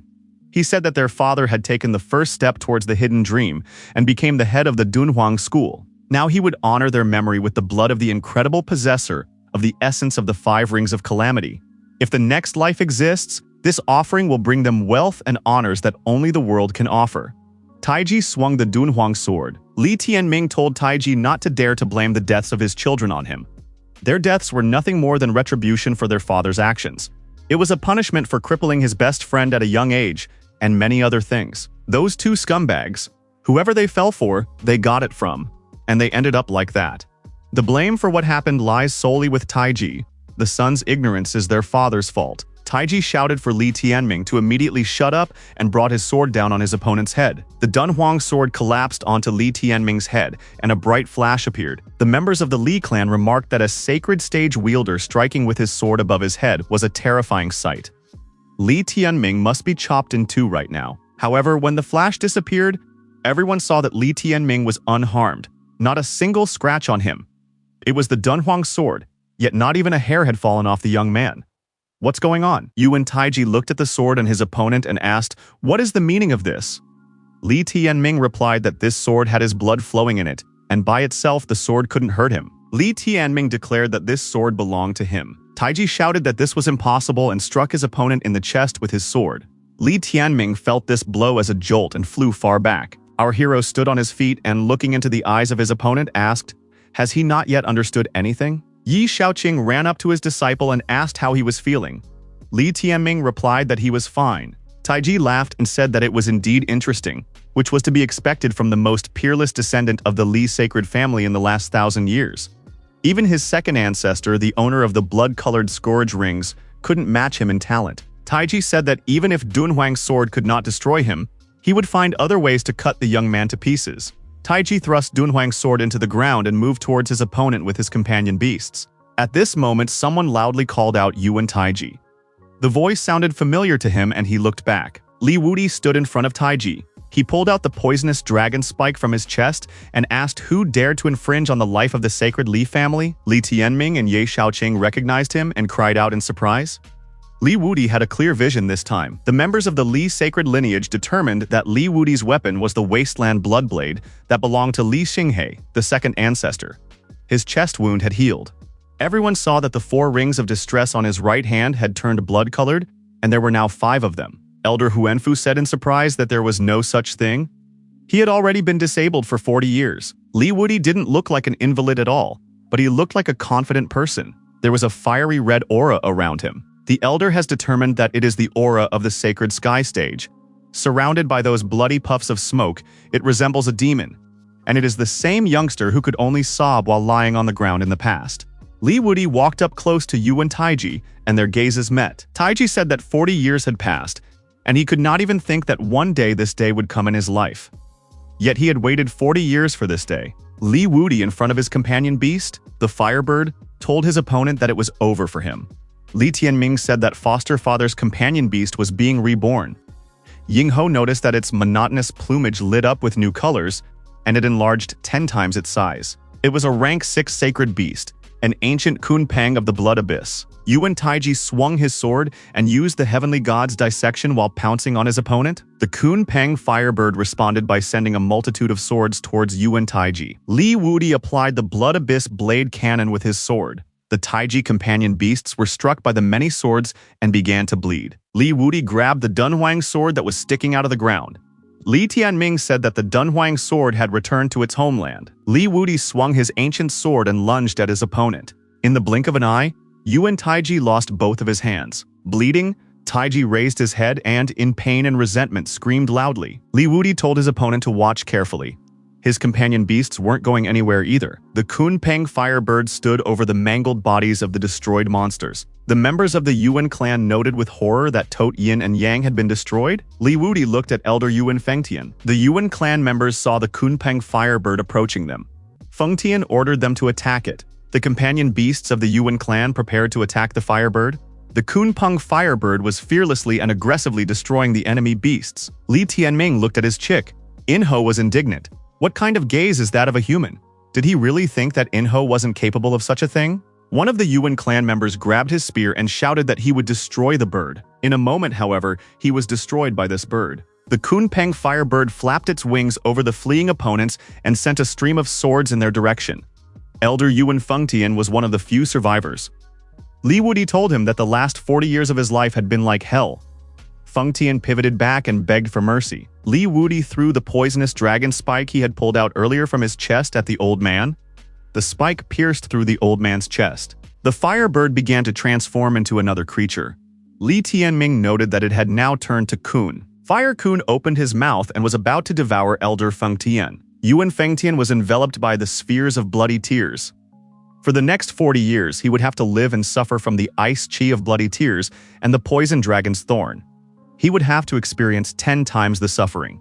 An eye for an eye. Li Wudi held the poison dragon spike in his hand and said that it was Yuan Taiji's turn. Li Wudi thrust this spike into his opponent's chest and said that now he will experience what it feels like. Tai Chi said that what was happening now made him travel back 40 years. Li Wudi said that he remembers the day very well too. Li Wudi grabbed his opponent's face and said that it was called blood-devouring flame. Taiji would now appreciate it. In addition to this flame, he added the incompatible chilling chi of blood tears and finally the spike of the poison dragon. Li Wuti said that today he would give his opponent a life of agony. Yuan Taiji, bleeding, cried out loudly in pain. Taiji, on his knees, wondered why he had suffered such a crushing defeat. Li Wuti showed his opponent 5 bloody marks on his arm and said that he had gone through 40 years of inhuman torture, risking his life every time. It was only because of this that he was able to come back and settle the score with the Yuan family. Li Wuti added that from now on, his life would not fade away, just as the sky itself would not fade away. Yuan Taiji, bleeding, was kneeling in front of his opponent. Fire Kun was approaching him from behind. Inho said that Taiji hadn't had time to be head of the school and had already been overthrown. He didn't last long. Those present said that Li Wuti is a true descendant of the Li sacred lineage, who was originally supposed to be the ruler of the Dunhuang school. Yi Shaoqing approached his friend and said that his entrance on the stage was quite spectacular. How many times had he rehearsed this scene? Li Wuti smiled and said that there was no need to talk badly about it. It was 100% impromptu. Li Wuti turned to the side and waved his hand. The Dunhuang sword that was thrust into the ground flew into the air and flew towards Li Wuti. Those present realized that Li Wuti was going to take control of the Dunhuang sword to deal with the war looming over the school. Li Wuti extended the Dunhuang sword to our hero and called him his son. Li Wuti told Li Tianming to use this sword, and as long as he was alive, he would destroy anyone who tried to hinder the young man. The attendees noted that throughout the history of the Dunhuang kingdom, the strongest had wielded the sword. Not a single member of the younger generation had ever held this right. Li Wuti said that the Dunhuang sword was a war trophy that the guy had gotten in the battles of the interior. It should belong to him. The Dunhuang sword is a mystery covered in darkness. He can use the sword to comprehend the heavenly will stage. Li Wuti told the guy to hold it tightly and use it for good. He must not dishonor the glorious name of the Dunhuang sword and the Li family.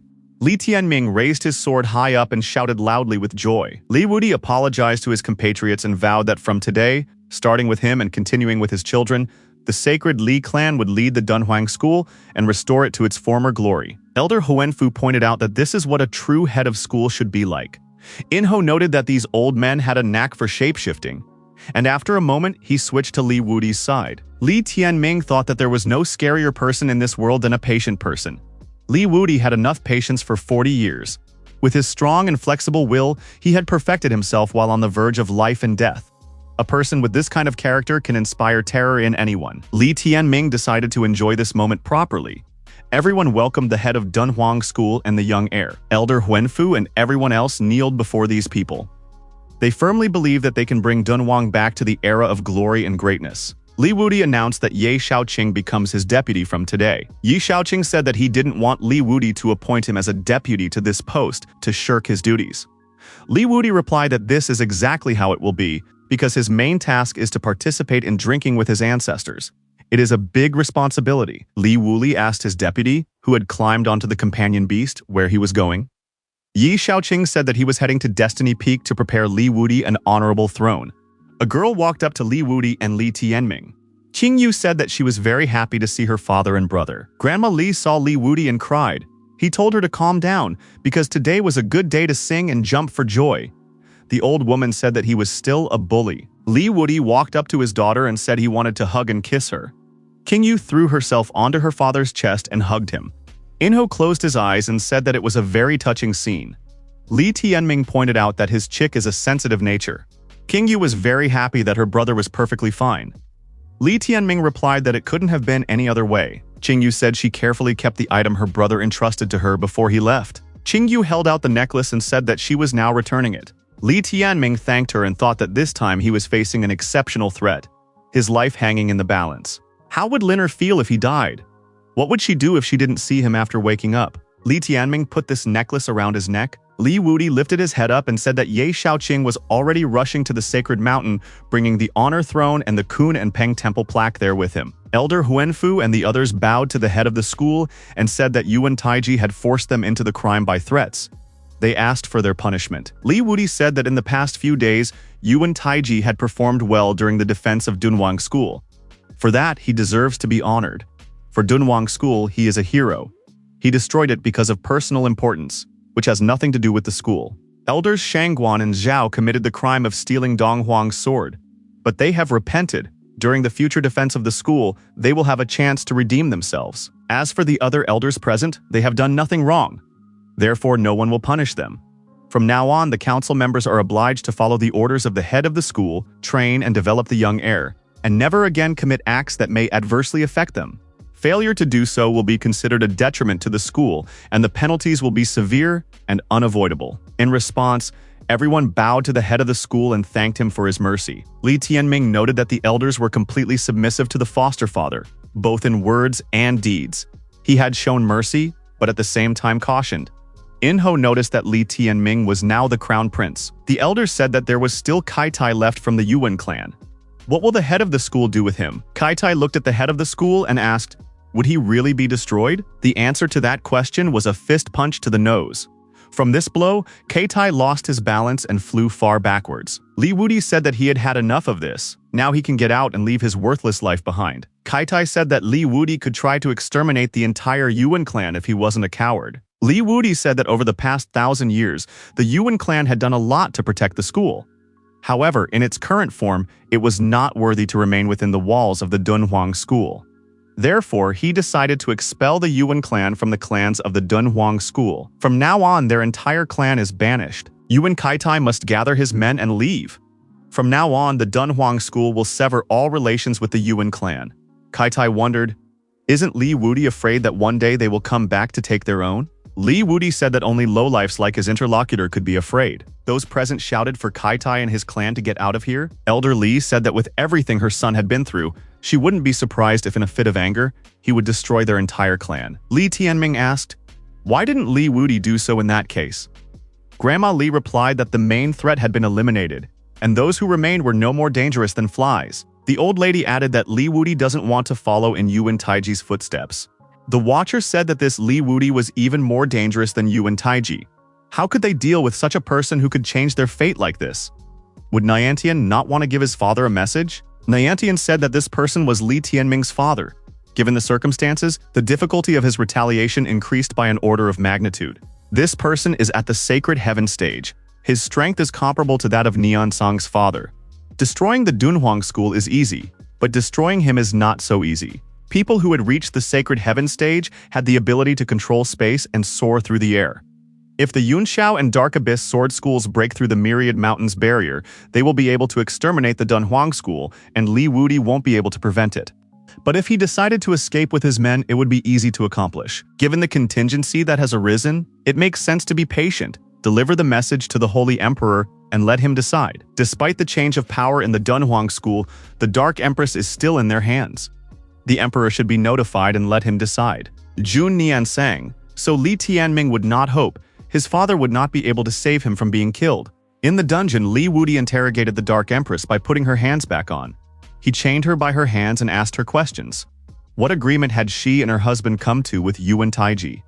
The Dark Empress confessed everything and asked what choice would Li Wudi make. Li Wudi replied that he preferred cooperation. The Dark Empress wondered if her interlocutor wasn't afraid that they would take the chance to attack from within.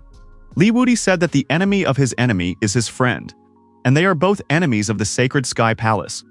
On top of that, it is unlikely that he will be able to protect Dunhuang School if the Dark Abyss School breaks the treaty. Li Wudi added that he was confident that he absolutely had the power to carve out the upper ranks of the Dark Abyss School, including her and her husband and their entire clan. The Dark Empress lowered her head and said that she understood. At this time, our hero at the ancestor Li Shenxiao's grave was pouring expensive wine on the ground. The Dunhuang sword was nearby. Li Tianming thought that his foster father had sent him to learn the heaven's will with the Dunhuang sword, except that he still had no idea how to build this process. In a moment, Dunhuang's sword glowed and lifted off the ground. Due to their resonance and time of use, the power of the Dunhuang sword had time to concentrate in his body, forming a vortex of dark, golden-colored energy similar to the source energy of purgatory. The power of this energy was comparable to acquiring a third companion beast. The energy of this vortex is fierce and unyielding, and contains the Sword Emperor Qi that is most suitable for realizing the path of the sword. It remains to wait for the sword to unleash its power on its own. Sacred weapons are created with spiritual minerals and disasters containing heavenly runes, except that the Dunhuang sword doesn't have heavenly runes. This is the mystery that needs to be solved. Li Tianming thought, the sooner he reached the heaven's will, the sooner he could begin to perfect himself at the new limit. Only then would he be able to start moving towards the sacred stage and get the opportunity to extend his life. It has been several months since the all-encompassing calamity of doom occurred. His body should now be about 25 years old. In other words, he had aged 5 years in the past few months. After a few years, he would be older than master and foster father. It would look strange. Our hero needs to reach the heavenly will stage. The enemies are arrogant and ruthless, and their self-confidence leaves no shadow of doubt that they are ready to destroy everyone. Jun Yansang wishes to dot Dunhuang School with thousands of corpses. Our hero was asked, "What is he whispering about?" Li Tianming replied, "Who cares?" In response, our hero was told that they had not seen each other for only a few months, and he already allows himself to talk in such a manner. Li Tianming opened his eyes, for he knows whose voice it is. Li Tianming removed the necklace from his neck, and Linger finally woke up. Linger asked why he wore the necklace in that place. Li Tianming replied that he was afraid that the princess might freeze and it was warm. Linger flew out of the necklace and said that she was ready to strangle the vile Li Tianming for this. Li Tianming was very happy to see Linger again. Linger grabbed him by the throat, and he doesn't even know how she felt while he stroked her day after day for 2 months. Li Tianming replied as he stroked the necklace. Li Tianming can't even imagine how she felt when he was stroking her all the time, non-stop. Linger outwardly calmed down a bit and leaned over Li Tianming and looked into his eyes. Afterward, the young men embraced and were together for some time. Linger stroked Li Tianming's cheek and told him not to even dare next time. In the next instant, Linger and Li Tianming were already kissing on the lips. Suddenly, Shadow and Inho appeared in close proximity. The chick said that this sight was not for children. Linger was frightened, moved aside, and said that it was the chick who had ruined such an amazing moment. Li Tianming was also unhappy with the sudden appearance of the animals and said that he would now send them to the pot. For a while, Linger watched Li Tianming chasing after his pets and fending them off. Linger looked around and said that life was truly beautiful.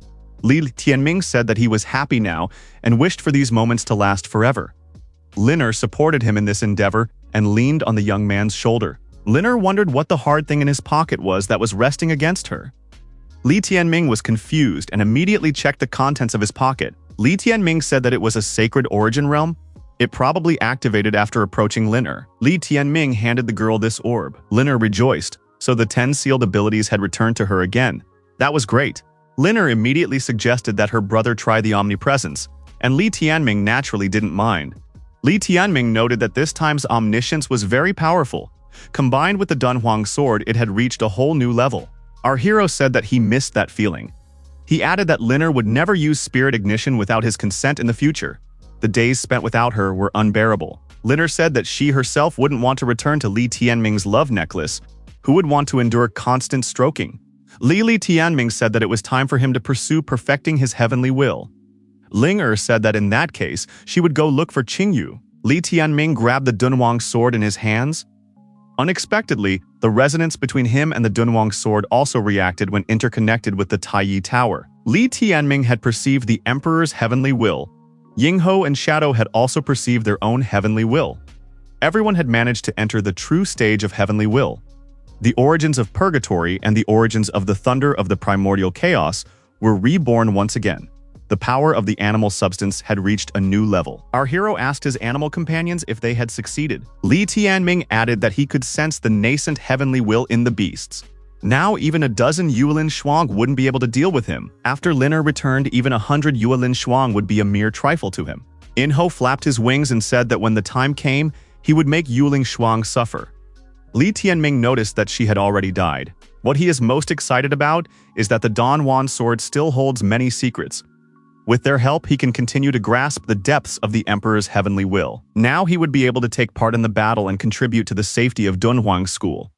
Once the Sacred Sky Palace makes its move, a new phase of war will break out. This time around, Li Tianming will not sit on the sidelines. South Sky School? Azure Temple? The duty officer has arrived with a report. The duty officer said, addressing the head and elders, that important news had come regarding the Dunhuang School. The elder inquired, had the Dunhuang School already been destroyed? The duty officer reported that the Yunxiao and Dark Abyss sword schools had jointly attacked the school. However, the Dark Empress was captured. This event forced the army of the Dark Abyss school to retreat. Xikong Jiansheng suffered a crushing defeat. 10,000 cloud guards were annihilated. The head of the school wondered, was Yuan Taiji really that strong? The elder told Gu Yuchu not to fidget over every little thing and listened attentively. The head of the Southern Heaven School in the past generation, Wei Sheng Kangyuan, Wei Sheng Tianlan's father, listened attentively to the report. The duty officer said that Li Wudi, the former head of the Dunhuang school who was once crippled, then awakened the essence of the 6 cycles of calamity, and his strength reached the sacred stage of heaven. With one swing of his blade, he destroyed Yuan Taiji, reclaimed the Dunhuang sword and regained his power. The elders said with surprise that there could be no such thing. What is the other essence of the 6 cycles of calamity? The elder immediately named the suspects of treason and of secretly conspiring with the Sacred Sky Palace and betraying the Southern Sky School. He ordered them to be sent to the Sea Dungeon. The elder also said that the main instigator Gu Qiuyu should have his cultivation annulled. This would serve as a lesson to edify the others. Jun Dongyao said that their company had just started. They had already encountered so much trouble. This Li Wudi was proving to be a problem for them. Sacred Emperor Yunxiao Sword School and Dark Abyss both suffered losses. In addition, the lack of morale is also affecting them. If this happens, they won't be able to lure the Southern Sky School's troops out of their territory. What should we do now? The elder said that Dongyao would lead 60 sacred elders and 70,000 sacred guards to serve as reinforcements for the Yunxiao Sword School and the Dark Abyss School. He should also convey to the Dark Abyss School that they should forget about the Dark Empress and join the assault. Dongyao said that with such numbers, they would bring the Dunhuang School to its knees and make them beg for mercy until the Southern Heaven School finally responded. The rest of the sacred guards continued to guard here. Li Tianming was satisfied. He quickly managed to break through to the first step of the Heaven's Will, all thanks to the Dunhuang sword. Looking around, our hero noticed Li Wudi, Ye Shaoqing, Liner, and his sister approaching him. What had brought them here? The mentor said that they urgently needed to go to his home country. A message arrived saying that Lin Yichen and 2 of his subordinates were heading towards that country. According to the report, they most likely intend to capture Li Tianming's relatives and bring them to the Sacred Sky Palace to serve themselves. Seeing off our heroes flying away on the dragon, Li Wudi told them to be careful. Danger now lurks on all sides. Yi Shaoqing said that this dragon has a silent mode of movement. Yi Shaoqing gave the command, and the dragon lifted off the ground and began to gain altitude. Liner said that she was feeling the pressure from the headwind because of too much speed. Li Tianming replied that in that case, she might be all over him. Yi Shaoqing looked at his disciple and inquired, when was it that he had managed to attain the heavenly will? Li Tianming replied that it had been 2 whole days since then. The guy said that his breakthrough to the heavenly will happened largely because of the Dunhuang sword. Without it, it would have taken several more months. Li Tianming nervously said that they should hurry up. Surely their opponent's battle experience was in abundance. Li Tianming thought that if Lin Yichen touched his family, he would have to wipe them out. It was also time to settle accounts for the antics in Yandu. After a while, our heroes were almost there, and the dragon went for a landing. The locals looked up and saw the divine dragon, a sacred beast, approaching them. What kind of powerful people had decided to grace Yandu with their presence? It looked like this dragon was heading towards the Heavenly Palace. Heavenly Palace? At this time, there was an attack in the Heavenly Palace. The elder, repelling the attack, told Jinger to leave immediately. Jinger demanded an explanation from the junior warden. She was curious about the reasons behind their actions. Why are they attacking for no reason? The overseer continued her attack on Elder Wei and said that this girl was talking too much. At this moment, Jinger was injured. Elder Wei told Mu Yuan to take Jinger away, and they would leave this place immediately. Mu Yuan approached the girl and said that they were leaving.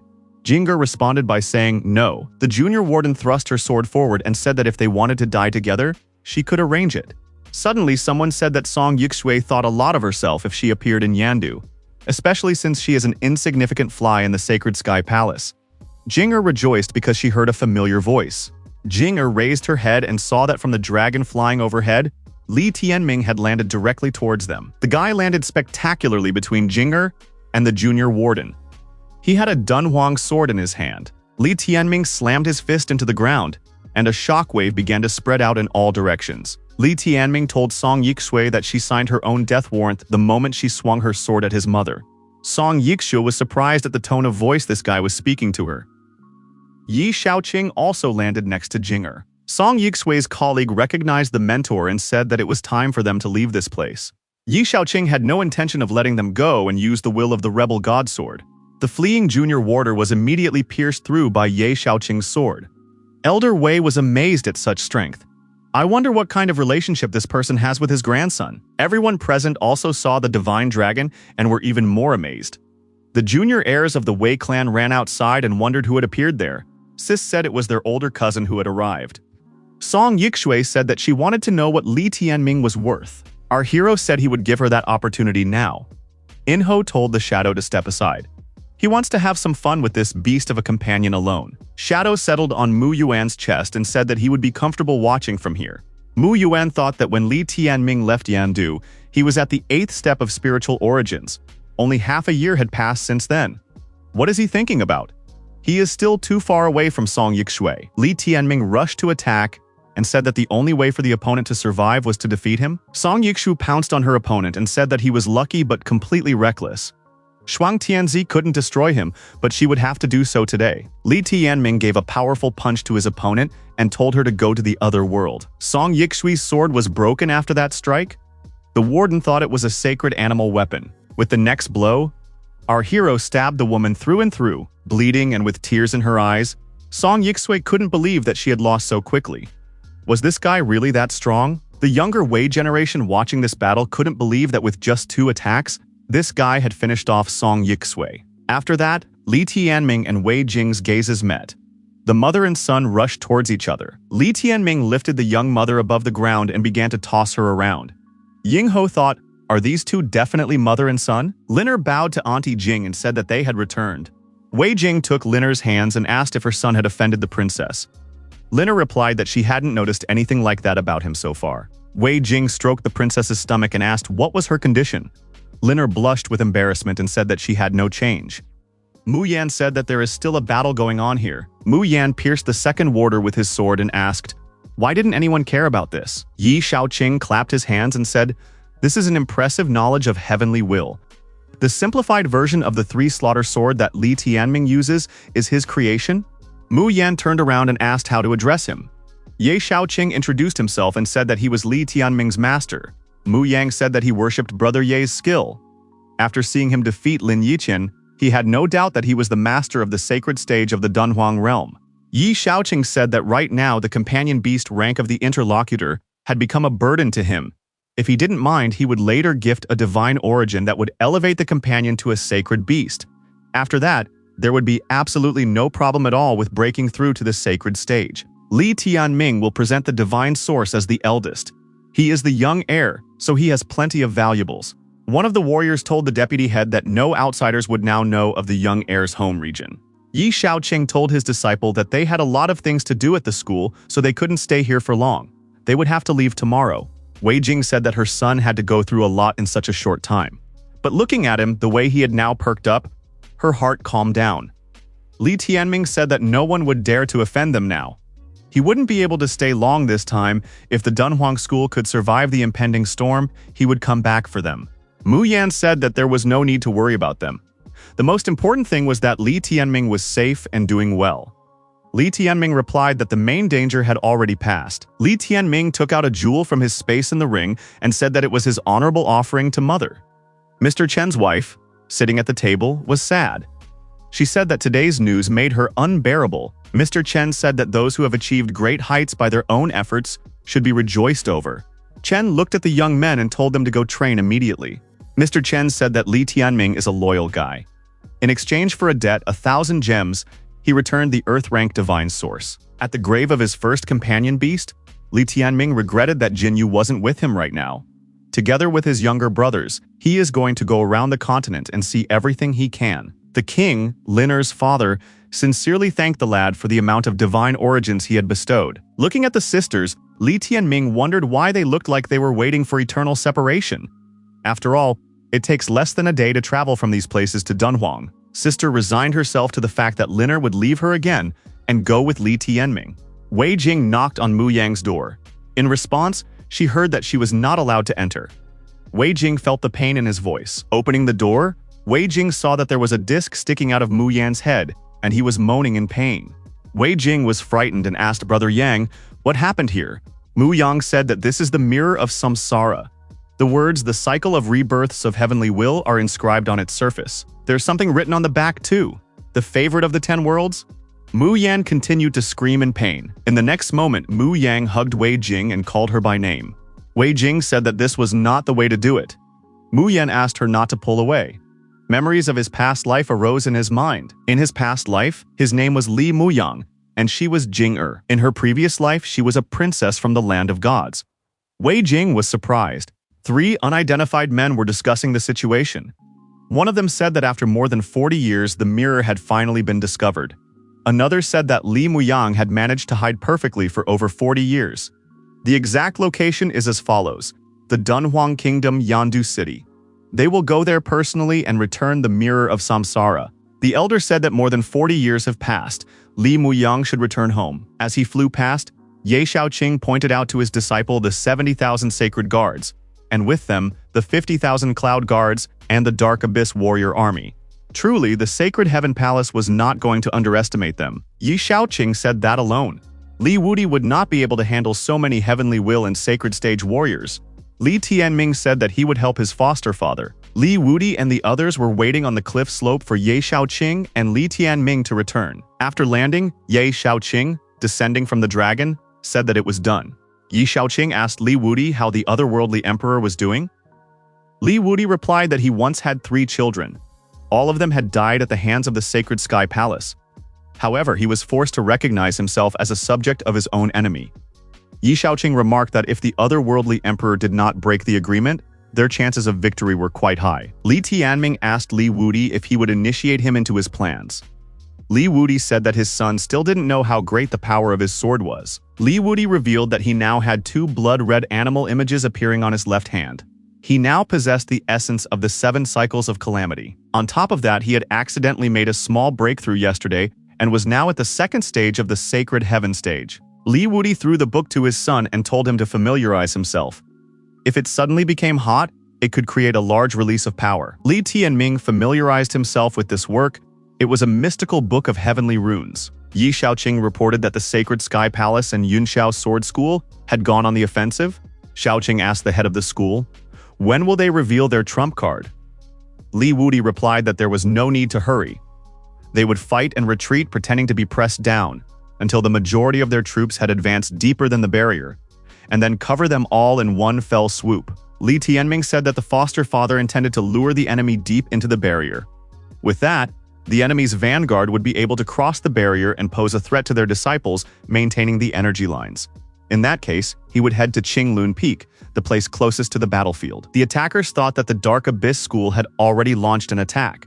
With the combined strength of 3 armies, they would first destroy the barrier of the Myriad Mountains and then have some fun. Ye Shaoqing said if they wait until their entire army has penetrated the barrier, then those in front would surely manage to cross the billions of mountains and hit their young disciples.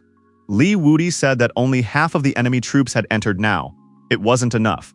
We need to hold out a little longer. Jun Dongyao said for Li Wudi to come out of his hole and accept doom. Why is he hiding like a cowardly turtle? Li Wudi told Jun Dongyao to paint while he could.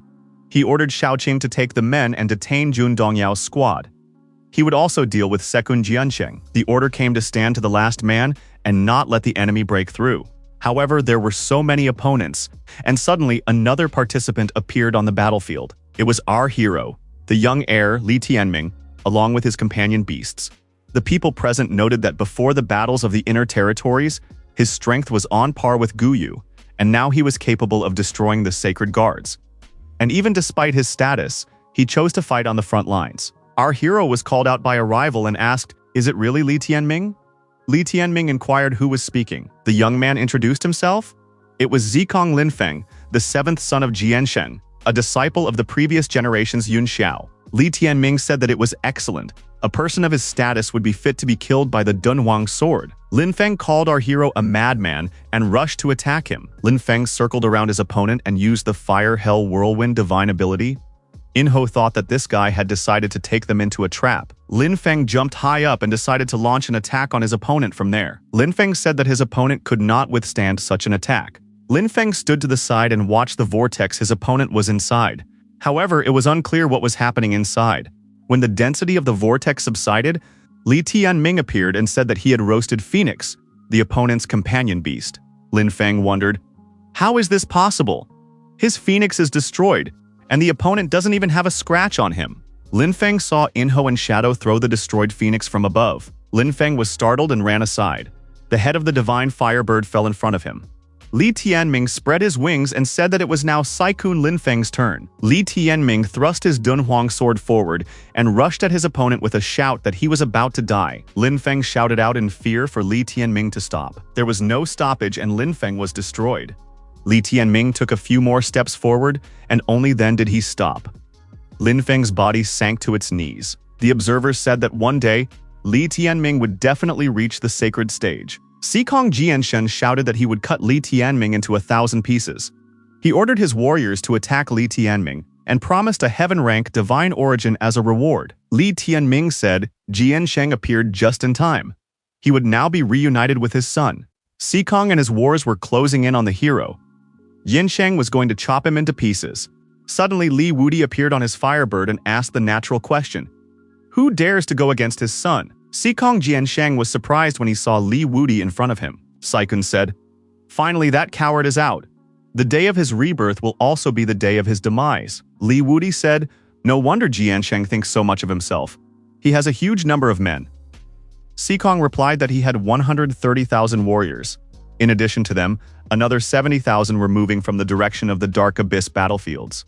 This was more than enough to raise Dunhuang School 10 times and destroy Li Wudi 100 times. Li Wudi said that the time had finally come. Li Wudi shouted, "Dunhuang guards, Dark Abyss warriors, all march into battle." Saikun was surprised, for the Dark Abyss warrior army was currently storming the Dunhuang School from the direction of the Dark Abyss battlefields. However, the brothers of the Dark Abyss School decided that the hour of vengeance had arrived and attacked the Saikun army. The Dark Abyss School declared that today they would help the Dunhuang School and jointly destroy the common enemy, the Sacred Sky Palace. Saikun was mortified. Could it really not be a bluff? The otherworldly emperor's insolence knows no bounds. His betrayal of the Sacred Sky Palace would not go unpunished. Stray dogs that don't even have a protective barrier will soon cut their school down to the roots. Li Wudi said to put the brothers from the Dark Abyss School at ease. The Dunhuang School would take them, blood allies, under the protection of its barrier. Li Wudi, sword in hand, said that at the heavenly gate of the Sacred Heaven Palace, Xiokun had insulted his son, and now he would experience his father's anger firsthand. Li Wudi destroyed his opponent's companion beast in one fell swoop, chopping off the bird head. Li Wudi told his warriors that today, the entire contents of the Sumeru rings of the warriors they had destroyed would belong to them. Xiokun was amazed that his 6-winged divine bird had been destroyed. Xikong Jiansheng, realizing the hopelessness of his situation, turned around and ran away from his opponent. Li Tianming told his foster father that he would deal with this rascal himself and, setting off in pursuit, caught up and chopped off Saikun Jiansheng's leg. Unable to run away anymore, Jiansheng fell to the ground. Li Tianming stomped his opponent's foot on the head. Xikong Jiansheng said to Li Tianming not to destroy him. He surrenders. They all surrendered, just like the Dark Abyss School. He can order all the Cloud Guards to lay down their weapons. Li Tianming replied that his foster father didn't need ungrateful, arrogant dogs. The Cloud Guards would all be annihilated today. Li Tianming showed his tongue to his opponent and said that he no longer had any wounds. Jiansheng wanted to say something else, but Li Tianming thrust his sword into his opponent's head. Li Tianming said for Saikun to immediately shut up. Li Tianming lifted the body above him and said that Xikong Jiansheng had died by his hand and by Dunhuang's sword. The humiliation of that day was now washed away. The warriors shouted that a young legacy was in front of them. The enemy troops, seeing that Xikong Jiansheng had been destroyed, were frightened and decided to retreat. Li Tianming walked up to Li Wudi and apologized for taking away his opportunity to brag to his enemies. Li Wudi praised his son and said that a real man does not forgive offenses. Li Tianming said that he intended to continue to exterminate the enemy. Li Wudi said to his son not to give in to extermination. His death would cause great losses. Li Wudi said that he was a brave guy, and he wondered which prominent person had given him life. Half a day passed. Our hero noted that his strength had increased again. He didn't think that he would be able to realize the heavenly will during this battle. From this battle, he had received unimaginable benefits. Suddenly, an opponent appeared in front of our hero on his companion beast, the great Xuan Wu. Li Tianming wondered who was this in front of him. It was a rank 5 sacred beast. The opponent said that Li Tianming didn't deserve to know. Li Tianming thought that this was a rank 5 sacred beast. A master companion beast is at the same level among the youths of the Dunhuang Kingdom, with the exception of Yuel and Shuang. There should not be people like him. But he is like this after all? Li Tianming reflected that the fight would be tough. At the last moment, Li Tianming suspected something wrong and jumped high up. The jump was just in time. The opponent struck from the ground. Shadow transformed back into a huge beast of prey and announced that he was having turtle soup for dinner tonight. However, it was impossible to pierce the shell of the turtle from the first time. The strength of this beast was impressive. The unknown opponent told Li Tianming not to even think of running away. Li Tianming created a 4-layer air wall in front of him. The opponent said that Li Tianming had destroyed Jun Nianqing's girlfriend and now wanted to escape. However, after the first fist strike, the protective shell was punctured. Li Tianming was surprised. His opponent had managed to break through this shell from the get-go. There was no doubt about it. His strength was at the 7th stage of Heavenly Will or even the 8th stage. Li Tianming decided that such cheap jokes wouldn't go down well with him, and he too could use the power of his fist. With another strike, the opponent's fists collided, and a tremendous amount of energy was released. However, the forces were unequal, and Li Tianming flew far back. The opponent did not lag behind and continued to attack our hero, bleeding. Li Tianming flapped his wings and tried to fly away to a safe distance. The unknown opponent said that Li Tianming was running away quite fast, but the next time he was caught, he would be destroyed. Li Tianming thought that this person was quite strong. Who from the Dunhuang realm at the age of 20+ years old could injure him with a single blow? Our hero had to solve the puzzle of who his current rival could be. The opponent repeated that Li Tianming was unworthy of knowing this, and added that the rest was over, and it was time to finish this matter. Suddenly, another person appeared and rushed towards the turtle. After running up to a close distance, he tried to hit Li Tianming's opponent. At the same moment, a stone block that was impossible to break through appeared between the opponents. However, nothing was impossible. This man broke through a block of stone with one punch and hit his opponent in the jaw. Li Tianming recognized that it was Yuan Weitian. He is a Qinglun Peak Temple dignitary, so his strength is at the top of the sacred ground stage. That's enough to crush this type. The turtle has also been deactivated. However, the opponents appeared to be still alive. The stranger shouted for Weishan to stop because he is Yuan Chen, the young heir of the Kunyuan school. If he is eliminated, the 500,000-strong army of the Kunyuan kingdom will level everything here. Weishan said that the opponent's companion is a 5th-rank sacred beast crushing Xuan Wu. There are no houses in the Dunhuang realm whose family beast companion is Xuan Wu. He is truly a person of the Kunyuan school. But in that case, why did he come here? This conflict has nothing to do with the kingdom. Yuan Chen replied that he and Jun Nianzong were good buddies. Li Tianming was surprised. Jun Nianqing is also here, so he is alive. Yuan Chen said that Nianzong could not perish as long as Li Tianming was alive and before the Dunhuang school turned to ashes.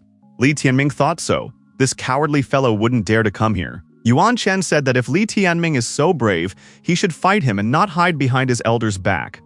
Our hero said for this guy to get out of here faster and be more careful so that he wouldn't be accidentally destroyed. Yuan Chen, leaving the scene of the battle, said that he would still come back and would not forget anyone here, just in case the giant tortoise had to be destroyed. Weishan said that this young man couldn't be touched, so they had to let him go. Li Tianming said that someday he would have the opportunity to restore his reputation. The temple dignitary said that what he admired most was that Li Tianming knew when to attack and when to retreat. When there is no certainty, the young heir will never attack the enemy head-on. There were no survivors left on the battlefield. It was reported to the Sacred King that the troops of the Yunxiao Sword School had been practically annihilated. The Sacred Guards had also suffered serious losses. There were about 50,000 left of their 70,000 troops. How would they explain such a crushing defeat to the Holy Emperor? The survivors recognized that it was terrible. They had lost miserably, and Zhensheng had been destroyed by a youngster. The Dark Abyss School are treacherous traitors. Jun Dongyao said that they only had one choice now, to retreat. Suddenly, there was a rival who said these people have a pretty optimistic train of thought. In front of the Sacred King was Li Wudi with his army. Dongyao told Li Wudi to rid him of this complacency. He must not underestimate the Sacred Sky Palace. Such lowlifes can't stop the palace. Li Wudi told the brothers of the Dunhuang School that the time to erase all grudges had come. It was time for the brothers of the Dark Abyss School to avenge their fallen comrades. A moment later, the two armies rushed at each other. The human and beast companions collapsed on top of each other, causing the earth to shake and the mountains to stagger. The spiritual calamity known as the 99 Dragon Veins of the Imperial Wasteland descended upon the enemies of the Dunhuang School. The Sacred Sky Palace's army was under an all-out onslaught. As time passed, the corpses of the sacred elders, one after another, began to fall to the ground. Jun Dongyao said that it was not even possible for the opponent to break through his Polaris sacred essence. Even after his return, Li Wudi remained no more dangerous to him than an infant. The Holy King cried out that his rival was a lowly braggart and he should accept his doom. Li Wudi said that Jun Dongyao failed to impress him. Now he would be finishing. Li Wudi swung and delivered a staggering blow with his sword. The sword passed through the sacred king's neck. Jun Dongyao said that he couldn't feel his body. Dongyao held his head and wondered, had he really been injured? The next moment, the sacred king's head fell from his shoulders to the ground. Li Wudi lifted that head high up and said, the sacred king of the eastern region, Jun Dongyao, has died. The sacred guards must surrender. The sacred guards, seeing such a defeat, said that they would certainly surrender. Li Wudi laughed and said he was joking. He would not accept the surrender and ordered his warriors to destroy the sacred guards. At the end of the battle, the Yunxiao Sword School and the Sacred Sky Palace suffered irreparable losses. Those who were destroyed were not in number. On the other hand, the losses of the Dunhuang School and Dark Abyss, thanks to the support of the Myriad Mountains barrier, Li Wudi's high morale and decisions were completely insignificant. After a battle on the battlefield, first aid was administered to the wounded. Our hero never thought that during the mopping up of the battlefield, he would be able to find a lot of treasure. It was a worthy catch. In the process of dividing the trophies, Inho suspected something wrong. Li Tianming said that he was good at counting and would not spare anyone. Inho said that wasn't the case and suggested looking up. There were 99 dragon lodges of the Imperial Wasteland. They were looking aggressively at our hero. What had he done to them? The shadow said he had a bad feeling. One of the dragons opened its mouth and headed straight down towards our hero. Li Tianming was frightened. What was this dragon up to? Weixin was frightened and thought that the young heir might be in danger. Li Wudi and Ye Shaoqing were also scared for Li Tianming. However, the image of Taiyi Tower appeared in front of them. Yi Shaoqing thought that the Taiyi Tower was currently protecting Li Tianming. Li Wudi wondered, shouldn't this tower be on the sacred mountain? In the next moment, all observers determined that the tower was absorbing 99 dragon veins into itself. Then the tower began to shine brightly. Li Wudi shouted that because of this glow, he couldn't see anything. It was also unclear what was even happening. When the glow disappeared and the smoke cleared, the tower was gone. But where was Li Tianming? Our hero was slapped on the cheek and demanded to wake up. Li Wudi couldn't bring the boy to his senses. Everyone refused to believe it. Li Wudi continued to fidget and slapped the young man's cheeks harder and harder. At one point, the guy opened his eyes and shouted that he was in a lot of pain. Why is Li Wudi doing this? Li Wudi calmed down and said that the young man had scared him very much. The Dark Emperor asked where did the dragon veins of the Imperial Wasteland go. Li Wudi said that apparently the Taiyi Tower had absorbed them to store up power. A little later, he would bring them back to the battlefields of the Dark Abyss. Li Wudi told Ye Shaoqing to bring the otherworldly emperor his favorite wife. Li Wudi told his adopted son to release the dragon veins. They play an important role in protecting the school. Li Tianming thought that during his recent fainting spell, he had actually plunged into another world, the Great Nebula World. It was there that he had met his third primordial chaos beast. The dragon veins of the Emperor Wasteland had been completely absorbed. They were now centered around the third egg, which was gradually absorbing them. Li Tianming told his foster father that they were swallowed up by the Taiyi Tower. He has no power to bring them back. Li Wudi said that this guy is a rogue. The dragon veins of the Imperial Wasteland are the guarantee of the strength of the Myriad Mountains barrier. Without them, the barrier will lose half of its power. Li Wudi wondered, when did this guy manage to pocket the Taiyi Tower? Now it was clear why the sacred mountain no longer felt its presence. Li Tianming explained that in the past battles to Taiyi Tower, some elder appeared in front of him and handed the tower to him. Li Wudi inquired as to what this old man looked like. In the end, Li Tianming told his foster father the whole truth. After hearing this, Li Wudi was silent for a long time, his face covered in sweat. Li Wudi said that it was the founder's ancestor, Li Shenxiao. Li Wudi said he envies his adopted son who has become so cool at such a young age. Li Tianming asked his foster father if there were spiritual calamities in the Dunhuang Kingdom that were similar to the dragon veins of the Imperial Wasteland but related to the water element. Li Wudi replied that the Guardian of the Sea, the barrier of the Southern Sky School, has 99 azure dragon veins set by the founding ancestor. Li Wudi inquired as to why the guy would want to do that. Li Tianming replied that he was thinking about getting the opportunity to attend the Southern Sky School. The elders told Jun Nianqing that it was good that they stayed in the rear guard and didn't rush into battle. Otherwise, they might have been annihilated. Who would have thought that the Dark Abyss School would suddenly decide to defect? Niansang, looking at Shuang's body, was very sorry that they were able to lose. The interlocutor said that Niansang proved to be too arrogant. How does he plan to report to his father about the situation on the battlefield? Nianxiang said he would have to tell the whole truth. Niantian said that this wasn't the end. Now his father would definitely cut out every last enemy now. The School of the Southern Sky. An uninhabited island. The Holy Emperor inquired about the matter. What is the battle situation in the Dunhuang school grounds? What are the casualties?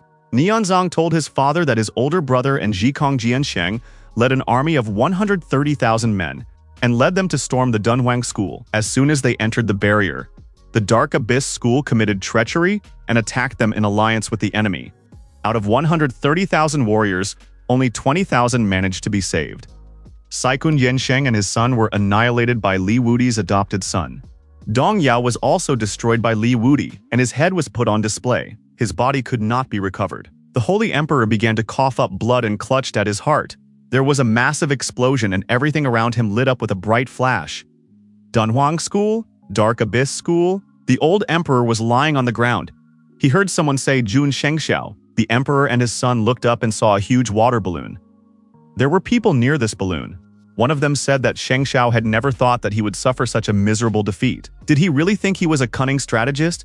Had he now discovered how badly mistaken he was? When he makes others work for himself without sparing any effort, not even considering them as human beings.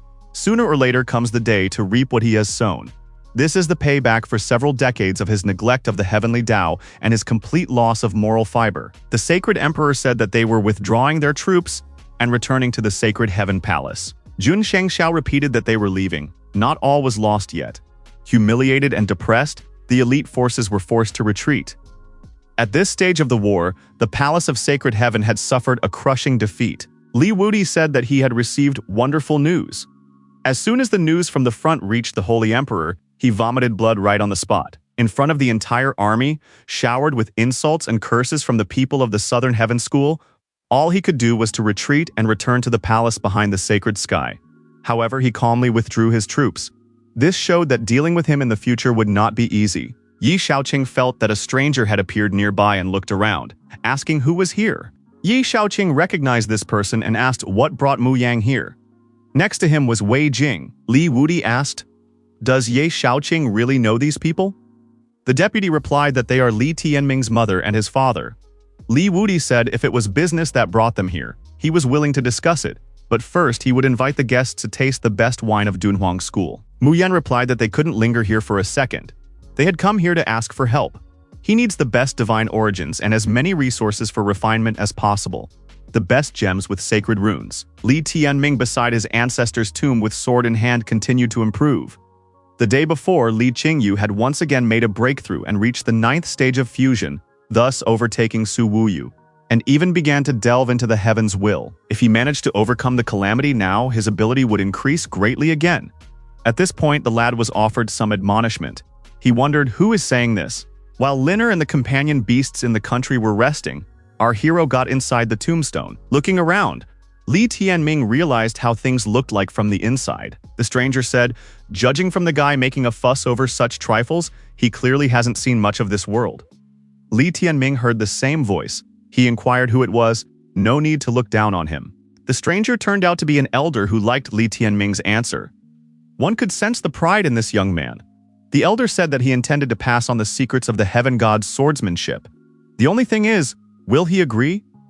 Li Tianming thought that Li Shenxiao was in front of him. With a shy smile, Li Tianming said that he agreed.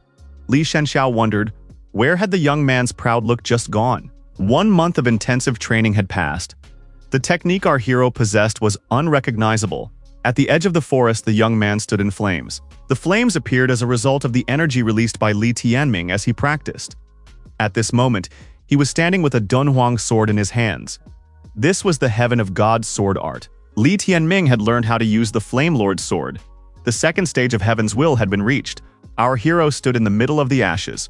The Flame Lord's sword had burned all the trees in the area. Inho said that the study of the Flame Lord's sword was complete. Liner looked around and said that it was a terrifying destructive power. Li Tianming noted that it was the cat's turn. Shadow had no idea that it was his turn now and was sleeping peacefully beside the tombstone. Don Juan's sword ended up next to the kitten's precious bells. Shadow woke up and jumped high up in the air out of fear. Li Tianming asked how the cat was doing in learning swordsmanship techniques. Shadow, running away, said he would start his life anew tomorrow. He only needed 3 days. 2 weeks passed. Li Tianming and Ling returned to the city. All the Outer Circle disciples as well as the Dark Abyss school disciples had settled in the 33 sacred peaks, causing the streets to become much more crowded.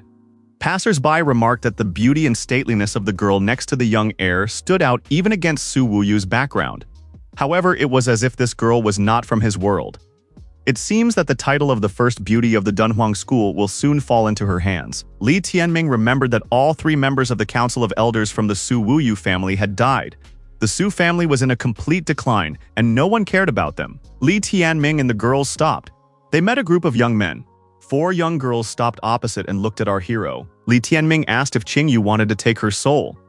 The sister replied that there was no need.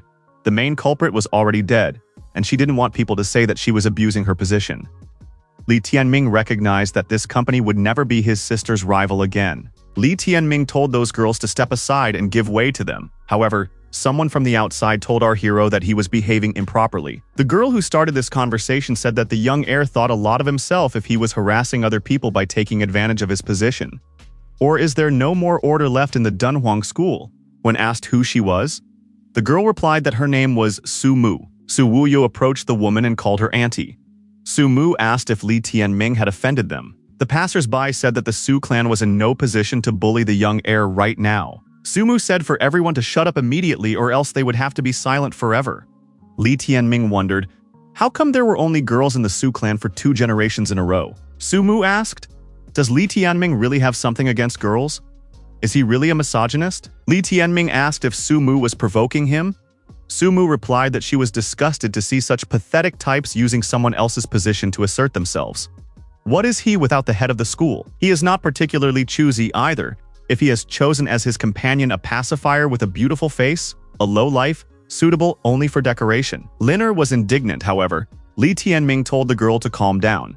The interlocutor was not worth it. Li Tianming suggested that Su Mu take a walk to the second Dunhuang fighting arena. There, he would shut her mouth.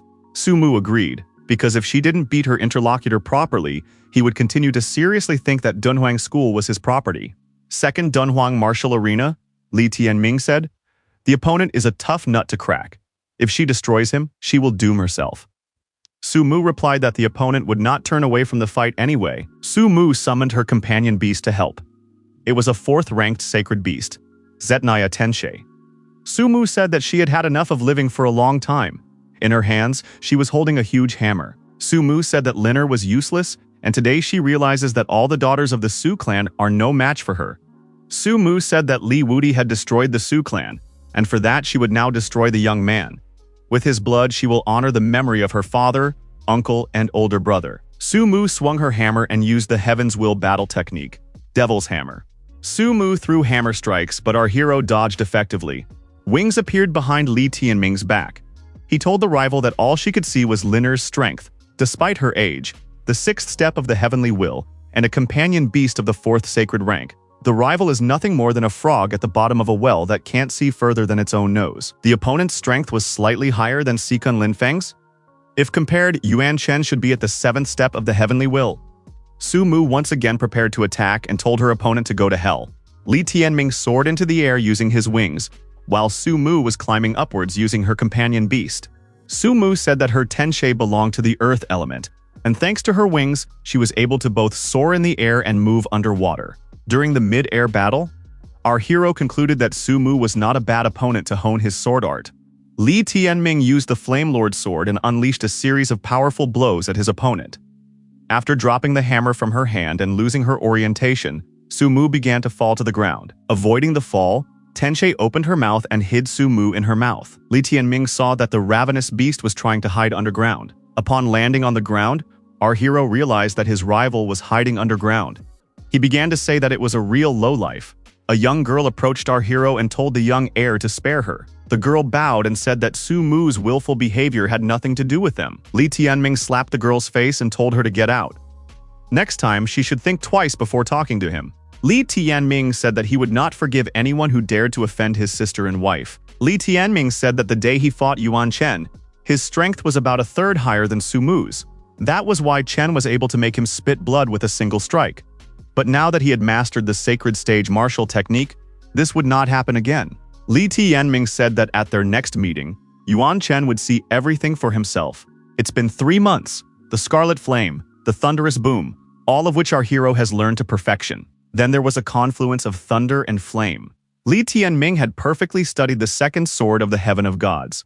Li Tianming channeled the power of his sword into the sky, piercing through the cloud. Our hero felt a sense of satisfaction. He had finally succeeded. Enro was surprised to notice that there was a gap in the sky.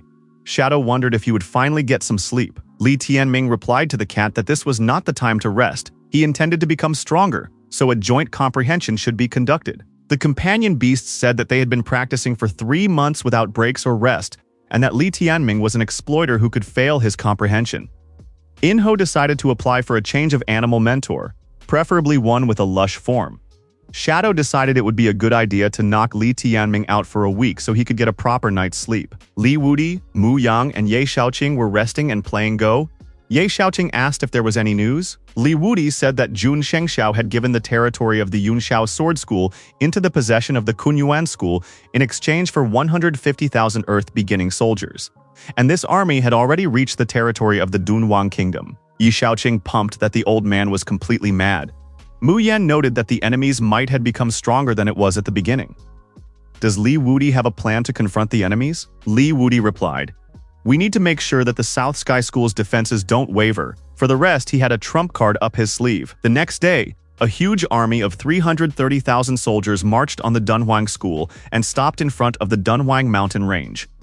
The army of the Dunhuang and Dark Abyss schools within the Myriad Mountains barrier, numbering just over 100,000, was facing great danger. The enemy's strength was becoming more and more terrifying. At first, it was only the combined forces of the Dark Abyss and Yunxiao schools. Now the Sacred Emperor and the deputy head of the Kunyuan School had brought a huge army close to their borders. Li Wudi, the Dark Emperor, Ye Xiaoqing, and Li Tianming arrived on the other side to negotiate. On the enemy's side, besides Jun Shengxiao, there was a representative from the Kunyuan School. When Li Tianming saw this person, he thought that he would definitely be in trouble this time. Jun Yansong told his father that Li Wudi had led the troops outside the barrier before the battle even started. What is he trying to accomplish? Li Wudi threw the head of the destroyed opponent at the opponent's feet. It was Jun Dongyao's head. Niantian said it was his older brother's head. Li Wudi told Jun Shengxiao to roll out of here, or else he would meet doom. Otherwise, he would spread his surviving son's head on the ground. The enemy soldiers shouted that they must avenge the sacred king of the eastern region by defending the honor of the sacred emperor. The brothers of the sacred sky palace must not be provoked. Their forces are many times superior to the enemy. There is no need for the sacred emperor to put himself at risk. Once they surrender the Dunhuang School to the sword, the sacred emperor would have all the opportunities he needed to get even with Li Wudi. Jun Shengxiao said, Li Wudi didn't think that his provocation would work. Now it was his turn to be the one to perish. He will first see the Dunhuang School end up in ruins, and only then will he perish himself. Li Wudi, smiling, replied that he did not expect anything less from his opponent. He was so graceful in disguising his cowardice and worthlessness. Li Tianming said that the death of a person was an important thing, but wasn't Jun Niansong focusing on it too much? Niantian was angry at Li Tianming. However, his colleague told him not to waste words. Right now, Li Tianming was nothing more than a beaten general. Li Tianming wondered, who does this guy think he is? He is nothing more than a turtle saint. Chen got angry and said that he would chop his opponent into mincemeat. Nian Qing said that Yuan Chen should not bicker with this man. Chen replied that he was ready to deal with this grief-stricken warrior in 10 breaths. Climbing onto his turtle again, Yuan Chen said that this time, he would not give his opponent a chance to escape by tucking his tail. Yingho told the boss that this turtle's shell was too hard. He and Shadow wouldn't be able to break through. Li Tianming said that only the Dunhuang sword can crack this shell.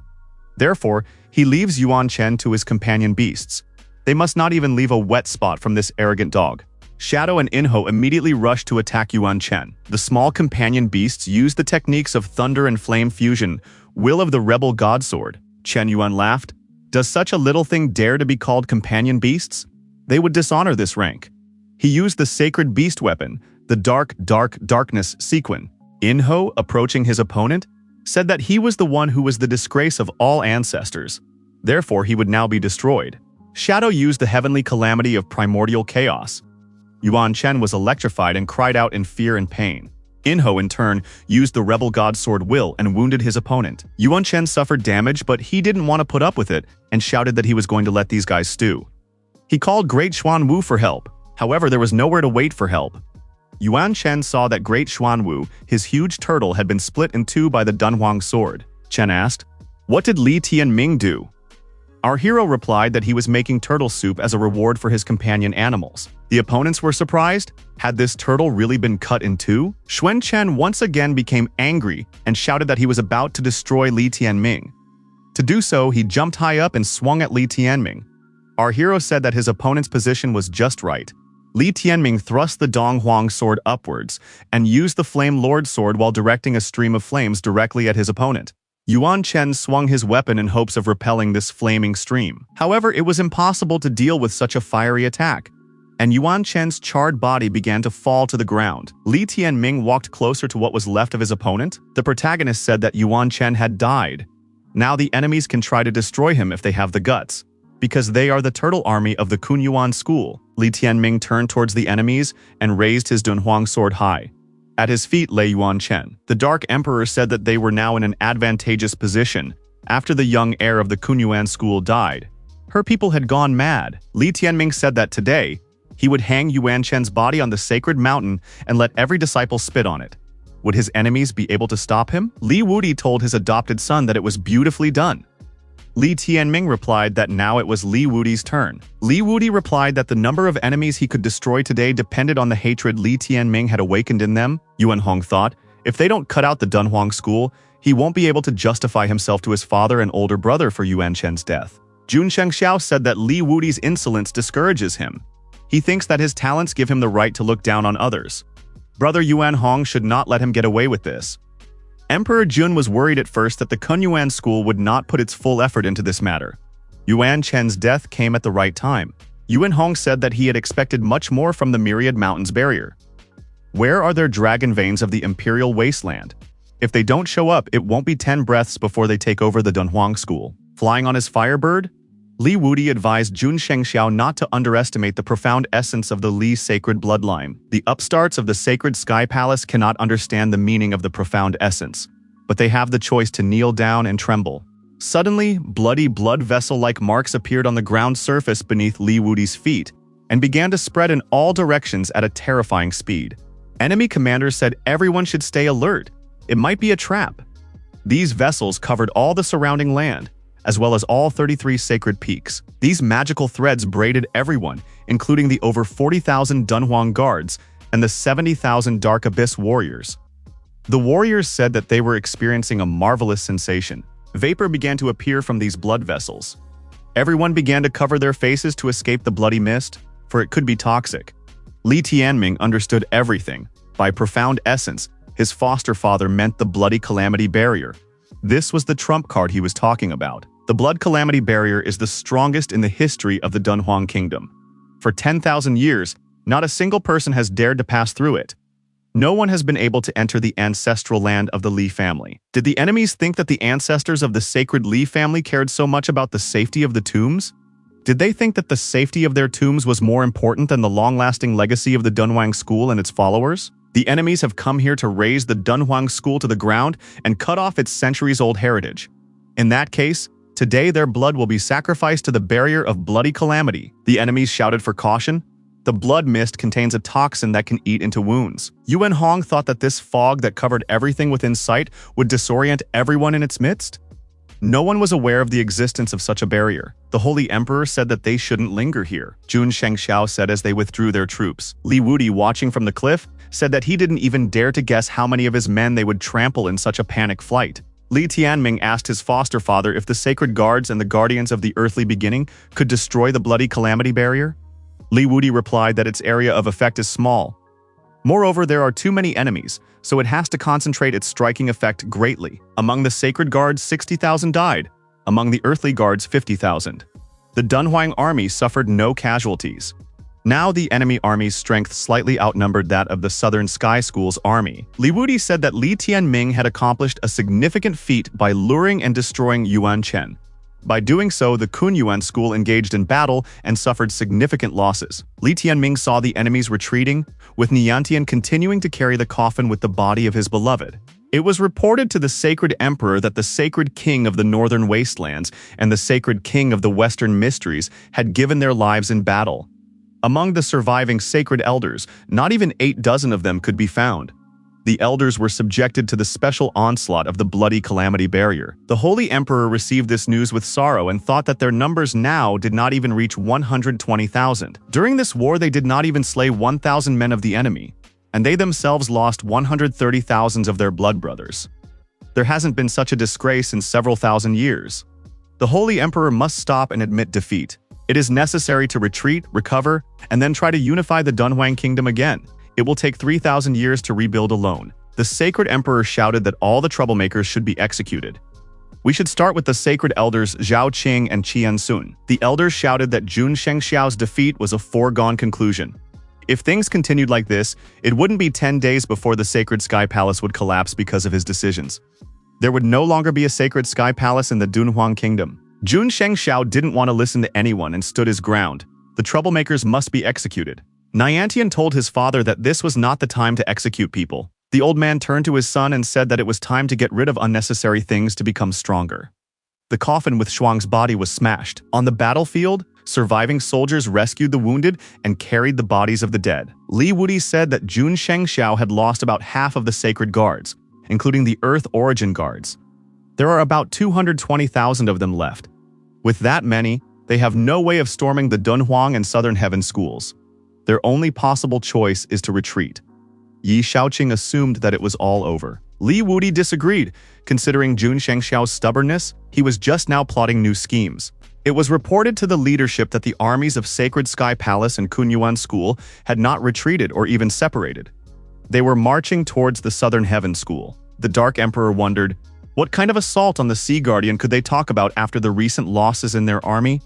Even if they managed to break through the barrier, it would cost them their lives. What was the point? Yi Shaoqing said that the Holy Emperor was mad. But why did the Kunyuan school go mad with him? Li Wudi expressed his doubts that the enemies had made this decision impulsively. Perhaps Jun Shengxiao has a plan of action that they haven't considered. It is possible that they are deliberately trying to force the Dunhuang school to go beyond the blood calamity barrier. In any case, surveillance must be established first. Li Wudi said that he would have to visit the Southern Sky School. In their companion beasts, our heroes set out on their journey. Li Tianming, along with Li Wudi, were flying the same aircraft. Li Tianming said that he felt like supporting the Southern Sky School. He immediately promised his foster father that he would stay away from the Azure Dragon Veins. He wouldn't even look at them. After some time, our heroes arrived at the island of Southern Sky. Linner, who also took part in this journey, said that she had never seen such beauty before. It was as if they were in the middle of the sea. Our hero, looking at Linner, thought that he had been fixated on perfection all this time. When the Sacred Sky Palace is finished, he intends to take Linner with him on a journey and see everything he can. The elders of South Sky Island inquired as to what brought them here. The elder praised Li Wudi. The news had already reached them that he had killed over 100,000 enemy people with the blood calamity barrier. Li Wudi said that this was not the time to celebrate. Reports were received that the remnants of the enemy army had infiltrated the Southern Sky School. In terms of common sense, their actions are akin to self-destruction. However, their goal is probably for the Dunhuang School to rally their forces to support the Southern Heaven School. Therefore, it was decided to do otherwise and only bring the Sacred Stage warriors here, which was the reason why they were here earlier. The elder thanked Li Wudi for his help and asked if anything bad would happen to Dunhuang School during their absence. Li Wudi said that there was no need to worry about them. Jun Shengxiao wouldn't be able to poke around for a while. However, he had a bad feeling about it. It was possible that the Sacred Emperor still had a trump card up his sleeve. Jun Shengxiao was making a foot crossing with his army. The old man raised his hand and paused. He wondered where they were now. The Holy Emperor was told that they were now on the tiny southern peninsula, which contained 3 small states, Zulin, Zhuqiue, and Shanghai. The lands they were currently on were located in the territory of Qianhai. The Holy Emperor decided to issue an order and told the Holy Guards to listen to him carefully. Jun Shengxiao ordered that in 1 hour, his soldiers should each capture 3 citizens of Qianhai and bring them here. Those who fail will be executed. Nianzong told his father not to do that and withdrew the troops. The old man wondered if his son had decided to contradict him because he had destroyed the crystal casket. After all, he had done it for his own good. Nianzong said it had nothing to do with Schwanger. Is his plan to throw over 300,000 innocent people into the Sea Guardian barrier? To force the Southern Sky School to shut it down to save those people? And then have the two armies jointly take over the Southern Sky School? Is the Sacred Emperor really going to sacrifice so many lives for the fantasy of unifying the Dunhuang Kingdom? This is simply insane. Such an act goes against the heavenly Tao and human dignity. The old man became angry and yelled at his son. Under the influence of the negative energy, Niantian received a powerful blow and flew backwards. His mouth was bleeding. Getting up from the ground, Niantian said for his father to stop. Jun Shengxiao told his son that there was nothing more for him to do here. He must get out of his sight. If he said a word that undermined the army's morale, he would have to be dealt with according to the laws of wartime. Niantian said that his father would regret it even more. Niantian left the army location and the girl followed him. Jun Shengxiao told Yifeng, his fifth son, to keep an eye on Niansong. The old man said for the sacred guards to follow his order immediately. Thus, a catastrophe of unprecedented proportions broke out within the territory of the state of Qianhai. The sudden appearance of the sacred guards proved to be akin to the coming of demons. Hundreds of ordinary citizens were captured to be the key to the South Sky School's Sea Barrier Guardian. Jun Shengxiao told his warriors after an hour that it was a worthy performance. When the moment came, we should throw all the prisoners into the barrier, the emperor said. If the Southern Heaven School decided not to disable the barrier and let its spiritual calamity disciples massacre the common people, that sin would fall on them and in no way on him. Niansang, his co-worker and younger brother, arrived at the nearest settlement. The girl offered to return to the sacred capital. Niantian said for her to go back alone. He no longer cared what happens to him, she wondered. Hadn't Niantian said that freedom could only be achieved by ridding the mind of burdens? One should leave this place, forget about its existence and everything related to it. It will be much better that way. Niantian said that there would be no deliverance from hardship for him. The souls of those 300,000 people will never leave him. Niantian said for the fifth brother not to follow him and go back to his father. Yefeng said that he held the same opinion as his brother. However, their father had suffered too serious a blow, which had engendered an inner evil within him. If it was not gotten rid of, the Sacred Sky Palace would have no future. Niantian wondered. Wasn't the extermination of 300,000 innocent people evil? Niantian said that he was currently going to the Wei clan. South Sky Island received an emergency message. Jun Shengxiao had taken 400,000 innocent people from the surrounding lands as hostages and was now leading them towards the Southern Heaven School. Li Wudi realized what the matter was. The Sacred Emperor had lost his mind and dared to go for such a thing. Li Tianming said that the Sacred Emperor was a devil in human form. Lin asked what they would do. Li Tianming replied that what was happening now had surpassed any assumptions of his foster father and the others. Nevertheless, no matter how difficult the situation, he, like everyone else, would consider it his duty to save these people. The ordinary people that the Sacred Emperor had thrown onto the Southern Heaven Barrier were begging for help. The child the Guardian was throwing against the barrier was crying and calling for his mom. A mother tried to come to her child's aid, but the soldier wouldn't let her in. Ordinary people were falling into the abysses of the barrier and screaming to be rescued, but no one came to their rescue. The child found himself in a pool of water and began to sink to the bottom. However, the rescuers came to the rescue, including our hero. Li Tianming picked up the child and said that Big Brother was nearby and he would help. The sacred guards outside saw that someone was rescuing ordinary people. They realized that it was Li Tianming. Our hero, while in the water barrier, used the will of the rebel god's sword against the enemies. The attack achieved its goal. The girl, unable to bear the strain, began to lose consciousness. Liner shouted to her brother that she needed help immediately.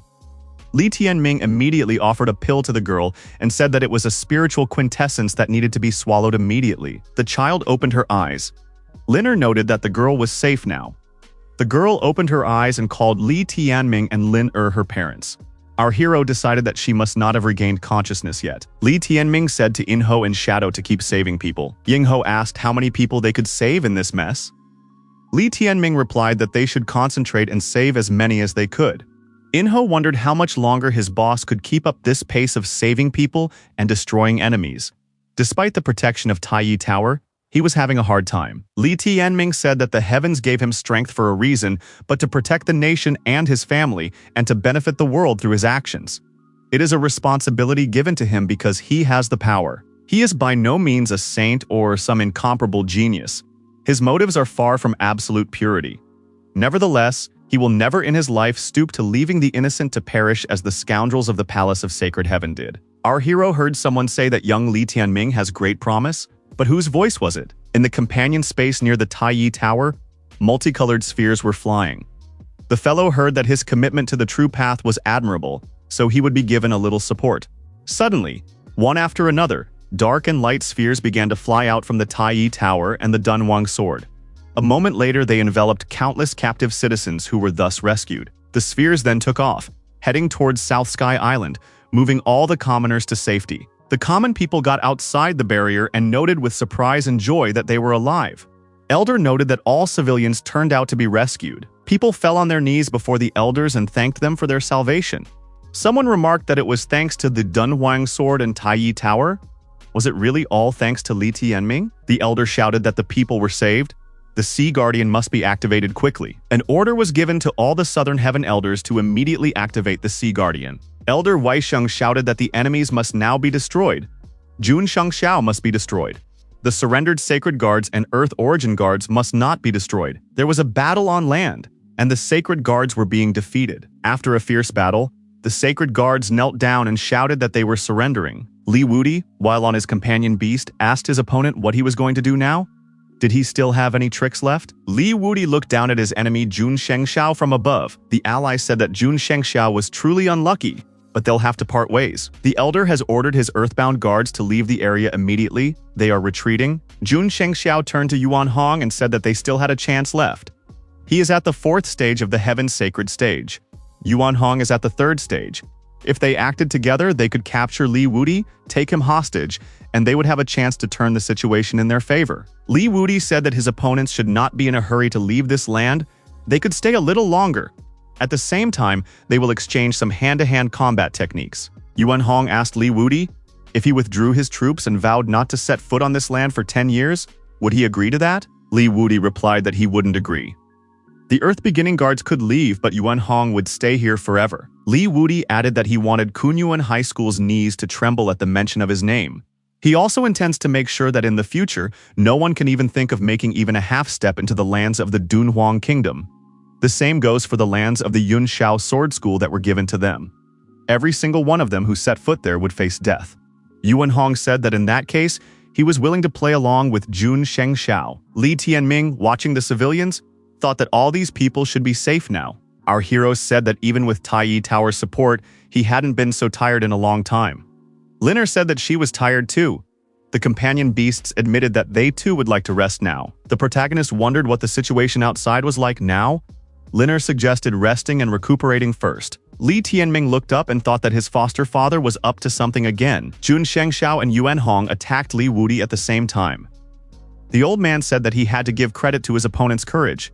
He wasn't afraid to challenge them alone. Shengxiao rushed at his opponent with his bare hands and said that in that case he would not be ceremonious and would take Li Wudi's insignificant life. The 6th-ranked sacred beasts, the great cloud dragons, also rushed to attack. Yuan Hong was indignant. How dare Li Wudi get in their way, thinking to intimidate them with his formidable appearance. He was already excited to find out what Li Wudi was really worth. Yuan Hong said to let his dark Xuanwu Wandering Flame Xuanwu deal with Li Wudi's beast. Li Wudi said that Yuan Hong was a real simpleton, so Jun Shengxiao managed to freeze his head. Li Wudi repelled Yuan Hong's attack. Their swords made contact, emitting a clashing sound and creating many sparks. Yuan Hong asked a timely question. What stage of the sacred stage of heaven is his opponent at? Li Wudi replied that after a series of transformations, he was on the 4th stage. Shengxiao intervened in this battle and said that he did not believe. Li Wudi asked if the old man would believe that he had become the owner of the 8 rings of calamity. Li Wudi decided to further confuse his opponents and said that since they didn't believe him, he could safely eat the tiger by pretending to be a pig. Li Wudi swung his sword and applied the Bloody Abyss Blade Cannon, Bloody Calamity. Yuan Hong was injured in the head and shouted that the opponent appeared to be hiding his strength. He had indeed reached the 4th step. We have to get out of here immediately, as he can't risk his life. Yuan Hong shouted to the Earthstart guards to disperse and withdraw. Everyone returned to the Kunyuan school. Jun Shengxiao told Yuan Hong to come to his senses and not dare to leave. Yuan Hong replied that he would not come to his senses. Li Wudi gave his opponent a staggering blow and said he wouldn't run anywhere. Yuan Hong shouted and called for help from his companion beast, Yuming. Li Wudi continued to beat up his opponent and said that Yuan Hong would stay here forever. Yuan Hong shouted that he was being beaten and called out to the sacred emperor for help. Li Wudi flashed his eyes and said to send this coward to the other world immediately. Li Wudi once again swung and swept his sword across his opponent's neck. Yuan Hong's head snapped back, and blood gushed out from the wound. Li Wudi shouted to the Earthstart guards that their school's deputy was dead. Why couldn't he still hear the cries of surrender? After that, the guards started shouting that resistance was futile, and they were surrendering. Wan Shengxiao said that now Li Tianming had definitely signed his own verdict. He had destroyed the son of that old devil from the Kunyuan school. He will not rest until he holds Li Wudi accountable. Li Wudi said that he was not afraid. Jian Shengxiao put his weapon forward and rushed forward to attack, stating that he had spent 100 years in persistent refinement, and Li Wudi was no match for him. Li Wudi said that despite his opponent's head problems, one had to give him credit. His strength was worthy of the title of Sacred Emperor. The old man shouted that his rival was rejoicing early. He still had powder in his powders and strength in his buttocks. The Sacred Emperor launched another attack and used a special ability, Divine Insight. Watching this battle from below, Li Tianming thought that the old man was afraid of his foster father and didn't want to let him get close. Our hero didn't understand how one could be so naive at such a mature age. The foster father's victory was a foregone conclusion. Li Wudi attacked his opponent's companion beast. Jun Shengxiao urged his opponent to accept his fate. Neither Li Wudi nor the Li sacred lineage had a future. Li Wudi said that he was using a special ability, Blazing Blood Hell, much cooler than what the opponent had experienced before. Her venom will corrode the wounds of the Sacred Emperor's beast companions. Jun Shengxiao said that the Li sacred bloodline had long since perished as the sky had predestined it, and his appearance was just the flare of a fading candle. Li Wudi said that it was time for the old man to say goodbye to this world. He had time for 10 breaths left. The old man responded by plotting to destroy him. Li Wudi had signed his own sentence because he was no match for his experience. Dodging the blow, Li Wudi said that there was nothing left in his opponent but anger and unstable consciousness. He had gotten to the point of contradicting himself in his words and actions. Jun Shengxiao used the world subjugation technique during another attack.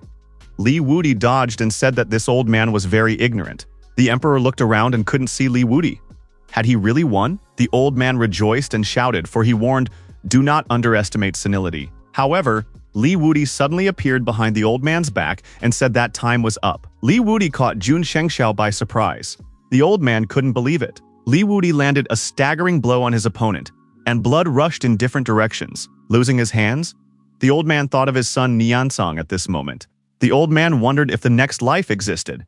Li Wudi gave another blow to his opponent. "In the future, my father will definitely listen to him." Li Wudi lifted the old man's head that had been separated from his body. Li Wudi said that the Sacred Heaven Palace's legacy of nearly tens of thousands of years was gone. Li Tianming said that Li Wudi's performance was very spectacular. Dinger remarked that it was great. However, our hero was distracted by something. It was an unknown feeling. In the end, the Sacred Sky Palace and Yunxiao Sword School suffered a crushing defeat, and the Union of Three Schools won an unconditional victory. All the surviving Sacred Guards and Earth Origin Guards were captured, and their Sumeru rings were taken away. Everything the Sacred Heaven Palace had belonged to the Dunhuang School, including the surviving Sacred Guards. Even the Southern Spirit Sacred King, the only one of the 4 Sacred Kings who managed to survive, led the remaining elders and willingly bowed his head to Li Wudi. Liner congratulated our hero and said that he would now become the Crown Prince of the Dunhua Kingdom. Li Tianming congratulated the Crown Prince's wife and was immediately slapped. Li Wudi slapped Li Tianming's face and said that it was well done. The citizens of Qianhai would meet him with gifts. This guy gave cause for pride. He is simply a miracle in the flesh. Li Tianming took offense, wondering why they were fighting. After all, he could fight back too. Li Tianming grabbed his head. He experienced that strange feeling again. Liner wondered if brother wasn't feeling well. Li Tianming told the princess to look up if he wasn't mistaken. "It's the same as last time." Liner raised her head and looked up at the sky. At the top were many dragon veins. The dragons opened their mouths and screamed loudly. There could be no mistake. Everything repeats itself. The dragons rushed down to the ground and began to be consumed by our hero. Li Wudi told the local elders that he was willing to discuss everything. Li Wudi remarked that he didn't know exactly himself, but last time, Using the Taiyi Tower, Li Tianming had absorbed the dragon veins of the Emperor Wasteland and their barriers. After that, they disappeared. Wei Sheng was frightened. Didn't this mean that the same thing would happen to the Azure Dragon Veins? Then the Sea Guardian would lose half of its power? Suddenly, the shining tower of Taiyi appeared nearby. After a moment, that tower disappeared. However, the dragon veins did not appear. Li Tianming apologized and said that he needed to step back for a while. Li Tianming pushed off and flew upwards, but without using his wings. Li Wudi wondered where his adopted son had gone. Everyone downstairs wondered what this guy was up to. Li Tianming settled down on the heavenly island and took the lotus posture and began to meditate. The young men nearby recognized this guy and said that he was Li Tianming from Wuju Kiyue country. They say he defeats everyone with the help of 2 divine relics. Enho reported to his master that Taiyi Tower had released all 99 dragon veins of the Emperor Wasteland and 99 Azure Dragon Veins. They now overwhelmed the entire companion space. Li Tianming said that everything was as he expected. The 3rd one was about to hatch. Enho and Shadow noticed that their new neighbor was about to be born. The eggshell cracked and fell apart. Inside was something unusually large. Enho first saw the huge paw and said that this companion beast was a traitor. Why is it so huge? Shadow, also seeing that huge paw, said he didn't agree with it. The new beast would mess up the whole established order. Li Tianming thought he had succeeded. He asked, what was this new friend's name? The new beast said that it was a supreme dragon of the Keelun Great Nebula. This dragon had at least 2 heads. Hearing the new beast's voice, our hero plugged his ears and asked him to speak a little quieter. Keelun of the Great Nebula said hello to Brother Chicken and Brother Kitten. Enho noticed that their new beast was very docile. Shadow wondered if it would eat them. Li Tianming suggested that Enho and Shadow take advantage of this moment and jointly make a breakthrough to the 4th step. After a while, our heroes succeeded, and the 4th step of the heavenly will was achieved. The dragon rose to its full height with its 2 heads and greeted the boss. Our hero liked this temperament and power, and said it was a true holy dragon. Enho told that son of a bitch to keep his voice down. The dragon replied to Brother Chicken that he was already talking as quietly as he could. The dragon suggested that Brother Chicken and Brother Kitten play together. He was looking forward to this opportunity while he was in the egg. Looking at these dimensions, Li Tianming thought that the heavens had finally answered his prayers. Liner said that it was worth coming up with a name for this turtle. Li Tianming replied that it was something to think hard about. Liner added that brother should now be called Immortal Tortoise Rider. Now that the war was over and while there was still time, one should take advantage to return to Yandu, and at the same time fulfill the promise he had made to Jiangqing Luan. Yandu, Zhuque Royal Palace. Niantian asked his younger brother if everything was done. The brother replied that he had done everything. There were 5 of them. One of them was an elder of the Dunhuang school at the Earth Sacred Stage named Li Ling. The other 4 were at the Heavenly Will. He had wiped them all out, and now there would be no one to pass on the news of what was happening. Had Niantian found what he was looking for? Nian Qiang said that he tracked down Li Tianming's father-in-law and his lover's older sister at the royal palace. Also in the Wei residence, he managed to capture his maternal grandfather. This trinity should be enough. Niantian returned and saw all the captives tied up. An elder was guarding them. Elder Wei asked who they were. If their goal is to defeat the Heavenly Palace, why resort to such a dishonorable method? If the opponent has a high position, why would they do such a thing? Niantian said that the old man was right. He wouldn't threaten them if he had another opportunity to deal with his opponent. A coworker asked Nanzong how he planned to proceed.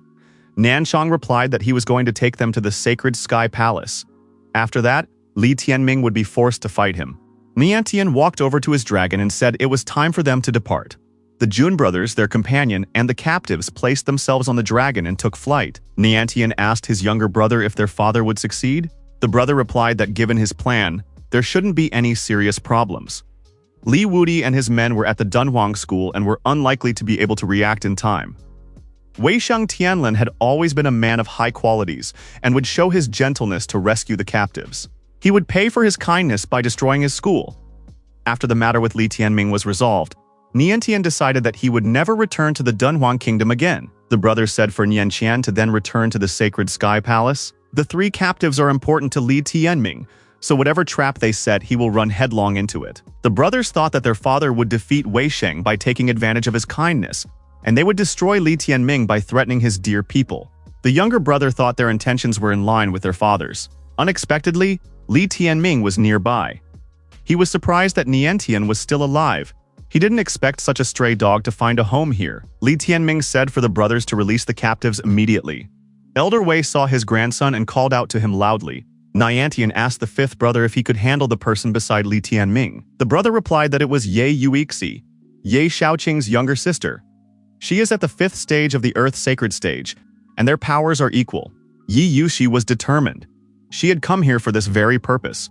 Little brother said that he wouldn't claim that he could handle her, but she definitely couldn't help Li Tianming. This he guaranteed. Niantian, flaming with rage, said that there was no gate to hell. His rival had made his own way there. Niantian shouted to his companion Feifei to keep an eye on the captives. If Li Tianming tried to free them, she might not be able to restrain herself. Li Tianming told Aunt Yuxi not to reveal to the rivals what happened to their father, so as not to give them an excuse to destroy the hostages. Li Tianming and Niansang went down to the ground and continued the confrontation here. The hostages under Feifei's care were on the roof of a neighboring building. Feifei said there was a good view from that spot. It is possible that this is where the prisoners will spend the last minutes of their lives. The king shouted for Feifei not to touch his daughter. Of all the people present, he is the most important to Li Tianming, because he is the father of his beloved. Feifei told the king not to worry. She would cut off his chatty tongue if he kept making loud noises like that. Yi Yuxi and younger brother Jian met each other while on their dragons. The opponent said hello and said that he hadn't seen Yuxi in a long time. Yuxi said that these two really deserve to be called Jun Shengxiao's sons, just as vile and despicable, and the ending is the same for all of them. The caller asked, "What does that mean?" Niantian asked his rival what happened to his father. Li Tianming said to let the hostages go, then he would tell everything. Niansang had a 6th-ranked sacred beast, the sacred dragon of the cloudy heights. Niantian lunged forward and attacked his opponent, chanting that he must die today. Li Tianming repelled the attack and retorted that the one who would die today would be his opponent. However, Niantian's punch was so strong that Li Tianming flew far back. Niantian said that he was several years older than his opponent, he had the strength of the sacred stage, and a rank 6 sacred beast. This time, Li Tianming had seriously miscalculated. Niansang added that it doesn't matter, it won't matter in the future because after death it's too late to regret. Niansang saw his opponent rise to his feet through the clouds of smoke and dust. He said that Li Tianming had proved to be capable. Li Tianming appeared from the puffs of smoke and told his opponent not to get excited. It was only a warm-up right now. Niantian smiled and said that he would love to see what tricks his opponent could still surprise him with. Just don't try to drag out the time. Li Tianming replied that it was not in his best interest. Linger suggested to her brother to use her spirit ignition. Li Tianming replied that there was no need to hurry. He had another way. Li Tianming took out the book and said that he didn't think it would come in handy so soon. The guy asked Linger how to activate the soul ignition book. Linger said that the animal mentor and his companion beasts should sprinkle a drop of their blood on her. Li Tianming was glad that the princess was with him. She is indeed the crown prince's loyal assistant and wife. Linger told her brother not to say that again or she'd die of shame. Niantian said that you can't breathe before you die. What's the point of reading books now? Niantian added just as he thought. The opponent is only stalling for time. Nothing will help him. Niantian put his weapon forward and rushed forward to attack. Niantian slowed down. In front of him stood his opponent and his companion beasts. Next to Li Tianming were Shadow, Enho, and a huge 2-headed monster. Niantian wondered, was his opponent really the animal mentor of the 3 beasts? Li Tianming said that the opponent was only now thinking about it. Li Tianming opened the book in front of him, and a glowing vortex pillar appeared in the air. Thanks to the book, transformations began to occur in the air that Niantian didn't realize existed. Niantian didn't understand anything. What was the opponent doing now? Li Tianming was embraced by a lilac flame. He was experiencing a new sensation and asked his companion beasts, what were they feeling? Li Tianming said for his all 3 beasts to join forces against the opponent's companion beast. Niantian thought that his opponent's companion beasts were good. It was a shame that he wouldn't be able to reach his true potential. Li Tianming rushed to attack and told Jun Nianqing not to run away. Niantian once again thrust his weapon forward and shouted that he now intended to avenge Shuang-Er. The opponents approached each other and began striking with their weapons. Niantian shouted that his opponent was about to taste a powerful energy strike. Li Tianming put his left hand forward and blocked his opponent's energy charge. Li Tianming said that he was disappointed with his opponent. He thought that Niantian would be much tougher, although the strength of his opponent's holy stage was truly great. There was a blinding flash. Our hero thought that under such a blinding light, it would be utterly impossible for him to follow the point of his opponent's spear.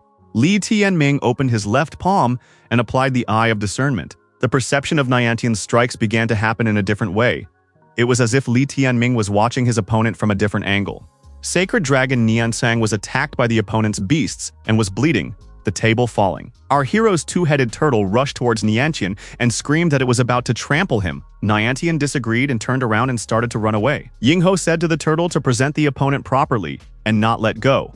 They will go to the aid of Li Tianming. One turtle head said he understood Brother Chicken and would act on the circumstances. Our hero's two-headed turtle attacked and finished off the wounded beast companion Niansang. Shadow was approaching Niantian and said it was time for his opponent to take care of himself.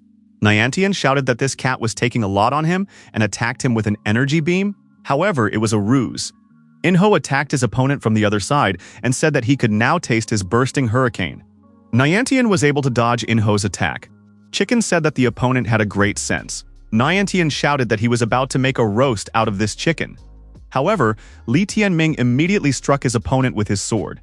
Niantian managed to block the blow at the last moment. Niantian said that his opponent only got a chance to match his strength because of the book's Soul Ignition. As soon as it expired, Li Tianming's defeat would be a foregone conclusion. Li Tianming said that Jun Niansang is just like his father, and his finale will be just as pitiful. Li Tianming added that Jun Shengxiao had died. His head hangs at the top of the southern Sky Island. The Sacred Sky Palace is no more. Fei Fei guarded the hostages and watched Niansang and Li Tianming work things out. Lan Huang's second special ability is Ground of Primal Chaos. He turns the ground beneath his feet into a quagmire. Niantian felt himself being pulled under. Li Tianming flew up and asked if his opponent knew why Li Tianming always won. Li Tianming said that because he had many brothers, he and his companion beasts attacked the opponent at the same time. Niantian was deactivated and lay on the ground. Our hero walked up to his opponent and held out his sword in his direction and said that Niantian had lost. Li Tianming added that he is now sending his opponent to meet with his father. Suddenly, Fei Fei grabbed Jinger by the throat and shouted that if Niantian died, then all of this trinity would also die. Fei Fei told Li Tianming to let Jun Nianqing go immediately. Fei Fei shouted that she wasn't joking and Li Tianming should act. Li Tianming told his opponent that he had already lost in this fight. He had nothing to answer. Niantian admitted defeat. Li Tianming has heard that justice is not an empty sound to Nianqing, and he asks to be treated fairly. This is their conflict and he has accepted the challenge, but he asks not to involve people who have nothing to do with it. Niantian said to Fei Fei to release the hostages. Fei Fei did not agree. Li Tianming must first let Nianqiang go. Li Lianming said that he would let everyone go and ordered Lan Huang to let the Nianchang beast go. Our hero inquired how Auntie Yuxi was doing. Yuxi stood in front of her defeated opponent and asked how Li Tianming managed to win before her. Yuxi told Li Tianming that they can't be left alive. They know about this place. Li Tianming asked if it was possible to send his relatives to Dunhuang School. Yuxi replied that it was possible, but one must not forget that the opponent is Jun Shengxiao's son. Who can vouch that he won't slaughter everyone in Yandu? Fei Fei said that she is a descendant of the ancient Qilin family from the sacred capital. All members of her clan are the holders of the age-old curse. If she died here, the elders of her clan would immediately discover this place. They will have questions about who destroyed her. Yuxi said that it was the ancient Qilin clan, the cursed clan of the sacred capital. Fei Fei said that if they dared to touch Niantian, she would still take revenge sooner or later. Suddenly, the three highest-ranked ancient Qilin family's three highest-ranked Qilin clansmen appeared in the sky. Ling Jing, Zhu Yue, and Chun Yang. Yuxi said that each of these people's strength was not inferior to Li Wudi's. Fei Fei bowed to the highest and said that the disciple of the Thunderbolt Qilin Yun branch. Fei greeted them. Jing Yue turned to Fei Fei. She sent them news of a young man living in the Dunhuang Kingdom whose hand resembled the one of the greatest criminal of their clan. Fei Fei confirmed that she had sent this message. Jing Yu said that it was well done, and there would be generous grapes waiting for her when they returned. Chun Yang asked our hero, "Is his father's name Li Muyang?" Li Tianming replied that his father's name was Li Yanfeng. The elder must have confused him with someone else. Jing Yue said that Li Yanfeng must have changed his name. Ling Xing wondered, did Li Muyang think he would escape his fate by running away? He dared to leave behind a son in Yandu. Chun Yang said that Li Muyang knew that his location had been discovered, but he was unaware that a descendant of their family had appeared in the Dunhuang Kingdom and would recognize his son's hand of ancient evil. Chun Yang said, he suggests his colleagues take Li Muyang's son to the ancestral city to force him to show up there. Li Tianming wondered, Did these three really want to kidnap him? Yushi asked, wondering if there was any mistake here. Chun Yang told the woman to keep her mouth shut. They will keep her alive to tell Li Muyang everything if he comes back here. She will say that they took him to the ancestral city of the Qilin family, and if she keeps talking, it could cost her her life. They can find someone else to deliver the message. Li Tianming stopped Yusi and said that he will go with these people. She, on the other hand, will go back and tell everything to her foster father. Inho told the boss that it's okay to try to fight. Li Tianming replied that they had hostages, so he didn't want to take any chances. Our hero thought that the three of them were very strong. If anything goes wrong, there's a good chance that Auntie E will be in trouble. Li Tianming asked Aunt Ye Yusi if he could count on her to deliver Jing-er to Donghuang School and give some guidance. Jing-er continued to sit on the roof with her hands tied behind her back. Yuxi said that she would accept her student and take full responsibility for her. Li Tianming said for Liner to stay. The princess replied that she would not leave him. Linger added that there was no way the guy would get rid of her in this life unless she wanted to leave.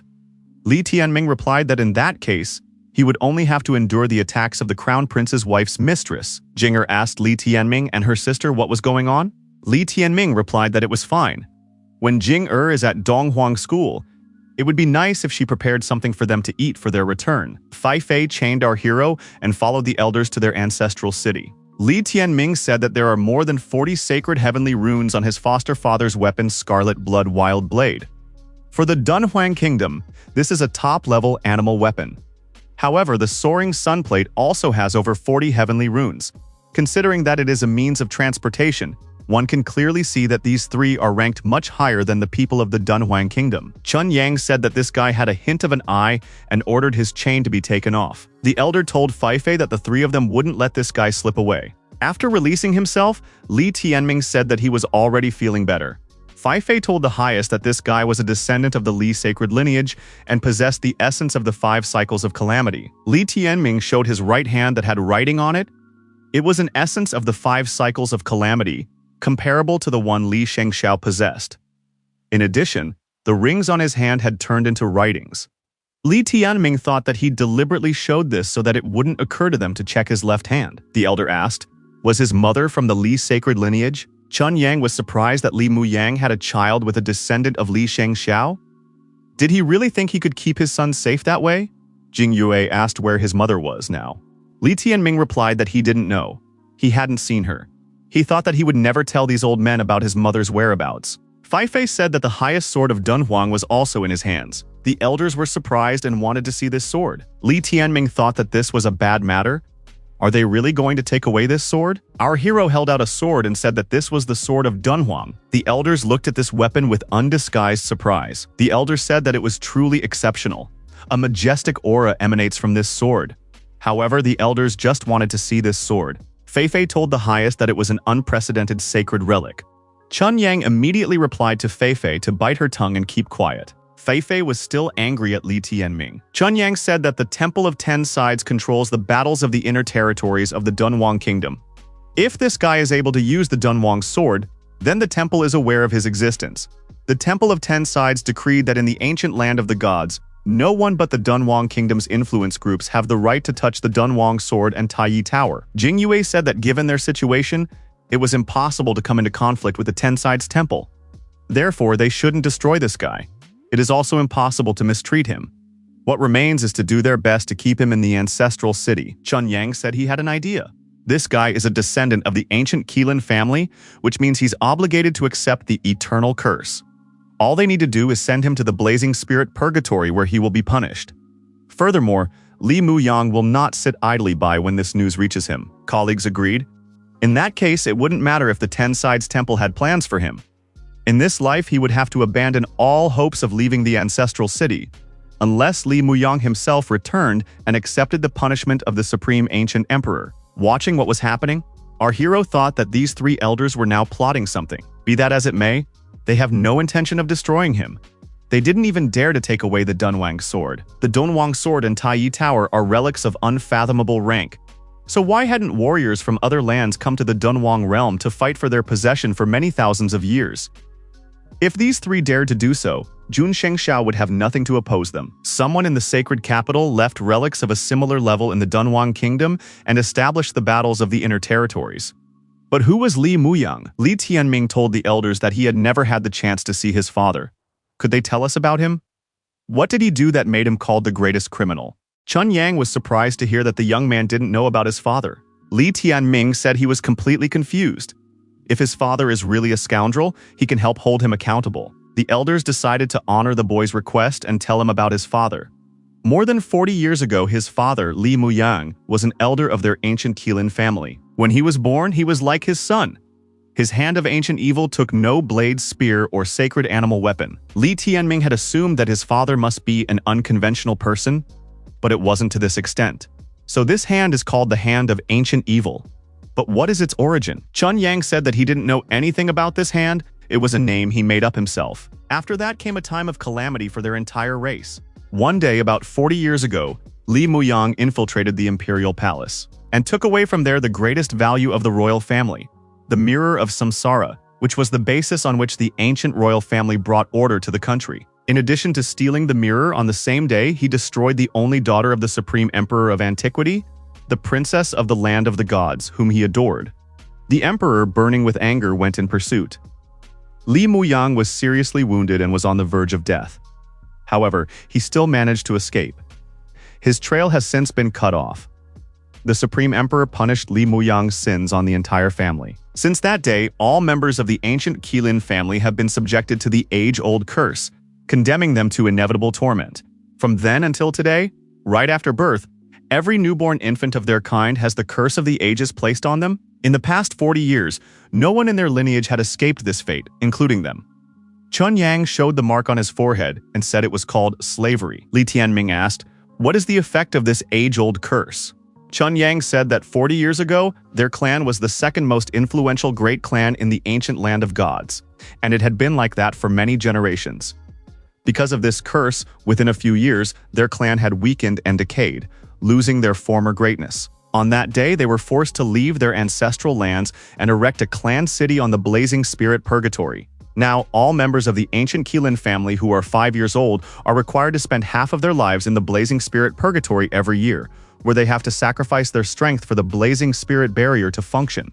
Otherwise, the eternal curse will come into action and take their lives. Fei said that Li Tianming would not be able to escape the age-old curse.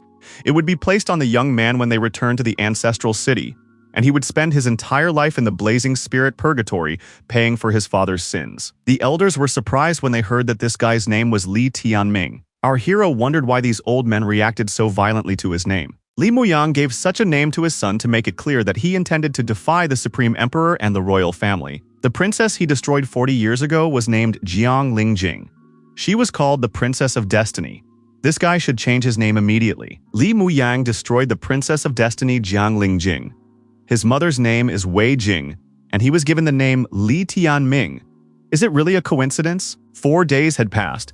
Despite the terrifying speed of the soaring solar plate, it still took 4 whole days to reach the Holy of Holies of the ancient land of the gods, the sacred capital. Li Tianming thought that this was the only place where he had a chance to clear his doubts and find answers to his questions. The ancestral city of the ancient Qilin family? The elders and our hero approached the huge gate. Standing on the huge wall was Mo Yu, who asked the elders didn't they go in pursuit? Had their search been successful? Chun Yang said that he wanted to talk privately with the highest Mo Yu. Enro saw in Mo Yu the beauty and elegance of a mature woman.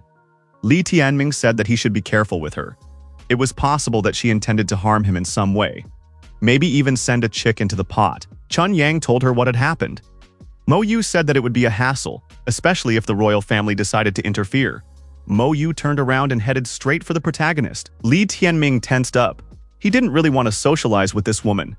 Inho noticed that he needed to get busy admonishing Brother Turtle right now. Inho immediately disappeared.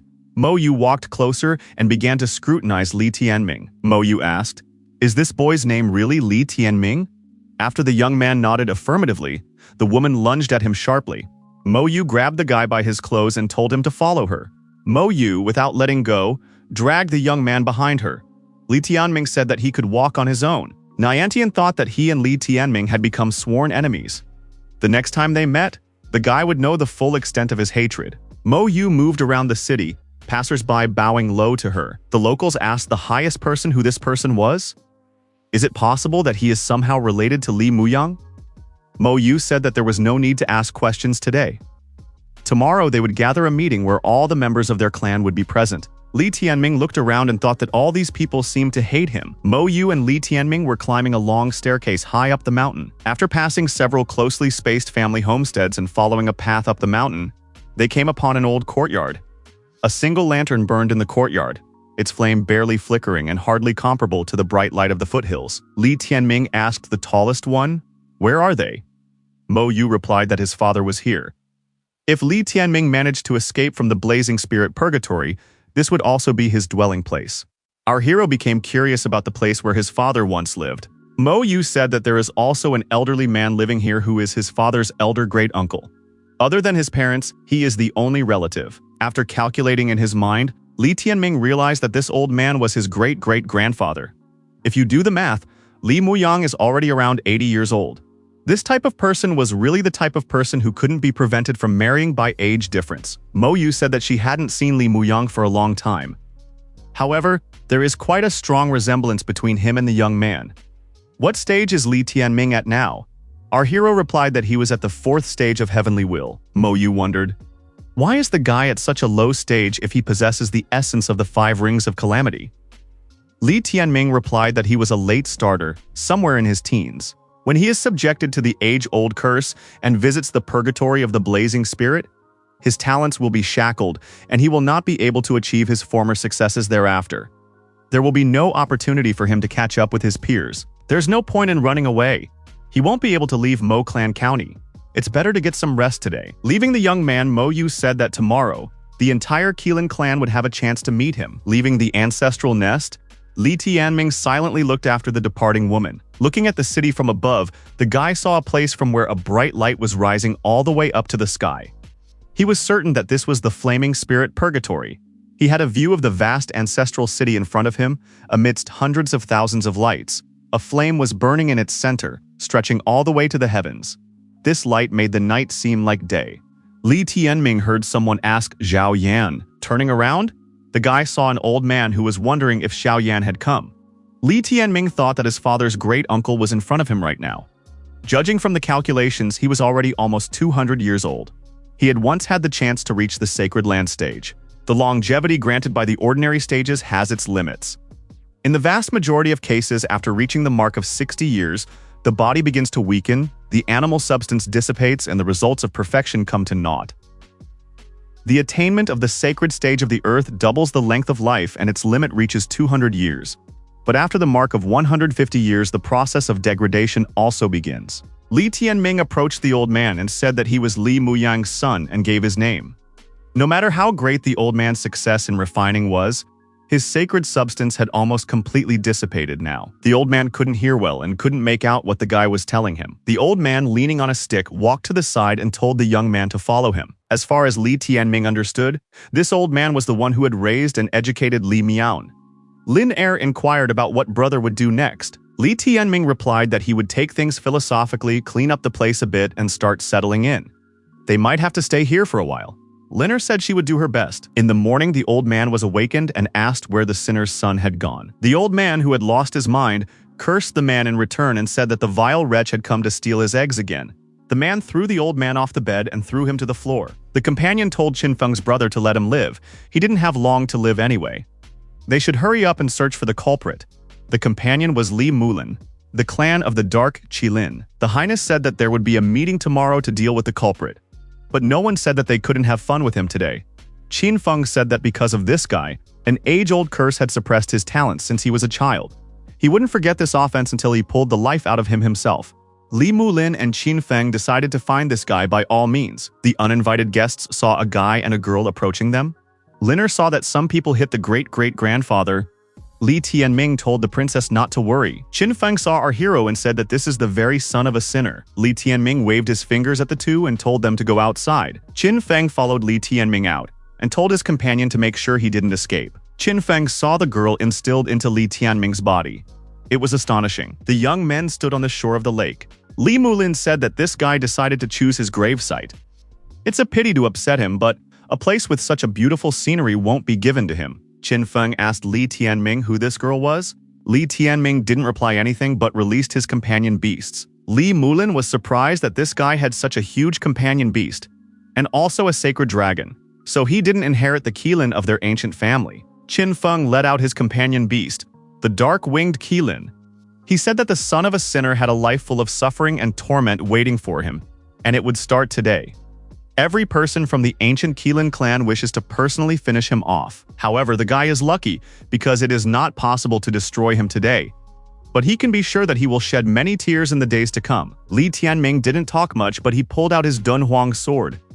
The opponents were very surprised when they saw this sword. Li Tianming said that now this sweet couple could boldly attack him. Qin Feng told his companion to watch carefully as he called the sinner's son to order.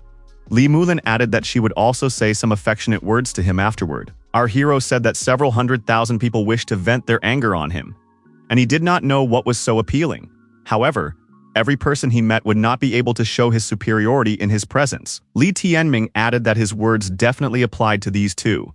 Our hero's companion beasts rushed to the attack. Qin Feng and Li Mulin were of course very surprised when they realized that their opponent was the animal mentor of 3 beasts at once. Enro attacked Li Mulin and said that this beauty was about to taste his sword.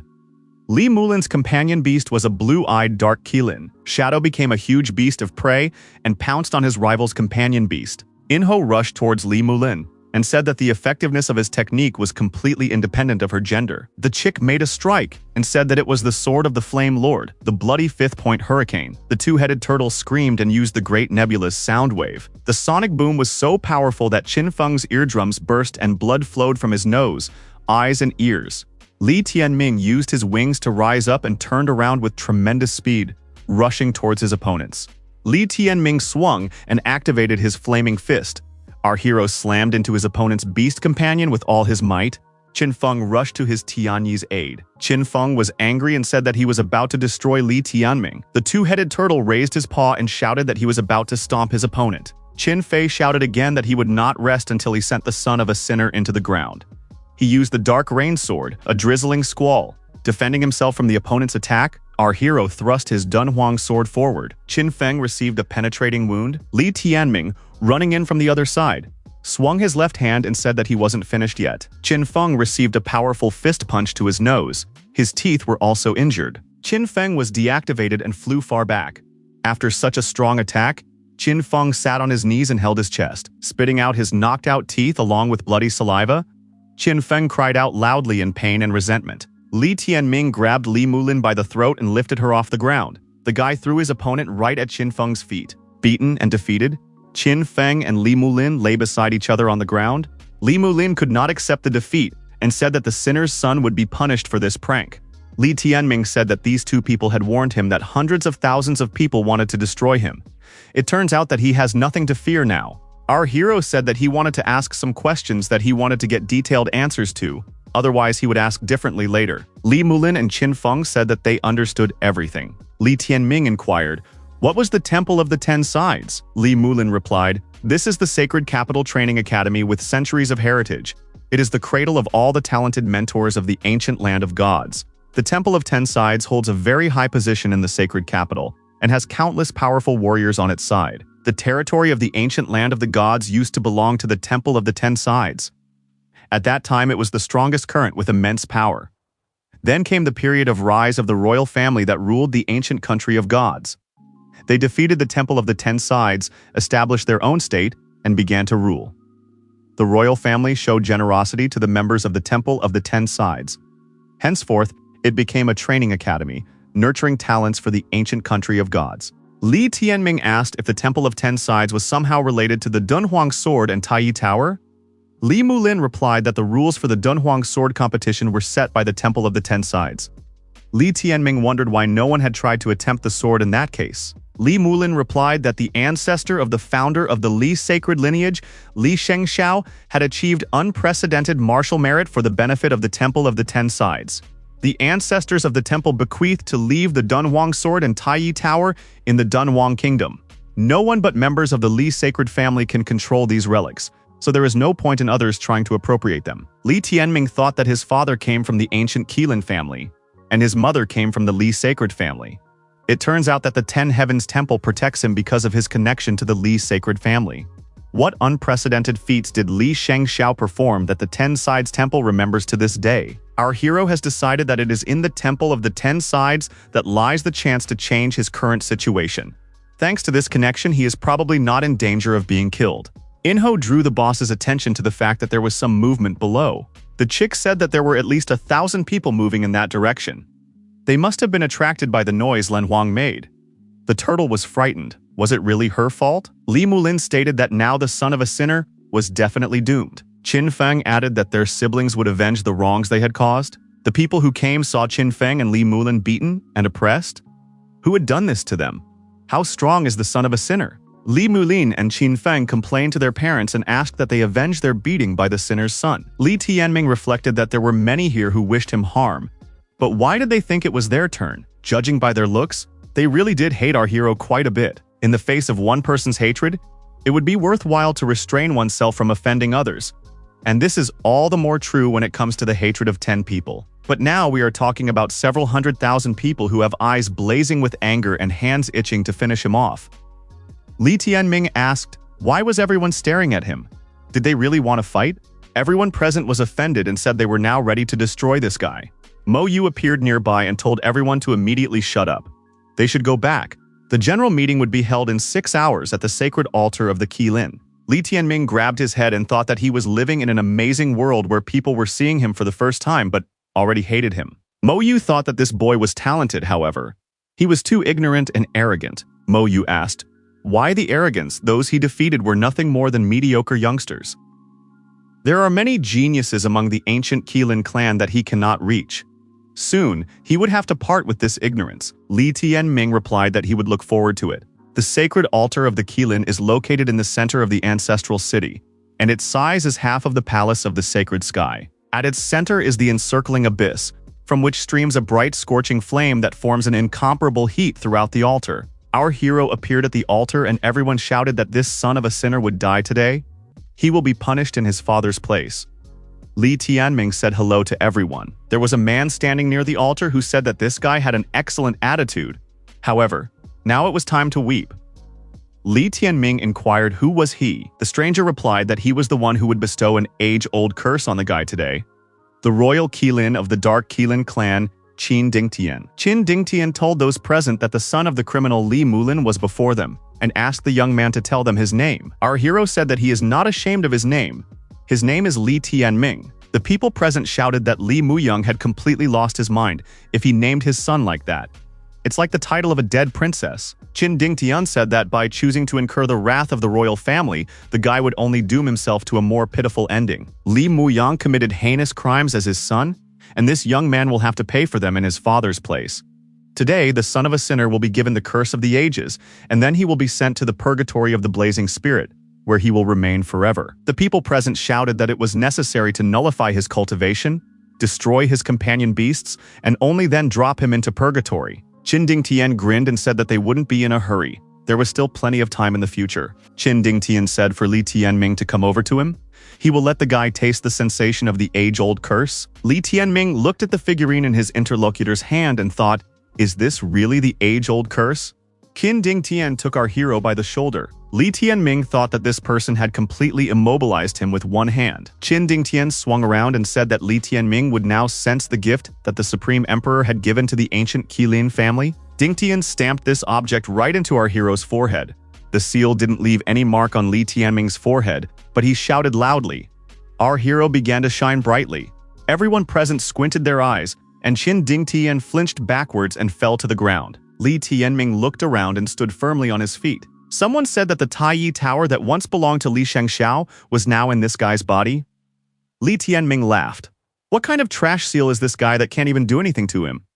Looks like their scheme has failed. The elders who appeared said they would help now, and they decided to work together. The elder took the seal in his hand and said, whatever this guy says, he's going to get tagged anyway. Li Tianming stared at his opponent and said that he could try. All three elders headed towards our hero and tried to deactivate him. Two of the elders held our hero's hands while the third tried to brand him.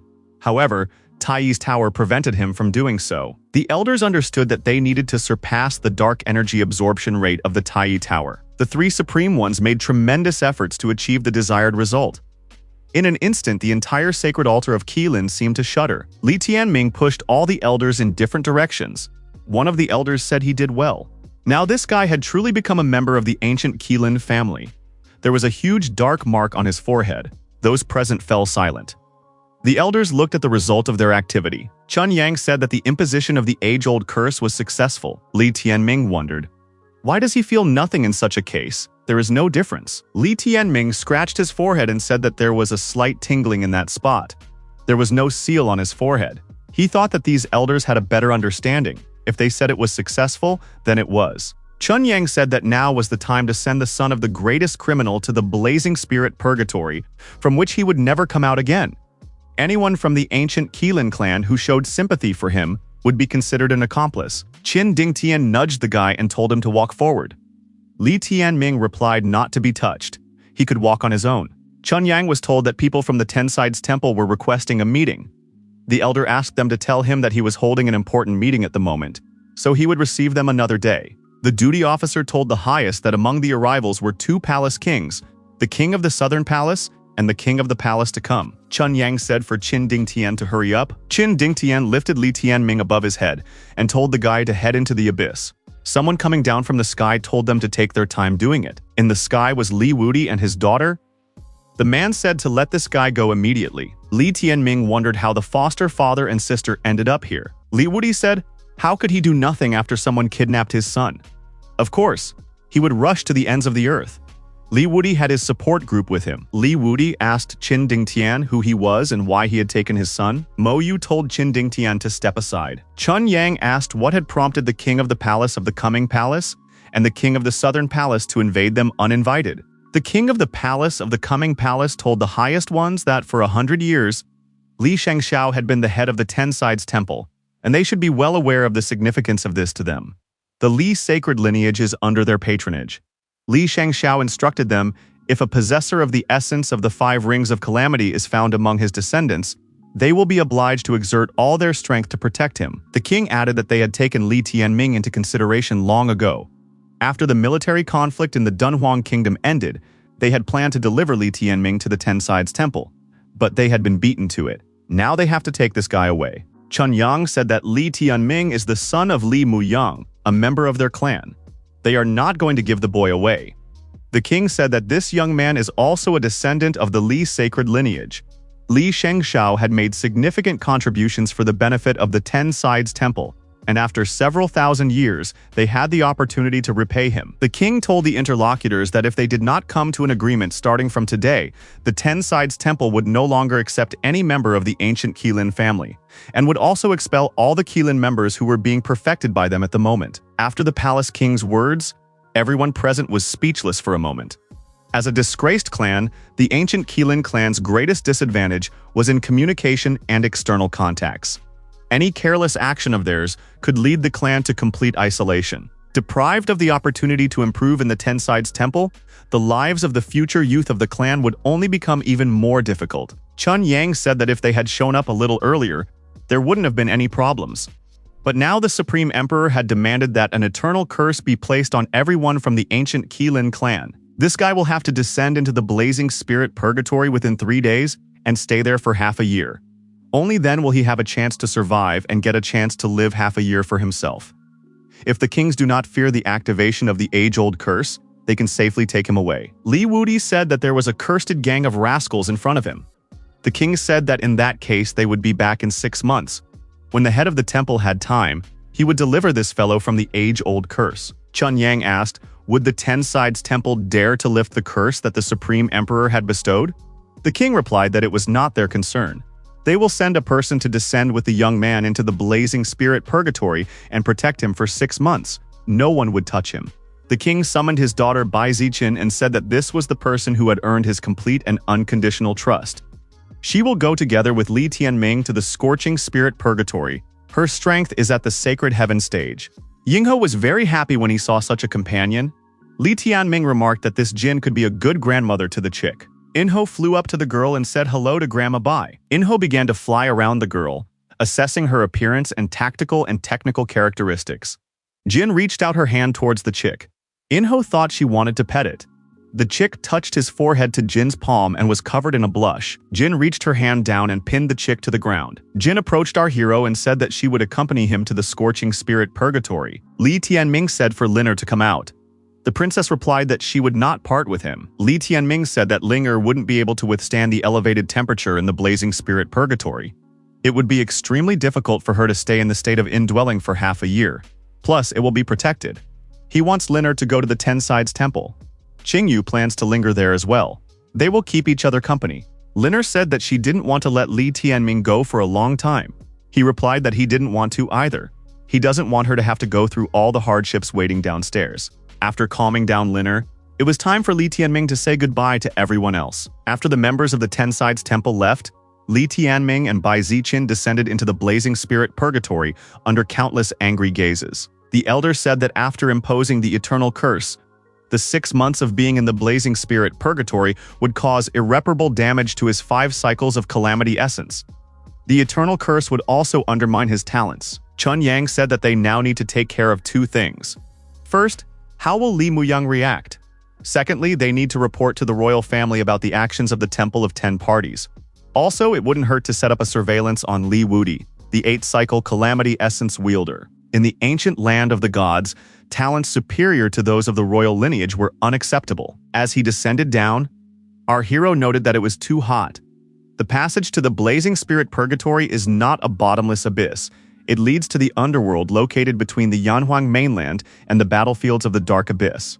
Li Tianming asked his companion what kind of place it was. Jin replied that it was a place where children from the ancient Qilin family aged 5 to 10 years old stayed. Our hero was certain that these children were unable to go deep into purgatory to supply energy to the blazing spirit. As a consequence, the ancient Qilin clan had built an underground palace for them on this path. This is where the area where you can avoid the activation of the age-old curse begins, thanks to the essence of eternal purgatory. Even falling into the lava would feel like he was in a bathtub of slightly heated water. Due to the high temperature, all the rocks and steep cliffs within the scorching spirit purgatory had long ago turned red hot. This place was like a molten cauldron whose space was constantly being reshaped by the heat. Li Tianming asked Sister Bai if she was all right. Jin said that if it wasn't for this guy, she wouldn't have had to serve her sentence here. Now she had to postpone the improvements and suffer from this heat. Li Tianming apologized for the inconvenience caused. In the course of the conversation, Li Tianming realized that his interlocutor knew his father Li Muyang. His father and the princess were once a couple, and he used her to steal the mirror of Sansara and destroyed her on top of that. 20 years on the run, he has unknowingly spawned this guy. It turns out that Li Muyang is a very bad person. Li Tianming slipped, stumbled, and began to fall into the burning lava. Jin managed to reach out and grab the protagonist. She said that this guy was rather clumsy and was already starting to bore her. Li Tianming apologized and said that he had been rather inattentive. It was kind of embarrassing. The blazing spirit purgatory was huge in size. In its remote corners, there were gloomy places everywhere, leading to somewhere else. At the bottom, there was a huge volcano. Jin said that this was the barrier of the blazing spirit. If you looked closely, you could see the dark outline of the barrier. It was an imposing sight. On the surface of the volcano was a transparent barrier of a dark hue, a sealed crater that kept out the eruptions and the volcano's ubiquitous vapors. This barrier is the greatest creation of the blazing spirit tribe. Li Tianming said that he could see people below. Could it really be the blazing spirit tribe? Jin said that they were members of the ancient Qilin clan who had reached the sacred land stage. Li Tianming asked, "Are they also locked by the barrier?" Jin replied that the flaming spirit barrier generally has 3 levels. Right now, the guy is looking at the top one. The middle and lower levels are located inside the volcano. Only those who have reached the sacred stage of Earth can safely endure the temperature of the middle level. In order not to be affected by the lower level, one must be in the sacred stage of heaven. The younger generation can only stay at the upper level. The core of those who supply the barrier with energy are members of the ancient Qilin clan, standing on the sacred stages of Earth and Heaven. The stabilization of the 2 lower levels results in the torment of the scorching spirit tribe caused by the pollination of their spirituality. All of this is done at the request of the royal lineage, Li Tianming asked. It turns out that he could spend all his time at the upper level perfecting himself and nothing else was required of him. Jin said that the guy is wearing the eternal curse because of the scorching purgatory flame. The spiritualized chi here is practically non-existent. The only alternative is to expend animal substance. With the lack of animal substance, he would have no foundation to refine his heavenly will. Half a year will be wasted. Li Tianming thought that his companion was mistaken, for he had the Taiyi Tower. The natural spiritualized qi of the Taiyi Tower is immutable. Even those who have attained heavenly will are not so easy to bear the heat here. Many people's faces turn red, but our hero is quite comfortable here. At first glance, the flaming spirit barrier seemed to consist of just one thin layer that would not be difficult to break through. However, it was extremely strong. Jin thought that the next 6 months would be very agonizing. Li Tianming asked Sister Bai, who was the Blazing Spirit Tribe. Jin replied that they were an unusual race whose ancestors were said to have used a mysterious technique to fuse newborn babies and companion beasts into one body, thus making them one. For this reason, their bodies underwent significant changes to the point where creatures with human bodies and animal heads appeared. Through fusion, they could not only perfect martial techniques, but they also possessed the ability to fuse spiritual origins. They were able to control both the spiritual origins of the animal mentor and the spiritual origins of the beast companion, resulting in a significant leap in their strength. In the future, a new generation would be born immediately in the state of human-beast fusion. Jin said that she relied on the stories of her elders. She had never seen them herself. 20,000 years ago, they were crushed by the royal family and threw their entire tribe into the blazing spirit volcano. But why did the royal race not destroy them, but condemn them to torment? It was done as a lesson to the others. They showed what happens to rebels. The members of the Blazing Spirit Tribe were outstanding masters of sacred ornaments, capable of creating a variety of barriers and books of heavenly runes. Li Tianming asked, was there any way to break such a strong barrier? Touching the barrier, Li Tianming noticed that his left hand had undergone a change. Jin said that she was already tired of this questioning and wanted to rest. Li Tianming thought that the ancient evil hand could break through the barrier. Didn't that mean that if he added effort, he could squeeze his way down? Touching the ancient evil's hand on the surface of the barrier effortlessly tore through it. As her hand made contact with the barrier, a huge number of ornaments flocked animatedly towards her side. If the 2 lower levels could be broken through in this way, didn't it mean that he had the power to free the Blazing Spirit Tribe? Such thoughts frightened our hero. In addition, he felt a strange feeling that somehow he hadn't felt before. Had the Dark Hand always been capable of this? It was time to put it to the test. The amazing properties of the Dark Hand was that its claws could safely scratch and cut the surface of the Blazing Spirit Barrier. It could gather special heavenly runes from the surface of the barrier around it, and draw in special heavenly runes from the surface of the barrier, as well as the heavenly runes of the Dunhuang sword. She colors them and distributes them in her body. The power of the barrier transformed the animal substance into pure spiritualized qi, which circulated through the spiritual channels of the barrier, and then concentrated in the center of the barrier and used it to function. Now he was touching these spiritual channels with the hand of ancient evil. Previously, he had also had to use his dark hand, touching the 5 concentrated golden heavenly runes of the Dunhuang sword. It turned out that they could be crumbled, fused together, absorbed and comprehended. The pure spiritualized qi from the Taiyi Tower and the spiritual channels of the Blazing Spirit Barrier would strengthen his spiritual origins. This kind of efficiency was largely superior to even staying in the ancestral lands of the Li sacred family's ancestral lands. He always thought that being in purgatory was a punishment. Now he sees it as a great fortune. Li Tianming opened the palm of his left hand and tried to look through the barrier with the eye on his palm. It appeared that the eye of discernment wanted to show him something. After breaking through the last layer of the dark barrier, a space of bubbling black-colored lava appeared behind him.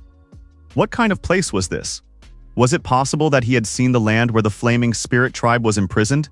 In the middle of the sea of black lava, there was a small island with a blood-colored altar on it. Were they men or beasts? Why were they weeping?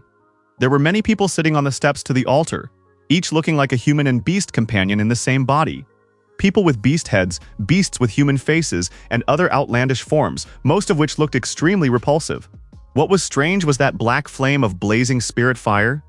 It didn't burn their bodies, but it still made them scream in pain and terror. Our hero saw that countless bloody threads were suddenly pulled from the altar. Threads surrounded everyone present, gathering them closely and binding them tightly. Although the man on the altar was as thin as a reed, he seemed to be the only one who looked like a normal person. Li Tianming could hear loud voices saying, "Souls all in one." He even had to cover his ears with his hands. The beings told Zhao Feng to survive and get out by all means.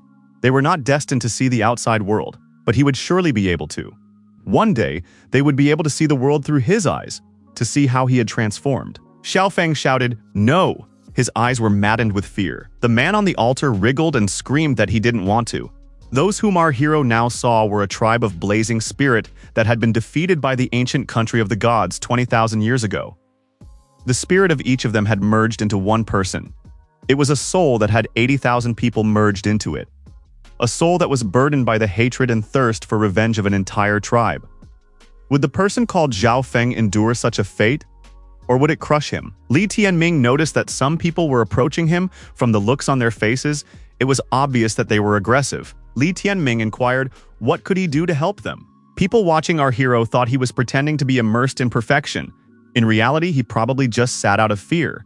If it wasn't for his father, would they be at the low limits right now? Someone present decided to challenge our hero to a duel. Li Tianming thought that they didn't dare to attack themselves and wanted him to be the first to start. Jin said for these people to stay focused and mind their own business. Jin pulled her sword forward and told them to move back 100 meters or else she would teach everyone a lesson. Jin stepped forward and shielded Li Tianming with herself. It was obvious from the expression on her face that Jin was determined. One of the girls said that they would not leave this place because it was the land of their kind. At the same moment, she received a ringing slap from Bai Ziqin. The perky girl flew far back and fell to the ground. Jin said that they can yell all they want, but not at her, and repeated that everyone should step back 100 meters. Jin thought that under the oppression of the verbal attacks, he had completely managed to immerse himself in the knowledge of the celestial will, voluntarily choosing to ignore them. It was not easy for a young man in the prime of his life to keep his cool in such an environment. Li Tianming was in the lotus posture with the Dunhuang ball in his lap, meditating intensely. Jin was surprised. He is refining the heavenly will with the Dunhuang sword. This is indeed a mysterious young man. He is indeed able to refine himself while in the blazing spirit purgatory. But how was he able to utilize the spiritualized qi? The 11th day of meditation had arrived. Li Tianming's imperial heavenly will had reached the 5th stage. In the process of refining in symbiosis with the support of the spiritualized qi of the Taiyi Tower and the spiritual channels of the barrier, his 3 main origins had transformed and strengthened once again. The locals came again and said that this guy was still pretending to be improving. They had never seen such a pathetic sight before. In the past few days, the profanity towards Li Tianming had not subsided. One of the more talkative ones asked, could this guy stop pretending and go to bed normally? How could the majestic Li Muyang give birth to such a spineless rascal? It was Qin Feng who our hero had beaten earlier. He had also joined the chorus of voices reviling Li Tianming. Next to him were 3 friends whose insults were starting to go beyond all limits. Li Tianming once again shut them out and focused on improving. When our hero opened his eyes, another 10 days had passed.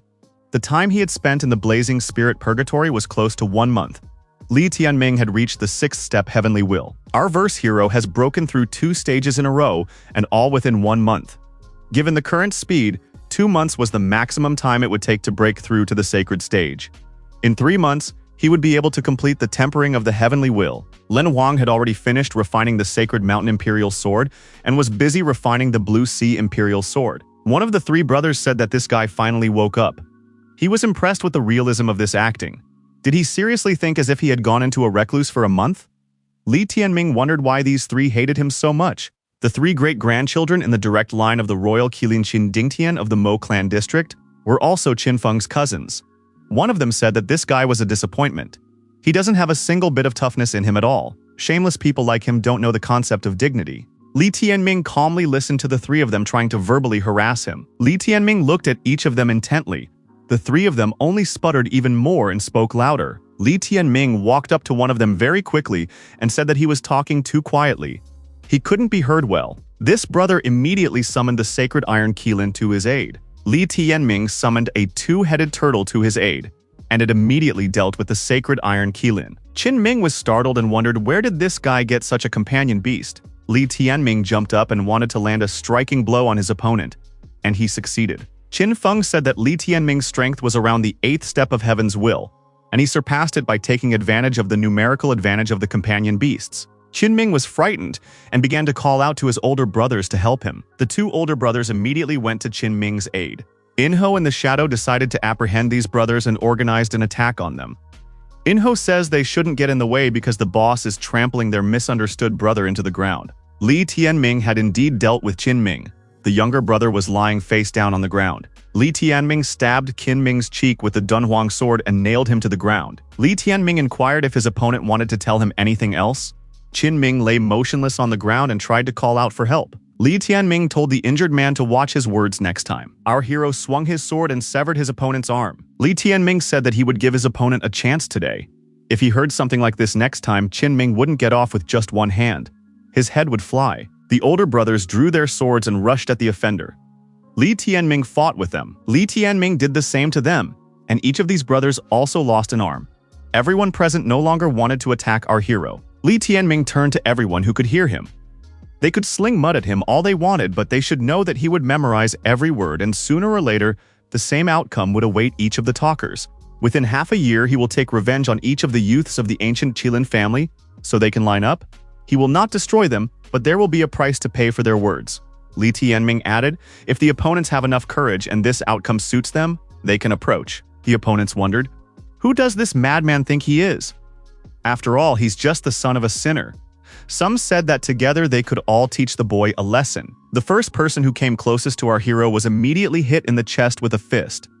All those who approached at arm's length were immediately knocked out. Li Tianming showed his fist on his left hand and asked if there were any more people who wanted to participate. Several people lying at Li Tianming's feet admitted that he was not a coward. Li Tianming saw that Yun Feifei was trying to hide this area. Li Tianming rushed in pursuit, and after overtaking the girl, stopped in front of her. The guy asked where she was in such a hurry. Feifei summoned her companion beast, a rank 5 sacred beast, Thunder Qilin, to help. Feifei waved her chain and shouted for Li Tianming to stay away. Li Tianming pointed at the chain and wondered if this was the weapon Feifei had gotten for him. Is it her reward for capturing him? Feifei told Li Tianming to get the hell out of here and sixed the Thunder Qilin on him. The two-headed turtle pounced on the 5th rank sacred beast. Feifei's companion beast was afraid of such an opponent. Feifei watched in horror as Thunder Qilin was defeated. Li Tianming walked up to his opponent and said that now it was her turn. Feifei threw the pointed tip attached to the chain at her opponent and shouted that he was about to die. Li Tianming grabbed the chain with his left hand and asked what this weapon was called. This chain caught his eye. Li Tianming yanked the chain and told Feifei to get closer. He pulled Feifei closer and slapped the woman with a resounding slap. The rival lost her balance and fell down. Li Tianming continued to hold the chain and said that he wouldn't ask twice. Feifei said that it is a 9-link thunder chain. It has 30 heavenly runes. The base is made up of dark thunder source stone, endowed with a spiritual calamity called Azure Thunder of the 9 Tribulations. Li Tianming kicked the woman in the back and said he did not allow her to get up. Feifei wondered how he could be so strong. Not only had he somehow managed to improve in the Blazing Spirit Purgatory, he had reached such a pace. Li Tianming admitted that he was improving here, but no one here thinks so no one would believe her. Since he is improving here, time is of great value to him, so she should stay away next time. Jin walked over to her ward and asked if he had fun yet. The girl thought that this guy had really become stronger. An ordinary person was unable to improve in an environment with a deficiency of spiritualized qi. The Dunhuang sword and Taiyi Tower provided him with the basis for improvement. Jin told the guy not to get carried away and not to destroy anyone. Li Tianming told Sister Bai that this woman informed the ancient Qilin clan of his whereabouts. She was the reason he was captured. He promises that it won't happen again. It came as a surprise to her that he managed to ignore these people. But as soon as they touched his mother, he immediately became furious. It seems his mother means a lot to him. Jin activated a protective barrier. The people outside realized that Li Tianming was now inside the protective barrier. But would he hear their insults? Jin said that this was a barrier of heavenly runes. Here, he would be able to practice quietly in isolation from the crowd. Li Tianming thanked Sister Bai. Li Tianming wondered if the sister wasn't going outside. Jin said that she was also fed up with those people, so he's staying here to watch the guy refine his Sky God's sword technique. Bai Ziqin's black barrier provided Li Tianming with a calm environment to perfect himself. Because of this, in 3 days, he was able to fuse the heaviness of the earth, the endless heat of fire, and the thunderous eruption into a single technique. Li Tianming said that the study of the 3rd sword of the Heaven of Gods has been completed. While talking to Jin, it was revealed that there were more than 100 gaps in the Blazing Spirit Purgatory, leading to the Dark Abyss battlefields, which were inhabited by quite a few wild beasts.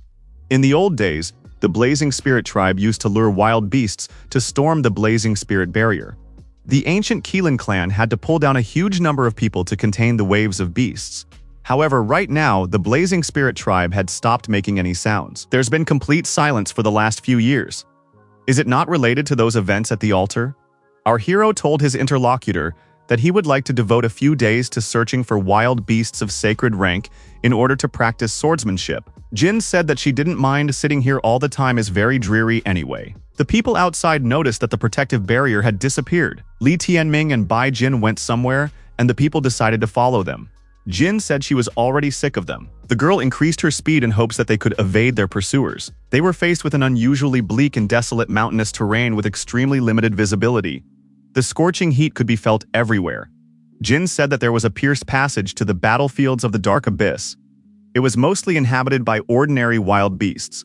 There aren't many rank 1 sacred magical beasts there, but she would help find them. The travelers spotted a sacred magical beast of the first rank, the demonic wolf of the Thunder Abyss. Jin wondered if the guy was sure he wanted to confront the sacred magical beast.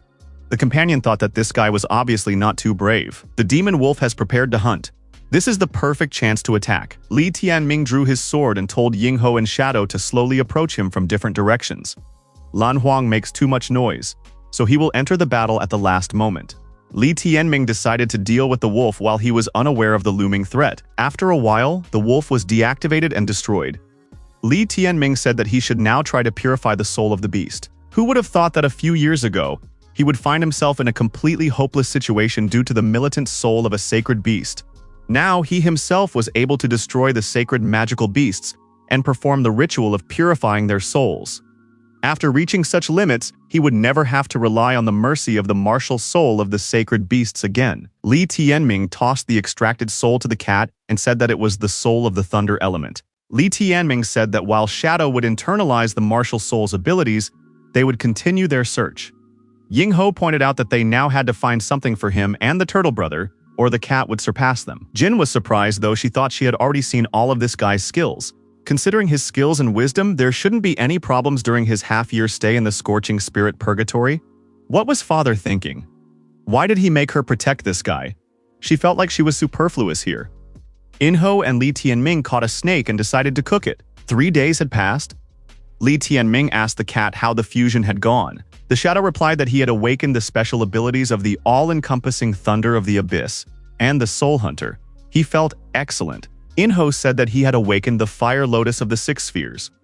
It is a powerful attacking ability whose strength is as strong as the all-encompassing thunder of the abyss cat. The turtle has awakened the frontier of mountains and seas. This is a special mixed-type ability that can be used to defeat opponents as well as for defense. In the past 3 days, Li Tianming had managed to track down and slay a total of 19 rank 1 sacred magical beasts. In one outing, he had managed to destroy all the sacred beasts in the area. Soul assimilation had quite an effect on the companion beasts. Another warrior riding his companion beast appeared before the travelers. The man said that he had to wait for Li Tianming for a long time. Jin thought that the star Qilin of the 9 heavens was in front of them. Not a bad companion beast. He must be a member of the star Qilin family. Li Tianming thought that this was another provocateur. This guy was really a provocateur and said that he wanted to tell something about Li Tianming's mother. Li Tianming couldn't get past this guy after saying that. Jin told him to be careful.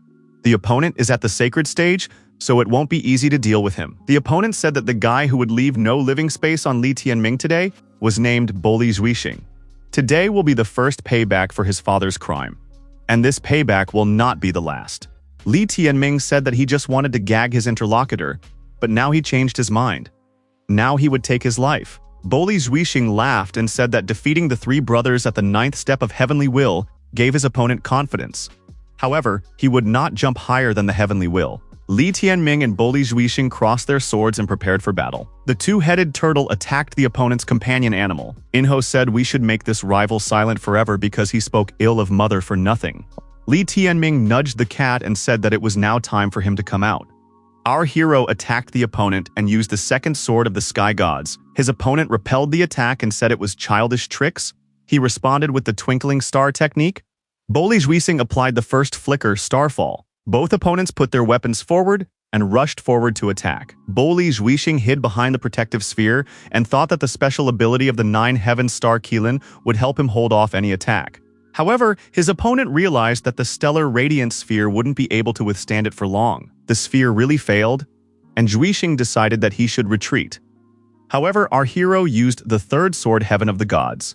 The opponent's protective sphere crackled under the onslaught of our hero. Li Tianming used the flickering star technique, the second flicker, star sizzling. The protective sphere was destroyed, and seeing this, his opponent shouted loudly. Li Tianming swung and swept his sword right in front of his opponent. Our hero stopped and dropped to one knee. Li Tianming said that his opponent's strength was indeed a bit present. At the key moment, he instantly managed to take a step back. Otherwise, his head would be on earth right now. His opponent's face was disfigured. Li Tianming rose to his full height and said that this time, he wouldn't miss. Zhuixing swung around and threw a book at his opponent. Li Tianming saw a book of heavenly runes flying at him. There was a powerful explosion, causing Jin to scream loudly. Li Tianming was caught in the smoke, however. When the smoke cleared, our hero realized that his opponent had escaped. Li Tianming said that the next time this guy caught his eye, he would no longer run anywhere and would be destroyed. Jin said that this person was the grandson of the highest Lin Xing in the direct line. Jin added that she can see that Li Tianming is a loyal son, but that is his weakness. When this becomes known, anyone will be able to provoke him, force him to attack, and even trap him. Li Tianming countered that he would only attack when he was sure that he could destroy him on the spot. If there was no such possibility, he might as well let this guy live for a few more days. Jin said that Li Tianming is young, so his temper is fine, but it would not lead to anything good. When he gets angry in the future, one should avoid destruction and be content with what he did to the three brothers. Li Tianming is in someone else's territory right now. One should keep that in mind. Li Tianming thought that in the past few days, he had come to understand Big Sister Bai better. She's trying to talk sense into him for his own good, although she's stingy about talking. The boy said that for Jin's sake, he would let that man live. 3 days had passed. Boli Zhuixing tried to clean himself up. Zhuixing decided that he had recovered. Li Tianming injured him and forced him to use the Starlight Book. The woman who came over said that this guy with the abilities of the Sacred Ground stage was unable to retrieve the 9-link Thunder Chain and allowed his face to be cut. No wonder Feifei despises him. Zhuixing asked what Ning Wushuang was trying to accomplish with his taunts. The important thing is that despite his defeat, everything went according to plan. His sacred dragon is a very specific beast companion. It has exceptional scales that have never been seen anywhere before. It could pass as irrefutable proof. Adding the Thunder Chain of 9 links, 2 evidence will lead to his demise. Feifei said that in about a month, her father would descend to the bottom floor of purgatory to succeed her grandfather. There would be a window of a few days when they would both be in the blazing spirit purgatory. That's when the action should be taken. Ning Wushuang said that 2 warriors with the power of the Sacred Sky stage would be enough. One would restrain Bai Jin, the other would destroy Li Tianming. Ning Wushuang was approached by Feifei and asked why she was brought here. There are probably some wild beasts ahead. Besides, her father will arrive at the Weeping Spirit Purgatory today. She has to go back. The girl thought that Ning Wushuang had some way of finding a way to get a handle on Li Tianming.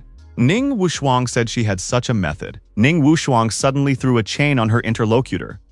Feifei was startled. What's going on? Wushuang replied that one could not worry.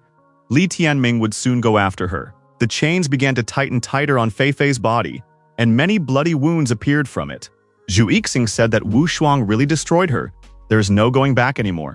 Wushuang said to put the dragon's scales in her hand so that she would hold it tightly. The dragon's scales should be placed in her hand so that she could hold it tightly.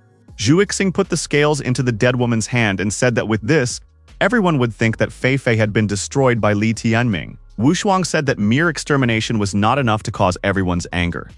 They need to make the members of the Yun clan lose their minds and unable to think rationally. Wushuang told Zhuixing to rip off her clothes. It should look like she was dishonored before her agonizing death. Li Tianming continued in purgatory with sword in hand to meditate and perfect himself in order to make another breakthrough. About 2 weeks ago, he had reached the 7th stage of Heavenly Will, and today, he had already made a breakthrough to the 8th stage. There were no delays in his refinement process, and the pace had greatly increased compared to when he was in the Dunhuang realm. Jin wondered how he still managed to raise his animal substance. Our hero suggested that Sister Bai go hunting again. Jin agreed. Those watching noted that Li Tianming once again poked his head out of his shell. It was necessary to pour mud on him again and then attack together. Everyone should mention his mother and say as colorfully as possible. The people present who were aggressive began to provoke our hero again. Li Tianming said that he let Boli Zhuixing escape last time. Even though he had promised Sister Bai to keep his worthless life, he would still have to answer. Zhu Yixing said that his inattention was to blame last time. Li Tianming didn't let his opponent finish speaking and punched him in the face with his fist, using a human possession. It was a sky-shattering fist. The next strikes were the divine possession and the world's destruction fist. Li Zhuixing no longer understood what was happening. After this beating, our hero turned to those who were now calling him a coward and saying other filth. Those who were not going to retract their words, let them stand where they stood. The rest can get out. He would not waste his time on them. Seeing Jin's gaze, the guy said that he couldn't hide anymore. From today onwards, he would make them keep their mouths shut.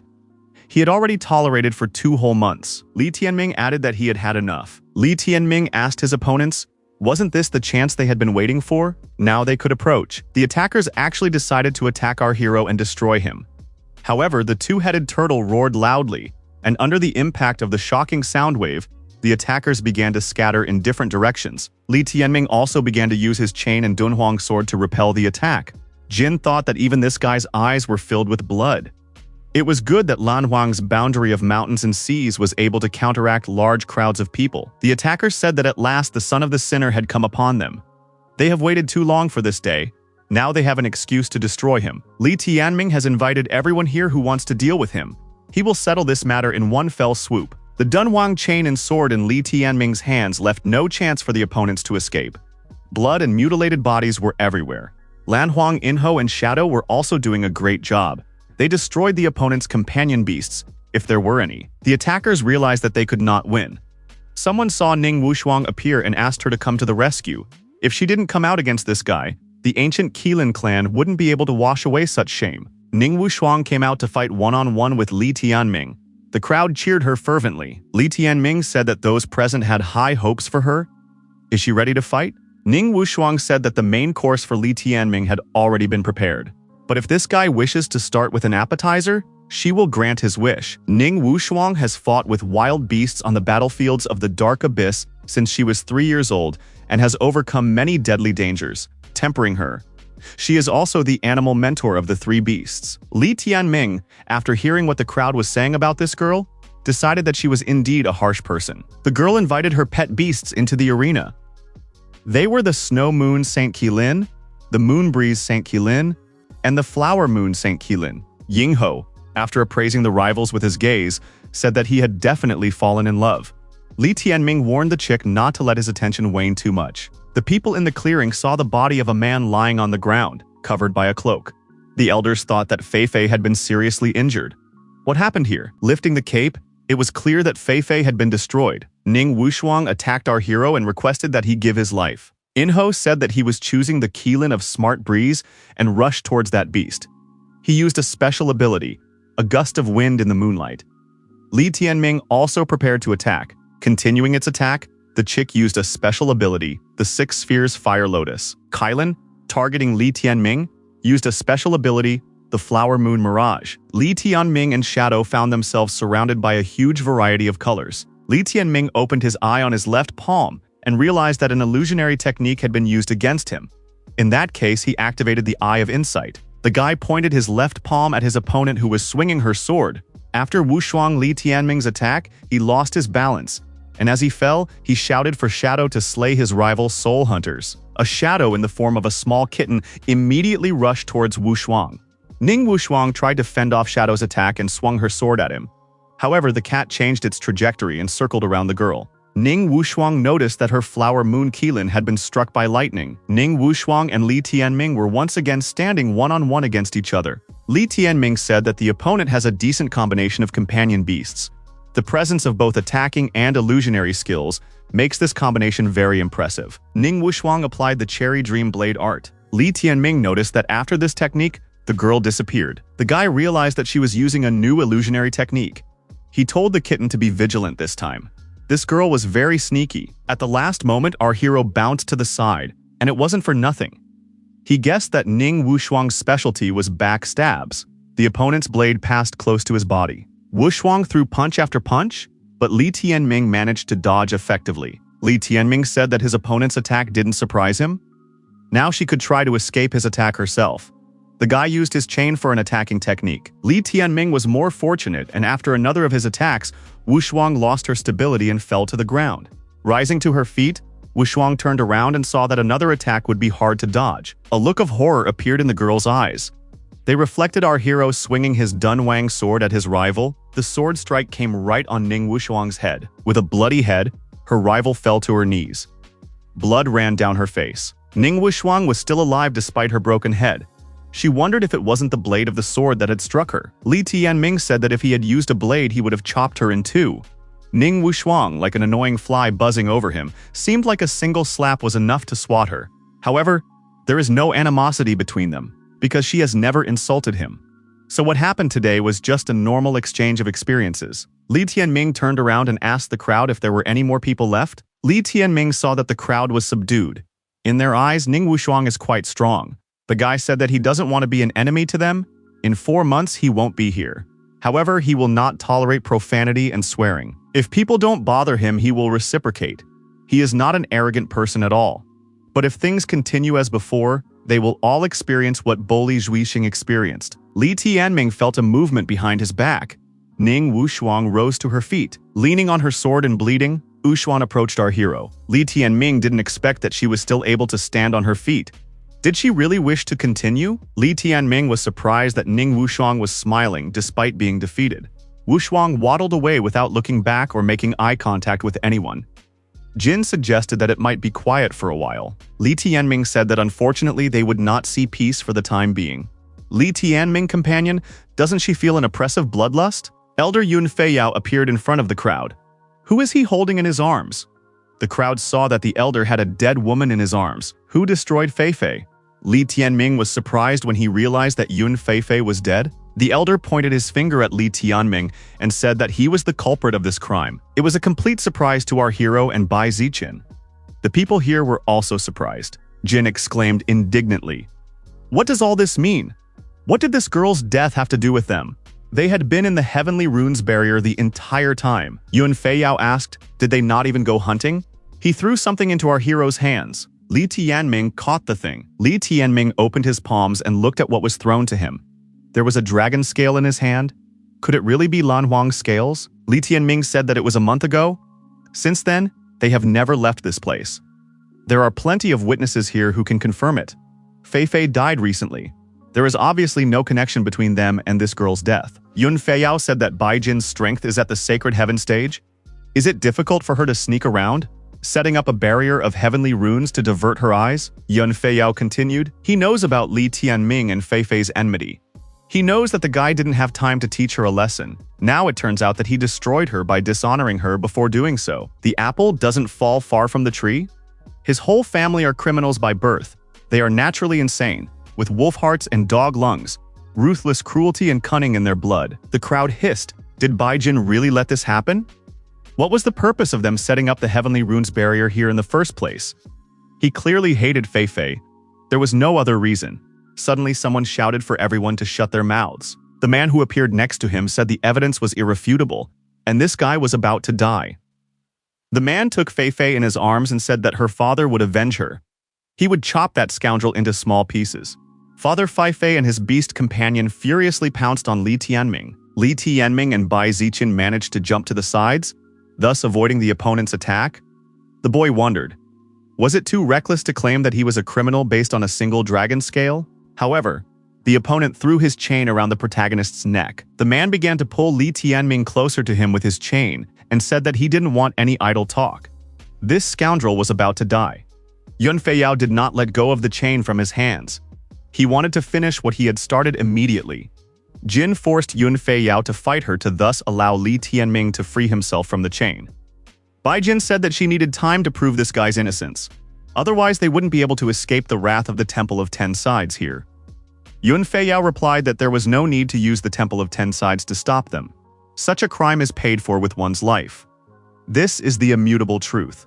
For our hero, there was no doubt that someone had set him up, and now no one would let him even say a word in his defense. Li Tianming removed the bandages from his left arm.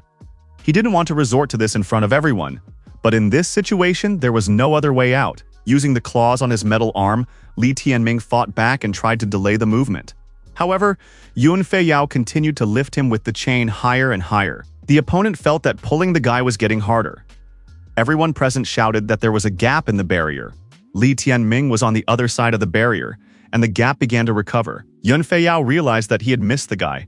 After recovering the barrier, Li Tianming bit off the chain. Yun Feiyao shouted for the companion to hand him the barrier lock. After obtaining the lock, Yun Feiyao immediately decided to disable the barrier. Bai Jin rushed after our hero and shouted for Li Tianming to stop. Jin fell to her knees and said that these two brainless people were just being used.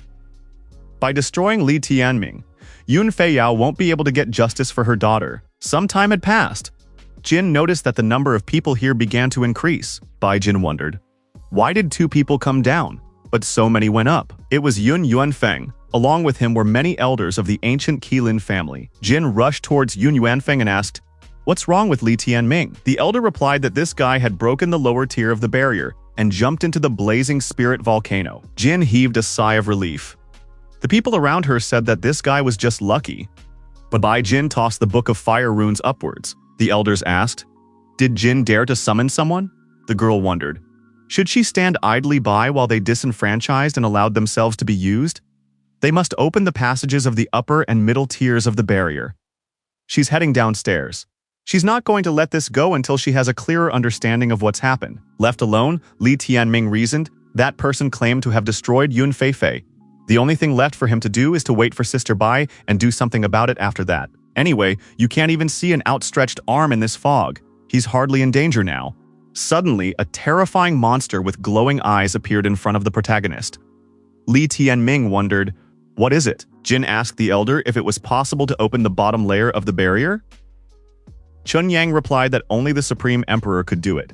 They would only have to watch to see if Li Tianming would be able to get out of there on his own. Jin said that all of this happened because of those 2 brainless cretins. Lei Xun said that the people upstairs have already started investigating. Boli Zhuixing has already been found. The true situation will soon be revealed to them.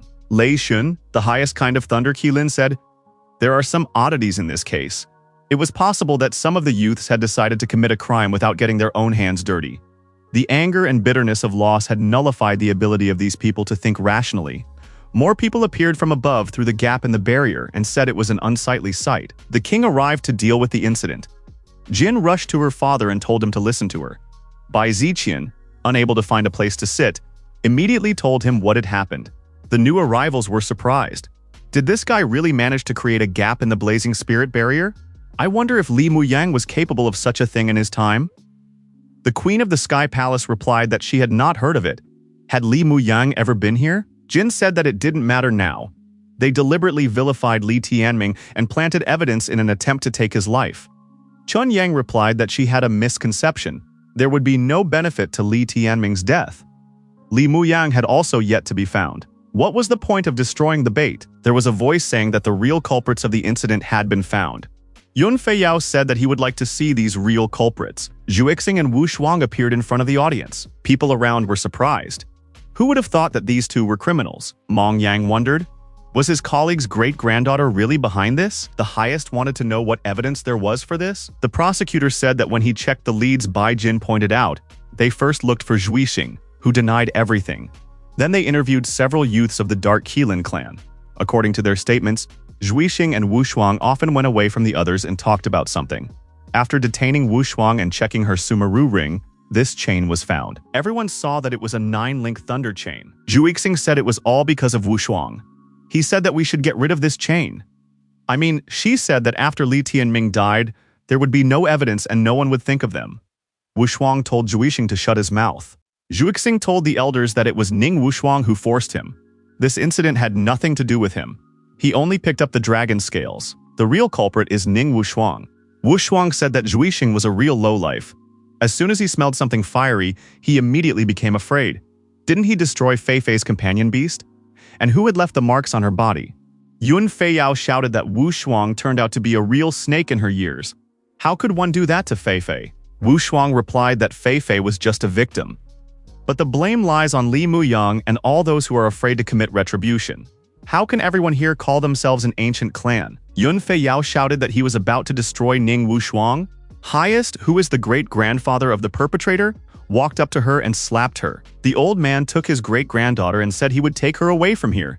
She should not be dishonored here. Feiyao's father cried and demanded justice. At this moment, Li Tianming, who was at the bottom of the blazing spirit barrier with the Dunwang sword in his hand, stood in front of the unknown creature. Looking at this creature, our hero tried to understand what it was. Human or monster? The creature armed with swords shouted loudly and rushed towards Li Tianming. Li Tianming was surprised by his opponent's speed. He also saw that his opponent was using the stupefaction technique. Li Tianming jumped aside, but he felt that his opponent was quite cunning. In the instant before attacking, this type creates terrifying illusions.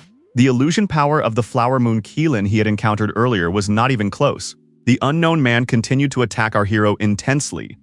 Li Tianming barely managed to dodge. At some point after dodging, Li Tianming pushed his opponent and he fell into the abyss. The guy wished the monster a good fall. However, this monster managed to stop its fall and gain a foothold by thrusting its daggers into the wall. Our hero was in the same position, only a little higher. Li Tianming shouted for this maniac to stay away from him. However, this creature tried to get closer. Li Tianming had to pull his sword out of the cleft to defend himself. The opponents clutched again and resumed their downward slide. Li Tianming saw the dark lava ahead down below and thought that this was the end. However, there was a small island in the middle of the lava. Li Tianming was able to hook the pointed tip with the chain in the crevice of the wall, and thus prevented himself from falling into the lava. Utilizing the knack and opportunity gained, our hero landed on this island. Li Tianming was glad that there was a solid surface here and he was saved. Up ahead, Li Tianming saw a graveyard. Looking around, Li Tianming was surprised. How come there were so many graves here? There were 80,000 tombstones in front of the altar. They were all made up of local rock and were all carved with swords. The tombstones were simply hammered into the surface of the island. Most likely no one was buried underneath them. Each tombstone was engraved with names. Li Tianming grabbed his head. He remembered everything. Li Tianming had seen this place before. This was the same place where 80,000 souls had sacrificed themselves. They had all merged into one body. Li Tianming felt that the very same creature was nearby. Our hero managed to turn around at the last moment and repel the unknown attacker. After taking a closer look, Li Tianming realized that the young man lying on the altar was the same one in front of him. Li Tianming called the guy by name, Zhao Fei. The opponent was surprised. Did they really know each other? Li Tianming said that he had seen him before. Zhao Fei asked, "Who is he?" Li Tianming was surprised. Does the guy not know who he is?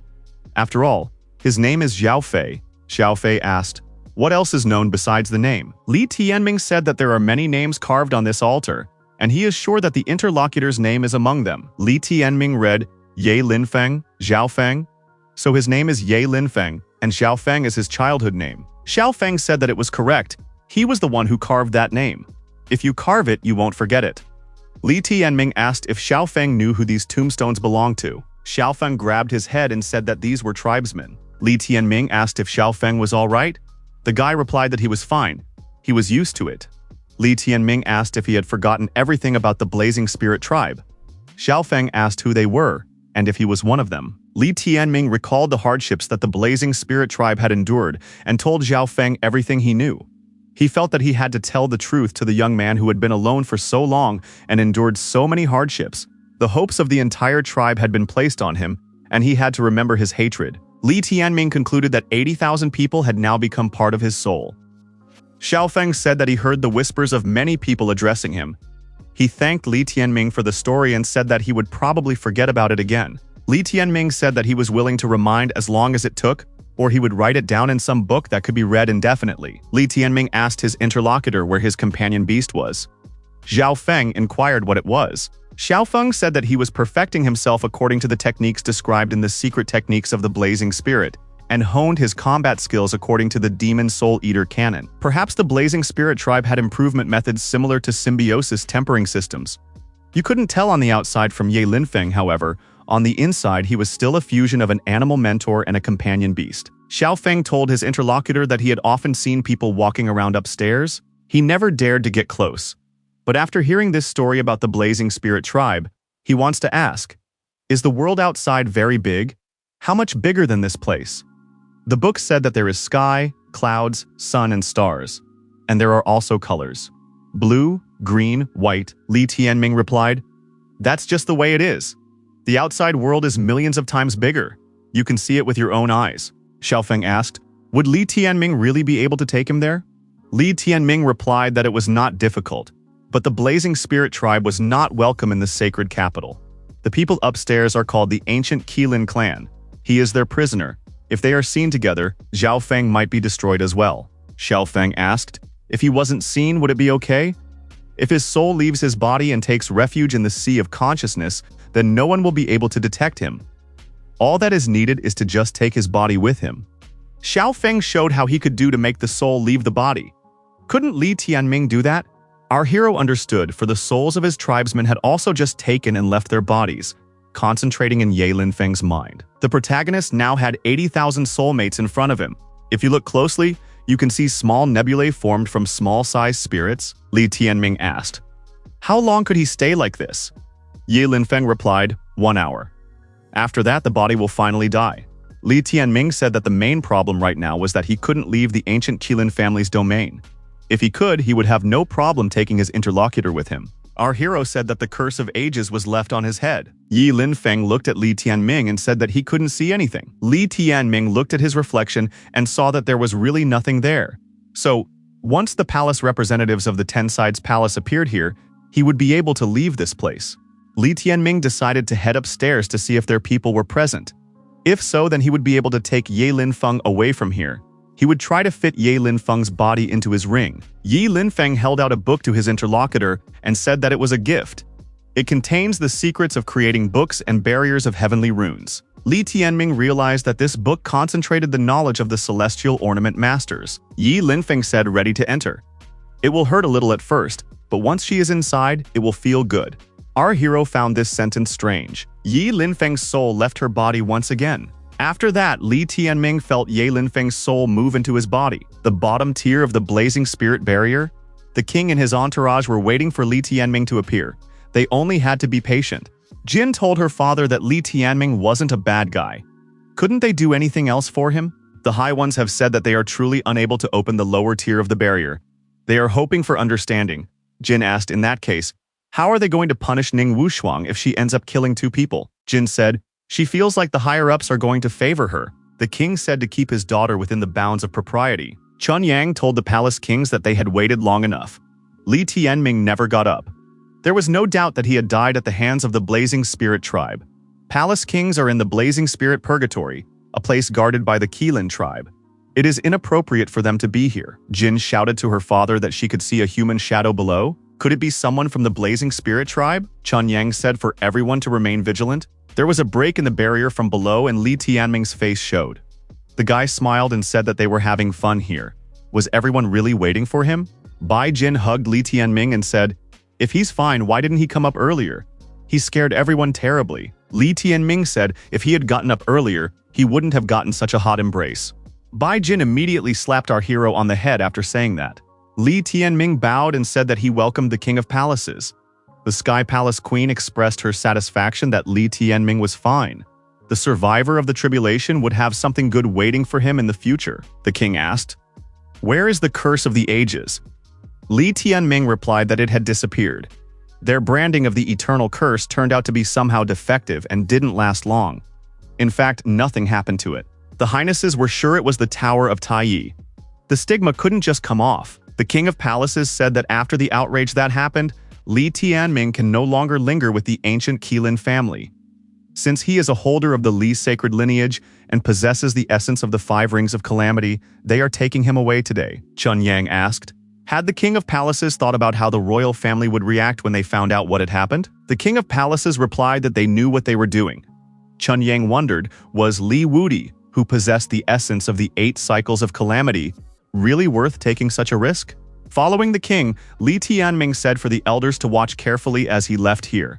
Jin said for her companion not to tease the elders. Chun Yang said that everyone saw how this guy appeared to be able to tear the barrier with his left hand.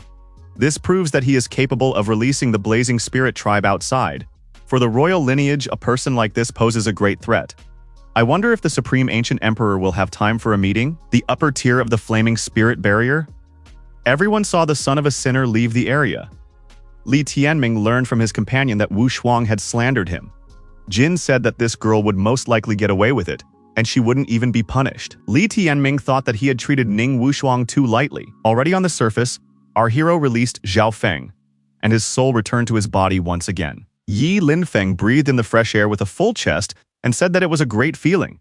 Is this really the outside world? The butterfly landed on Yi Linfeng's palm, and he admired it for a long time. The dungeon guy thanked Li Tianming sincerely. Li Tianming said that his friend had no need to be so accommodating. The sacred capital? The imperial city? This city is the founding place of the royal family of antiquity. It is located in the very center of the sacred capital, and its area covers 1/5 of the area. It is located at the intersection of many dragon veins. Looking at the imperial city from a distant mountain, one could see 9 fountains of spiritual energy coming from underground. The spiritual energy is like water splashing upwards, covering the entire imperial city in a white mist.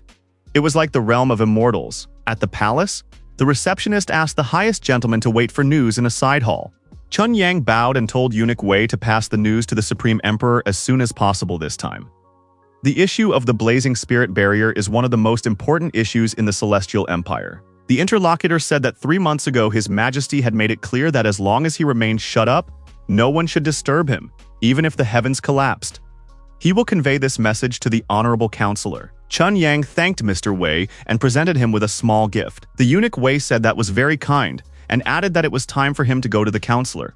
Suddenly, a shriek resounded from the depths of the imperial palace, instantly spreading throughout the entire sacred capital. The power of this sound was so great that it was shocking. For a moment, the entire imperial city trembled. Eunuch Wei cried out in fear that it was the cry of the Emperor Beast. What had happened? Out of the threshold with tears in his eyes came the honorable counselor. The people around them thought, "Where did this old man go?" The counselor fell on his knees and shouted that the sovereign had rested, woe had come to this country. Yi Linfeng enjoyed all the delights of a free life. He swam in the sea and frolicked in the forest. He ate fruit, plucking it right off the trees. Bai Jin, watching this guy, was surprised. So this was what the result of 80,000 souls merging into one body looked like. He clearly didn't look like a thought giant.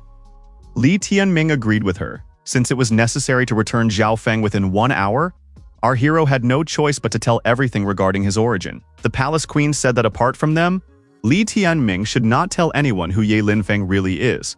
They will settle the matter of his background, then let him improve near the guy. They shouldn't let him out of their sight. Li Tianming replied that he would be careful since Zhao Feng is his friend. Hearing such words, our hero was reassured. At least Zhao Feng's safety could be guaranteed in the future. Xiao Feng heard voices that said that whatever he sees, they see as well. No matter what happened, they would always be there for him. The voices said that Zhao Feng must take revenge and must never forget it. He must avenge them all. Xiao Feng lay down on the grass and said that he would never forget this hatred. Xiao Feng forcefully squeezed the apple and said that he would never forget because he was from the Blazing Spirit tribe. Chun Yang sat in the corner with a depressed look. The higher-ups were upset. National mourning was declared. Mo Yu was surprised. How could this happen? His Majesty was only 300 years old. At his stage, the ceiling is 500 years. How could he have gotten so old? Mo Yu said that a change was coming. The ancient god country had lost its stronghold. If His Majesty had been able to appoint an heir before his death, the coming conflict between Dong Yang Ling and Dong Yang Yu could have been avoided. There will probably be conflict between the two factions within the royal family now. An inevitable turmoil is looming ahead. Chun Yang said that their family would also try to get involved in the succession battle. Chun Yang said that we should go back and after gathering the council, decide how to proceed. In the current situation, no one here would waste time opposing the Ten Sides Temple. The full focus now needs to be on preparing for the great change. Li Tianming stood in front of the gate of the Ten Sides Temple. Bai Jin said that this was only the first gate. There are 4 more waiting ahead. The other gate pillars also have characters engraved on them.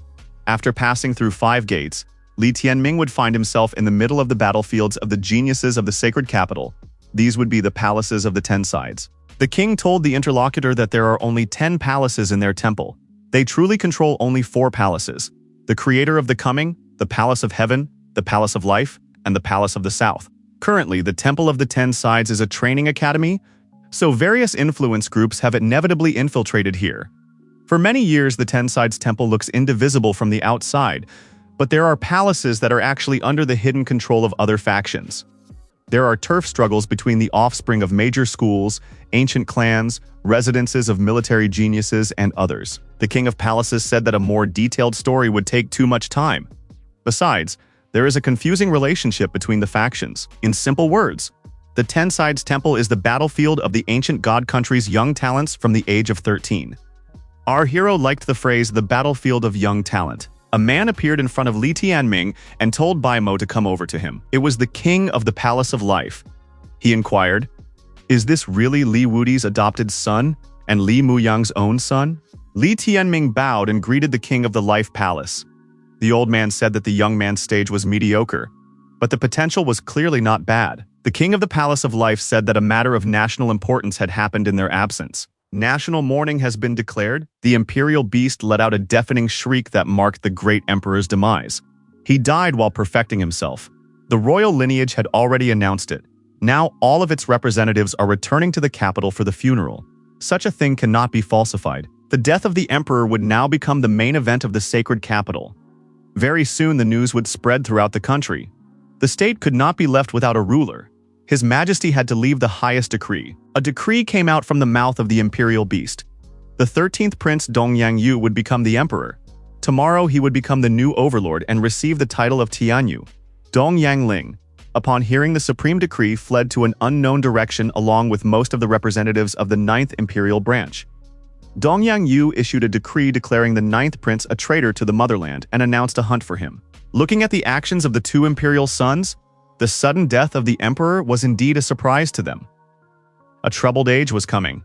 Maybe the Ten Sides Temple would have a chance to regain its greatness. Bai Mo said that they would quietly watch the change of events. Bai Mo said that Li Tianming was lucky. After what happened, it was unlikely that anyone would care about his father and his disagreement with the Qilin sacred lineage. In the future, Li Tianming and Zhao Feng could focus on improving. Bai Mo added that while the national mourning is going on, Li Tianming can quietly familiarize himself with his surroundings, and when the time comes, he can participate in the disputations of the heavenly and earthly lists of the 10 parties. Their efficiency is much more useful than hunting beasts in the blazing spirit purgatory. Li Tianming was interested in the heavenly and earthly 10 sides list. He said that the geniuses of the sacred capital would still hear about it. After some time had passed, it was determined where Li Tianming and Zhao Feng would live in the palace of the coming palace. Li Tianming asked Sister Bai to escort him to the Palace of Heaven. Li Tianming added that he missed his little sister. Jin said that his sister would cry because she was more important to him than Lin Er. Jin said that she won't spend it. She doesn't have time for it. After being in the blazing spirit purgatory for 2 months, she needs to at least take a bath. On her way to the bathroom, Bai Jin met Zhou Yuanyuan. The fatty bowed to celestial mentor Bai. Jin inquired, saying that Zhou Yuanyuan was said to be an expert on all the beauties residing in the Ten Sides Temple. Yuanyuan replied that in this regard heavenly mentor Bai is an incomparable beauty of a higher order. Jin inquired if Yuanyuan was familiar with Li Qingyu. Jin added to have Yuanyuan escort the two to Li Qingyu and wished them a good journey. Yuanyuan said for the two to follow him. Li Tianming thought that this guy's companion beast was a pig. When it comes to the beauties of the Ten Sides Temple, the Palace of the Past has absolute supremacy. It is under the control of the Linglong Hall of the sacred capital. Almost all of the members of the Linglong Hall are girls. Yuanyuan said that Li Qingyu is staying in the Palace of Heaven, which can be given a solid second place. The composition of the other palaces is predominantly made up of guys. The Temple of the Ten Sides is a battlefield for the youths. There is also a battle for the favor of the beauties. The outstanding talents of the ancient land of gods, dragons among men, have gathered here, especially the many representatives of influential and noble families. Li Tianming wondered if Brother Yuan was trying to warn him about something. The interlocutor said that he just wanted to give advice. It is necessary to be careful if there will be a desire to flirt with girls. It can end badly if he starts courting the wrong one. Li Tianming thanked for the advice and said he would be attentive. Li Tianming missed the young men and asked Yuan who were those passers-by. Yuan replied that those two are in the top 10 of the Earth list. Dongyang Yu is the one who stands out in particular. Among the royal family members in the Ten Sides Temple, he is the strongest. He stands out even compared to those royal sons who grew up in the imperial city from childhood. Zhao Feng carefully digested this information. He particularly remembered the phrase royal lineage. Li Tianming noticed how Zhao Feng had changed. He was the same as when they first met. Li Tianming grabbed Zhao Feng's hand and told him to stop immediately. He must control himself. Li Tianming added that Zhao Feng should keep his cool and not act rashly. Zhao Feng calmed down and said that everything was fine now. He thanked Li Tianming's brother. Li Tianming said that he pulled this guy out, so he is responsible for him. The Temple of the Ten Sides is a place that has its own laws. In any business, one must avoid going beyond them. Yuan brought the young men and said that this was the 99th courtyard. Li Tianming wanted to leave, but those two passers-by said that if the guy was looking to meet Li Qingyu, he could get out of here. An hour before the current events, the two were strolling through the city.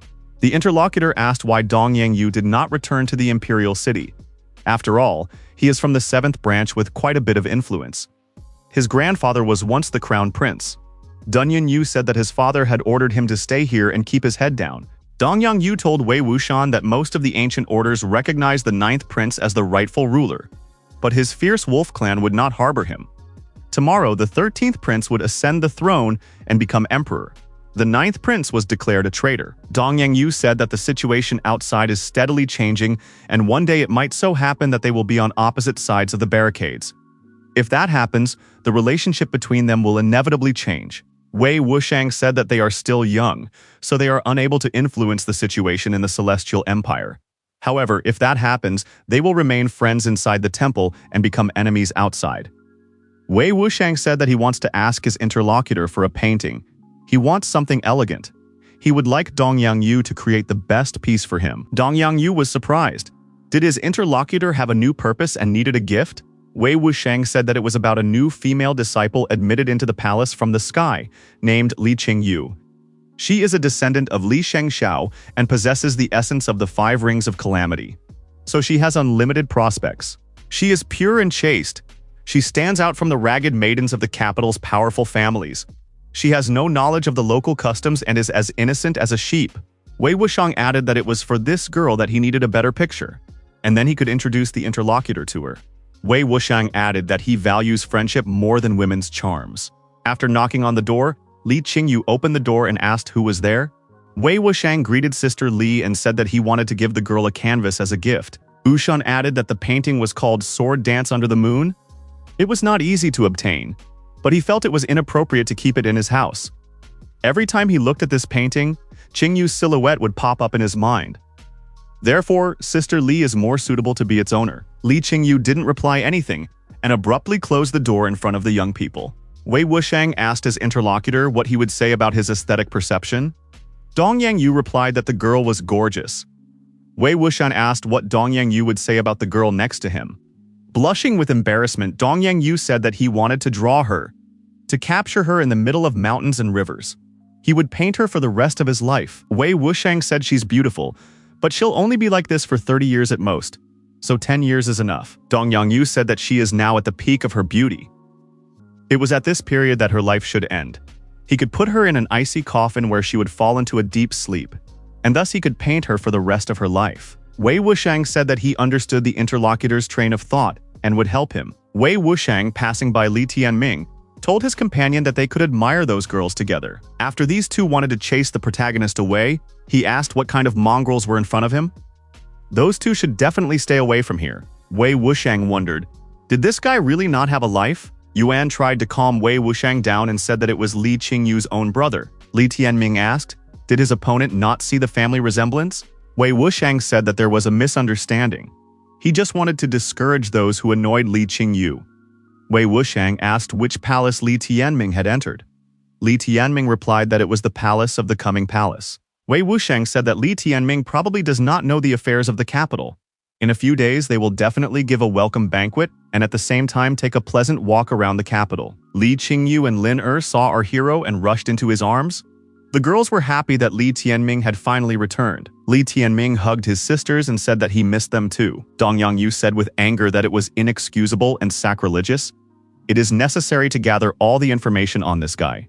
The young men were strolling down the diamond street of the city. The passers-by marveled at Linner's beauty and thought that this guy with dyed hair was clearly not a match for her. Linner picked out a mirror from the merchant and said she wanted to buy it.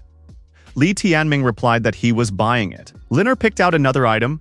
Li Tianming replied that he was buying that too. After all the shopping was done, our heroes decided to visit the Dark Path Square. The pillar of the city on 10 sides turned out to be a strange structure. It has an unusually ancient history. It stood here back when the 10 Sides Temple was erected. It is a sacred animal weapon, but there are no heavenly runes on it. This pillar was considered a symbol of the 10 Sides Temple, but it had no practical use. The golden writing on this pillar was a list of the 10 sides. The first place was at the very top. The annual reward for the first place was the divine origin of antiquity. In the first place was someone named Dongyang Yu. Qing Yu said that her brother had seen this guy a little earlier. The rules of battles were as follows. One side challenges, the other accepts. If the challenger wins, he takes over the position of the loser. In case of defeat, he is forbidden to challenge for 5 days. Each participant is entitled to a certain number of challenge waivers. Having used all refusals, the person is obliged to accept the challenge within 3 days. Li Tianming suddenly felt thirsty for blood. Li Tianming said that she was clearly not a timid person. Instead of hiding, she decided to show herself to him. Standing behind our hero's back was Ning Wushuang. Wushuang said that she didn't think the guy would be able to escape the purgatory of the flaming spirit and avoid being killed. She came here specifically to meet him. Li Tianming said that if she wanted to fight him again, her wish would definitely come true. Wushuang added that she should thank her interlocutor. Li Tianming had cornered her, thanks to which she was able to make a breakthrough and successfully reach the 3rd stage of the Sacred Ground stage. Now, she would be able to be among the top 50 of this list. Li Tianming said that he would only give one chance so that Ning Wushuang could kneel down and beg him for mercy. Wushuang wondered, in other words, does he want to challenge her? Wushuang added that if it wasn't for the eternal curse, the top spot of this list would have belonged to her. Did he really think that after defeating her just once, he could treat her with disdain? He would pay for choosing to underestimate her as an opponent. Li Tianming said that the interlocutor was unaware that when he defeated her, he was far from his strongest state. Li Tianming summoned Liner, and the princess flew over to him. The next moment, our hero had huge white wings. Wushuang was terribly surprised to see this. Those present paid attention to the fact that the beauty turned into a glow and merged with this guy. How could this be possible? Is he really going to challenge Ning Wushuang? If this guy decided to challenge Ning Wushuang while only being at the Heavenly Will stage, then he has a problem with his head. Wushuang drew her sword and said that she would now pose whether her opponent had the right to disregard her. Ning Wushuang swung her sword, and Li Tianming used his wings to fly upwards. The guy said that his rival had really made progress to accomplish such a thing in such a short time, given the limitations of the age-old curse, was no easy task. Wushuang managed to get closer to her opponent and said that he would definitely die now. She jumped up and prepared to strike with her sword. Li Tianming applied a strike, the 3rd sword of the sky gods. Li Tianming dodged her attack and said that even with such progress, she would never be able to keep up with him. Li Tianming's jab was more effective, and it severed her opponent's arm. Li Tianming pushed the girl away and said that she could go downstairs and sob there. Li Tianming turned around and kicked his opponent in the chest. Ning Wushuang swayed and lost her balance. Wushuang flew far back and started screaming in pain as she fell. Li Tianming walked up to his opponent and pointed his sword at her and said, "It is said that when one reaches the sacred stage, the sacred life source naturally arises in the Dantian." Li Tianming stabbed his sword into his opponent's stomach. Blood spurted out in all directions. Ning Wushuang was squirming on the ground and coughing up blood. Li Tianming turned away and walked away from his defeated rival. The sacred life source was leaving her. The people watching realized that the guy had handicapped Ning Wushuang. Linger wondered, had Wushuang really done something bad? Li Tianming replied that while he was in the blazing spirit purgatory, she had almost destroyed him. Li Tianming added that she straightened up Fei Fei and tried to make him guilty, so she answered for her sins. Suddenly, our hero was stopped. Su Hongying shouted for the guy to stop and asked how dare he maim people for no reason. What palace is he from? Li Tianming replied to the celestial mentor that the rules for competing for roster spots said that one could not destroy. It didn't say anything about inflicting injuries. Su Hongying said that this guy is insolent. He should follow her and meet the sacred Qilin clan. Li Tianming replied that there was no need for that. He had recently been in their domain and had been there for 2 months in the blazing spirit purgatory. Today, the 3 palace kings brought him here. Su Hongying wondered, does he really count on the protection of the king to come? Someone from the top floor of a neighboring building shouted for Su Hongying to go back immediately. This person said that Li Tianming had defeated Ning Wushuang, had not done anything inappropriate, and he would now take her place in the rankings. An inscription appeared on the post, indicating that the 180th position was occupied by Li Tianming. The people present saw that Jun Nianzang had appeared. Li Tianming said that if Niantian wanted to take revenge, he was ready at any time. An exclamation was heard from above. Someone was inquiring from the king of the palace who this boy was. The king of the palace said that this guy would soon be known to everyone. He is the son of Li Muyang of the Qilin sacred lineage. Today, Bai Mao and his allies took this guy away from the sacred lineage. But how could Li Muyang's son be related to the Ten Sides Temple? The king replied that this fellow is the adopted son of Li Wudi. He is also the possessor of the 5 Rings of Calamity. The interlocutor asked, is that why he is so important? The king said that this guy means nothing, but he hopes that Li Wudi will come to the palace at some point. Given Li Wudi's potential, there will come a time when the Ten Sides Temple will be ruled by the sacred Li family. If Li Wudi is not gotten rid of, it will not be easy to maintain his position in the temple. The king told the interlocutor to bring Wei Wuxian to him. 2 weeks had passed. Relying on the analysis and fusion of the Dunhuang sword runes through the Dark Hand, Li Tianming had officially reached the 9th stage of Heavenly Will. For our hero, it was another stepping stone to reach a higher goal. There is still time before the battles of the Earth List. The tempering must continue. In the past few days, a new emperor has ascended the throne, and now the 9th traitor prince is being searched for all over the world. There are rumors that the Heavenly Brilliance Emperor forced his father to abdicate, thus usurping the throne. Many secret crimes were committed in the capital, and the victims included many royalty, ancient clans, and martial palaces. The culprits were not found. Without reaching the sacred stage of antiquity, it would be difficult for the Heavenly Brilliance Emperor to maintain his position. Sister Bai told him not to worry about the situation outside the temple and to devote all his attention to the Earth List duels. If he failed to find opponents to move up, she would help with that. Li Tianming saw Zhao Feng sitting alone on the lawn. Li Tianming thought that Zhao Feng could also take part in these fights. He had also managed to make a breakthrough in the past time and was now at the 3rd stage of the Sacred Ground stage. Zhao Feng caught a grasshopper in the grass and scrutinized it carefully. Li Tianming thought that Zhao Feng's pace was in no way inferior to his. After merging the souls in his body, he had to start improving anew, and after spending 2 years, he had reached the 3rd stage of the Sacred Ground stage. He now has the souls of 80,000 people centered in him, who are capable of assisting him in both tempering the heavenly will and forming the sacred substance. These 80,000 people have infinite experience, an infinite number of opinions, views, and ways of thinking. With this kind of support, his spiritualized heavenly will easily reached breakneck heights. Li Tianming hoped that Zhao Feng would be able to catch up with his rate of development. Then he would be able to stay and reach even greater heights. Li Tianming met up with Yuan. The young people greeted each other. Yuan said that he had just witnessed Wei Wuxiang asking around about where the guy lives. Apparently, he wants to invite him to his birthday banquet. It will be a meeting of the children of the most influential and noble persons of the capital. There will be exquisite viands, splendid booze, and bewitching beauties. Li Tianming said that he was not interested.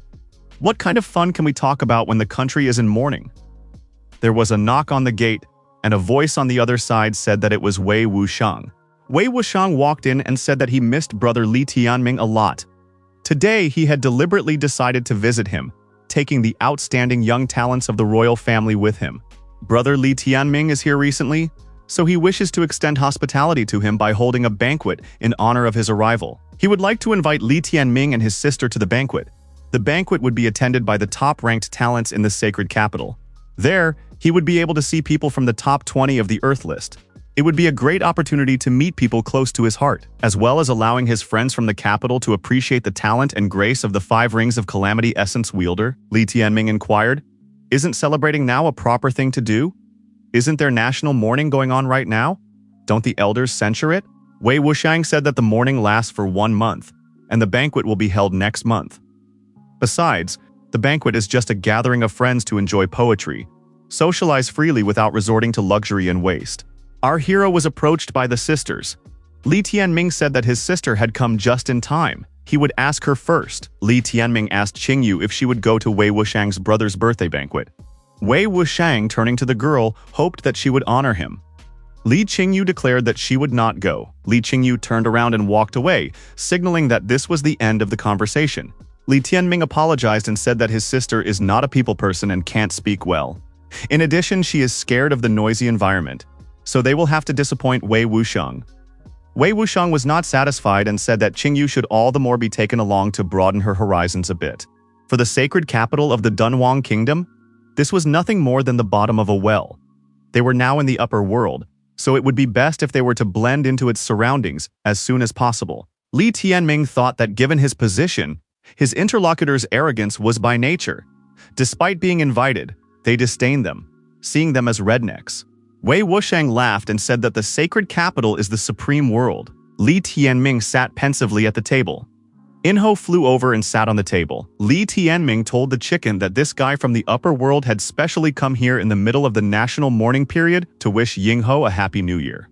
Wei Wuxiang became angry. He asked, "What is the meaning of this?" Li Tianming said that it was a little early to make such congratulations. It would be better for him to go back to himself, look in the mirror, and stop acting like a toad who had gotten a taste for swan meat. Enro wondered if this guy was making plans for his sister. Wei Wuxiang shouted that Li Tianming was taking too much on himself.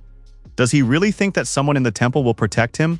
Does he really think he is unattainable? Li Tianming said that he is really unreachable. If Wei Wuxiang has something to say, he can speak instead of trying to dodge. They clearly have different roads. Li Tianming added. All he could say to the interlocutor was only for him to get out of here immediately. Enro said that if this guy doesn't understand the first time, then his head is empty. Li Tianming said that he had memorized the names of everyone present and would soon beat everyone as part of the Earth List battle. He would beat them until everyone would immediately turn the other way when they saw Qingyu. Wei Wuxiang said that he overestimated Li Tianming. The guy is wrong if he thinks that things are that simple in the sacred capital.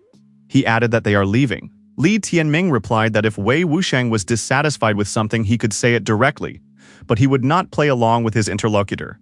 Wei Wuxiang said that he was inviting the fat man to his birthday party. If he doesn't show up, he'll be finished. Li Tianming told Yuan not to listen to Wei Wuxiang. What can he do? If something happened, he would cover for him. Wei Wuxiang interjected. What did the fatty decide? Yuan told Wei Wuxiang not to take out his anger on him.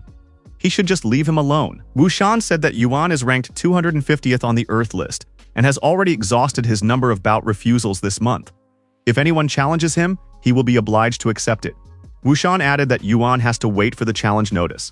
After 3 days, his friend will give the fat man a proper hang. 3 days passed.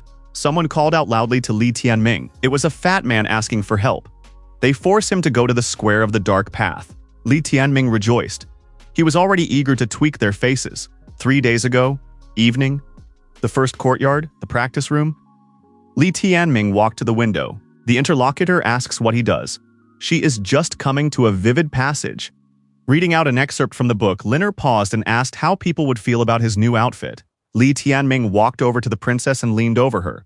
Liner looked at her interlocutor with surprise. Li Tianming said that he wanted to watch the night glow scene together with his sister. The boy corrected himself.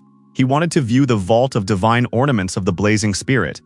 The girl liked the suggestion of viewing the night glow better. Li Tianming opened the book and everything around him lit up with radiance. Li Tianming said that each page is a layer of starry sky, each containing countless interpretations of predecessors.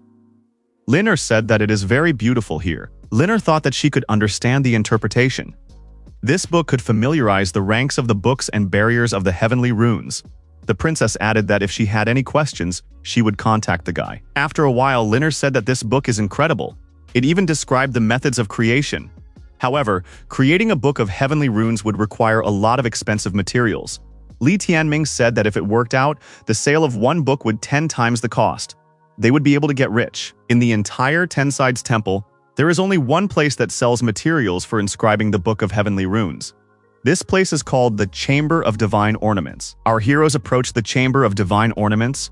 Li Tianming knocked and was told that he could enter. Li Tianming and Ling Er opened the doors and entered. In front of them was a beauty sitting on the floor.